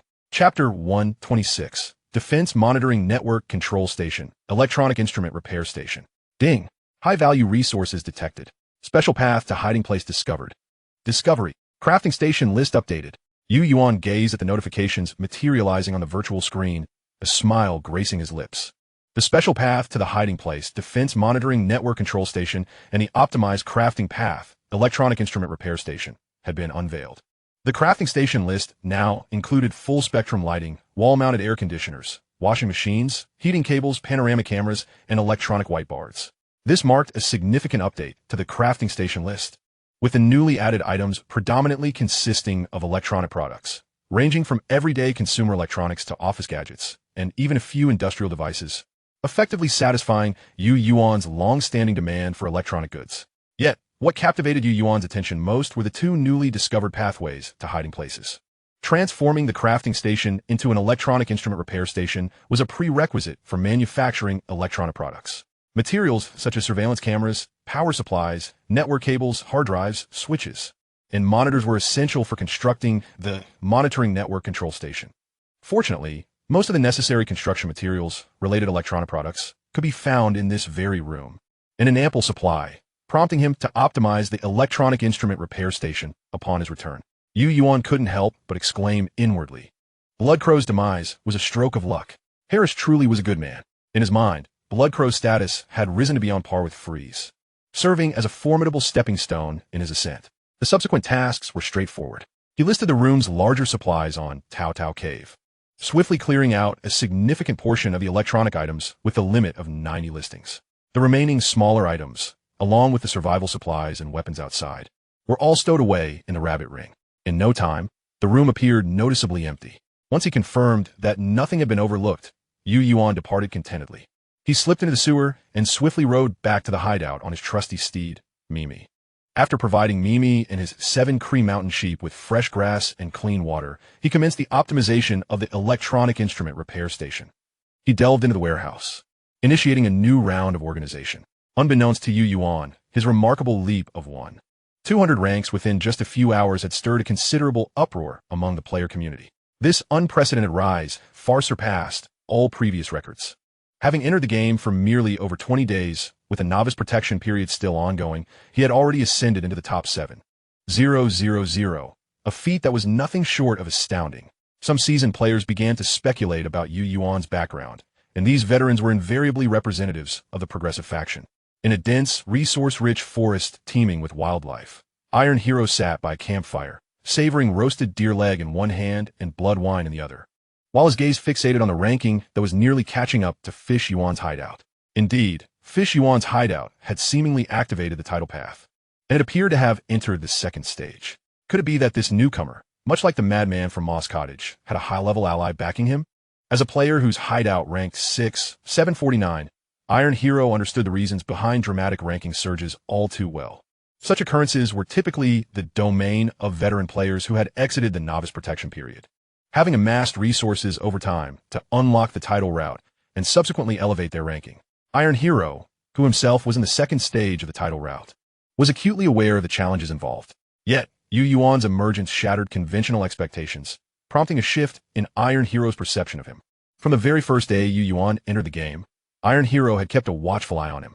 As a representative of the progressive faction, he had always been fervent about player invasions, which was the driving force behind his ascent in the rankings over the past year. However, this newcomer instilled a sense of unease within him.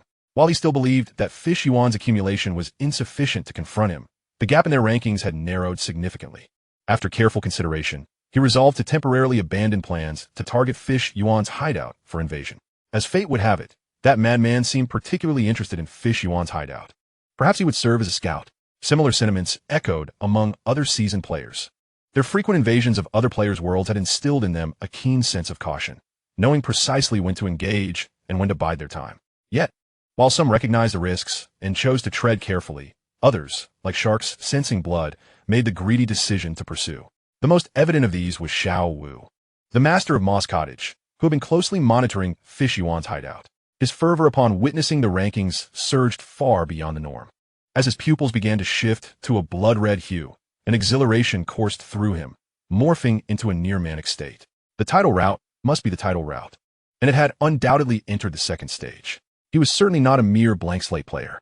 Closing his eyes for a moment, he took a deep breath, lifted his head, and revealed a look of rapture. His lips twitched involuntarily. What to do? His very existence ignited a boiling fervor within my veins. How I longed to sink my teeth into his carotid artery and relish his blood. It must be exquisite, having activated the second stage of the title path. He was undoubtedly the player I had my eyes on. Even if he had high-level players aiding him, he was still a genius. A genius could only be the best arrangement as my vassal. Yes, he must become my vassal. Perhaps I could even acquire an extraordinary artifact from him. He had to become my vassal. If I could uncover the identity of the high-level player behind him, it would be even more perfect. In a fervent climax, Xiao Wu spread his arms wide, tilting his head back and letting out a howl. His eyes emitted a crimson glow, and his mouth, revealing sharp and elongated fangs, became increasingly pallid. At that moment, he no longer resembled a human. With a flick of his scarlet tongue, Xiao Wu delicately licked the corners of his mouth. Approaching a survivor who hung suspended, he felt his blood boil with an insatiable hunger. With a decisive stride, he seized the survivor's hair, yanking it to the side, exposing the right side of the neck. Xiao Wu opened his mouth wide and bit down on the vulnerable carotid artery. The room filled with the rhythmic sounds of sucking and swallowing blood. As the act of devouring progressed, the brilliance in the survivor's eyes gradually faded away. Several minutes later, when Xiao Wu finally displayed a look of relief, exhilaration, and satisfaction, he licked the remnants of blood from the corners of his mouth and turned to depart, leaving behind a withered, desiccated corpse devoid of any trace of color. Chapter 127, Wasteland Calendar, Day 23, The Hunt for the Raven. Green Forest City Daily Date, Wasteland Calendar, Day 23. Weather, clear to partly cloudy, with possible thunderstorms and rainfall in the evening. Temperature, 17 to 22 C. Publisher, Wasteland Fate News Agency. District News Section, quality, rock solid. Danger level, moderate. The Iron Anchor Shipping Company, following an investigation, has confirmed that the Aurora Animal Assistance Society is indeed the culprit behind the theft of muddy water arrow turtle eggs and samples of green hair algae from the diving cliff just days prior. The fleeting tracking signal and the encounter with the enormous raven during the investigation corroborated this conclusion. Consequently, in response to the Alliance demands from the Thug Prison and the Burning Fortress, they readily consented, stating that on the day hostilities commence, they will assault the John Kirk Zoo to hinder the combat capabilities of the Aurora Animal Assistance Society. However, their ultimate objective remains the experimental data and samples related to mutated organisms within the John Kirk Zoo.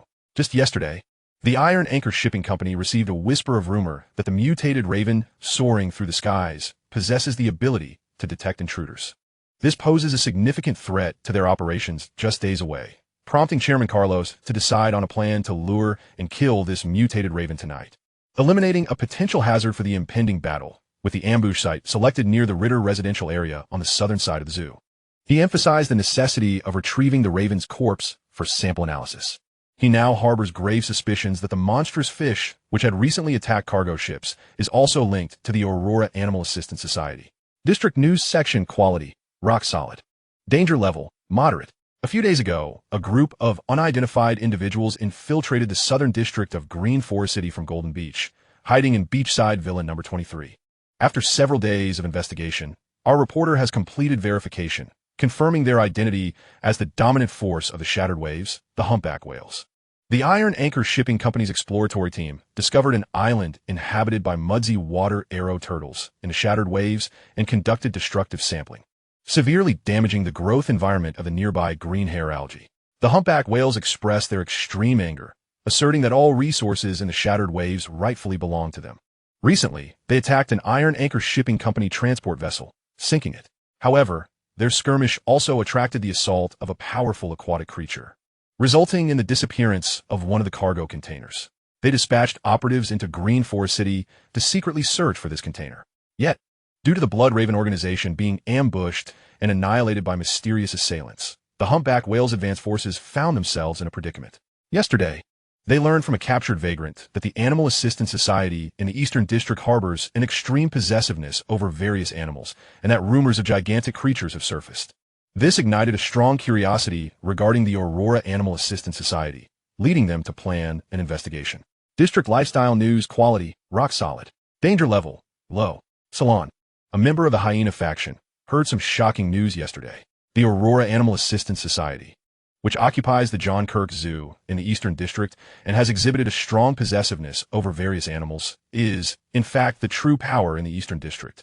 As a member of Green Forest City's renowned intelligence organization, he immediately recognized the value of this information. Although the leader instructed them to remain hidden to evade capture by the Thug Prison and the Black Shield Police Department, he perceived this as an opportunity. If leveraged wisely, it might swiftly resolve his organization's current predicament. Ultimately, he relayed this intelligence to the May Alliance in the Western District, seeking their protection. Upon hearing this news, the May Alliance promptly agreed to safeguard the Hyena organization and commissioned them to investigate the Aurora Animal Assistance Society thoroughly. The May Alliance appeared to be quite intrigued. Yuan gazed at the newspaper in hand, a smile creeping across his lips. Celestial Omen, the evil star shimmers, truly lives up to its golden quality card. The speed and range of rumor propagation far exceed his expectations. This is merely the beginning. With 3 days remaining until the great battle, there is ample time for more factions to hear these rumors. Indeed, it is most advantageous to draw the attention of all the thuggish forces in Green Forest City. The greater the chaos, the better. Ideally, all hidden powers of the Aurora Animal Assistance Society will be forced into the open, achieving perfection. His tactical maneuver of drawing disaster toward the east had been subtly flickering with light since yesterday, clearly gaining traction. Disaster drawn eastward and Celestial Omen, the evil star shimmers, are simply a match made in heaven. Yuan approached the whiteboard, inscribing humpback whales and May Alliance upon it, finally drawing arrows pointing toward the Aurora Animal Assistance Society. As of now, 3 arrows have appeared surrounding the Aurora Animal Assistance Society, Iron Anchor Shipping Company, humpback whales, and May Alliance. Lastly, the Iron Anchor Shipping Company intends to eliminate the mutated raven tonight. Yuan's eyes glimmered. This seemed like an opportunity. He returned the newspaper to the display rack and proceeded to the crafting table, which had now been optimized to function as an electronic device repair station. He opened the crafting list and promptly began producing electronic devices. The completion would require 10 hours. Acceptable. He is currently in the process of creating the final batch of materials for constructing the defensive monitoring network control station. After 10 hours, he'll be able to erect this defensive structure. Yuan then methodically attended to his daily tasks, checking on the mealworms, feeding the sheep, monitoring the growth of wild leeks, collecting refreshed resources from the trash bins, conducting shooting practice, and utilizing the reading pen to study books. Thus, the time gradually approached 7 p.m. Skill acquired. Precision shooting, ordinary. Skill acquired. Basic low-altitude parachuting, ordinary. Gazing at the information displayed on the virtual screen, Yuan exhaled deeply. At long last, he had grasped it. Low-altitude parachuting was a crucial skill for him, a treasure for escaping dire situations. Now that he had finally comprehended it, he felt a wave of relief. Although it was merely an ordinary skill, it was more than sufficient. He returned the magazine to the display rack and began donning his gear in preparation for departure. Near the John Kirk Zoo in Block 11, as dark clouds enveloped the sky, a palpable sense of impending storm lingered. Yuan concealed himself within a building less than 200 meters from the Ritter residential area. He remained quietly hidden in the room, devoid of any intention to spy. He was acutely aware of the Raven's capabilities. Any attempt to peek would only reveal his position. Instead, he had a more reliable means of detection. Iron Anchor Shipping Company, please act swiftly. On the operational detection device, a red dot flickered intermittently, circling before vanishing once more. The Raven was evidently patrolling its territory above the zoo. Glancing at the time, he noted it was already 1 a.m. Yuan had been concealed here for over 4 hours, and the sound of thunder echoed outside. In the midst of this waiting, quack! A familiar call resonated from the sky, invigorating Yuan. Chapter 128, Slaying the Raven, Seizing the Corpse. Civilization Compendium. With the Raven's cry and the sound of shattering glass ringing out, the sounds of battle erupted on the street 100 meters away. On the operational detection device, the location of the red dot aligned precisely with the direction from which the battle noise emanated. Yuan cautiously peered outside, observing the battlefield that lay not far from him. A group of 7 or 8 individuals, armed to the teeth, assailed the Raven with relentless ferocity. Realizing that the support troops from the Aurora Animal Assistance Society would soon arrive, he immediately sprinted towards the fray, cloaked in the shadows. The effects of the street shadow title were activated, enhancing his reaction and movement speed by 20. In a matter of mere seconds, he found himself within a 50-meter radius of the battlefield, where the conflict was nearing its climax. As a mutated creature, the Raven had already exacted a toll on the Iron Anchor Water Transport Company, costing them 3 lives. However, it too lay fallen. The remaining thugs continued to unleash a barrage of bullets upon the creature, intent on dispatching it swiftly. The roar of the Aurora Animal Assistance Society's vehicle engines echoed in the distance. A red dot, indicative of a high-energy being, reappeared on the combat detection device, drawing closer with alarming speed. Recognizing the urgency of the situation, Yuan understood that he could no longer afford to wait. He had to claim the Raven's head. The TRGM 10-bolt action sniper rifle materialized in his hands. As the .338 Lapua Magnum FMJ round chambered, Yuan's right eye pressed against the scope, the crosshairs locking onto the Raven. The combat detection device promptly displayed wind direction, speed, and humidity, providing him with crucial data. Beside the Raven, a grade indicator appeared, denoting it as bronze level. The effect of the title, Eye of Insight, was simultaneously triggered, revealing 3 red points on the Raven, its eyes and heart. Those were its critical vulnerabilities. Holding his breath, he aimed with unwavering steadiness, his hands steady from days of practice and enhanced sniper skills. The reticle now fixated on the heart's location. The next moment, he squeezed the trigger. With a thunderous roar akin to a clap of thunder, the searing bullet erupted from the muzzle, propelled by the explosive charge and exiting at a velocity of 967 meters per second. At less than 50 meters from the Raven, he met the conditions for the deadly sniper effect to activate. The bullet pierced through the Raven's feathers, skin, and muscle, ultimately striking its heart, delivering nearly 7,000 joules of kinetic energy that created a gaping hole in the creature's heart, the projectile even exiting through its body and soaring into the night sky. The Raven's struggling form stiffened instantly, and with a mournful cry, its massive body collapsed, sending dust swirling into the air. The personnel from the Iron Anchor Water Transport Company stood momentarily dumbfounded at the sudden fall of the Raven. They quickly regained their composure, shifting their weapons to aim in Yuan's direction. Yet, no matter how swiftly they acted, they could not surpass Yuan's speed. As the bullet penetrated the Raven's heart, he had already executed a weapon switch, and 416 Hong Kong dollars assault rifle appeared in his grasp. But his true aim was not this weapon, but rather the M320 grenade launcher affixed beneath it, with the sound of the grenade cutting through the air. The thugs from the Iron Anchor Water Transport Company had just begun to redirect their firearms when the grenade detonated amid their ranks. Shrapnel spread like petals scattered by the wind, and after a violent shudder, the thugs collapsed to the ground, blood spilling profusely. Seeing this, Yuan stowed his weapon into the rabbit ring. His leg muscles tensed, propelling him like a spring towards the lifeless body of the Raven. After equipping Mai, his own power and speed attributes surged explosively, and coupled with the speed boost from Street Shadow, he covered the distance of several dozen meters in mere seconds. His right hand brushed against the Raven, drawing it into the rabbit ring as he completed his pivot. Not far away, the sound of tires screeching to a halt from the approaching vehicle could be heard, accompanied by a heart-wrenching roar. "I will tear them to pieces." Yuan hurled 2 grenades in the direction of the voice before propelling himself into the night, vanishing into the depths of darkness. The grenades landed, rolling towards the hastily approaching thugs from the Aurora Animal Assistance Society. "Watch out for the grenades." Boom! Several minutes later, Yuan had slipped into the sewer, summoning Mai to hasten his escape. He refrained from scavenging for supplies. The death of the Raven would undoubtedly incite frenzied action from the Aurora Animal Assistance Society, and the Black Shield Police Department would surely mobilize, making further searches perilous. However, he did not return directly to his hideout. His destination was the Southern District. Upon entering the Southern District, Yuan promptly exited the sewer. At that moment, a torrential downpour had commenced, the sky alight with flashes of lightning and heavy clouds. The rain fell in sheets as he ducked into a building, utilizing an escape key to enter the main guest room of a motel. As the door closed behind him, the cacophony of the outside world was completely sealed away. Only then did Yuan exhale a long sigh of relief, a smile of satisfaction and excitement spreading across his face. I did it. He had not anticipated the operation would proceed so smoothly. Activating the virtual light screen, he recalled hearing a distinct mechanical notification upon slaying the Raven and collecting its remains.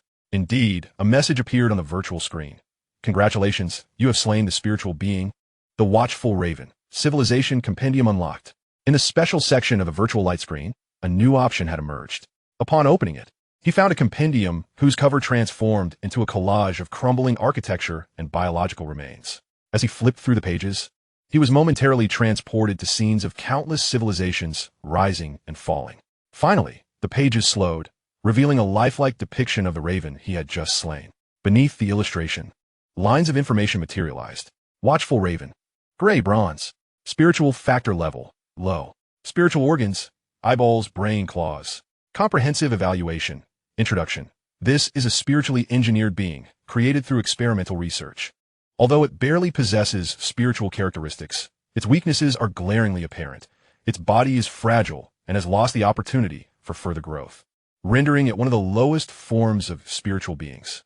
However, as a product of experimentation, its existence signifies that the civilization has reached a rudimentary level in the study of spirituality. This marks a milestone in the civilization's progression. Yet it is often at this stage that civilizations are most susceptible to collapse. Civilization points. 1. As Yuan scrutinized the details displayed on the compendium, a tumult of emotions stirred within him. His gaze fixated on the final sentence. It is also the stage where civilizations are most prone to collapse. Wasn't this precisely the predicament facing Green Forest City? Was this a summation of the post-apocalyptic civilization game, encapsulating the essence of this district? With a deep breath, he closed the virtual light screen. Regardless of the implications, this evening's operation had been resoundingly successful, affirming his earlier suspicions that the mutated beings researched by the Aurora Animal Assistance Society were indeed spiritual entities. This realization was the crucial impetus behind his daring endeavor to seize the Raven. The massive corpse of the Raven lay within the main guest room of the motel, and dozens of glass vials appeared before Yuan.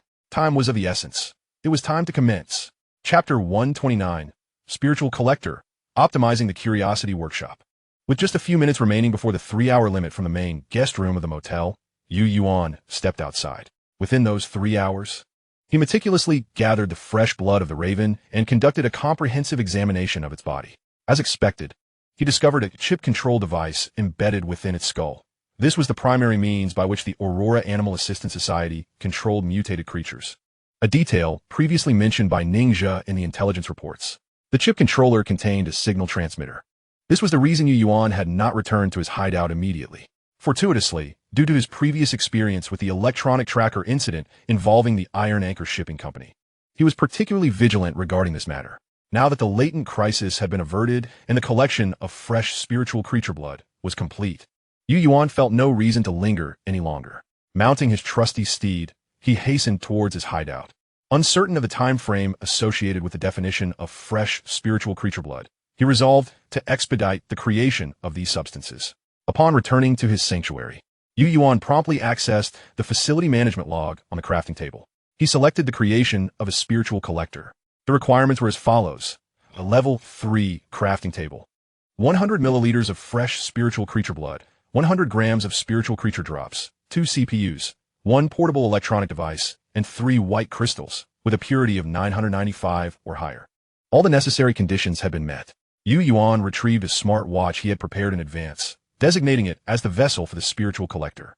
As the crafting commenced, all related items vanished, and a virtual countdown of 30 minutes appeared on the display. It was at this moment that Yuan's anxious heart finally eased. This was his inaugural attempt. A plethora of electronic devices, crafted earlier that day, materialized on the crafting table. With the necessary construction materials in hand, the monitoring network control panel was ready to commence. Following the confirmation of the defensive monitoring network control panel construction, a miniature topographical map centered around Yuan's hideout emerged on the virtual screen, this time with a radius extending to 300 meters. Within this radius, Yuan could establish no more than 50 surveillance cameras for comprehensive monitoring coverage. He had meticulously studied this aspect during the day, and thus quickly took action. As he zoomed in and out on the miniature map, confirming each placement, surveillance points began to materialize in all directions around his sanctuary, within the sewers at the air raid shelter, on the streets, atop buildings, on telephone poles in the sky, underground, and both indoors and outdoors. A hemispherical network of surveillance enveloped his hideout within a 300-meter radius. Upon confirming the construction, all materials vanished, replaced by a progress bar on the virtual screen indicating the construction's advancement. 2 hours. Not bad. Yuan gazed at the green display appearing on the wall of his hideout, filled with anticipation. That was where the monitoring screens would be located. Soon, the spiritual collector was completed, and the transformed smartwatch reappeared on the crafting table. Its appearance had significantly changed, radiating a sense of advanced technology. However, after some manipulation, Yuan concluded that the spiritual collector did not alter the watch's original functions. It merely added a new feature for spiritual collection. Rather than creating a spiritual collector, it was more accurate to say he had enhanced the watch with the capability for spiritual collection. With no further reservations, Yuan removed the positioning watch, using it as a vessel to begin the transformation into the spiritual collector. The 30 minutes passed swiftly, and upon removing the positioning watch, he found it resembled the previously modified smartwatch, exuding a sense of technological sophistication. He refrained from immediately checking the watch's functions. Instead, he opened the virtual screen to access the optimization path of the Anomaly Workshop. Yuan had already fulfilled all optimization conditions: 1 spiritual creature kill, 1 complete spiritual creature body, and 5 milliliters of spiritual essence. He promptly initiated the optimization process. The optimization would take 8 hours. Only then did he glance down at the positioning watch. After a few minutes of operation to confirm the scanning capabilities, he was relieved to find that the virtual map function remained unaffected. The positioning watch was of paramount importance to him, and he could not afford to be anxious about it. Fortunately, everything proceeded smoothly. He grasped the effect of the spiritual collector. It would capture the pure spiritual essence that dissipated in the moment of a spiritual creature's death, which would vanish in a fleeting moment. The spiritual collector was designed to gather this portion of pure spiritual essence, albeit with a distance limitation of only 100 meters. The positioning watch displayed a progress bar for spiritual collection. Once filled, it would crystallize into a spiritual crystal. Each spiritual crystal represented 1 unit of pure spiritual essence. The utility of pure spiritual essence was straightforward. It was a crucial item for crafting or upgrading anomalies. The place for crafting and upgrading was the Anomaly Workshop.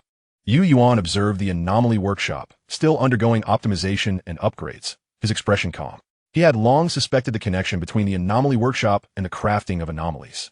A tinge of regret flickered in his heart. Had he possessed the spiritual collector when he defeated the crow, it would have been splendid. Yet, without defeating the crow, he would not have secured the fresh spiritual creature blood. Nonetheless, an idea began to form in Yuan's mind. He must never squander any opportunity to slay spiritual creatures in the future, even if it meant seizing opportunities from others. He glanced at the increasingly cramped hideout. It was becoming smaller. Yuan resolved that the next time he drew a luxury card, he would undoubtedly choose to expand the area of his hideout. Previously, the conditions had been insufficient, but now they were more than adequate. After several days of sales, the batch of clothing he had procured from Rome had nearly sold out. Aside from a dozen pieces he had deliberately retained for himself, about 20 remained, netting him over 100,000 survival points. Although he had to significantly reduce prices in the latter days to liquidate the stock, Yuan was immensely satisfied. Currently, his survival points had steadily accumulated to over 200,000, with various supplies continually listed for sale. It was a remarkable change. Before entering the Wasteland world, his savings had never exceeded 100,000. Now, having been here for less than a month, he possessed not only a home and vehicle, but also over 200,000 in savings. He suddenly comprehended why so many veteran players chose to lie flat in this place. The reason was simple. The greater the ambition, the greater the yield. As long as one dared to seize and strive, the entire world could become one's wealth. On the 25th day of the Wasteland calendar, as he activated the Omen card, he prepared for the armored giant bear. Tomorrow marked the time for the assault on the Black Shield police station by the thug prison and the burning fortress. In the preceding days, Yuan had refrained from venturing out to gather supplies, instead focusing on preparing for the impending battle. Besides his daily morning and evening visits to the Starry Sky Observatory to check for any signals left by Carmen, along with completing the daily tasks at his hideout, feeding the insects and sheep, planting chives, collecting trash, etc. He spent the remaining time practicing shooting at the shooting range or engrossed in reading with his point-reading device. He maintained his reading habit with Sniper Training Journal, gaining new insights and reflections with each session. Meanwhile, the low-altitude parachuting operations manual bore fruit. He finally comprehended the advanced skill, low-altitude parachuting special techniques.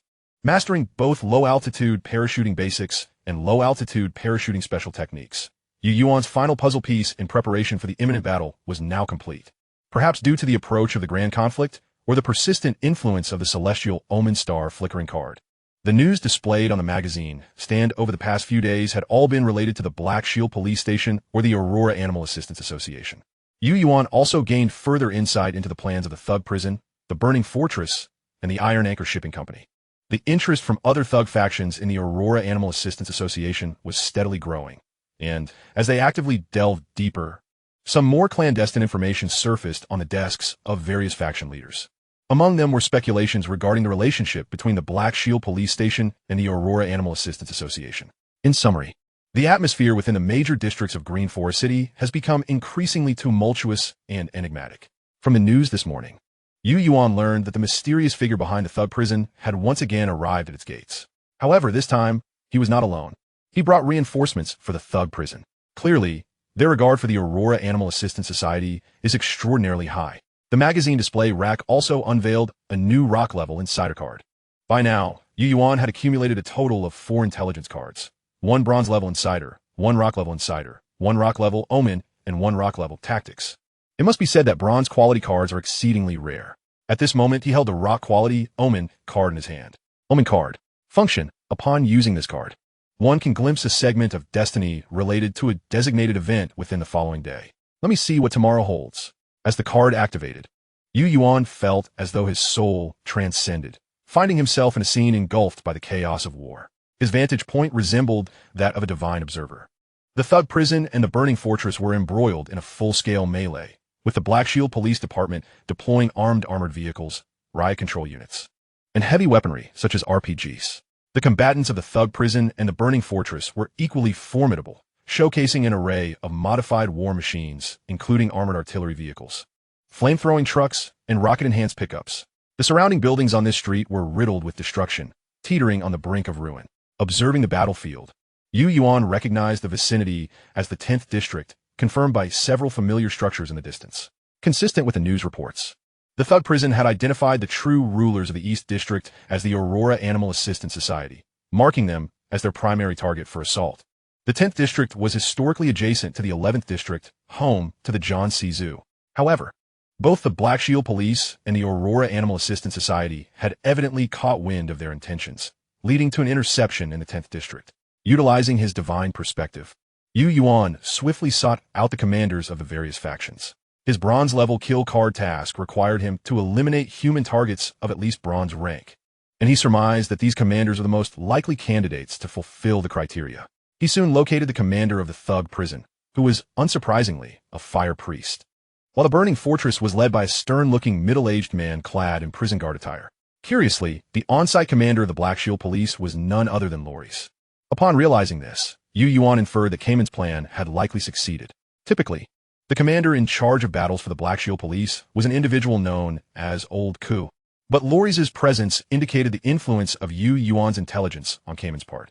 The head of the Black Shield Police had learned that Loris was affiliated with the Miller clergy and intended to usurp his position, seizing the opportunity to eliminate Loris. However, Loris was exceedingly cautious, positioning himself at the rear of the battlefield, concealed within an armored vehicle. Yuan committed to memory the locations of Loris and the other two commanders before preparing to observe the combat in other areas.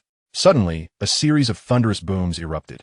In the next moment, the armored vehicle housing Loris, along with the surrounding ground, was engulfed by a barrage of artillery shells, the vehicle being violently hurled into the air before crashing heavily to the ground. Yuan turned towards the source of the noise, a chill running down his spine. Good heavens, what a display! 10 tanks, billowing black smoke, marched resolutely into the fray. Boom! Boom! The tanks opened fire.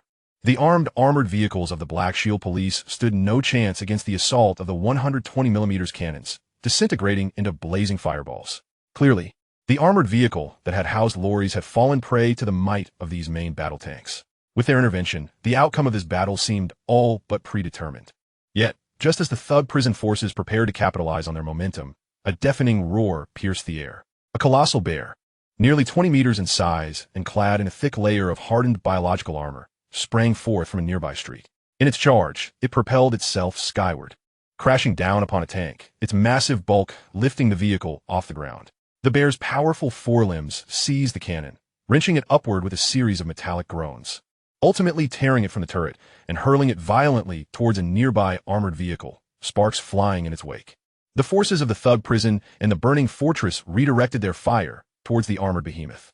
However, the mutated bear clearly transcended the realm of ordinary creatures. Its thick biological armor rendered bullets ineffective, causing them to clatter harmlessly to the ground. Boom! A tank roared, launching a shell that struck the mutated bear, igniting an explosion that illuminated the battlefield. As smoke enveloped the creature, it fell with a thunderous crash. Chapter 131. Flame Wolfskin Armor, Rare Level. The Return of the Nuxali Club. Yuan swallowed hard. He understood the formidable nature of mutated or sentient creatures, but this was an extraordinary level of power. Just when he believed the mutated bear had finally succumbed, the smoke dissipated to reveal a pair of bloodthirsty, savage eyes. The bear was not dead. Its left forepaw had been entirely obliterated, and its biological armor was severely damaged, yet it still lived. The previous assault had awakened its feral instincts. Ignoring its injuries, it rose with a roar and charged once more the tank. Absurd. Such scenes transpired on other streets as well, where 7 or 8 mutated creatures clashed violently with the steel onslaught of the thug prison and the burning fortress. While these mutated beings could not withstand artillery fire as the giant bear did, their sudden appearance wrought significant havoc upon the thug prison and the burning fortress. However, as both factions pivoted their firepower, these creatures soon found themselves wounded, instinctively seeking to flee. Yet, just as they turned to escape, they would involuntarily shake their heads and roar, their bloodlust compelling them to re-engage in the fray. Meanwhile, from the direction of the 11th District, where the John C. Zoo resides, sounds of battle and explosions echoed, indicating that the Iron Anchor Water Transport Company had also commenced hostilities.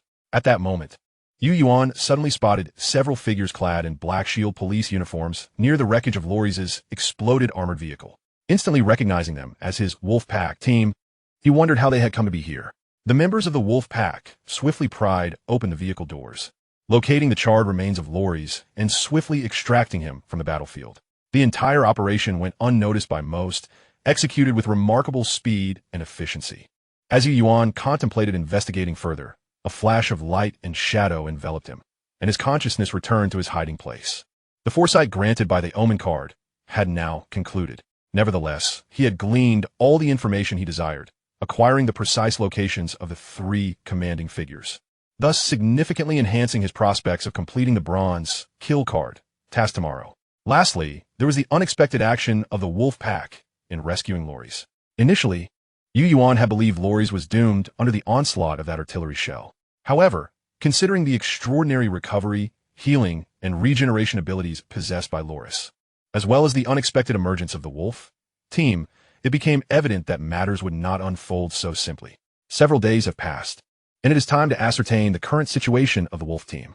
Additionally, the riot prison and the burning bastion have been cordoned off by the Black Shield Police Department at the 10th block. The Iron Anchor Shipping Company has also commenced an assault on the John Kirk Zoo, yet the status there remains uncertain. I shall first examine tomorrow's news reports.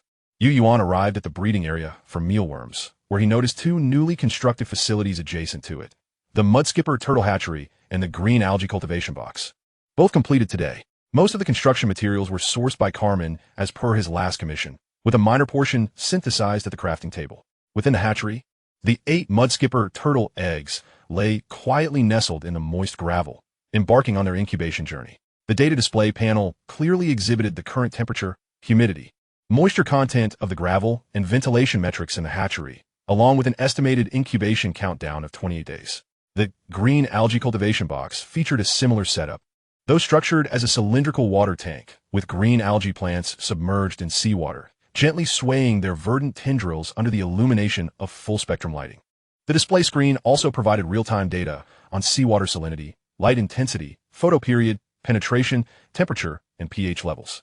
Yuan gazed at the 8 turtle eggs in the hatchery, a slight furrow of concern forming on his brow. Despite having constructed the hatchery, the incubation success rate remained below 50%. Could this be due to the prolonged duration spent in the incubator? After much contemplation, he deemed this the most plausible explanation, though he did not discount the possibility that mudskipper turtles are inherently difficult to incubate. Regardless, Yuan had completed all that he could. The outcome of the hatching now rested solely on the capabilities of these little creatures. Ding! The item from the Curious Artifact Workshop has been successfully crafted. A notification chimed in his ears, causing Yuan's spirits to lift as he hurried to the crafting table. A fiery red vest materialized on the surface. Upon picking it up, relevant data appeared before him. Flame Wolf Leather Inner Armor. Quality, rare. Function, offers exceptional puncture resistance, and upon impact from high-speed objects. Kinetic energy is instantaneously dispersed throughout the body. It maintains a body temperature between 22 and 24 degrees Celsius, providing a 3-second resistance to fire attacks. Donning the inner armor, he found his upper body snugly enveloped, allowing for unencumbered movement. Yuan was exceedingly pleased. The remnants of the Flame Priest robe could still be utilized to create 2 additional items. After a moment's thought, he resolved to craft a pair of tactical boots and gloves. With the Curious Artifact Workshop commencing equipment production once more, he would be able to acquire these 2 items by tomorrow morning. This was yet another advantage of the workshop, allowing for the crafting of protective gear from the pelts of spiritual creatures. Although lacking spiritual crystals, which would elevate them to artifact status, even rare-grade equipment was quite valuable. At long last, he could make use of the Flame Priest robe that had remained dormant. As the evening clock struck 8, Yuan exited his hideout, making his way to the New Salai Club in the Southern District. Tomorrow marked the day of the impending battle, and the scenes he had witnessed in his premonition were somewhat peculiar. He needed to clarify the situation. Upon arriving at the street outside the New Salai Club, he located the previously agreed-upon manhole cover and indeed discovered a message left by the Alpha Wolf. The pieces of the puzzle began to fit together. It was apparent that the disturbances at the riot prison and burning bastion had not gone unnoticed by the Black Shield Police Department, which had begun to consolidate its forces in preparation for a full-scale confrontation. Loris had also been appointed as the frontline commander by Hogg today, tasked with directing the battle. The Wolf team would, under Loris's arrangement, infiltrate the ranks of the Black Shield Police Department tomorrow morning. Loris was evidently aware of the dangers associated with frontline command and had even sensed Hogg's murderous intent towards him. Thus, the mission of the Wolf team was to ensure his protection. Having grasped the situation, Yuan considered it prudent to circumvent the street on the opposite side. Exiting the sewer, he was apprehensive that Loris might leave someone to surveil the Wolf team. Purposefully, he approached the rear of the New Salai Club, leveraging his formidable physical prowess to ascend the second floor via the drainage pipe, and then cautiously made his way downstairs. Just as he was about to reach the basement, he caught sight of a figure concealed in the shadows. Chapter 132. The Final Day, Insurance and Arrangements. Yuan recognized the shadowy figure immediately as the Phantom. He was clearly on high alert, yet had not noticed Yuan's approach, bolstered by the shadow of the block title.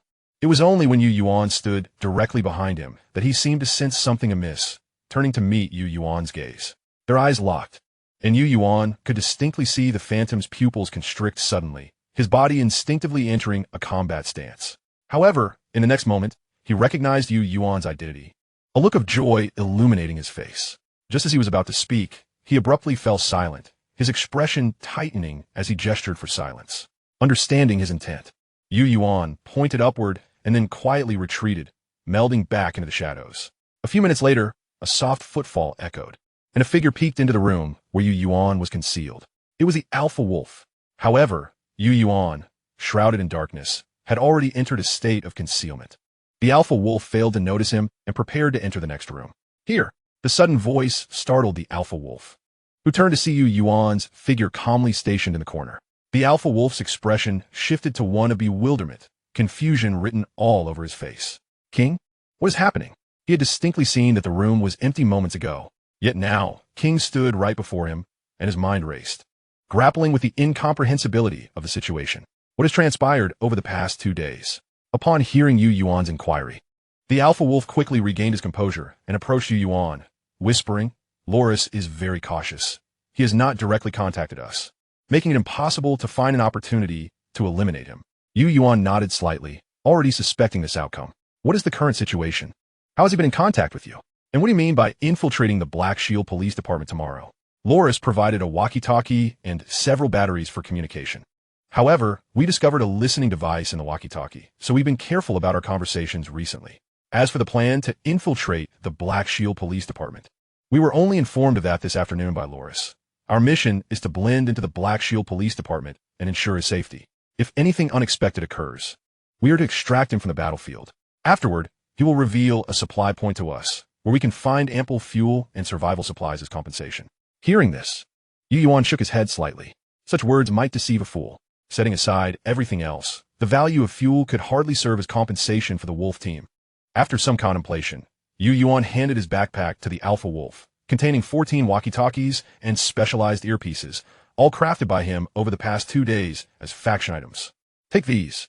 The encrypted channel is on 7748. Tomorrow, the battle between the Riot Prison and the Black Shield Police Department will officially commence. You will execute Loris's orders as normal, since his task for you is to ensure his safety. Keep your distance from the battlefield." The Alpha Wolf took the walkie-talkies and earpieces, nodding lightly. Yuan then unfurled a map of the Eastern District before the Alpha Wolf, pointing to the 10th block. "The battle tomorrow will likely take place here," he indicated a street. "Do not approach the armored vehicle where Loris is located too closely. Should he be exposed, he will undoubtedly become the target of a concentrated assault. If he encounters an attack, the likelihood of his demise is minimal, as he possesses inhuman regenerative abilities due to genetic modification. However, recovery and healing cannot occur instantaneously. Prior to regaining his strength, he will undoubtedly be in a state of vulnerability." Yuan turned to the Alpha Wolf. "Your task is to seize the moment when he is under attack, at his weakest, and bring him before me." Pointing towards Block 11, he instructed, "Proceed in this direction. I shall rendezvous with you there."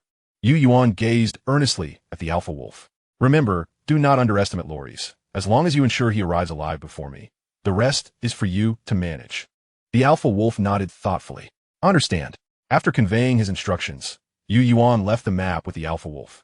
He produced a walkie-talkie and, after confirming the communication channel was working smoothly, departed from the Nyuxalai Club, returning directly to his hiding place.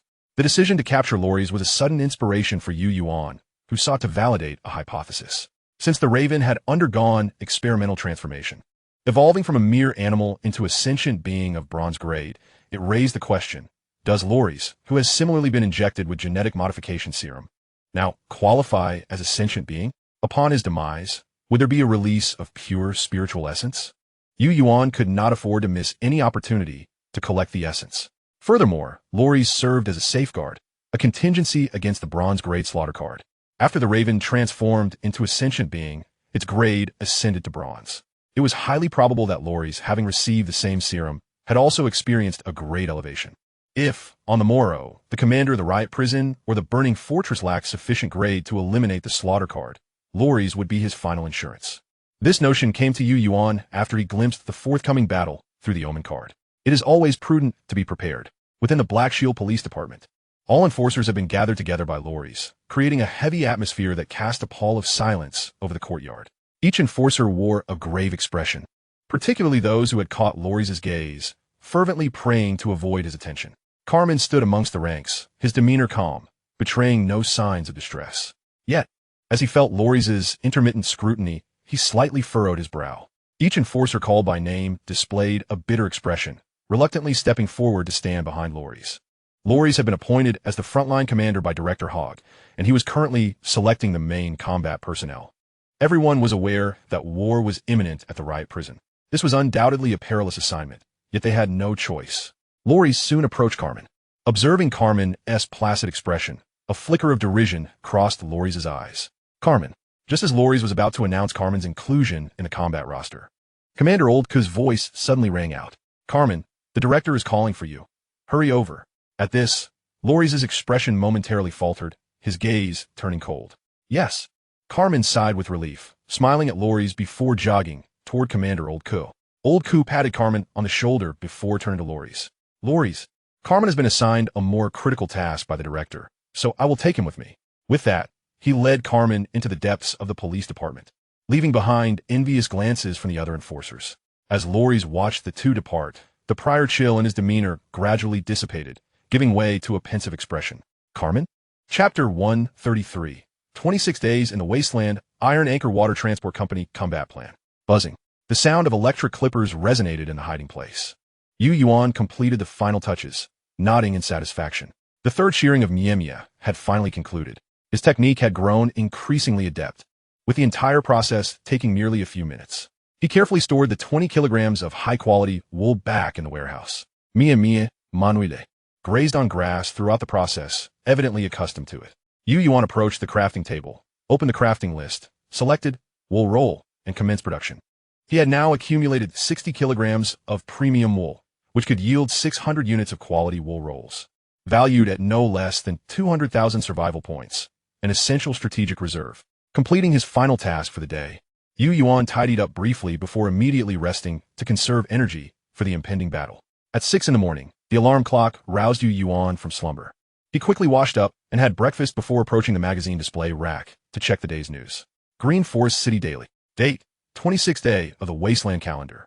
Weather, clear to partly cloudy. Temperature, 16 to 21. Publisher, Destiny Publishing. Neighborhood, News Section. Quality, Rock Grade. Danger Level, High. The riot prison and the burning fortress have decided to commence their struggle for control over the Eastern District today. Baku of the riot prison. Considering the threat posed by the Aurora Animal Assistance Association and the enormous King Cobra within Block 14, has ultimately resolved to launch a direct assault on the Aurora Animal Assistance Association from Block 10 of the Eastern District. They will endeavor to attract and restrain the combat forces of the Aurora Animal Assistance Association, creating conditions for the Iron Anchor Water Transport Company's offensive. Neighborhood, News Section. Quality, Rock Grade. Danger Level, High. The Aurora Animal Assistance Association's missionary, the Green Garb, has fallen into a state of rage and madness due to the death of the spiritual being he controls, which had been spying on the Raven. Particularly troubling was the disappearance of the Raven's corpse, leading him to suspect a premeditated attack, with the most likely culprits being the restless riot prison and burning fortress. He resolved that he would ensure the riot prison pays a steep price at the first opportunity. Neighborhood, News Section. Quality, Bronze. Danger Level, High. Lori's of the Black Shield Police Department was unexpectedly appointed as the frontline commander in the battle against the riot prison yesterday, a position previously held by Old Ku. This sudden change has instilled a sense of crisis within Lori's. After contacting Missionary Miller, he learned that the Green Garb, a supporter of Director Hogg, had succumbed to madness due to the killing of his beloved bird, leaving Lori's unable to confront the Green Garb directly at this time. He could only strive to endure this crisis, confident in the formidable regenerative abilities provided by the Salamander Gene Serum, which should be sufficient to navigate this perilous situation. This battle also presents an opportunity for him to bolster his reputation and develop reliable subordinates. He must seize this chance. Is there no content regarding the Iron Anchor Water Transport Company? Yuan furrowed his brow slightly before opening the Book of Destiny. He utilized the Indulgence Card. Inside information, rock. Target. The Iron Anchor Water Transport Company's operational plan to attack John K. Animal Park. As the Insider card activated, the card gradually vanished. On the magazine display rack, a meticulously crafted combat operation map materialized. Picking up the operation map, he hung it on the whiteboard, centering it around John K. Animal Park, where 3 arrows representing offensive maneuvers appeared. The directions of the assault were the front gate, the back gate, and the southern wall. Both the front and back gates were feints. Only the arrow indicating the southern wall represented the true point of entry chosen by the Iron Anchor Water Transport Company. The operation map also detailed various pertinent specifics, such as the times of attack, directions, and the objectives and locations to be searched within the zoo. Their goal was straightforward: the secret laboratory of the Aurora Animal Assistance Association located underground. Upon reaching this point, Yuan couldn't help but regard the Iron Anchor Water Transport Company with newfound respect. Although they were unaware of the precise location of the underground laboratory entrance, they had nonetheless marked 3 potential sites on the map of Jonki Zoo. Among these was the true entrance located within the ocean aquarium.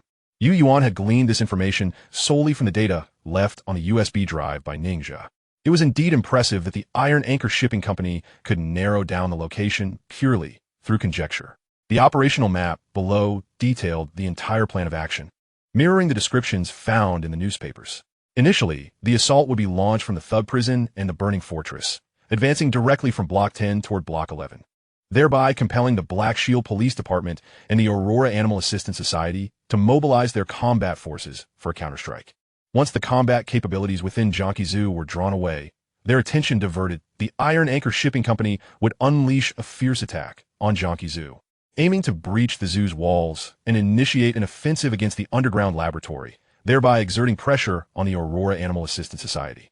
Faced with their home being overrun, whether or not the members of the Aurora Animal Assistance Society returned was a matter of life and death.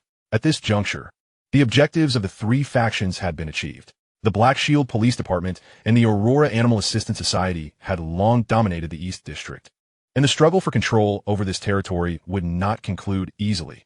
It was destined to be a protracted conflict. They merely needed to eliminate as much of the combat strength of the Black Shield Police Department and the Aurora Animal Assistance Society as possible today to realize their goal. Gazing at the meticulously detailed operational plan on the map, Yuan contemplated and discovered an opportunity to fulfill his regional incident mission. According to their arrangement, the Thug Prison was set to launch a full-scale attack at 1 o'clock in the afternoon. It was time to embark on his mission. Yuan secured the operational map, approached the equipment rack, donned the flame wolf skin under armor, followed by the combat suit and bulletproof vest. He then retrieved the flame wolf skin tactical gloves and tactical boots, freshly crafted earlier that morning, adorning himself with them. A warm sensation enveloped him from head to toe. He placed the operational detector and tactical headset upon his head, donned his helmet, and affixed the walkie-talkie to his chest. The TRGM 10 bolt-action sniper rifle, M320 grenade launcher, and SW Model 500 revolver were meticulously checked and loaded. Grenades, flashbangs, a medical kit, food, and water were all stowed within his rabbit ring. Yuan's objectives were twofold: to eliminate the bronze killing card and, most importantly, to infiltrate Jonki Zoo. As everything was prepared, Yuan exhaled deeply and looked toward Mia, gently beckoning. Mia, it is time for us to set forth. Chapter 134. The Power Struggle and Reactions from All Sides. Commander Loris observed a multitude of raiders and armored vehicle from the Thug Prison advancing towards Block 10. Upon receiving intelligence from the enforcers, Loris furrowed his brow. Why would they head to Block 10? Just as he pondered this, static crackled through the walkie-talkie, followed by a detached voice. Loris, we have received intel that the Thug Prison plans to move from Block 10 into Block 11. Immediately intercept them at all costs. They must not be allowed to set foot in Block 11. Hearing the voice of Chief Hogg, Loris suddenly realized their target was the Aurora Animal Assistance Society. He let out a light scoff. Interesting. He then turned to his aide. Inform everyone to advance at full speed toward Block 10. We must ensure to obliterate that bunch of punks from the Thug Prison. As the order was given, the long-sealed garage doors slowly rose, revealing armored vehicles that emerged like awakened steel behemoths, rumbling heavily as they rolled out of the Black Shield Police Department. These armored vehicles had undergone no modifications, retaining their pre-apocalyptic appearance. 10-wheeled armored vehicles led the charge, with 125mm high-hardness bulletproof steel plates paired with modular ceramic composite armor. Their protective capabilities were maximized, The weapon system, comprising 127mm heavy machine guns and 40mm grenade launchers, endowed them with formidable deterrent power. Following were police armored riot vehicles and Wasteland combat vehicles, belching black smoke from their exhausts as they marched toward Block 10. From his vantage point atop the Black Shield Police Department, Chief Hogg observed Loris's departing convoy and calmly remarked, "Let him go. I do not wish for Loris to return alive. If he fails, he will no longer be of any value for protection." Commander Old Ku, upon hearing this, stood at attention and saluted. Yes. Subsequently, Old Ku descended to a room below, where Carmen awaited, fully equipped. Beside him stood a thug, known as Shao. Upon seeing Commander Old Ku enter, they immediately rose respectfully and saluted. Commander Old Ku. Old Ku's gaze shifted to Carmen. Remember, you have but one opportunity. Should you fail, you should be well aware of the fate that befalls those deemed without value. Carmen, hearing this, displayed no surprise. His eyes reflected an unprecedented determination and resolve. I understand. Behind him, Shao, initially appearing bewildered, straightened slightly upon hearing Carmen's words, silently proclaiming his stance. Observing their demeanor, Old Ku's lips curled upwards as he leaned closer to Carmen's ear and whispered, "Of course, this is also an opportunity. Should Loris perish, a commander's position will become vacant." He patted Carmen on the shoulder and turned to leave. Only after Old Ku's figure disappeared did Shao excitedly look at Carmen. "Boss." Carmen silenced Shao with a glance, shaking his head slightly. "No more words. Gather your things, we're leaving." "Understood." Inside the moving armored vehicle, a faint sound emerged. Headwolf looked down to see an internal message from Loris. "Do not engage. Remain within a 50-meter radius of me. If I encounter danger or come under attack, once the assault concludes, find me and escort me to safety." Upon reading the message, Headwolf exchanged glances with Fanya and the veteran, nodding slightly. "Understood, employer, but if you are attacked, what about our compensation?" Loris seemed to have anticipated this question, as a reply swiftly followed. "Do not worry. If you escort me to safety, I will certainly inform you." As the dialogue concluded, Fanya's voice broke the silence. "Headwolf, what does this mean? If the armored vehicle we're in comes under attack, how will he survive?" "Fanya." Headwolf's reprimanding voice rang out. "We need not concern ourselves with the employer's circumstances. Our sole duty is to execute his commands and secure our compensation. Nothing more." His words carried weight, prompting Fanya to quickly respond with a hint of grievance. "Yes, I understand. Not far away, within a command vehicle modified from an armored car." Loris listened to the reprimand from Headwolf directed at Fanya through his earpiece, a smirk forming at the corner of his mouth. They possess a degree of self-awareness. He felt a slight easing of his wariness toward the wolf pack team. Mercenaries with principles were, after all, somewhat reassuring, at least until they received their compensation. Their combat proficiency was commendable. However, eventually, those who knew my secret must perish. With this thought, the command vehicle was soon filled with the sounds of the reconnaissance convoy. "The thug prison has entered." Loris immediately began issuing commands. Unbeknownst to him, within the armored vehicle housing the wolf pack team, a silent communication was swiftly taking place. Just as Wang speculated, Loris's aim is indeed to have us protect him as he departs. Fanya rapidly communicated through hand signals. "In that case, let us proceed according to the king's plan from last night. We shall steer clear of the battlefield and, once Laosi is attacked, devise a means to extract his body from the fray, making our way to Block 11 to rendezvous with the king." The Alpha Wolf similarly communicated through sign language, confirming the final operational strategy. He then turned to the others, equipped the internal intercom headsets, and confirmed once more communication channel 7748. The members of the wolf pack promptly donned their equipment and responded in sign language. "Received." "Understood." In Block 10, the convoy of the outlaw prison was under the command of the chief of raiders, Clorin. As the third in command of the outlaw prison, his primary responsibility was to oversee all operational commands of the raiders. Baku's voice crackled through the intercom. "Clorin, we have received word from the burning fortress. The armed forces of the Black Shield Police Department are swiftly approaching Block 10, preparing for combat." Upon hearing this, Clorin's expression tightened. "Understood, Deputy Warden. As I have said before, the moment combat commences, ascertain the position of the opposing commander and eliminate them with precision. The reconnaissance eagles from the burning fortress will assist us." "Yes." Clorin's voice echoed immediately through the ranks of the raiders. Above the convoy, at an altitude of 100 to 200 meters, several reconnaissance eagles circled, monitoring enemy movements under the sound of whistles only they could hear from the burning fortress. Unbeknownst to them, At an altitude of 3,000 meters above their heads, a white-tailed kite with an 8-meter wingspan glided silently through the clouds. Its crimson gaze fixed coldly upon the prey below. Chapter 135. The Outbreak of War, the Appearance of the Green-Clad Missionary. In Block 10, the armored vehicles of the Black Shield Police Department emerged with an overwhelming sense of pressure. The turrets began to rotate, and the mounted howitzers and heavy machine guns were the first to unleash their assault. The outlaw prison was not to be outdone. Mortars and hell cannons modified from gas canisters were deployed, retaliating against the armored vehicles of the Black Shield Police Department. The entire street was instantly riddled with craters. Smoke billowing thickly. Behind the armored vehicles of the Black Shield Police Department, a dozen outlaws armed with rocket launchers swiftly entered the surrounding buildings, setting up their RPGs before pulling the triggers. With a whoosh, the sound of several rockets soaring through the air was heard, as the war machines of the outlaw prison erupted into fireballs, ascending into the sky.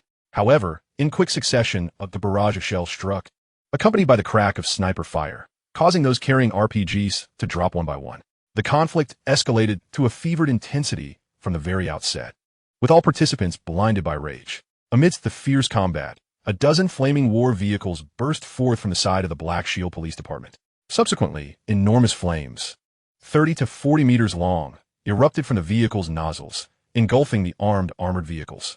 Yet, that was not the most perilous aspect, as these flames spewed forth. Copious amounts of fuel adhered to the armored vehicles, transforming them into blazing ovens. The war machines and outlaws behind the armored vehicles were instantly reduced to fireballs beneath the onslaught of flames. However, soon after, the flaming vehicles faced retaliation from the Black Shield Police Department, with several of them exploding into towering infernos. Reinforcements from the Black Shield Police Department rushed in from a distance, accompanied by the presence of the Aurora Animal Assistance Society's outlaws. Clearly, the intentions of the outlaw prison had thoroughly provoked the Aurora Animal Assistance Society, and they recognized there was no longer any need to remain concealed. Seizing this opportunity, they boldly displayed their strength to all outlaw factions. Thus, a considerable number of outlaws from the Aurora Animal Assistance Society were dispatched. Approximately 400 to 500 meters away from the battlefield, Yuan lay quietly on the ground, peering through his scope at the unfolding conflict below, utterly still. Only the slight movement of the gun's muzzle indicated he was in search of a target. Oddly enough, the commanders from the outlaw prison and the burning fortress were indeed positioned in this very location. 5 minutes later, Yuan's eyes brightened, a smile breaking through. He had found them. The commanders of the outlaw prison and the burning fortress, previously observed through the omen card, appeared in his scope, surrounded by their guards. Beside the flame priest of the burning fortress stood a fire knight, whistling occasionally while glancing skyward. Yuan understood what he was watching. He had spotted the circling eagles some time ago and was aware of the burning fortress's habit of keeping eagles. However, his brow soon furrowed. The combat detection device revealed that the two commanders from the outlaw prison and the burning fortress were both marked with a rank of stone level. Stone level? How could that be? Wasn't rank supposed to correspond to status? This was troublesome. His only hope now lay with the wolf pack and Laoisi. Since the targets appeared to hold no value, Yuan redirected his aim towards Laoisi's direction, preparing to verify the situation. Suddenly, an overwhelming sense of imminent danger surged from above. The combat detection device indicated that powerful entities were approaching, nearly 10 in number, some rapidly closing in from the ground, while 2 red dots hovered above. The issue was that Yuan was situated at an altitude of 140 meters. He immediately froze in place, soon witnessing a massive white-tailed kite descending from the sky, clutching a figure in its talons. What was happening? Under Yuan's watchful gaze, the white-tailed kite silently landed on a nearby office building 200 meters away, releasing its passenger, who effortlessly jumped down. Observing the figure clad in a black robe emblazoned with a sun motif, Yuan instantly recognized the individual's identity, a missionary from the Aurora Animal Assistance Society. This was the same person he had encountered during the exploration of the Olai Hotel, presiding over a sacrificial ceremony, and a master of the spiritual entity that had spied on the Raven. He was the one known as the Green-Clad. Yuan had not expected that the Green-Clad had once again controlled a mutated creature, and it seemed this individual had a peculiar affinity for avian species. First, the Raven had perished, and now he commanded a raptor. Nevertheless, he certainly appeared impressive. At this moment, the Green-Clad stood at the edge of the rooftop, surveying the battlefield below, seemingly in communication with someone. The massive white-tailed kite ascended once more, circling overhead. Yet, Yuan's focus was graver and more exhilarated than ever. For within his combat detection device, a line of information had appeared next to the green-clad, bronze level. At last, he had located the mission target. Yuan let out a long sigh of relief. Though the current mission target differed somewhat from his earlier expectations, it mattered little. Just then, a series of deafening explosions erupted from the distant battlefield as the armored command vehicle housing Laosi was struck, flipping over onto the ground. The heavy tank, billowing black smoke, slowly advanced from the rear of the outlaw prison. Shells rained down one after another. In the face of the heavy tank's onslaught, the armored vehicles of the Black Shield Police Department crumpled like paper, devoid of any defensive capability, exploding one after another into fireballs. While everyone remained stunned by the tank's emergence, Yuan observed that the green-clad had concluded his call. Simultaneously, the ground began to tremble. The combat detection device registered several high-energy creatures, represented by red dots, rapidly charging towards the location of the outlaw prison. Thud, thud, thud, thud, with a thunderous roar. A massive yellowish-brown armored bear, nearly 20 meters in size, barreled out from the street, its target unmistakably clear, the heavy tank. Behind the colossal bear, several other mutated beasts followed closely.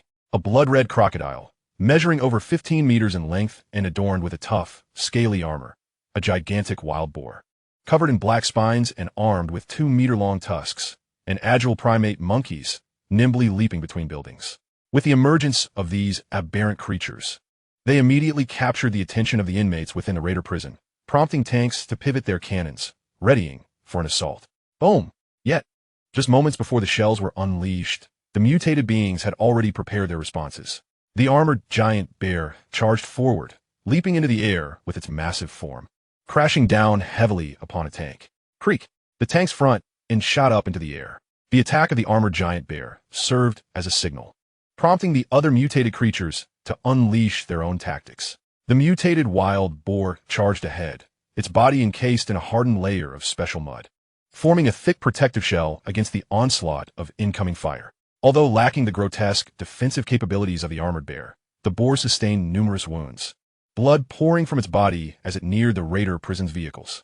However, after 2 layers of attenuation, the bullets barely embedded themselves into its muscle, causing injuries that were trivial to the massive creature.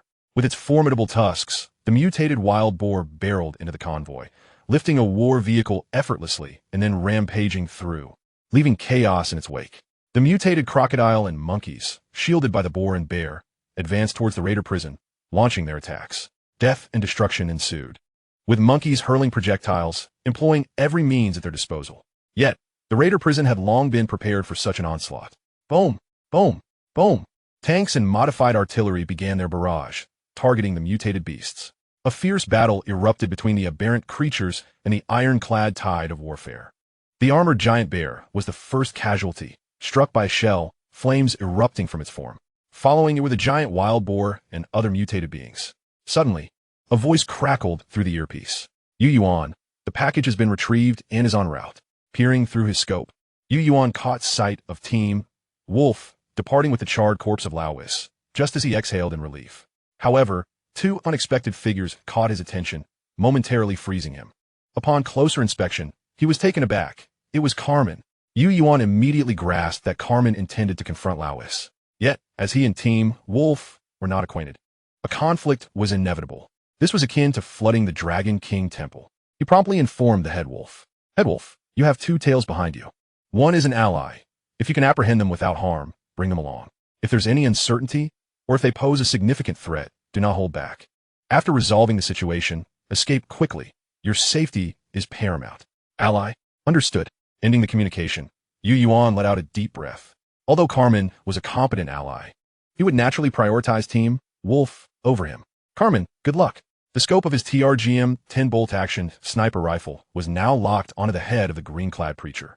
With Team Wolf already in motion, it was time for him to fulfill his deadly mission.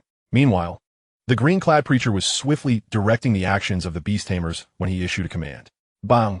With a resonating shot, the preacher's head was struck directly by a 338 Lapua Magnum FMJ round, the immense kinetic energy reducing his skull to mere fragments. Cree! At the moment of the preacher's demise, a sharp cry pierced the air. It was the white-tailed kite, descending rapidly towards the preacher's location. Yet bang! Bang! The sound of the sniper rifle continued.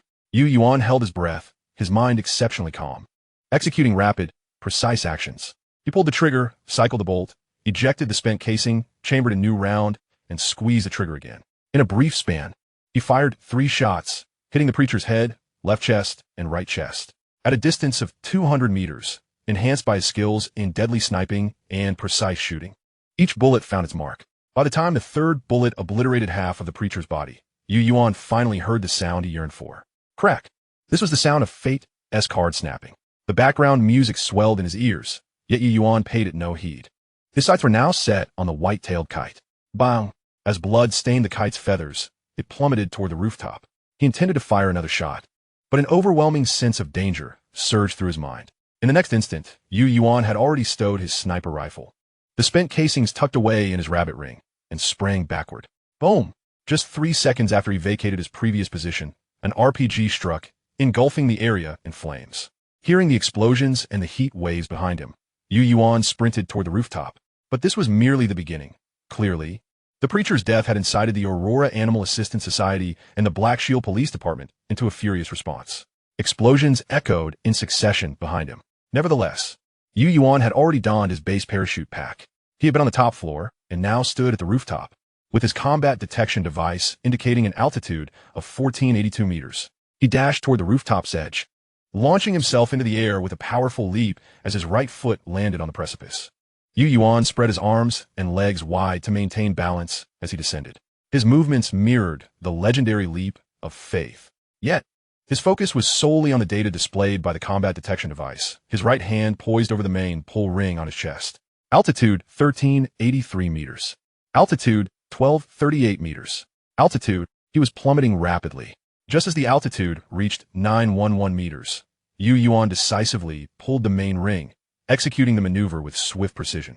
The guiding parachute sprang forth under the force of a powerful spring, rapidly deploying against the air resistance, followed by the main parachute emerging from the pack. As the main parachute inflated and took shape, Yuan's fall slowed significantly, and he began to glide through the air. From the moment he pulled the ring to the slowing of his descent, the entire process was completed within a second. At that moment, Yuan's altitude had dropped to 773 meters. He exhaled deeply. How exhilarating! This was his first low-altitude parachute jump, and he was in a state of adrenaline rush. His hands gripped the left and right brake lines. Turning his head back, he saw the building shielding him from the main battlefield. He could still see the mutated monkey scaling the outer wall, seemingly seeking vengeance for the preacher. Seeing all of this, a smile crept across Yuan's face. Everything was proceeding according to plan, remarkably smoothly.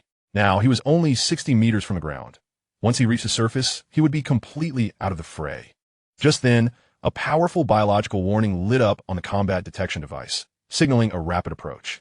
A fierce yet familiar voice resonated from above, causing Yuan's expression to shift dramatically. He glanced upward and beheld the white-tailed kite, wounded and bloodied, hurtling towards him with alarming speed. The kite's flight revealed the severity of its injuries.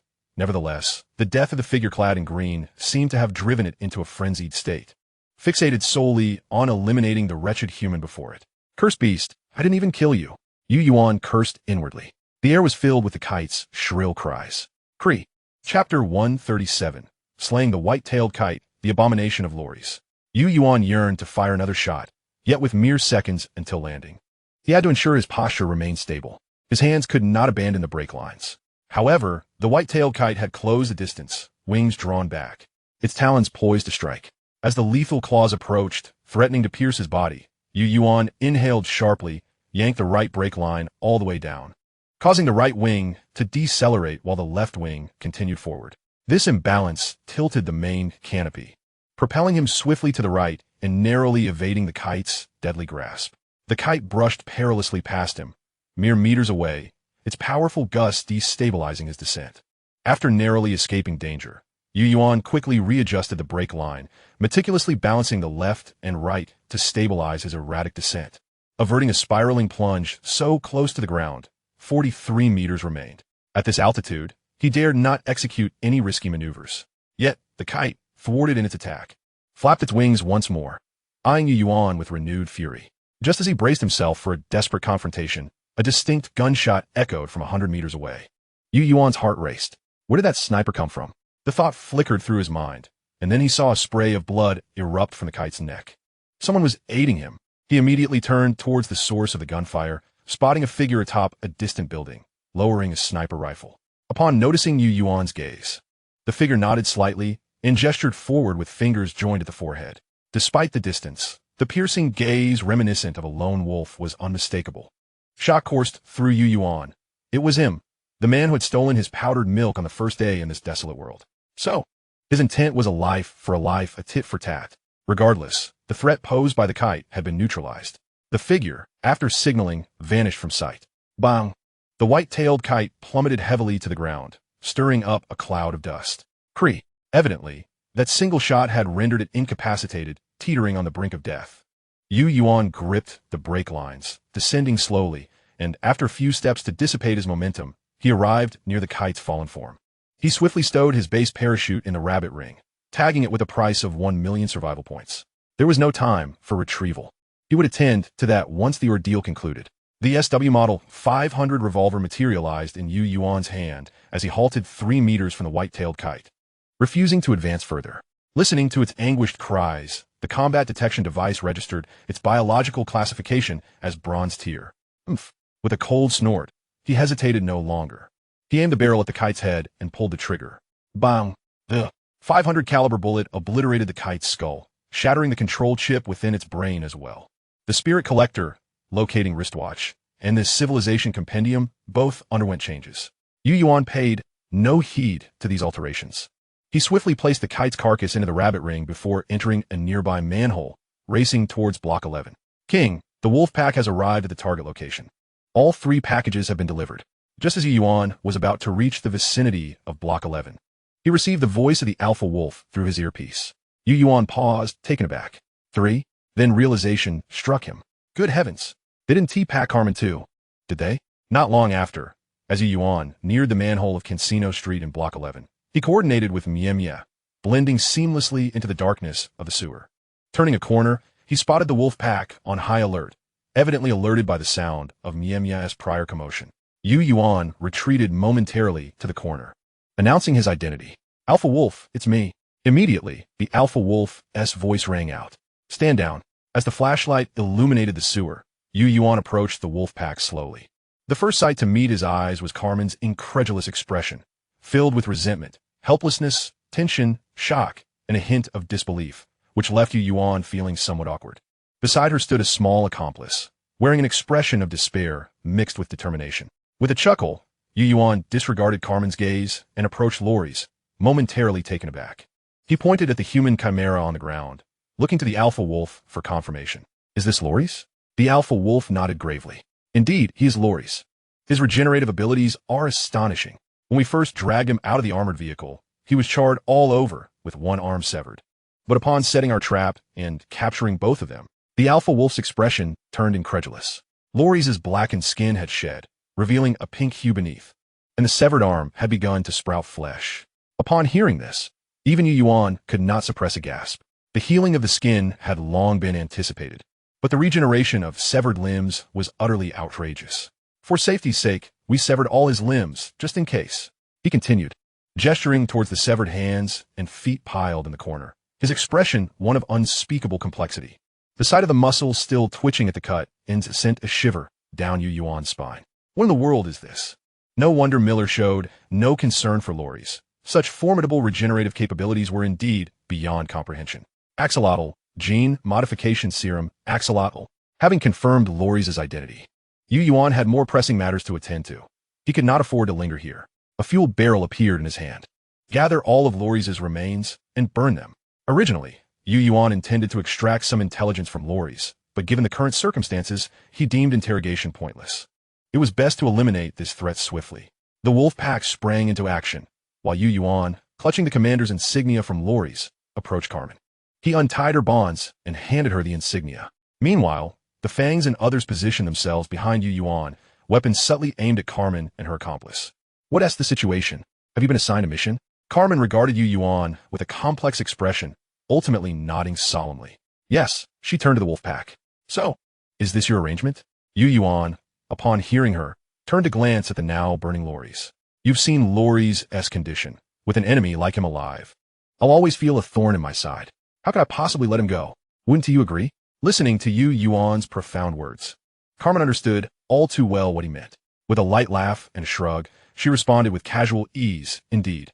Treating you as an enemy is the most foolish decision he could make. Chapter 138, Slaying Laurie's, the Human Axolotl, Gene Modification. Under the fierce inferno, Laeris awakened, emitting a heart-wrenching wail of agony. Yuan remained unfazed, yet Carmen and Xiao, witnessing Laeris' torment amidst the flames, were enveloped by an inexplicable surge of emotion. Laeris, the controversial and feared commander of the Black Shield Police Department, met an untimely demise in the filthy sewers, consumed by fire.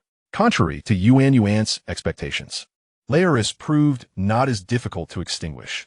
As the flames continued to sear, his cries gradually subsided.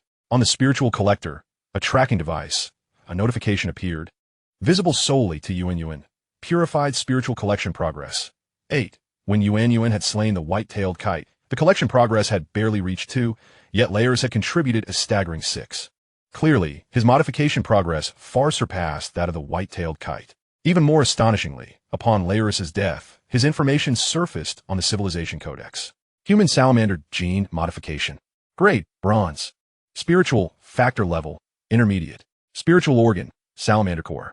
Comprehensive Evaluation. This represents the outcome of a forbidden experimental project, which has irrevocably shattered the barrier between humanity and spiritual beings. It is a research endeavor potent enough to precipitate the annihilation of civilization. Undoubtedly, this study holds profound significance for civilization's understanding and mastery of spirituality. The fate of civilization lies in the hands of those conducting this research. Civilization points. 1. The Codex results further validate Yuan's suspicions. At the time of defeating the Crow, its spiritual factor level was merely low, with a comprehensive evaluation of only a fraction. Laeris' data eclipses that of the Crow by several magnitudes. As for the civilization point, its specific function remains unclear. Coupled with the civilization points obtained from slaying the white-tailed kite, Yuan now possessed a total of 3 points. With a flick of his wrist, he deactivated the virtual screen. The flames continued to blaze. Yuan glanced at Carmen, who bore a few superficial wounds, though none were severe.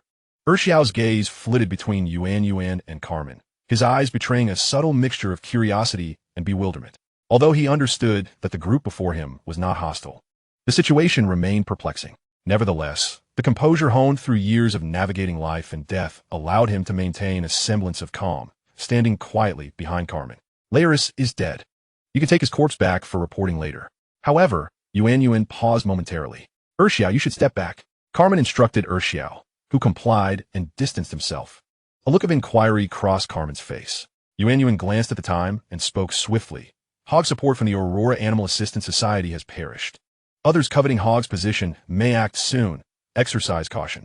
Yuan succinctly conveyed the potential developments regarding the Aurora Animal Assistance Society and the Black Shield Police Department to Carmen. Their collaboration had thus far been amicable, and Yuan wished to avoid Carmen becoming an early casualty in the power struggle. With the situation laid out, the remainder depended on Carmen's own discretion. Yuan had faith in his abilities to navigate the perilous waters ahead. Subsequently, Yuan prepared to depart.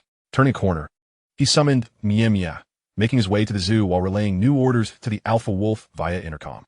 First, they were to search Laeris' remains for any crystalline or core-like items. If found, they were to be carefully secured. The corpse would be entrusted to Carmen for removal. Next, he directed the Alpha Wolf to prepare for an extraction near the Olai's Hotel adjacent to Jonki Zoo, a matter that must remain concealed from Carmen.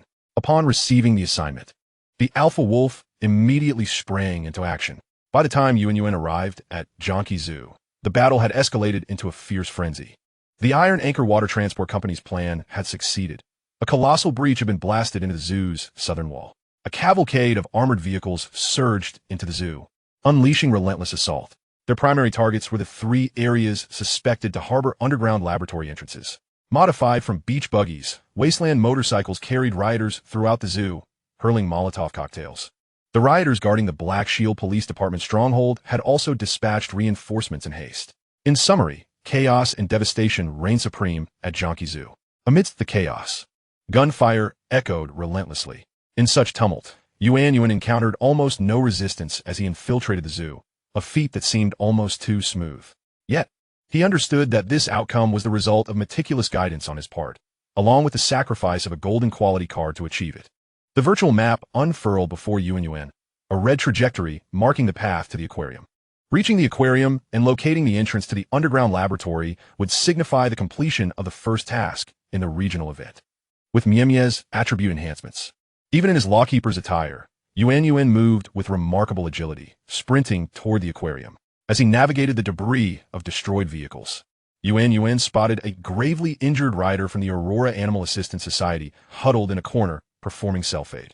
Upon noticing Yuan's approach, the individual instinctively grasped his weapon, preparing to strike. However, upon recognizing the lawkeeper's uniform adorning Yuan, a glimmer of hope flickered in his eyes, and his movements faltered. Observing the lowered weapon, Yuan dismissed the notion of attack and approached the man directly. "What is the situation with the enemy? They are assaulting the crawling pavilion, and the trainers at the aquarium are organizing a counteroffensive with the beast army," he replied, only to pause abruptly, glancing over Yuan's shoulder. "Is it just you?" He detected an unsettling discrepancy. Yet before he could react, Yuan seized his head, twisting it with force. A sickening crack echoed as the rider's cervical spine succumbed to Yuan's brute strength, collapsing lifelessly to the ground. Stripping the fallen rider of his garments, Yuan donned them. Discovering an identification device on the body, which he promptly secured, he smudged a bit of blood across his face and neck, concealing the combat sensor back in his rabbit ring. After all, that device was not equipment belonging to the Aurora Animal Assistance Society. Grasping the weapon that had fallen to the ground, he bolted toward the aquarium. Countless mutated animals, under the trainer's control, were engaged in fierce combat with the riders from the Iron Anchor Water Transport Company. These mutated creatures, evidently failed experiments, had not reached the level of spiritual beings. They retained the size of ordinary animals, yet each exhibited bizarre features: hippos with 8 eyes, goats with 3 heads, and so forth. Nevertheless, they shared a common trait. Each possessed some peculiar ability, whether emitting sonic waves or launching excrement like projectiles. One rhinoceros had developed hardened skin resembling armor. Bullets merely ricocheted off its hide, ultimately toppling an armored vehicle. Fortunately, someone seized the opportunity to fire a grenade into its gaping maw while it roared, thus dispatching the creature. The members of the Aurora Animal Assistance Society proved equally devious. These animals were rigged with explosives that detonated upon death. Additionally, various avian species, clutching grenades or explosives, soared from above. They would drop their payloads onto the Iron Anchor Water Transport Company's vehicles below, effectively creating a new breed of airborne bombers. In conclusion, the abilities of these mutated creatures are not particularly formidable. Indeed, some possess physical strength comparable to that of ordinary animals, easily felled by a single bullet. Unlike the truly powerful, successfully mutated spiritual beings, these creatures, under the control of the Aurora Animal Assistance Society, proved to be quite a nuisance, significantly impeding their advance and depleting their ammunition reserves. Witnessing this left Yuan momentarily dumbfounded. How fortunate I am to have these altruistic individuals drawing fire on my behalf. Otherwise, if I were to explore this place alone, I might not even know how I perished. The Aurora Animal Assistance Society is indeed insidious. Yet, amidst this turmoil, one matter brings Yuan a modicum of joy. Although these mutated animals are failures of the laboratory, they still harbor faint traces of spiritual essence. Any mutated creature within 100 meters of Yuan, upon death, releases a trickle of pure, ethereal energy that is absorbed by the spiritual collector. Each creature contributes a minuscule amount of this pure essence, typically around 0.5, 0.3, or even as low as 0.06, but the sheer number of them accumulates.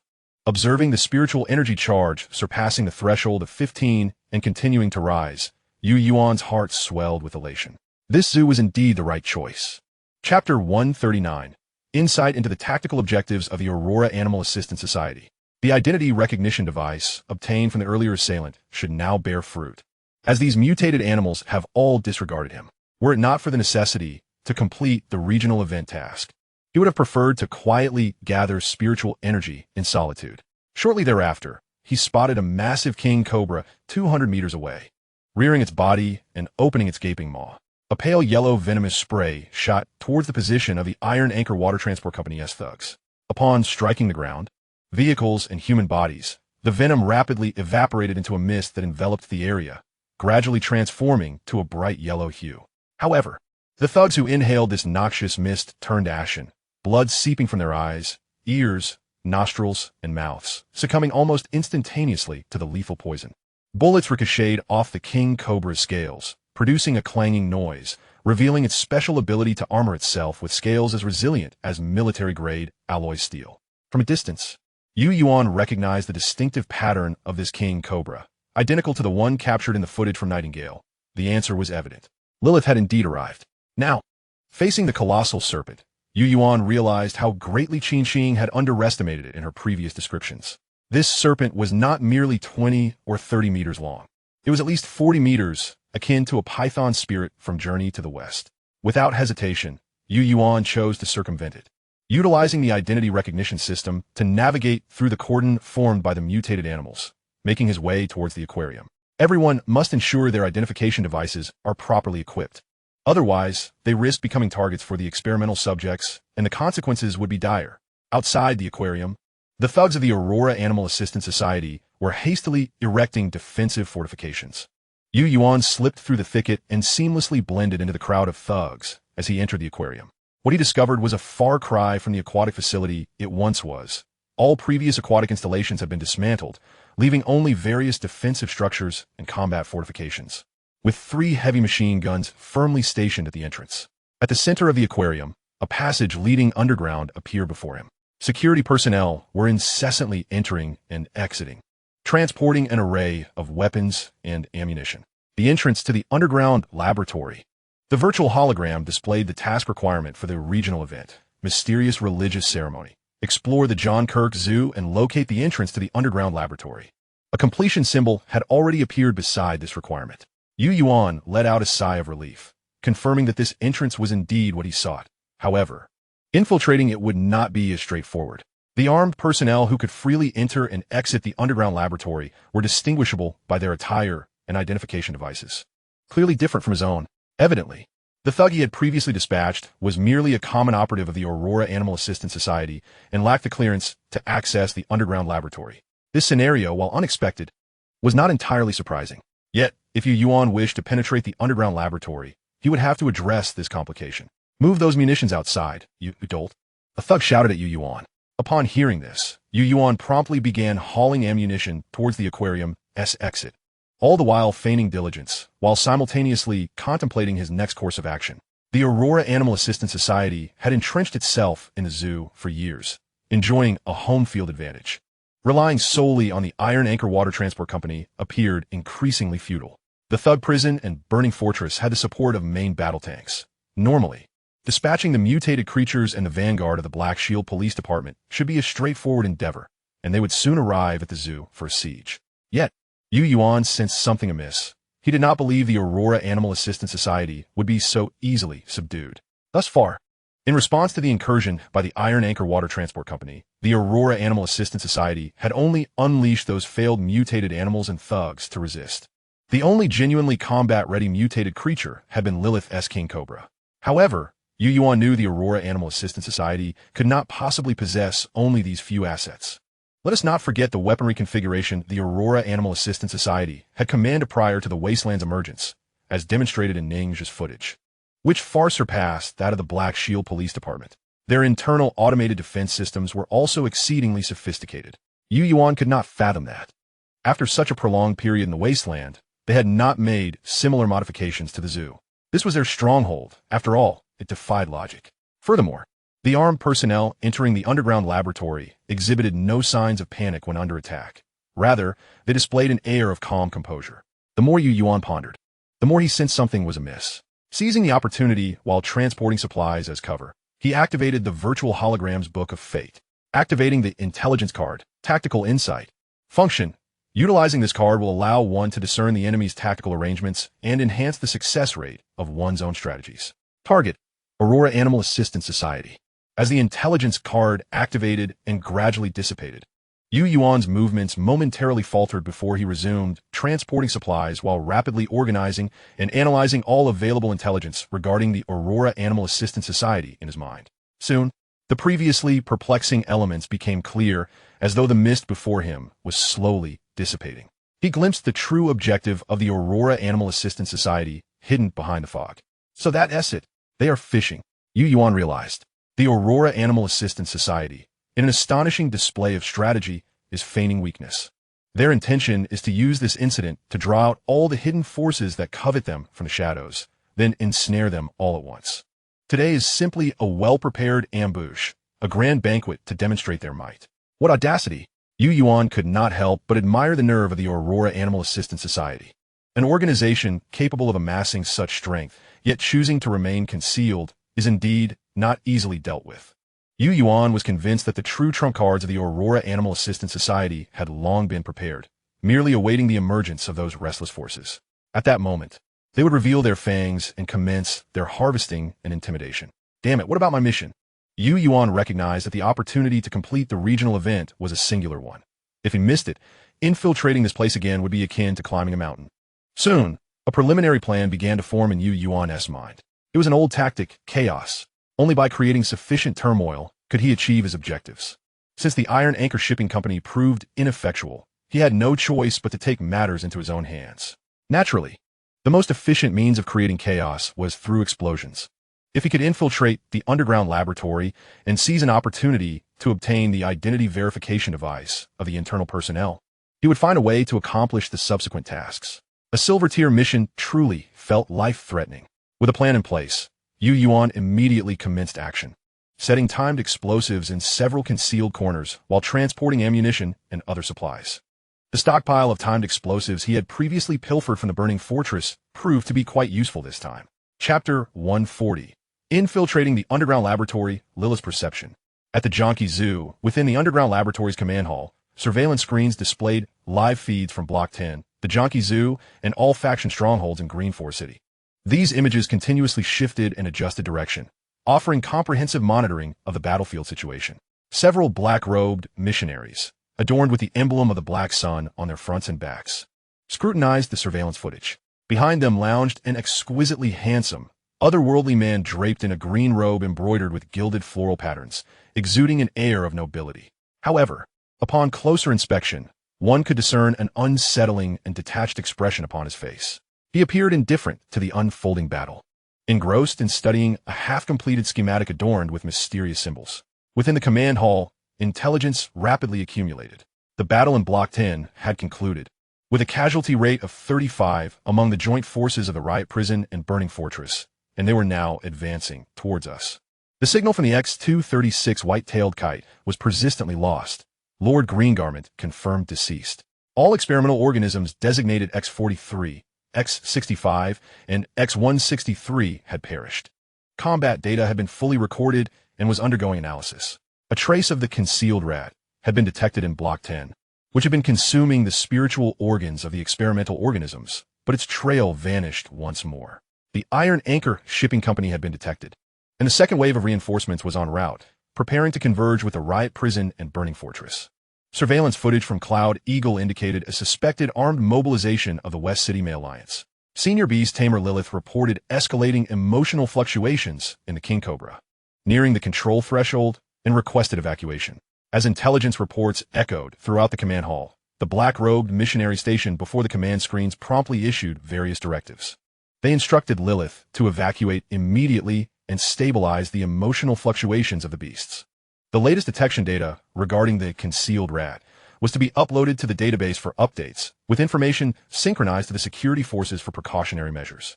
Once combat data results were available, they would be transmitted to the other experimental organisms without delay. The Aurora Animal Assistance Society, under the command of these missionaries, proceeded methodically with their battle arrangements. Suddenly, the entire hall trembled, followed by the sound of an explosion. Although the noise had diminished by the time it reached them, it served as a stark reminder to everyone present that an attack had been launched on the underground laboratory. Even the enigmatic man, seated in the chair, devoid of any expression, finally lifted his head. What is happening? Missionary Miller inquired immediately. Report: a series of explosions have occurred at the aquarium. The cause is under investigation. Security forces have been dispatched and are about to secure the laboratory entrance, the operator reported. It is highly probable that someone is instigating chaos in an attempt to infiltrate the underground laboratory. Have any abnormal identity signals been detected? None. The energy consumption for activating the defensive weapon system has exceeded 92 of the total energy system, leaving only enough energy to maintain the laboratory's basic functions. Other energy-consuming devices have entered a dormant state, and the identity verification system has been reduced to its most basic passive verification. Should we allocate a portion of the power to reactivate the identity verification system and internal monitoring systems to track the infiltrator? Missionary Miller shook his head slightly at this suggestion. The counterattack is about to commence. The power support for the defensive weapon system must not waver. As for that rat, Miller hesitated, glancing at a woman behind him. Zoe, you go. Locate the intruder and eliminate them. Upon hearing this, the woman nodded slightly. Yes, master. She promptly turned and departed. Soon, the attention of the group shifted back to the impending coalition of forces, their confidence in Zoe's ability to deal with the intruder unwavering. Compared to the intruder, the forthcoming counterattack was their primary concern, as it would determine the strategic direction of the Aurora Animal Assistance Society. The riot prison is merely 1 kilometer from the zoo. We must prepare. Indeed, since they wish to gauge our strength. Let us now demonstrate clearly who the true sovereign of Green Forest City is. With a snap, the sound of a vertebra being cracked echoed as the nearby rioter fell lifelessly. Yuan used the escape key to unlock the main room door of the motel, dragging the corpse inside. 2 minutes later, he had completed his change of attire, donning the uniform of an internal security personnel, along with all necessary equipment and the identity verification device. It was only then that he let out a long sigh of relief. The plan was proceeding even more smoothly than he had anticipated. He listened intently to the messages in his security earpiece regarding the laboratory lockdown, his expression grave. The response from the Aurora Animal Assistance Society was remarkably swift. Thankfully, he had rushed into the underground laboratory in the immediate aftermath of the explosion. Time was of the essence. On the virtual map, a red trajectory line appeared, marking the path to the Animal Mutation Laboratory. According to Ning's intelligence, the animal mutation agents were located in that laboratory. However, the location of the Human Vivisection Laboratory was not marked on the map, as Ningxia had acquired it before learning of the existence of human vivisection, thus lacking relevant information. Regardless, obtaining the animal mutation agents was his immediate priority. He adjusted his attire once more, confirmed the activation of the identity verification device, and pushed open the door to proceed towards the animal mutation experiment zone. The scale of the underground laboratory exceeded Yuan's comprehension. Had it not been for the map provided by Ningxia, he would likely have lost his way long ago. Along the way, he encountered numerous personnel from the security forces or laboratory technicians. Following these individuals, he continually altered his route until he found himself near the animal mutation laboratory. Suddenly, a figure appeared nearby, causing him to pause momentarily. Lilith? Wasn't she engaged in battle above? What was she doing here? Doubt flickered in his mind, but he did not hesitate in his actions, promptly diverting into a nearby corridor to hastily exit. His objective was the mutation agents, although he had not met Lilith during his previous visit to Nightingale. It was always prudent to exercise caution. Little did he know, shortly after he turned into the passage, Lilith would traverse the same corridor. After sniffing the air a couple of times, she revealed a hint of surprise. Is that the scent of lorries?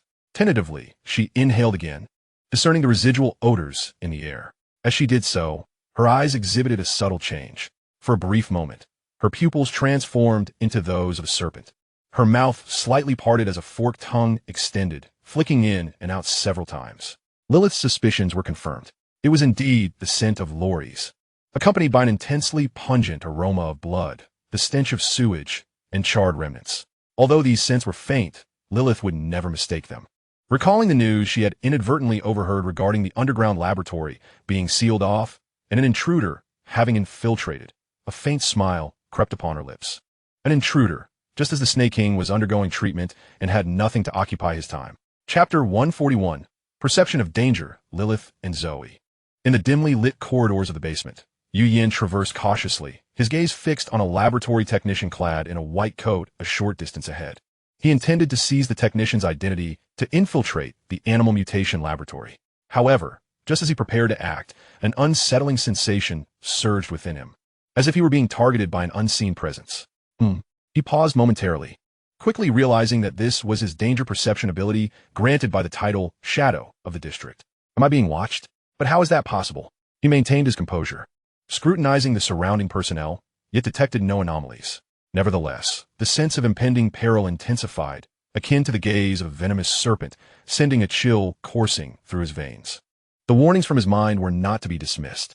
Abandoning the notion of identity alteration, Yuan sought ways to evade the enemy's scrutiny, determined to uncover the source of the threat. Meanwhile, Lilith followed the scent in the air, pursuing the intruder at a leisurely pace. She was intrigued by the relationship between this individual and Lawrence. Moreover, she pondered the reason behind this person's infiltration of the underground laboratory at such a critical time. Did Lawrence harbor ulterior motives regarding the Aurora Animal Assistance? After all, the night Lawrence had approached her a fortnight ago, he had divulged numerous fascinating details. If she could uncover some leverage against Lawrence, it would position her favorably in her future dealings with him and his enigmatic superior. Indeed, a thought flickered through Lilith's mind, to usurp Lawrence's position and become a subordinate of Missionary Miller. This could be a fortuitous opportunity. Miller's standing within the organization was unparalleled, a fact evident to all. Aligning herself with Miller might allow her to alter her current precarious circumstances. Yet, as she contemplated this, a wave of irritation surged within her upon recalling a certain rumor. To be personally selected as a disciple by the esteemed Miller and receive the latest gene modification serum. What incredible fortune that individual possessed. Unbeknownst to Lilith, Lawrence had already met his demise. Her thoughts were fixated on apprehending the intruder and extracting Lawrence's secrets. Nevertheless, she remained vigilant and called over 2 passing security personnel. "You two, come here and accompany me." Upon recognizing her identity, the 2 security guards responded promptly, "Yes, Lady Lilith." Thus, Lilith led them, following Yuan's scent, to the lower depths of the underground laboratory. "Lady Lilith, this is our control room and pipeline area. The conditions are somewhat harsh," Yuan the guards cautioned. Lilith raised an eyebrow, about to voice a response when her gaze suddenly sharpened, locking onto a figure approaching from the adjacent corridor. A woman clad in a flowing black robe, her face veiled in black silk, strode toward them with an elegant and statuesque figure, reminiscent of a supermodel. Her eyes were sharp and indifferent, seemingly impervious to distractions. She exuded a commanding aura and an air of decisiveness as she approached the trio. "What is the matter? Have you discovered anything unusual?" The guard replied promptly, "Lady Zoe, it seems Lady Lilith has noticed something."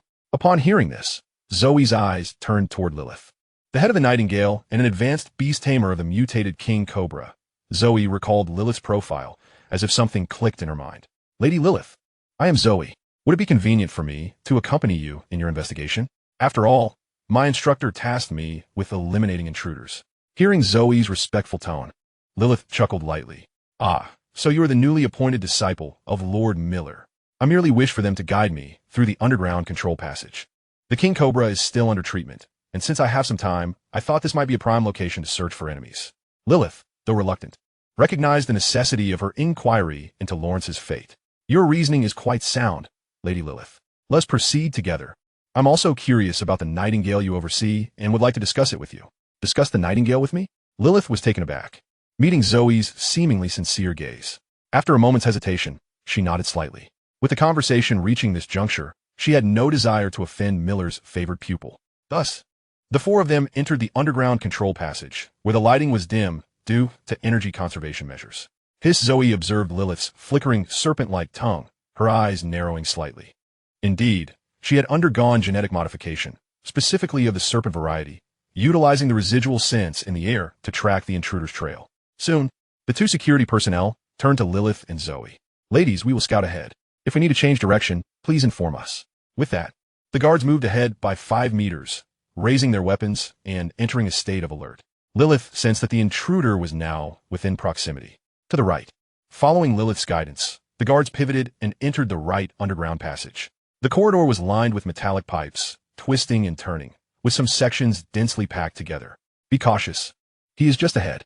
Spare a life. I have use for it."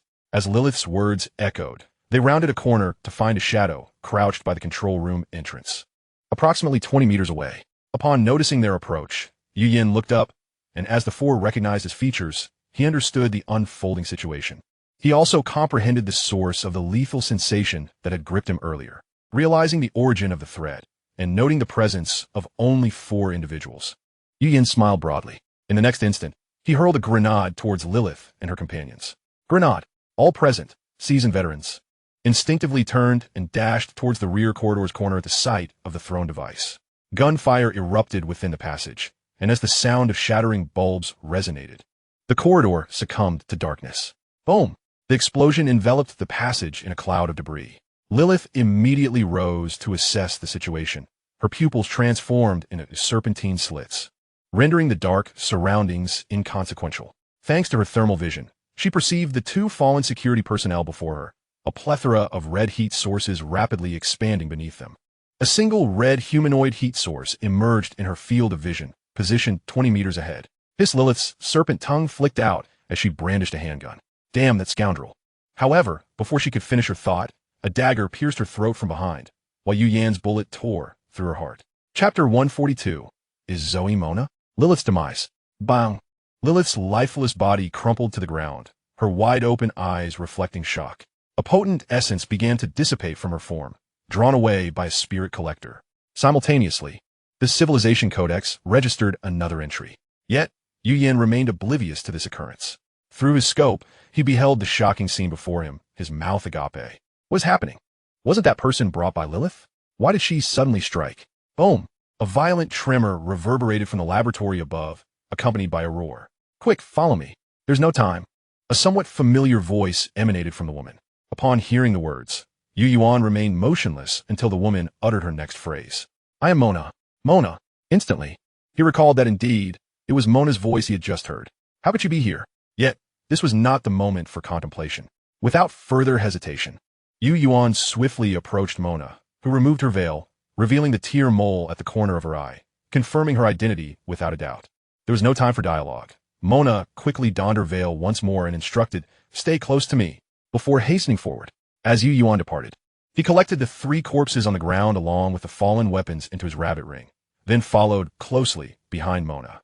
Mona glanced back at Yuan before continuing to lead the way, her emotions complex. She had not anticipated that the intruder would be him.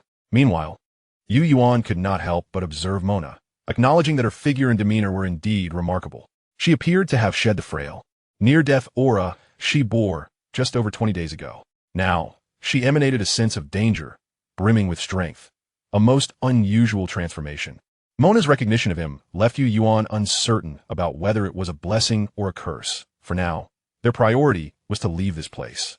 The death of Lilith would undoubtedly incite a violent upheaval from her king Cobra, providing them the opportune moment to escape. I will find a way to help you leave, Mona whispered as she leaned closer to Yuan, observing the security personnel rushing towards the animal mutation laboratory. It was evident their actions were related to the chaos Mona had mentioned. Yuan also noticed the respect others showed towards Mona, which shielded him from suspicion regarding his identity. However, when he heard that Mona intended to facilitate his departure, he was momentarily taken aback, his steps faltering. No, I must obtain samples of the animal mutation agent and human gene serum first. Mona frowned slightly. Both of us carry the scent of Lilith. Once the king cobra is subdued, they can quickly trace our whereabouts through these scents. I can manage, but your presence here is perilous. Lilith must have sensed something amiss about you, which is why she pursued you relentlessly. Upon hearing this, Yuan finally grasped the gravity of his situation. A new thought crossed his mind as he looked at Mona. How do you know all this? If we eliminate the scent, can we resolve the issue? Mona offered no concealment in her response. I am a disciple of the Preacher Miller, holding a status above that of the usual thugs in the organization. If we can cleanse the scent, I can ensure they will not locate you. However, we must replace all clothing and conduct a thorough cleansing of your body for it to be feasible. You're Zoe? Yuan was slightly astonished as he watched Mona nod in affirmation of her identity, and a plan began to form in his mind. I have a way, follow me. With that, he entered a nearby room that appeared to be a reagent storage area. To Mona's surprise and astonishment, Yuan used an escape key to push open the door to the inner room. Hurry inside. As they entered the motel's main guest room, Mona's shock deepened. She caressed everything in the room, her gaze sweeping over the clean and orderly furnishings and appliances. For a fleeting moment, it felt as though she had returned to the time before the apocalypse, when her family had gone on a vacation together. The heart that had long been dulled by despair seemed to stir back to life.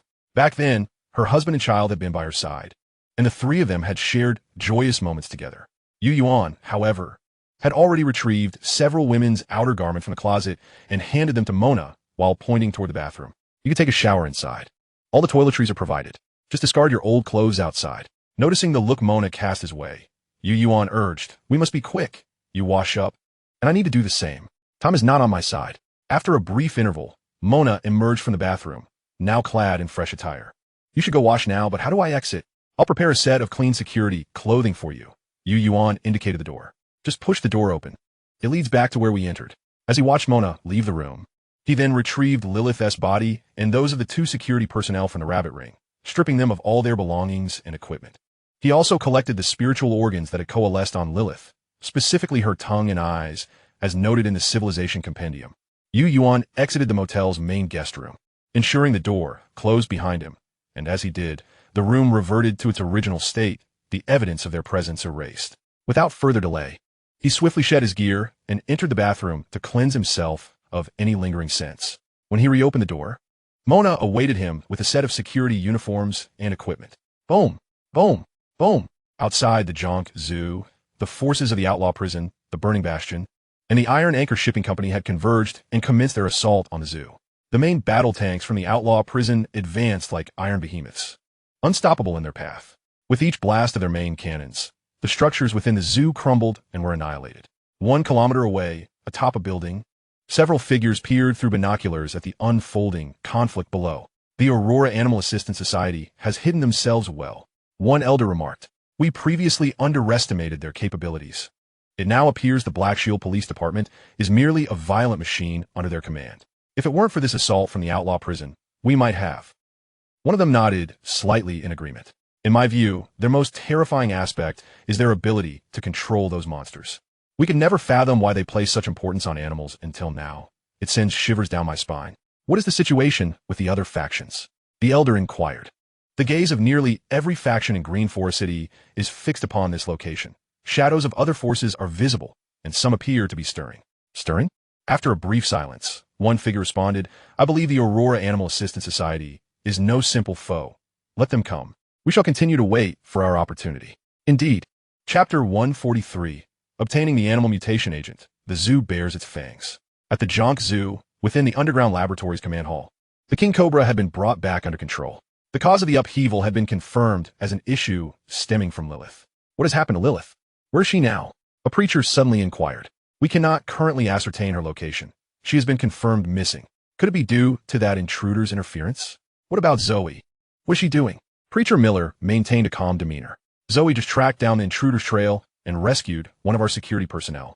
The intruder utilized explosives as a diversion and vanished once more. She is currently leading a team to continue the search. Notify Zoe. Just as Miller was about to issue the command, urgent voices interrupted. We have detected the Black Rock Merchant Group from the North District breaching our northern wall and entering the battlefield. The Green Forest Council Alliance from the Central District is also entering the battlefield, advancing toward the storage area. The coalition of 3 factions has entered the designated attack zone. Should our combat personnel return to engage or annihilate? All eyes in the command hall turned toward the screen wall. Even a man seated in the chair lifted his head slightly.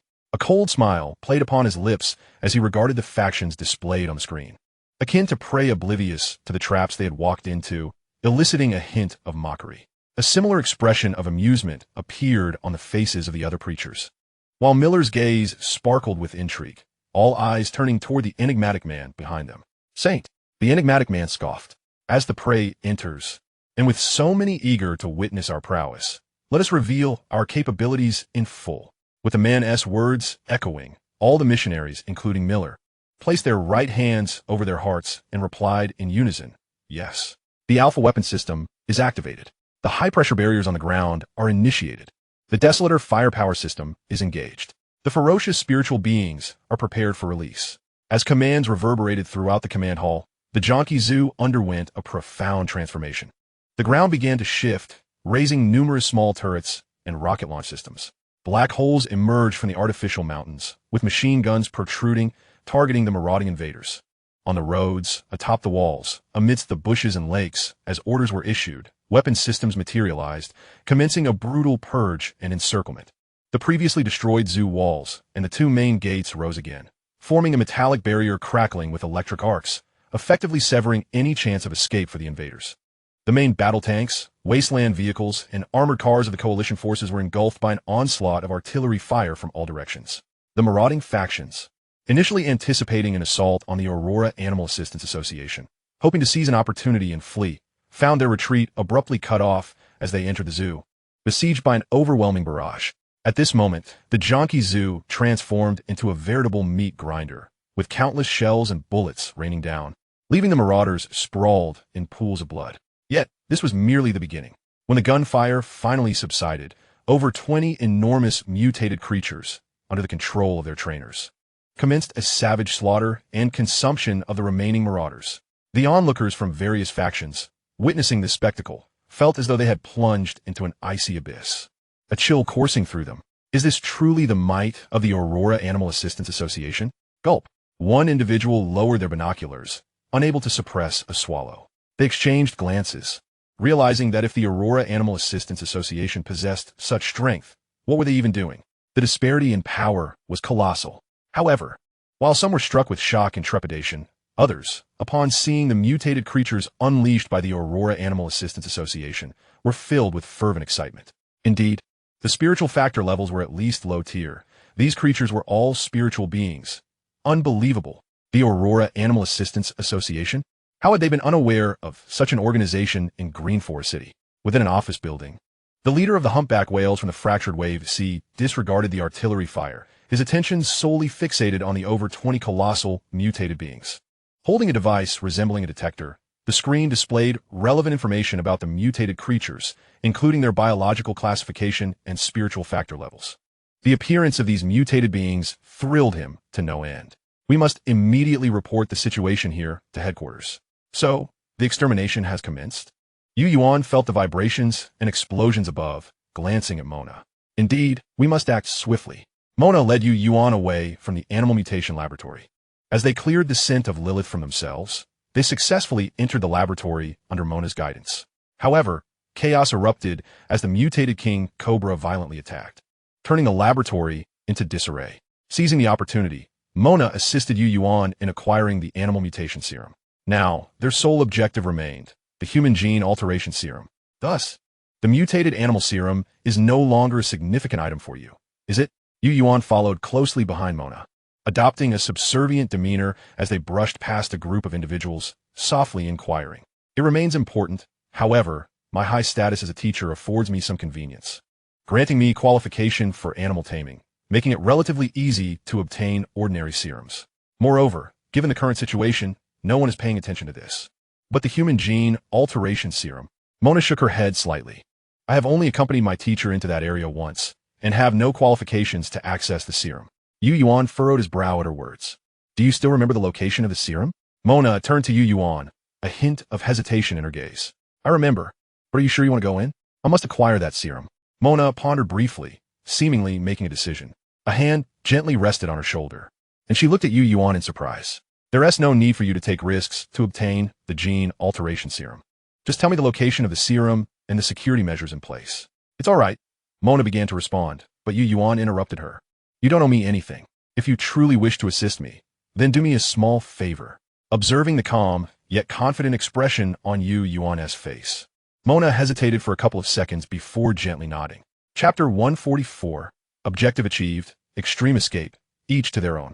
Boom. Boom.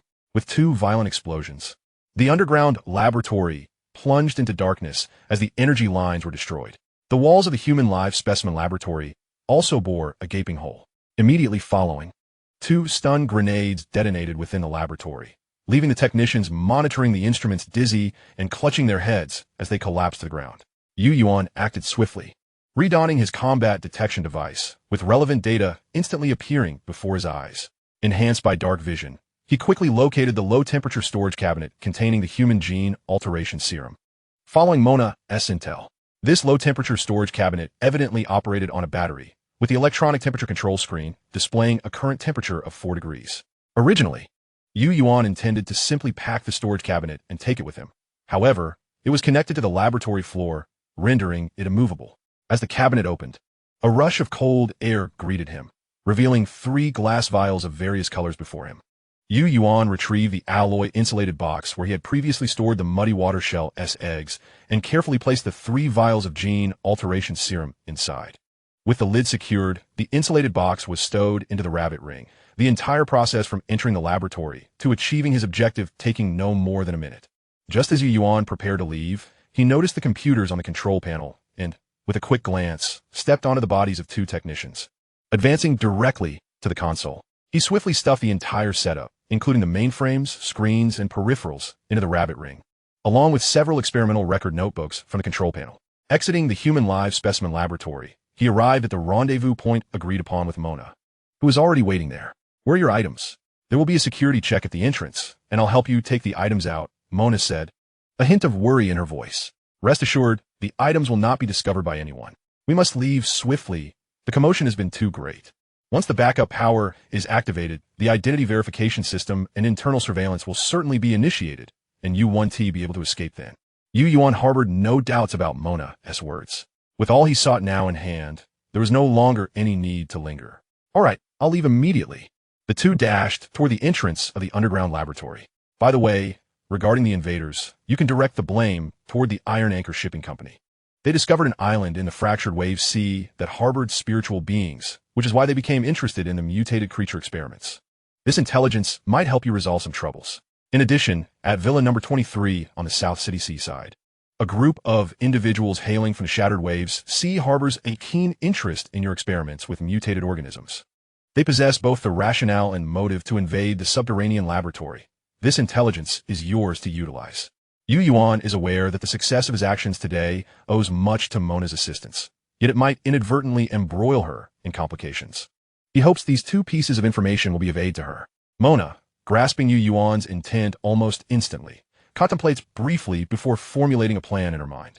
No matter what transpires shortly, stay close to me. I shall handle everything. Mona instructs firmly. Just then, the lights atop the underground laboratory flicker twice before illuminating once more. This is not good. The backup power has been activated. We have at most 3 minutes before the identity verification system is initiated. We must accelerate, Mona declares, then calls out to several passing security personnel nearby. You lot, come with me. Yes. The security officers, upon sighting Mona, promptly join her ranks, and the group hastens towards the entrance. Yuan follows closely behind Mona, maintaining a steady gaze ahead. Within a minute, they reach the entrance to the underground laboratory, now heavily surrounded and secured by security personnel. Upon Mona's arrival, a figure resembling a security captain immediately salutes. Lady Zoe, we need to conduct a belongings check. Pronto. I have urgent matters. Hearing Mona's words, the security personnel brandish a device akin to a scanner and commence their inspection. In less than 10 seconds, the scan concludes. All clear, Lady Zoe. Mona nods and swiftly gestures to 2 more security officers. You two accompany me. She turns to the security captain.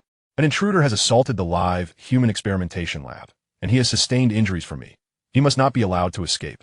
Understood. Just moments after they exit the aquarium's main door, the identity verification system and internal surveillance systems of the underground laboratory reboot, initiating a comprehensive inspection of the premises. Yuan, mingling within the crowd, catches wind of the verification calls from behind, a subtle smile flickering in his eyes.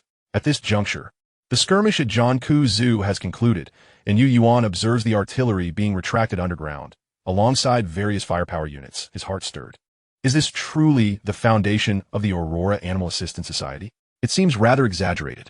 He muses, while Mona halts her steps to regard them. You two head in that direction, you two go that way, and you stick with me. She finally points to Yuan. Assist me in locating the ruffians from Iron Anchor Shipping Company. Alive. Yes. As the security personnel disperse, Yuan trails behind Mona, moving forward amidst the wreckage of the zoo, where shattered foam mountains and defensive structures lay in ruin. The ground is largely reduced to debris. Countless corpses of mutated animals, coupled with the remnants of combat vehicles and bodies of the marauders, render the zoo a veritable hellscape at this moment. The air is thick with a sanguine stench, nearly overwhelming. King, can you hear me? Suddenly, the fragmented voice of the wolf head crackles through the earpiece. Yuan's spirit lifts, casting a glance at Mona ahead. He promptly replies, received. What is the situation? King, it's wonderful to finally hear from you. We have reached the designated location and are currently assessing the conditions at the zoo. The perimeter is surrounded by a high-voltage electric fence, but it seems they VE encountered an issue. There was a sudden power outage, although the metal walls remain intact. If you wish to escape, there is a breach on the eastern wall made by a tank, currently unguarded, and on the western side. Listening to Wolfhead swiftly outline the escape routes. Yuan turns to Mona. I must take my leave. You should know Marcy. If you need my assistance, you can reach me through her. Mona's lips, concealed beneath her veil, press together slightly as she nods gently. Hurry. As for the ritual procedures and the background behind the ceremony you require, I have only just begun to familiarize myself. Once I have mastered it, I will have Marcy relay the information to you. Take care. Yuan recognizes it is time to depart. Lingering any longer could jeopardize not only himself, but also Mona. He turns and rushes towards Wolfhead's indicated location.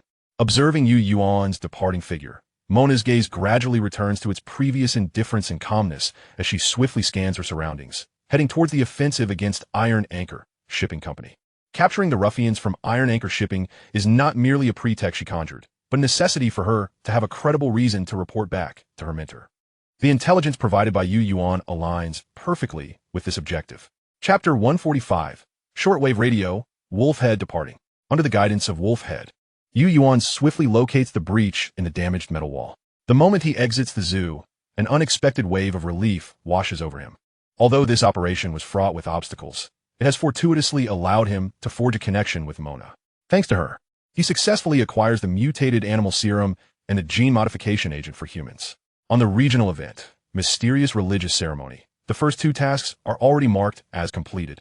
And with Mona becoming the student of Missionary Miller, she has begun her foray into the religious rituals. With this silver tier event, Yuan can now glimpse the dawn of completion. All that remains is for him to patiently await the unfolding of events. Yet, his gains extend far beyond this. However, he shall tally the remainder once he returns to his hideout. Upon arriving at the Olai's Hotel, the entire Wolfhead team is already assembled and awaiting his return. After leading them into the sewers, Yuan directs them towards the western city. In the coming days, the entire Green Forest City will undergo significant upheaval. You must vacate this place swiftly.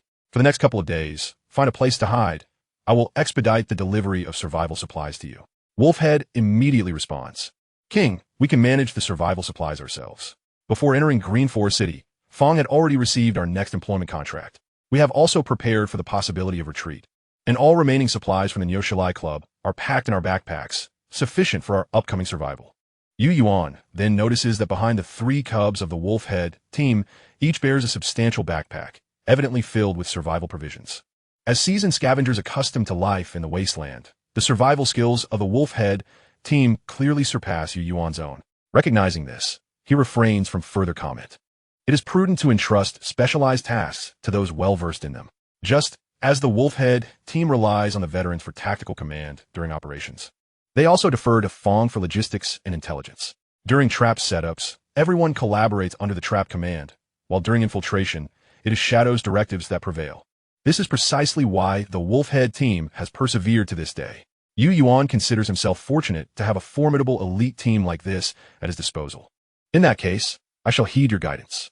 As Yuan leads the Wolfhead team nearly across the entirety of Green Forest City towards the outskirts of the Western District, he produces a radio backpack along with a corresponding solar charging device, as well as some first aid supplies. Ensure you keep this shortwave radio safe. As long as we are within a 30-kilometer radius, we can communicate at any time. When the moment comes, just call for the Wolf's Denver. This shortwave radio is a creation Yuan crafted using his workbench, addressing the gap in long-distance communication with the Wolfhead team. Wolfhead, fully aware of the radio's significance, promptly instructs his team to secure it. Understood. Additionally, this was unearthed from the corpse of Lowly. It should be the item you referred to. Quite intriguing. Handing Yuan a wooden box, Wolfhead then leads his team away. Gazing at the departing silhouettes of the wolf team, Yuan stowed the head wolf into a wooden box and secured it within his ring, before returning to the sewers and summoning Mia, hastening towards their hidden refuge. Meanwhile, at the Thug Prison, the Burning Fortress, and the Iron Anchor Shipping Company, the audacious assault launched by the Aurora Animal Assistance Society jolted the entire thug underworld of Green Forest City into a state of acute awareness. They were horrified to discover that an unfathomable behemoth had been lurking right beside them. The formidable defensive weapon systems and the colossal mutated creatures endowed with unique abilities made clear to these thuggish factions that a monumental shift in the power dynamics of Green Forest City was imminent. With the Aurora Animal Assistance Society as the catalyst, this organization, which had previously remained inconspicuous and was deemed by them to be surviving solely on the coattails of the vassal Black Shield Police Department, had unequivocally emerged as the preeminent force in the city. However, with the exposure of the Aurora Animal Assistance Society's might, the thug factions in the West District, North District, South District, and Central District all sensed an impending threat.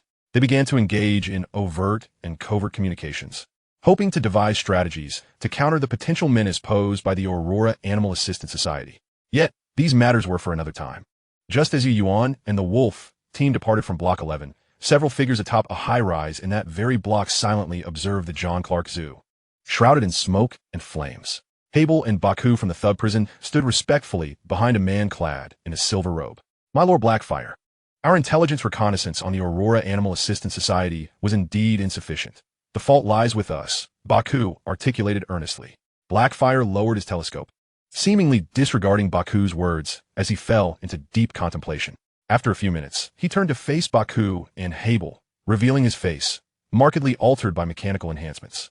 "This failure is indeed significantly linked to your actions. However, the capabilities of the Aurora Animal Assistance Society transcend those of ordinary factions." After a brief pause, Blackfire continued, "Yet this defeat is not without its merits. While the power of the Aurora Animal Assistance Society is formidable, it is confined to the zoo. For now, let us not concern ourselves with it and concentrate our main forces on dismantling the Black Shield Police Department. As long as we can eliminate them and seize control of the other blocks in the East District, no matter how powerful the Aurora Animal Assistance Society may become, they will be but fish in a barrel, easily dealt with at that point. In a few days, I will send reinforcements. I hope this time you will not disappoint me." With that, Blackfire cast a silent, emotionless gaze at Baku and Abel. The two, seeing this, felt an overwhelming surge of joy. "As you command, my Lord Blackfire." At Green Forest Port within the Iron Anchor Shipping Company, Carlos exhaled heavily, resolute in his decision. "Notify Joe Barton to return. Chaos is about to erupt in Green Forest City. Furthermore, keep a close watch on the thug prison and the other districts. Everyone must prepare for battle in the coming days. Our recent assault has resulted in significant losses, and it seems some have already set their sights on us." In the northern wilderness, at the burning fortress, a falcon delivered the latest battle report to a masked man, Victor, the leader of the burning fortress. Upon reading the note, Victor snorted with disdain. The Aurora Animal Assistance Society has the audacity to artificially create sentient beings, and yet there was not a whisper of intelligence regarding this beforehand. A thoughtful expression crossed his face. Clearly, the Aurora Animal Assistance Society in the East District was the true puppeteer, and the peculiar artifact that had gone missing was likely in their possession. Let us observe what the thug prison and the Iron Anchor Shipping Company have to say for now. Chapter 146, The Curious Artifact, the Missionary's Slave Bridle. As the security gates of their hideout sealed shut and the defensive mechanisms activated, Yuan's taut nerves finally began to relax. Following this, a surge of euphoria welled up within him as he removed the gear from Yemya, replenished her with grass, and promptly began to organize the spoils of their recent venture. However, before that, he ventured into the starry observatory to assess the situation at the Black Shield Police Department. Observing the heavily fortified police station, surrounded by layers of defense and patrolling vehicles, Yuan understood that from this day forth, the East District would be plunged into chaos. Upon returning to the hideout, Yuan activated the virtual light screen to review the gains from their mission. First, he noted the notification received after eliminating the green cloak and dispelling the bronze-level slaughter card. As he had previously surmised, eliminating a target with such a unique status indeed triggered a valuable options prompt. After dispelling the bronze-level slaughter card, he found that his fate points had accumulated to 4. After expending 2 points, he acquired a bridle adorned with reins. The bridle featured a thorn-like design. Missionary's Slave Bridle. Quality, rare. Owner, Yuan. Function, can enslave a single being, allowing for total control over its body and mind. The enslaved entity can transform between its original form and the bridle. When using this item to enslave a creature, one can dispel a fate card, Conquest, of no higher than the creature's item grade. Warm reminder. The target must be in a state of non-resistance prior to enslavement. This item possesses intriguing potential. Yuan reflected upon the bridle in his hands. Most notably, it could dispel fate cards just like the Mirror of the Stars, specifically the notoriously challenging Conquest Card, although it lacked the effect of constructing rare buildings. This singular capability was sufficient to underscore its value. This item must be utilized with careful consideration, as maximizing its potential is paramount. After storing it within his rabbit ring, Yuan retrieved the wooden box that the head wolf had entrusted to him prior to his departure. Upon opening it, he discovered a purple crystal, roughly the size of a fingernail. Lungfish core. Type, spiritual organ. Trait, regeneration. Description, this organ harbors a concentrated form of unique spiritual energy. Perhaps you can uncover a means to harness this energy. This is the spiritual organ that coalesced within the body after the injection of the genetic modification serum. Though the crystal appeared unremarkable, Yuan held it in high regard, carefully placing it back into the box for safekeeping. Following this, he examined the most significant spoils acquired from the underground laboratory, a vial of X-series animal mutation serum and 3 vials of R-series genetic modification serums. All 4 vials were classified as rare-grade items. The animal mutation serum was specifically designed for mammals, while the 3 genetic modification serums were as follows: python, mating enhancement, body flexibility enhancement, cold adaptation enhancement, brown bear, strength enhancement, fur thickening enhancement, and eagle owl, night vision enhancement, neck rotation 270 degrees enhancement. Undoubtedly, the effects of these 3 genetic modification serums were remarkably powerful, particularly the python serum, which boasted 3 enhancement capabilities. However, Yuan had no intention of employing them. The truth was that while the genetic modification serum would yield commendable special abilities, the corresponding side effects were equally substantial. The body would undergo various peculiar transformations, rendering one no longer human, but rather a biochemical modification entity. For instance, the eagle owl serum would allow for a 270-degree neck rotation, a notion that exceeded Yuan's psychological threshold. Not to mention, the enhancements provided by the titles Block Rat and Block Shadow far surpass the benefits of these genetic modification serums. Moreover, there are the attribute enhancements conferred by the Meow Meow gear. After careful comparison, Yuan naturally dismissed such a transformation serum with severe side effects. Aside from the 2 vials of serum required for the regional event Quest, the remaining 2 genetic modification serums should not go to waste. Yuan contemplated his options, which were limited to 2 directions: either sell the genetic modification serums to players, which he personally found unappealing, or utilize them for the Wolf Squad. The latter, however, did not sit well with him, as he was reluctant to transform them into something inhuman. He placed the serums back into the insulated box. A few days remained until the end of the novice protection period. He decided to wait and see how circumstances unfolded then. For what he had gathered, it was clear that only after the novice protection period would he truly encounter the grim reality of this Wasteland game. Currently, the regional event only had 2 remaining tasks regarding the religious ritual procedures and the secrets behind them. He silently prayed that Mona would not face any unforeseen incidents. Having tallied the spoils of this operation, only the corpse of the white-tailed kite and a few computers obtained from the Human Live Experiment Laboratory remained unprocessed. However, he could not dispose of the body at his hideout. The escape key's time had already run out, necessitating a delay until tomorrow for dissection and analysis. The same logic applied to the computers. Who knew if they contained any signal transmitters once powered up? Such hazardous items could only be safely handled in the main room of a motel.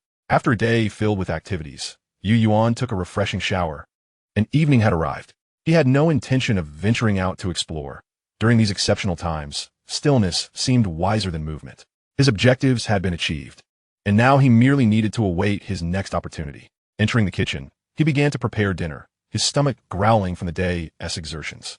To his delight, the diverse basket of ingredients yielded 2 apples today. He picked one up and took a hearty bite. As the crisp flesh yielded under his teeth, the sweet, succulent juice flooded his mouth, the apple's refreshing aroma instantly filling his senses. He had never realized how delicious an apple could be, and he continued to devour it without pause. In no time, he had finished 1 apple, carefully collecting the seeds. The second apple he chopped into small pieces, gathering the seeds once more, before presenting the morsels to Meow Meow. Meow Meow was in for a treat. Its nose twitched as it caught the scent of the apple, its eyes sparkling with excitement. It eagerly began to eat, clearly relishing the flavor. Chapter 147, Combat qui l'onsword, Steltirod. On the 27th day of the Wasteland calendar, Yuan awoke promptly at 6 o'clock to the sound of his alarm. After freshening up, he entered the Starry Sky Observatory to observe the situation at the Black Shield police station, which remained as tightly secured as the day before. With no signal left by Carmen, he proceeded to the crazy planting bed. After days of growth, the wild leeks planted there were now ready for harvest. The first batch was a vibrant green, enticing enough to whet anyone's appetite. He cut a handful of wild leeks and returned to his hideout, heading straight for the kitchen. Today's diverse basket of ingredients revealed 2 tomatoes. He took a can of beef, poured it into a pot, and added the chopped tomatoes to simmer. Once the tomatoes softened, he tossed in some instant noodles. As the noodles began to soften, he added the leeks and turned off the heat. A fragrant bowl of tomato beef ramen was ready. The rich aroma wafted through the hideout, prompting Meow Meow to emerge from the generator room. Yuan had also prepared the tomatoes he had set aside for Meow Meow, placing them in its bowl before heading to the magazine display. His gaze was drawn to a book, igniting a spark of joy within him. Spending 1,000 survival points, he acquired the book titled Combat Skill Longsword. Quality, bronze. Description: this book contains knowledge and techniques related to the combat of cold weapons, particularly longswords. It encompasses core fundamentals, the 4 essential elements. Intermediate techniques, attack and defense transition. Advanced techniques, mastery of disarmament and control, armor combat, and half sorting. Reading this book offers a small probability of comprehending the skill, basic swordsmanship, common. A very small probability of grasping the skill, advanced sword defense counter, excellent, and an extremely small probability of learning the skill, long sword parry, rare. To his astonishment, this was a skill book capable of imparting 3 skills related to cold weaponry. Yuan, having some prior experience with long swords from his gaming days, realized he could find time to practice this later.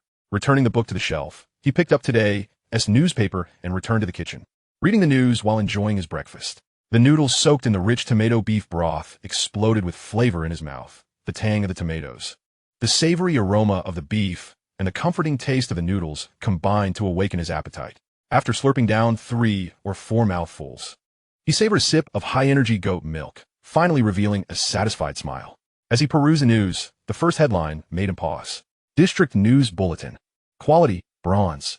Danger level, medium.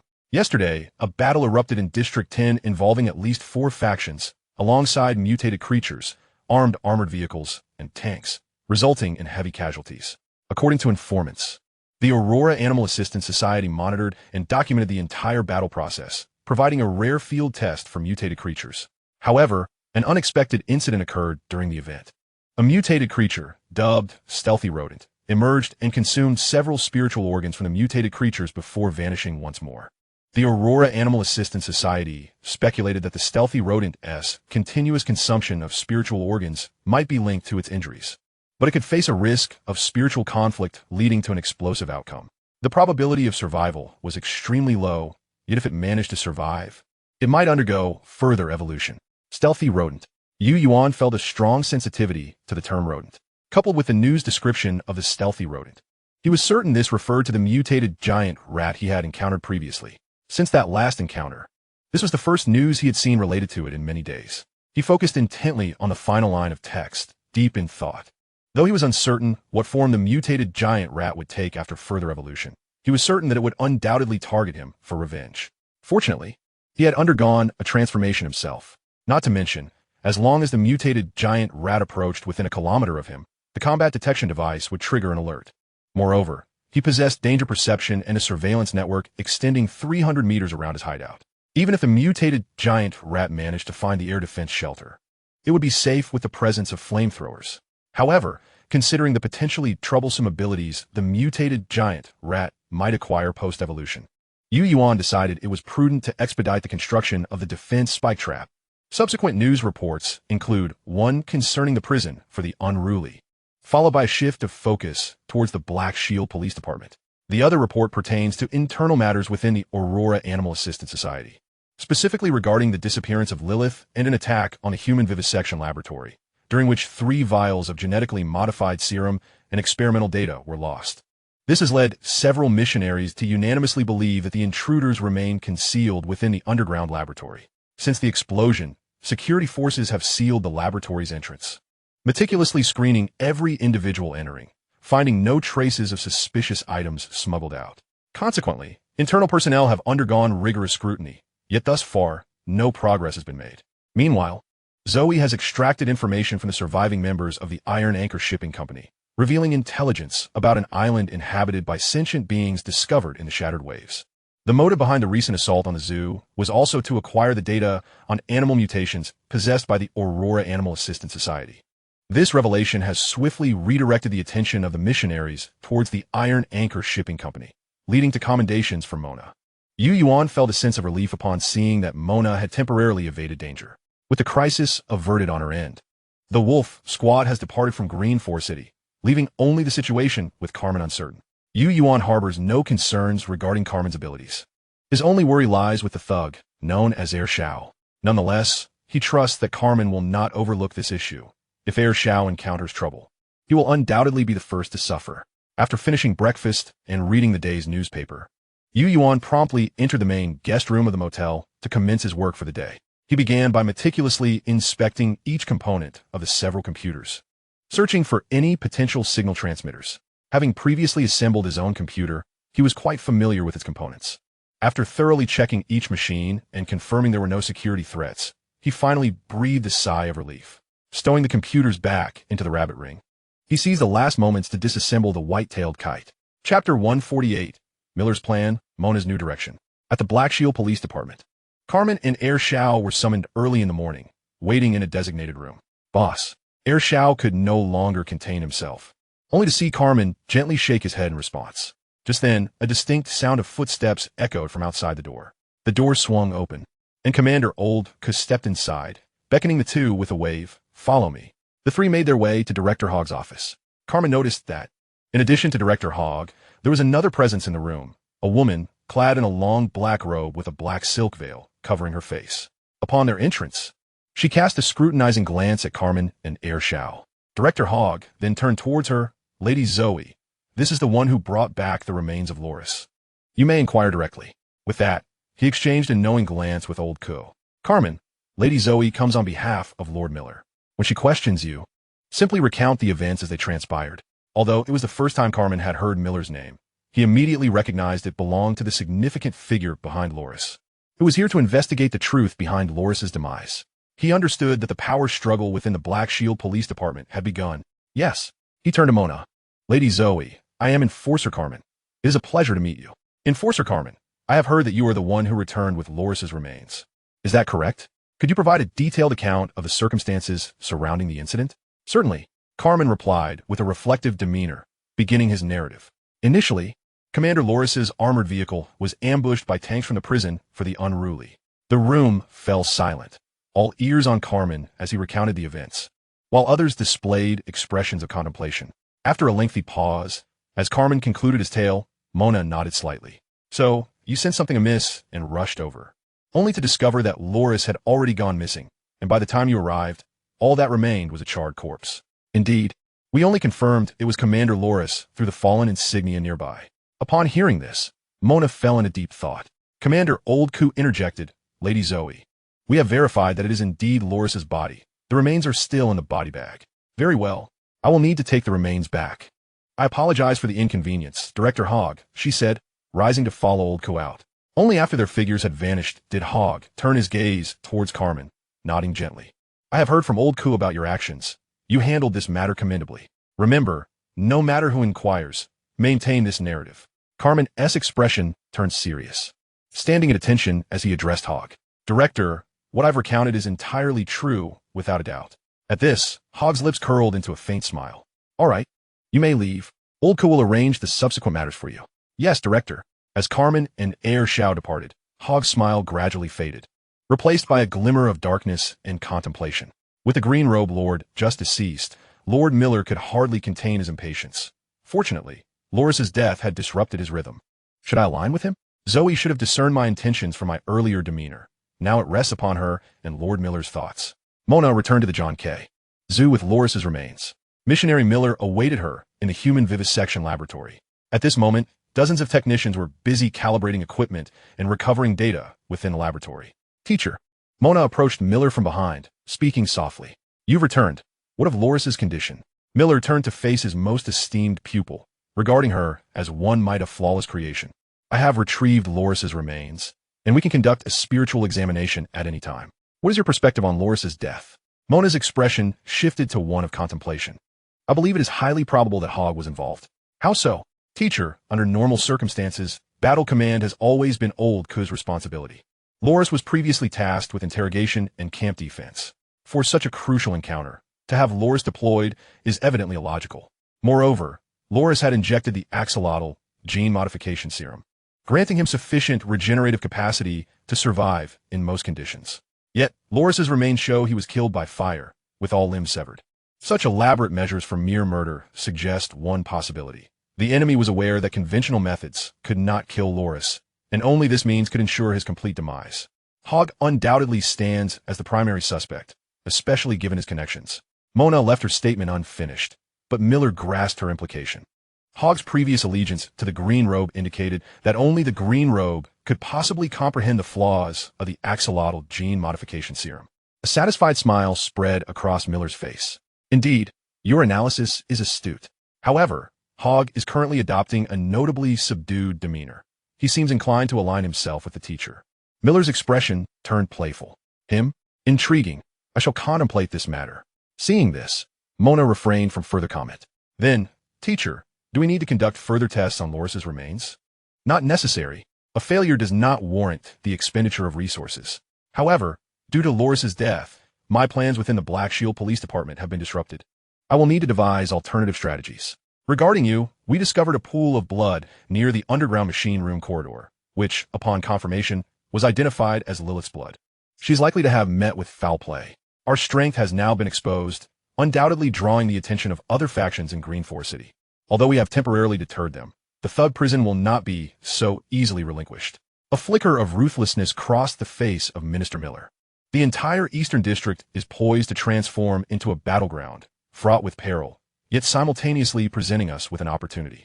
Teacher, what do you mean? With Lilith's demise, I intend to assign you to take over Nightingale, training those women and men to become assassins, akin to how you eliminated the refugees in the past. Subsequently, I want them to disperse throughout the Eastern District, evolving into ubiquitous ears and sharp blades. I firmly believe that only you possess the capability to accomplish this. Miller's gaze towards Mona radiated absolute trust.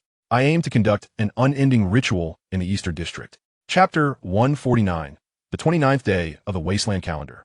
The breath of celestial ice. Security level elevated to level 4. As a mechanical notification echoed in his ears, Yuan's attention drifted away from the book. Has the upgrade been completed? Rising to his feet, he approached the security gate, observing the bomb-proof metal door, a formidable 10 centimeters thick, nodding slightly. Today marks his 29th day in the Wasteland, and it has been precisely 3 days since the initial power struggle. During these 3 days, Yuan remained sequestered in his hiding place. Aside from his daily visits to the Starry Sky Observatory in the morning and evening to survey the Black Shield Police Station, he has been tirelessly working to enhance the facilities of his refuge and bolster his own capabilities. Tomorrow marks the last day of the novice protection period. He must seize every moment.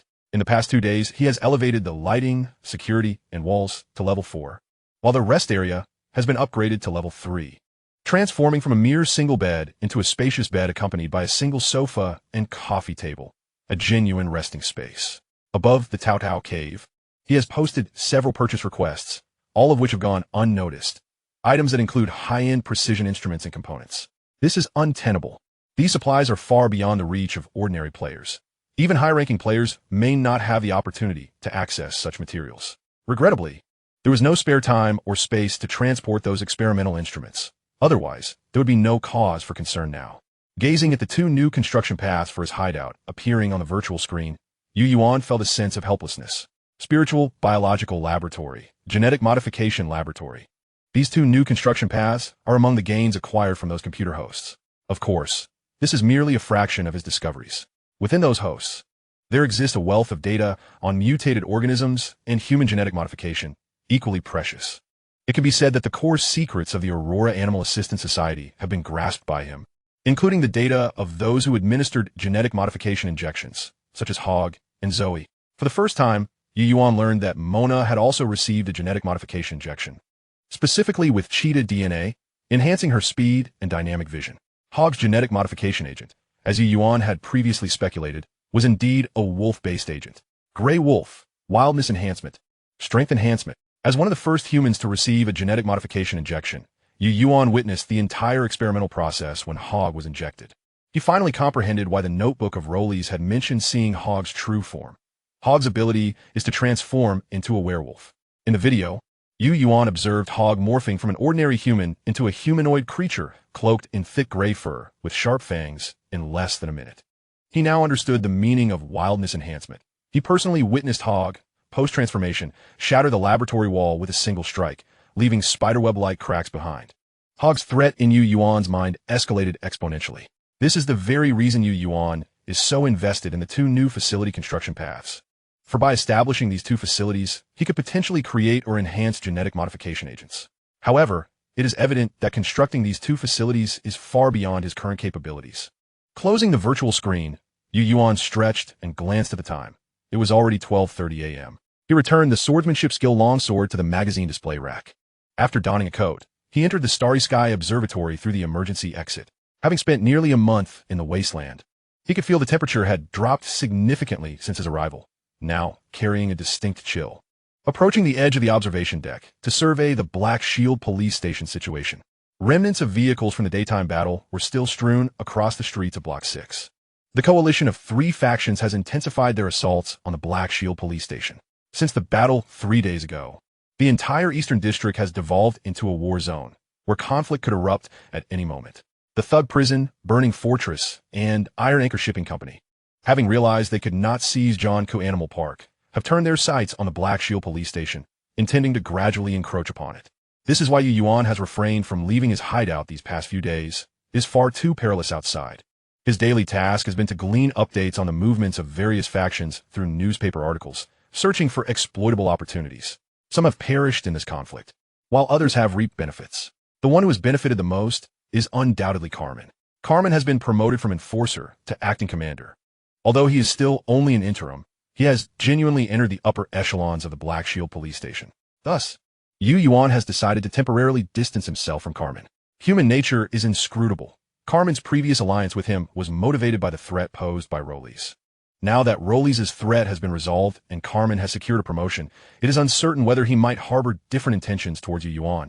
Despite Yuan being quite satisfied with their prior collaboration, the Jackal Squad has also departed from Green Forest City, and, for the time being, it appears there are no vulnerabilities.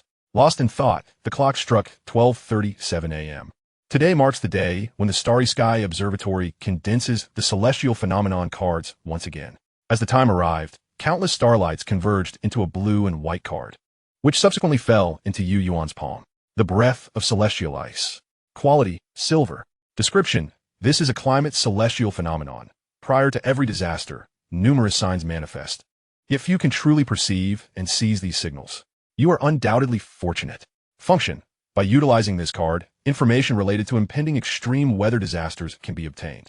Yuan's gaze momentarily faltered. Extreme weather disasters. Ever since experiencing the landfall of a typhoon, he has taken extreme weather disasters with utmost seriousness. The last typhoon catastrophe was merely a weather alert conveyed through newspaper headlines, but this time it is a silver-grade celestial phenomenon card. The danger level has evidently escalated considerably. Returning to his hideout, Yuan gazed at the card in his hand, opting to activate it. There is no evading the climate disaster, and the sooner he is informed, the better prepared he can be. Upon activation, the breath of celestial ice card dissolved into glimmers of light, dissipating into the air. After several moments of waiting, however, Yuan did not witness any extraordinary phenomena. What is this situation? As a result, Yuan noticed a strange USB drive atop the magazine display rack. He was acutely aware of his inventory. This USB drive was certainly not his. Instantly, Yuan realized that this might pertain to information regarding the impending extreme weather disaster. Grabbing his laptop, he plugged in the USB drive. Before long, a folder appeared before me, titled Extreme Climate Disaster Report, The New Ice Age. Chapter 150, Extreme Climate Catastrophe. Triggering Regional Event, Endless Cold Wave. According to the latest meteorological studies, an extreme climate disaster is rapidly developing, with the speed of its formation accelerating over time. A voice emanated from the computer, followed by a dynamic meteorological graphic, illustrating various ocean currents, warm fronts, and cold fronts, along with their trajectories. Gradually, the graphic began to form slowly moving cyclones. According to detection, this extreme climate disaster will unfold in 3 phases, and we are currently in the early stage of the first phase. In this phase, our region will be besieged by numerous extreme weather phenomena, such as hail, acid rain, typhoons, tornadoes, and thunderstorms. These extreme weather events are precursors to the imbalance of the climate system. The second phase will consist of a superstorm cluster stage, during which the entire world will witness the formation of 38 superstorm clusters. These clusters will act like colossal heat pumps, drawing thermal energy from the surface. Meanwhile, frigid air from the stratosphere will be continuously dispersed to the surface. As these storms pass, ground temperatures will plummet sharply, resulting in a perpetual cold wave. Subsequently, we will enter the third phase of this extreme climate disaster, the advent of a new ice age. The extreme low temperatures induced by the superstorm clusters will trigger a chain reaction, intensifying the cold wave effect, leading to the entire world being blanketed in ice and snow, with seawater freezing and the globe descending into a frozen abyss. Meteorological observations predict that this extreme climate disaster will transition into the second phase of superstorm activity in 15 to 20 days. After 30 to 35 days in the second phase, we will enter the third phase. The ensuing new ice age is anticipated to last for 13 months or even longer, posing a monumental challenge to survival. As the voice faded, the meteorological graphic on the computer transformed into a sea of blue, accompanied by a fluctuating chart displaying the projected temperature variations during the extreme climate disaster period. Initially, during the first phase, temperatures will hover around 1,020 degrees. In the second phase of superstorm activity, the minimum temperature will dip to 355 degrees. By the third phase, during the new ice age, temperatures could plummet to a chilling low of 98 degrees. This period is referred to as the ice age, representing the coldest phase of the entire new ice age. Fortunately, forecasts suggest that this ice age will persist for approximately 15 to 28 days, indicating that not the entire new ice age will be spent in this phase. Yet it remains a brutal challenge for survival. Ding! Triggering regional event. Endless cold wave. Regional event. Endless cold wave. Event level. Gold. Danger level. High. Description. The global climate system has suffered damage, triggering a passive repair compensation mechanism. However, this repair compensation mechanism will induce periodic extreme climate disasters, creating a significant survival crisis for all living beings on Earth. Requirements. Ensure individual survival during this extreme climate disaster. In the first phase of the endless cold wave, explore outdoors for no less than 3 hours daily for 10 consecutive days. In the second phase, explore outdoors for no less than 2 hours daily for 20 consecutive days. In the third phase, explore outdoors for no less than 1 hour daily for 30 consecutive days. Rewards. Based on the completion of the task requirements. Rewards include civilization treasure chests, rock, bronze, silver, gold. Goodness. Not only has a regional event task been triggered, but the event level has also escalated to gold. Indeed, this regional event merits its gold status. A minimum temperature of 98 degrees Celsius undeniably qualifies as one of the lowest natural temperatures imaginable. If memory serves me right, even Antarctica's lowest temperature is not this extreme. Yuan muttered to himself. Fortunately, such frigid temperatures should not persist for long, otherwise it would not be a climate repair compensation, but rather a grand biological extinction plan. In 20 days, the second phase will commence, with temperatures dropping below zero. Roughly 2 months later, the true ultra-low temperature ice age will arrive, lasting for 13 months. This means that, conservatively estimated, the duration of this extreme climate disaster will be at least 3 to 4 months, possibly extending to half a year. Such prolonged extreme weather presents a significant challenge, whether for outdoor exploration or the consumption of survival resources. Thankfully, for Yuan, this was not an insurmountable predicament. His hideout was located underground, naturally affording him an advantage in resisting the impending extreme cold disaster. Furthermore, the survival supplies he currently possessed were sufficient to sustain him for 4 to 5 months, not accounting for the food derived from breeding mealworms and cultivating vegetables. Not to mention, even if he were to procure food from Tao Tao Cave, he would be adequately equipped to confront the forthcoming disaster. Survival was no longer a concern. The only matter requiring consideration was how to fulfill the subsequent requirements of the regional event, particularly the final stipulation of exploring outdoors for 1 hour daily for 30 consecutive days.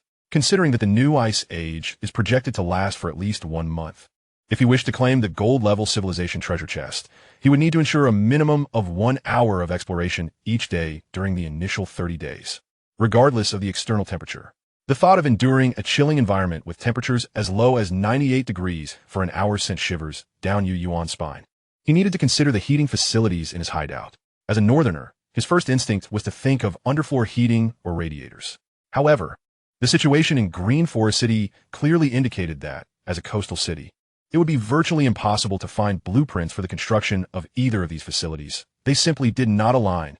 The remaining options included air conditioning units, electric blankets, and fireplaces. The wall-mounted air conditioning units could be crafted at his workbench, which was straightforward, yet if he could discover construction blueprints for the heating facilities in his hideout, he would prefer that route, as it would provide added benefits. Nevertheless, he now had a backup plan. Heating facilities undoubtedly consumed a significant amount of electricity, necessitating upgrades to the power generation facilities. Although he still had a dozen barrels of fuel left, using them for power generation would deplete them quickly. Thus, Optimizing the construction path for renewable energy generation was the best course of action. Yuan reflected on the types of renewable energy generation he could recall. Solar energy was the first to be dismissed. Given the extreme cold of the Ice Age, solar power would undoubtedly be severely affected, potentially leading to prolonged periods of darkness and polar nights. Pass. Ocean tidal energy and hydro energy faced the same fate. In such ultra-low temperatures, seawater would freeze, rendering them unusable. Pass. After much contemplation, Yuan ultimately concluded that wind energy presented a more viable option, especially with the presence of superstorm clusters, ensuring an abundance of wind. Yet, he remained uncertain whether wind power generation facilities could operate effectively in such frigid conditions. Additionally, locating optimized blueprints for wind power generation posed another challenge. Regardless, he now had a clear direction to pursue. Finally, he needed to consider the warm clothing for outdoor exploration and the arrangement for the Wolfpack team. Chapter 151, Wasteland Calendar Day 30, The Prancing Ram. It was not until 6 o'clock in the morning that Yuan lifted his head, gazing at the plans he had meticulously laid out overnight. Exhaling a long breath of pent-up air, it seemed he had pondered nearly all necessary considerations. With 20 days remaining before the second phase, there should be ample time to make arrangements. Regarding the regional event, Endless Cold Wave, Yuan had accounted for every conceivable detail. Now, he simply needed to execute the plan. Rising, he stretched lazily and twisted his neck before walking toward the magazine display rack. Today marked the final day of the novice protection period, and he needed to check for any noteworthy developments. Green Forest City Daily. Date: Wasteland Calendar Day 30. Weather: clear to partly cloudy, strong winds, thunderstorms expected tonight, possibly accompanied by hail. Temperature: 13-19. Publisher: Wasteland Destiny News Agency. District Life News. Quality rock. Danger level: low. Recently, Milgila has been feeling dizzy. A few days ago, as the entire East District descended into chaos, the leader of the Nightingales, Lilith, met with an unexpected demise, prompting the Nightingales to collectively relocate to the vicinity of Block 11. She had anticipated a return to her previous life of clientele, yet was taken aback by the sudden emergence of a new leader who subjected them to so-called training in assassination and sacrifice. It is driving her to the brink of madness. This new leader is nothing short of a devil. How can she remain so composed while dismembering a refugee? She is a lunatic. Milgila. District Life News. Quality rock. Danger level: low. Simon, residing at room 0802, 8th floor, Erland Apartments, 14, Chris Avenue, has sustained injuries. 4 days ago, he revealed his position while assisting in the sniping of a colossal white bird. Although he managed to escape the ensuing assault, he was shot in the shoulder. Despite having the bullet removed and the wound bandaged, he developed a high fever yesterday due to a lack of antibiotics and disinfectants. His wound has become infected, and the situation is dire. His wife, Lal, feels utterly helpless at this moment, as their food supply is dwindling to a mere 3 days. However, Simon's injuries cannot be delayed, prompting Lal to resolve to venture out tonight in search of medicine. District News Segment. Quality rock. Danger level: low. Carmen of the Black Shield Police Station feels an immense pressure. Although he has successfully ascended to the position of acting commander and has spent 2 days establishing his authority among the enforcers, he knows all of it is superficial. A few days ago, a woman named Zoe convinced him of the Allies' warnings about his precarious position. The status of Chief Hog seems to be under threat, and he must carefully consider every move he makes. He does not wish to become a casualty in the power transition and increasingly realizes the significance and inscrutability of that ally. With the threat from Laulis now eliminated, will he still remain in contact with me? Carmen. Yuan's gaze lingers momentarily on the 4th news item before he chuckles softly. It appears that Comrade Carmen is still trustworthy. As for the first piece of news, Yuan comprehends that it heralds the arrival of extreme weather during the initial phase of the Endless Cold Wave. In the ensuing 10 to 20 days, he fears that such erratic climatic conditions will become increasingly frequent. Regarding the Nightingales' migration and their sudden initiation of assassination and sacrifice training, Yuan understands that this change must stem from the assistance of the Aurora Animal Assistance Society, though he remains uncertain of the underlying reasons. He can only await further intelligence. However, the third piece of news causes Yuan to furrow his brow slightly. He has never heard the name Simon before, but correlating it with the content of the news, he immediately recalls the man who assisted him in the assassination of the white-tailed kite a few days prior. It cannot be a mistake. He has been injured and infected. Yuan is acutely aware of the consequences of injury and infection in such an environment. Reflecting on their previous 3 encounters, he ponders the possibility of reaching out to him. The other party possesses notable strength, and after their last silent exchange, there might be potential for collaboration. If he were to perish due to an infected wound, it would be quite unfortunate. Moreover, antibiotics are scarce for Simon. But Yuan has a considerable supply in his warehouse, warranting his rescue. He returns the newspaper to the rack and resumes his daily tasks. Unexpectedly, the resource recycling bin offers him a delightful surprise. Multiterrain camouflage tactical helmet blueprint. Quality, bronze. Description, utilizing this blueprint, one can craft the helmet at a level 3 crafting station. Yesterday, he had attempted to dispose of the Enforcer helmet that had been slashed by a mutated giant rat in the resource recycling bin. Initially, he merely wished to see if any special materials could be recovered. To his astonishment, the blueprint emerged directly. He promptly selects to use it, and the crafting list now displays the option to create this helmet. As anticipated, the multi-terrain camouflage tactical helmet boasts level 4 protective capabilities, akin to the Enforcer helmet. It can shield the head and neck while accommodating various tactical equipment. Although Yuan currently possesses a more advanced commander helmet, this blueprint is a small but delightful surprise. Meanwhile, the flock of Kelly sheep has visibly rounded out after nearly 10 days of feeding, gathering around him when he approaches. The only source of irritation for Yuan is a particular ram that seems to have gone mad, consistently launching surprise attacks from behind while he tends to their droppings. The ram's assault poses no real threat to him and does not trigger the danger sense from his title. During the first unexpected encounter, it knocked him down. Subsequently, having gained experience, Yuan has avoided further mishaps, though the ram continues its provocations, igniting his frustration.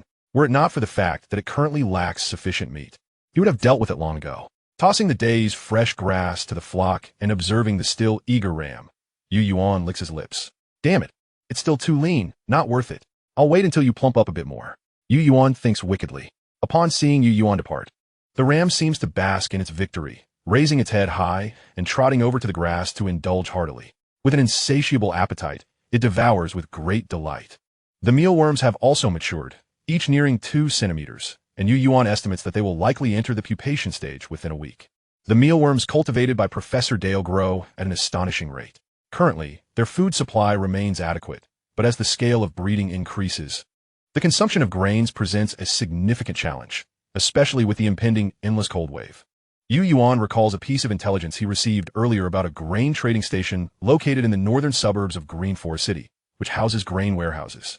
Perhaps he can find food for the mealworms there, even if it's just bran. Yuan resolves to make a trip there tonight. Chapter 152, Golden Quality Luxurious Card. 3 million survival points for expansion.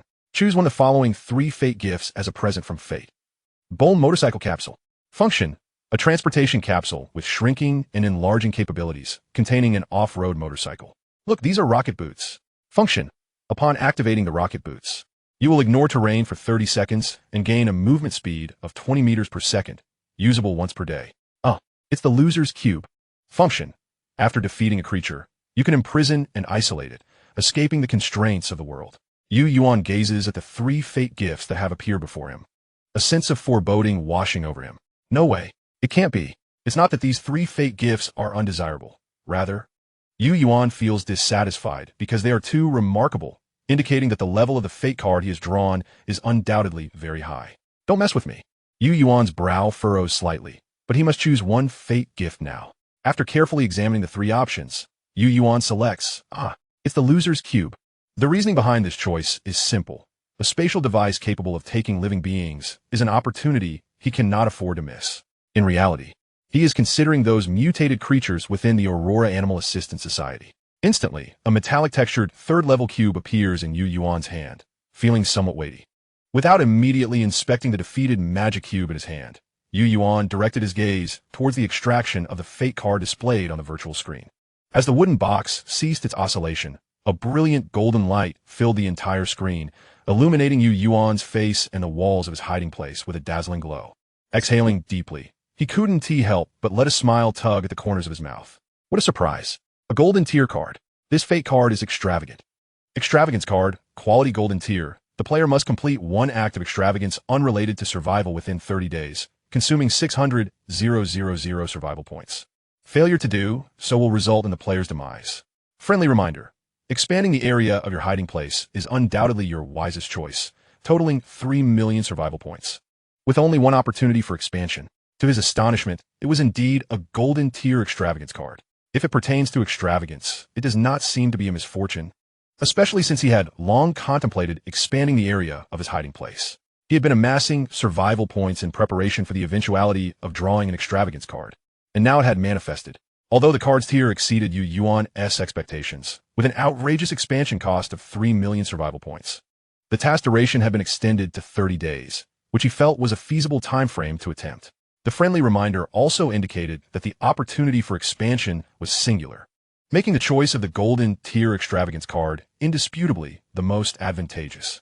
Without hesitation, Yuan resolved to check his current survival points and the value of the resources within his storage, following his previous sale of exquisite garments and various life necessities. His survival points had reached an impressive 294 million, on the verge of breaking the 3 million mark. Within his storage, survival supplies were absolutely non-negotiable, serving as his foundation against the relentless cold waves. The remaining sellable assets consisted solely of weapons, ammunition, and luxurious consumables such as tobacco, alcohol, sugar, tea, and coffee, the majority of which he had discovered in Freeze's safe house in considerable quantities. Entering the storage, he surveyed the fully stocked weapon racks and shelves of consumables. As for the weapons, they were not beyond the realm of sale for him at this moment. However, to be prudent, he would wait until tomorrow when the veteran players initiated their invasion to gauge their strength. The urgency was not pressing.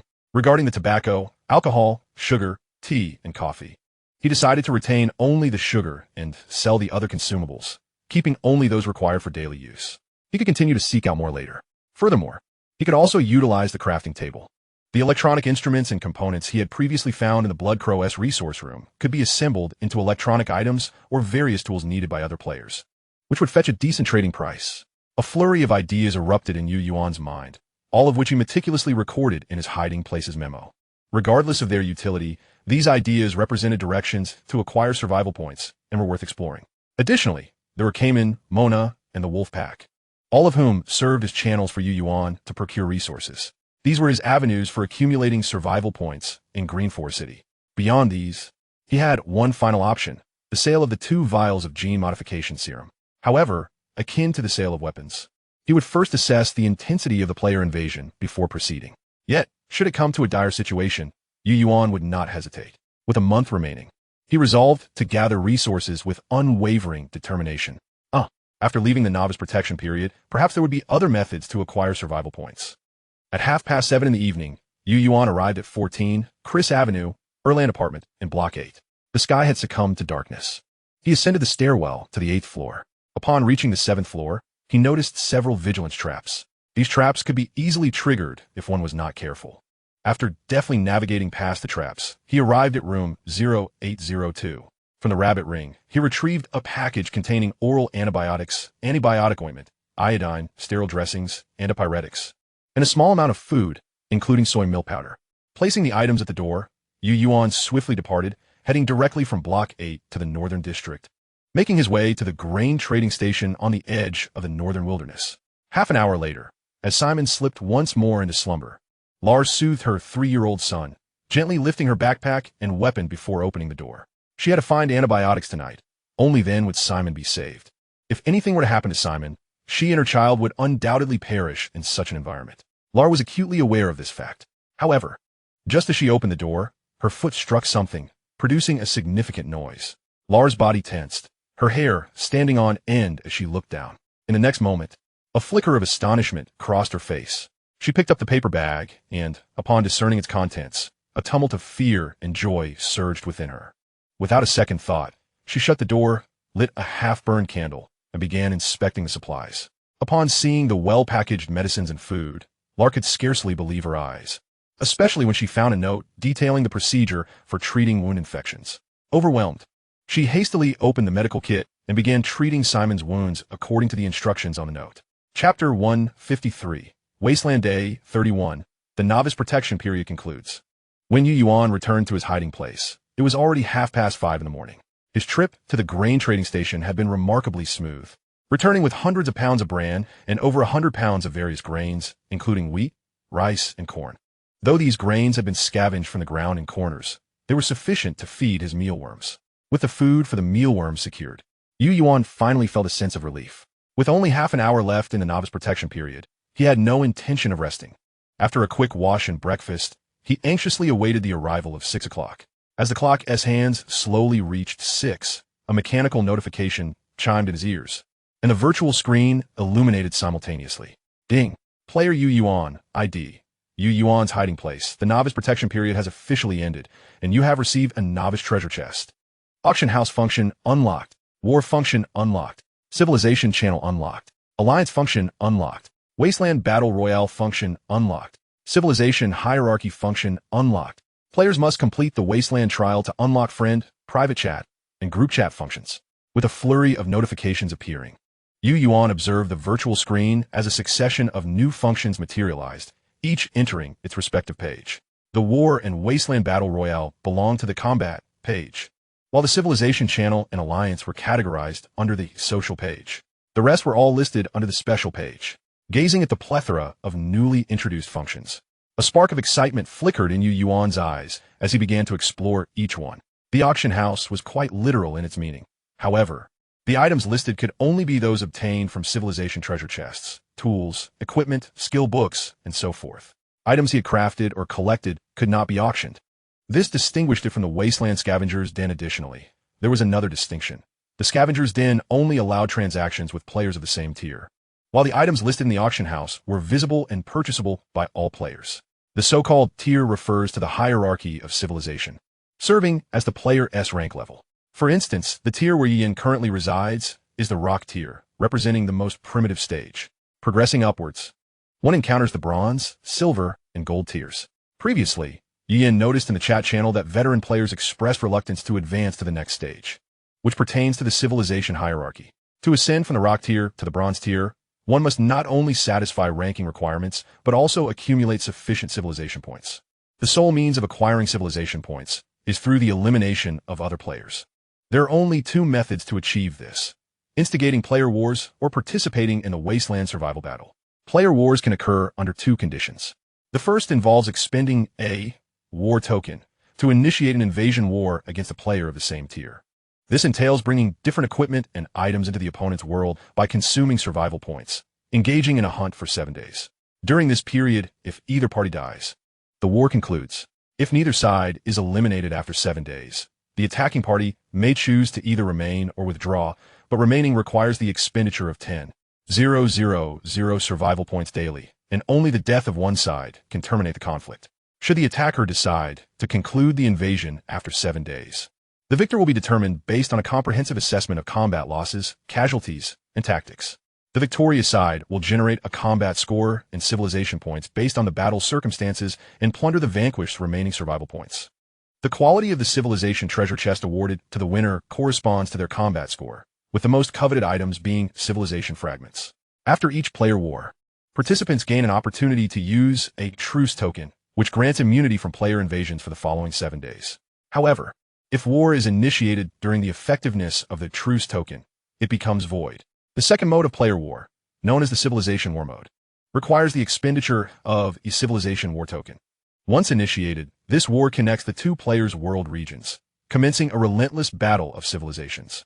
Civilization wars lack a time limit and can only be concluded through either the death of one player or the mutual signing of a ceasefire agreement. Notably, this Civilization war token can bypass the effects of the truce token.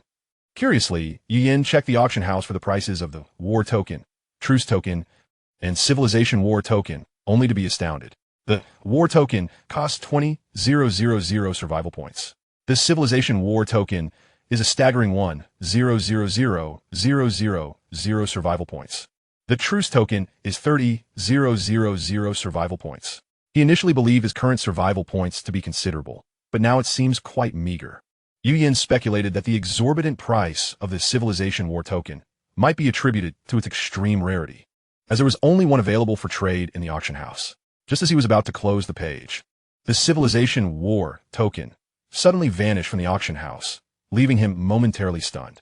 Upon refreshing the page, he confirmed that the token had indeed been purchased. The Wasteland survival battle is a periodically occurring limited-time event, with specific details revealed only upon its commencement. The next Wasteland survival battle will begin at 8 o'clock in the morning 3 days hence, with a detailed announcement issued 1 day prior. allowing players to decide whether to register. It is noteworthy that the previously mentioned Wasteland trials are essentially the novice version of the Wasteland survival battle. Participants in the trials are exclusively newcomers who have recently exited the beginner protection phase and have not yet participated in the Wasteland survival battle. Only those who successfully survive the Wasteland trials will unlock the ability to add friends, engage in private chats, and create group chats, thereby earning the qualification to participate in the actual Wasteland survival battle. Upon opening this civilization channel, a flurry of chat messages flashed by. Unlike the chat channel, the players' ID names here are accompanied by the names of their hideouts, such as XXX Doomsday Train, XXX Maritime Sanctuary, XXX Underground Castle, and XXX Highway Caravan.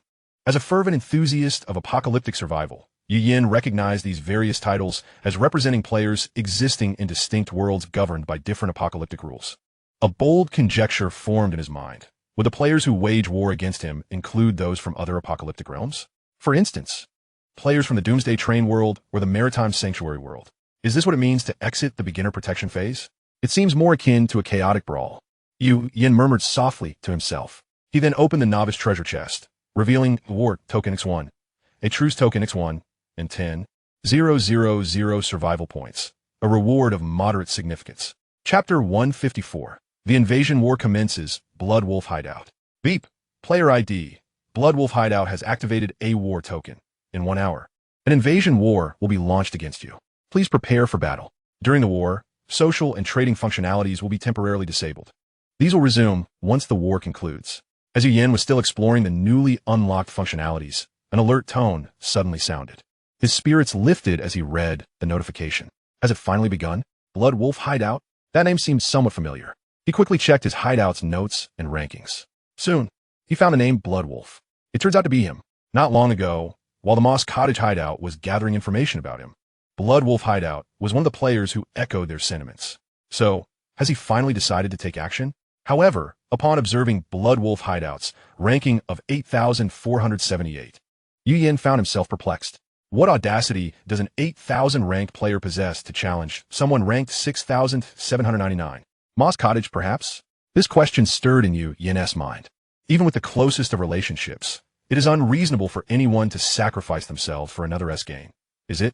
With this uncertainty lingering, Yuan resolved to watch and see how his opponent would proceed. This was his first experience with a player invasion, and despite his confidence in his defenses, he couldn't help but feel a tinge of apprehension.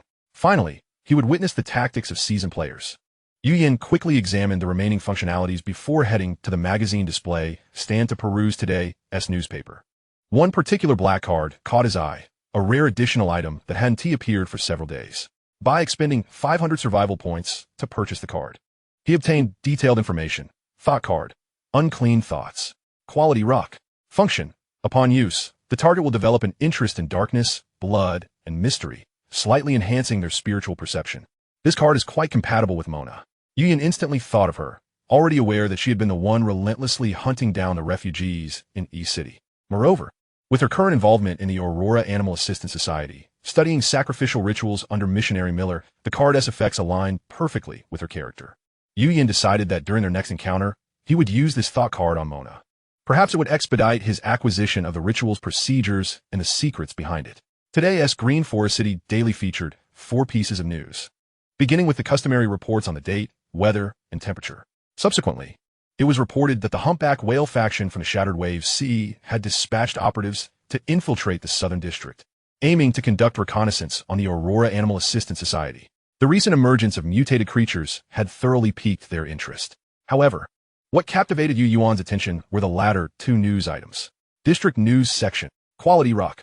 Danger level. Medium. The Black Shield Police Department detected that armed checkpoints had been established by marauders in multiple blocks of the Eastern District Prison. Last night, Carmen received orders from Director Hogg to dismantle these checkpoints entirely. Thus, he resolved to carry out a comprehensive cleanup of the armed checkpoints in Block 7, 9, 12, 13, and 14 this morning. District Life Section.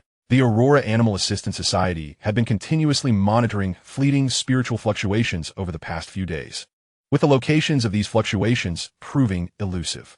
They speculated that this might be the result of the earlier encountered concealed mouse, having further evolved after devouring the spiritual organs of mutated creatures. Its intelligence level, stealth capabilities, and danger rating had escalated to a new tier. Yet, they cannot comprehend why the concealed mouse was now darting about, a stark contradiction to its previous habit of hiding in seclusion. Carmen was about to lead a cleanup of the Marauder prison checkpoints. Coincidentally, he had to contend with player invasions today and would not venture out during daylight.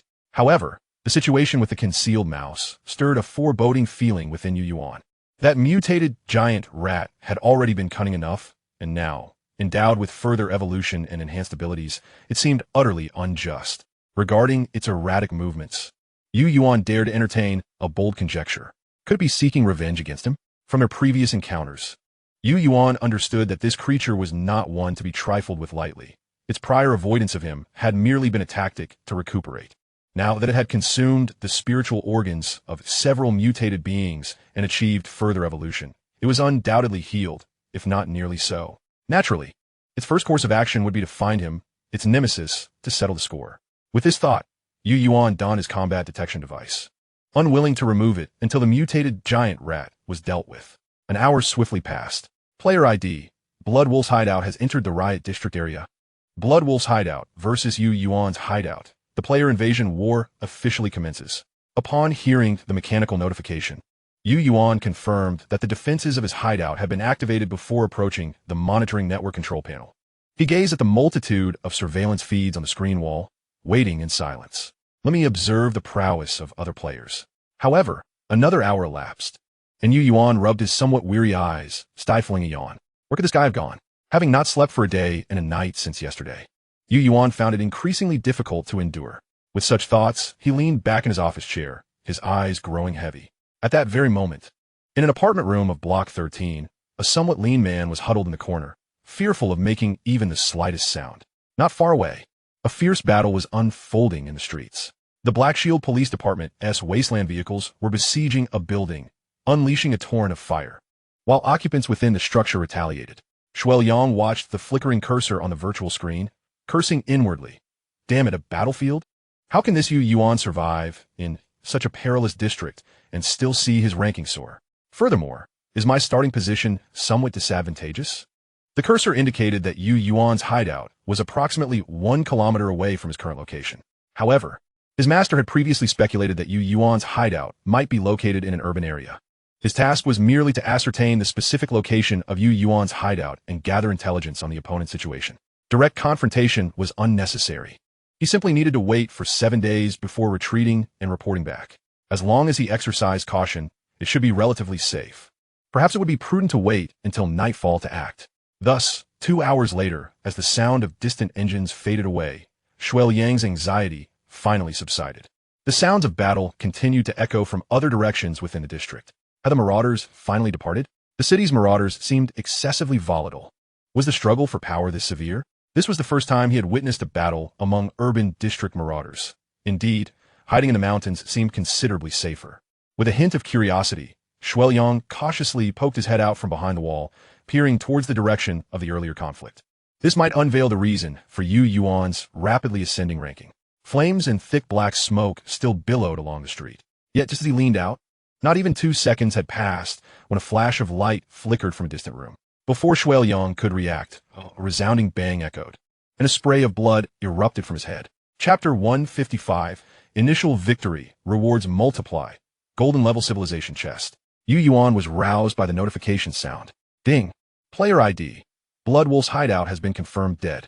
The invasion war has concluded, and calculations of both parties' resource consumption ratios, casualties, and strategies are underway. Judgment result. Defensive player ID Yuan's hideout incurred 0 resource loss, 0 casualties, and is in a state of full mental acuity. Attacking player ID Bloodwolf's hideout has been eliminated, with no survivors remaining, fulfilling the total annihilation condition. Congratulations. Player ID Yuan's hideout has achieved victory in this invasion war. Congratulations. Player ID Yuan's hideout has secured a flawless victory, with rewards doubled. Congratulations. Player ID Yuan's hideout has attained its first victory, with rewards doubled. Achievement unlocked. Initial victory. Achievement reward. VAR invasion rewards doubled. Congratulations. Player ID Yuan's hideout has received 1 golden level civilization chest and 60 civilization points. Congratulations. Player ID Yuan's hideout has acquired 128 survival points as loot. Yuan was momentarily bewildered by the flurry of notifications. What is happening? How did I win without understanding the circumstances? Moreover, is 128 survival points for real? Even if Bloodwolf was a miser, he seemed excessively impoverished. Though he was dazed, the sight of the golden-level civilization chest before him filled Yuan with exhilaration. This was a golden-level civilization chest, the pinnacle of rewards. To have obtained it so inexplicably? Logically, even if he achieved victory. Acquiring a golden-level civilization chest was far from probable, given that his ranking was significantly higher than Bloodwolf's hideout. Yet, the compounded rewards were undeniable. A flawless victory. First victory, initial success. These are the three conditions that triggered the reward multipliers. It was precisely due to the consecutive reward multipliers that the current outcome had been realized. Regrettably, Yuan was aware that the first victory and initial success would only apply this once. In the future, achieving reward multipliers would necessitate efforts towards a flawless victory. However, that was no simple feat immediately. Yuan recalled that he still had no idea how Bloodwolf had met his demise. His curiosity was piqued. Unable to resist, he opened the social chat channel. Indeed, at the top of the chat channel, a striking crimson pin message appeared. Elimination notice: Bloodwolf's hideout, ranking 8478, has been eliminated by Yuan's hideout, ranking 6799, time 10:02, 12 hours later, new players will enter. Thus, does any player who dies during an invasion war count as eliminated? Yuan's brow furrowed slightly. During this invasion at the Bloodwolf's hideout, he gleaned no useful information, leaving him with an unsettling feeling. Meanwhile, within the chat channel, the news of the elimination sparked thoughts among some veteran players. The most vocal among them was naturally Xiao Wu from the Moss Hut hideout. Glancing at the elimination notice in the chat, he casually discarded the blind fish in his hand. What a waste. They had informed him that all he needed was to ascertain the location of the Fish Abyss hideout. Yet the invasion ended in less than 3 hours with his demise. What a fool. However, a flicker of contemplation crossed Xiao Wu's eyes. This precisely indicated that the individual in question possessed a wealth of valuable resources. To eliminate an invading player within the first 3 hours of an incursion is no small feat indeed. This was a worthy prey that had caught my attention. Who shall I send next? This time, I'll choose someone more astute. At the deer hideout, Tai Xiong returned, dragging a 400-pound wild boar. Just as he prepared to rest and process the boar, a private message notification popped up on the virtual screen. Beehive hideout, Tai Xiong. The Fish Abyss hideout we are watching has stirred. The Bloodwolf hideout has been eliminated. Tai Xiong promptly opened the chat channel and saw the elimination announcement.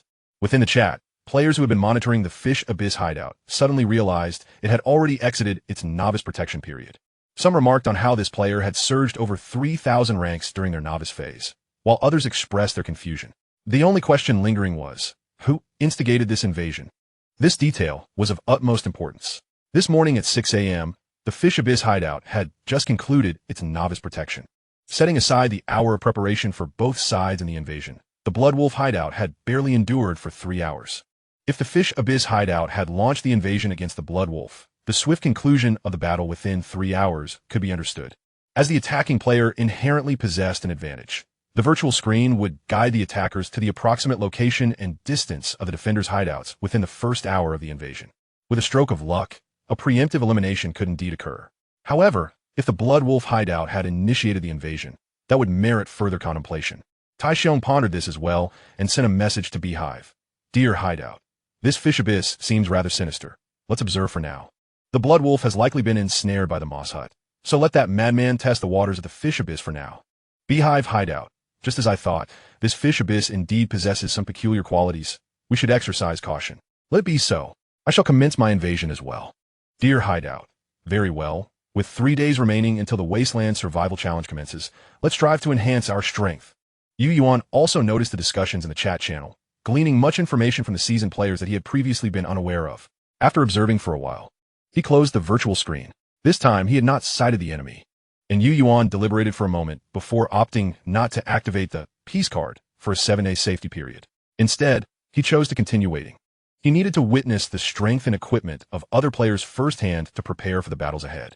Whether it be the forthcoming invasion wars, the Wasteland trials, or the sale of weapons and genetic potions for survival points, this knowledge was crucial. Before long, he received another notification about a player initiating an invasion against him. This time, The player was ranked 7,532 and did not appear in Yuan's hideout memo. He paid it no mind, hoping fervently that this would not result in a situation akin to the Blood Wolf hideout. After a brief respite, although still somewhat drowsy, Yuan could not resist the allure of the golden treasure chest before him. With an hour remaining until the player invasion, he picked up a golden civilization treasure chest and opened it. A dazzling golden light emanated from a chest, causing Yuan to squint slightly. Ding! High-value resources discovered. Chapter 156 Reward. Golden level underground ecological farm blueprint. Ding! High-value resources discovered. Golden level item. Complete blueprint for constructing an underground ecological farm. Golden level blueprints. Yuan gazed at the stack of blueprints that appeared before him, immediately examining them. The name Underground Ecological Farm sounded extraordinarily impressive. Subsequently, a continuous stream of notifications appeared before him. Special construction path for hideout facilities discovered. Special construction path for hideout facilities discovered. Optimization path for hideout facilities discovered. Once these blueprints vanished, over 20 new construction paths have been added to the log of hideout facility management within the virtual screen. All pertain to the construction of the underground ecological farm. These newly emerged construction paths included entirely new designs, as well as optimizations for existing facilities, such as lighting, water collection systems, and ventilation. Yuan felt a surge of excitement as he perused the names of these facility paths. Essentially, they could be categorized into two main types and several subcategories: planting, hydroponics, and soil cultivation, algae cultivation dishes, breeding area, insect farming, poultry farming, mammal farming, underground fish ponds. Each subcategory contained more specific names for construction facilities. For instance, the hydroponics category further divided into deep water cultivation boxes, drip irrigation hydroponic platforms, tidal hydroponic houses, floating hydroponic houses, and column hydroponic houses, among others. The breeding paths were similarly structured. For example, insect farming houses would provide effect bonuses for the insects raised within, with temperature, humidity, and light control being basic functionalities. All these planting and breeding facilities formed integral components of the underground ecosystem. Their ultimate manifestation would be a symbiotic farm for fish and vegetables, a vertical composite farm, or an ecological breeding farm. By successfully establishing any one of these three farms, Yuan could create a self-sustaining, closed-loop ecological system. However, the resources, manpower, and energy required to complete the ultimate ecosystem were substantial. Yet, Yuan's gaze sparkled with excitement. This was precisely the scenario he had previously envisioned. His earlier ideas had been so rudimentary and simplistic that he had only managed to cultivate mealworms, Korean sheep, and wild chives thus far. He lacked a clear understanding of how to develop and plan the next steps. But now, he no longer needed to ponder on his own, for he possessed the complete set of construction paths. Yuan felt elated. Truly, the exhilaration coursing through him surpassed any previous experience. Even that time, he stealthily acquired gear under the noses of the Black Shield Police and the Thug Prison, or when he emptied the safe house of Freeze and Loris at the Clear Spring Light Hotel. Never had he felt such excitement and thrill as he did now. For he could envision the future of his hideout, a self-sufficient, self-circulating, closed ecosystem. Is this the golden-level civilization treasure chest? Could it truly be designed to nurture a new civilization? Waves of emotion surged within Yuan's heart. He spent a considerable amount of time gradually calming his agitated heart. A clear objective emerged within him, the golden treasure chest. He yearned to acquire more of these golden chests. Yet, he was acutely aware of the arduous path ahead. The opportunity to secure this golden civilization chest had only arisen under the circumstances of several reward multipliers. Therefore, to obtain another golden chest, he realized there was but one way: to eliminate the invading players with utmost precision, triggering the flawless victory reward. Moreover, it was imperative that the players he vanquished be of higher rank and greater strength than himself. It was prudent to first ascertain the capabilities of the seasoned players. This would ensure a more stable approach. He murmured to himself. Commander Carmen, this is the slain infiltrator. A thug saluted Carmen as he disembarked from the vehicle. Approaching a corpse, Carmen noted that the thug had already pried open the dead man's mouth, revealing 4 sharp teeth within. Commander, this is the anomaly we discovered. These teeth are clearly not characteristic of a normal human, but resemble those of some sort of canine, he reported. Carmen crouched down, observing the individual before him. His skin was deathly pale, his body emaciated, and his eye sockets were sunken, accompanied by faint dark circles. Coupled with those 4 menacing canine teeth, He appeared more a monster than a human. Carmen examined the peculiar teeth closely, then shifted his gaze to other parts of the body. When he reached the neck area, he paused briefly. Leaning in, he tugged at the collar. Indeed, on the neck, at the site of the carotid artery, were 4 puncture wounds resembling those inflicted by a venomous snake. The wounds had healed, though not entirely, revealing fresh pink skin intermingled with scars. Upon comparing the distances between the 4 puncture wounds, he noted they bore a striking resemblance to the spacing of a human's canine teeth. Could this be mere coincidence? The thought flitted through Carmen's mind, only to be promptly dismissed. Such coincidences were improbable. He simply had yet to uncover the answer. Relay the events to me. Yes. In short order, a sniper approached Carmen, ready to report the incident. Commander, we were ordered to dismantle the thug prison outpost in Block 13 and, per your instructions, set up sniping positions along the surrounding streets. During this time, we noticed movement behind the walls of a certain room, leading us to suspect that someone was lurking there. After the convoy departed the battlefield, we indeed saw him peek out to observe the site of the recent battle, prompting us to take our shot. However, while examining the corpse, I sensed something was amiss and promptly reported the situation. As Carmen listened to the sniper's account, the scene replayed vividly in his mind. How long had it been since the shot had been fired? Report, 37 minutes. Carmen's thoughts drifted back to a few days prior when he had burned lorries in the sewer. Lorries' muscles had writhed and self-rejuvenated in a bizarre manner. Yet that man seemed to have complete control over lorries. He had decisively produced fuel to incinerate him. Perhaps an idea began to form in his mind. He turned to the thug behind him, stripped this individual of all his belongings and clothing, and placed them in the vehicle. As for the corpse, remove his teeth and incinerate the body. Yes. Soon, all of the thug's possessions and teeth were placed atop Carmen's vehicle, which then stirred into motion, enveloped in a cloud of dust as it headed towards Block 6. Chapter 157. Capturing the veteran player, the illuminating oil lamp. Player ID. Roar S Hideout has entered the Riot District area. Roar S Hideout versus Fish Abyss Hideout. The player invasion war officially begins. Yuan's gaze fixated on the surveillance screen wall, searching for any sign of the player.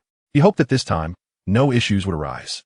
Although he derived great joy from achieving victory without bloodshed, he now needed to comprehend the true strength of these veteran players to ascertain his own standing within the player community. Minutes ticked by, yet the screen wall remained devoid of activity. Just as Yuan began to think this endeavor would yield no results, an alert from a monitoring network control panel signaled a dynamic capture, automatically magnifying the footage to the center of the screen. There, within the sewer, a shadowy figure crept into view, holding an oil lamp that bathed the surroundings in a dim, yellow glow, revealing his appearance. Upon scrutinizing the intruder's attire, Yuan instantly recognized him as the veteran player who had invaded his hideout, dressed in a disheveled ensemble reminiscent of a Wasteland drifter. He wore a leather armor crafted from the hides of unknown animals, with several studs on his shoulder for protection. His head was adorned with a pure black motorcycle helmet, the visor down, and he brandished a submachine gun in one hand, with an axe strapped to his waist. Indeed, he appeared quite imposing. This individual was exceedingly cautious, pausing frequently to survey his surroundings. Little did he know, a surveillance camera was recording his every move from above. What the hell? Where am I being led? He muttered under his breath, visibly displeased. His discontent was captured by the monitoring camera. Listening to the intruder's complaints, Yuan couldn't help but smirk. The man would stop intermittently, gazing into the void, and Yuan understood that he was likely checking the virtual screen before entering the invasion world. Attacking players receive guidance indicating the general location of their target's hideout. This individual was likely assessing distance and direction. However, Yuan suspected that this guidance would only be effective at a distance. Once near the hideout, limitations would likely apply. Indeed, the screen wall relayed the man's voice, now tinged with excitement. The location of the hideout isn't displaying. He had entered within a 300-meter radius of the target's hideout, prompting him to search diligently. As the man delved deeper, his figure began to appear in an increasing number of surveillance frames. Observing this cautious individual, Yuan's expression remained indifferent as he confirmed that the invading player was solely this one. Thus, Yuan adjusted his strategy. He quickly donned his equipment, equipped his gear, and left his hideout, blending into the shadows of the sewer as he stealthily approached the player's direction. Under the effects of the shadow of the block title, Yuan's movements were rendered nearly silent. The sounds of his footsteps, the rustle of his clothing, and the clinking of his equipment were confined within a limited range. Barely audible, he arrived at a corner of the sewer, with the player positioned just to his right.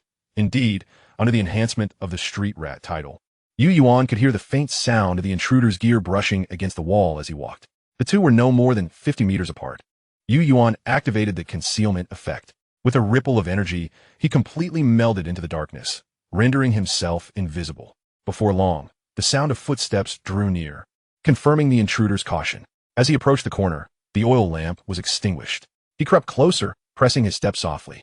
Upon reaching the corner, the old player halted his advance, leaning against the wall to listen for any sounds beyond the turn.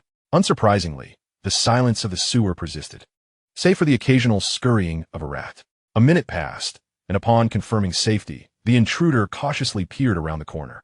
A clap of sound erupted as a flashlight illuminated the sewer, brightening the area before it was swiftly turned off. The entire duration lasted only about a second, yet it sufficed to ascertain the situation. Indeed, as the sound of a lighter flickered, the oil lamp was reignited. The veteran player held the lamp in his left hand while resting his right hand on his submachine gun, turning the corner as he prepared to continue his search for Yuan's hideout. Just as he turned the corner and had taken but a few steps, a sudden excruciating pain surged through his right hand. A dagger had pierced the palm that gripped his firearm. Before him, a shadowy figure materialized with an eerie swiftness. In an instant, the figure pressed down on his head with both hands, forcing it downward, only to deliver a fierce knee strike to his skull. When the figure finally released him, he collapsed to the ground, bloodied and dazed. The oil lamp in his hand fell, shattering upon impact. Yuan gazed at the now completely subdued player, stripping him of all weapons and equipment, before revealing a cubic object resembling a three-tiered magic cube, the previously acquired WoW. Loser's Cube. As his thoughts swirled, the veteran player vanished, replaced by the Loser's Cube, which contained 26 smaller cubes surrounding a central axis, one of which began to emit a faint glow. Yuan held the Loser's Cube before his eyes, scrutinizing it closely. The illuminated cube resembled a miniature, transparent prison, with the player confined within. It was indeed a remarkable gift bestowed by the golden-tiered Destiny card. A slight sigh escaped his lips. Yuan picked up the fallen oil lamp, noting its peculiar nature. Normally, even in the presence of light, he would require over 3 seconds to break free from his concealment. Yet, when illuminated by this lamp, he immediately sensed the dissolution of his hidden state. Thus, he had opted to launch his attack. Indeed, the notification chimed. Ding. High-value resource detected. Revealing oil lamp. Rare. Revealing oil lamp. Rare. Function. Upon igniting the revealing oil lamp, it dispels any invisibility, concealment, or disguise effects within a 3-meter radius. What a splendid item. Yuan's eyes sparkled as he beheld the oil lamp. This was quite extraordinary. While its effects leaned toward support, Yuan was acutely aware of the dangers associated with concealment skills, given he possessed such an ability himself. If utilized wisely, this oil lamp could prove immensely beneficial. He stored the lamp within his rabbit ring and swiftly returned to his hiding place, activating his flame-thrower defenses. Subsequently, he accessed the main guest room of the motel via the escape key. The veteran player was released from the Loser's Cube, initiating a prolonged half-hour of torturous interrogation. 40 minutes later, as the dagger plunged into the veteran's heart, a notification chimed in his ear. Chapter 158, The Teeth of the Bloodslave, Breeder. Ding. Player ID. Roar's hideout confirmed dead. The invasion war has concluded, and calculations of resource expenditure ratios, casualty ratios, and tactical assessments are underway. Assessment result. Defensive player ID. Yuan's hideout sustained 0 resource expenditure and 0 casualties, with a fully replenished mental state. Offensive player ID. Roar's hideout's player is deceased, with no surviving followers, fulfilling the total annihilation condition. Congratulations, player ID. Yuan's hideout has emerged victorious in this invasion war. Congratulations. Player ID. Yuan's hideout has achieved a flawless victory with 0 losses. Rewards doubled. Congratulations. Player ID. Yuan's hideout has received a civilization chest, bronze tier, X1, and 10 civilization points. Congratulations, player ID. Yuan's hideout has earned 658 survival points as loot. Yuan proceeded to bathe in the main guest room, changing his attire before returning to his hideout. Through the interrogation, several of his lingering doubts were finally clarified. Firstly, the mechanics of player warfare were as he had previously surmised. The Wasteland game indeed encompassed numerous apocalyptic worlds governed by varying rules. Some worlds employed a hideout construction mode, while others operated under terrain survival, road survival, dungeon survival, island survival, and so forth. Each survival world possessed its unique characteristics and requirements, and at the rock tier, there was minimal interaction among them. It was only within the Wasteland Great Escape that players from worlds governed by different rules could intersect. Even during player invasions, the Rock Civilization tier allowed for only intrusions among players from their respective rule-bound worlds. However, should the Civilization tier ascend from Rock to Bronze, significant changes would ensue. Players of the Bronze tier would amalgamate into a singular ranking for Bronze Civilization, allowing for invasions and attacks among themselves. Trained survival players could invade hideout players, and dungeon survival players could assault island players. This was precisely why higher-ranking players of the Rock tier were reluctant to advance to the Bronze tier. It was simply too brutal. The conditions for ascending to the Bronze tier were twofold: entering the top 100 of the hideout ranking and accumulating 500 civilization points. Meeting these criteria would trigger a promotion quest, allowing the player to choose whether to advance. Should they opt to undertake the advancement quest, a random player from the bottom 100 of the Bronze Civilization tier leaderboard would initiate an invasion war against them. If they could endure for 7 days, they would successfully ascend to the Bronze tier and receive promotional rewards. However, during the interrogation, the player from Roar's hideout revealed a hidden mechanism regarding advancement. Upon entering the top 10 of the hideout ranking, one could proactively choose a player from the Bronze tier to wage an invasion war against, with the prospect of receiving substantial advancement rewards upon victory. Nevertheless, according to Roar, this mechanism was merely a rumor, as he had never witnessed anyone activate it. Furthermore, there was the matter of player strength. Players ranked around 8,000 had typically unlocked their title paths, acquiring corresponding abilities.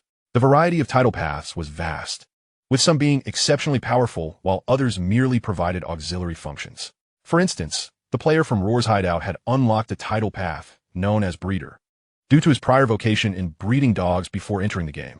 Upon capturing 2 stray dogs, he resumed his breeding endeavor, triggering the conditions for the Breeder title path when the first litter was born.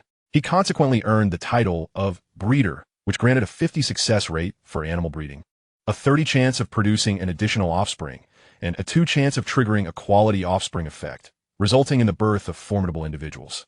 It was by virtue of this title path that he had cultivated one powerful hunting dog after another, elevating his hideout's ranking to its current stature. The reason he had not brought his hunting dogs this time was that they had all been slain during a previous invasion, and his new dogs were still in the breeding phase. The culprits behind the deaths of those dogs were none other than the owner of the mossy cabin hideout, Xiao Wu. He was also Roar's master. This time, he had come at Xiao Wu's behest to locate the whereabouts of Yuan's hideout, find a place to conceal himself for 7 days, and report back to Xiao Wu. As for why Xiao Wu had become his master, Yuan produced 4 sharp canine teeth, extracted from Roar. Teeth of the Blood Slave. Quality rock. Description: carries a faint spiritual essence. Perhaps it could be incorporated into weapon forging for unexpected results. Blood Slave. The term conjured numerous thoughts in Yuan's mind. Though he had gleaned the information he sought, he had no intention of hanging a truce banner. Instead, he chose to await further invasion attempts from other players, as he was in dire need of a substantial number of survival points, and these players would undoubtedly serve as valuable fodder. His only hope was that they would not materialize in some inexplicable location like the Blood Wolf hideout, preventing him from even scavenging the corpses. Moreover, he finally understood why both Blood Wolf and Roar had so few survival points. All their points had been stripped away by Xiao Wu, who was nothing short of a beast. Today, a peculiar scene unfolded within the chat channel. Every few hours, news would emerge of yet another player being eliminated by the hidden lair of Yuan. The onlookers transitioned from initial astonishment to a growing familiarity, eventually leading to indifference. As the dagger was withdrawn from the player's body, Yuan collected the scattered items into his rabbit ring and departed from the main guest room of the motel. This marked the 4th player to fall. The spoils within the warehouse began to accumulate. Among the 2 players who had invaded subsequently, one was still an operative sent by Xiao Wu, while the other was a seasoned player, having played for over a year. They had hoped to capitalize on Yuan's fatigue from continuous battles throughout the day, but were swiftly apprehended upon their arrival. Their equipment was commendable, rivaling that of an average thug from the Marauder faction. Although they paled in comparison to Yuan, they were still formidable within the player community. It wasn't that they were particularly weak. Rather, Yuan's home field advantage and his extraordinarily robust defenses rendered them inadequate. Yuan had gained a substantial understanding of the player's capabilities. Those ranked above 8,000 generally possessed firearms, albeit in varying quantities. Considering the strength of these players, the threat posed by selling weapons from the warehouse appeared minimal. He calculated in his mind, then let us proceed with the sales. He decided to list the handguns, submachine guns, and shotguns to gauge the market response before determining whether to include assault rifles. Ammunition, being a consumable, consistently commanded a high price, with certain specialized rounds even exceeding the cost of a melee weapon. However, this presented an opportunity for Yuan. The 9mm and shotgun shells held little utility for him, since he was assured that selling these weapons would not endanger him. It was far more prudent to liquidate them swiftly for survival points. After the 2 successful invasions, the rewards yielded merely 2 bronze chests, containing a commendable, high-voltage defense grid and a war order, which was hardly substantial. Conversely, the chest obtained from the Roaring Lair revealed something intriguing. Chapter 159, Million Survival Points Covenant. Having made his decision, Yuan promptly set about listing the handguns, submachine guns, shotguns, and their corresponding ammunition on Tao Tao Cave. The prices were set quite high, based on previous sales information gleaned from the inquiries of those players. Handguns were priced around 25,000 survival points, with each round of ammunition at 500. Shotguns ranged from 80,000 to 120,000, and their shells at 800 each. Submachine guns were listed between 120,000 and 150,000, with bullets primarily being 9mm and .45 caliber. He listed 10 handguns, 5 shotguns, and 3 submachine guns, along with 200 rounds of 9mm ammunition, 150 rounds of .45, 50 rounds of 1270 slugs, and 120 rounds of 1270 buckshot. The total from these sales could amount to approximately 2 to 1 for million survival points. The items he had listed yesterday, such as cigarettes, alcohol, tea, and coffee, had sold for around 120,000 points, coupled with his previous 290,000, bringing his total to between 1.6 and 1.8 million survival points. Upon realizing this outcome, Yuan couldn't help but feel a surge of joy. He was astonished to have accumulated such wealth. It was worth noting that the items he had listed yesterday had not sold out entirely, with only a third of the stock gone. The remainder was not due to his reluctance to sell, but rather the market had become saturated. Indeed, it had reached saturation. Cigarettes, alcohol, tea, and coffee were all resources that stabilized emotions and eased the mind. Yuan's objective in selling was to amass more survival points, so naturally, the prices were not set too low. Speculators, seeing no opportunity for profit, refrained from purchasing. Furthermore, the players capable of buying these goods were limited. A significant portion of the sold items had been consumed by the laid-back faction. Yuan was well aware of this. He never intended to clear out these supplies in one go. There was still time, and he planned to leave them listed on Tao Tao Cave for gradual sale. Even if he encountered player invasions that hindered his operations, Tao Tao Cave would trigger protective mechanisms to automatically delist his products. As for the 2 vials of genetic modification serum, Yuan had inquired with those players, but alas, such rare resources were unheard of in the marketplace, even to them. He quickly deduced that other players likely had not encountered such items yet, and even if someone had, they would be reluctant to part with them. Had it not been for a fortunate coincidence and his own clandestine scheming, successfully infiltrating the Aurora Animal Assistance Association's laboratory to acquire these serums would have been nothing short of a pipe dream. Mona played a significant role in this endeavor. Perhaps due to the impressive record of Yuan's lair, there had been a sudden halt to invasions against him. However, Yuan felt somewhat dissatisfied. Aside from the golden civilization chest obtained during the invasion of the Blood Wolf lair, the subsequent rewards had all been bronze chests, which were hardly adequate. With Yuan's continued victories, players ranked lower than him could no longer provide high-value resources. At this juncture, his civilization points had reached 90, leaving him just 410 points shy of ascending to the bronze tier. He meticulously organized the resources from the 4 players, retaining the useful items while promptly listing the useless ones. As soon as he listed the weapons and ammunition, they drew immediate attention. The ammunition was depleting rapidly, with 6 handguns sold almost instantly, while shotguns and submachine guns remained neglected. Yuan regarded this with indifference. After all, for items costing tens of thousands, it was only natural for buyers to deliberate carefully. He replenished the consumed ammunition, after which the purchasing pace began to slow. Yuan chose to ignore this, instead retrieving a packet of powder from the shelf and heading to the kitchen, where he mixed it with water in a bucket. He then placed the bucket in front of the corridor where the Kelly Mountain sheep were located. "Drink up. Get to breeding soon," he thought with anticipation. The powder he had extracted was breeding powder found on the breeder, which, when consumed by animals, would significantly stimulate their reproductive instincts within 2 days, boasting an impressively high probability of conception. Though it did not match the effects of the breeder title, according to the other S claims, the results were still extraordinary. The previously encountered ram displayed a provocative stance upon seeing Yuan, instantly assuming a battle-ready posture. Yuan observed the creature's fierce gaze and its eager pawing at the ground, a sly smile curving his lips. Little one, enjoy yourself for a couple more days. Indulge your whims. It won't be in vain for you to roam this world. It could be considered an efficient use of resources. As Yuan departed, the ram resumed its proud demeanor, striding victoriously towards the bucket and began drinking eagerly. The clock struck 9 in the evening as Yuan entered the stargazing observatory. Resuming his watch over Helen Commercial Street, a familiar white sheet appeared atop the apartment building, a signal from Carmen requesting a meeting.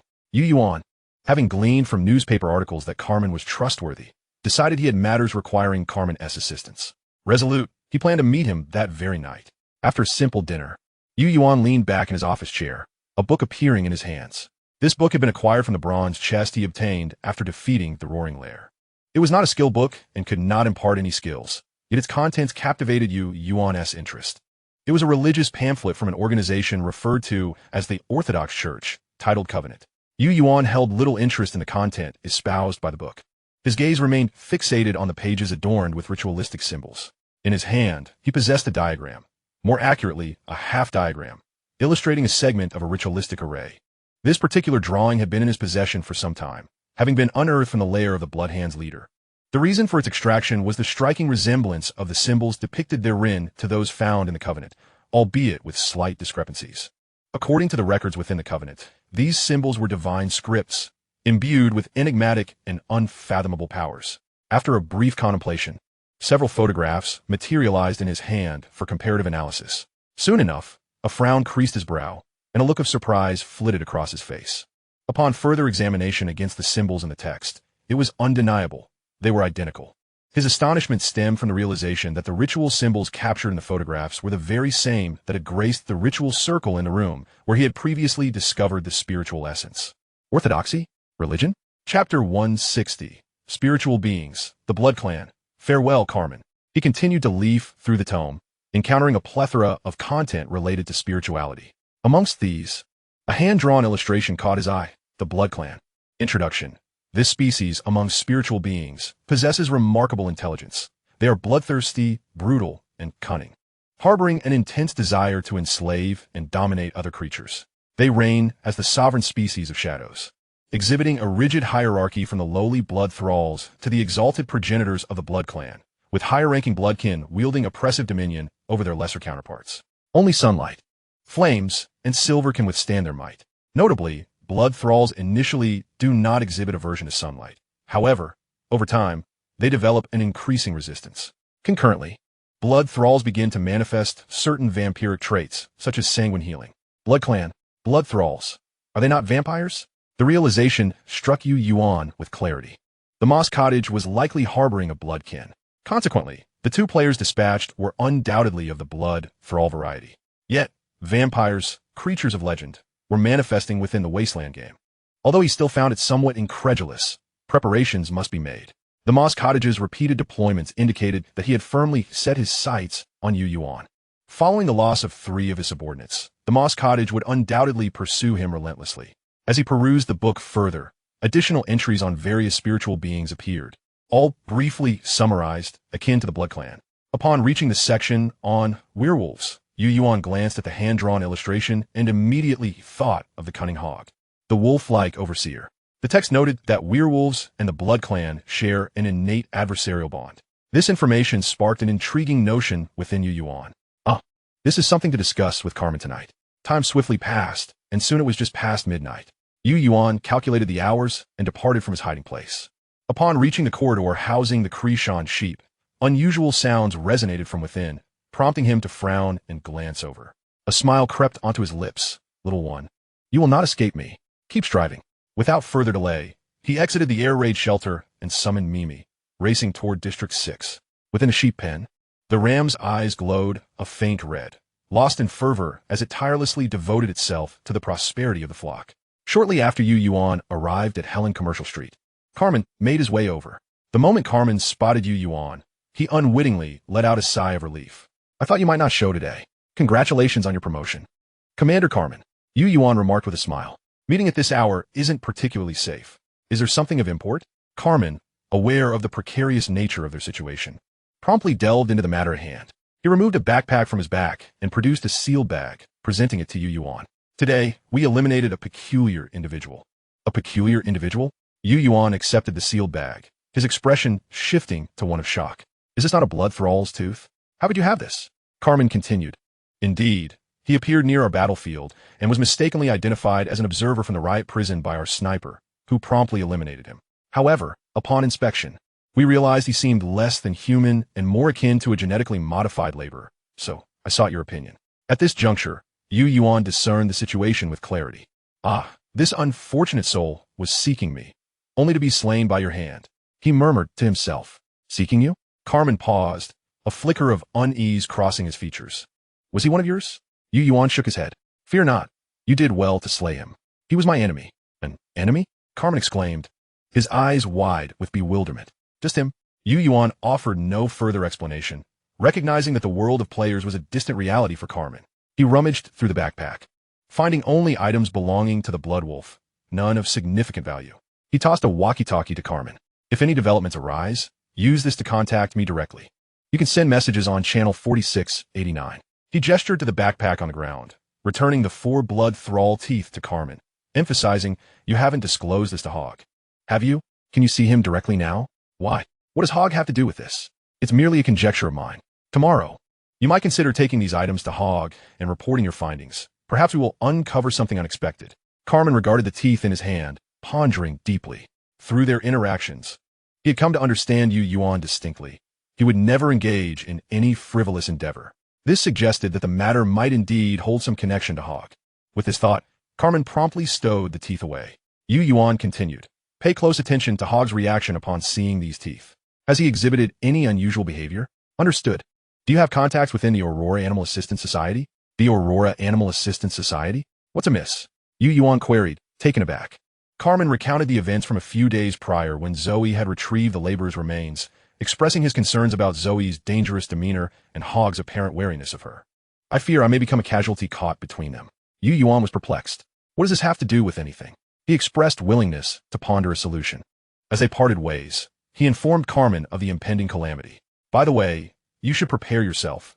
A prolonged period of extreme cold is approaching, lasting 6 months. Carmen was left speechless. After bidding farewell to Carmen, Yuan made his way to 7 Canchino Street in District 11. As he arrived, Marcel promptly emerged from a room. You finally made it? Marcel's first words left Yuan slightly taken aback, soon realizing the implication. Has Mona visited? Marcel nodded slightly, tossing a notebook to Yuan. This is from Sister Mona. She mentioned she is still investigating the secrets behind the ritual and will inform you of any developments. Marcel regarded Yuan with a hint of skepticism. When did you two meet? What is Mona currently occupied with? Why has her return altered her so significantly? She seems convinced that there is something you are both concealing from her. Such as a woman's intuition. Chapter 161. The Invasion from the Star-Lord's Hideout. 32nd day of the Wasteland. Yuan perused the notes he had received, and indeed, they were filled with a plethora of ritual symbols and their meanings. Notably, under the section titled Mysterious Religious Rituals of Regional Events, a symbol appeared after the 3rd task, indicating its completion. Now only the final task remained, which involved uncovering the secrets behind the ritual. Yuan tucked the notes into his pocket. She didn't tell you, so don't pry. Knowing too much could be detrimental for you. Marcel scoffed quietly and accepted the walkie-talkie Yuan handed him. Next time Mona comes by, remember to inform me.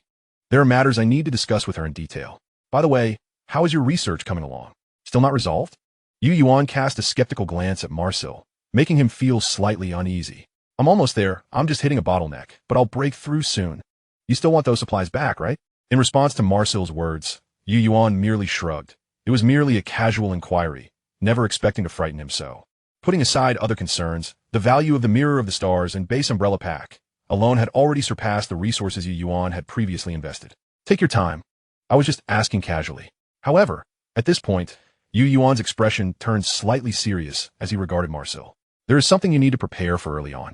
An extreme cold disaster, potentially lasting 6 months, is about to descend upon us. In no more than 20 days, we will experience frigid weather.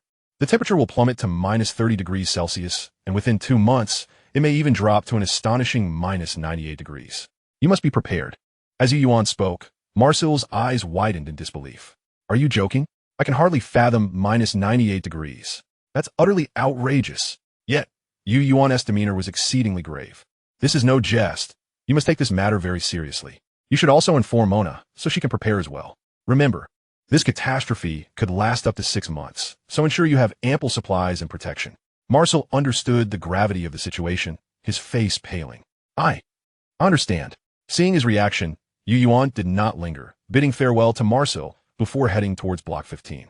Upon returning to the tunnel between the Pinewood and Green Pine subway stations, Yuan intended to exchange some breadworm larvae with Dale.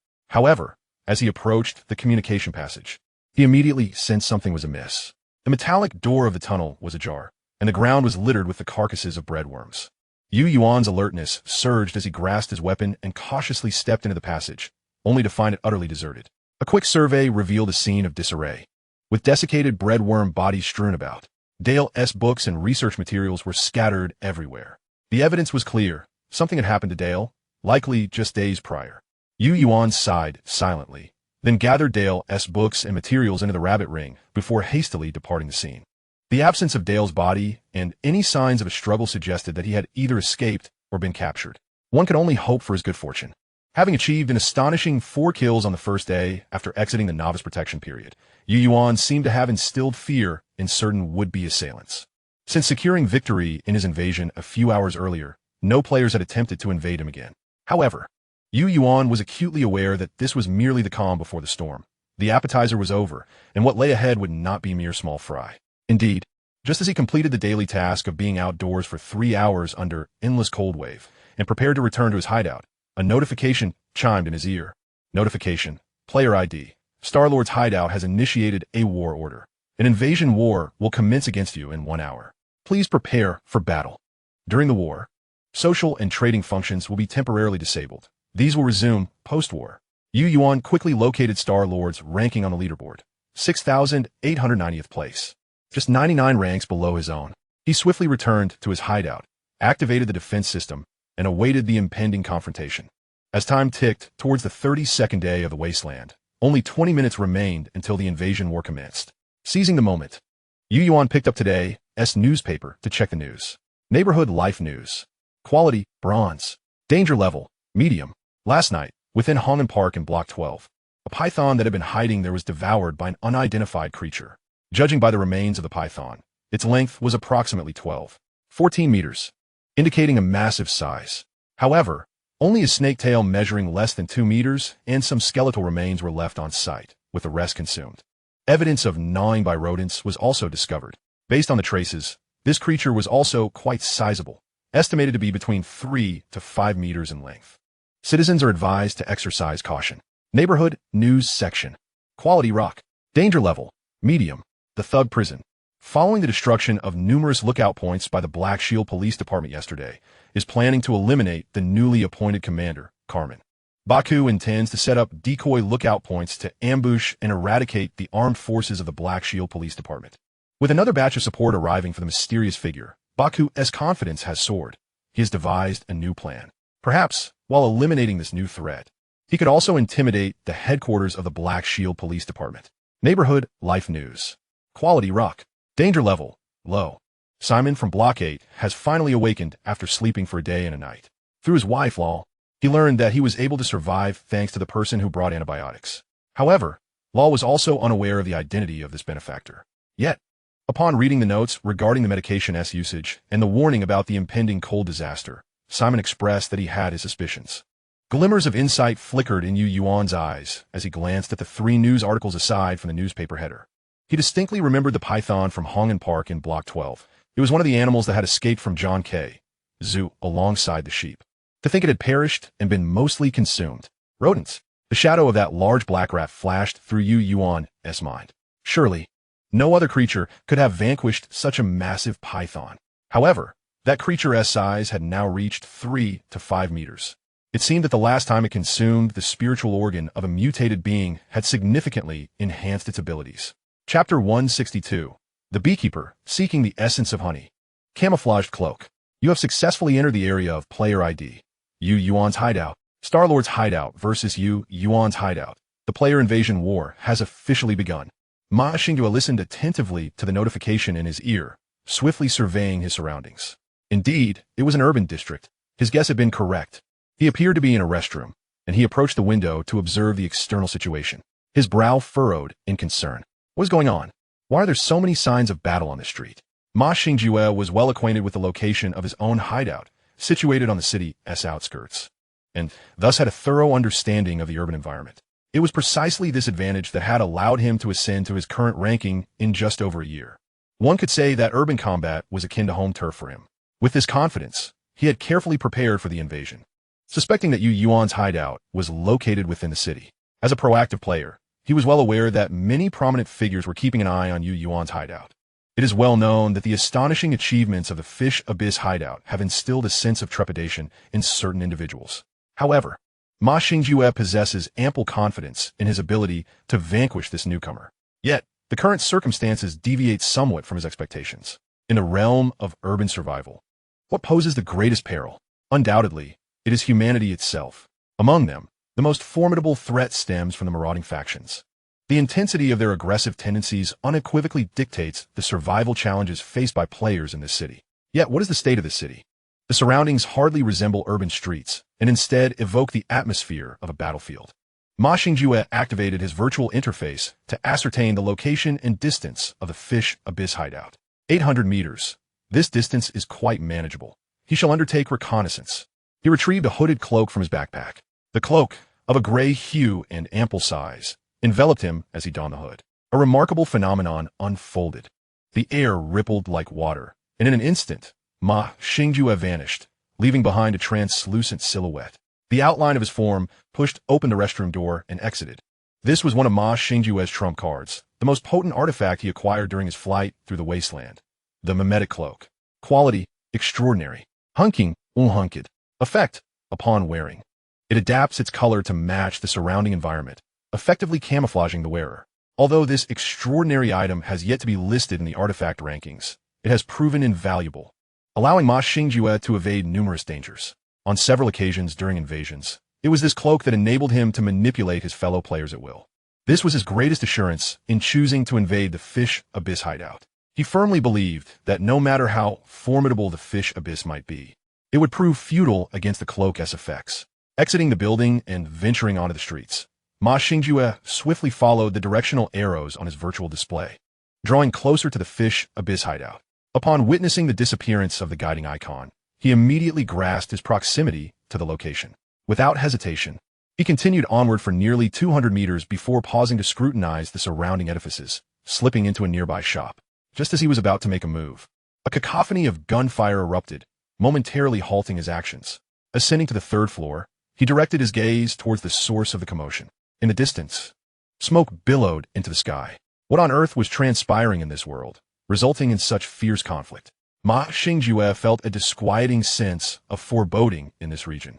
It would be prudent to locate the Fish Abyss hideout swiftly and bring the invasion to a close. He retrieved a metallic box from his backpack. As the box opened, a bee, roughly the size of a thumb, with black and yellow markings, lifted its head, seemingly detecting Ma Xingyue's scent, and immediately buzzed out of the box. A smile graced Ma Xingyue's face as he extended his left hand, allowing the bee to alight gently upon it, remaining still. Meanwhile, his right hand busily extracted several items from his backpack, placing them on the ground: cigarettes, candy, chocolate, coffee, and a dagger. He then presented the bee with each item, allowing it to linger for 10 seconds on each before moving to the next. Once all items had been examined, he produced a vial with a dropper from his backpack and carefully dripped a single drop of liquid onto the bottle cap. The bee promptly flew to the droplet, licking it eagerly. A look of concern crossed Ma Xingyue's face. The price of nectar had risen again, 2 milliliters nearing 50,000 survival points. Alas! Yet, his expression soon shifted to one of anticipation as the drop was licked clean. Treasure, begin your work. The bee lifted its head, grooming its forelegs, and began to hover around the items. It first circled the coffee, then the dagger. With each item it lingered over, Ma Xingyue's eyes sparkled with hope, only to flicker with disappointment when the bee departed. Not this one, not that one. Finally, the bee arrived at the goldwool cigarettes, hovering for a moment before landing upon them and commencing its exploration. A glint of determination shone in Ma Xingjue's eyes. He had found it. After a brief period of the bee crawling atop the cigarettes, it took flight once more, this time heading outside. Ma Xingjue, having already stowed the other items away, swiftly pocketed the cigarettes, donned his mimetic cloak, and hurried to follow. The path Ma Xingjue had embarked upon was titled Beehive. The bee was a flavor-seeking bee, cultivated through his beekeeper ability after he unlocked the second stage of Beehive. Within a given area, it could locate targets possessing similar scents based on the items present. The items laid out were specifically chosen purchases from Tao Tao Cave, believed to be products that the owner of the Fish Abyss hideout might sell. Indeed, his preparations proved fruitful. The cigarettes were an item of this area, allowing the flavor-seeking bee to track the scent remnants and lead Ma Xingjue towards the Fish Abyss hideout. The distant sounds of battle had ceased, and Ma Xingjue followed closely behind the bee until they reached a dental clinic. Could it be here? He frowned. This hardly seemed a suitable choice for a hideout. After a brief pause at the clinic, the bee darted out into the street and quickly alighted upon a manhole cover, disappearing into its depths. At this sight, Ma Xingjue felt a wave of disbelief. No way. Could he truly have constructed his hideout within the sewer? Such audacity. Chapter 163, Flower Honey Nectar. The baptized military water bottle. Buzzing incessantly, the flavor-seeking bee navigated the sewer. Behind it, Ma Xingjue, cloaked in his mimetic garment, surveyed the underground surroundings, marveling at the ingenuity of its architect. This individual was undoubtedly a formidable contender. He had once contemplated establishing a hideout in the sewers, but had ultimately hesitated. It was no wonder his hideout-esque ranking had surged so swiftly. With such tenacity, he was far from an ordinary person. Though Ma Xingjue held a profound respect for the Fish Abyss hideout, his resolve to eliminate its inhabitant intensified. The rationale was simple. The more extraordinary the target, the more substantial the rewards. However, he also grew increasingly vigilant. The flavor-seeking bee led him through the sewer until it halted before a ladder, subsequently ascending into an opening above. Ma Xingjue quickened his pace, casting a glance at the dark void above, his eyes shimmering with purpose. He had found it. However, he did not rush in, but instead stood still, patiently awaiting the bee's return. After a minute or two, the flavor-seeking bee emerged from the opening, landing in Ma Xingjue's hand and remaining still, gazing at the time displayed on his virtual interface. Ma Xingjue calculated that the hideout was situated approximately 50 to 80 meters within. What an astute choice of location. His heart raced with excitement. I hope it does not disappoint. Having confirmed the location of the Fish Abyss hideout, he resolved not to linger further. Ma Xingjue was confident that the target would never suspect he had pinpointed the hideout's location. All that remained was to conceal himself at the entrance, waiting for the door to open, a moment he had mastered. Stowing the flavor-seeking bee away, he ascended the ladder, and despite his eagerness, his movements became increasingly cautious as an experienced player. Meanwhile, within the Fish Abyss hideout, Yuan gazed at the surveillance screen, his brow slightly furrowed. What was the situation? Had the enemy once again teleported to another location? His monitoring system encompassed all nearby intersections, yet he had yet to catch a glimpse of the enemy, which was quite troubling. Just as he was mired in his thoughts, a striking red message suddenly appeared on the virtual screen. Warning: the defensive flamethrower has been activated and is currently executing a defensive strike. What? The flamethrower was triggered? But how could that be? Yuan was astonished, and not only did the virtual screen provide this alert, even the surveillance cameras installed in the air defense shelter captured 2 streams of searing flames erupting from the corridor ahead. Accompanying this was a terrifyingly anguished scream. Ding. Player ID. Star-Lord's hiding place has been confirmed as deceased. The invasion war has concluded, and the assessment of material losses for both parties, casualty rates, and tactical evaluations is underway. Assessment result: the defending player ID Yuan's hiding place suffered minimal material loss with 0 casualties, and his mental state is robust. The attacking player ID Star-Lord is deceased, with no followers surviving, fulfilling the total annihilation condition. Congratulations. Player ID Yuan's hiding place has achieved victory in this invasion war. Congratulations. Player ID Yuan's hiding place has secured a flawless victory, with rewards doubled.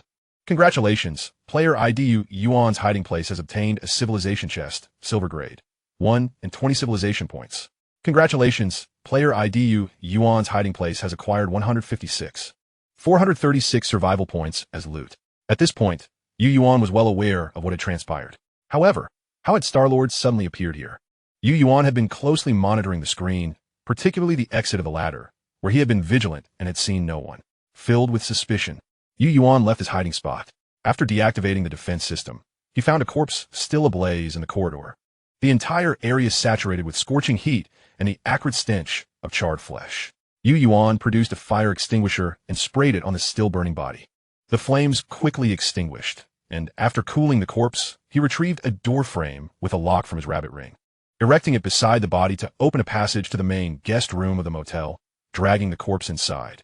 10 minutes later, Yuan gazed mournfully at a pile of charred remains before him. What a pity! Everything was burned to ashes. He was immensely curious as to how Star-Lord had managed to locate him so silently. Regrettably, the power of the flamethrower was simply too immense. At a temperature of 1,200 degrees, not many things could withstand it. Ultimately, only a few items in his backpack remained relatively intact. A small vial containing a faint yellow liquid, an alloy box, and a metal military canteen. This was fortunate, considering he had extinguished the flames in time. Flower honeydew. Quality, rare.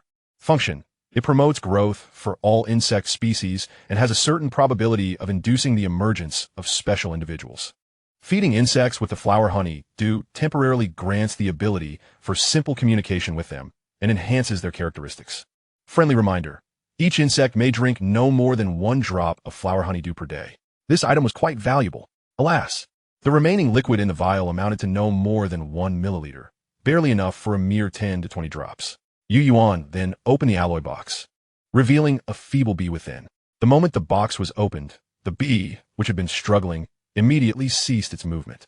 With a final gasp, it perished. However, the spirit collector on Yuan's wrist suddenly illuminated. The progress of spirit collection had increased by approximately 1. This bee surprisingly possessed spirit. While it had not yet reached the level of a low-grade spiritual creature, it was remarkably close. It was significantly more spirited than the failed mutant animals from the Jonk Zoo experiments. Perhaps with further nurturing, it could potentially evolve into a true spiritual being. He also observed the information regarding this bee. Scent tracking bee, deceased. Grade rock. Description. This is a special individual accidentally cultivated by a beekeeper, possessing an extraordinarily keen sense of smell, and under the beekeeper's specialized care, it has developed the ability to track scents. Yuan suddenly understood why Star-Lord had been able to locate him so swiftly. It was evidently due to this bee. The last item, the military canteen, was equally remarkable. Baptized military canteen. Quality, curious object. Hunking, unhunked. Description. Although it is merely a canteen, it may serve as your sole hope in dire situations. Function. It can simultaneously store 5 types of liquids, with a maximum capacity of 1,000 L for each type. The liquids stored within the canteen remain in their original state and do not alter in quality. Yuan's eyes brightened. Chapter 164. The Threat of the Hidden Mouse. Transformation period. After leaving the main guest room of the motel, all traces of Star-Lord vanished. Yuan had formed a general hypothesis regarding how Star-Lord had silently approached his hiding place. Most likely, he had utilized an item akin to invisibility or possessed a tidal ability similar to his own, Block Shadow. He understood that as the rankings of the invading players continued to rise, their strength would become increasingly formidable. Curious objects were not as scarce as he had initially presumed. What was truly rare were the powerful curious objects that could ascend the curious object rankings. Those unranked curious objects might no longer be a secret among veteran players. With this understanding, Yuan retrieved the peace treaty he had previously obtained from the novice chest and activated it. Peace treaty has been activated, with a duration of 7 days. With this notification, Yuan no longer needed to worry about player invasions for the time being. He glanced at the virtual screen displaying Defense Spike Trap. It was time to construct this facility, as Star-Lord's appearance had rekindled a sense of urgency within Yuan. Moreover, he needed to digest the spoils of war. Jonk Zoo Underground Laboratory. Command Hall. Once again, the traces of the hidden mouse were captured, lasting for 36 seconds. This time appearing at the Ols Hotel in Block 11. Just moments ago, the Beast Tamer had arrived at Red Coast Park, where the hidden mouse had previously been spotted, discovering a corpse that had been largely consumed, confirming it to be the remains of a python that had escaped from the zoo. The voice of the technician reported in the hall. The evolution speed of this hidden mouse is alarmingly rapid. It has shattered all our experimental records. How absurd! To consume so many spiritual organs without exploding in a spiritual conflict is already fortunate, yet it has evolved so swiftly. Several missionaries whispered among themselves. Missionary Miller listened to his colleagues' discussions, his brow furrowing. The emergence of this hidden mouse had occurred before he and the saints arrived in Green Forest City. It was a byproduct of a sacrificial ritual performed by the previous saint in charge of the Aurora Animal Assistance Association. As a result, after such a long time, the remains of the previous saint had already dissolved. Yet this mouse not only survived, but thrived. This was rather outrageous. Cold Crow, what on earth was Missionary Mo Gao doing during that ritual to give rise to such a troublesome mutant creature? Miller, we truly have no clarity on this matter. Missionary Mo Gao conducted the ritual alone in his chamber, declaring it a new attempt and forbidding us from disturbing him. Cold Crow Missionary exhibited a nostalgic expression. The ritual had taken place in Block 9, and it seemed that the ritual had failed, resulting in Missionary Mo Gao falling into a coma during that very event. At that moment, Feng Zhu and I stood guard outside. Upon hearing commotion within, we sensed something amiss. As we opened the door, we immediately escorted the Mogao saint back. However, midway through our return, initially, we were unaware of the existence of the concealed rat. After some time, Officer Hogg from the East City Police Department suddenly reported to the Green Cloak, stating that a maintenance worker had spotted a colossal rat in the sewers. Following an investigation and examination, they ultimately discovered the chamber where the Mogao saint had performed the ritual. It was only then that we linked the concealed rat to the Mogao saint. Subsequently, Hogg attempted to capture the rat, but alas, all efforts were in vain, as it had become increasingly cunning. Then you and the saint arrived. This was also reported to the saint.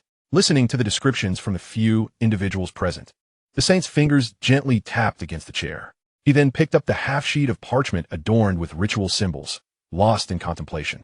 After a long pause, he lifted his gaze once more to the assembly. Notify all to refrain from provoking that rat. It may have entered a transformative phase. Transformative phase. Upon uttering those 3 words, the other missionaries displayed expressions of confusion, except for Missionary Miller, whose face turned pale with shock as he gazed at the saint, his mouth agape, seemingly on the verge of inquiry.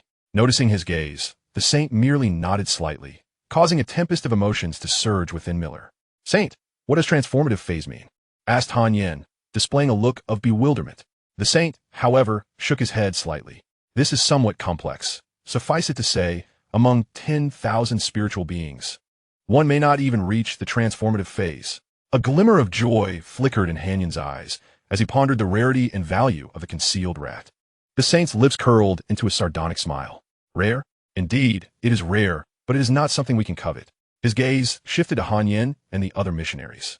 I will say this only once. If you wish to live, do not provoke it during this time. Furthermore, convey this information to Hogg of the Black Shield, and ensure he keeps his subordinates in check. Otherwise, when death comes, do not blame me for not having forewarned you.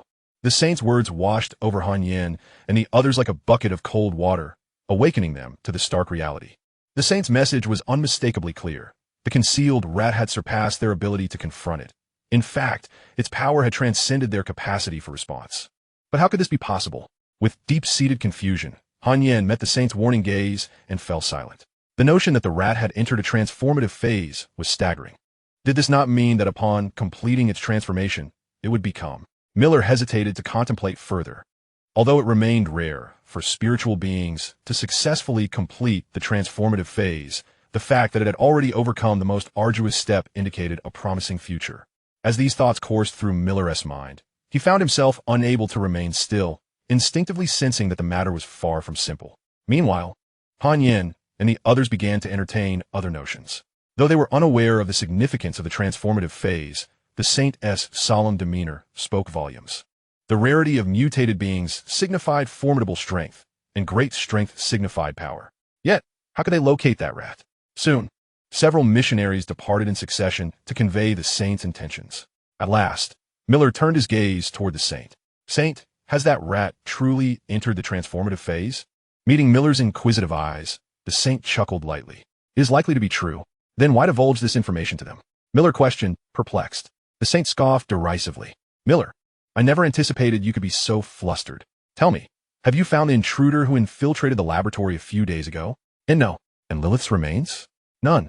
What are the missing potions and documents? And neither. At this point, beads of sweat began to bead on Miller's forehead, and he appeared to grasp the saint's implication. You mean, to lure the snake out of its hole? Humph. Since you understand, prepare swiftly. Chapter 165. Iron Brute and the Wilderness Hunter, Trait Budget Audit, Silver. Hiding place of the hive. Did you see?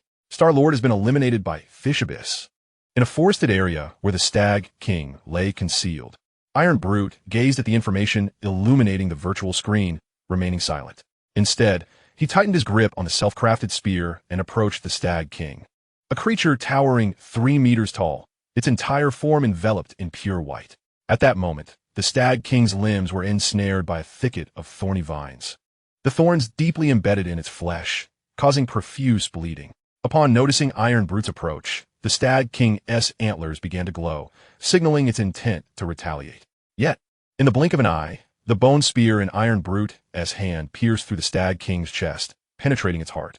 The nascent glow of its antlers flickered and extinguished, and as Iron Brute withdrew the spear, a torrent of blood erupted from the Stag King's wound, drenching him in warmth. He instinctively opened his mouth, greedily swallowing the heart's blood. Ding! Triggered critical node. Hunt 1,000 deer-like creatures without using firearms. Personally slay a deer-like spiritual being. Receive the baptism of the heart's blood from a deer-like spiritual being. Fulfill title, route upgrade conditions. Acquired title, Wilderness Hunter, rare. Achievement unlocked, Call of the Wild. Achievement points earned, 1,500. Ranking information for the Stag King's South hiding place has changed. Current hiding place ranking, 5,786, 976. As the system notification echoed, Iron Brute slowly opened his eyes, feeling a wave of refreshment wash over him. He surveyed the surrounding wilderness, sensing an inexplicable emotion, as if returning home. The third stage title was finally in his grasp. Regrettably, the potential of this title still felt rather limited. Otherwise, it should have been able to place him within the top 4,000.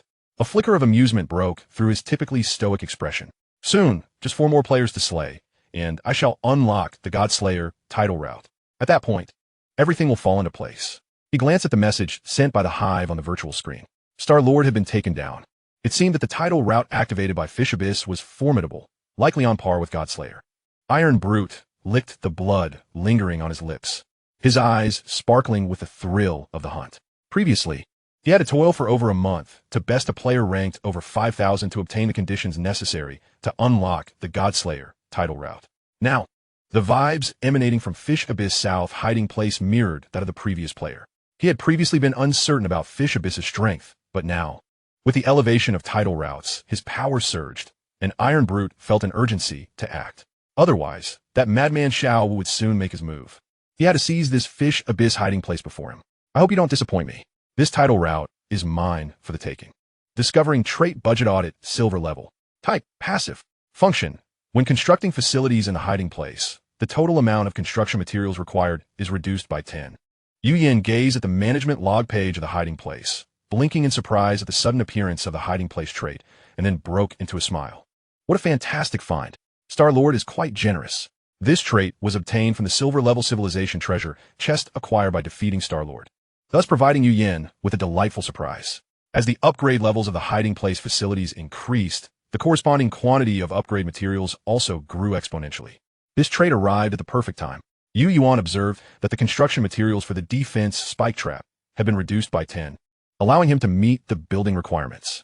He promptly chose to construct it, noting that the placement range of the spike trap was akin to that of the flamethrowers, limited to a radius of 100 meters from his hiding place.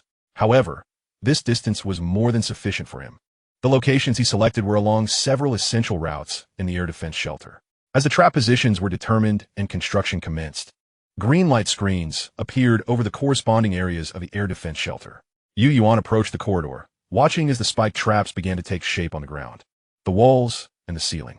This was precisely the effect he aimed to achieve. Who said spike traps could only be constructed on the ground? They could also be affixed to walls and ceilings. Should anyone dare to invade the corridor, they would be met with a barrage of spike attacks from all directions, with spikes extending a full meter, while the corridor's height barely reached 2.5 meters. A stroke of bad luck could lead to a chilling demise. Additionally, flamethrowers flanked the corridor on either side, and Yuan eagerly anticipated witnessing the unfortunate souls who would trigger the traps. A delightful roast on steel spikes, perhaps? The construction process this time was particularly protracted, requiring a full 15 hours. Fortunately, Yuan had activated the peacekeeping order, alleviating concerns about encountering other players during this period. He once again retrieved his electric clippers, realizing it was time for another grooming session from Imai. Due to the relentless cold wave, The high-quality wool from Mai had become a strategic resource in his battle against the chill. As the time marked the 33rd day of the Wasteland calendar, at 7 in the morning, Yuan awoke from his slumber. The previous day had been consumed by the construction of hydroponic planting racks and the placement of seeds, along with completing a 3-hour outdoor task for the Endless Cold Wave event, resulting in his late bedtime of 3 o'clock in the morning. With just an hour remaining until the announcement of the Wasteland Battle Royale updates, Yuan seized the opportunity to complete his daily tasks. He first made his way to the corridor where the Kelly Mountain sheep resided. The ram that had been relentlessly charging at him had finally succumbed after a day and night of turmoil. Yuan felt a twinge of dissatisfaction. The effects of the medicinal powder were supposed to last 2 days, yet here it was, ineffective after just 1.5 days. Such a waste. After a moment's contemplation, in addition to their usual grass feed, he provided them with some bran to aid in their recovery. He then proceeded to check on the pupation status of the breadworms, collect materials from the trash can, clean up, and prepare breakfast. The chives in the crazy planting trough had been intentionally allowed to grow, aiming to quickly obtain new seeds. He also attempted to offer Mai some bran, but it was clear that she preferred fresh grass and the array of vegetables and fruits that refreshed daily in the basket. Yuan, understanding her preferences, did not press the matter. As customary, he divided the freshly delivered vegetables for the day, giving half to Mai and keeping the other half for himself. With 10 minutes remaining until 8 o'clock, Yuan finally found time to glance at the day's newspaper. However, upon reading the first headline, he immediately took out his walkie-talkie and sent a message to Carmen. This morning, the Thug prison will launch an attack on your convoy and headquarters, equipped with secret weapons supported by hidden forces. Danger. He then returned to his hiding place to check other news. The previous day's reports had indicated that the Thug prison would retaliate, but he had not anticipated such a swift and sudden strike. Thankfully, he had previously given Carmen a walkie-talkie, or this message would have been impossible to convey. However, what exactly was the mechanical modification of the Thug prison? The name alone suggested it was no simple matter, Yuan mused. Chapter 166, Wasteland Battle Royale, Midnight Hunt. District News Section. Quality, Bronze. Danger Level, High. The Thug prison successfully leaked several decoy outposts yesterday. Traps have been laid for Carmen, awaiting his arrival. For the success of this operation, Baku has deliberately concealed 2 mechanical modifications, supported by a mysterious benefactor within the team, aiming for a decisive strike. District News Section. Quality Rock. Danger Level, Medium. The May Alliance in the West District has been in contact with other Thug factions in the city over the past few days, feeling that they could no longer afford to wait idly. With the Aurora Animal Assistance Association dominating, coupled with the armed protection of the Black Shield Police Department, they have become a significant threat to other factions. Moreover, the coalition of the Thug prison, the Burning Fortress, and the Iron Anchor Shipping Company has intensified their pressure. Although these 2 factions are currently at odds, none can guarantee that they will not extend their reach to engulf the remaining loose factions.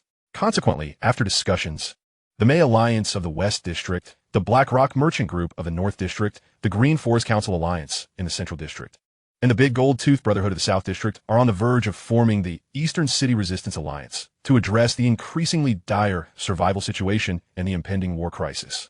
District Lifestyle News. Quality, Bronze. Danger Level, Medium. Monitoring from the Green Forest Sea has revealed that there has been a series of sightings of gigantic marine creatures in the area recently. According to eyewitness accounts, these creatures vary in shape and can measure between 10 to 20 meters.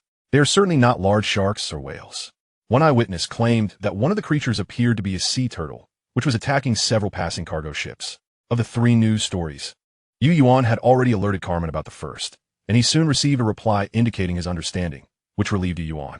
Carmen also shared an intriguing piece of information. Yesterday morning, he had reported the killing of the blood slave to Director Hogg and had presented the 4 blood slave teeth before him. Carmen claimed that for a fleeting moment, he sensed the aura of death and brutality emanating from Hogg. Though this aura was fleeting, it was perceptible to Carmen due to his keen observation. Upon reading this, Yuan felt increasingly certain that after Hogg had injected the Grey Wolf gene modification serum, his essence was no longer human, but had crossed into the territory of the werewolf. Thus, upon seeing the blood slave teeth, he could not help but be overwhelmed by the primal instincts stirred by the bloodline essence. This revelation solidified Yuan's resolve to refrain from injecting gene modification serums. He might resort to various potions or special items for strength, but he had not yet lost his sanity to the extent of risking such evidently hazardous substances. The subsequent events unfolded predictably. The 4 blood slave teeth were taken by Hogg, clearly drawing his attention due to the sudden surge of impulse. However, now that Yuan had confirmed Hog's reaction to the bloodline, he felt he had achieved his objective and had no further concern for those teeth. Instead, the latter two news stories in the newspaper intrigued him. He had not anticipated that the remaining thug factions would also choose to unite against the threat posed by the Aurora Animal Assistance Association and the coalition of 3 factions. This meant that from this point onward, the power dynamics among the thug factions in Green Forest City had irrevocably changed. No longer would they exist as isolated kings in mutual opposition, but would instead collide as 3 formidable alliances of thugs. Reminiscent of the 3 kingdoms? Yuan found himself momentarily surprised. Strangely, there was indeed a hint of that essence. As for the name, Eastern City Resistance Alliance, he couldn't help but wonder which clever mind had conceived it, nearly leading him to believe he had wandered into a Pacific Rim series. Yuan smirked in amusement. However, he remained unconvinced that these cunning individuals had formed an alliance solely for the sake of self-preservation. To put it plainly, self-preservation was merely their fundamental objective. After all, in the face of 2 colossal entities, the consequence of refusing cooperation would undoubtedly result in being subsumed. When 2 elephants engage in combat, they pay little heed to the countless ants that may be crushed beneath their feet. After reaching this conclusion, Yuan resolved to explore the intricacies of the Eastern City Resistance Alliance. There might be aspects that could be exploited. As for the final piece of news in the newspaper, Yuan was well aware that the so-called marine behemoth resembling a sea turtle was most likely the Muddy Water Arrow Turtle. The cargo ship it attacked was probably owned by the Iron Anchor Water Transport Company, as they had likely stolen the eggs of the Muddy Water Arrow Turtle. Who else would they target? However, aside from the Muddy Water Arrow Turtle, what about the other so-called marine giants? Yuan rubbed his temples. The current state of Green Forest City was chaotic, thoroughly disordered, with turmoil erupting from the ground to the underground and from the land to the sea. As the clock struck 8 a.m., only 24 hours remained until the impending Wasteland trial. On the virtual screen, information regarding the Wasteland survival game commencing tomorrow at 8 a.m. promptly appeared. Wasteland Survival, Midnight Hunt. Start time, tomorrow at 8 a.m. Duration, 5 days. Location, Liberty Tower. Each round duration, 5 hours. Escape mode, escape pod. Map resource value, extremely high. Number of players per round, 8. Neutral creature type, infected. Allowed equipment types, cold weapons, bows, crossbows, homemade projectiles, homemade firearms, homemade armor. Prohibited equipment, mechanical firearms, explosives, standard armor. Yuan gazed at the announcement in front of him, utterly bewildered. There were even equipment restrictions. His firepower advantage had been curbed right from the onset. Midnight Hunt suggested that the time spent within the map would be during the late hours, which would indeed provide him with a discernible edge. Yuan began to analyze the situation. The location was within a building known as Liberty Tower, with 8 individuals entering each round, alongside neutral infected creatures and the escape pod. Wasn't this merely a matter of searching, fighting, and retreating? Yuan swiftly grasped the essence of the Wasteland survival game. If understood in this manner, the key to this event became immediately apparent. Whether to engage in combat or stealthily scavenge for treasures, there was ample opportunity for both. A prompt appeared on the virtual panel. Detected player ID. Yuan has exited the novice protection period and meets the criteria. Would you like to participate in this Wasteland trial? Although Yuan was prepared to participate, he decided to proceed with caution. He opened the Book of Fate and chose to activate the green card. An event with such high resource value warranted the use of this card. Chapter 167. Inside Information of Liberty Tower. Using Information Card, Insider, Bronze Level. Target, detailed information on Wasteland Survival, Midnight Hunt. In the next moment, the Bronze Level Information Card, Insider, vanished from the Book of Fate. On the magazine display rack, a somewhat tarnished notebook and a bloodstained USB drive appeared. To have 2 information items, indeed, this was deserving of the Bronze Level card. Yuan felt a surge of joy within him, picking up the notebook and USB drive. He approached his laptop. With only a day remaining until the Wasteland trial, he had to comprehend the contained information thoroughly today. Upon inserting the USB drive, a video file materialized on the computer screen, which Yuan promptly opened. As soon as it launched, a man appeared on camera, his face betraying signs of anxiety and urgency. He was evidently panicked, frequently glancing back at the door behind him, displaying an acute sense of insecurity. Damn it. Today marks the 5th day since the mysterious virus emerged. Our plan has failed. These infected beings are evolving rapidly. Just a few days ago, they were merely a sluggish and unresponsive group. Yet today, we encountered a rusher, adept at lurking and moving with incredible speed. Warren was bitten to death.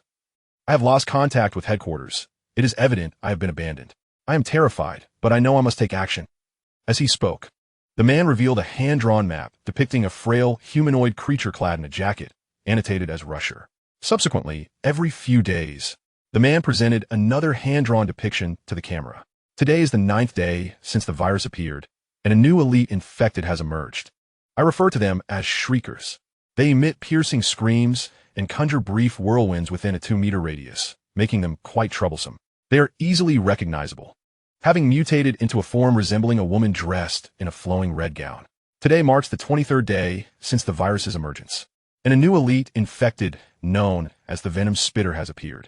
It is grotesquely ugly, resembling a heavily pregnant woman with a protruding belly, moving sluggishly. But do not underestimate them. They can spew corrosive venom, capable of striking from a distance of up to 15 meters. Oh my god, what is that? A 2.5-meter giant. I've never seen anything like it before. And what is that it's wearing? Some sort of football protective gear. Damn it. It has spotted me and is charging towards me. Cough, cough, I can't go on. Though, I narrowly escaped. I am on the brink of death. That giant must be a leader-level infected. They are evolving far too quickly. I will place all the special items I have gathered during this time in the manager's office on the 7th floor of the tower. The safe there should preserve them well. I am uncertain if I will transform into one of those infected after I die. To ensure the items remain intact, I will leave this place and guard outside the office. If you encounter an infected wearing a yellow jacket, please put me down. I do not wish to become that ghastly figure wandering about. This catastrophe has arrived too mysteriously and rapidly. No one knows where these viruses originated, nor why they have morphed in this manner. The spread of the virus is now unstoppable. Must our civilization perish under this viral plague? As the man's voice faded, so did the video. Yuan observed the man evolve from initial panic and confusion to calmness and wisdom, ultimately facing death with tranquility while contemplating the potential extinction of civilization. It felt as though he had witnessed the entirety of this man's transformative journey, one of solitude and helplessness, yet tinged with a glimmer of hope. The laptop screen had automatically gone dark, yet Yuan sat silently, reflecting on the man's words. He couldn't help but ponder the demise of civilization. Might the scenario of the Wasteland survival game be linked to a world ravaged by civilization's collapse? Yuan contemplated the world he inhabited. Would it someday transform into a map of the Wasteland survival game?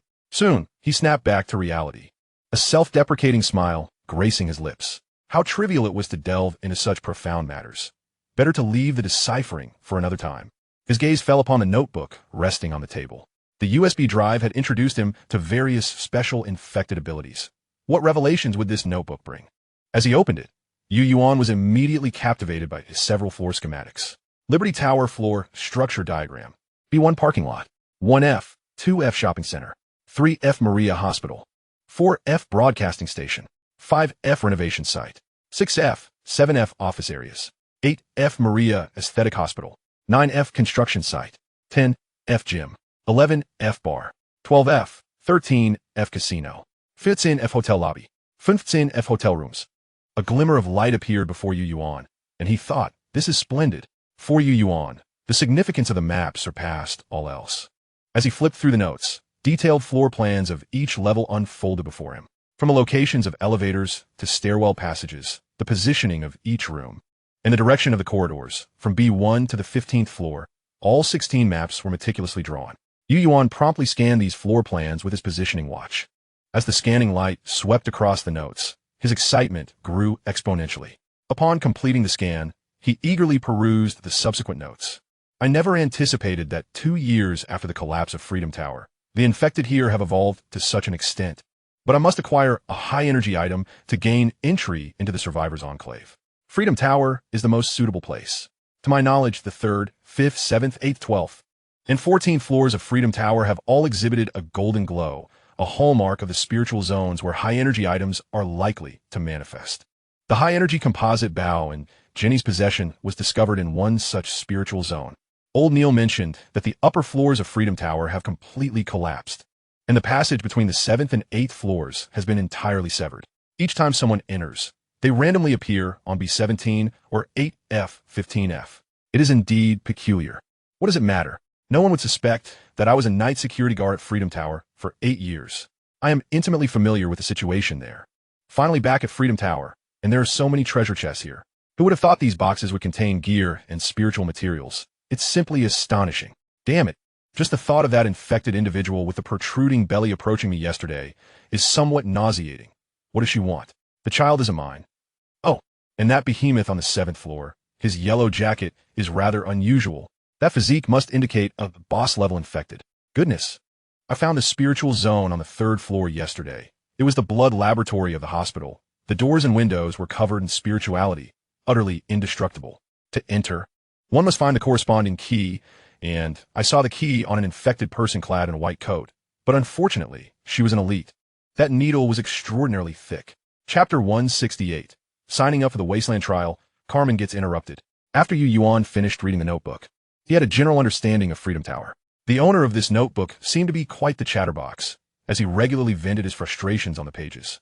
However, this also allowed Yuan to glean much insider information. This individual appeared to be a native of the world where Freedom Tower is located.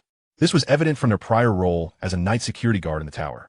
Moreover, they expressed a desire to join the Survivors' Enclave, which evidently has transformed into a world similar to Green Forest City. The situation may even be more dire. After all, although Green Forest City has endured the ravages of war and exhibited traces of spirituality, humanity remains intact, not having devolved into monsters. The emergence of spirituality manifests through spiritual beings and peculiar artifacts. Compared to the world surrounding Freedom Tower, it is undoubtedly a significant improvement. Yuan couldn't help but ponder. Perhaps the Aurora Animal Assistance Society's research on spiritual mutations in animals is not entirely a misguided endeavor. Through the musings in the notebook, Yuan understood how to maximize his gains in Freedom Tower. The areas of highest value are naturally the spiritual zones on the 3F, 5F, 7F, 8F, 12F, and 14F. After all, these are the locales where epic-level items can be obtained, rendering them immensely valuable. However, according to the subsequent information, these spiritual zones have become locked resource rooms. An entry requires corresponding key cards. If all goes well, the manager's office on the 7th floor mentioned in the USB video is one such locked resource room. Unfortunately, it seems he has not only transformed into an infected, but has also become a boss. The key card for the 7th floor is in his possession. Yuan sighed. He was still quite intrigued by the items left behind by this individual, besides the most valuable resource rooms. The next noteworthy prospect is the random treasure chests that appear on each floor. These chests vary, including ordinary wooden boxes, alloy boxes, weapon boxes, intermediate equipment boxes, and the highly coveted large resource boxes. There is also a probability of obtaining weapons and equipment with special effects, even crafting blueprints or materials tainted by spirituality. Furthermore, there exists a method of collection known as sweeping the floors. Indeed, it is simply referred to as scraping the ground. Of course, this is merely Yuan's interpretation. Much like his previous endeavors in gathering resources, anything that can be utilized can be collected: electronic components, office supplies, daily necessities, and so forth. Anything present within the tower can be salvaged, and each floor makes it easier to locate corresponding items. For instance, the probability of finding medical supplies is much higher on the hospital floor. There's also a chance to acquire special items tainted by spirituality.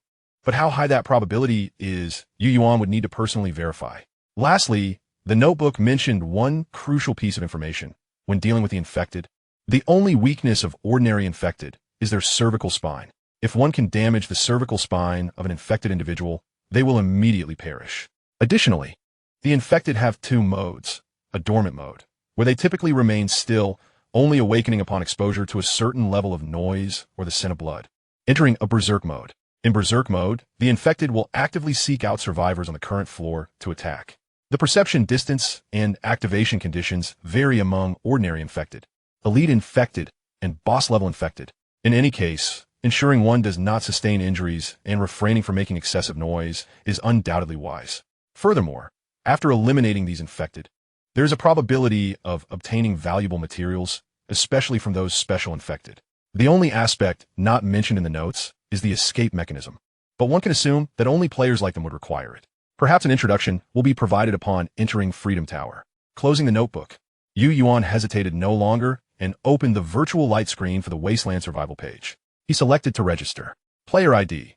Yuan successfully registered for the Wasteland trial, starting tomorrow at 8 a.m.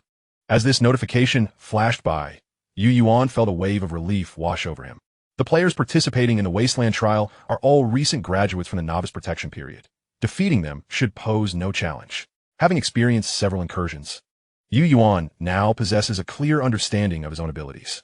Even if he cannot use firearms tomorrow, relying solely on the capabilities of the shadow of the district, title will suffice for him to navigate the environment with ease. Survival and even escape are no longer concerns. He merely needs to contemplate how to maximize his gains. He still needs to take a shot at those locked resource rooms, yet this event will last for 5 days. During the Wasteland trial tomorrow, he can take the opportunity to search for those key cards. Additionally, familiarizing himself with the terrain and comprehending the attack mechanisms of the infected, elite infected, and boss-level infected is essential. Thus, Yuan approached the whiteboard to commence his planning and preparations. At this moment, a convoy of armored vehicles was heading towards the 7th District. Within one of the vehicles, a thug glanced back at his companion. "Brother, Carmen seems to know his limits. He did not refuse your request." The individual seated in the back revealed a smile upon hearing those words. "Humph." Carmen merely stumbled upon a stroke of luck, unexpectedly reclaiming the corpse of Loris, a corpse of considerable significance, which is why he managed to seize the opportunity and become a commander.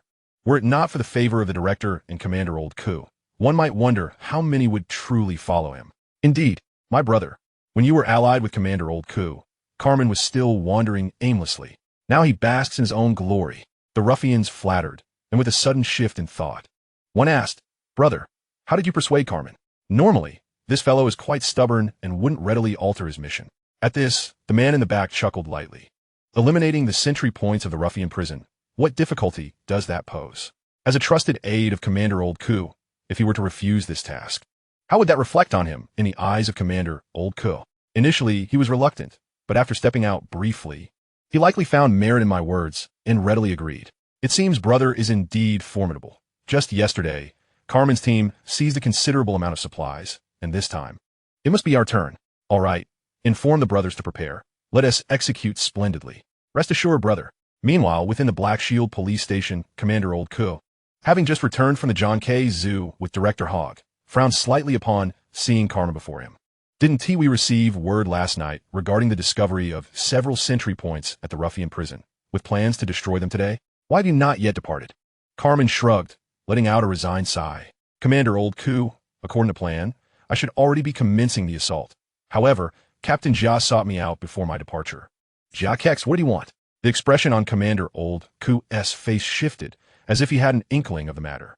Captain Jia said he wished to help alleviate some of the pressure, claiming it was your suggestion, Carmen said with a wry smile. You know I hold you in high regard. So bang. Old Ku kicked a chair behind him, sending it flying. He is courting death. Chapter 169, Soilless Cultivation Frame. The alpha wolf calls to the wolf's nest. Boom, boom, boom. Call for support. For the love of God, call for support. Jackex shouted, bloodied, to the ruffians behind him. Brother, the intercom is unresponsive. Before he could finish his sentence, an explosion hurled him away, and Jackex was also thrown into the air by the blast.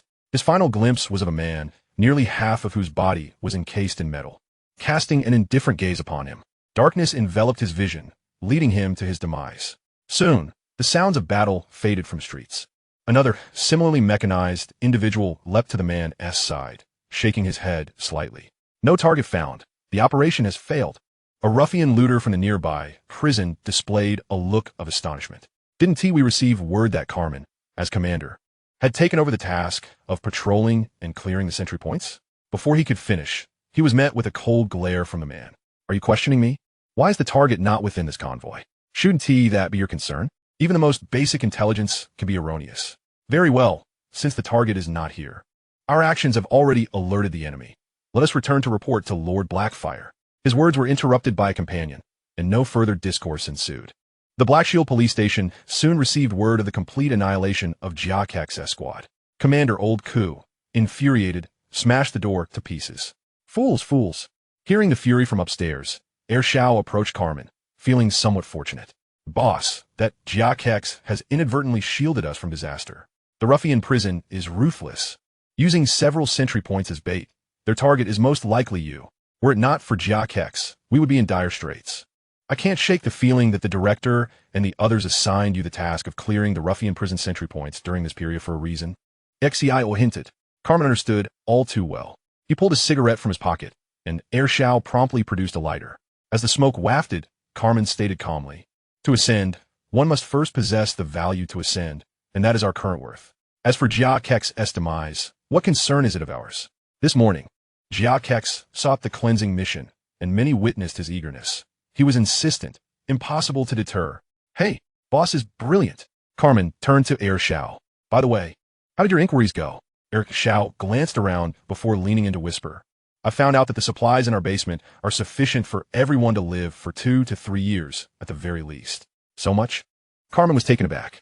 I heard that when the recent city unrest occurred, the director led a team under the pretext of suppressing the riots and forcibly requisitioned several supply depots from the east and south districts, not only acquiring vast food reserves, but also weapons, uniforms, and equipment.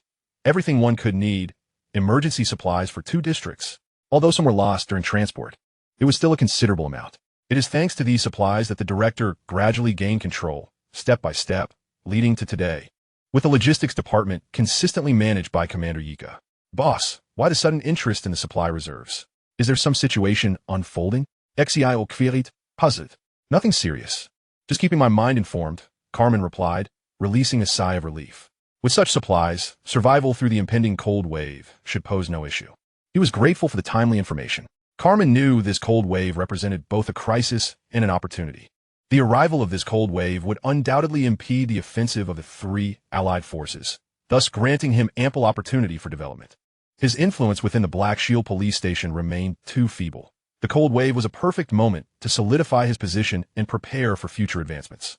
Just then, his intercom crackled to life. Carmen, come to my office. It was Commander Old Ku's voice.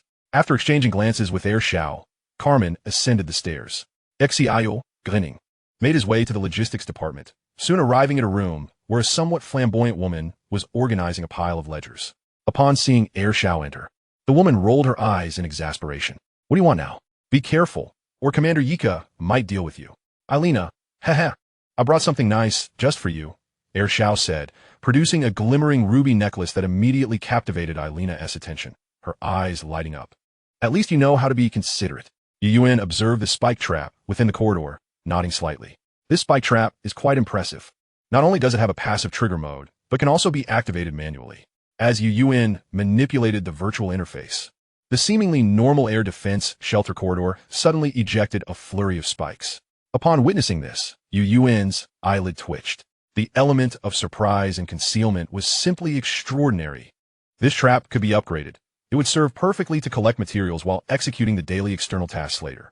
After inspecting the spike trap, Yuan returned to his hiding place. Approaching the mealworm cultivation box, he extracted a single mealworm, slowly dripping a drop of flower honeydew onto it. Watching as the dew was gradually absorbed and digested by the mealworm, he took out a ruler to measure its length. 28 centimeter. Yuan nodded in satisfaction. The effect of this flower honeydew was remarkable. This mealworm measured only 21 centimeters yesterday, but after just 1 drop of honeydew, it had grown by 7 centimeters in a single day. He wondered if, once the honeydew was fully consumed, he could cultivate it into a special individual. After encountering the delectable honey-seeking bee, Yuan found himself intrigued by the notion of unique specimens. Currently, the only insects he could cultivate were mealworms. He sincerely hoped that this nectar would not disappoint him. Subsequently, he inspected the hydroponic growing apparatus. Level 1 Soilless Cultivation Hydroponic Rack, Ordinary. Functionality, Seed Germination Rate 10. Growth Speed 10. As a Level 1 facility for soilless cultivation, the hydroponic rack was rather rudimentary. It consisted of a 4-tiered metal frame measuring 1,200 millimeters by 600 millimeters by 2,100 millimeters, equipped with planting trays, panels, growth sponges, a water pump, circulating water pipes, a water tank, and full-spectrum lighting. Yuan had completed the planting yesterday, sowing rosemary and carrot seeds obtained from the resource recovery dumpster. He was particularly eager about the rosemary. Calculating the time, he realized that by the time the rosemary matured, they would be nearing the second phase of the endless cold wave. At that point, the rosemary would prove invaluable. He then checked on the status of the muddy water arrow turtle and the green hair algae. A week had elapsed since the construction of the muddy water arrow turtle, yet there had been no sign of movement from the eggs. He could only wait patiently. Conversely, the growth of the green hair algae was promising. It had visibly increased in size, albeit still modest, which greatly encouraged Yuan. He had a 3-hour outdoor mission to complete that evening, so he needed to seize the moment to enhance his abilities. With that thought, Yuan approached the magazine display rack and picked up the book on swords, preparing to read. Just as he was about to head to the resting area, a sudden crackling sound of electricity erupted from the hiding place. Crackle, crackle. Alpha Wolf calling Wolf Nest. Alpha Wolf calling Wolf Nest. Chapter 170, Coyote Squad reestablishes contact, the Alpha Wolf's objective. The unexpected call startled Yuan momentarily. He quickly realized that it was the voice of the Coyote Squad. After nearly a week apart, he finally received news from them. Approaching the crafting table, he noticed a shortwave radio sitting on a nearby desk. The Alpha Wolf's voice emanated from this device. Alpha Wolf, Alpha Wolf, Wolf Nest received, Wolf Nest received. Yuan's voice came through a bit hurriedly. He held the Coyote Squad in high regard, and hearing from them again made him anxious. There followed a 2-minute silence, during which Yuan's expression grew increasingly grave. He attempted to call out once more, but received no response. Just as he began to speculate whether they had encountered some misfortune, the Alpha Wolf's voice finally resonated again. Alpha Wolf calling Wolf Nest. Alpha Wolf calling Wolf Nest. This time the transmission was much clearer and more coherent. Yuan immediately responded. Alpha Wolf, this is Wolf Nest. We have received your call. How are you faring? The reply came quickly. Fantastic. Wang, we finally made contact with you. Everything is well. Through the speaker, not only could he hear the Alpha Wolf's somewhat excited voice, but also the hushed murmurs of other members attempting to keep their voices down. It's Wang's voice. We've made contact. Eagle, your antenna is shaking like a sieve, affecting the signal. Raise it higher. Got it. This tree is really hard to climb. Quiet, came the voice of Fangtooth. Listening to their banter, a smile crept onto Yuan's lips. Alpha Wolf, everyone is unharmed, right? Wang, rest assured, everyone is safe and sound, thanks to Fangtooth. Following that, Yuan listened as the Alpha Wolf briefly recounted their accomplishments over the past week. Hearing that they had managed to secure 5 barrels of fuel left him momentarily speechless. The value of 5 barrels of fuel was self-evident. To earn that much in just a few days was an extraordinary return. Wang, what are our next plans? Upon hearing the Alpha Wolf's inquiry, Yuan pondered briefly. With the cold wave approaching, he had carefully considered the Coyote Squad's arrangements over the past few days and had developed a rough plan. Alpha Wolf, the situation in Green Forest City is becoming increasingly complex. For the time being, it would be best for you not to enter the city, nor should you undertake any long-distance missions. Yuan's tone grew serious. The Coyote Squad sensed the gravity of Yuan's demeanor and listened intently. There are at most 16 or 17 days left before an extreme cold disaster strikes, with temperatures plummeting to a minimum of 98 degrees. Yuan could hear 2 distinct gasps on the other end. He continued, this extreme cold disaster will last for 46 months, and it may even extend longer. I am currently searching for a safe haven for you, and it should be resolved within 10 days. During this time, your task is simple. Gather all available survival supplies around Green Forest City, and then wait for my orders. A profound silence enveloped the radio. Clearly, the Coyote Squad was taken aback by Yuan's words. What did a temperature of 98 degrees signify? Many dared not even contemplate it. Wang, are you serious? Although the Alpha Wolf's voice remained steady, a tremor was detectable. Yuan sighed. Indeed, so do not entertain any false hopes of hiding outside. That path leads only to death. Alpha Wolf, I can give you a maximum of 10 days to gather survival supplies. After 10 days, I will arrange a shelter for you. Remember, you must return to Green Forest City for disaster refuge. Not a single one of the 14 can be absent. This is my order. Can you achieve this? Upon hearing Yuan's directives, the Alpha Wolf regained his composure. Understood, Wang. Yuan nodded slightly, his tone softening. During this period, maintain contact with me every 3 days. This way, in case of any special circumstances, I can promptly inform you. Yes. As the radio emitted a static noise, Yuan let out a sigh of relief. Regardless of the circumstances, he had finally established contact with the Coyote Squad and conveyed the impending cold wave to them. The task of the Golden Luxury Card needed to be expedited. Tomorrow, he would assess the situation of the Wasteland trials, after which he could proceed with the genetic modification serum. Yuan opened the virtual light screen, and his survival points had astonishingly reached 2 million. Besides the profits from selling firearms and ammunition, the most significant gain came from defeating Star-Lord, from whom he plundered 50 of his survival point balance, resulting in a direct influx of 150,000 survival points. This became the catalyst for surpassing 2 million. The equipment and weapons from the invading players had also been entirely listed for sale, generating substantial profits. Yuan estimated that selling a single genetic modification serum would suffice to amass 300 0.000 points. Additionally, he hoped to unearth some high-value resources during tomorrow's Wasteland trials. To the west of Green Forest City lies the Hamin Strait, which separates the city from the western wilderness. To enter Green Forest City from the western wilderness, one must traverse the Hamin Bridge. At this moment, in a certain area of the western wilderness, all members of the Coyote squad wore grave expressions. The alpha wolf, Fangtooth, and the veteran sat in the center, while the others stood guard nearby. Do you think the disaster will truly come? Fangtooth asked, furrowing his brow. Although the news seemed somewhat implausible, given that Wang had stated it, it was highly likely to be true. Let's not forget, during the last capture of Lorries, our actions unfolded almost precisely as Wang had predicted. The veteran quietly articulated the facts. However, it was precisely because they understood the veteran's meaning that Fangtooth and the Alpha Wolf's expressions grew increasingly grim.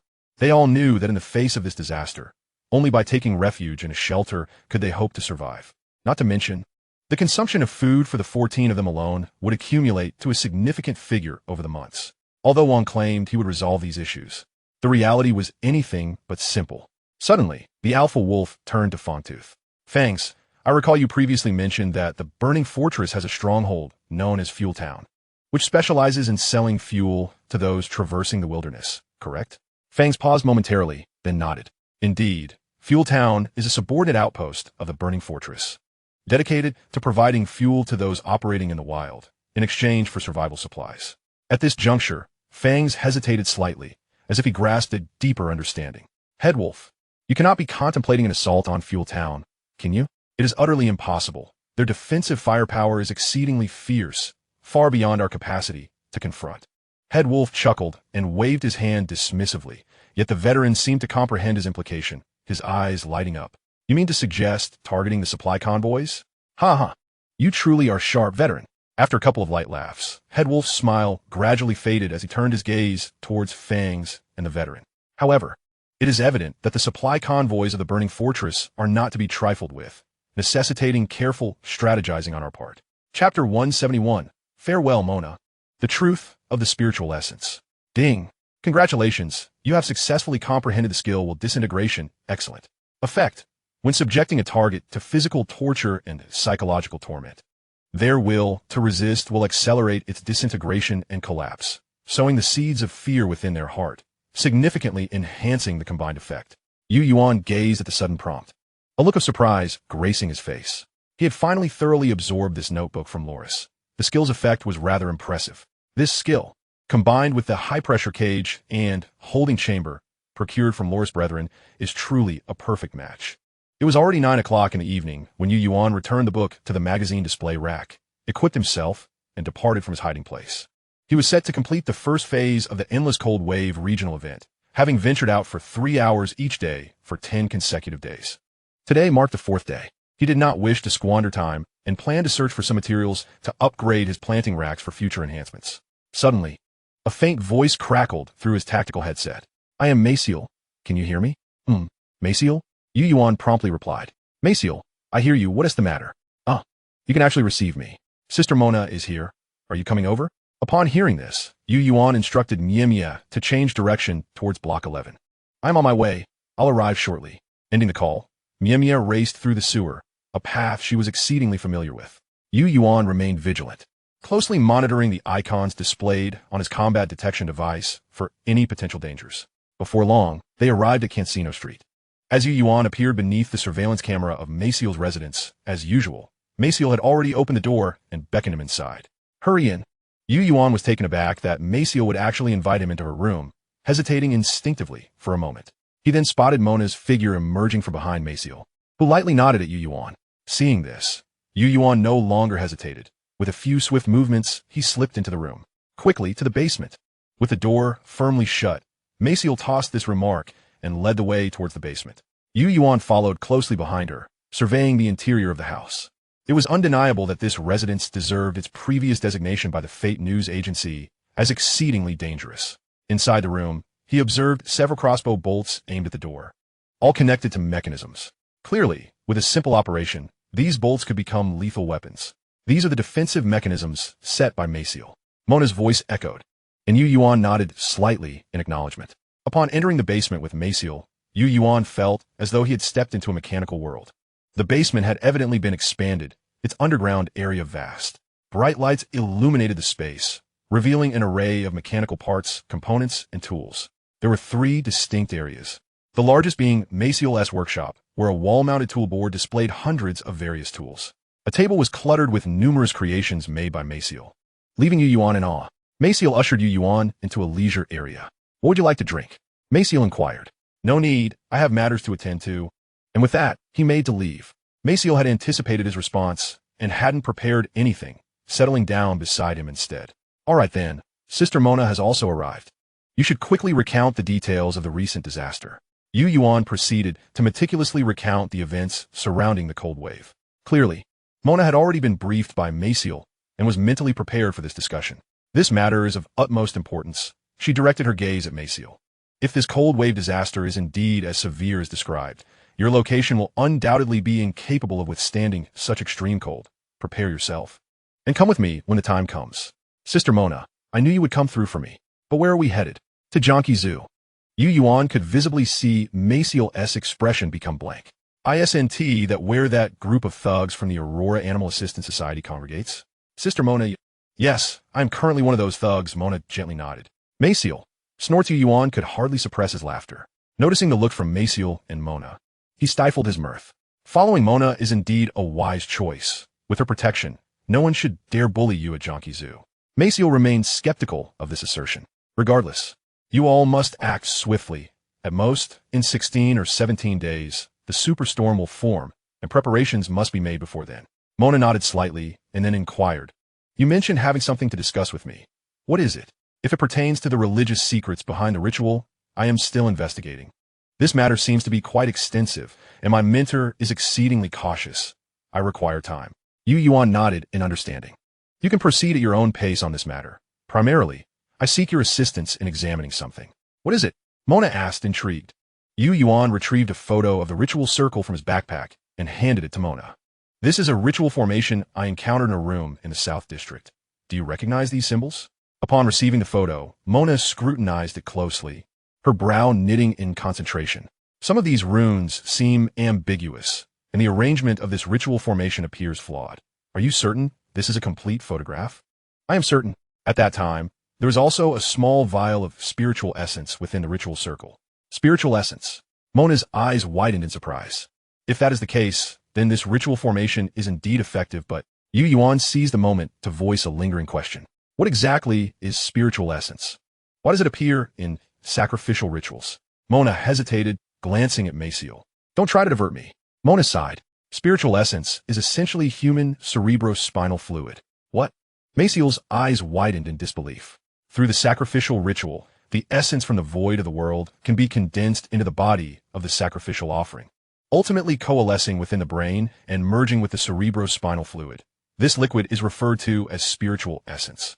Among the numerous sacrifices, it is only when humans serve as offerings that the quality of the spiritual essence is highest, with the least impurities.